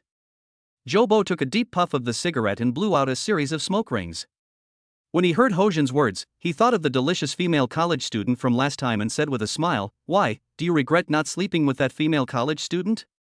But that girl tasted really good. Next time there's a chance, I'll let you try it too. Damn it. I won try it. Hojin asked again, what about Zhang Zhenlin, whose legs were broken earlier? When his grandmother came to see you, wasn't she pushed down the stairs and died by you? How did you deal with it? This is easy. Jobo wanted to flick the ash off his cigarette, but saw Hojin immediately holding it with both hands and placing it down below. Brother Bo, come here. Jobo looked at Hojin with a flattering face, feeling very happy. He flicked the ash of his cigarette into Hojin's hand and continued, everyone has a weak spot. I just need to seize the weak spot of the Zhang family. It's just a dead wife. Just give them tens of thousands of dollars. That's enough. You are so ungrateful. I'm going to sell Zhang's son and daughter to northern Myanmar. Hojin immediately complimented him. Brother Bo is amazing. It's so easy to deal with so many people, and that. Okay, why are there so many questions? Just do what you are supposed to do. I won't treat you unfairly. Bo waved his hand impatiently, then transferred 20,000 yuan to Hojin and said, by the way, I have another favor for you. Teach this XX a lesson. He's been acting a bit too aggressive recently. Hojin looked at the 20,000 yuan transfer on his mobile phone and quickly nodded in agreement. Okay, Brother Bo, just wait and see. I will definitely do it properly. Okay, you can go out now. Remember to call my secretary back. Bo waved his hand and drove Hojin away impatiently. Hojin immediately nodded and bowed and left the office, hurried all the way, and walked quickly into the underground parking garage. In the underground parking garage, a brand new Wrangler was already waiting. Brother, I have already got the things. Hojin opened the car door, got in, then took out his phone and whispered to the young man inside. Well done. The more black material you have, the better. Don't worry, if you work hard, the boss won't treat you unfairly. The young man wearing sunglasses in the driver's seat turned his head, and it was Yang Wu. Chapter 90, a big deal in the scary Down syndrome screening test. Brother, don't worry, I will definitely work hard. Hojin quickly expressed his loyalty. Okay, go back by yourself and be careful not to be seen by anyone. I'll leave first. Okay, slow down. Yang Wu started the car and quickly left the underground parking lot. When he came to a fork in the road, he stopped the car and took out his phone. Xiao Qian, I got the stuff. Great, Brother Wu, take the stuff to find President Jiang of Swordfish Culture Media later. She knows what to do. Lin Xian's somewhat excited voice sounded on the phone. Okay, no problem. Yang Wu hung up the phone, clicked on the navigation, and drove directly to the Bohai building where Swordfish Culture Media was located. Bohai building. Sister Jing, what do you want to talk to us about? Zhai Shang pushed open the door of the general manager's office and asked Zhang Jing who was inside. Following behind him were Song Lin and another man and woman. Both of them are newly promoted members of the management. Listen to this. Zhang Jing didn't say anything, but turned on the recorder directly. This is Zhou's voice. Zhai Shang instantly recognized the owner of the voice. As the recording played, expressions of extreme anger involuntarily appeared on the faces of Zhai Shang and others. When the recording was over, Zhai Shang slammed the table and cursed, "Fuck Bo, I knew he was a piece of shit, but I didn't expect he was such a piece of shit. How dare he kill someone?" Although the others didn't say anything, the anger on their faces was no less than Zhai Shang's. Sister Jing, call the police. Song Lin looked at Zhang Jing with a gloomy expression and said. Yes, call the police.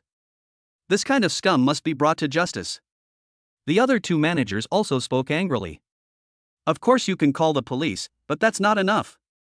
Zhang Jing's eyes flashed with danger. Before Zhai Shang and the others could speak, she continued, if we call the police now, he will have 100 ways to get rid of the charges. Don't forget that there is someone behind him. Ren Xiaotian. Zhai Shang and Song Lin said with gritted teeth. In order to ensure that Bo and his power media will never be able to recover, we have to make this a big deal. Zhang Jing was very calm at this time. She ordered Zhai Shang and the others, spread all the negative information we have about Bo and power media. Remember, we must not show up. Also, don't be stingy with the money. I'm going to spend 5 million this time to hype this matter. I don't believe that the higher-ups are indifferent to Bo and power media. When Zhai Shang heard that Zhang Jing was going to spend 5 million to build Bo and power media this time, he was shocked. What is the concept of 5 million? That's equivalent to destroying Swordfish Culture Media. Sister Jing, is 5 million too much? Zhai Shang felt a little distressed. This was 5 million, not 5,000 yuan. You can't catch a wolf without sacrificing a lamb. As long as we can bring down Bo and power media, we, Swordfish Culture Media, will have the final say in the media field in Guangzhou. By then, let alone 5 million, even 50 million or 500 million won't be a problem. Zhang Jing couldn't suppress her excitement. The feeling of letting go and doing something great was really great. Okay, since Sister Jing has said so, let's give it a try. Zhai Shang nodded vigorously. Song Lin also reminded at the right time, Sister Jing, should we talk to Director Yao and Mr. Lin? Certainly. Jiang Jing glanced at Song Lin approvingly and said, "This matter cannot be done without the support of Director Yao and Mr. Lin. I will call them personally later." "Okay then, let's go out and make some arrangements. I can't wait to see Joe Bo and Power Media finished." Zhai Shang rubbed his hands excitedly and immediately took his people out of Jiang Jing's office. After everyone left, Jiang Jing took out her cell phone and called Lin Qian directly. "Villa number 7 in Rancho Santa Fe. It seems that I was right to let President Jiang stay.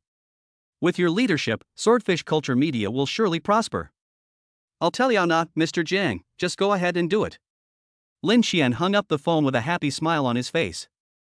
After more than half a month, he is finally going to take revenge. When he thought of Joe Bo's arrogant look in front of him half a month ago, he felt nauseous. "Brother, are you okay?" Yana's voice came from outside, and Lin Qian quickly replied, "I'm coming."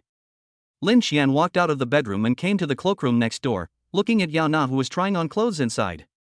Today, Yana wore a Chanel beige cashmere short jacket, a black pleated long skirt, a pair of black lambskin flat shoes, and a red octagonal hat on her head, making her look particularly pure and lovely. Seeing Lin Qian coming over, Yana said, "Brother, wait a moment, I'll be ready soon." As she spoke, she took out a Givenchy lambskin lipstick, quickly dotted it on her lips twice, and then pursed her lips. Immediately, her complexion became a little better. "Brother, how is it? Does it look good?" Yana stood up, turned around in front of Lin Qian, and asked happily. "It's so beautiful." Lin Qian had a look of fascination on his face, and he looked like he was drooling. "Hey, that's annoying." Yana looked at Lin Qian's stupid face and a slight blush appeared on her face. She was a little shy, but she was very happy in her heart. "Okay, let's go quickly. I heard that this Down syndrome screening will require a lot of blood draw." Yana hugged Lin Qian's arm with a look of fear on her face. She has watched a lot of videos in the past 2 days and learned a lot about Down syndrome screening. The general Down syndrome screening is free and does not require much blood drawing, but she plans to choose the non-invasive option at her own expense, which requires 7 or 8 tubes of blood drawing, which scares her. What scared her even more was that she was afraid that some of the baby's indicators might not meet the standards. "Baby, you must be well. All indicators must be met perfectly. If you can meet all the standards, Mom will buy you whatever you want to eat in the future." Yana kept muttering to herself along the way. Lin Qian held her hand and could feel that the girl was trembling all over. In fact, he was also very nervous, but he was a man, and no matter how nervous he was, he could not show it, otherwise Yana would become even more nervous. The person driving was Yang Wu, and besides the 2 girls Zhang Yi and Zhao Yuran, there were also Xiao Jiang and Lu Yonggang. In order to avoid any accidents, Lin Qian wanted to bring the remaining few people who stayed in Zhengzhou with him. However, thinking that today was a critical moment to take action against Power Media, Lin Qian was also afraid that something unexpected would happen at the company, so he asked Zhao Yi to take the 2 brothers Lu Chuanxiong and Lu Chuanfeng to the company. Creak. The Cayenne stopped steadily in front of Guangzhou Maternal and Child Health Hospital, and Lin Qian pulled Yana out of the car. "Brother, I'm so nervous." Yana held Lin Qian's hand tightly and said nervously. Lin Qian was also very nervous, but he couldn't show it. He took a deep breath quietly and comforted him. "Don't worry, Xiaobao always cooperates so well, and it will be the same this time." Chapter 91. Zhou Bo is arrested. Just when Lin Qian took Yana to the hospital for examination, the entire internet was in turmoil. Negative materials about Power Media and its chairman Zhou Bo are flying all over the place. There were reports of Power Media evading taxes, Chairman Zhou Bo relying on his wealth to beat up others, and his anchors selling fake goods and engaging in human trafficking. Countless scandals were revealed in just half a day. Then, the entire internet was boiling. Why hasn't this kind of company been shut down? Seal it off, brother, are you too naive? That's right. Seeing how lawless he is, I know he has nothing to fear. Didn't you notice? This kind of bastard was actually named a progressive youth in Guangzhou. It's really hilarious. Are the Guangzhou government blind or bribed to give the title of progressive youth to such a social scum? The person above, you are really stubborn. Listen to my advice and delete your comment immediately, otherwise you will be investigated. The man above, it's because of people like you who are afraid of death that there are so many illegal activities in society. If every one of us hates evil, those people wouldn't dare to act so recklessly.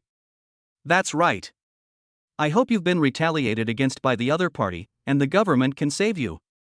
Public outrage was boiling online, and people at Power Media also noticed something was amiss. Bossly, there is suddenly some negative information about our Power Media and Jay Cho on the internet. An employee suddenly reported. Then why are you still standing there? Contact the blogger to delete the post. If he doesn't delete it, I'll lead others to attack him. Li Yaoxian was not at all panicked and gave orders calmly.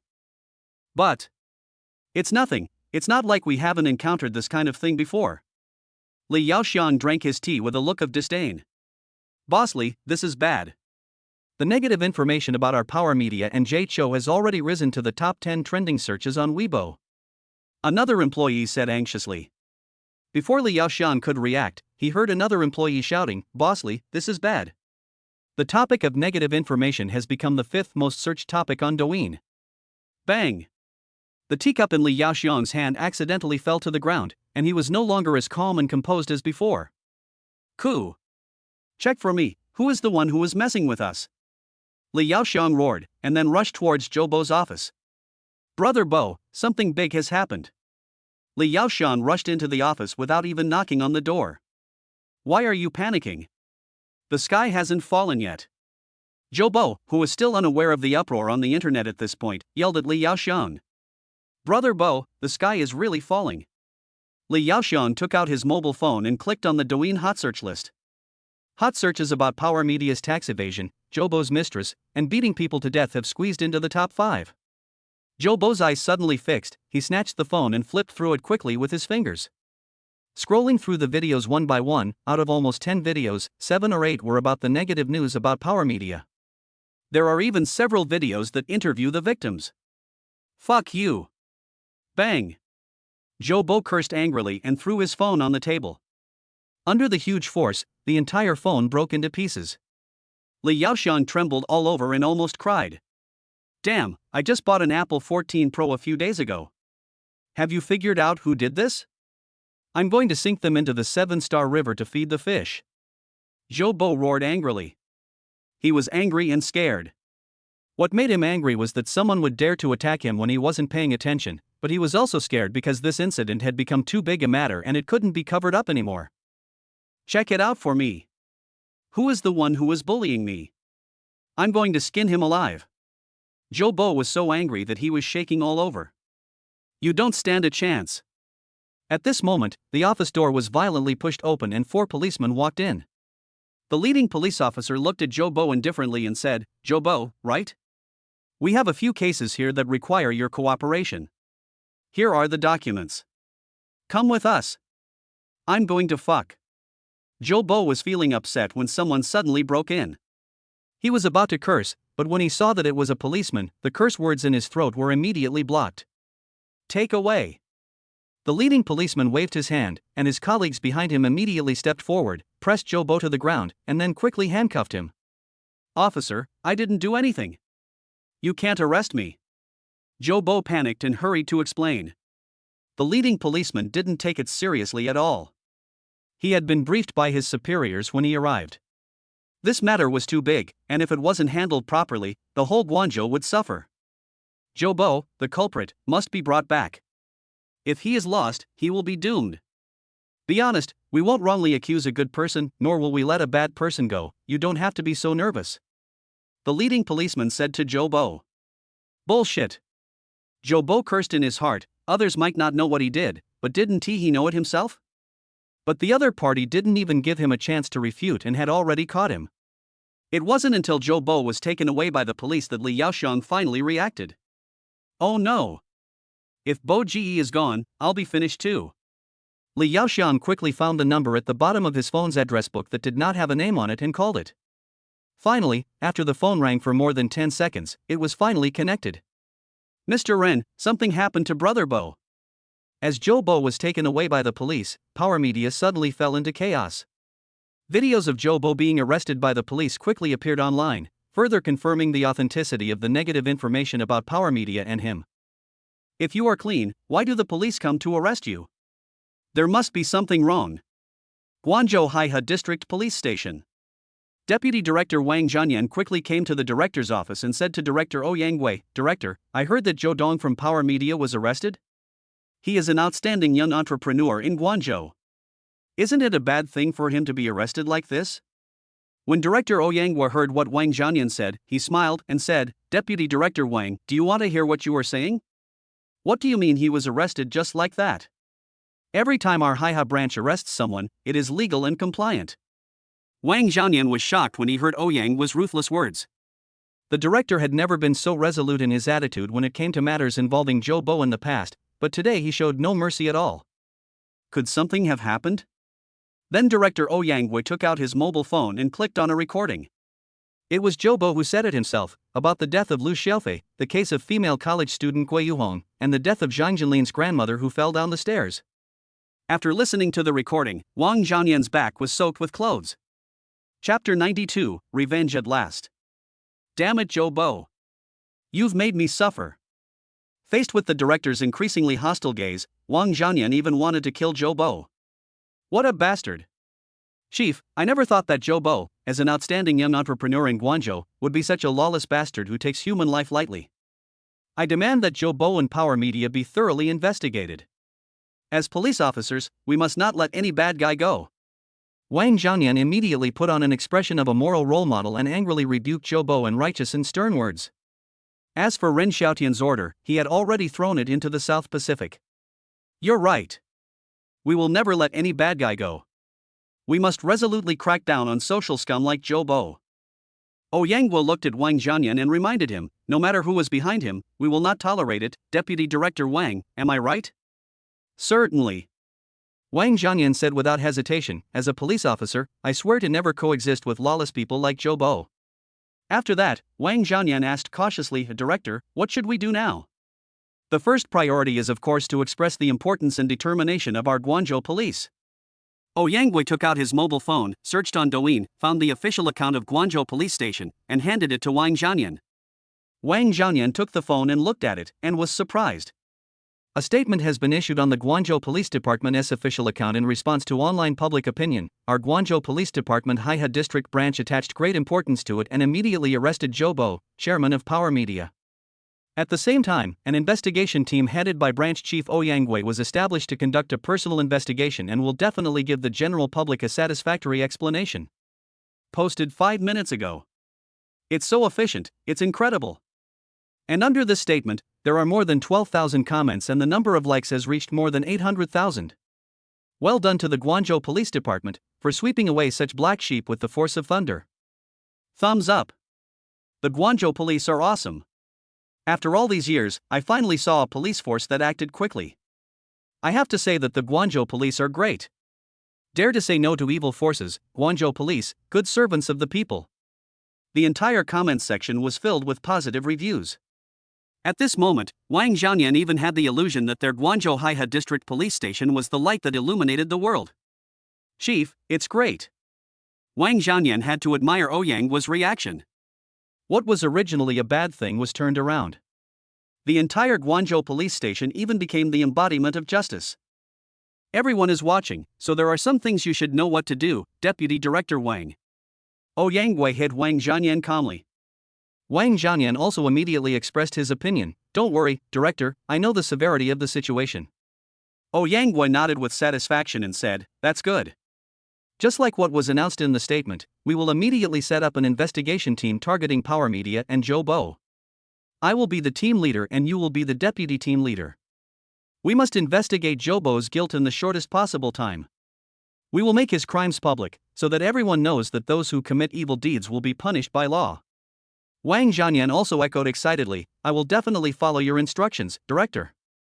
After coming out of the director's office, Wang Zhanyan returned to his own office.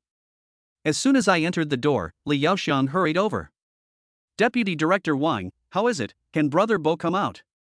After Li Yaoxiang called Ren Xiaotian told him to find Wang Zhanyan, but he didn't know that Wang Zhanyan had no intention of caring about Zhou Bo at this time.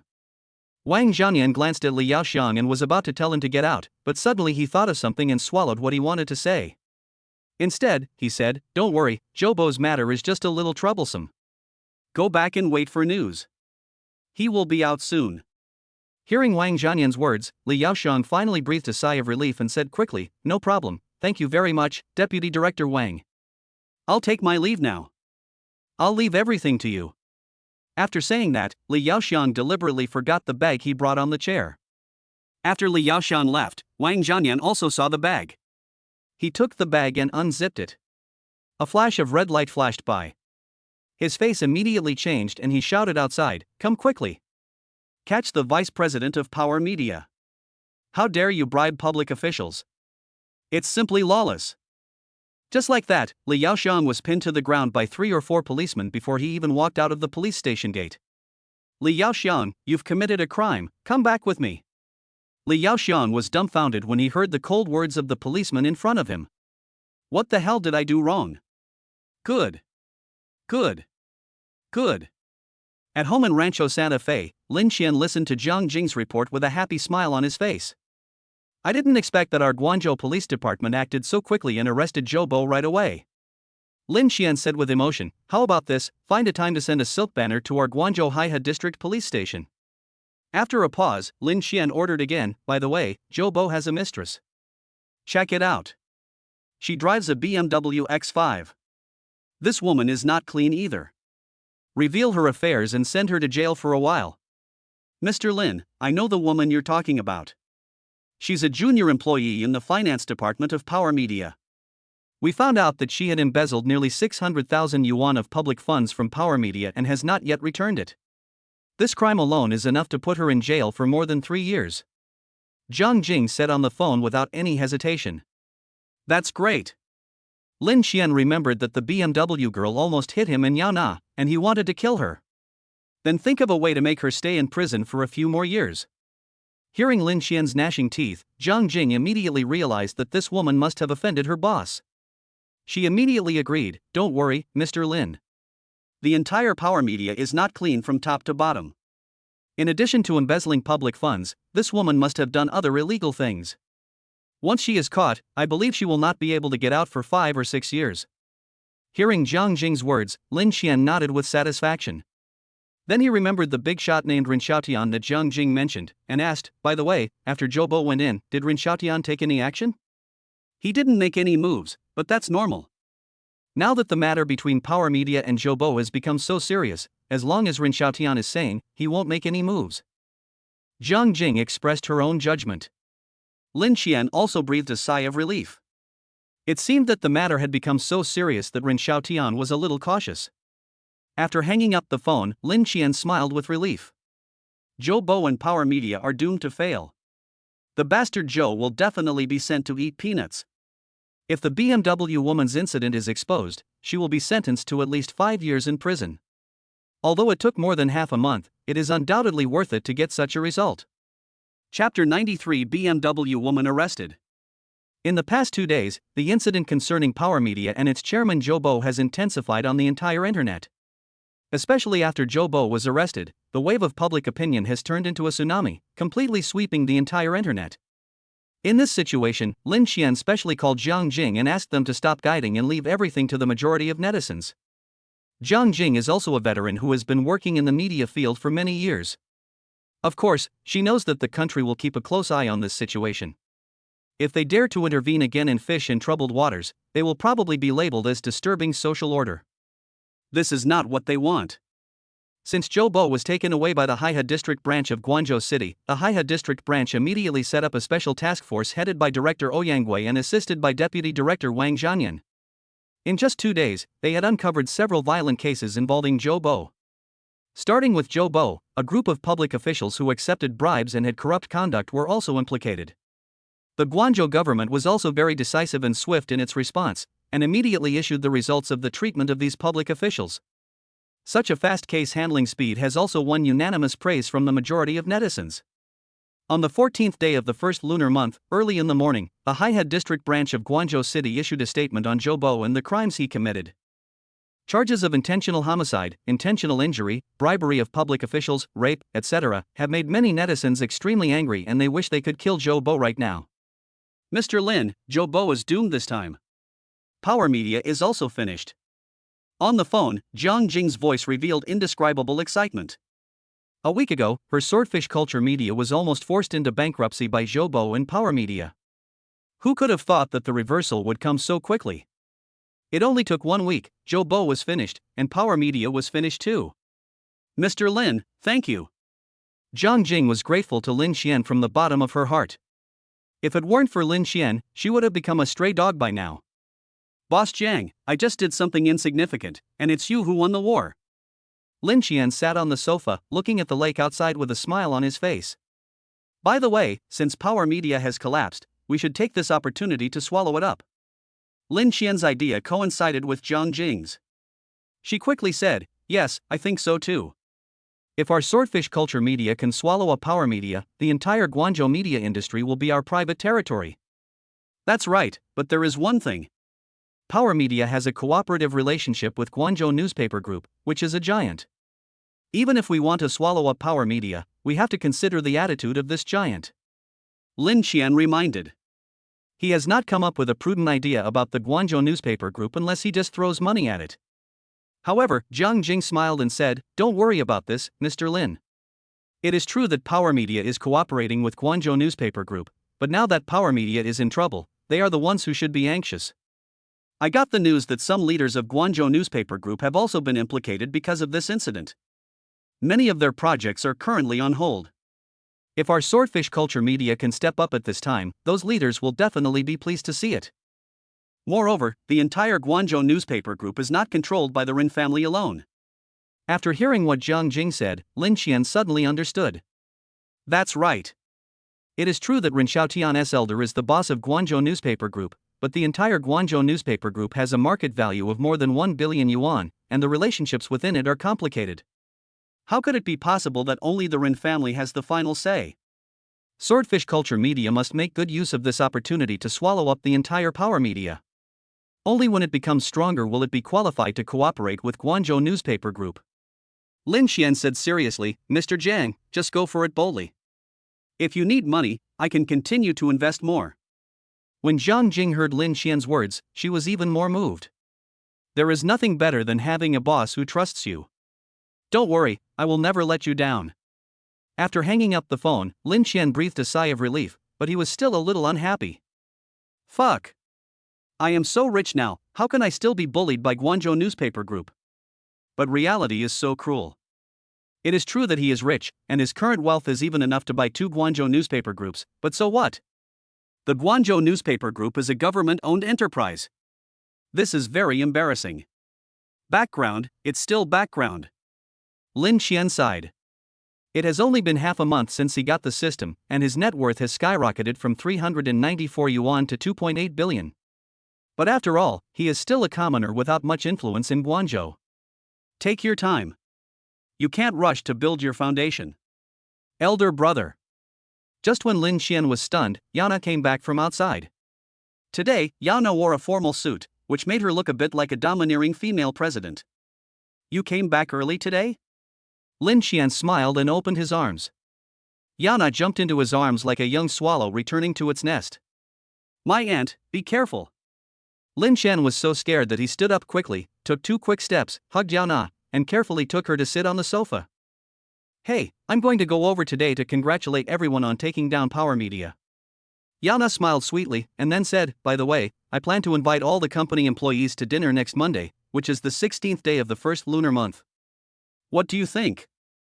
I think it's good. Lin Xian nodded and said, although I told Mr. Jiang and the others that we would not participate in the specific management of the company, we can't really be a hands-off manager. The reason why I let you be the chairman is not only to train your abilities, but also to let Mr. Jiang and everyone at Swordfish Culture Media know that the company has a new boss. This is not because Lin Xian does not trust Zhang Jing and the others, but it is a necessary guarantee. There are many cases where company executives have emptied the entire company without the knowledge of their bosses. It is true that he has money, but he does not want to be a sucker. So he firmly controlled the finance and personnel departments of Swordfish Culture Media, and sent Yana over to be a mascot. Oh, let me show you something. What? Yana looked at Lin Xian with a puzzled look on her face as he took out his cell phone, found a video and handed it to her. Look. Yana took the phone and saw the title of the video at a glance. In the finance department of Power Media, Zhang was suspected of abusing his position to embezzle more than 600,000 yuan of public funds, and was suspected of drunken hit and run. He also instigated people in society to beat the person involved and seriously injured him. He was sentenced to 8 years and 6 months in prison. It is reported that Zhang has maintained an abnormal relationship with Zhou, the chairman of Power Media, for many years. Chapter 94 Mom and Dad Arrive. Yana looked at the frightened face in the video and felt that the woman was somewhat familiar, but for a moment she couldn't remember who she was. Seeing her like this, Lin Xian couldn't help but remind her, "You forgot, the night we had dinner with Sister Qian, it was this woman who hit us in a BMW X5. It turned out to be her." After Lin Xian said this, Yana remembered it instantly. She said happily in her heart, "That's great, this kind of person finally got his comeuppance." Wrong. Suddenly Yana seemed to remember something, looked at Lin Xian and asked, "Brother, didn't you tell me before that this woman was arrested?" Forehead. The smile on Lin Xian's face froze. It's bad. He forgot about this.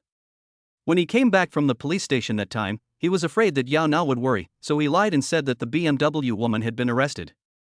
Today, when he saw that Power Media was finished, Zhou Bo was eating peanuts, and the BMW woman was arrested, he was so happy that he forgot about the matter. This. Lin Xian's eyes were rolling around, racking his brains to think of how to explain, when Yana suddenly hugged him. "Thank you, brother." Yana's voice has a slight nasal tone. "What's wrong?" Yana's reaction made Lin Xian at a loss as to what to do. "I know my brother is doing this for my own good." Yana sat up and counted on her fingers, saying, "Whether it's the acquisition of Swordfish Culture Media or targeting Power Media, it's all for me, right? It was because this woman almost ran into me that my brother bought Swordfish Media, right?" Lin Xian laughed dryly and said, "You know everything?" After saying that, he hugged Yana's soft body and said, "That's right, I just can't watch my wife being bullied. You are my life. Bullying you is like asking for my life. Whoever dares to take my life, I will take his life. That woman driving a BMW dared to hit you because she relied on Zhou Bo's wealth.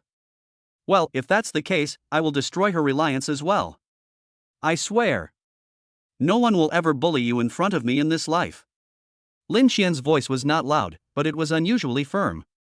2 lines of tears dripped from Yana's eyes. She could feel her brother's determination. "Brother, I like you so much." Yana sat up, put her arms around Lin Xian's neck, her eyes full of love. Ahem. Just then, a light cough was heard.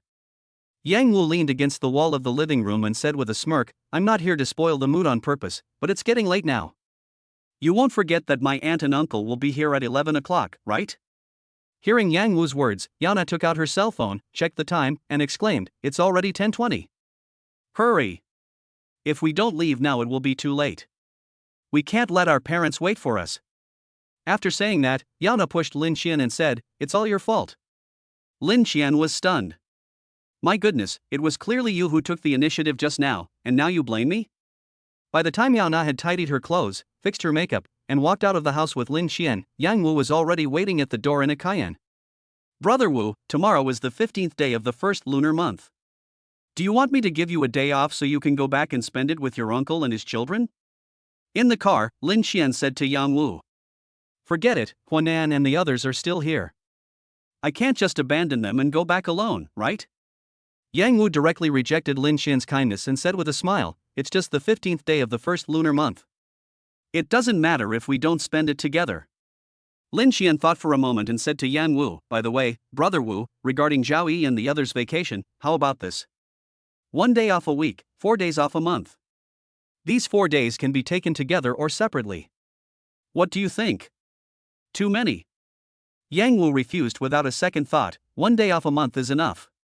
"No, 1 day is too short. We have to give everyone enough time to rest. That's it. Go back and inform them. But if you want to take a vacation, you have to discuss it with others." Lin Xian made the final decision. "Okay, I thank you on behalf of everyone." Yang Wu was also happy for everyone. In just over 10 minutes, Lin Xian and his friends arrived at the high-speed rail station. "When our dad goes back this time, let him drive this Cayenne back." After getting off the bus and arriving at the exit, Lin Xian said to Yao Na, "Yes, it would be more convenient to have a car." Yao Na nodded. "Then I have to buy another car." Lin Xian thought of supercars. With his current high net worth, it would be a bit awkward if he didn't have a few supercars. "Uncle!" At 11:05, a lot of passengers suddenly came out of the exit. A small figure rushed out from the crowd like a swimming fish and suddenly bumped into Lin Xian's arms. Happy. Lin Xian knew who this was without even thinking. Apart from Gao Xing, the happy guy, there is really no one else. Stupid uncle. You and your aunt went on a trip without inviting me. That's so abominable. I will never like you again. Gao Xing pouted and said unhappily. Then, before Lin Xian could say anything, she rolled her eyes and said immediately, "Of course, if you buy me something delicious and beg me nicely, I will still forgive you." Puff. Yao Na and Yang Wu on the side couldn't help laughing. This little girl is really smart. Ha, your stinky uncle doesn't want to ask for your forgiveness, so you should just go back to where you came from. Lin Xian sneered, picked up Gao Xing, and put him aside. Ah! You stinky uncle! How dare you say that? I will tell Grandma and let her spank you hard. Gao Xing suddenly became angry and shouted at the crowd, Grandma! Grandpa! Come quickly, my stinky uncle is bullying me. Then, Lin Xian, Yao Na and others saw several familiar figures walking quickly out of the exit. Leading the group were Lin Hiwei and his wife, followed by siblings Tao Ran and Tao Su, as well as elder sister Lin Song and brother-in-law Gao Kun. How old are you? And you still fight with Gao Xing every day. Yang Xia quickly walked up to Lin Xian and cursed him with a look of disappointment on her face. While cursing, he pulled Gao Xing and said, "If your uncle bullies you, beat him up. If he dares to fight back, I will help you beat him up." Mom, you're too spoiled with Gao Xing. Lin Xian felt a little helpless. Looking at the happy and smug face, he went up and pinched the girl's chubby cheeks. Ah! Help! Grandma! Uncle is bullying me again. Her pretty face was squeezed so hard that she was so happy that she couldn't even speak clearly. There are white and red spots on the pink cheeks. Yang Xia looked at her granddaughter being ravaged by Lin Xian, and she was so angry that she slapped her. Chapter 95 Visiting the Villa.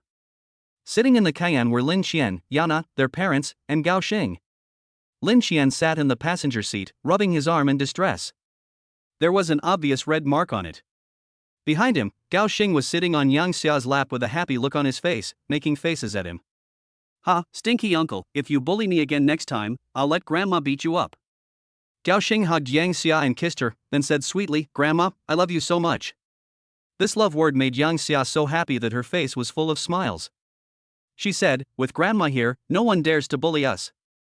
Flatterer. Lin Xian in front couldn't help but mutter. Bang. But just as he finished speaking, he was slapped on the head. What are you talking about, little brat? Yang Xia warned, you are almost 30 years old, why are you still messing around with a 5-year-old girl? You don't behave like an adult at all. Grass. Lin Xian widened his eyes, speechless. Mom, I'm your own son. That's not as important as our family's happiness. Yang Xia once again shattered Lin Xian's idea of awakening maternal love. Lin Xian had no choice but to look at his father Lin Hiwei, but Lin Hiwei just kept looking out the window and nodded from time to time, as if the scenery outside was like a fairyland. Helplessly, he could only look to Yao Na for help. Wife. Hee, brother, don't look at me. I can't do anything. Yao Na immediately covered her mouth and started giggling. With laughter and joy all the way, we finally arrived at Villa number 7 in Rancho Santa Fe. What a beautiful house. As soon as the car stopped, Gao Xing rushed out. Isn't this house too big? Lin Hiwei, Yang Xia and others also came out and were very surprised to see Villa number 7. Aunt Wu and Aunt Wang at home had already arrived at the yard and were waiting. When they saw Lin Hiwei, Yang Xia and others, they bowed and greeted them, Master, Madam, Miss, and son-in-law, hello. Lin Hiwei, Yang Xia, and Lin Song and his wife were all stunned when they were suddenly called like that. What's going on? Lin Qian. Yang Xia was a little at a loss and shouted at Lin Qian with a stern look on her face. Mom, these two are the aunts I specially found. Aunt Wu is the cook, and her dishes are quite good. Aunt Wang does some housework at home, such as cleaning and taking care of the yard. Aunt Chen will not come until Yao Na is in the late stage of pregnancy. Lin Qian introduced the next two aunts to Yang Xia and others. Then Yang Xia pulled him aside and complained, do you have too much money to burn? You found 3 mistresses at once. What's wrong? You want to be a master just because you have a little money? Mom, what are you talking about? If I'm the eldest master, then you must be the great-grandmother, right? Lin Qian complained. Screw you. Yang Xia slapped Lin Qian in annoyance and said, How much money do these 3 people have to pay? You can fire them all. I'll cook for you, wash your clothes, mop the floor, and take care of Nana. Your dad can just do any job. Lin Qian was speechless after hearing Yang Xiao's words, but still said, Mom, I have so much money now, and I still ask you to do housework and so on, then am I still a human being? You and my dad have come over for so many years, raising me and my sister, and watching us get married and have children. It's not easy enough. Now that I have money, I must let you two enjoy yourself more. Listening to her son's words, Yang Xiao was moved and her eyes became red. Yana also came over, took Yang Xiao's arm and said, Mom, brother is right, you and my dad should enjoy ourselves too. Yang Xia opened her mouth, wanting to refute but not knowing how to do so. At this time, Lin Highway said, Okay, your son has already started a family and is about to become a father. This family should be handed over to him. Besides, the money is his, he can spend it however he wants, and we can be happy and free. Humph.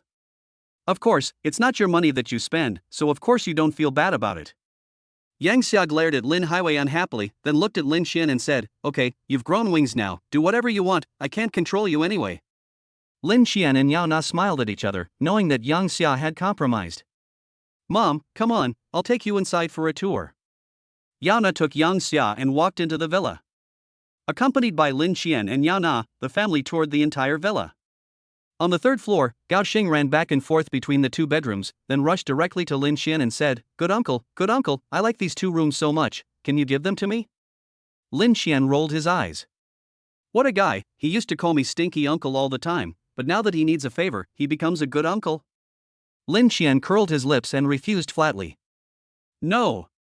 Stinky uncle.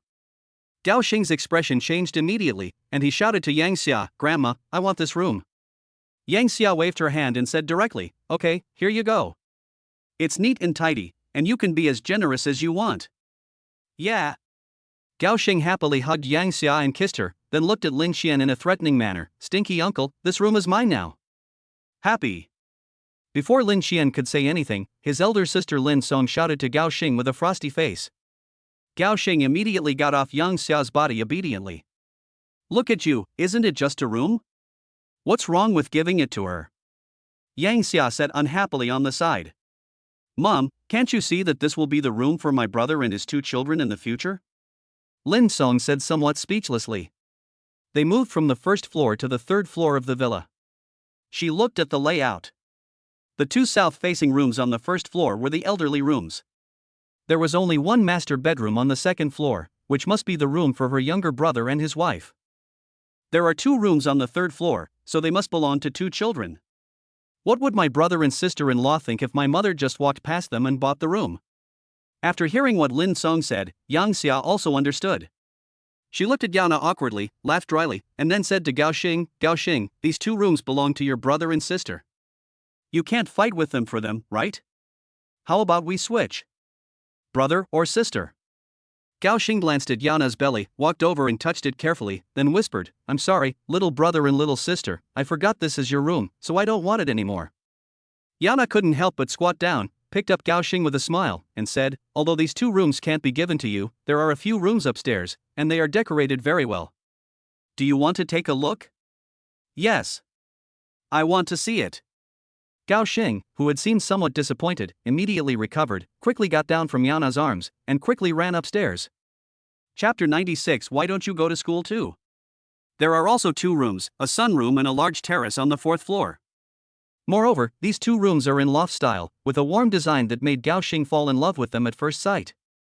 In fact, when they first visited the villa, Lin Qian and Yao Na actually thought about using the 4th floor as a children's room for their children to live in the future.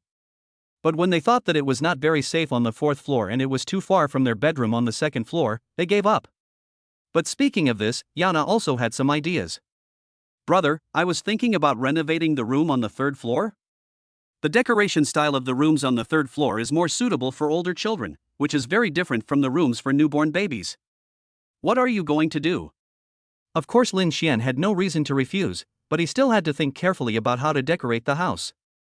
I have a friend who works in a decoration company. I'll ask her later. Yao Na didn't know what to do. It wasn't that she didn't have any ideas, but she had too many ideas and didn't know what to do. She needed to find a professional to help her. Okay, I'll leave this to you. By the way, the company's new address has been found, and the new workplace needs to be renovated. You can ask your friend if he is interested. Lin Qian suddenly said. That's great. Yana said happily, don't worry, she is still very powerful. I will tell her the good news later. While the two were talking, the others had already finished touring the entire villa. Back in the living room on the first floor, everyone sat together, and Lin Highway said with emotion, this place is really big. Indeed, and the environment here is also very good. There is such a large artificial lake outside. Living here will even make you feel better. Lin Song also said with emotion. Of course not. Don't you see how much this villa costs? Brother-in-law Gao Kun took out his cell phone, clicked on the price of the Rancho Santa Fe villa he had just checked, and handed it to Lin Song. 20 million? Lin Song exclaimed, then quickly covered his mouth. But everyone was sitting in the living room, and the sound was so loud that everyone heard it. Yang Xiao was even more horrified. She looked at Lin Qian and asked, is your villa so expensive? Almost. Lin Qian did not hide it. After all, this kind of thing would be known sooner or later. What a prodigal son. Yang Xia scolded Lin Qian fiercely, do you know how hard it is to make money nowadays? You still spend so much money to buy such an expensive villa. It would be better if you save it. Save it? Lin Qian rolled his eyes, but he didn't refute. He just nodded repeatedly and said that he remembered it. Of course, if it weren't for that perfunctory expression, Yang Xia might have been happier. At noon, Lin Qian did not arrange for everyone to go to the hotel for lunch, but instead asked Aunt Wu to cook a lot of delicious food at home. Mom, how is it? Aunt Wu's cooking skills are pretty good, right? While eating, Lin Qian asked with a smile. Indeed, the elder sister's craftsmanship is really beyond reproach. Yang Xia did not refute, but said it with full agreement. It's indeed much better than her cooking skills. The old lady complimented me. Aunt Wu said modestly on the side. Don't call me madam. I'm 56 years old. You don't look older than me, right? I'm 52 this year. Aunt Wu said quickly. I look like I'm not as old as you, so don't call me madam. Just call me Sister Yang, or Sister Xia. Yang Xia said. That's fine. Sister Xia. Aunt Wu glanced at Lin Qian, and when she saw him nod, she called her Sister Xia. While eating, they suddenly talked about the start of school. Lin Qian suddenly thought of something and asked Tao Ran and Tao Su, who were eating at the side, Su, I remember that you were 16 and it's time for school to start, right? Tao Su nodded and said, yes, we have to go to school early tomorrow morning. Number 4 middle school is too far from here. How about this? I'll ask my friends to help me get you transferred to the foreign language school. Lin Qian thought for a moment and said. Foreign language. Tao Su was stunned for a moment, then said unnaturally, brother, let's not use foreign languages anymore, right? Guangzhou Foreign Language School can be regarded as the top middle school in Guangzhou. Although Tao Su thinks that his grades in number 4 middle school are among the best, it is still not good enough in a foreign language school full of academic masters. Why, do you have other ideas? No, I'm just afraid that I won't be able to keep up if I go. Tao Su lowered his head and said embarrassedly. Are you good at foreign languages? Wasn't Su always ranked first in school? Yang Xiao was also a little curious. Not very impressive, but quite impressive. Lin Qian introduced the horror of foreign languages to his mother, and Yang Xiao's eyes lit up. Change. Must turn. Yang Xiao's eyes lit up as she looked at Tao Su and said, Su, our family is counting on you. As long as you work hard, you will definitely be able to get into Peking University or Tsinghua University. Back then, I was counting on your brother to get into Peking University or Tsinghua University. Even if he couldn't get into Peking University or Tsinghua University, a top 10 university would be fine. But in the end, he didn't even get into a first-tier university. I was so angry. Ahem, Mom, now I only need to move my fingers and get a few million in funding, and I can get into Peking University or Tsinghua University. Lin Qian on the side chuckled. Get lost. Yang Xiao was angry. You only care about money, what else do you have besides money? Mom, let me ask you, why did you want me to go to Peking University or Tsinghua University? Lin Qian was not angry and asked. Of course it's for you to find a good job in the future. Yang Xia said seriously. Then why do you want to find a good job? Of course it's to make money. Bang. Yes. Lin Qian immediately clapped his hands, attracting everyone's attention, and said, "But even if I didn't go to Peking University or Tsinghua University, I'm rich." Car. Yang Xia was completely stunned by her son's words. It seems to make sense. But on second thought, this is not right. You little bastard, you're just talking nonsense. Yang Xia reacted and raised her hand to hit Lin Qian. Lin Qian also felt aggrieved. Am I wrong? The reason why ordinary people like us go to a good university is to find a good job after graduation and make money in the future. I have made enough money now, enough to support everyone, so there is no need to pursue Peking University or Tsinghua University. Lin Qian looked at Tao Su and said, I asked you to transfer not because I want you to get into Peking University or Tsinghua University, but because I want you to have a better learning environment so that you can get into the school and major you like in the future. Tao Su nodded, not quite understanding, and said, okay, I'll listen to you, big brother. However, Yang Xiao on the side still grumbled, no matter how good the school is, it is not as good as Peking University and Tsinghua University. Lin Qian and the others pretended not to hear and simply ignored Yang Xiao's words. Turning his gaze, Lin Qian looked at Tao Ran who was eating with big mouthfuls of food beside him, and then grinned. Brother, what's with that expression on your face?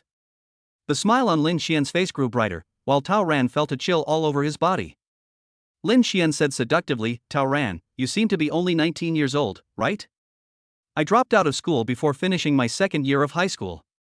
Why don't you go to school with Susu? Chapter 97 An Ordinary Day. Cough cough cough. When Tao Ran suddenly heard Lin Qian's words, he almost choked to death on the food in his mouth. Brother, it's not necessary, right? I've already dropped out of school for 2 years, and I've returned all my knowledge to the teacher. Tao Ran's face changed and he quickly refused. No, that won't work. Letting you go to school doesn't mean you have to get into a great school or find a great job. It means that at your age, you should study, take the college entrance examination, and enjoy your college life. This is a part of your life and you need to experience it. Lin Qian said seriously, I don't want you to regret not having gone to college one day when you look back. Your brother is right, college is part of your life experience, you need to go through it. Lin Highway also started to persuade. Tao Ran had no choice but to agree, but he was a little worried whether he could keep up. Although his eldest brother and godfather both said that grades were not important, how could he not care about grades? You must work hard. Tao Ran made up his mind. After dinner, Lin Qian called Han Ling and asked her to contact the person in charge of the foreign language admissions office. If you have any difficulties, just tell them that I can sponsor their school 2 million to improve the school's teaching equipment. Han Ling said lightly, Boss, there is no need to go through so much trouble. As long as CCB steps in, they won't dare to refuse. It doesn't matter. Just consider these 2 million as a token of my appreciation. This way they will also take better care of Tao Ran and Tao Su. Han Ling was very envious. She had also heard about Tao Ran and Tao Su. She could only say that some people are just lucky. Being recognized as a younger brother or younger sister by your boss, a billionaire with a net worth of billions, is equivalent to turning from a wild chicken into a golden phoenix. After solving the problem of Tao Ran and Tao Su going to school, Lin Qian also returned to everyone's chat. As soon as he sat down, Lin Highway asked, what about school matters? When he passed by Lin Qian just now, he heard him making a phone call. I have already made arrangements with the school, and there will be news in 2 days. After Lin Qian said this, everyone felt relieved. The next day was the 15th day of the first lunar month, the Lantern Festival. Lin Qian had ordered a lot of fireworks and firecrackers online before, and they were delivered directly to his door. How much did you buy? The whole family looked at the mountain of fireworks being unloaded from the car with a dazed look on their faces. Not much, just $100,000. Lin Qian said calmly. Isn't that enough? Everyone was dumbfounded. I'll let you spend money recklessly. At this moment, Yang Xia slapped Lin Qian on the forehead, wishing she could kill this prodigal son. Mom, I was wrong, stop hitting me. Lin Qian was chased around the yard by his mother, making everyone laugh. Gao Xing followed the two people excitedly, shouting come on, grandma as he ran. Half an hour later, Lin Qian was caught back dejectedly. Mom, I promise I won't spend money like this next time. Under Yang Xia's high pressure, Lin Qian had no choice but to give in. This year is the first year that the ban on fireworks has been lifted, and the entire Guangzhou city seems to be venting 3 years of depression. I don't know if it's a coincidence, but Guangzhou started banning fireworks at the end of 2019 and before the Spring Festival in 2020. The epidemic also started at this time. Fireworks and firecrackers have been banned for 3 years, and the epidemic has been raging for 3 years. Although Lin Xian is a staunch materialist, there must be some reason why the thousands of years of traditions passed down by our ancestors have been passed down to the present day. Before it got dark, the entire Guangzhou city was already drowned out by the sound of fireworks and firecrackers. The children took out their fireworks and released their joy in various places in the city. The Spring Festival of 2023 is also fading away in the fireworks of the 15th day of the lunar month.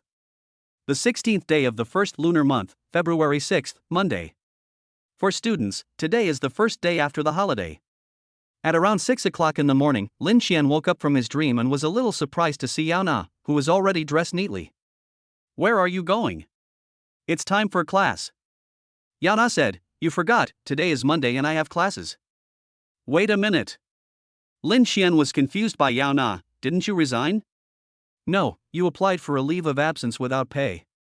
Lin Xian finally remembered that when Yao Na was pregnant, she almost lost her life. Once when she was giving a lecture, she suddenly fainted. If she had not been sent to the hospital in time, not only would she have lost the child, but she would have also lost her life. Lin Xian was so scared that he quickly persuaded Yao Na not to go to class. After some discussion, Yao Na applied for unpaid leave. "Why not wait until the baby is born before going? We don't need that little money now." Lin Xian was a little worried that the fainting incident from last time would happen again. "I know, but I just want to go to class. Ever since I got pregnant, I feel like I love children so much." Yao Na touched her bulging belly with a happy look on her face and said, "And I feel that my physical condition has improved a lot recently, so it shouldn't be a problem even if I go to class." Yao Na hugged Lin Xian's arm and begged, "Brother, please, just let me go." Lin Xian had a headache. Every time Yao Na acted coquettishly towards him like this, he couldn't refuse. This time is no exception. "Okay, but let's make it clear that when you go to school, you have to take Zheng Yi and Zhao Yuran with you. I don't feel comfortable leaving you alone." "No problem." Yao Na agreed without thinking. She was also afraid that the fainting incident like last time would happen again, and it would be safer to take Zheng Yi and Zhao Yuran with her. "Also, if you feel even a little bit uncomfortable, you must come back quickly," Lin Xian said with a serious face.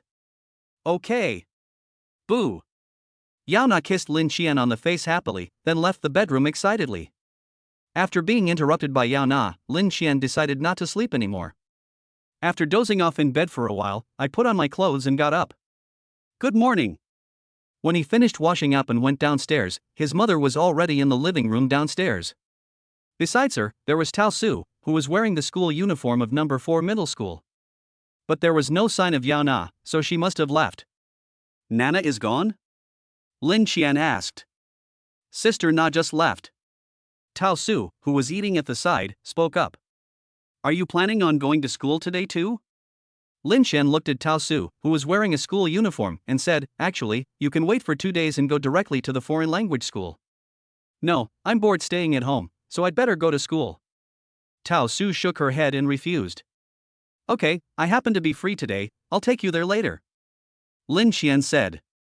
"No, I can just take the subway myself." Tao Su was about to refuse when Lin Xian interrupted her. "Okay, listen to me. You have to change subways twice, which is too inconvenient." Tao Su could only agree. Lin Xian and Tao Su sat together for dinner. He glanced at Yang Xia, who seemed to be in a bad mood, and asked in confusion, "What's wrong with our mother? I always feel like there's something wrong with her." Godmother got up in the morning and wanted to clean up the house and do some work, but she found that there was nothing for her to do at home, and then she felt uncomfortable all over. Tao Su couldn't help laughing when she thought of what had just happened. Chapter 98. Donate money to Yao Na's school. "Mom, what's wrong with you?" Lin Xian put down his chopsticks, walked to Yang Xia and asked in a low voice. "Ah, nothing, I just feel a little uncomfortable." After Yang Xia finished speaking, she looked at Lin Xian with some hesitation, and finally said, "Xiao Qian, your father and I plan to go back today." "What are you going back for?"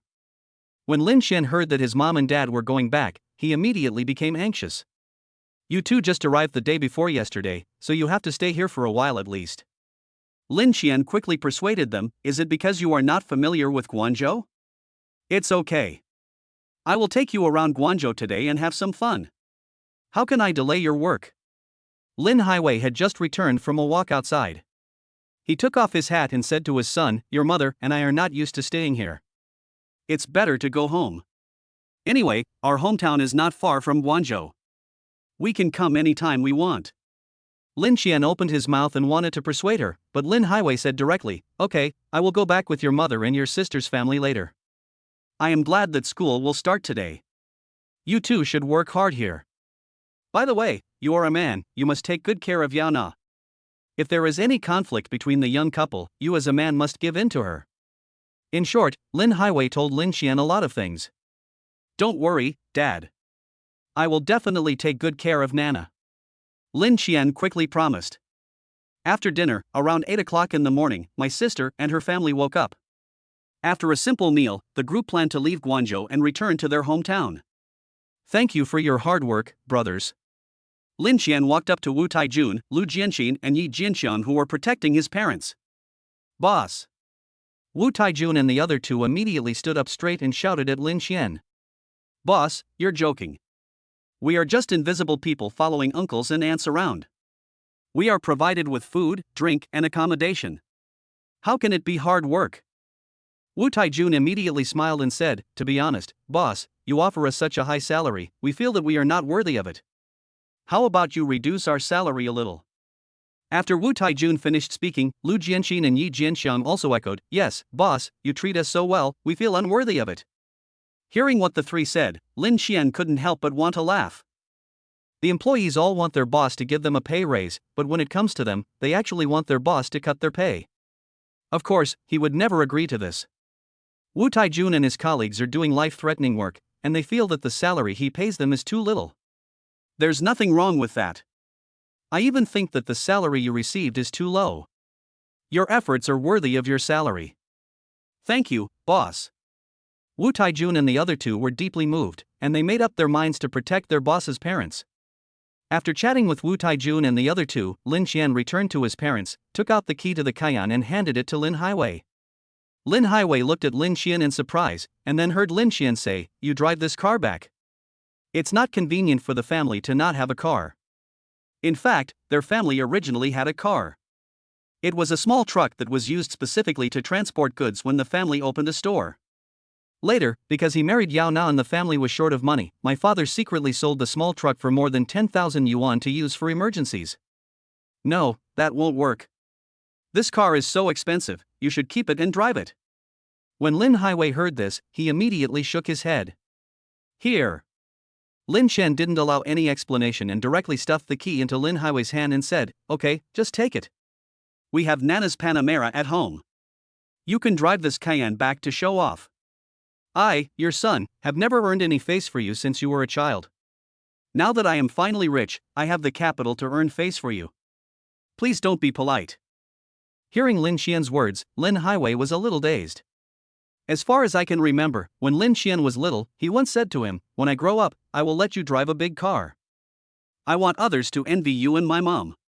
He always firmly believed that one day, even in the most difficult times, he still believed that his son was a capable person. Looking at the key in his hand, Lin Highway's eyes became moist. My son has grown up and he has done it. Let this father also drive a luxury car worth more than 2 million. There was a roar of a car, and a Wrangler followed behind the Cayenne and drove away gradually. Only when it was out of sight did Lin Xian go back to the villa. Bang! When Lin Xian saw Tao Su carrying a school bag, he slapped himself on the forehead. Then he remembered that there was no car at home. The Cayenne was driven away by my father, and the Panamera was driven away by my wife, so there was no car left in the family. Forget it, let Brother Wu drive over. Lin Xian called Yang Wu and asked him to drive the Wrangler over.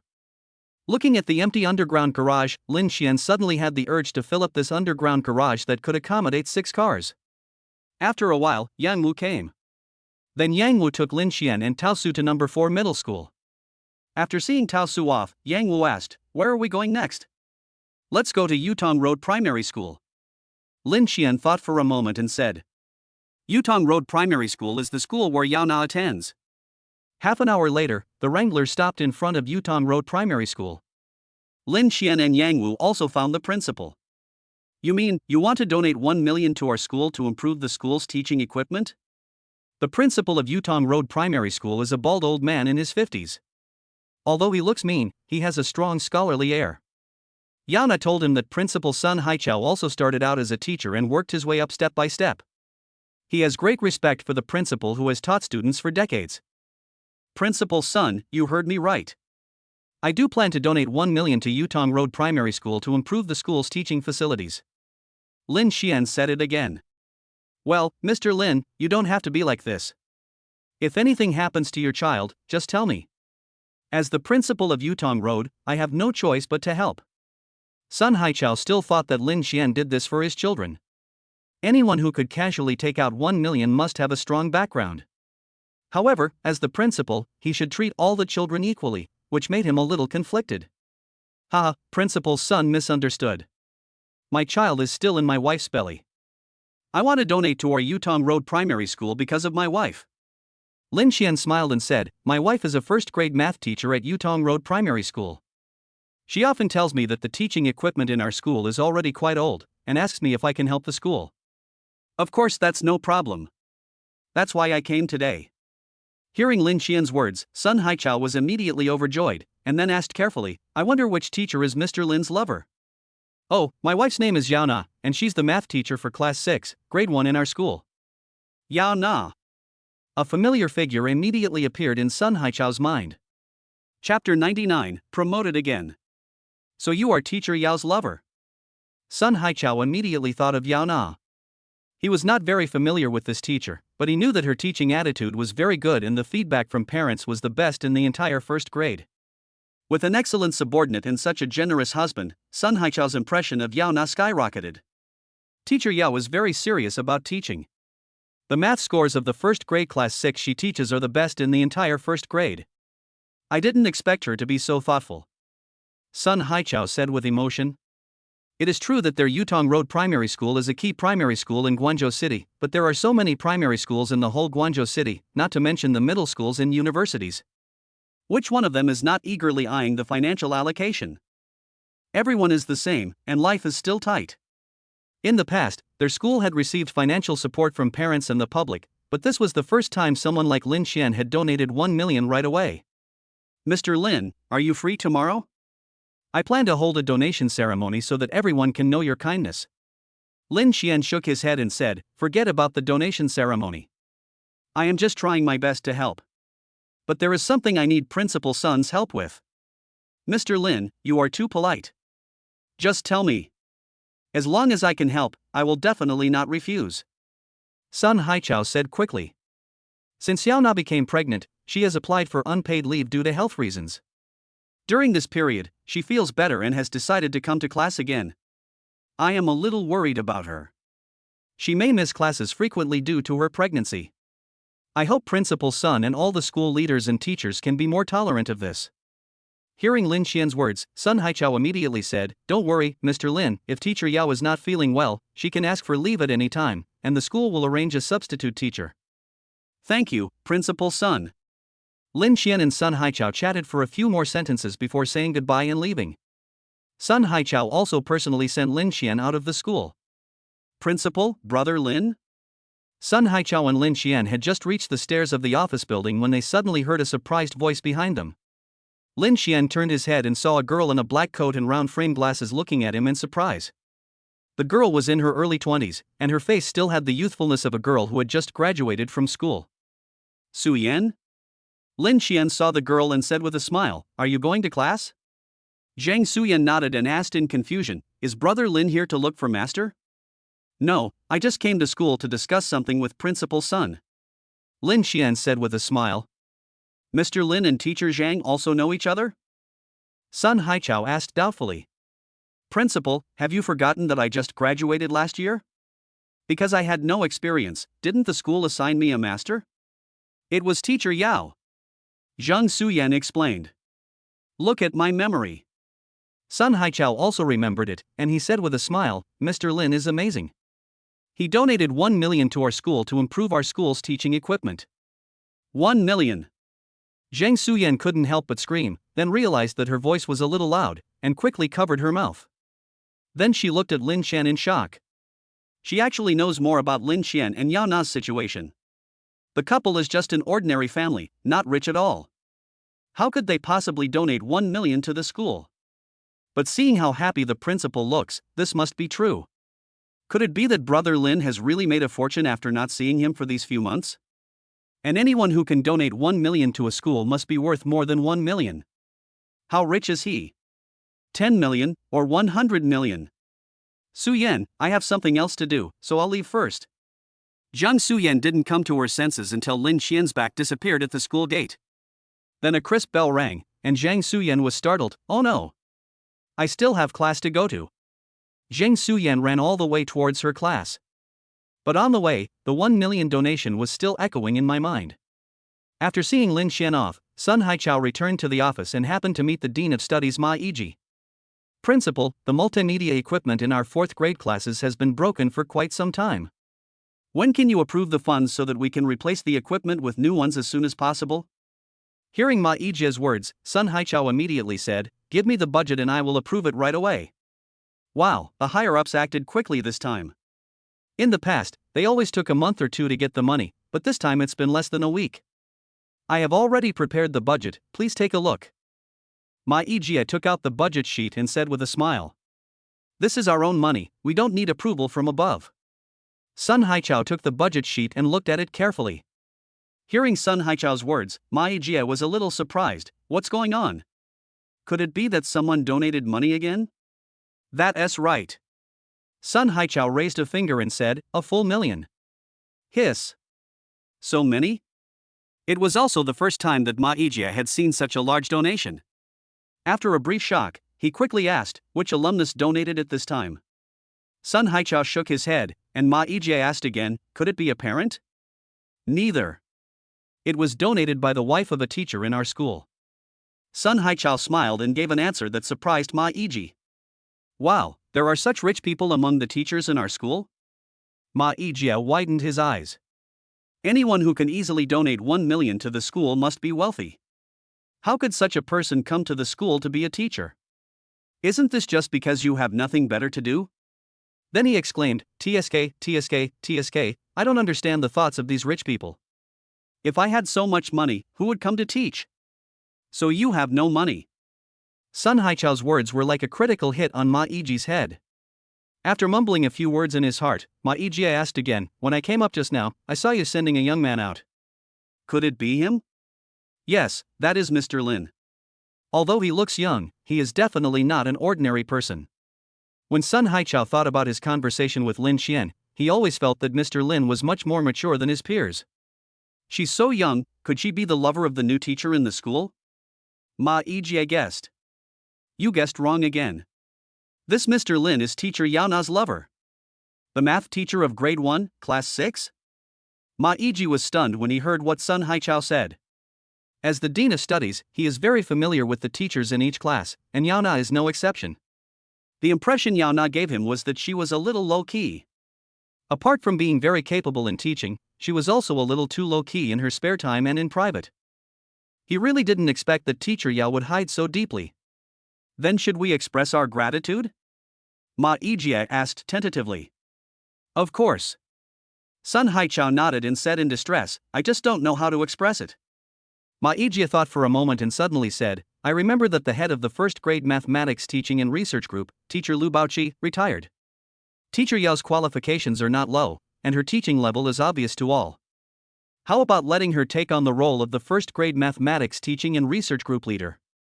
Sun Haichao's eyes lit up, and he immediately made the decision, discuss with the other leaders later. If there are no problems, let teacher Yao be the leader of the 1st grade mathematics teaching and research group. Chapter 100 Domineering Yao Na. Sun Haichao communicated with several other school leaders, and the appointment of Yao Na as the head of the 1st grade mathematics teaching and research group was approved without any obstacles. Then, the notification message was sent to the 1st grade teachers group. Yao Na is now the head of the 1st grade mathematics teaching and research group. How could it be Yao Na? I thought it would be Zhao Haiping.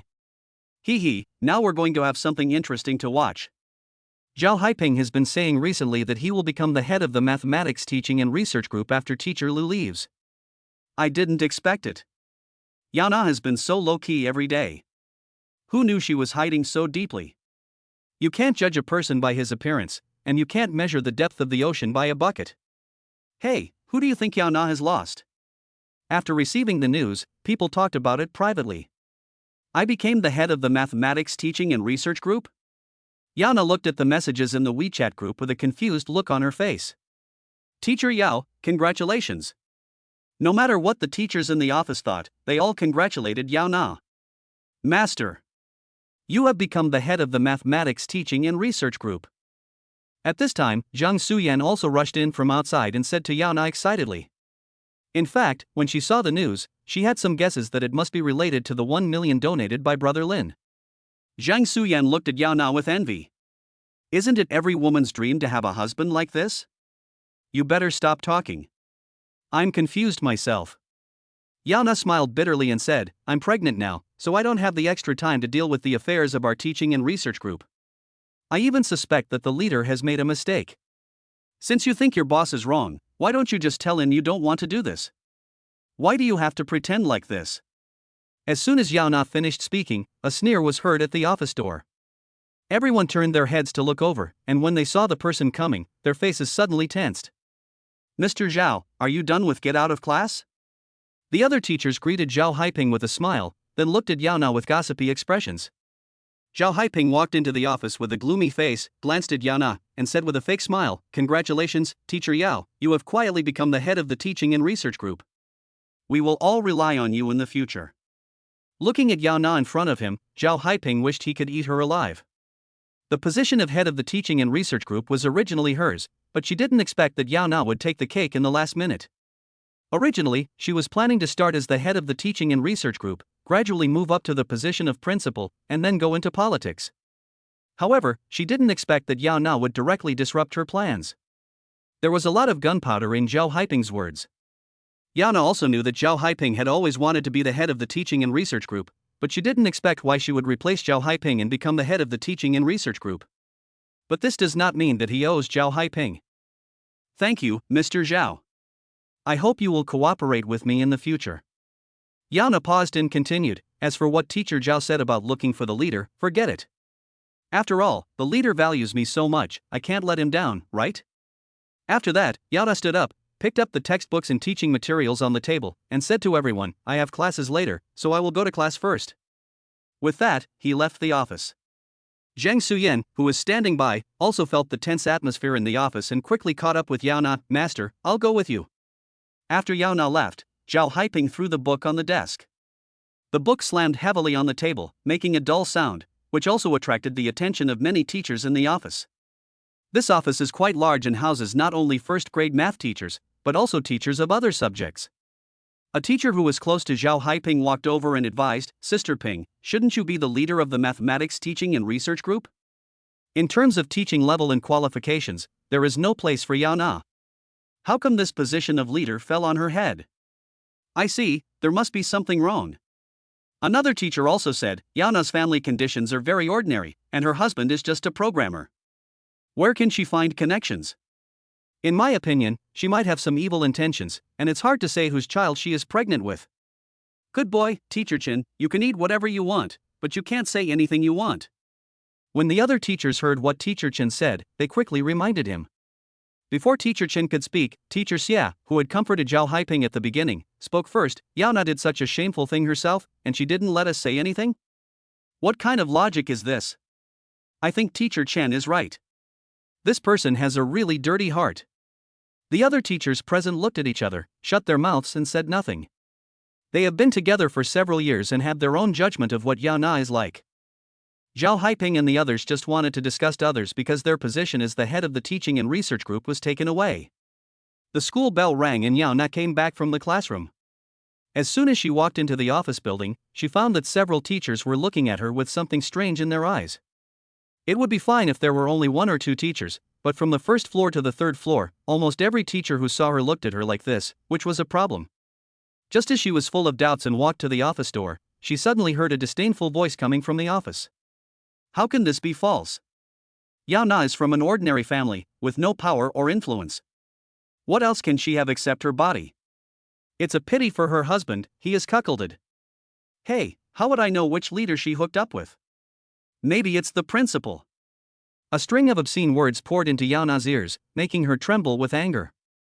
Bang! The slightly closed office door was pushed open roughly. After a loud bang, Yana walked in with a frosty face. Many teachers in the room lowered their heads, looking as if it had nothing to do with them. Yana walked straight to Teacher Chen and Teacher Xia without stopping. Teacher Yao. Teacher Chen and Teacher Xia, who were busy spreading rumors, felt a little embarrassed when they saw Yana coming back. But before they could say anything, Yana slapped them both in the face. Bang! Bang! The crisp slap was particularly harsh in the office.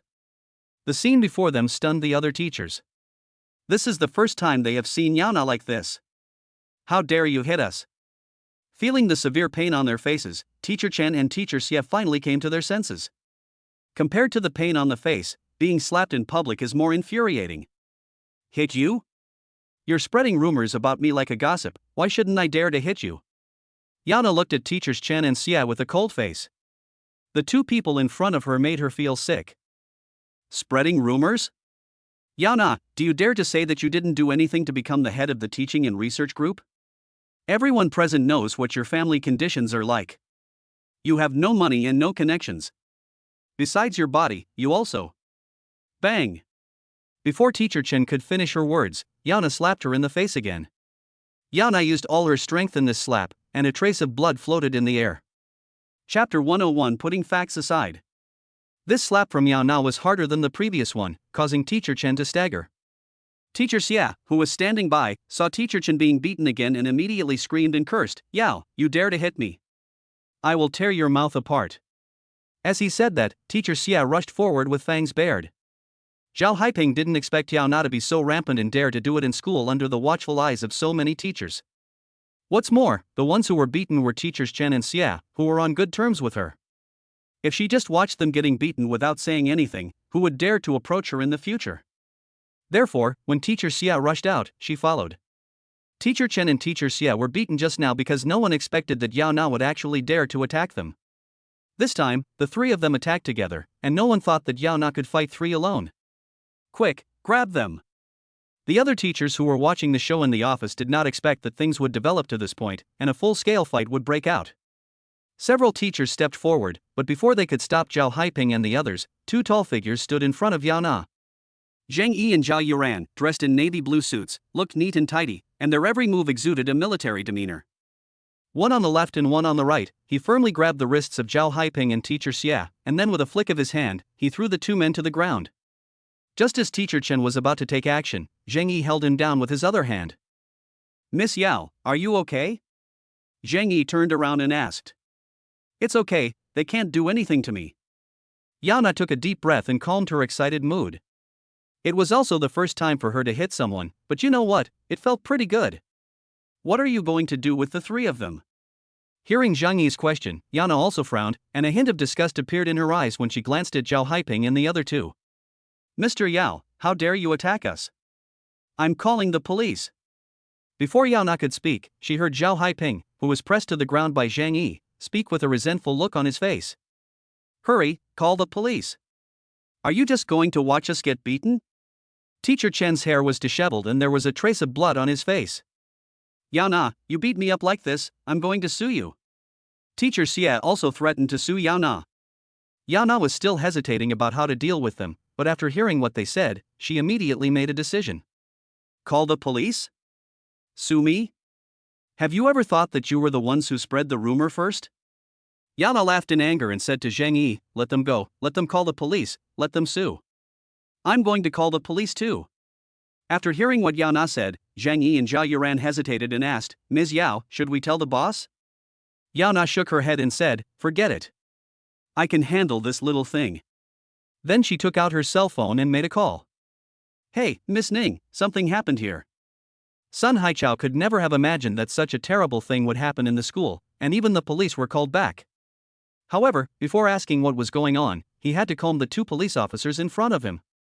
If we really let these two policemen take Yana away, not to mention the impact on the school, even Mr. Lin, who just donated 1 million to the school, would not be able to explain. "Excuse me, police officers. Could you please wait a moment while I understand the situation first?" The two policemen looked at each other, and one of them said, "Principal's son, you are too polite. Please ask first. We are not in a hurry." After saying that, the two of them stood aside. They have seen too many civil disputes like this, but this is the first time they have seen a call to the police. Especially since the person who beat the person was a quiet-looking pregnant woman. What is even more incredible is that it's 1 against 3. "Tell me, what's going on?" Sun Haichao said with a gloomy face. His sharp eyes swept across Zhao Haiping and the other two, as well as Yao Na, like a knife. Finally it stopped on Yao Na. When he first heard the news that Yao Na had beaten someone, he was completely stunned. In his impression, Yao Na, this overly low-key teacher, has always been kind to others since she came to Yutong Road Primary School a few years ago, and he has never heard of her having a quarrel with anyone. Even after arriving at the scene and seeing Teacher Chen and the others with disheveled hair and red and swollen cheeks, Sun Haichao still didn't believe that Yao Na would attack them for no reason. His intuition told him that Yao Na's action was definitely related to the three of them. "Principal, you have to take care of us. Yao Na actually beat us up. Look at Teacher Chen. He was beaten to the point of vomiting blood." Zhao Haiping was the first to complain and even pulled Teacher Chen over to show her swollen left face and the blood at the corner of her mouth.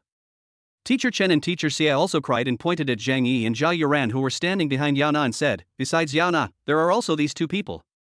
They also beat us up." Sun Haichao was also shocked when he saw Zhang Yi and Zhao Yuran dressed as bodyguards.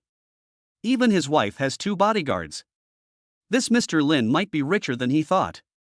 At this time, the 2 policemen next to them also noticed Zhang Yi and Zhao Yuran standing upright, and they were also surprised. Is this really a teacher? Bringing 2 bodyguards to class? In an instant, the 2 policemen regarded Yao Na as a rich person who took advantage of her power to bully others, and their impression of her became bad. Nonsense. He came to class with a bodyguard, and it was obvious that he had an extraordinary background. Ordinary people would be crazy to provoke such a person. There is only one possibility, that Yao Na must have had a conflict with these 3 teachers over a trivial matter, and ordered the bodyguards to beat them up. Not only that, she did it herself. It's so bad. This kind of person must be caught and taught a lesson. No one present noticed that in just a few words, the attitudes of the 2 policemen had changed. Sun Haichao frowned and looked at the 3 people. Under his stern gaze, the eyes of Zhao Haiping and the other 2 also became evasive. With just one glance, Sun Haichao knew that things were definitely not as the 3 of them said. "You all should know, right? Tell me, what's going on?" Sun Haichao turned his head and looked at the teachers beside him and asked. The teachers looked at each other and knew that Yao Na had bodyguards following her, so her background must be complicated, so they were impartial when narrating the whole incident. When Sun Haichao heard that Zhao Haiping and the other 2 were spreading rumors and slandering Yao Na, his face immediately turned dark. "How dare you, my mother, say that Teacher Yao's family has no money or power? Bah! Other people's husbands donated 1 million without blinking an eye, can you do the same?" After hearing what happened, the 2 policemen standing by changed their expressions from contempt for Yao Na to sympathy, and then to anger. This anger was directed at Zhao Haiping and the other 2. After hearing their colleague's narration, Zhao Haiping and the other 2 panicked. Zhao Haiping shouted, "Teacher Li, how can you lie with your eyes open? Putting aside the facts, is there nothing wrong with her last name being Yao?" Chapter 102, Sue and Buy a Car. Putting aside the facts?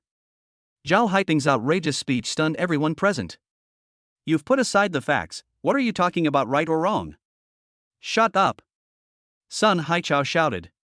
Sun Haichao, who had been the principal for more than 10 years, became stern, and his aura instantly overwhelmed Zhao Haiping and others. Under his aura, not to mention Zhao Haiping, even the 2 policemen next to him were a little frightened. The appointment of the head of the teaching and research group was jointly agreed upon by several leaders of the school committee. In your eyes, we on the school committee are all people who are just sitting there doing nothing and taking bribes, right? I didn't expect that there would be people like you among our teaching staff. Words are like knives. Do you know how much harm your rumors can cause to others? After Sun Haichao finished speaking, he said in a cold voice, "I will hold a meeting to discuss the treatment of the 3 of you. You 3 don't need to come to class in the next few days." Principal Sun. No. Teacher Chen and Teacher Xia's faces suddenly turned pale, and they begged in panic, "Principal, we were also deceived by Teacher Zhao. She was the first to spread the rumor. It has nothing to do with us. In times of crisis, Teacher Chen and Teacher Xie immediately sold out Zhao Haiping. Sun Haichao ignored them and said to the two policemen, "I'm sorry to have made a fool of myself. Our school will handle today's matter. Thank you for your help. Since Principal Sun will handle it, we will go back first." The two policemen looked at each other and did not insist. They have seen this kind of situation many times. Then Sun Haichao said to Yao Na apologetically, "Teacher Yao, don't worry, I will definitely give you an explanation for this matter." Even though they knew that Yao Na had an unusual background, everyone was still shocked by Sun Haichao's attitude towards her. "Don't bother Principal Sunday. I have already informed the legal department in my husband's private office about this matter. They will be here soon." Yao Na's words stunned everyone. What is a private office? There are even legal affairs. As they were talking, Zhang Yi suddenly walked up to Yao Na and whispered, "Ms. Yao, Miss Ning and the others are here." Then I saw a group of people walking into the office. Leading the team were the legal officers of Lin Qian's private office Ning Rui and Lu Meijia. Behind them were Han Ling, Cui Daiyuan, and others. A phone call from Yao Na actually mobilized all the staff in Lin Qian's private office. "Ms. Yao." Ning Rui and others walked into the office and bowed to Yao Na. Such a scene shocked everyone present. This is what the wealthy ladies in TV dramas look like, right? "Ms. Ning, the situation is like this." Yao Na told Ning Rui and Lu Meijia about the situation. Ning Rui and Lu Meijia looked at each other and said, "We already know the basic situation. The rumors spread by Ms. Zhao, Ms. Chen, and Ms. Xia have had a huge impact on you and the boss. We can directly sue them." At this point, Ning Rui glanced at the two police officers standing nearby and said, "It just so happens that the two police officers are here too. We can call the police to them." "Ah? How about you guys discuss it again and settle it privately?" The two policemen were also stunned. They were clearly called in because Yao Na hit someone, but now the one who hit someone became the one who called the police. According to the law, these people's rumors have caused great harm to Ms. Yao and her boss. We have the right to report it to the public security organs. Ning Rui said to the police, "Our boss is worth billions. Once this rumor spreads, it will cause great harm to our boss's industries. I hope the police can take this matter seriously." Worth billions. Ning Rui's words were like a bolt from the blue, hitting everyone present hard. When did Zhao Naya's husband become so rich? Doubtful, but no one would doubt it. The bodyguards behind Yao Na, her exclusive legal staff, and her private office all indicate that Yao Na's wealth is definitely not what they see on the surface. Under the strong pressure from Ning Rui and others, the police agreed to accept this dispute, but Yao Na did not need to intervene in the specific matters. Ning Rui and Lu Meijia would arrange it properly. As for Zhao Haiping and the other two, they already looked as pale as death when Ning Rui and his companions appeared. The background that Yao Na has revealed so far is definitely not something they can contend with. In the end, the three of them could only be taken away with despair on their faces. Convention and Exhibition Center. Really? Thank you for your hard work. Lin Qian hung up the phone with a smile on his face. Ning Rui just called him and told him what happened at school today. Although Yao Na reminded them not to tell Lin Qian about this, as Lin Qian's subordinates, Ning Rui and the others really didn't dare to hide it from Lin Qian. Lin Qian was shocked to learn that Yao Na had torn apart the rumor mongers alone, and that she had even taken on 3 people at once. Is this still his gentle and lovely little wife? Thinking of Yao Na's handling of the matter, Lin Qian was even more relieved. In the past, he was worried that Yao Na would be kind-hearted for a moment and not pursue the mistakes of Zhao Haiping and the others. I didn't expect her to be so decisive this time.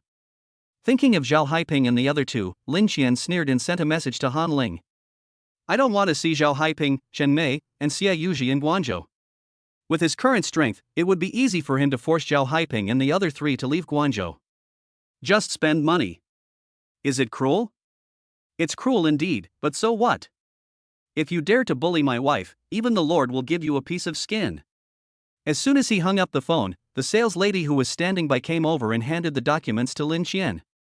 Then she said respectfully, Mr. Lin, congratulations on becoming a distinguished Maserati owner. We will use a special trailer to send your Maserati MC20 back to you. You just need to sign your name and this Maserati MC20 will be yours. Lin Qian took the pen handed over by the young lady and wrote 2 words in a flamboyant manner in the car buyer column on the contract Yao Na. Then the sales lady returned the pen to the Maserati and explained, thank you, but I have to correct you, this car is not mine, it's my wife's. Also, there's no need for a tow truck. I'll just leave now. At this time, the sales lady finally reacted. Then he said with envy, Mr. Lin, you are so good to your wife. No, on the contrary, my wife treats me better. Lin Xian smiled and looked at Yang Wu, who was walking towards him in the distance. Boss, we've also got the Lamborghini that you ordered for your wife. Chapter 103, all yours. Not only did he buy his wife a top-of-the-line Maserati MC20, he also bought her a Lamborghini Internationale. The two together cost at least 7 million. What kind of divine husband is this? The sales lady looked at Lin Xian with green eyes, as if she wanted to eat him up. If Lin Xian told her now that he wanted to communicate with her, the salesgirl would probably offer herself to him without hesitation and wait for Lin Xian's favor. Although this sales lady was top-notch in both appearance and figure, Lin Xian still did not have any improper thoughts about her. Walking outside with Yang Wu, I saw an orange and red supercar lying on the ground like a calf, attracting a lot of onlookers. The Convention and Exhibition Center is currently hosting a week-long auto show, which is also the largest auto show held in Guangzhou in recent years. This auto show attracted the attention of many luxury supercar brands. On the opening day, the exhibition center was paralyzed for a time and the police had to evacuate the crowds urgently. Things got better after the flow control was implemented in the next few days. Even though it is already the 6th day of the auto show, there are still many people coming every day. As for whether they are looking at the car or the headlights, that depends on personal opinion. As soon as this orange-red supercar appeared, it attracted the attention of almost everyone around it. What kind of car is this? It's so beautiful. A beautifully dressed young girl looked at the supercar with starry eyes. Lamborghini. But I can't tell what model this car is. It looks a bit like a calf, but a calf is not this big. And it has sharp edges and corners, it doesn't look like a calf. There was a boy next to the girl who knew a lot about cars and he immediately started to explain, but he was a little hesitant to recognize the supercar in front of him. The car logo is indeed Lamborghini S, and even looks similar to the Maverick, but it is far more majestic and domineering than the Maverick. Just as the crowd was talking, a handsome figure walked over. Ding ding! Lin Xian took the key handed over by Yang Wu, pressed it, and the orange-red steel beast suddenly shone. Following a burst of exclamations, Lin Xian opened the car door and got in. The steel beast in front of you is indeed a Lamborghini Aveo, but it is a customized model. It costs more than 6 million yuan, which is enough to buy 2 ordinary Lamborghini Avios.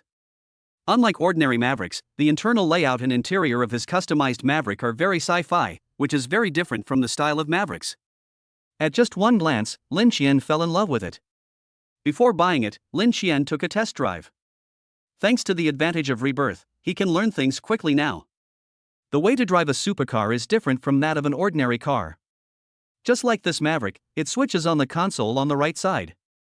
There is a dedicated start button here. The start button is wrapped in a blue crystal cover with a simple drawing of a bull's head printed on it, symbolizing Lamborghini's never-give-up bull spirit. As the start button was turned on, the surrounding light strips suddenly lit up. Then Lin Xian pressed the start button, and the surrounding light strips lit up one by one like a progress bar. When the light strip is fully lit up, this steel beast is also started up. Pretty. Lin Xian couldn't put down this new car. Brother Wu, let's go. Lin Xian shouted to Yang Wu outside, then he turned the paddle under the right steering wheel, and the steel beast roared and drove away from the exhibition center. Yang Wu looked at the Lamborghini with envy, then turned and walked towards the Maserati MC20. This supercar also has stunning appearance, but for a straight man like Yang Wu, it is still too delicate. Yutong Road Primary School. Yao now walked out of the office building and planned to go home. She doesn't need to be involved in the rest of the matters, Ning Rui and the others will take care of them. Along the way, many teachers looked at Yao Na curiously. Today's incident caused quite a stir and many teachers have heard about it. After all, gossip spreads much faster than the speed of light. In just a short period of time, Yao Na's feat of taking on 3 people alone spread throughout the entire school's teacher circle. Originally, they believed the rumors spread by Zhao Haiping and others. After all, everyone has known your family background for so many years, so who doesn't know it? But what happened next was far beyond their imagination. Private office, legal representative, these mysterious but powerful words surprised everyone and aroused a lot of curiosity about Yao Na. Yao Na walked out of the school, came to the side of the road, took out the key and pressed it, and the Panameras lights flashed twice. The teachers in the distance also saw Panamera, and many male teachers were secretly shocked. This Mr. Yao is really rich. He can even drive a Porsche Panamera worth more than 2 million yuan to work. It seems that the rumors are true. Her husband is really worth billions. It's hard to say whether it's several billion, but it's definitely several hundred million. Yana was unaware of the discussions behind her and she felt a little distressed. She originally came to work because she loved teaching and being with children. But today's situation made her realize that she is really different from before. It seems impossible to work wholeheartedly like before. Are you really going to resign? Yana had a headache. Boom! A roar came from afar and got closer. Yana looked in the direction of the sound and saw an orange and red steel beast roaring towards her. Yana frowned, closed the door of the Panamera, and took 2 steps back. Boom! The Lamborghini Maverick stopped steadily in front of Yana, and the roar gave her a headache.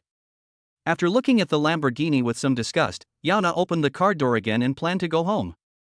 Beautiful lady, do you want to watch a movie together?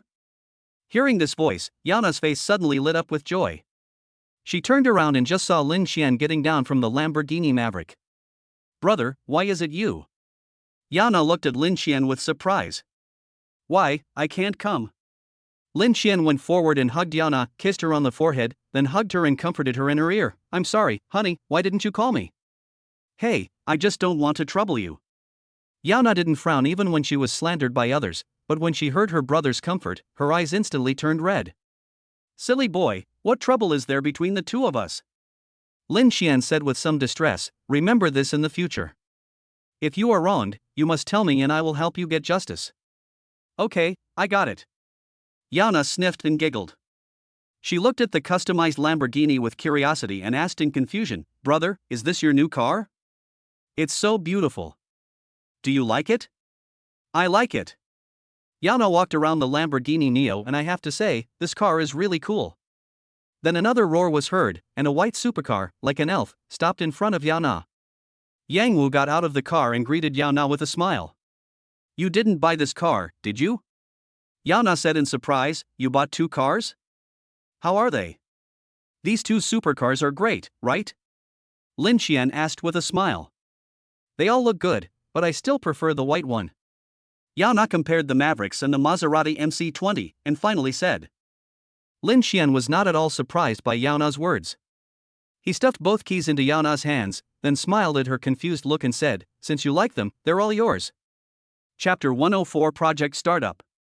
But I already have a Panamera, and now I have these 2 cars, and I can't drive them all. Yana shook her head and said, Brother, didn't our dad drive away your Cayenne?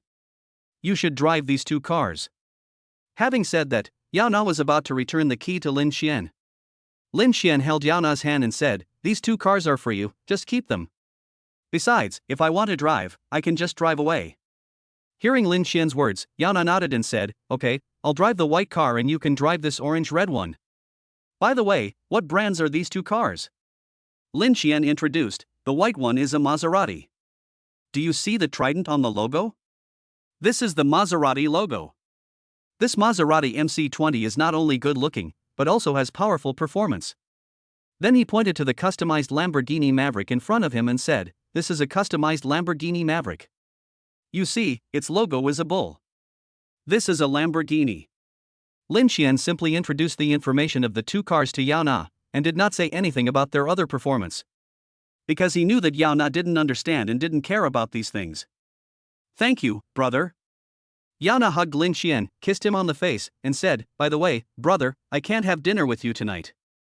I promised to treat the employees of Swordfish Culture Media to dinner 2 days ago. Okay then, do you need me to accompany you? Lin Xian said. No, I want to train myself. Yana shook her head. Lin Xian didn't force it and said, then I'll go back with Brother Wu first.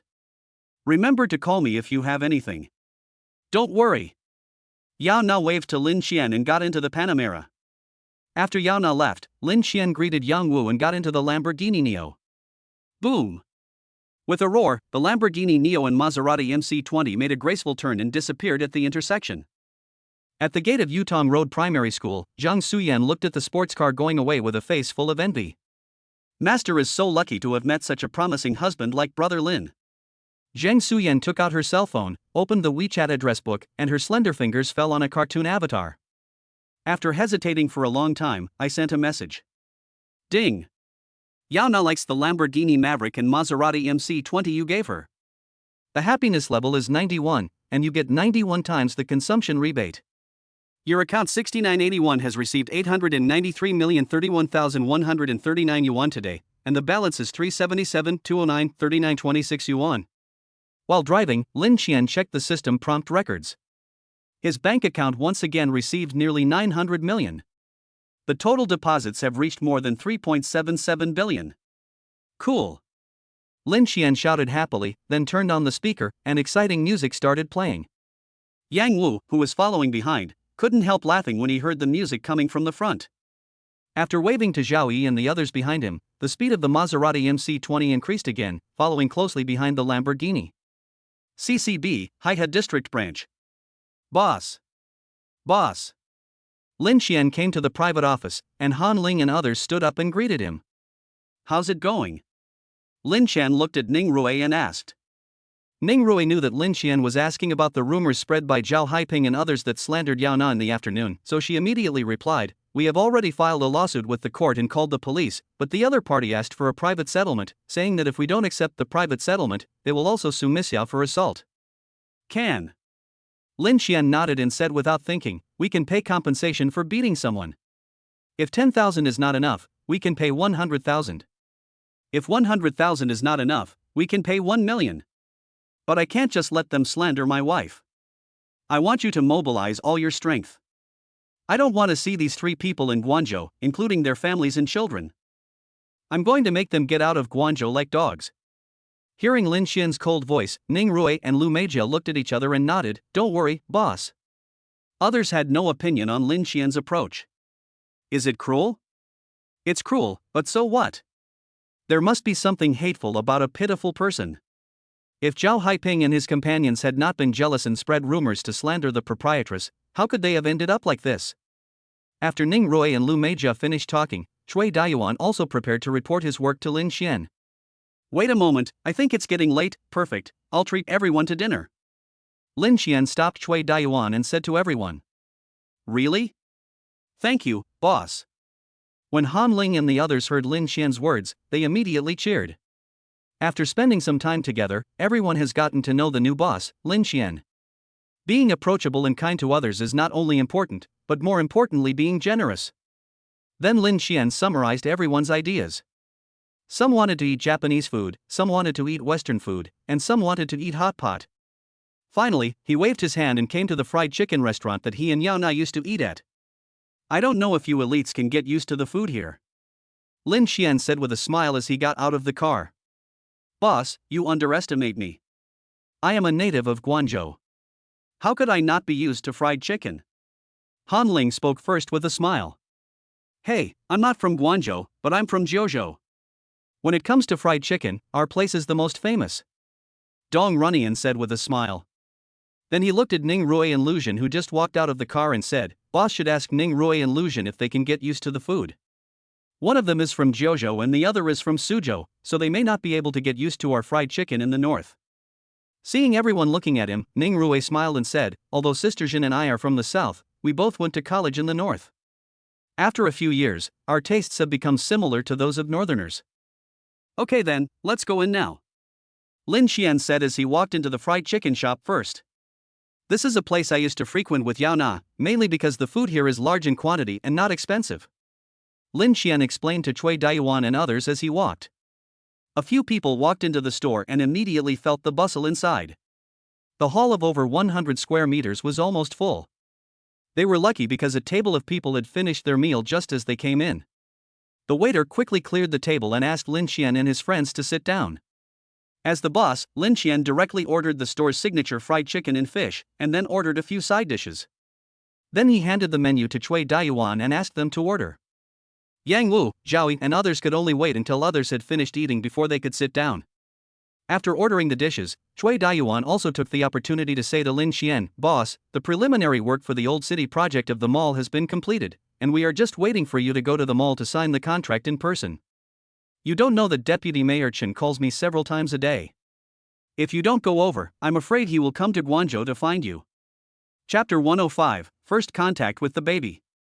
As he was speaking, Lin Qian's phone suddenly rang. He took out his cell phone and saw that the caller ID read Deputy Mayor Chen. Lin Qian couldn't help but laugh and said, "Look, if you mention the devil, he'll appear." Cui Daiyuan and others also saw the caller ID on Lin Qian's phone and started laughing.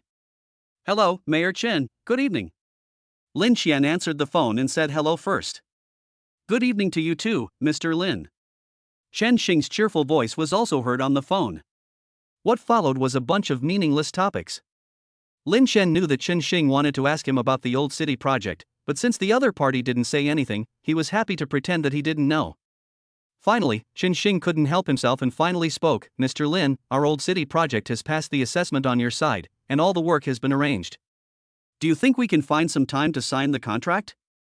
Lin Qian and Cui Daiyuan smiled at each other and said, "I thought Mayor Chen, you weren't going to talk about this." Chen Xing felt a little embarrassed when he heard Lin Qian's teasing, but those who are able to work in politics are always thick-skinned. He smiled and said, "I know that I can't hide my thoughts from you, Mr. Lin. The old city project affects the vitality of hundreds of thousands of people in our mall. I can't help but pay attention to it." After hearing this, Lin Chen didn't say anything more and directly stated, "Don't worry, Mayor Chen, I am still very optimistic about our old city project. I should have signed the contract at the mall a few days ago, but I was delayed a few days ago due to some things. I am really sorry. How about this, I go back to the mall tomorrow." "Tomorrow?" Chen Xing was somewhat incredulous when he heard Lin Qian's words. "You agreed so readily?" "Yes, tomorrow. What do you think, Mayor Chen?" Lin Qian confirmed again. "How about it?" "That's awesome." Chen Xing almost jumped up with excitement. He quickly said, "Absolutely no problem." After getting the exact information from Lin Qian, Chen Xing achieved the purpose of making this call. After hanging up the phone, Lin Qian said to Cui Daiyuan and the others, "Cui Daiyuan and Lu Zhen will go to the mall with me tomorrow, and Ning Rui and Han Ling, you will come too." Lin Qian said, "No problem, boss." The people who were named responded immediately. "By the way, boss, there is one more thing I need to tell you." Cui Daiyuan thought of another thing. "You say?" Cui Daiyuan said, "I suggest that boss should set up an investment company. Although you have only invested in Swordfish Culture Media and there is also the Mall Old Town project next. Although it is not much, it does not mean that you will not have any investment ideas in the future. The suggestion of me, the old boss, and Lu Zhen is that you'd better set up an investment company, and make investment companies as the main body in the future." After Cui Daiyuan finished speaking, Ning Rui also echoed, "Brother Cui is right, boss, it will be much more convenient for you to have an investment company." Seeing that Cui Daiyuan and Ning Rui said so, Lin Qian followed their advice. "Okay, I'll leave this to you. I'll take out 100 million as registered capital for the newly established company." 100 million. Cui Daiyuan and his companions were shocked, but when they thought about their boss's wealth, they felt relieved. "I understand, boss. I will handle the company's affairs as soon as possible, but I may not be able to catch up with this Mall Old City project. But it doesn't matter. We can carry out asset restructuring later." Cui Daiyuan nodded and said. Then he asked, "Boss, do you have any requirements for the name of the company?" "Let's call it Taiaziyayo Investment." Lin Qian thought for a moment and said. The word Tao is taken from half of his surname, Lin, and half of Yao Na's surname, Yao, symbolizing that the two of them will never be separated. After hearing Lin Qian's explanation, all the women present were moved. "Boss is so affectionate. When can I find a man as affectionate as boss?" "That's right." Lin Qian remembered something and said to Cui Daiyuan, "You can set up another charity organization, also called Taziayayo, so that I can be of use to you." "Okay, boss." Although Cui Daiyuan was somewhat confused, he did not ask Lin Qian what this charity organization was used for at this time. After dinner, Lin Qian returned home and found that Yao Na had not come back yet. But after waiting for a while, Yao Na also came back. "How was your day?" Lin Qian walked forward, took the coat from Yao Na, and asked. "Not bad," Yao Na said with a smile. During the dinner, she, the new chairman, was admired by everyone. The feeling of being surrounded by stars was really great. Lin Qian sat on the sofa, and Yao Na lay in his arms. "Brother, I felt the baby kicking me today." Yao Na hugged Lin Qian and said happily. "Really?" Lin Qian was surprised. This was the first time Yao Na felt Xiao Bao's actions. Ah! He's moving again. Suddenly, Yao Na said with surprise. Where? Lin Xian said hastily. Here, look. He's still moving. Yao Na lifted up her clothes, revealing her bulging belly. On the snow-white skin, blue or purple blood vessels are coiled on it like earthworms. I can't see it. Lin Xian looked at Yao Na's belly carefully, but still didn't notice any movement. Touch it. Yao Na took Lin Xian's hand and placed it on the right side of her belly. Lin Xian tried his best to feel the movements inside, but still found nothing unusual. No feeling. I feel it. Just as Lin Xian finished speaking, he suddenly felt a throbbing sound in his fingers. Did he kick you in there? Lin Xian asked with a dull look on his face. Yes. He was the one who kicked me just now. Yao Na also said happily. This is amazing. Lin Xian's mind was a mess at this moment. He couldn't think of any words to describe the fleeting feeling he had just had. Just now, he suddenly felt an inexplicable throbbing in his blood, as if the signal was suddenly connected. That vague feeling kept lingering in his heart. Is this the legendary blood connection? Lin Xian murmured. Brother, the little baby actually bullied me. Yao Na looked at him with a wronged expression. Lin Xian kissed her and said, Don't worry, wait until he is born, and see how I deal with him. Hate it, I don't want you to deal with him. Yao Na quickly patted Lin Xian on the shoulder and said, No one can bully my little baby. Then she added, except for me as a mother. Lin Xian rolled his eyes, then took out his phone and said, I'm going to tell my parents the good news. They will definitely be very happy to hear it. Having said that, Lin Xian dialed his father's number.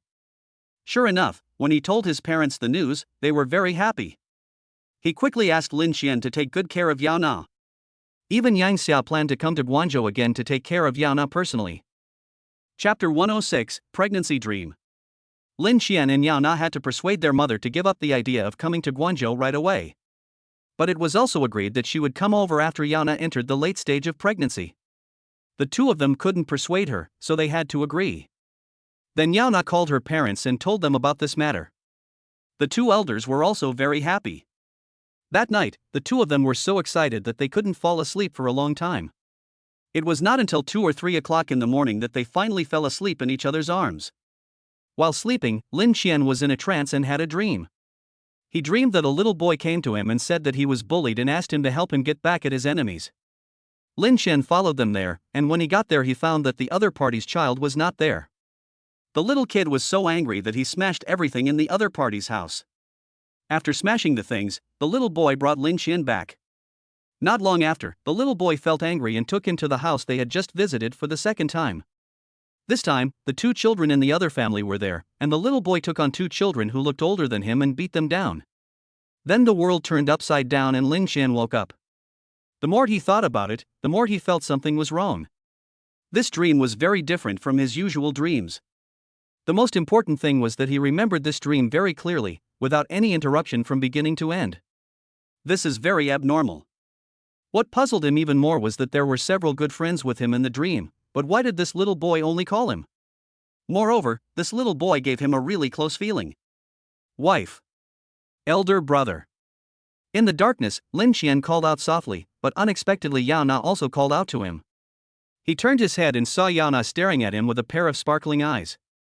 Wife, I just had a dream. Before Lin Xian finished speaking, Yao Na also spoke up, Brother, I had a dream too. Real?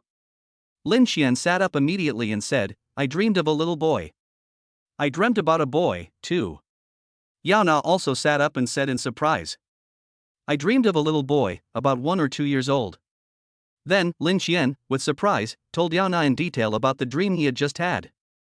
I dreamed of a big eagle. It flew in through the window, then landed on the ground and turned into a boy of 14 or 15 years old. After hearing this, Yao Na couldn't wait to share her dream with Lin Xian. After saying this, both of them fell silent. Their dreams were really too bizarre.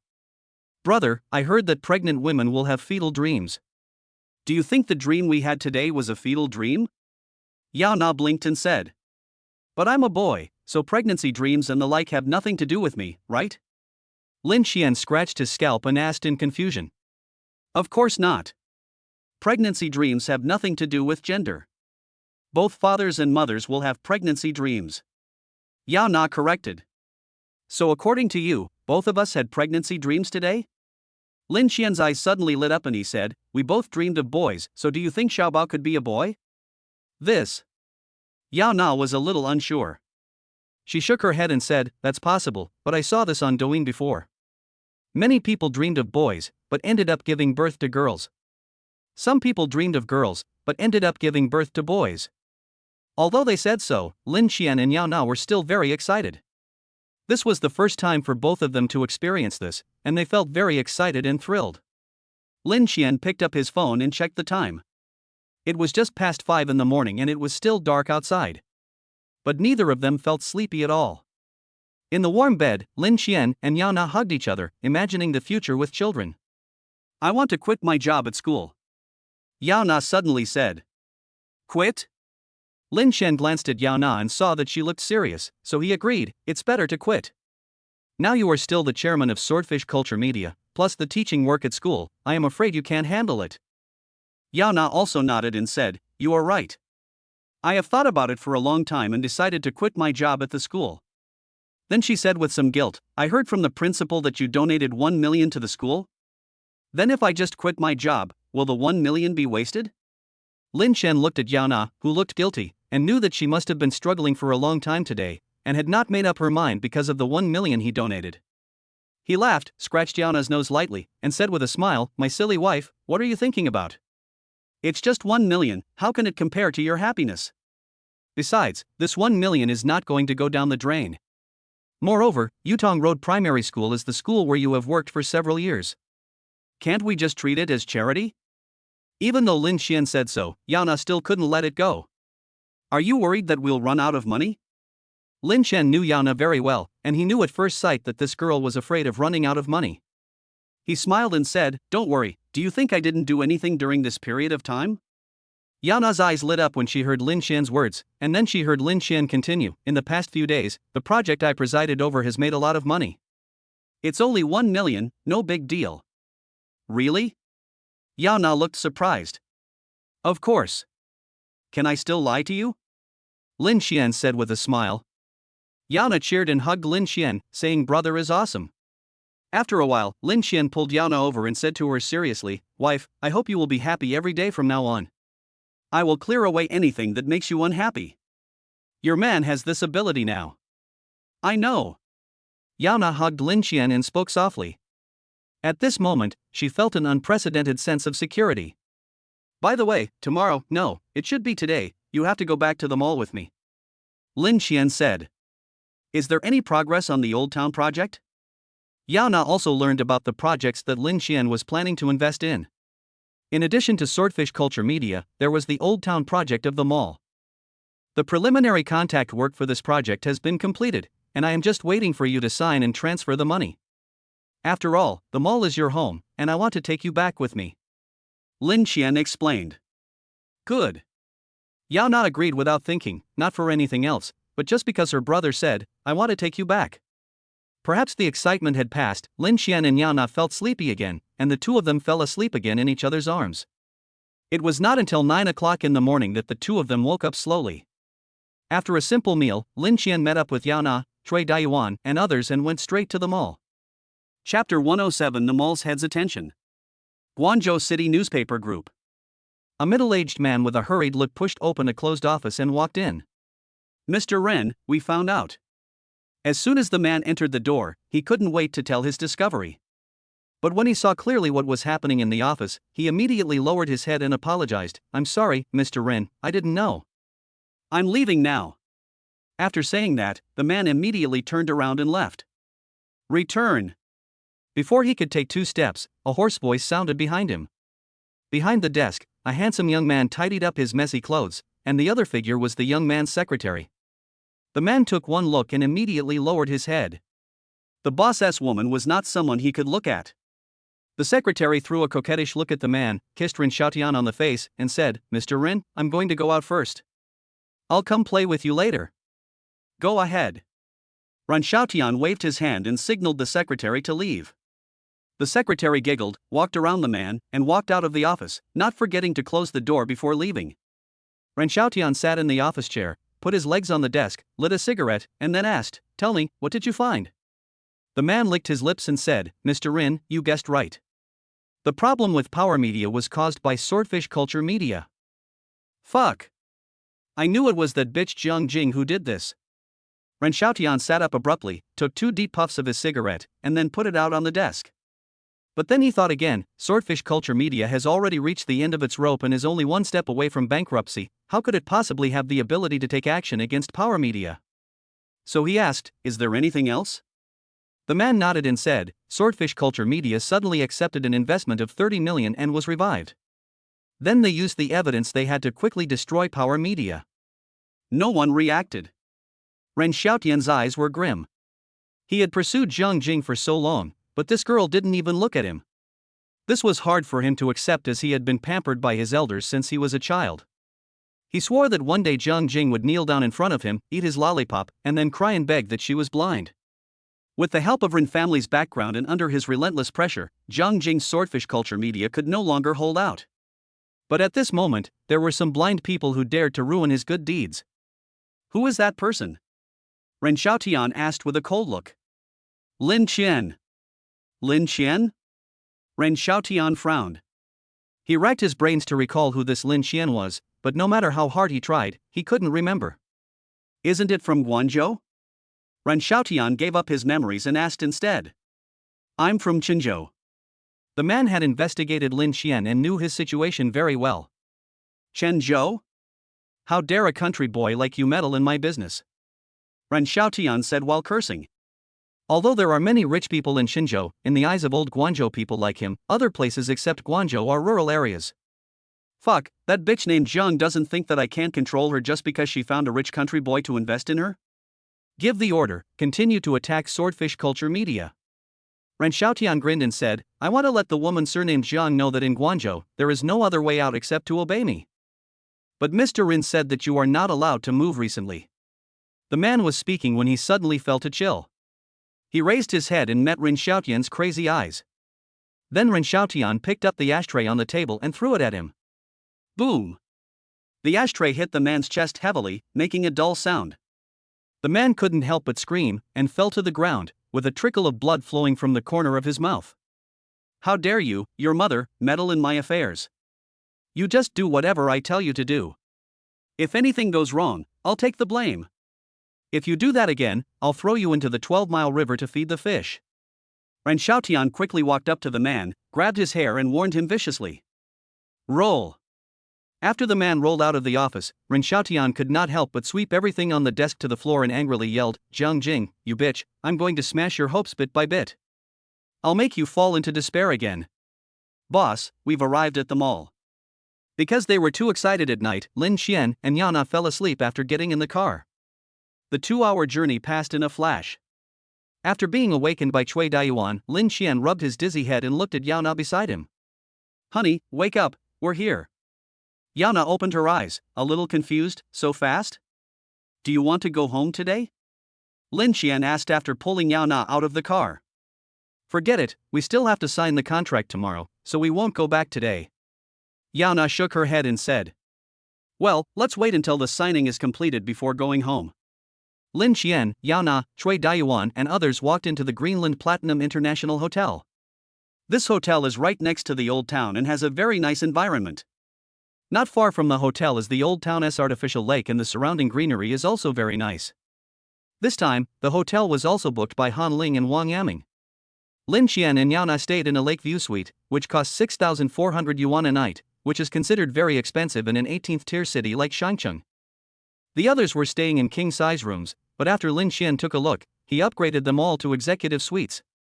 After lunch, there was no plan for the afternoon, so Lin Qian and Yana went to Shangcheng Normal College where she graduated, while the others went about their own business. In the evening, the two of them had dinner at a snack street near the normal school and then returned to the hotel. As soon as they entered the lobby, they saw Cui Daiyuan waiting in the hotel lobby. What's going on?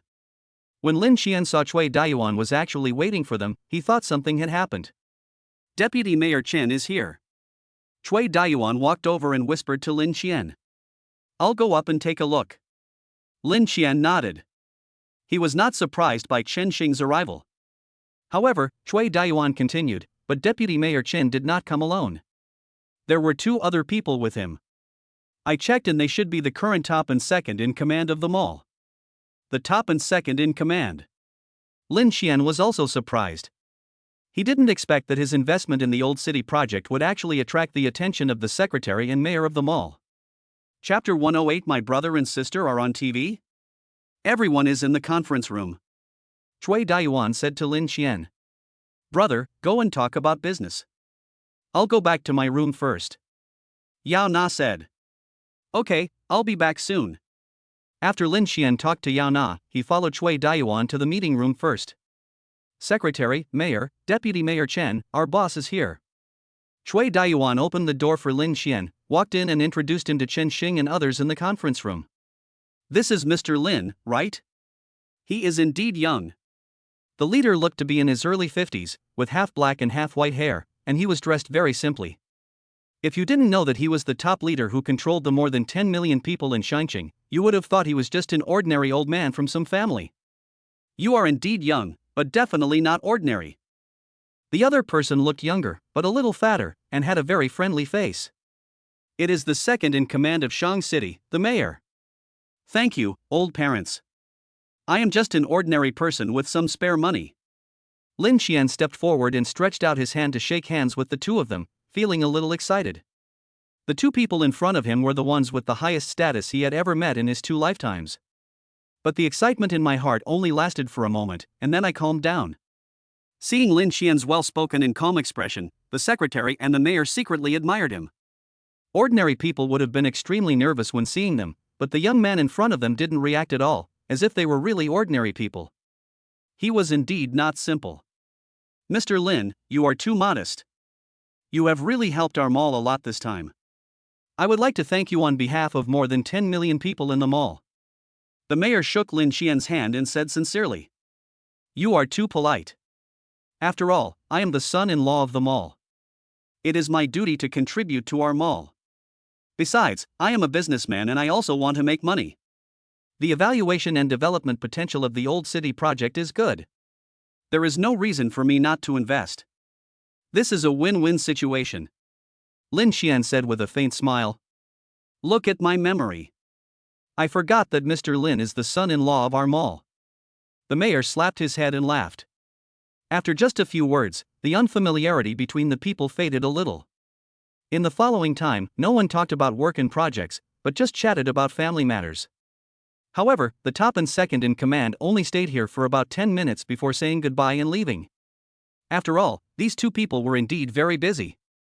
Before leaving, Chen Xing said to Lin Xian, Mr. Lin, I will send someone to pick you up tomorrow and take you to visit the Old City project. The signing ceremony will be held in the Old City at noon.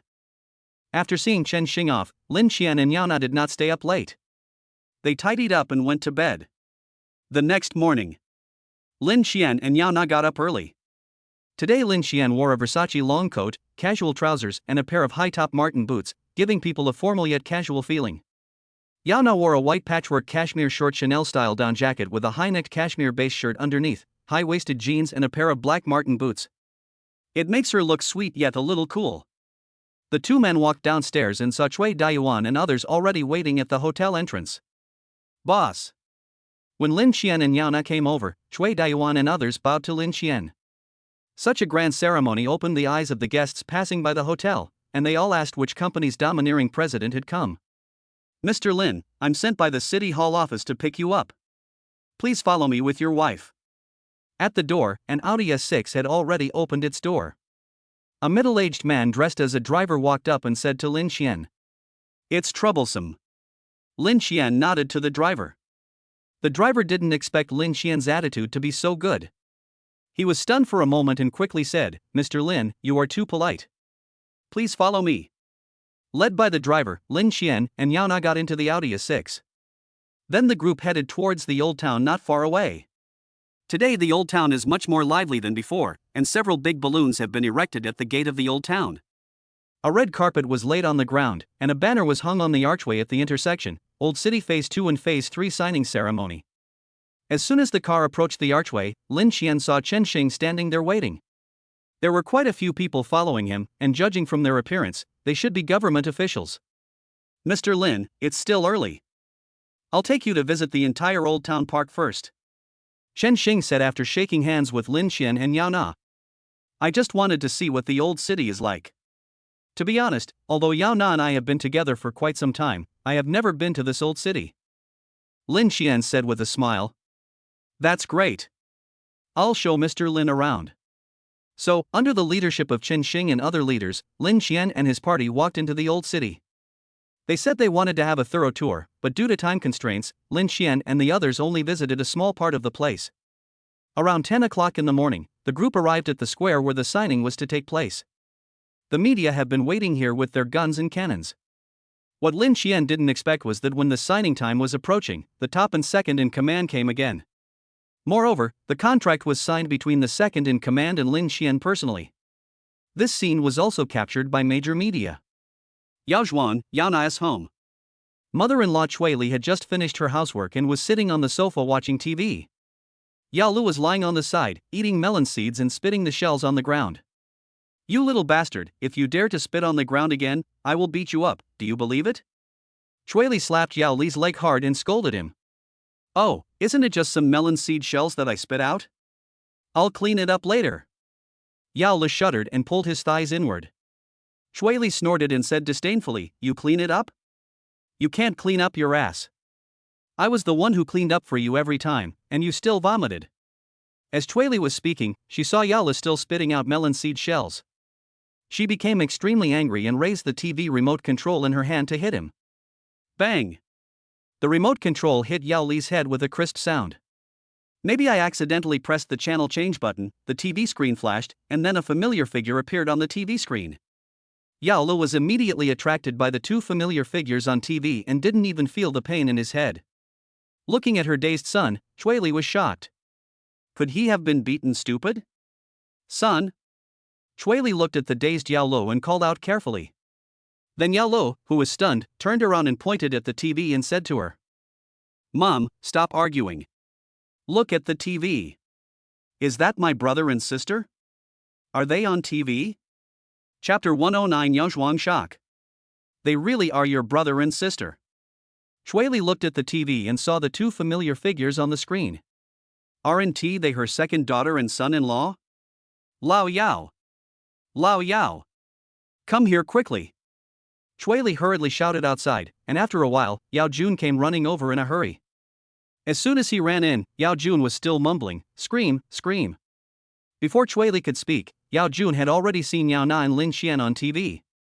Young entrepreneurs Lin Xian and Yao Na came to our city to invest, planning to invest 200 million yuan and acquire 25% of the shares of the Old City project of the mall. Our city secretary and mayor expressed their gratitude for this. The commentator's introduction came from the TV. Mom, Dad, it says that my eldest brother and second sister invested 200 million in our Old City project? Where did my brother and sister get so much money? Yao Lu widened his eyes and looked at his parents. 200 million. Yao Jun and Chui Li were also stunned by what they heard on TV and had no time to care about Yao Li's problem. Yao Lu didn't mind that his parents didn't reply. Young people are quick to accept food. After a brief shock, Yao Lu suddenly thought that as a younger brother, his second sister was so rich, so wouldn't it be easy for him to ask his second sister for 10 or 20,000 yuan? Thinking of this, Yao Lu couldn't help but start imagining a bright future. Bang! Yao Lu was immersed in beautiful imagination when he was suddenly slapped on the forehead, and the fantasy in his mind was shattered. Mom, can you please stop hitting my head? You're almost driving me crazy. Yao Lu covered his head and said aggrievedly. You little brat, don't think I don't know what you're thinking. No matter how rich your brother and sister are, they still own their money and have nothing to do with you. Chui Li and Yao Jun also regained their senses. It was true that their son-in-law and daughter were rich, but that had nothing to do with their Yao family. What as more, Lin Xian just gave him 1 million a year ago. But I'm his brother. Dear. Yao Lu said stubbornly. Bullshit. Even if you are his son, this won't work. Chui Li suppressed Yao Lu again. Yao Jun also warned, Yao Lu, I'm telling you, if you dare to ask your sister or brother for even a dime, I will break your legs. The powerful Yao Jun immediately awakened Yao Li's nightmare of being whipped. He quickly assured him, Dad, What are you talking about? I was just joking. He could dodge when Li hit him, and that kind of force was nothing to him because he had thick skin and flesh. But his father Yao Jun was different, he really beat him. The first thing I did was to put on a belt and stuff, it hurts a lot. Not only Yao Jun's family saw the news, but many people in Yaozhuang also saw it. Yao Yukai, the village party secretary, reads the city news every day, if for no other reason than to know where the city leaders have been in recent years, what they have done, and what kind of spirit they have so that he can understand. As a result, the scene changed and we saw the signing ceremony of the Old Town project of the mall. TSK, he spent 200 million, and the key is that he is still so young, it's really frustrating to compare yourself with others. While taking notes, Yao Yukai looked at Lin Xian and Yao Na with some envy. Thinking of his good-for-nothing son, Yao Yukai suddenly felt his hands itching. Isn't this Yao Na from Uncle San's family? That must be her man, right? Wow, he's even on TV. Yao Yotsai's wife, who had just walked in and was about to sweep the floor, looked up at the TV and said enviously. Wait a minute, what did you say? When Yao Yukai heard what his wife said, he was suddenly shocked. Hey, what are you doing? You're so startled.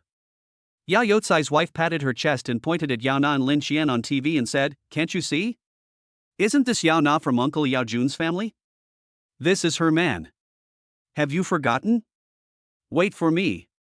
Yao Yukai squinted his eyes, but found that he still couldn't see clearly, so he quickly ran to the bedroom, took out his reading glasses and put them on.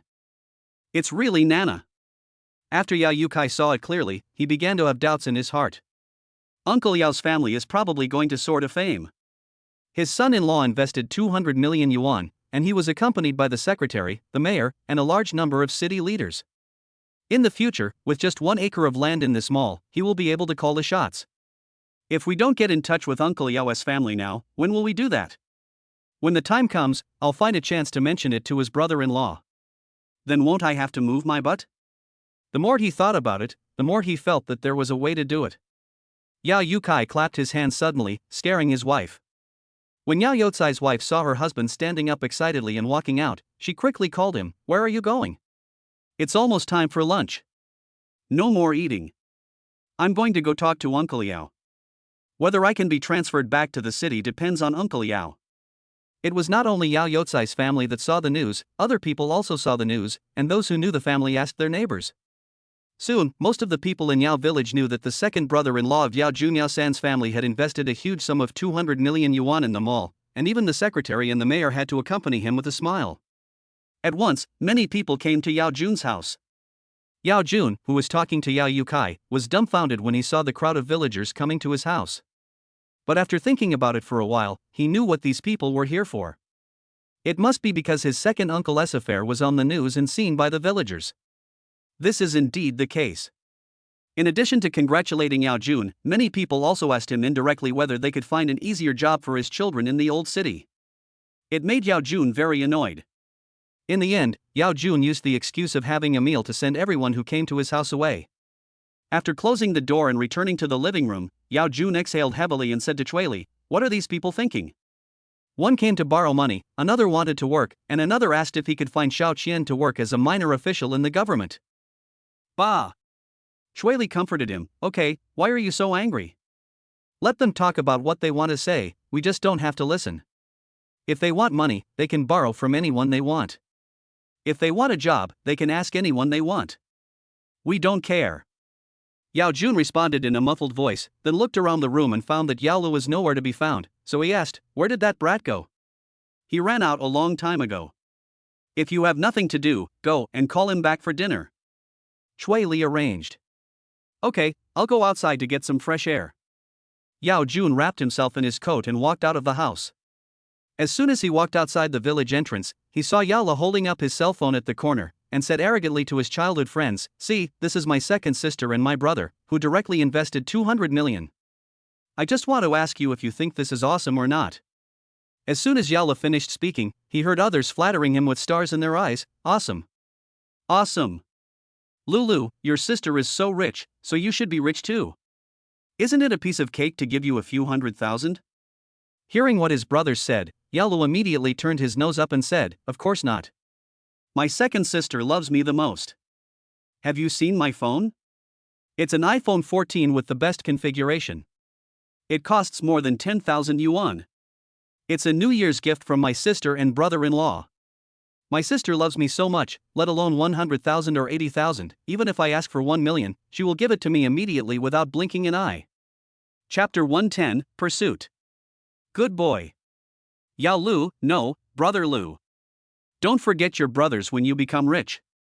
A childhood friend immediately stepped forward to massage Yao Li's shoulders and legs. When he did this, others followed suit. That's not right, brother Lu, doesn't your second sister like to bully you the most? Can she really give you 1 million? Just then, an untimely voice rang out. Yao Lu was immediately unhappy and said, bullshit. You know nothing. Did my second sister beat me? Slapping is love, scolding is love, do you understand? Just as Yao Lu finished speaking, he was slapped hard on the forehead again, and then Yao Jun's angry voice was heard. Beating is love and scolding is love, right? Then I'll let you taste the love your father has for you. Yao Lu was beaten up by his father in front of so many childhood friends. He felt a little embarrassed and said toughly, Dad, if you dare to beat me again, I will turn against you. Falling out? Yao Jun's expression was very interesting. He went up and slapped Yao Lu again, saying as he hit him, I'll make you angry. You are just itching for trouble. Under the terrifying power of Yao Jun, the momentum that Yao Lu had just built up was immediately broken, and then Yao Jun grabbed his ear with one hand and dragged him towards home. Is it possible that brother Lu can't get the 1 million? He stared blankly in the direction where Yao Lu was captured, with a bewildered look on his face. I can definitely get it.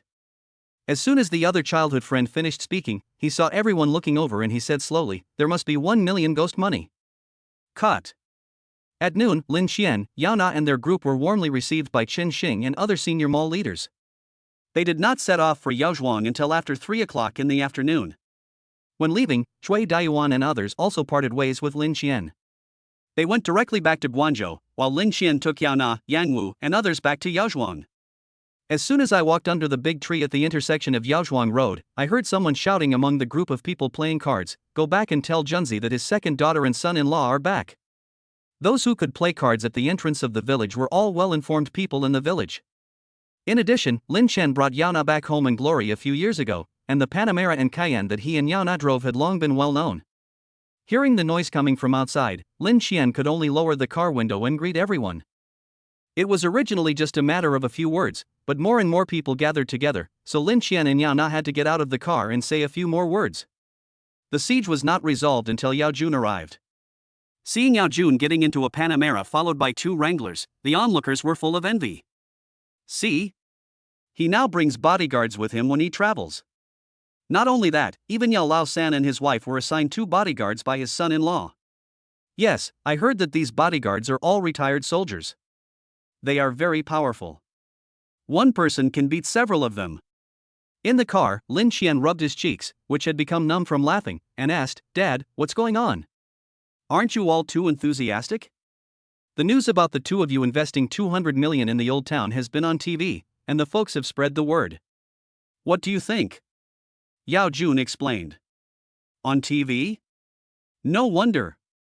Lin Xian was not surprised when he thought of the various cameras and guns at the signing ceremony. Glancing at Yao Jun, who was hesitant to speak, Lin Xian smiled and said, Dad, do you have anything you want to ask? Nonsense, you took out 200 million quietly, who wouldn't want to ask what happened? What happened to the 200 million? Lin Xian and Yao Na looked at Yao Jun's nervous expression and burst out laughing.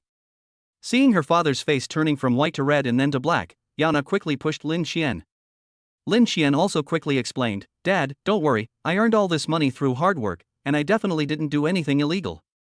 Besides, if I did anything illegal, the mall government wouldn't let me invest in the old city project. Nana and I thought that this amount of money was too much and you and Mom would think too much, so we didn't tell you too much. That's good, that's good. Yao Jun finally breathed a sigh of relief. Come to think of it, if the source of the money was not right, the higher-ups would have taken action long ago. How could they allow people to invest in government projects? As we were chatting, the car had already arrived at the door of our house. Yang Wu and his companions said something to Lin Yang, then took Chen Huasheng and Chen Yuzhong away, which could be considered as a holiday for the 2 of them. Xiao Chen, there's no need for those 2 little brothers to stay with us. You guys have too much to do. Why don't you let them go back? After Yao Jun watched Yang Wu and his companions leave, he spoke to Lin Xian. Dad, it's not that I don't want to, it's just that Nana and I are too rich now, and we are easily envied. Those people can't do anything to Nana and me, so they will attack you and Mom. With them by your side, Nana and I feel more at ease. Lin Xian's words immediately gave up Yao Jun's idea of asking Lin Xian to transfer Chen Huasheng and the other two away, and he asked worriedly, is it so dangerous? It's not dangerous, but just a precaution.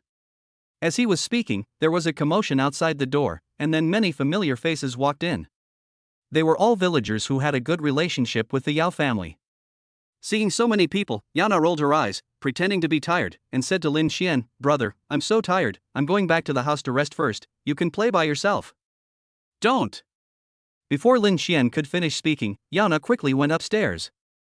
Lin Xian glanced at the villagers gathered at the door and could only greet them with a smile. I knew that our son-in-law would be a great man.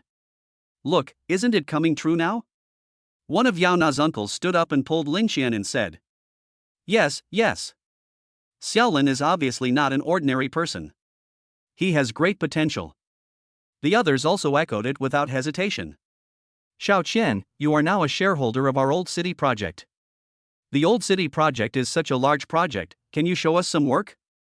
The uncle who had just spoken suddenly asked.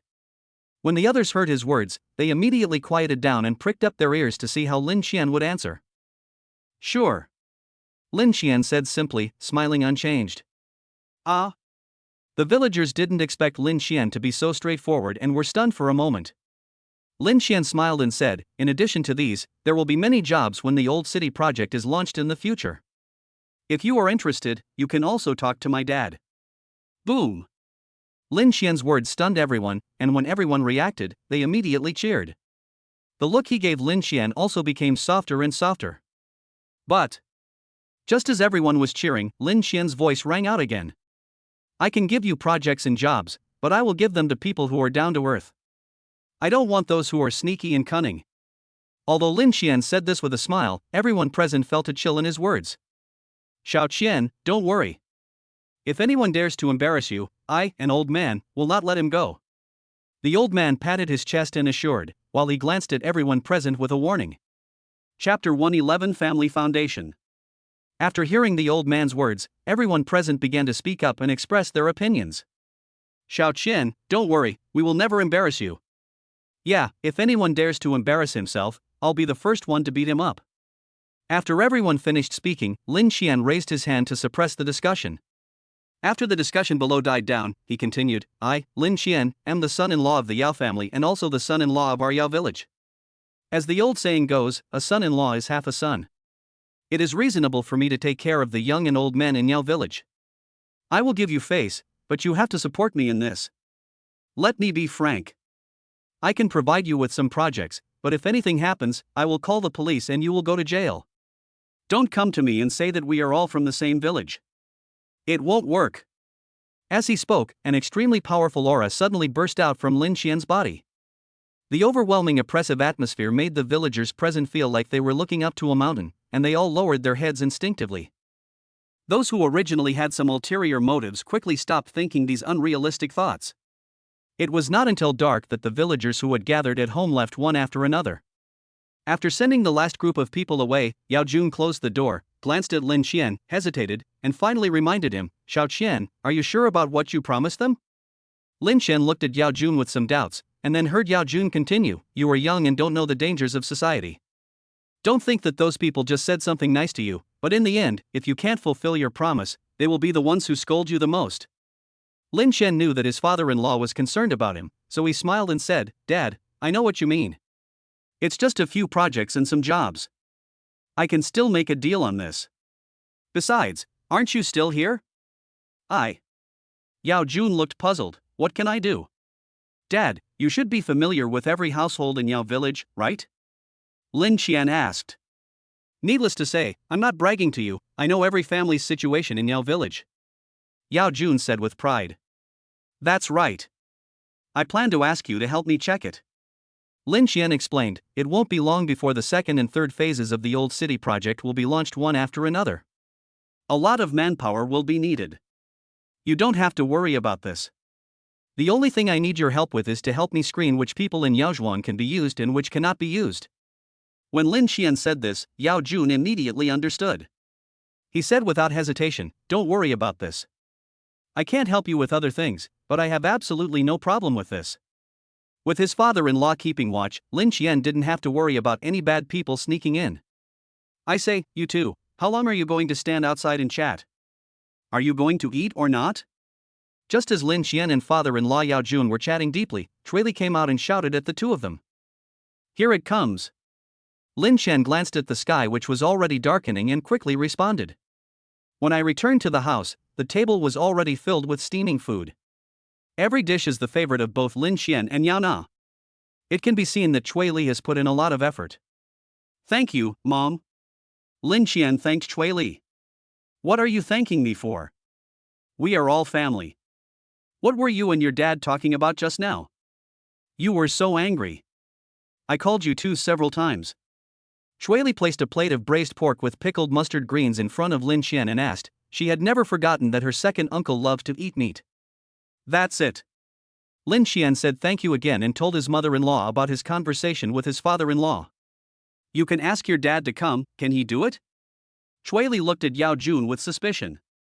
"Hey, why can't I do that?" Yao Jun was immediately unhappy. He said, "As for the people in Yao village, I am the only one who knows them best. If I can't do this well, even the gods can't help me.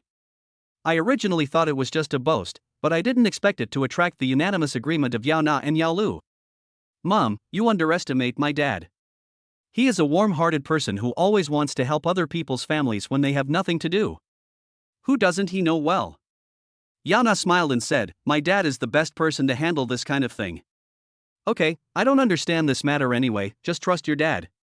Chui Li said to Yao Jun, "Shao Qian has invested a lot of money in this old city project, you have to be more attentive." "How could I not know?" Yao Jun said with some dissatisfaction. Speaking of projects, Yao Lu asked excitedly, "Brother, did you really invest 200 million in the Old Town project?" "Why, what do you think?" Lin Xian could tell at a glance that this boy had other ideas. Hearing Lin Xian's words, Yao Lu smiled and said, "Brother, you can easily come up with 200 million, why don't you buy a supercar? I've seen rich second generations driving supercars. You're not that old, so why don't you buy a supercar? If you buy a supercar, I can drive it too. How proud I am." "I don't really have a supercar, but your sister does," Lin Xian said with a smile. "My sister?" Yao Lu looked at Yao Na in surprise. "Why, I can't have a supercar." Yao Na glanced at Yao Li's eyes and said with some displeasure. Perhaps sensing the murderous aura from his second sister, Yao Lu shuddered all over and quickly said, "Second sister, how dare I? By the way, what does your supercar look like? Can I see it? Really want to see it? Think." Yao Lu nodded seriously. "Then I won't let you see it." Yao Na decisively rejected Yao Lu. Yao Li's face turned red. If everyone wasn't there, he would definitely let this stupid second sister know how powerful he is. "Why, are you itchy?" Yao Na looked at Yao Lu with an unfriendly face, as if she was about to take action. "Mom! Look at my sister!" Yao Lu said to Chui Li with a look of grievance. "Well, this dish is delicious, you guys too, eat it quickly." Chui Li pointed at the dishes on the table and urged. As for Yao Lu, she pretended not to see anything. As a young man full of vigor and vitality, Yao Lu could not stand such an injustice. He immediately put down his chopsticks and said, "I won't eat anymore." "That's just fine if you don't want to eat it. Go and get the porridge out of the pot." Chui Li placed the empty bowl on the table in front of Yao Lu and waved her hand to send him away quickly. Yao Lu had an urge to cry at this moment. Among so many people, am I the only one who doesn't fit in with this family? By the way, Mom and Dad, I plan to set up a family foundation. While eating, Lin Xian also took the opportunity to express his idea of setting up a family foundation. When Yao Jun and Chui Li heard that Lin Xian was going to give half of the foundation's dividends to their Yao family, they were completely dumbfounded. Chapter 112 Hu Kongcheng visits. No. Before Yao Jun and Chui Li could speak, Yao Na directly refused. Yao Na said, "Brother, didn't we agree before? We don't need this family foundation anymore." After hearing what Yao Na said, Yao Jun and Chui Li were also confused. What exactly is this family foundation? Yao Na explained, my brother now owns 88% of the shares of a cultural media company and 25% of the shares of the Old Town Project. He plans to take out some shares from the cultural media company and the Old Town Project and put them in this newly established charity fund. There will be dividends every year, and these dividends will be given to you too. Seeing that the two elders were still confused, Yao Na patted her head and said, just give you two money. Yao Jun and Chui Li understood what was said and quickly shook their heads and said, what money? You gave us 1 million last time, we don't want it. Yao Na raised her head and smiled proudly at Lin Xian. Lin Xian had a headache. His wife is not a materialistic girl, otherwise she wouldn't have married him without hesitation despite having such a hard life in her previous life. But the more this happened, the more Lin Xian wanted to compensate her. At this time, Yao Lo, who was serving porridge, came over and said cautiously, brother, our parents don't want this family foundation, but I want it. As soon as he finished speaking, Yao Li's hair stood on end.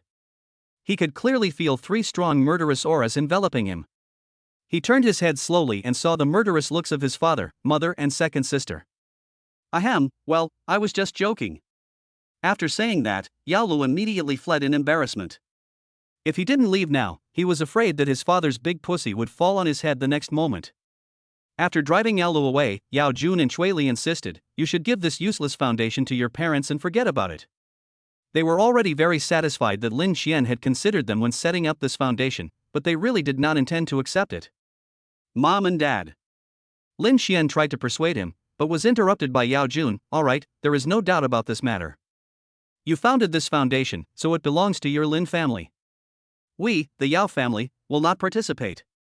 Although Yao Jun usually looks kind, when he frowns, he exudes an inexplicable sense of oppression. Chui Li also said, Xiao Qian, we are very happy that you can think of your parents. Just like your father said, we will not participate in this foundation.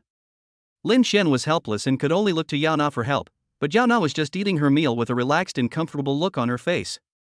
It was not until Lin Xian pinched his thigh that he put down his chopsticks. She hugged Lin Xian's arm and said with a smile, brother, just give up on this idea. Mom and Dad will never accept it.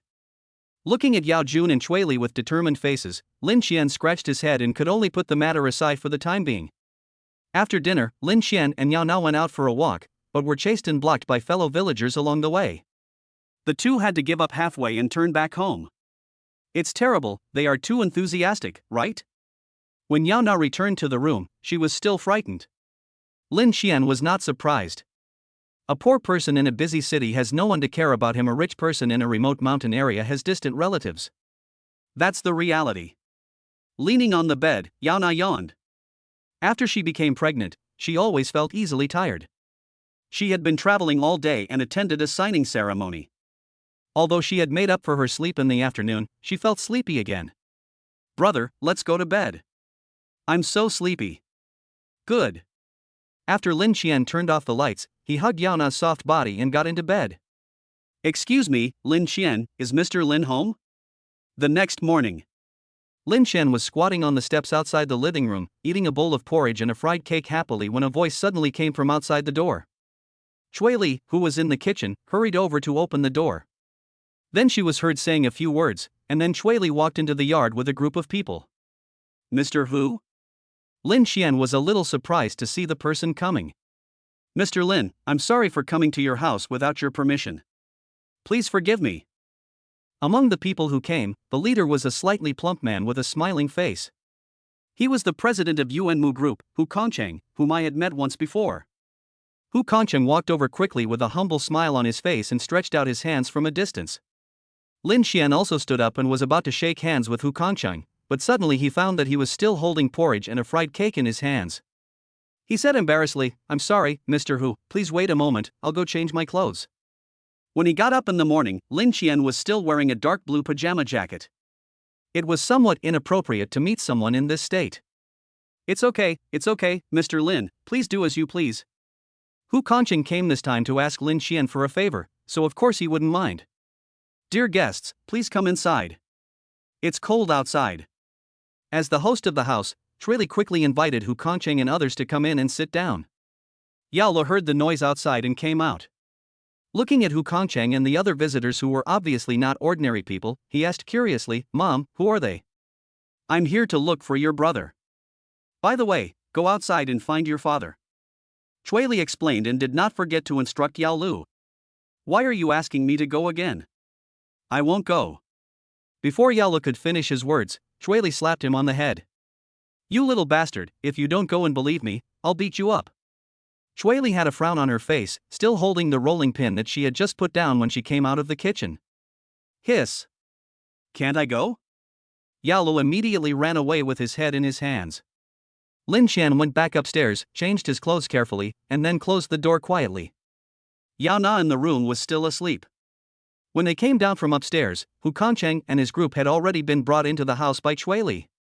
At this time, Chui Li was busy pouring tea for Hu Kancheng and others. Before coming, Hu Kancheng had already learned that Chui Li was Lin Qian's mother-in-law, so he didn't dare let her pour the tea herself. The secretary beside him quickly stepped forward and took the teapot from Chui Li's hand. Mr. Hu, I'm sorry to have kept you waiting for so long. Lin Qian came down from upstairs and said to Hu Kancheng with a smile. Mr. Lin, you are too kind. I should be the one to say sorry for the intrusion. Hu Kancheng stood up and said to Lin Qian. His attitude was very humble, which surprised Lin Qian. He raised his eyebrows and said, Boss Hu, what's the matter with you coming here today? Lin Qian's words were very direct. Hu Kancheng was also stunned for a moment. He was originally struggling with how to start the conversation, but after hearing Lin Qian's words, he immediately said, Mr. Lin, to be honest, I'm here to ask for your help this time. Chapter 113, The Desperate Yuan Mu Group. Help? Lin Qian thought about the last time Hu Kancheng asked him to buy shares, but as it was close to the new year, he didn't take it to heart. Later, I took Yao Na to travel to Snow Town, and when I came back, I started targeting power media. I haven't taken care of this matter until now. Ahem, is this the shareholding thing that Mr. Hu mentioned last time? Lin Qian was a little embarrassed, but fortunately Hu Kancheng and his group didn't notice anything unusual about him. Mr. Lin is right. Hu Kancheng was shocked and said anxiously, Mr. Lin, our Yuan Mu group is developing very well now. If we have your investment, the development of Yuan Mu will definitely reach a higher level. Now that everything is in ruins, it is the perfect opportunity for Yuan Mu group to expand. If you invest in Yuan Mu Group now, the benefits will definitely exceed your imagination. Lin Qian looked at Hu Kancheng, who looked so anxious that he was almost dancing, and was stunned. Several senior executives of Yuan Mu Group couldn't help but cough twice to remind their boss that he was too anxious. Hu Kancheng also realized this, and he sat up straight again, laughed dryly, and said, I'm sorry, Mr. Lin, I was too anxious and embarrassed myself. Lin Qian waved his hand and said, What are you talking about, Mr. Hu? But I still say the same thing about investment. I am an outsider. I need someone in my private office to help me evaluate whether Yuan Mu Group is worth investing in. But Hu Kancheng became anxious, and just as he was about to fight for it again, he was interrupted by Lin Qian. Mr. Hu, I can't give you any guarantees now. Lin Qian's attitude was firm. It was true that he had money, but he would not be the kind of idiot who would spend money foolishly. Seeing Hu Kancheng was a little disappointed, Lin Qian thought for a moment and said, How about this, Mr. Hu, first send the information about Yuan Mu Group to Chui Daiyuan, the business director of my private office. As long as they pass the review, I will definitely invest. Hu Kancheng perked up after hearing this and said, No problem. I will send the information to Mr. Chui when I get back. Thank you, Mr. Lin, for giving Yuan Mu Group this opportunity. Mr. Hu, you are too polite. I am also optimistic about Yuan Mu Group. As long as there are no problems, I will definitely invest. Lin Qian stood up and said to Hu Kancheng. Seeing that the matter had been discussed and it was inconvenient to stay any longer, Hu Kancheng said goodbye to Lin Qian and left. Mr. Hu, do you think Mr. Lin will invest in us? After leaving the Yao family, a senior executive of the Yuan Mu Group said with some concern, Runhua has begun to press forward step by step. If we don't fight back, not only will we lose our share in Guangzhou, but even our hometown in Guangdong will be invaded. As soon as this person said this, the atmosphere in the entire team became a little depressing. Bah! Runhua, these bastards, actually accepted the Japanese's investment and imported a large amount of Japanese meat. What good meat is there from the Japanese? These bastards are just traitors.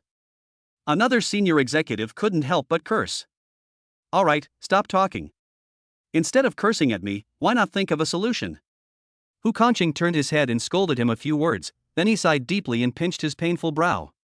Yuan Mu had originally thought of taking advantage of the opportunity after the epidemic to expand outward, but before they could start, their competitor Runhua had already started large-scale expansion. After checking, I found out that this bastard Runhua actually accepted investment from the Japanese, imported a large amount of Japanese meat, and even hired a large number of water armies to promote the idea that the Japanese meat was the best. Shit. How much space can be used to raise pigs and cows in a place the size of a bullet? As the old saying goes, if the pen is too small, the animals 1t grow fat. If the shed is too low, the animals 1t grow taller. The Japanese have such a small piece of land, how good can the pigs and cattle they raise be? A bunch of bastards. Hu Kongqing turned his head and looked at the Yao family behind him, a glimmer of hope emerging in his eyes. Who came just now? Yao Na woke up and walked down from upstairs with messy hair. Mr. Hu from Yuan Mu Group. Lin Xian said. It's him. Yao Na had some impression that last time, because of Wang Jun's incident, the president of Yuan Mu Group gave a lot of compensation to the people of the 3 villages including Yaozhuang. Everyone had a good impression of this President Hu. But why did he ask you to come? Isn't he here to ask you for investment? Yao Na asked in surprise. You guessed it right. So are you planning to invest? I remember that Yuan Mu Group is quite large. Lin Xian smiled and said, whether to invest or not also depends on Cui Daiyuan and his team's evaluation. If the evaluation does not pass, no matter how good he says, I will not invest. My money didn't come from the wind, so I have to be more careful. Okay, hurry up and clean up and eat something. We've all finished eating, and you're the only one left. Lin Xian put his hands on Yao Na's shoulders and pushed her out. Didn't you just say that there were guests at home? Did they leave? As soon as the two went out, they saw Yao Jun coming back. Dad, did you go play cards again? Yao Na said unhappily as soon as she saw Yao Jun. No. Yao Jun was immediately nervous when Yao Na pressed him. He said in defense, I was just watching from the sidelines. I didn't play at all. I don't care about you, play if you want, I'll tell my mom. Yao Na gave Yao Jun an unpleasant look and went straight to the kitchen to find Shui Li. Hey, kid, why don't you believe me? Yao Jun looked hopeless. You went to play cards without even eating. I thought you were going to play cards with me. Shui Li also heard the noise, came out of the kitchen and teased Yao Jun. Hee, it's just for fun. You see, I'm not gambling big money, I just want to have fun. Yao Jun blushed and quickly explained. However, Yao Na and Shui Li pretended not to hear what he said. Lin Xian found it a little funny, but for the sake of his father-in-law's face, he could only keep a straight face and be consistent with his wife and mother-in-law. By the time Yao Na finished her meal, it was already past 10 in the morning, and fellow villagers began to come to the Yao family one after another. Everyone chatted and even played cards together at Yao's house. Yao's house became a new gathering place in the village. Yao Jun welcomes this phenomenon. There was always a smile on his old face, which made him feel very proud. But for Lin Xian and Yao Na, it was a bit uncomfortable. Brother, why don't we go back to Guangzhou?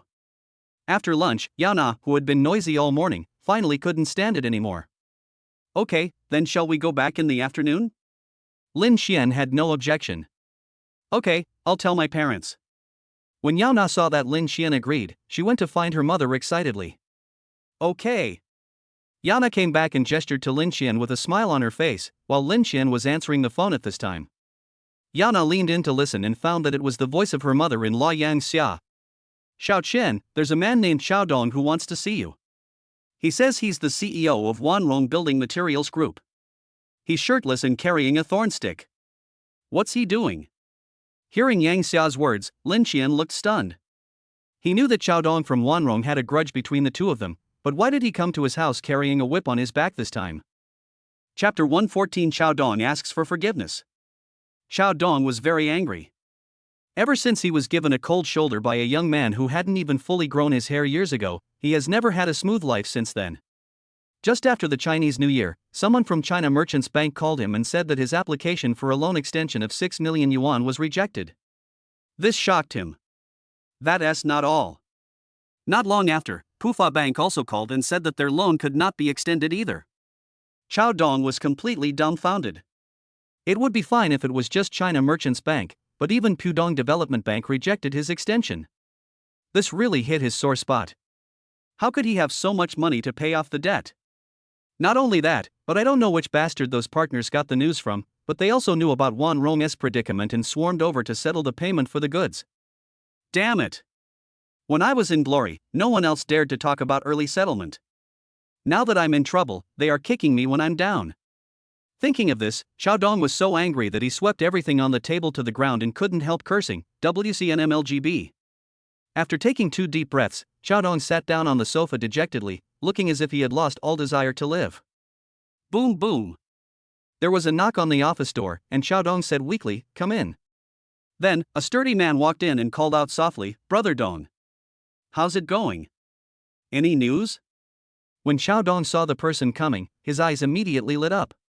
He jumped up from the sofa, walked quickly to the man, grabbed him and asked anxiously, "Brother Dong, the news has been found out." Xiao Shuang swallowed his saliva, and Xiaodong rarely poured him a glass of water.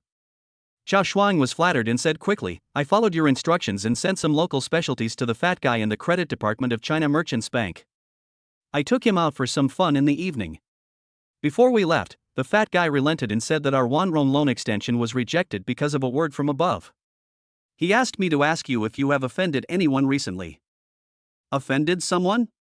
Xiaodong frowned and racked his brains to think about who he had offended, but he couldn't figure it out no matter how hard he tried. In the past 2 years, our Wanrong has been much more cautious, so we don't have the chance to offend anyone even if we want to. Suddenly, an arrogant figure appeared in Xiaodong's mind. Could it be him? Xiaodong looked incredulous. "Brother Dong, who is it?" Seeing Xiaodong's expression change, Xiao Shuang couldn't help but ask. "Lin Qian." Xiaodong did not hide anything and spoke directly. "Is that the guy who offended Brother Dong last time?" Xiao Shuang immediately thought of the person that Xiaodong had asked him to investigate before. But that kid's family background is very ordinary. He just became rich recently. How could he have such great power? Xiao Shuang shook his head. He had investigated Lin Qian's background. Seeing that this kid was just from an ordinary background, he sent someone to teach his parents a lesson, but he didn't expect that the person he sent was taught a lesson. Later I found out that this guy had arranged 3 bodyguards for his parents. More importantly, each of these bodyguards is extremely skilled and can easily take on 5 at once. Damn, those evil rich people. As they were talking, the door of the office was suddenly pushed open. The sudden noise startled both Xiaodong and Xiao Shuang. Nima. Just as Xiaodong was about to curse, he saw Han Yuzhu coming in anxiously. As soon as she saw him, she said, "Brother Dong, come and see this." As he spoke, he raised the phone in his hand. Xiaodong and Xiao Shuan walked over curiously and saw the news from Guangzhou Metropolitan Channel on their mobile phones, which was reporting the signing ceremony of the Mall Old Town project. Why does this person look so familiar? Xiaodong looked at one of the figures, and his pupils gradually shrank. Brother Dong. Isn't this the Lin Qian? Xiao Shuang's eyes widened. Then I heard the commentator's voice coming from the phone. Lin Qian and his wife Yana invested 200 million yuan in the Old City project and obtained 25% of the equity. Even after the video was finished, Xiaodong and Xiao Shuang still couldn't calm down for a long time. After a while, Xiao Shuang finally responded, and said dully, "That person invested 200 million in the Old City project of the mall?" Xiaodong nodded woodenly. That's 200 million. He had been active in Xinzhou for more than 10 years before he had accumulated a net worth of several million. But he spent 200 million at once. That's the difference. In addition, the Old City project of the mall is a big project. Not only the local construction companies in the mall, but also the neighboring Xinzhou construction company have been coveting it for a long time. Xiaodong suddenly remembered what Lin Qian said in front of him that day. "I can crush you to death as easily as crushing a stink bug." When he heard this, he was extremely angry, but now seeing that the other party was spending 200 million, Xiaodong was completely numb. What people say is right. With his strength, it would be very easy for him to crush me to death. Even without showing up, just one sentence was enough to make China Merchants Bank and Pudong Development Bank target him, putting him in a desperate situation. "Brother Dong, what should we do?" Xiao Shuang was also at a loss. Since Lin Qian was able to invest 200 million yuan in the Old City project of the shopping mall, his net worth must be more than 200 million yuan. With such a background, it is too easy for them to target Wanrong. "I remember Mr. Lin is from Lingang, a suburb of the city? He lives next to Yuzhu and Hanlu?" Xiaodong suddenly raised his head and asked Han Yuzhu. "That's right. To be honest, Hanlu and Lingang, as well as Haing to the east, are all relatives. In the late Ming dynasty, people from the three villages followed King Chuang from Jinzhou to Qinzhou, and finally settled down here. They have been intermarrying for hundreds of years. Han Yuzhu said. That's great, Yuzhu. Whether Wanrong can survive depends entirely on you. When Xiaodong heard that Han Yuzhu's hometown had such a relationship with Lin Xian's hometown, his previous decadence was swept away. Brother Dong, although our two villages are close, our generation has almost no connection. Even if I shamelessly go to the home of that big guy, he may not recognize me. Han Yuzhu smiled bitterly. Xiaodong waved his hand and said, Are you stupid? Your generation has no connection, but your father's generation must have connection, right? If not, then your grandfather's generation must have connection, right? It's good that there is a connection. Xiaodong grabbed Han Yuzhu's hand and begged, Yuzhu, I know I've been good to you all these years, you have to help me. Han Yuzhu said quickly, Brother Dong, your words are too polite. Don't worry, I will go back and ask my dad and I will definitely give you an answer. After saying that, Han Yuzhu immediately called her father, while Xiaodong and Xiao Shuang waited on the side with hope on their faces. 2 minutes later, Han Yuzhu hung up the phone, made an okay gesture to Xiaodong, and said, My dad happens to be familiar with Mr. Lin's father, and he said he could take Brother Dong to Mr. Lin's house. Let's go. Let's go now. Xiaodong urged anxiously. He took 2 steps and stopped. He took off his clothes and said to Xiao Shuang, go find me 2 thorns. I want to apologize today. Chapter 115, Mr. Qiao becomes Qiao's grandson.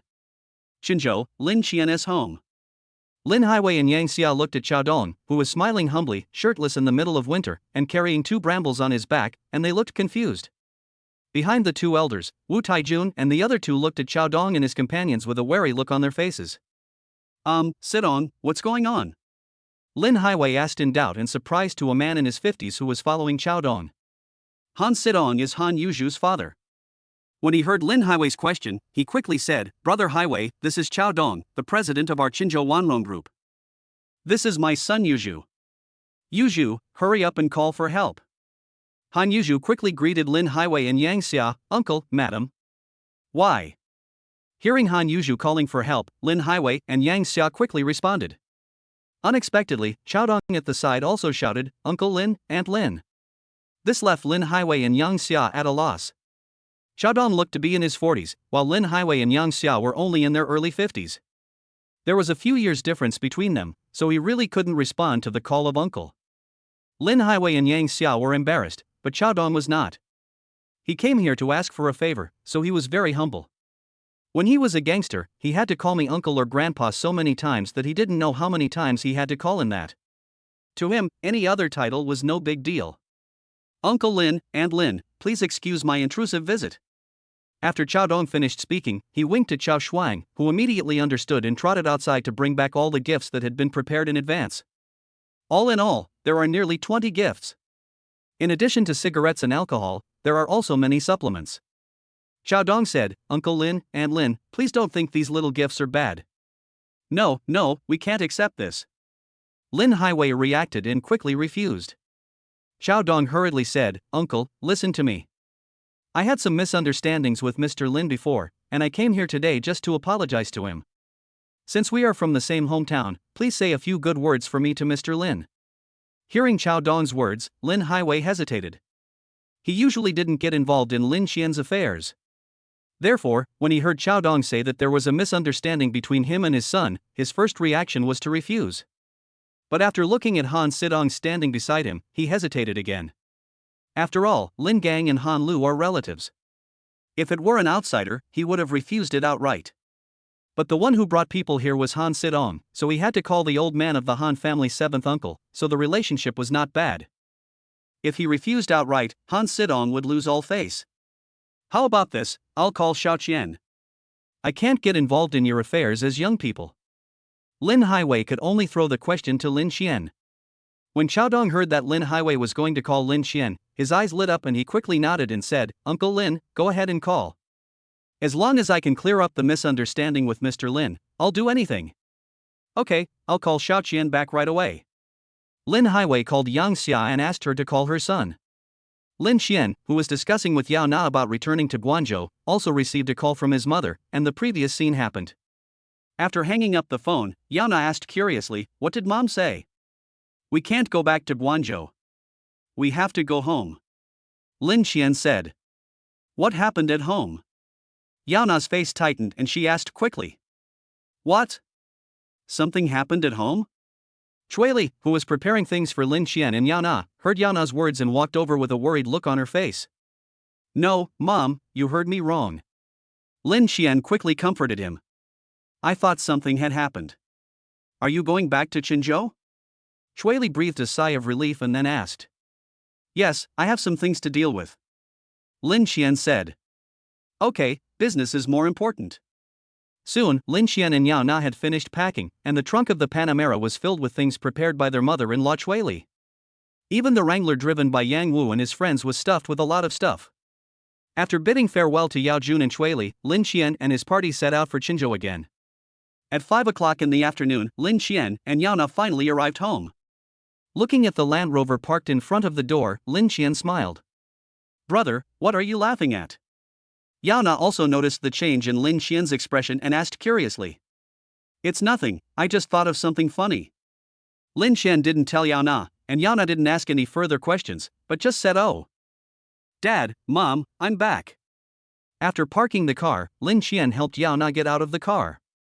After pushing open the door, he shouted into the yard. Here it comes. Then I saw Lin Highway and Yang Xiao walking out of the living room quickly. Behind them followed Chao Dong and his group, who looked anxious. After Lin Xian and Yao Na greeted Lin Highway and Yang Xia, they looked at Chao Dong and others who followed them. Lin Xian immediately recognized Chao Dong, with whom he had had a conflict years ago. Chao Dong had lost his previous momentum at this time. Seeing Lin Xian's gaze, he lowered his body slightly, then nodded at Lin Xian with a wry smile and called out, Mr. Lin. Mr. Chao's outfit is quite unique, isn't it? Lin Xian glanced at the shirtless Chao Dong and teased. Mr. Lin, I, Chao Dong, am blind and ignorant. I came here today to apologize to you. Please give me a plan and I will follow your instructions. Chao Dong is also single, and he clasped his hands together and said to Lin Xian. You guys chat, I'll go boil some water for you.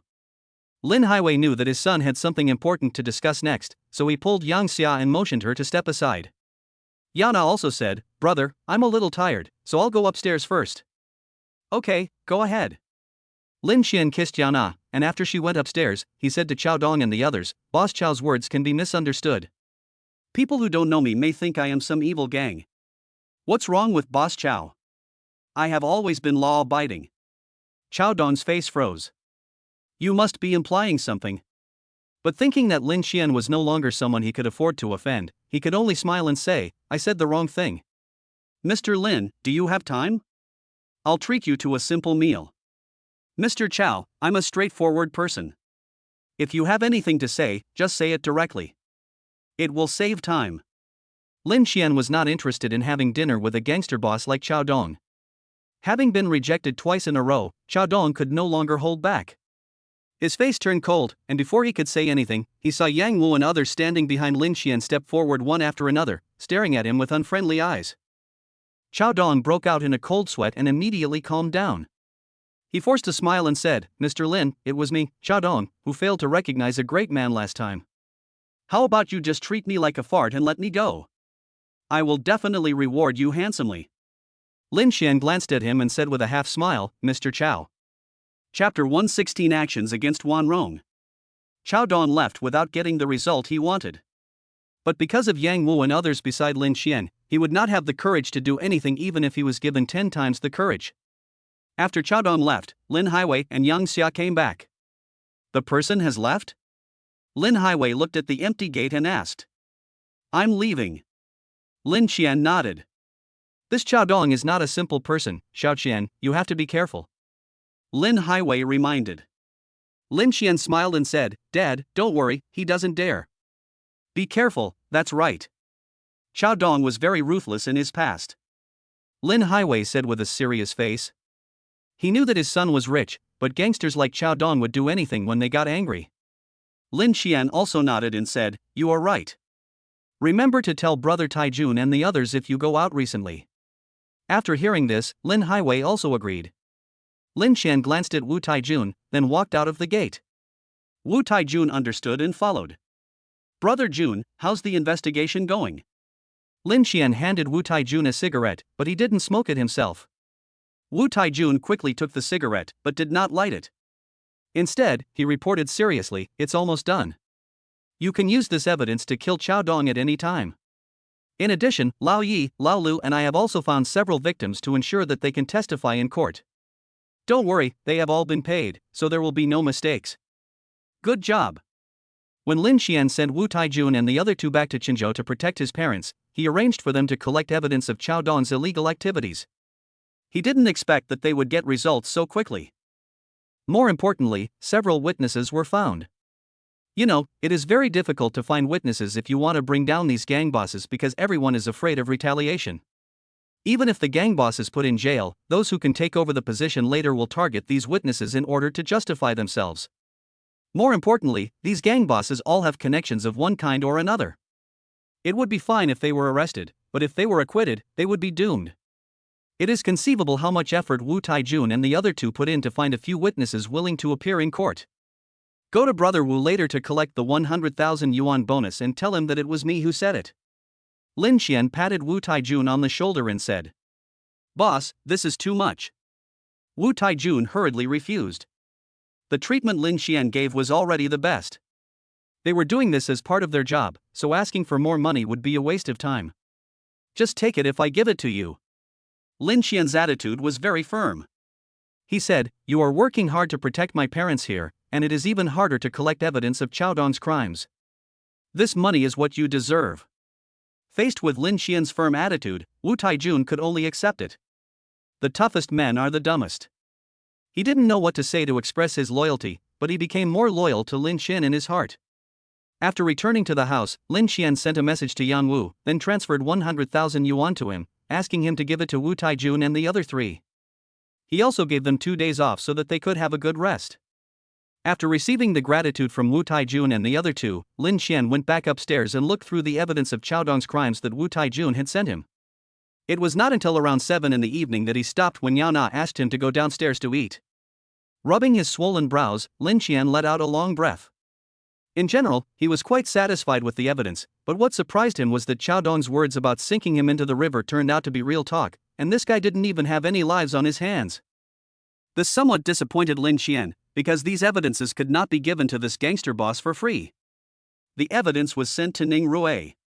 "Boss, although this evidence is not enough to make Chao Dong eat peanuts, it is enough to make him spend the rest of his life in prison." After receiving Ning Rui's reply, Lin Xian felt relieved. However, he did not choose to hand over the evidence directly to the police station anonymously, but instead called Zhang Jing first. "You've been hyping up this evidence for a few days, just like you did with Power Media last time. You started it and then you just withdrew from it." Lin Xian sent the evidence to Zhang Jing and arranged the next steps. Zhang Jing, who received the call, couldn't help but observe a moment of silence for Chao Dong. 3 seconds later, I decisively arranged the task. After hanging up the phone, Lin Xian stretched. If everything went well, Chao Dong would never be able to get out in his life. Without Chao Dong, Wan Rong could no longer cause any big waves. He is not a petty person, but he is not generous either. Chao Dong did offend him, but the crime was not punishable by death. But who made him a gangster boss? Lin Xian will not feel at ease as long as this kind of person is at large. For the next 2 days, Lin Xian and Yao Na stayed in Qinzhou. Lin Xian planned to see Chao Dong go in with his own eyes before he would feel at ease, while Yao Na would follow her brother wherever he went. During this period, Yao Na also formally submitted her resignation report to the school. Although he was sorry about Yao Na's departure, Sun Haichao still agreed. He also promised that if Yao Na was willing to come back one day, the door of Yutong Road Primary School would always be open to her. "Brother, this place is so beautiful. It would be great if I could live here." Yao Na and Lin Xian rode their electric scooters slowly along the road around Jishan Lake in the southern suburbs. Feeling the cool breeze of early spring, Yao Na exhaled heavily. Looking at the scenery in front of him, Lin Xian also felt relaxed and happy. After the Prime Minister of the Cabinet said, "Mountains of gold and silver are not as good as green mountains and clear waters," large-scale greening projects were launched across the country. Qinzhou is no exception. It has a botanical garden in the front and 4 artificial lake parks in the east, south, west and north. The famous Heishui River in the southern suburbs has also been managed and turned into a beautiful place. Jishan Lake is connected to the original Heishui River, which was renamed Libai River, and leads all the way to Zhanghua River in the east. It is not far from Lin Qian's hometown. Yana's words also gave Lin Qian some ideas. He had told his parents before that he would move to Guangzhou with his whole family, and would take his sister and her family with him. He also said that he would give the new house he bought before getting married to his sister, but his parents rejected the idea. The two elders were not interested in Guangzhou, and as people get older, they become particularly attached to their hometown. Since the two elders are unwilling to go to Guangzhou, why doesn't he just buy a piece of land near Jishan Lake and rebuild the Lin family manor? Not only is the environment here good, it is also relatively close to my hometown. It is surrounded by some familiar villages, and everyone is more or less related to each other. The more Lin Qian thought about it, the more feasible it seemed, so he told Yao Na about this idea. Yao Na was also very supportive and said with longing, "Brother, I want to make a big piece of land in the yard to grow vegetables." When talking about growing vegetables, Yao Na's eyes light up. Lin Qian slapped his forehead as he remembered his wife's fierce and deadly record. Chapter 117 Chao Dong is imprisoned. What else could he expect when his wife had such skills that she could even kill a cactus? But she is his wife after all. What else can he do except support Yao Na's ideas? I can only continue to support with tears in my eyes. Fortunately, there are mom and dad at home who are good at farm work. They are definitely better than Yao Na doing it all by herself. After returning home, Lin Qian told his parents about this. What's the point of spending that money? Lin Highway refused without even thinking about it. Let's not talk about the house we have now.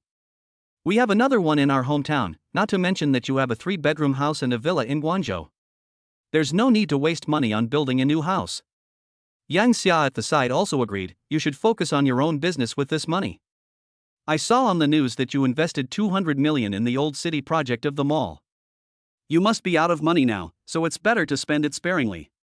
Lin Qian smiled, held up 2 fingers, and said, "Don't worry about the money, I still have so much." Another 200 million? Lin Highway and Yang Xia asked in shock. Lin Qian nodded. Before he could speak, Lin Highway asked, "What kind of business are you doing that makes so much money?" As he spoke, his face was filled with worry. Seeing him like this, Lin Qian knew that the old man was overthinking again, and quickly explained, "Dad, do you think it's easy for me? I have worked in this industry for 5 years and studied for 5 years to get to where I am today. Isn't this what I should do?" Hearing Lin Qian's words, Lin Highway and Yang Xia's faces turned red, and Yao Na held his hand tightly. She knew about her brother's predicament before he made money. He even lost his job a few years ago because his company went bankrupt. Although Lin Qian didn't say it, Yao Na knew that her brother must be feeling very sad. In short, "Don't worry, your son's money is clean," Lin Qian said finally. "But your mother and I still think it's unnecessary to build another house." After hearing what their son said, Lin Highway and Yang Xia became less confident. "Okay, let me take care of this, and you two just wait to move in." Lin Qian glanced at his parents who were about to say something, and quickly said, "It's okay if you don't want me to build a new house. You two can come back to Guangzhou with Nana and me." "That won't work." Lin Highway and Yang Xia refused without even thinking about it.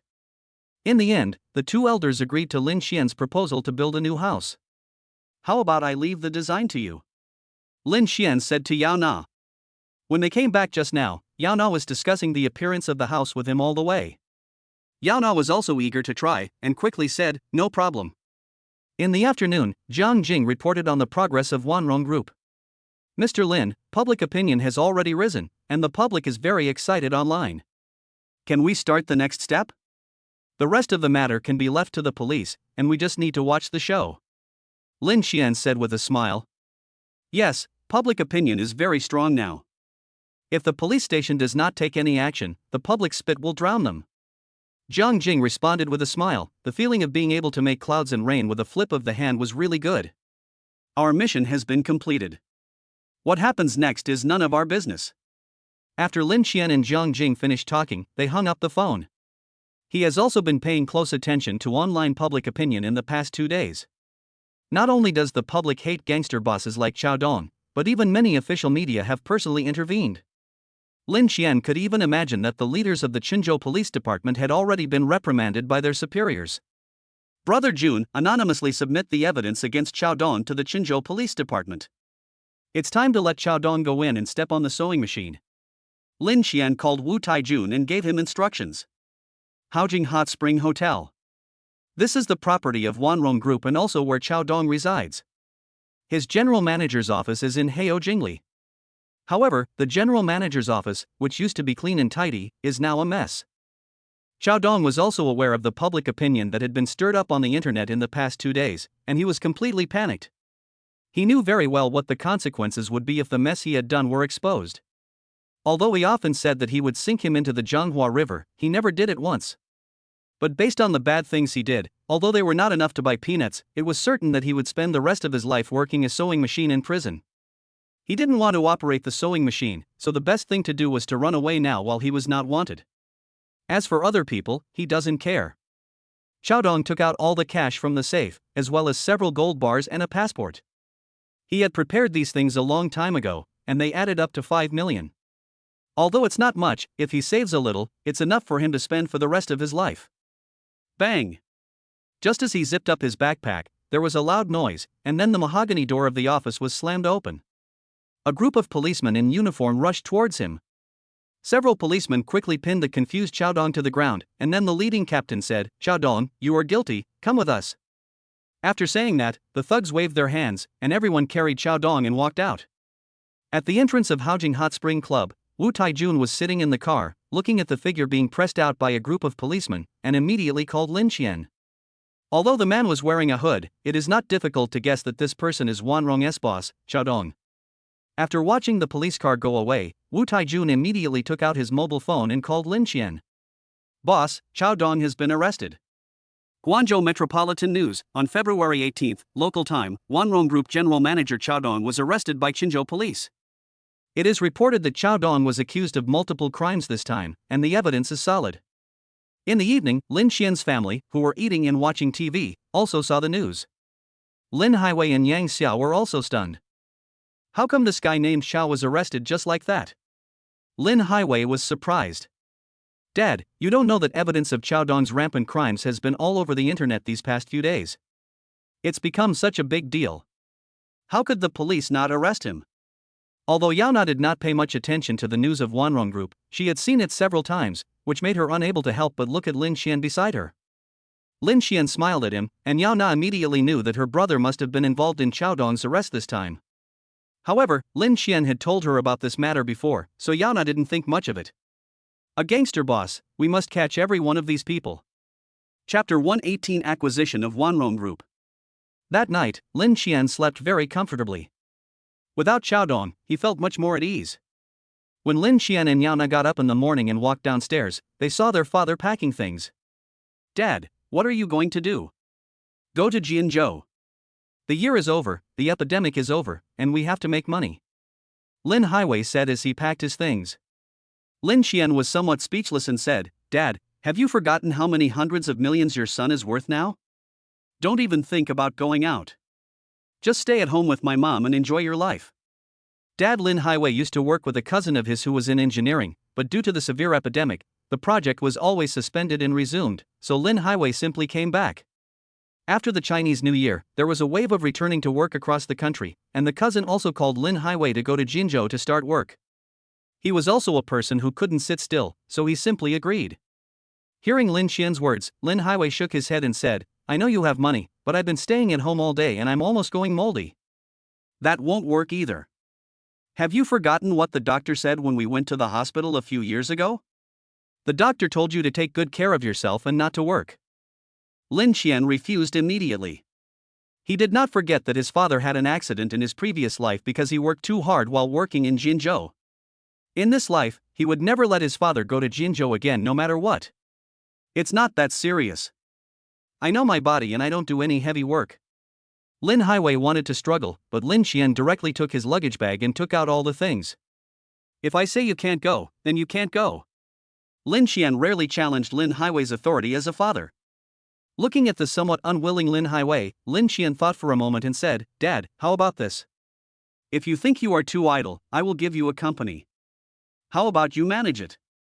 "Company?" When Lin Haiwei heard Lin Xian's words, he quickly shook his head and said, No, I can't manage the company." "Dad, don't worry, you can definitely manage it. I remember that you managed dozens of people in Jianzhou. And the company I'm talking about is also engaged in engineering. You have been in this industry for decades. Isn't it a piece of cake to manage such a company? Lin Xian's words softened Lin Highway's originally resolute attitude. It can be seen that he is actually somewhat tempted. Let me ask you, which man doesn't he want to be in power? As for the company, Mr. Lin is so rich, so what's wrong with buying a company? No, don't you only have one company, Swordfish Culture Media? Where did the other company come from? Lin Highway suddenly remembered that there was only one company under his son's name, Swordfish Culture Media, and even the investment in the Old City project of the mall was made in his personal name. The Old City project in the mall involves a lot of engineering projects, and the government of the mall does not intend to hand over all the projects to Guangzhou Wujian, so I plan to acquire several engineering companies and take over these projects. This is like transferring my money from one hand to the other. I won't lose anything. Lin Xian explained it to Lin Highway. Originally, he looked down upon these projects, but he just bought some gifts for his wife and got dozens or hundreds of times the cash back. Isn't that great? There is no need to work so hard on these projects with not much return, but in order to stabilize his father, he is willing to pay the money. Even if he loses money, he can just consider it as a way to make his father amused. He has money and is not afraid of squandering it. Then, shall I try? Lin Highway said hesitantly. Okay, let's do it this way. I'll arrange it right away. After dealing with his father, Lin Xian called Dong Runyan. When Dong Runyan learned that the big boss wanted to acquire a construction engineering company just to entertain his father, he was stunned. Wow, I've heard of a father giving a company to his son so that he could learn management and train himself, but this is the first time I've seen a son buy a company for his father to train him. No problem, but boss, do you have any company you like? Dong Runyan asked. Wanrong Group. Lin Xian said without even thinking. Wanrong Group? Dong Runyan felt that the name was very familiar. He thought about it and finally figured it out. Isn't this the company that has been very popular recently?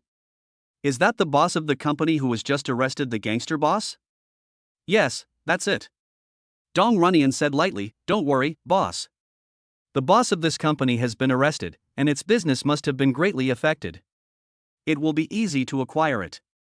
Okay, please take care of this matter. Lin Xian said. Dong Runyan didn't even dare to say it. After hanging up the phone, he went online to check the news about Wanrong Group. Although Chao Dong was arrested, news about Wanrong Group is still everywhere on the internet. It only took Dong Runyan an hour to gain a good understanding of the current situation of Wanrong Group, and then he called Lin Xian. Boss, I checked the matter of Wanrong Group and found that it is very easy to acquire this company. My plan is this: I can use some strength from China Merchants Bank and Shanghai Pudong Development Bank to urge them to pay back the money. I can also incite the companies that have cooperated with Wanrong to ask for the debts from Wanrong Group. With this plan, the acquisition of Wanrong will be a natural thing. Dong Runyan told Lin Xian about his plan, and Lin Xian was very satisfied. Just follow your plan and complete it as soon as possible. No problem, I'll take care of Qinzhou right away. Qinzhou, Haojing Hot Spring Hotel. Wanrong, pay me back. Wanrong, pay me back. Chao Dong, pay me back. Outside the Haojing Hot Spring Club, a large group of people holding banners kept shouting slogans such as pay back the money, attracting a lot of attention. FFF. Are these people crazy? They come to Haojing to block the door. Aren't they afraid of being dealt with by Wanrong's people? Someone among the onlookers couldn't help but speak. Clean up your ass. After hearing this, another person said disdainfully, brother, you didn't watch the news, did you? Even Wanrong's boss Chao Dong was arrested. Wanrong's boss was arrested? The man who asked the question first was stunned, then looked at the excited crowd in the distance with shock, and couldn't help but said, my goodness, the sky in our Qinzhou is about to change. I don't know whether the weather in Qinzhou has changed, but the weather in Wanrong has certainly changed. After Chao Dong was arrested, many people from Wanrong Group were arrested one after another in the past 2 days. They were all Chao Dong's old subordinates. However, Chao Shuang and Han Yuzhu managed to escape the disaster. Today, Wanrong Group can only rely on the two of them to maintain itself. They could still barely deal with those debt collectors outside, but facing the two giants, China Merchants Bank and Pudong Development Bank, they didn't even have the strength to resist. There are only a few days left before the final repayment deadline. If they cannot come up with the money, the entire Wanrong Group will be auctioned off. Chapter 119 Lin Highway becomes General Lin. You said someone wants to acquire our Wanrong group? When Xiao Shuang heard his younger brother's words, he asked excitedly. Yes, I just called. Brother Shuang, do you think you need to meet? The younger brother asked carefully. Xiao Shuang did not answer, but looked at Han Yuzhu beside him. He had not read much and only knew how to fight and kill, but Han Yuzhu was different. She was a real college student and had always been highly valued by Qiao Dong, so Xiao Shuang wanted to seek Han Yuzhu's opinion as soon as possible. See? Han Yuzhu nodded to Xiao Shuang, and Xiao Shuang immediately spoke. After the younger brother left, Xiao Shuang asked Han Yuzhu, Yuzhu, do we really want to sell Wanrong Group? Even if we don't sell, we don't have the money to repay the loans from China Merchants Bank and Shanghai Pudong Development Bank. If we can't pay on the due date, Wanrong Group will still be auctioned off, but it will be worthless if it is auctioned off. It's better to find a buyer and sell it at a suitable price before that. Han Yuzhu paused and said, don't forget, this is also Dong Ji's arrangement. It had been 4 or 5 days since Qiao Dong was arrested, and the two of them went to see Qiao Dong. Qiao Dong knew that his life was over, so he arranged for Xiao Shuang and Han Yuzhu to sell Wanrong Group and divide the money into 3 parts, 1 part for his wife and children, 1 part for Xiao Shuang, and 1 part for Han Yuzhu. However, Xiao Shuang had not made up his mind until today when he was left with no other options and finally gave in. Then sell it. Xiao Shuang sat dejectedly on the boss chair that Qiao Dong had sat on. He seemed to see the past glory gradually fading away. Brother Shuang, people are coming. The younger brother went and came back, bringing a few people with him. This gentleman should be Mr. Xiao Shuang, right? Dong Runyan looked at Xiao Shuang with a smile on his face, greeted him, then looked at Han Yuzhu beside him and said, this should be Mr. Han Yuzhu, right? Xiao Shuang had just stood up and was about to reply when Han Yuzhu at the side spoke first. Are you Mr. Lin's people? Hearing Han Yuzhu's words, Xiao Shuang was stunned for a moment, and then he saw Yang Wu and others standing behind Dong Runyan. That's right. I was entrusted by Mr. Lin to talk to Mr. Chao and Mr. Han about the acquisition of Wanrong Group. Dong Runyan nodded and said. After hearing Dong Runyan's words, both Xiao Shuang and Han Yuzhu were very excited. Mr. Lin is worth hundreds of millions, so there is absolutely no problem for him to acquire their small company. But after hearing Dong Runyan's offer, Xiao Shuang almost burst into curse. Han Yuzhu couldn't help but get angry and said, Mr. Dong, although our Wanrong Group is in a difficult situation at the moment, we still have so many assets. Isn't it too much of a bully for you to only offer 2 million? Dong Runyan said calmly, Mr. Han, you think too highly of Wanrong Group. You should know that your loans are 8 million.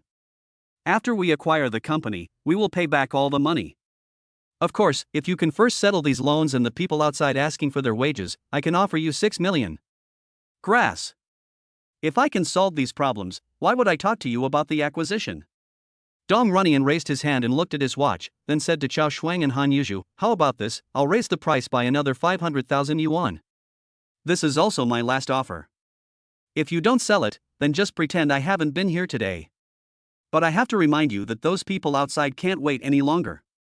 Mr. Chao, Mr. Han, please think about it carefully. Seeing that Dong Runyan was getting impatient and wanted to leave, Han Yukuan quickly stopped him. Brother Shuang. Han Yukuan looked at Xiao Shuang, who gritted his teeth and said, deal. Hearing Xiao Shuang's agreement, Han Yuzhu also showed a hint of joy. He also put forward his own requirement, which is that the acquisition must be paid in full. Dong Runyan had no objection, as the thing his boss had the most was money. When do we sign the contract? Since he had decided to sell it, Xiao Shuang naturally wanted it to be done as quickly as possible. Right now. Dong Runyan immediately took out the contract that had been drafted long ago from his briefcase and placed it in front of Xiao Shuang. No problem. Xiao Shuang signed the contract readily, and then Dong Runyan called Han Ling. Within 2 minutes, Xiao Shuang received a text message that 2.5 million yuan had arrived in his account. After getting the money, Xiao Shuang's attitude towards Dong Runyan became better. Mr. Dong, if you need anything, just let me know. I will definitely cooperate with you. Xiao Shuang patted his chest and said. Thank you, Mr. Chao. Please gather the employees of Wanrong Group. The next day. What's this? Lin Highway took the contract handed over by Lin Xian with a puzzled look on his face. Please open it and have a look. Lin Xian gestured with a smile. Lin Highway opened the contract doubtfully, read it carefully, and finally couldn't help but widen his eyes when he saw one of the lines. General Manager of Jihai Yanfan Building Materials Company Lin Highway? Isn't this me? Lin Highway looked at Lin Xian in surprise. Yes, didn't we agree before that I would let you manage a company? It just so happens that I acquired a building materials company, and now you are the general manager. Lin Xian smiled and patted his father on the shoulder, saying, Comrade Lin, the organization trusts you very much, so don't let the organization down. Go to hell, you little bastard, you have no respect for your elders. Lin Highway cursed with a smile. Although he looked a little nervous, he was still eager to try deep down. After taking 2 deep breaths, Lin Highway said seriously, Okay, I'll help you keep an eye on this company. Then he excitedly ran to his wife to show off, which made Yang Xia very annoyed. Dad is so happy. Yao Na couldn't help laughing as she looked at Lin Highway, who was as excited as a child. Yeah, I haven't seen my dad so happy in a long time. Even if this company fails, as long as he is happy, I am willing to do it. Lin Xian said to Yao Na. The older he gets, the more he realizes how difficult it is for his father. I know. Yao Na held Lin Xian's hand and leaned on his shoulder. In the evening, Lin Xian's sister Lin Song and her family also came back, and Yang Xia specially prepared a large table of dishes. My dad became the general manager? Lin Song was surprised when he heard the news. Look, they're all here. Lin Highway took out the contract swiftly and said excitedly. Lin Xian on the side also explained, My father is not in good health. I am afraid that he will have an accident if he goes to Jinzhou without anyone to take care of him. He can't sit still, right? It just so happens that I have invested in the old city project of the mall. This company can just take on some projects. My father will not be idle and can help me take care of things. It's good. Besides, I only spent a small amount of money to acquire this company. Even if the company fails, I don't care. Hearing Lin Xian's words about his wealth and power, Lin Song gave him a thumbs up and said, My brother is really amazing. He doesn't even take a single company seriously. My brother-in-law Gao Kun, who was standing by, also had a complicated expression on his face. He has worked so hard for so many years, but is still a small clerk. His father-in-law has a good son, and he directly gave him a company to play with. Damn, the difference between people is sometimes really bigger than that between people and dogs. Hey, I'm calling you, speak. Just when Gao Kun was lost in thought, his wife suddenly touched him and he looked up with a confused look on his face. Chapter 120 A Day with Mr. Lin and Mr. Gao. Brother, in addition to our father's building materials company, I have another company here that needs someone to take care of it. Are you interested? Gao Kun was stunned when he heard Lin Xian's words. Lin Xian nodded and said, I won't hide it from you. This company is the former Wanrong Group. After the boss Chao Dong was arrested, the entire Wanrong Group collapsed. I took the opportunity to take over this company. In addition to the building materials business, Wanrong Group also has a Haojing Hot Spring Club, 2 KTVs, for internet cafes, and 2 billiard halls. I have brought all these businesses together. If you are interested, you can help me manage them. To be honest, Gao Kun was very tempted, but was a little embarrassed. Hurry up and agree to it. Seeing that he was still hesitating, Lin Song, who was standing by, immediately pulled him. Okay. Gao Kun did not hesitate any longer and agreed directly. Since you trust me so much, Xiao Qian, I will definitely not embarrass you. Don't worry, I will definitely help you take care of these places. Gao Kun didn't mention the issue of money. He believed that his brother-in-law would never treat him unfairly. This is exactly the reality. Seeing that he agreed, Lin Xian was very happy and said, We will reorganize these industries into a company. You will be the general manager, with a salary of 10,000 yuan per month, 14 salaries per year, and a bonus of at least 3 months' salary. In addition, there will be a 10% dividend. Lin Xian's conditions were definitely considered top-notch treatment in Xinzhou, a small 18th-tier city. Gao Kun himself felt a little embarrassed. Xiao Qian, you've given me too much. I feel unworthy of it. Lin Xian said nonchalantly, You are my brother, and you help me look after the business, so it is only right that you give me so much. Okay, just take what our brother gives you. Just work harder in the future. Lin Song spoke up. Among the couple, Lin Song was the one who made the decisions, so Gao Kun didn't say anything once Lin Song opened his mouth. Come on, our family has 2 bosses today, we have to drink one. Lin Xian raised his glass and proposed. Everyone raised their glasses and the atmosphere was very lively. Even Gao Xing couldn't help but take a sip of beer. As a result, even after drinking a large glass of juice, he still couldn't get rid of the discomfort. His embarrassed appearance also made everyone laugh. The next morning, Lin Highway and Gao Kun followed Dong Runyan to the renamed Zhihai Yangfan Building Materials Company. The two people who became General Manager Lin and General Manager Gao burst out with unparalleled enthusiasm. Lin Xian was happy to see this happen.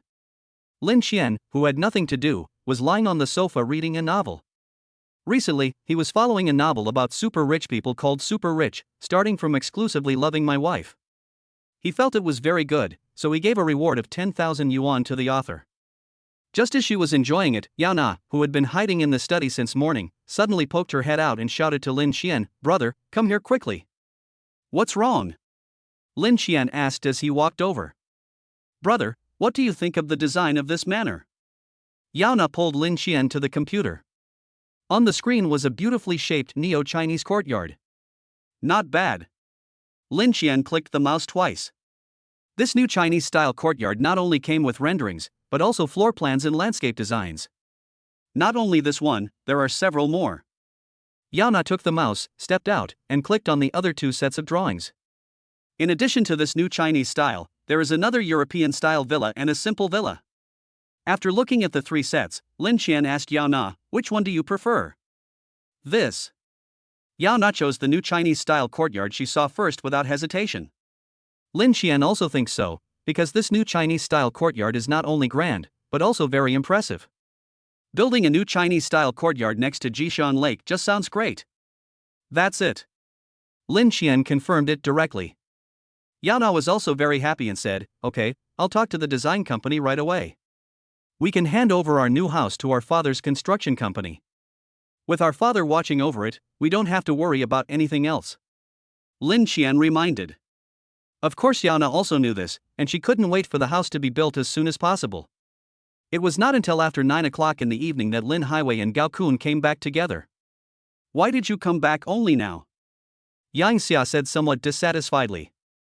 "I just took over the company, and there are a lot of things to do. In addition, many people are no longer involved because of the arrest of Chow.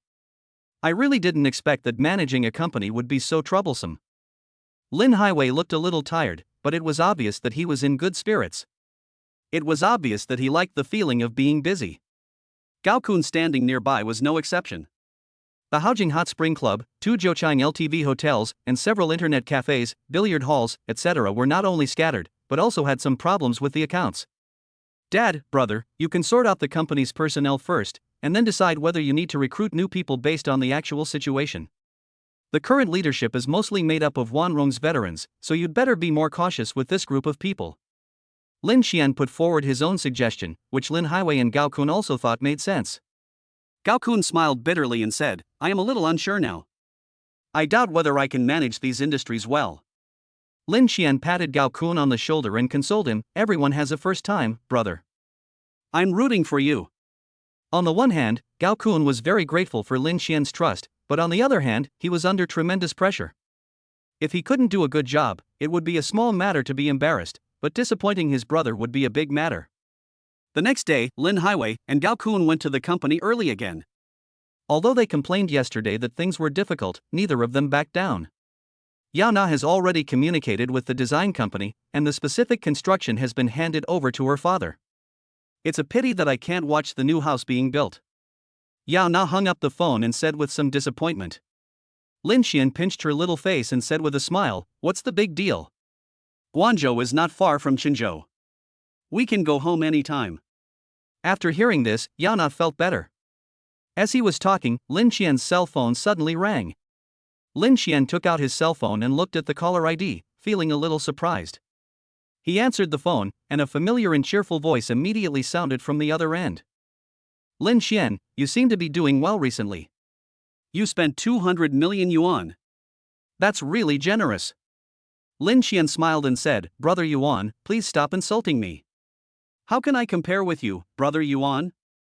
The person who called was Yuan Jingshua, the son of Yingcheng Mining Group, whom I had met in Shui village before. Chapter 121 Yuan Jingshua calls. "What you said is not true. The Eagle City Mining Group is not ours. Even if we dig 3 feet deep, we can't get even a few tenths of your 200 million. Yuan Jingshua retorted to Lin Xian unhappily. It is true that he has a prominent family background. His grandfather was the first-generation founder of Eagle City Mining Group, and his father and grandfather successively served as leaders of the group, including himself, who also holds an important position within the group. In Guangzhou, it is true that the Yuan family can call themselves a wealthy family in terms of power, but this wealthy family is not that wealthy family. If you ask the Yuan family to come up with 200 million yuan, they cannot even come up with it even if they sell everything they have. By the way, do you have anything to do these 2 days? I have to go to Guangzhou to discuss some things the day after tomorrow. If you are free, let's get together. Yuan Jingshua turned around and said. Before in Shui village, he knew that Lin Xian had an extraordinary background, but he didn't expect that he was so extraordinary that he spent 200 million. Their Eagle City Mining Group is quite powerful, but they still can't come up with 200 million in a short time. Get together? No problem.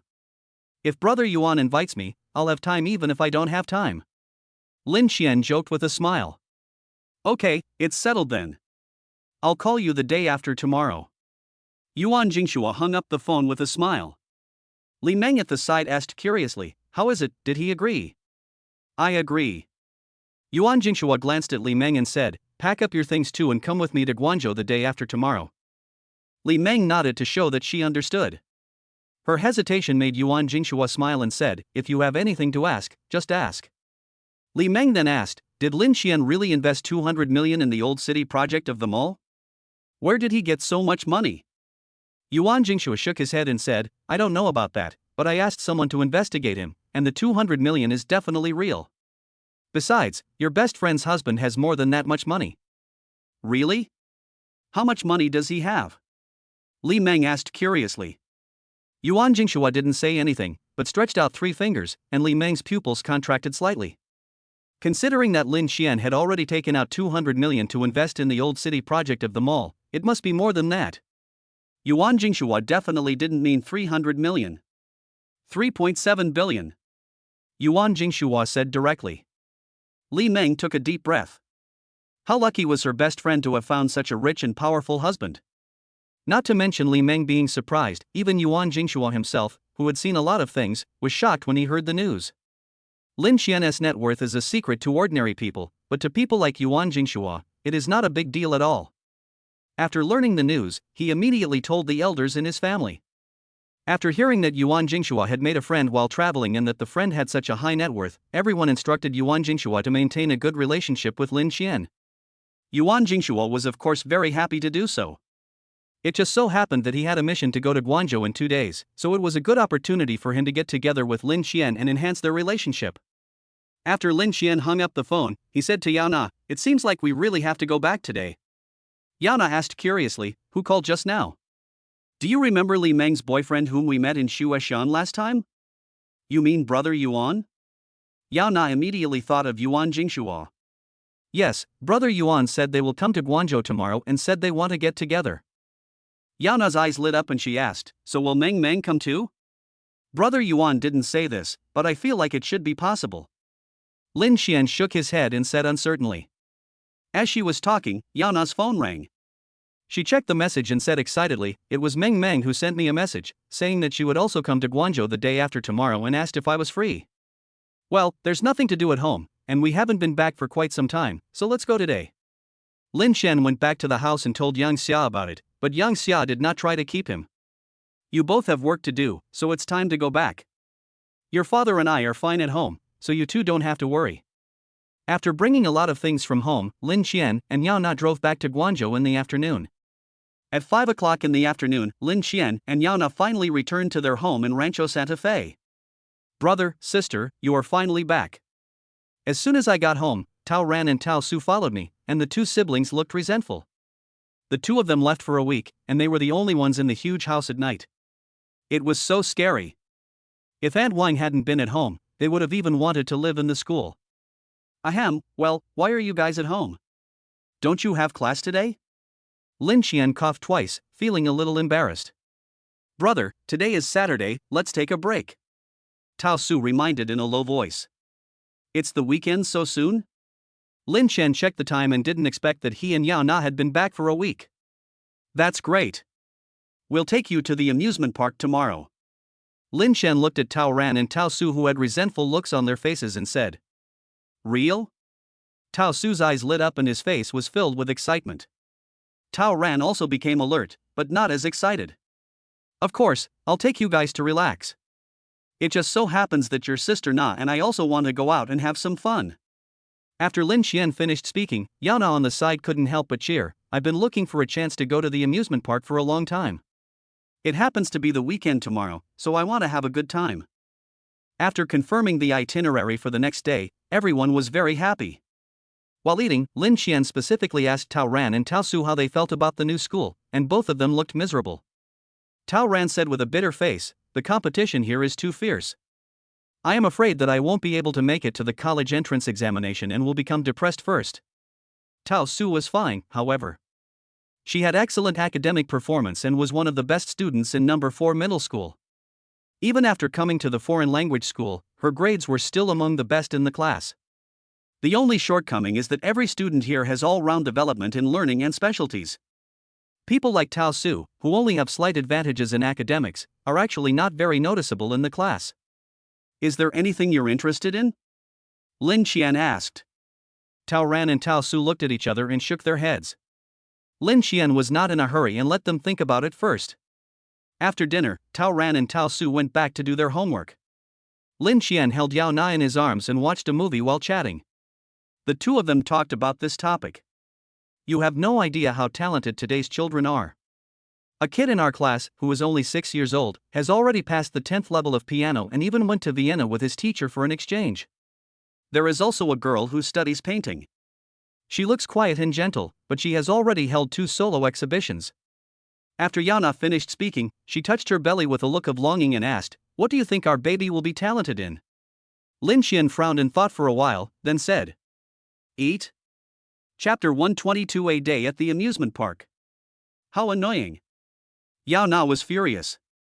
She stretched out her hand and slapped Lin Xian in the face. She said unhappily, How can you say that to Xiaobao? She said with longing, Our little treasure must be a person with artistic talent. Maybe he is proficient in everything from music, chess, calligraphy, and painting. Lin Xian rubbed the place where he was hit and said nonchalantly, What's wrong with eating? Besides, learning all that is so tiring. I just want him to be happy, even if he doesn't have any special skills. Why do I work so hard to make money? It's so that you, the children, and my parents can all live a good life, without having to worry about money, so that we can be happy every day. As for music, chess, calligraphy and painting, I just want them to be his hobbies, to bring him happiness, rather than burdens. Hearing Lin Xian's words, Yana also blushed a little. I'm sorry, brother. I shouldn't ask Xiaobao to do this.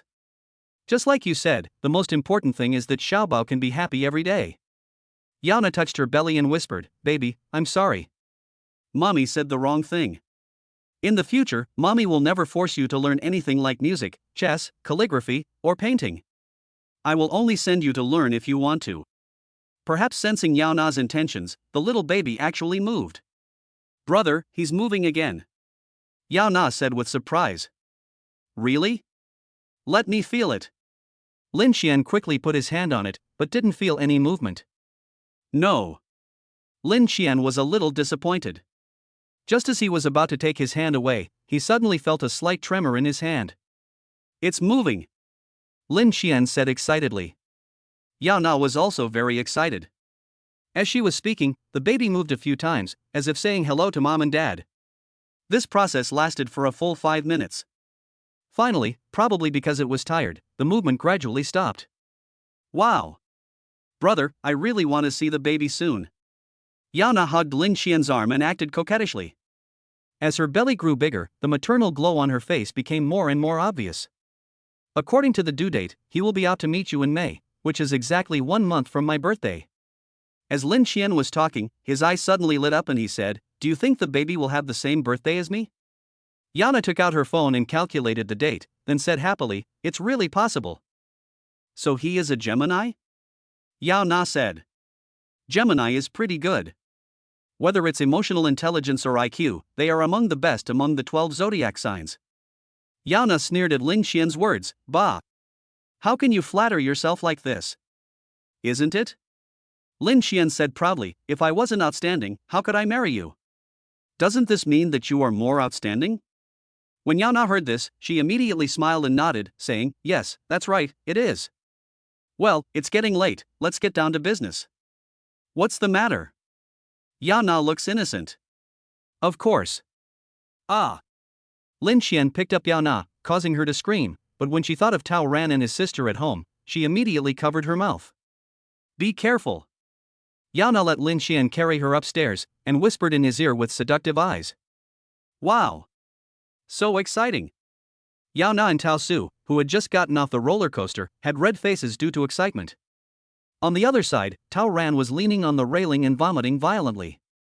Although Lin Xian did not vomit, his face was pale and his stomach was cramping. Damn. Rebirth can't cure motion sickness.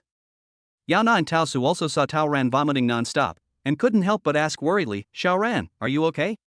Tao Ran was about to reply, but his stomach churned and he immediately turned his head and started vomiting again.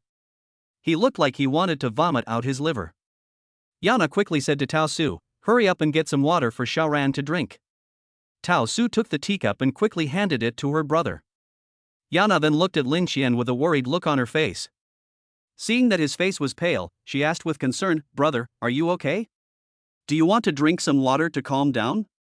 I'm fine. Lin Xian's face was pale, but he still spoke stubbornly. What's next? Yao Na flipped through the park brochure and saw the next attraction. She immediately smiled and said, it's a pirate ship. Pirate ship? Lin Xian couldn't bear it any longer, and immediately rushed to Tao Ran's side and started to dry heave. Half an hour later. Lin Xian and Tao Ran, one had a pale face and the other had weak legs, both looked as if they had suffered some inhuman torture. But Yao Na and Tao Su were very happy. Although they felt very tired, they were really happy. The two walked together, holding the amusement park manual and discussing where to go next. Lin Xian and Tao Ran looked at each other with despair. He deeply hated why he had promised to take them to the amusement park last night. Why don't we stop here today? You all don't look very well. At some point, Yao Na and Tao Su turned around and looked at them. Lin Xian quickly said, that's not the case. You two don't have to worry about us, just keep playing. After he finished speaking, he clearly felt that Tao Ran's eyes beside him had changed when he looked at him. For the sake of my wife's happiness, I'm sorry, brother. Lin Xian said silently in his heart. That's great, let's go to the haunted house next. Yao Na and Tao Su walked excitedly towards the haunted house. Haunted house? Lin Xian's face turned pale. Tao Ran was the same. He raised his head and said to Lin Xian, brother, why don't you accompany Sister Na and Susu to the haunted house? I still feel a little uncomfortable. I'll rest outside for a while. Lin Xian rolled his eyes, wiped his forehead and said, nonsense, I don't think you look uncomfortable at all, hurry up and catch up, neither of us brothers can escape. Tao Ran felt so miserable that he could only follow him. To be honest, the haunted house in the amusement park is not as scary as the one in the escape room. After all, a large part of the people here are children. If you really want to do something particularly scary and bloody, you will not be able to take the responsibility if something goes wrong. But even so, Yao Na and Tao Su screamed all the way. At first Lin Xian was afraid that he would scare the baby, but before he could say anything, he heard Yao Na and Tao Su discussing the shortcomings of every scary part after screaming. Lin Xian could even see that the staff members who played the ghosts rolled their eyes.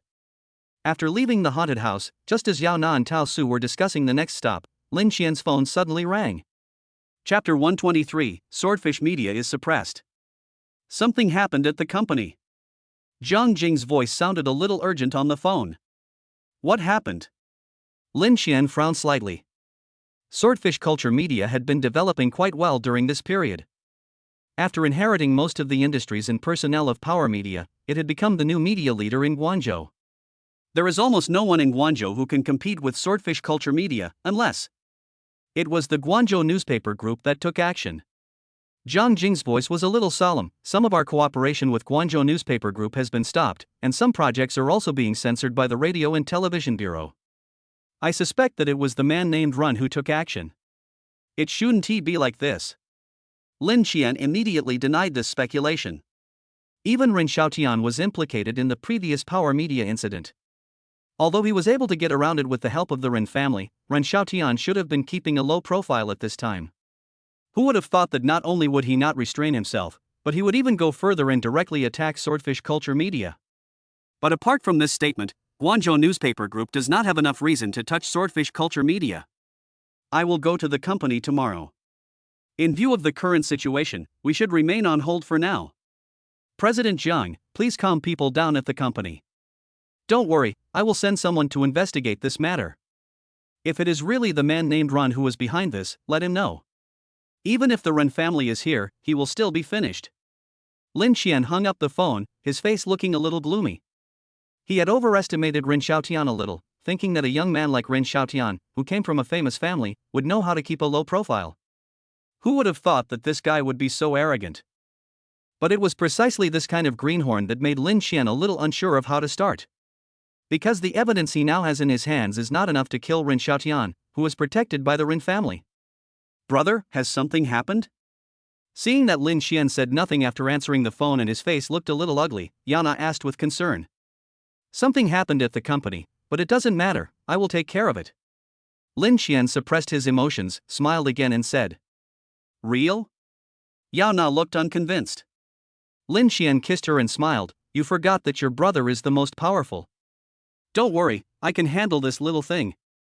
Yana was kissed by Lin Xian in public, her face slightly reddened, and she couldn't help but pull him down, complaining, you stinky hooligan, Susu and Xiaoran are watching us. Hearing Yana's words, Tao Ran and Tao Su immediately turned around and said quickly, let's go to the bathroom first. With that, the two of them ran away. You little bastard. Lin Xian cursed with a smile, then he and Yana smiled at each other. Yana said, since the company has something to do, let's stop here today. Lin Xian looked at his watch and saw that it was already past 5 in the afternoon. He nodded and said, okay, let's stop here today and come back next time when we are free. Good. Yana held Lin Xian and chased after the Tao Ran siblings. They would definitely not be able to run far. It was already 7 o'clock in the evening when Lin Xian came back from the amusement park. Originally, he planned to go directly to the company, but when he thought that everyone would be off work by this time, he didn't go. The next morning, after Lin Xian kissed the sleeping Yao Na, he tiptoed out of bed alone. After a simple meal, he drove Yao Na's brand new Lamborghini to the company. The roar of a supercar came from far away, and then a supercar like a bull slowly drove over. Wow! What a cool car! It looks like a Lamborghini. So beautiful. And there's a handsome guy, he must be a top-notch rich second generation to be able to drive a supercar like this. Pedestrians on the road were attracted by this beast. At this moment, the door of the Lamborghini Aventador opened, and a tall and handsome young man got out of the car, attracting a lot of people's attention. Many girls with outstanding looks and beautiful clothes were attracted by him and thought about asking for the contact information of this rich and handsome guy. Maybe they could win his heart and become rich wives. But before the girls could take action, the young man hurriedly walked into the Bohai building. I came all the way to Jianyu Culture Media Company, only to find that I still didn't have the company's access control. Fortunately, the lady at the front desk had seen him before and quickly welcomed him in. Where are Mr. Jiang and the others? Lin Xian asked. Mr. Jiang and the others are in the conference room. Do you need me to take you there? The lady at the front desk said quickly. Thank you, no thanks, I know the place. Lin Xian said goodbye to the receptionist and walked quickly towards the meeting room. After Lin Xian left, another receptionist asked, Sister Wan, isn't our new boss director Yao? Who is this handsome guy? This is our CEO Yao's husband. Even though CEO Yao is the chairman, that's just on the surface. Whenever something big happens, it's still Mr. Lin who makes the decisions. The receptionist named Sister Wan explained the news about Lin Xian, the uncrowned king, to the new colleague. The new lady's beautiful eyes lit up as she listened, but she felt a little regretful that such a rich and handsome man would get married so early. For a moment, the new receptionist was a little jealous of Director Yao's good luck. Click. With a slight sound, the door of the conference room was pushed open from the outside. Zhang Jing and others who were in the meeting looked up and saw Lin Xian walk in. Zhang Jing, Zhai Shang, Song Lin and others stood up and greeted Lin Xian. Mr. Lin. In addition to Zhang Jing, Zhai Shang and Song Lin, Swordfish Culture Media has added several new management members during this period. Some people know Lin Xian, while others don't. After greeting Lin Xian, those who knew him also introduced him to colleagues who did not know him. Lin Xian also greeted everyone one by one, then he pressed his hand and said to everyone, "Everyone, please sit down." Who can tell me what the current situation is? Let me do it. Zhai Shang stood up and said to Lin Xian, it's like this. 10 minutes later, Zhai Shang stopped. He had said everything he needed to say and was waiting for Lin Xian to make a decision. Lin Xian also learned about the current situation of the company. Overall, the situation is not too bad. The 7 projects that Power Media had originally collaborated on with Guangzhou Newspaper Group were taken over by Swordfish Culture Media, but have now all been suspended by Guangzhou Newspaper Group, which said that the project progress did not meet the requirements of their contract. Shit. If the project does not meet the requirements, that is Power Media's problem. How many days has it only been since Swordfish Culture Media accepted it? Less than a week. In addition to these cooperative projects, Swordfish Culture Media's own projects have also been frequently censored for allegedly containing some language violations. Isn't this nonsense? Zhang Jing and Zhai Shang are both veterans who have been working in the media field for more than 10 years. How could they make such a low-level mistake? Chapter 124 Goodbye Yuan Jingxua. Mr. Lin, what should we do? Zhang Jing and others were looking at Lin Xian, waiting for him to make a decision. Lin Xian touched his chin and said calmly, don't worry about the cooperation with Guangzhou Newspaper Group. Since they unilaterally broke the contract, we will follow the normal channels. As for the radio and television side, just hold off for now. Let's be honest for now. I'll think of a solution. By the way, remember to stabilize the company. Don't worry about anything else. After hearing Lin Xian's words, Zhang Jing and others finally breathed a sigh of relief. Deep down, whether it was Zhang Jing, Zhai Shang, or Song Lin, they all had an inexplicable sense of trust in Lin Xian. In their hearts, Lin Xian is the son of a wealthy family, and this little thing is not a problem for him at all. After the meeting, Lin Xian, led by a deputy director of human resources, came to the office of Chairman Yao Na. The office is not big and the layout inside is simple. But Lin Xian didn't care. Wang Yaming had already found a suitable new office location. When decorating the place, he would just need to plan out a chairman's office. Although the meeting had already been held, Lin Xian did not leave and stayed at Swordfish Culture Media Company for the whole morning. On the one hand, he was waiting to see if there were any new changes, and on the other hand, he was also waiting for news from Yang Wu. After receiving Zhang Jing's call last night, he had already explained to Yang Wu that he should investigate whether it was Ren Xiaotian who was behind the targeting of Swordfish Culture Media. At noon, accompanied by Zhang Jing, Zhai Shang, and other company executives, Lin Xian had a meal at the company. At around 3 o'clock in the afternoon, he finally received a call from Yang Wu. Brother Wu, what do you say? Lin Xian asked quickly after answering the phone. It's confirmed, it was Ren Xiaotian who did it. Yang Wu on the other end of the phone had just come from Guangzhou Newspaper Group. He didn't have to spend much effort and only spent more than 2,000 yuan to get the confirmed news. I see. This idiot really did it. Xiao Qian, do you need me to help the man named Ren? Yang Wu looked at the Guangzhou Newspaper Group not far away, and a ruthless look flashed in his eyes. Of course not. Lin Xian was sweating profusely and said, we are not gangsters. So, Brother Wu, I need you to help me investigate the evidence of Ren Xiaotian's illegal activities. It's not just Ren Xiaotian's. Lin Xian gave another reminder and arranged, including the evidence of all the people in the Ren family and Guangzhou Newspaper Group, we must investigate. I don't believe that the Ren family is so clean. Don't worry, give me a few days, and I'll dig deep to find evidence of Ren's crimes. Lin Xian hung up the phone and rubbed his eyebrows.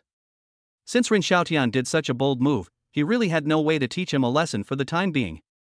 All we can do is wait for Yang Wu and his team to collect evidence of the Ren family's illegal activities. I'll let you be proud for a few days. Lin Xian sneered. Thinking of me like this. The phone rang, Lin Xian answered it, and then he heard Yuan Jingshua's voice, Lin Xian, I have finished my work, are you free? Of course I'm free. Lin Xian smiled and said, Brother Yuan, where are you? I'll go find you right away. It's at XXX, come on over. As soon as Lin Xian hung up the phone, Yuan Jingshua sent him the address. Lin Xian said something to Zhang Jing and drove his Lamborghini to the agreed location. In front of the Guangzhou Yellow River Hotel, Yuan Jingshua and Li Meng were chatting about something when suddenly a roar of an engine was heard in the distance, followed by an orange and red supercar that looked like a bull approaching from afar. What a beautiful supercar! Li Meng's eyes lit up when she saw the supercar. A hint of envy also emerged in Yuan Jingshua's eyes. Brother Yuan, Li Meng. The supercar stopped in front of Yuan Jingshua and Lin Xian got out of the car. FFF. Lin Xian, is this your car? Yuan Jingshua looked surprised, and Li Meng beside him also had bright eyes. It's not mine, it's my wife's. Lin Xian walked up to the two of them and said nonchalantly. Is this Nana's? Li Meng's eyes suddenly changed. She had just seen the bull pattern on the car body. As a girl who was well versed in luxury goods, Li Meng certainly knew that the car was a Lamborghini, and any one of them would cost several million. Now she is really envious and jealous of Yao Na. This car is a Lamborghini Maverick, but it looks a little different? Yuan Jingshua said with a puzzled look on his face. It's the Mavericks, but it's a custom model. Some parts are different from the Mavericks. Lin Xian said with a smile. This car is really beautiful. It's worth a lot of money, isn't it? Not bad, about 6 million. Lin Xian's nonchalant attitude made Yuan Jingshua want to punch him. The price of 2 Mavericks is just okay in your eyes? Yuan Jingshua said with a look of regret. What a pity, at this price, we can get a big bull with a little more money. I would like to, but Dainio stopped production last year. Even if it is available, it will take a long time to wait. Lin Xian said helplessly. That's true, but this little money is nothing to you. Yuan Jingshua thought of the 3.7 billion in cash that Lin Xian had in the bank. More than 6 million was really nothing to him. Lin Xian looked at the sky and said, it's still early, why don't we go home and sit for a while? Sure. Yuan Jingshua's eyes lit up. The fact that Lin Xian invited him to his home showed that he really treated him as one of his own. Fireman. Lin Xian waved to the back, and Yana's Panamera slowly stopped by the roadside. Is this Panamera also yours? Yuan Jingshua was shocked. No, this car still belongs to my wife. Lin Xian said calmly. Yuan Jingshua and Li Meng looked at each other and saw shock in each other's eyes. How many cars did you buy for Nana? Li Meng asked curiously. There aren't many. The 2 cars in front of you are Nana's. There's also a Maserati MC20 at home that's also hers. After hearing Lin Xian's words, Yuan Jingshua and Li Meng were shocked for the nth time.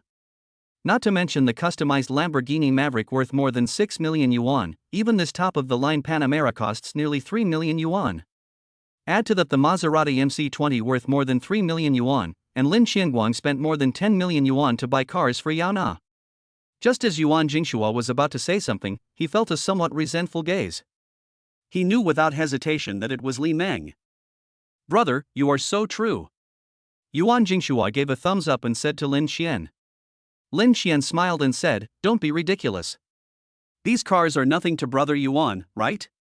That being said, these cars are a bit inconvenient for me. Yuan Jingshua said with a wry smile.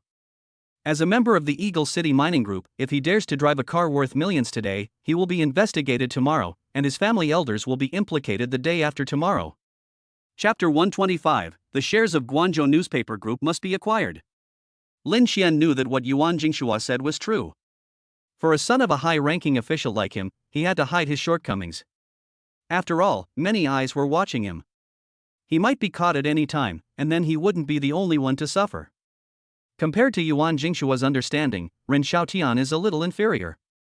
Let's go back first. Lin Xian said to Yuan Jingshua and Li Meng. Yeah. I can't wait to meet Nana too. Li Meng also urged. After Yuan Jingshua and Li Meng got in the car, Lin Xian also got into the Lamborghini. 40 minutes later, Lin Xian and Yuan Jingshua arrived at Rancho Santa Fe's home one after the other. Meng. Yao Na had already received Lin Xian's message in advance and was waiting at the door early. Nana. Li Meng rushed over with a happy face and hugged Yao Na. This kind of enthusiasm has never been seen before. Hello, brother Yuan. After Yao Na and Li Meng hugged each other, they also said hello to Yuan Jingshua. I'm sorry, sister-in-law. I came here in a hurry and didn't buy any gifts. Yuan Jingshua said with some shame. Brother Yuan, that's very polite. Lin Xian came over and led the two of them into the house. This is white tea that someone gave me. Although I don't know much about tea, it tastes pretty good. I wonder if you guys, brother Yuan, are used to drinking it? Aunt Wu had already prepared tea and poured it for Yuan Jingshua and Li Meng. Yuan Jingshua and Li Meng's families are not ordinary families. The elders in the family all like to drink tea, and they themselves have some understanding of the quality of tea through what they have seen and heard. Just one taste and you'll know that this white tea is definitely top-notch. Good tea, comparable to my old man's tea. I'll send you some later. Yuan Jingshua put down the teacup and said to Lin Xian. Forget it. I don't have much interest in tea. I can't taste anything special from it. Lin Xian rejected Yuan Jingshua's kindness. Yuan Jingshua looked at the villa and said enviously, "This house is so beautiful, it must be expensive, right?" Lin Xian smiled and said, "It's just over 20 million. I knew it." When Yuan Jingshua heard Lin Xian's words, he rolled his eyes and gave an expression that said, "I knew it." Li Meng, who was chatting with Yao Na, was shocked again when she heard Lin Xian say that the house was worth more than 20 million. She turned to look at Yao Na, who was smiling, and joked, "Nana, isn't this house also written in your name?" Yuan Jingshua also looked at Yao Na curiously, but she smiled brightly, nodded and said, "Yes, in addition to this house, the Lamborghini, Panamera, and Maserati at home were also given to me by my brother." OMG. It took Li Meng a while to recover from her shock. The envy for Yao Na in her eyes was almost condensed into substance and overflowed. Including the 3 cars, the things Lin Xian gave to Yao Na added up to more than 30 million. Afterwards, Li Meng became more friendly towards Yao Na, and as they chatted, the two of them went upstairs together. After Yao Na and Li Meng left, Yuan Jingshua leaned back on the sofa and said enviously, "Sometimes I really envy you for being able to live such a carefree life. Brother Yuan, why do you seem so sad? When it comes to being cool and carefree, isn't Brother Yuan cool and carefree?" Lin Xian said with a smile. "As the Prince of Eagle City Mining Group, you are the object of envy of countless people, right? You don't know that the country now requires carbon reduction and emission reduction and vigorously develops new energy. Yingcheng Mining Group has also been affected. Now the energy industry is not doing well. Recently, the group has been seeking transformation and developing in the field of new energy." Yuan Jingshua took out a cigarette, waved it at Lin Xian and said, "You don't mind, do you?" "It's okay, take this." Lin Xian glanced at the cigarette in Yuan Jingshua's hand, which was just an ordinary Nanjing Yawashi cigarette. 95 TSK, I really envy you now. We don't have to think about whether we meet the standards when driving a car or smoking a cigarette.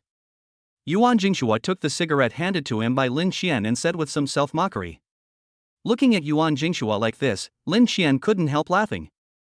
How does this person in front of me look like a rich young man? By the way, I heard from Li Meng that you acquired a media company? Are you planning to develop in the media direction? Yuan Jingshua suddenly asked.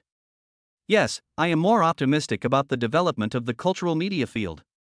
Lin Xian briefly introduced to Yuan Jingshua his optimism about the cultural media sector, and finally told him that his Swordfish Cultural Media Company had acquired Power Media. You are really good. Power Media is the leading enterprise in the media field of Guangzhou. Apart from Guangzhou Newspaper Group, it is the only one that belongs to it. I never thought that Power Media would collapse overnight. In the end, you benefited from it. Yuan Jingshua said with envy. Of course, Lin Xian would not say that the demise of Power Media was all due to him.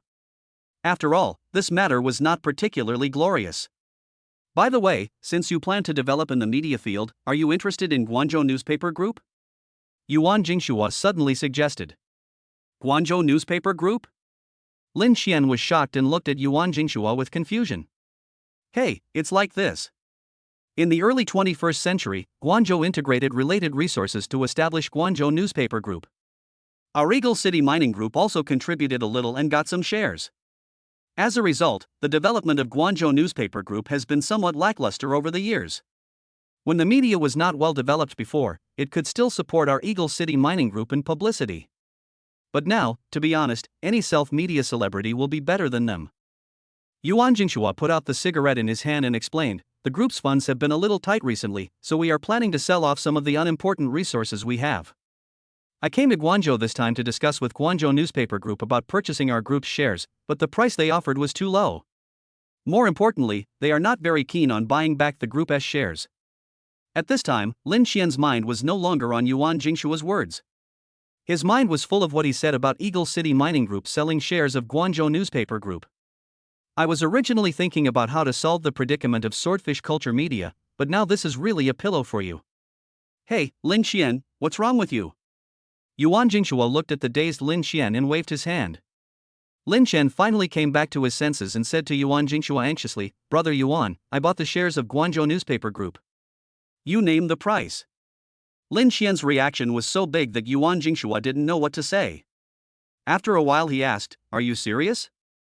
Although our group does not hold many shares in Guangzhou Newspaper Group, the price is not cheap." Lin Qian suppressed his excitement, sat back down, and said to Yuan Jingshua, "Brother Yuan, you just need to name your price. I can tell you clearly that I will definitely take the shares of Guangzhou Newspaper Group." Chapter 126 Yuan Jingshua's Friends. With this stake in Guangzhou Newspaper Group, all the problems encountered by Swordfish Culture Media can be easily solved.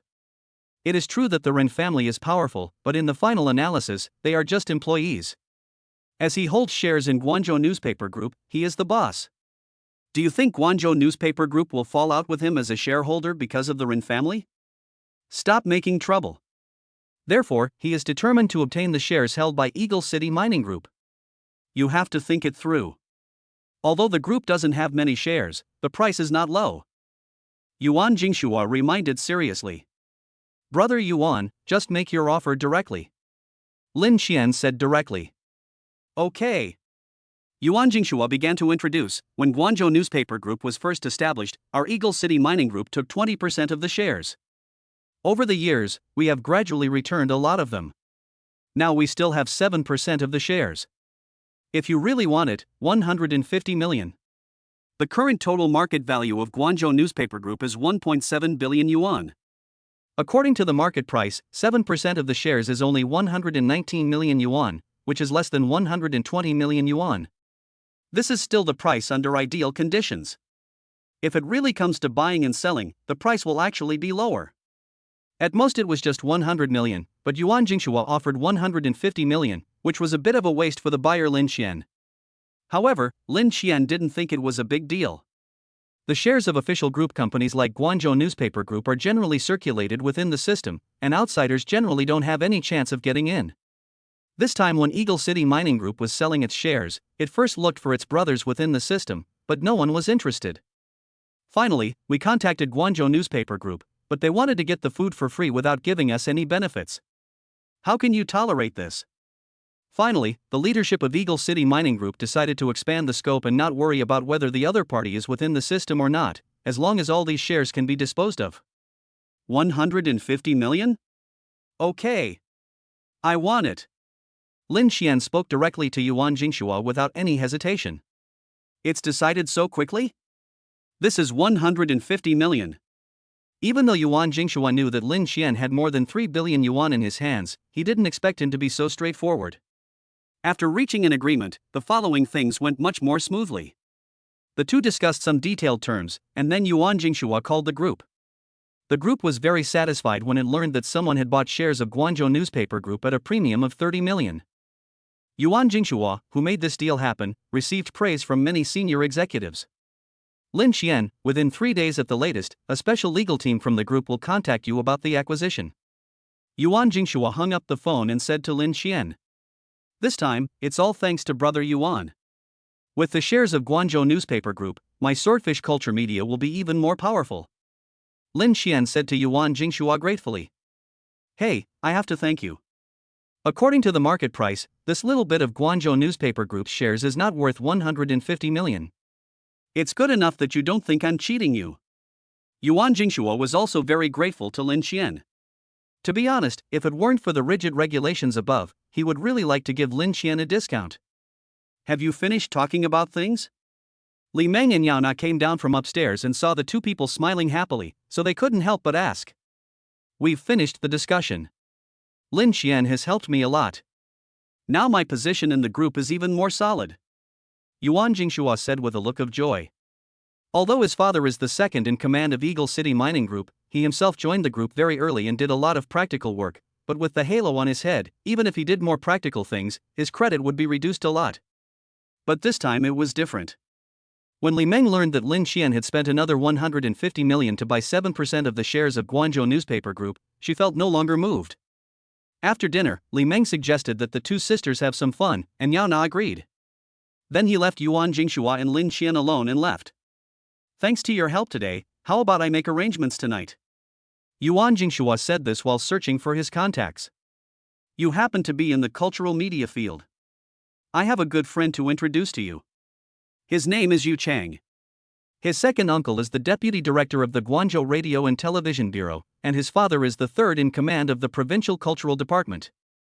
You should be able to use him in the future. The other one is Ho Lei, the young master of Nanhua Electronics, and he has already reached a cooperation agreement with our group. After Yuan Jingshua finished speaking, he sent a message to both of them, then made an OK gesture to Lin Xian and said, "Okay, let's go first." Lin Xian did not refuse and drove the Lamborghini with Yuan Jingshua towards the destination. Yuedu nightclub. The roar of the Lamborghini immediately attracted the attention of everyone in front of the nightclub.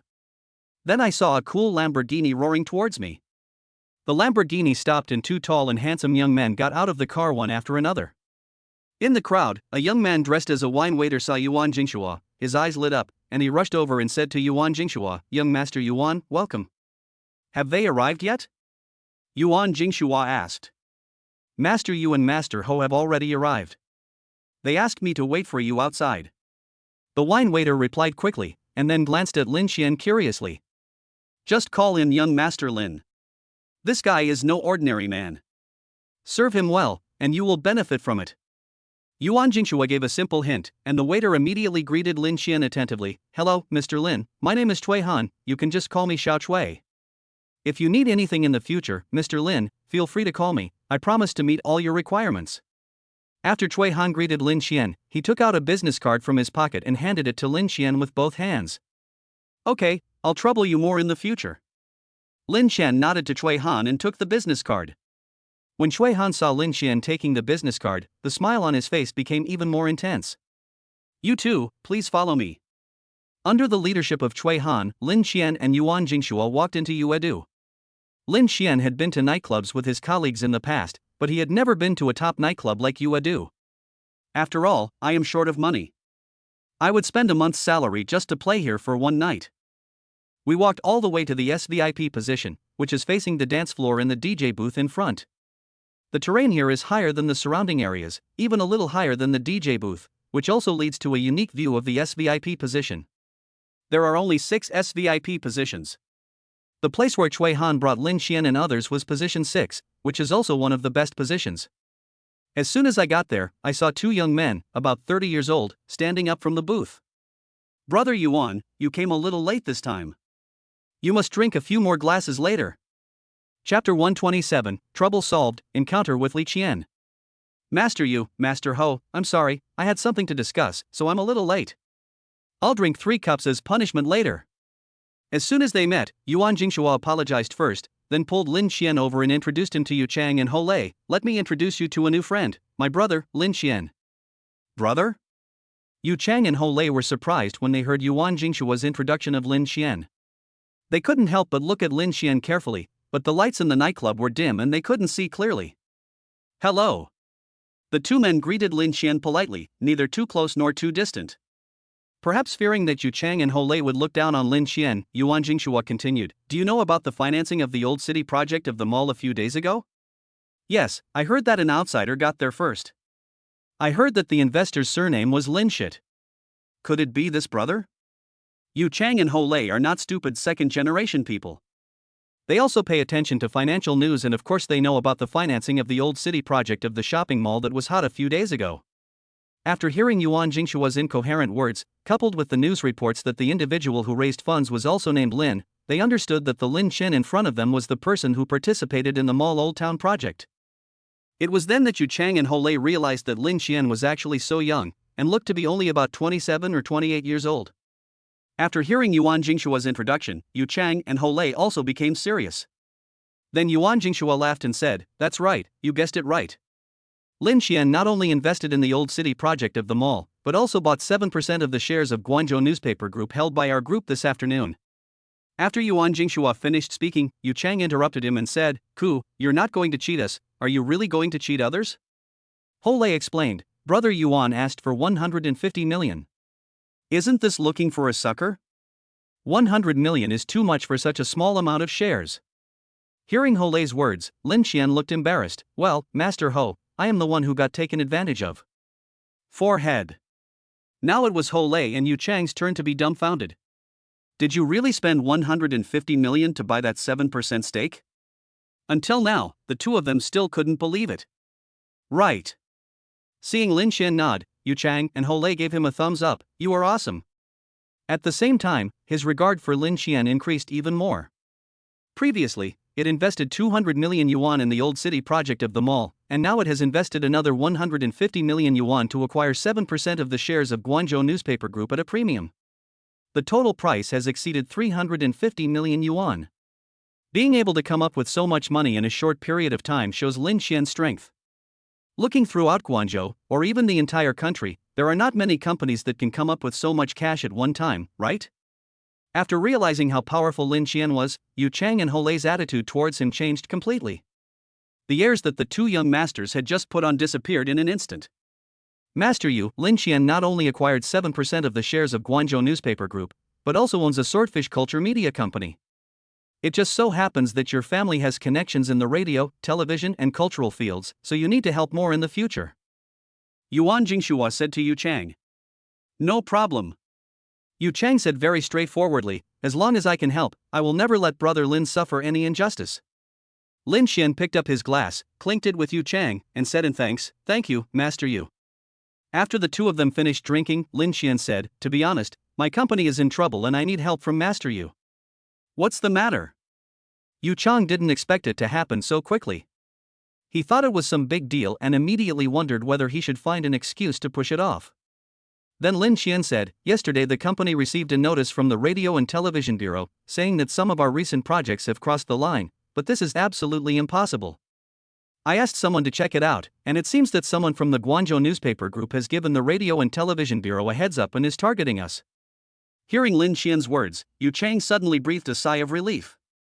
Damn, I thought it was a big deal. Yu Chang immediately said that this was not a big deal, and then he actually called the radio and television department in front of Lin Xian. That's true. I don't know the details. Deputy Director Lu arranged this matter and said there will be punishment later. On the phone, the radio and television staff in charge quickly reported what happened yesterday. So there is nothing wrong with this company, and all this was arranged by Deputy Director Lu? Yu Chang asked another question, but the staff on the other end of the phone hesitated and didn't know how to answer. Yu Chang immediately understood from his reaction that it was Deputy Director Lu's own idea. Okay, I got it. The ban and punishment on Swordfish Culture Media Company will be rescinded. If Deputy Director Lu has any questions, let him come to me directly. After hanging up the phone, Yu Chang said to Lin Xian, It's done. Tomorrow the Radio and Television Bureau will withdraw the ban and punishment on Swordfish Culture Media Company. The ban and punishment against your company were all caused by Deputy Director Lu from the Bureau. Tomorrow I will ask this old man who ordered him to do so. Thank you, Master Yu. Lin Xian raised his glass and clinked it with Yu Chang. You're welcome, brother. Yu Chang clinked glasses with Lin Xian, looking nonchalant. Regarding what happened today, it was obvious that Lin Xian owed him a favor. It's not ordinary for someone to casually give out a favor of 350 million. The three of them chatted and drank, and they didn't ask any young ladies to accompany them. The main reason was that Yuan Jingsua and Yu Chang both had extraordinary identities, so they didn't want to cause trouble. Even if Cui Han wanted to recommend a few young ladies to come and accompany them, they were rejected by Yuan Jingsua and Yu Chang. Bang! Just when a few people were chatting happily, there was a commotion not far away, and Lin Xian vaguely heard a familiar scream. Sister Qian? Lin Xian raised his head and saw a familiar figure vaguely flashing in the dim light. It seems like there is some trouble. Lin Xian said something to Yuan Jingshua and the others and walked over. In the crowd, Li Qian protected the two little sisters behind her, glared at the rich young man in front of her with an indignant look, and cursed. I said, we don't drink with strangers, are you going to leave or not? If not, I will call security. The leading young man raised his narrow eyes slightly and sneered, Beauty, can't we become friends after having a drink? You may not believe me, but I know the owner of this nightclub. Even if you ask the security, he wouldn't dare chase me away. The attendant on the side also shouted, Beauty, it's just a drink, you are not really afraid that our master Ren will have any bad thoughts about you, right? Wake up, it's 2023 now. Chapter 128 Beating Ren Xiaotian. After the man finished speaking, he went up to pull Li Qian's arm, but before he could touch Li Qian, his wrist was grabbed tightly by someone. Alpaca, let go. The follower turned around and cursed angrily. Lin Xian tightly grasped the follower's wrist, frowned slightly, and said, "Hey, buddy, the girl doesn't want to drink with you, why force her?" Li Qian, who was still in shock, suddenly heard a familiar voice. She couldn't help but look up and saw Lin Xian's pretty face. She shouted in surprise, "Lin Xian! Why are you here? Where's Nana?" "Sister Qian, I'm here to play with my friends, and Nana is also here to play with her friends," Lin Xian explained briefly. "Are you Lin Xian?" The young man surrounded by his followers looked at Lin Xian with disgust. Lin Xian looked at the young man and frowned slightly. This man made no effort to hide his malice towards him. "Who are you?" Lin Xian asked with a puzzled look on his face. He was sure that he didn't know this person at all. "Grass." Lin Xian's words made Ren Xiaotian's face freeze. This bastard didn't even recognize him. "Huh, kid, do you know that Power Media is my property and Zhou Bo is my man?" Ren Xiaotian took 2 deep breaths and sneered at Lin Xian. "Are you Ren Xiaotian?" Lin Xian's eyes suddenly fixed and he said. "Lin Xian, your company is not doing well right now, right?" Ren Xiaotian joked, "If I hadn't been away from Guangzhou during those few days, you and that slutty woman Jiang Jing would have thought you could bring down Zhou Bo and Power Media? You're just dreaming." Zhou Bo is also a loser. He has been around for so many years, but he fell into trouble here and even lost his life. Lin Xian looked at Ren Xiaotian indifferently. If it were before, he would have been a little worried about Ren Xiaotian's suppression of swordfish culture media, but now he has reached an agreement with Yuan Jingxua and will be able to get the 7% of Guangzhou newspaper group's shares within 3 days at the latest. By then, the conspiracy against swordfish culture media will be wiped out. So he had no worries at all about Ren Xiaotian's words. While Ren Xiaotian was speaking, he kept staring at Lin Xian's face, trying to see a hint of fear or panic on his face. But he was disappointed. From beginning to end, Lin Xian had an indifferent look on his face, and there was even a hint of mockery in his eyes. For a moment, Ren Xiaotian felt like a clown being watched by Lin Xian. "Are you done?" Lin Xian said calmly. "What?" Ren Xiaotian was confused. "I asked you if you were done. If you are, get out of our sight immediately. My friend and I have things to do." Lin Xian's words showed that he didn't take Ren Xiaotian seriously at all, which made him instantly furious. Just when he was about to explode, he suddenly met Lin Xian's mocking eyes. A light bulb went off in his head and he realized that this kid must be pretending to be calm. "Cut." Ren Xiaotian suddenly sneered and said to Lin Xian, "I know you are pretending to be calm. Do you think my suppression of your company is over? Don't worry, this is just the beginning." Li Qian, who was standing by, heard the conversation between Ren Xiaotian and Lin Xian, and realized that Lin Xian's company had been suppressed by this evil young man. When she thought about how this evil young man had just planned to force her 2 good sisters to drink, she immediately became furious and cursed, "You bastard, besides forcing girls to drink, is this the only shameful method you have left?" Ren Xiaotian's face immediately fell. This was the second time he was pointed at and called a bastard since he was a child, except for that slutty woman Jiang Jing. "You stinky bitch, I'm going to fuck you today, and see if you dare to scold me again. Lin Xian, do you want me to let you go? It's very simple." Ren Xiaotian looked at Li Qian and said, "As long as you hand this woman over to me and let me have a good time, I will stop suppressing your swordfish culture media." Bang! Before Ren Xiaotian could finish his words, a jade hand slapped him hard in the face. Li Qian glared at Ren Xiaotian angrily, her large chest heaving rapidly, and her delicate little face flushed red. Obviously she was very angry. "How dare you hit me, bitch!" Ren Xiaotian's face was ferocious and he raised his hand and slapped him. "Ah!" Li Qian couldn't help but scream and closed her eyes instinctively. The expected severe pain did not occur. Li Qian opened her eyes, but found that Ren Xiaotian's wrist was tightly grasped by Lin Xian. "Let go of me, ah!" As soon as Ren Xiaotian opened his mouth to curse, he felt a piercing pain in his wrist, which instantly made the dirty words in his mouth vanish into thin air. "Let go of Master Ren." The followers around Ren Xiaotian finally reacted and started cursing at Lin Xian. It's just that these people who follow Ren Xiaotian are good at bullying others by taking advantage of their power.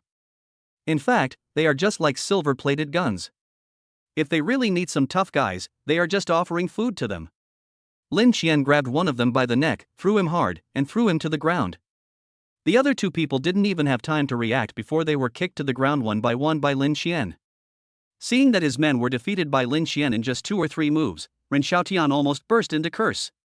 Waste. Total fucking trash. Lin Xian, if you dare to attack me, I will make you pay for it. Followed by a teeth-grinding sound of bones cracking, Ren Xiaotian's screams instantly drowned out the deafening sound system in the nightclub. What are you doing? You're so bold to do this to us in Yuedu.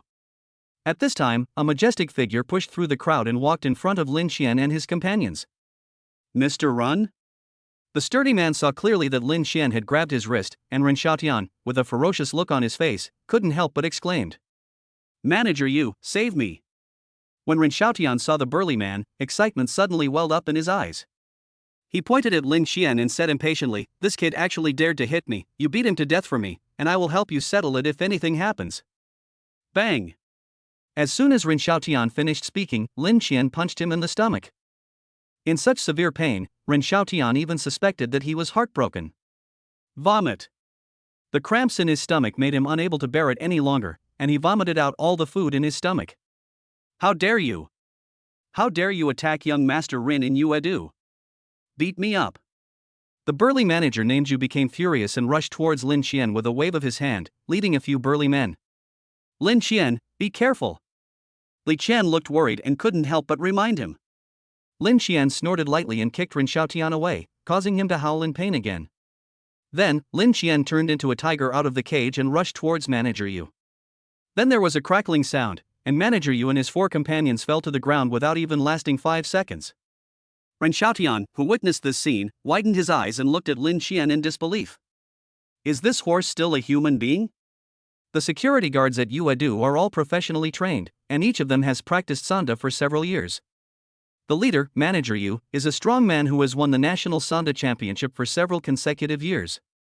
But even such a strong man couldn't even last 2 seconds in front of Lin Xian.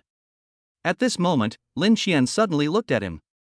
Under the cold gaze, Ren Xiaotian shuddered all over and a warm current flowed out between his legs. Chapter 129, Comparison of Backers. Mr. Ran. A well-dressed, slightly fat figure ran over from a distance. Behind him, there were a dozen big men in suits. As soon as these people appeared, they surrounded Lin Xian. Mr. Ren, are you okay? Tianli helped Ren Xiaotian up and asked with concern. Old Tian? After seeing who was coming, Ren Xiaotian immediately started shaking again. He pointed at Lin Xian and cursed hysterically, kill this brat for me. I will bear all the consequences. Mr. Ren, calm down, calm down. Tianli quickly used his hands to calm Ren Xiaotian down, and whispered, Mr. Ren, you can't do that. There are so many people watching us now. Mr. Tian, you dare not listen to me. Have you forgotten who gave you a bite to eat when you were desperate? Ren Xiaotian screamed as if his tail was stepped on. Tianli's brows were throbbing with veins. If the man in front of him wasn't called Ren Xiaotian, he would have slapped him in the face. Just as Ren Xiaotian said, he was able to have what he has today thanks to the Ren family. He is now bound to the Ren family, but he caused a death in front of so many people. Do they really think that the Ren family is the Jade Emperor? Ren Xiaotian could only persuade him kindly, Mr. Ren, calm down first. When this kid leaves Yuedu, I will chop off one of his hands to make amends for you. A hand? Ren Xiaotian looked at Lin Xian with hatred and said with a fierce smile, I want both his arms and legs. You have the final say. Tianli said quickly. He didn't even look at Lin Xian from beginning to end. He was just a dog of the Ren family. Since his master said he would bite people to death, what difference did it make whether he looked or not? So that's it now? Ren Xiaotian still couldn't swallow this anger. Tianli took out his cell phone and said, of course we can't just let it go like this. Aren't there policemen here? Yes. Call the police. Ren Xiaotian's eyes lit up and he urged quickly. Don't worry, Mr. Rin, I'll call Director Duan right away. Tianli took out his cell phone and called the police station chief he was familiar with. Lin Xian, are we in danger? Li Qian looked at the men in black who were surrounding her with a look of horror on her face. How about we call the police? One of Li Qian's 2 friends, a girl with a round face, whispered. Lin Xian glanced at the guards who were blocking them in the middle, shook his head, and said, forget about calling the police. I think the police have already been called over by the other party. That's great. I'm going to tell the police that bastard is harassing us. Another girl heard the police coming and immediately said happily. Hearing the girl's words, Lin Xian couldn't help but shook his head. Girl, I'm afraid you're going to be disappointed.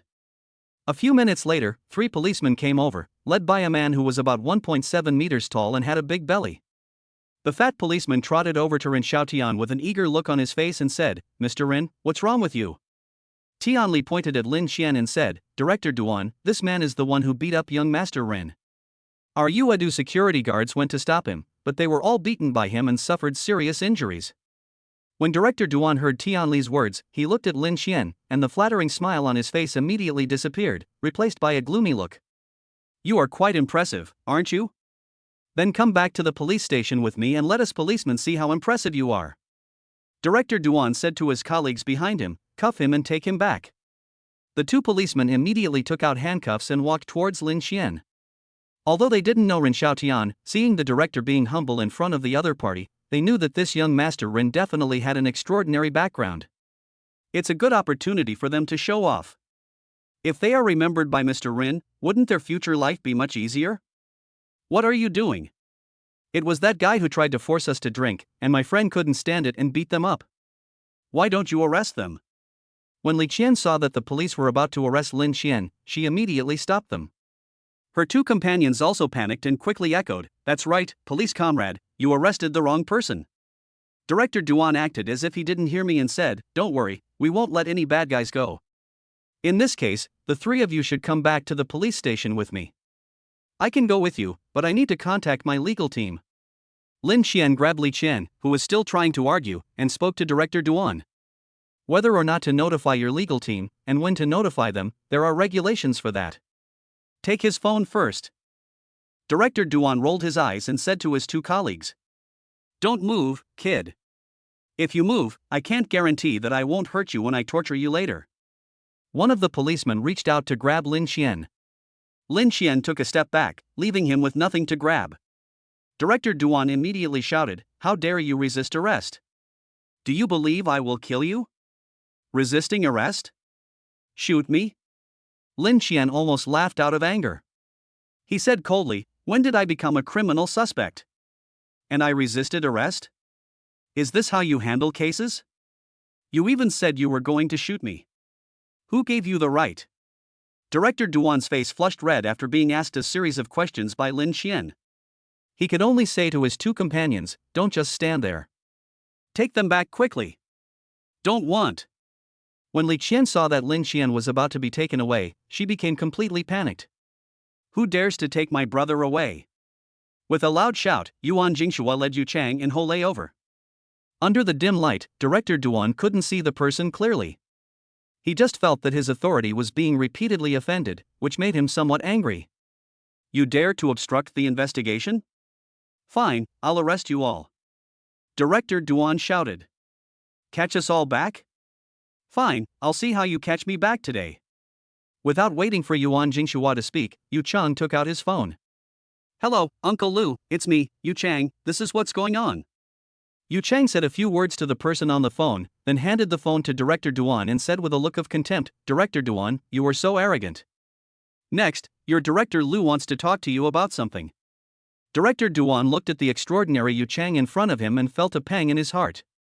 It seems that in the entire Guangzhou, only the boss of the police system has the surname Lu? Could it be that?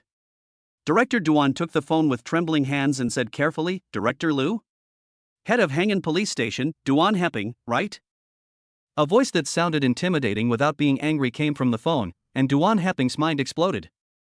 He is familiar with this voice. Isn't this the same voice we hear at every conference? He really is the head of the Guangzhou Police, Director Lu. At this time, Director Duan was filled with despair. It's over. Chapter 130. Director Duan, who was arrogant at first but respectful later.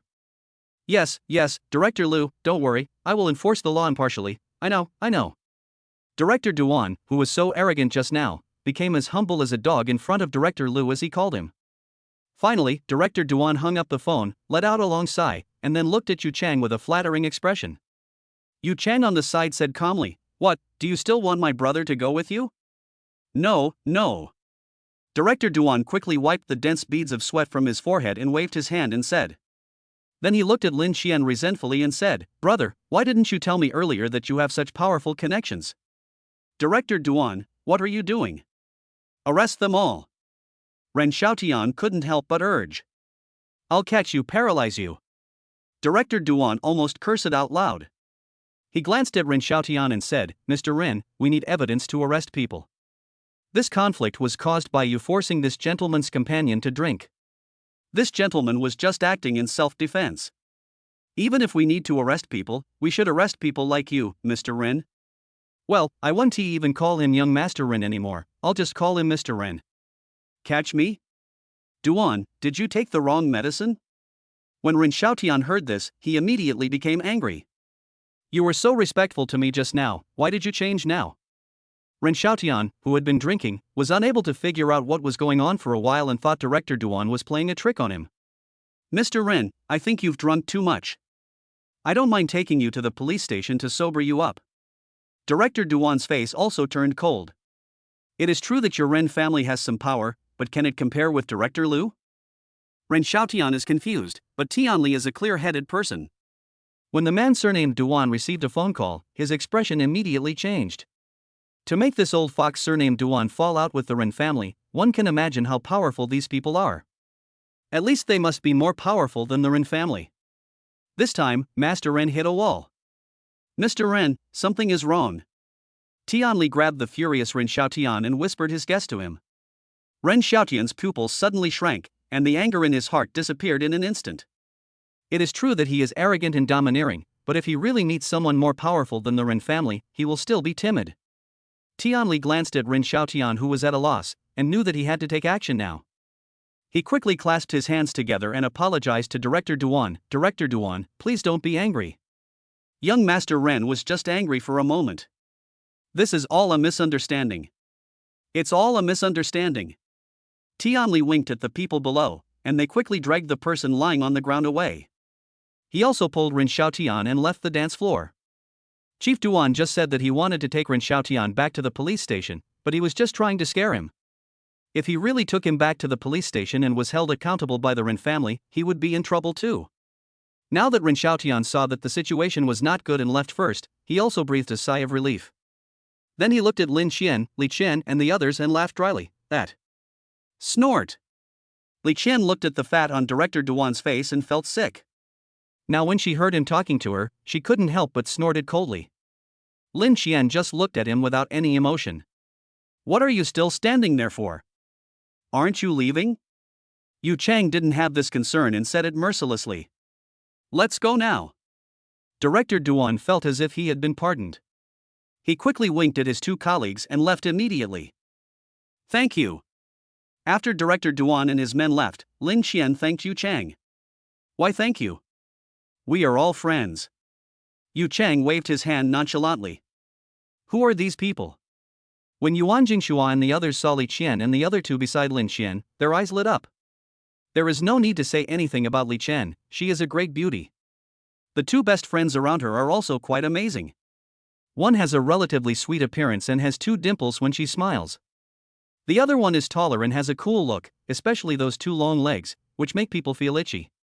"This is my friend, Li Qian." Lin Qian only introduced Li Qian, and he didn't know the other two people. "Thank you so much today." Li Qian lifted her hair and expressed her gratitude to Yuan Jingxua and others. She could tell at a glance that the people in front of her were not ordinary people. When he spoke again, his tone seemed gentle, but there was always a sense of superiority. She was a little curious about how Lin Qian knew them. In Li Qian's eyes, although Lin Qian is rich, he may not be able to be friends with such a person, right? "You're welcome. You are all Lin Qian's friends, which means you are our friends. How about you play with us for a while?" Yuan Jingxuan nodded at Li Qian and said. "Still no." Li Qian talked to her two best friends and then said, "We plan to go home directly." After hearing what Li Qian said, Yu Chang and Ho Lei were a little disappointed. They still wanted to develop a relationship with those two young ladies. Lin Qian, will you take us back?" Li Qian hesitated for a moment, and finally asked Lin Qian. "This." Lin Qian glanced at Yuan Jingxua and the others, and Yuan Jingxua immediately said, "Lin Qian, go and see these ladies off. They are probably still frightened by what happened just now." After saying that, Yuan Jingshua looked at Yu Chang and Ho Lei and said, "How about we stop here today? I have no objection.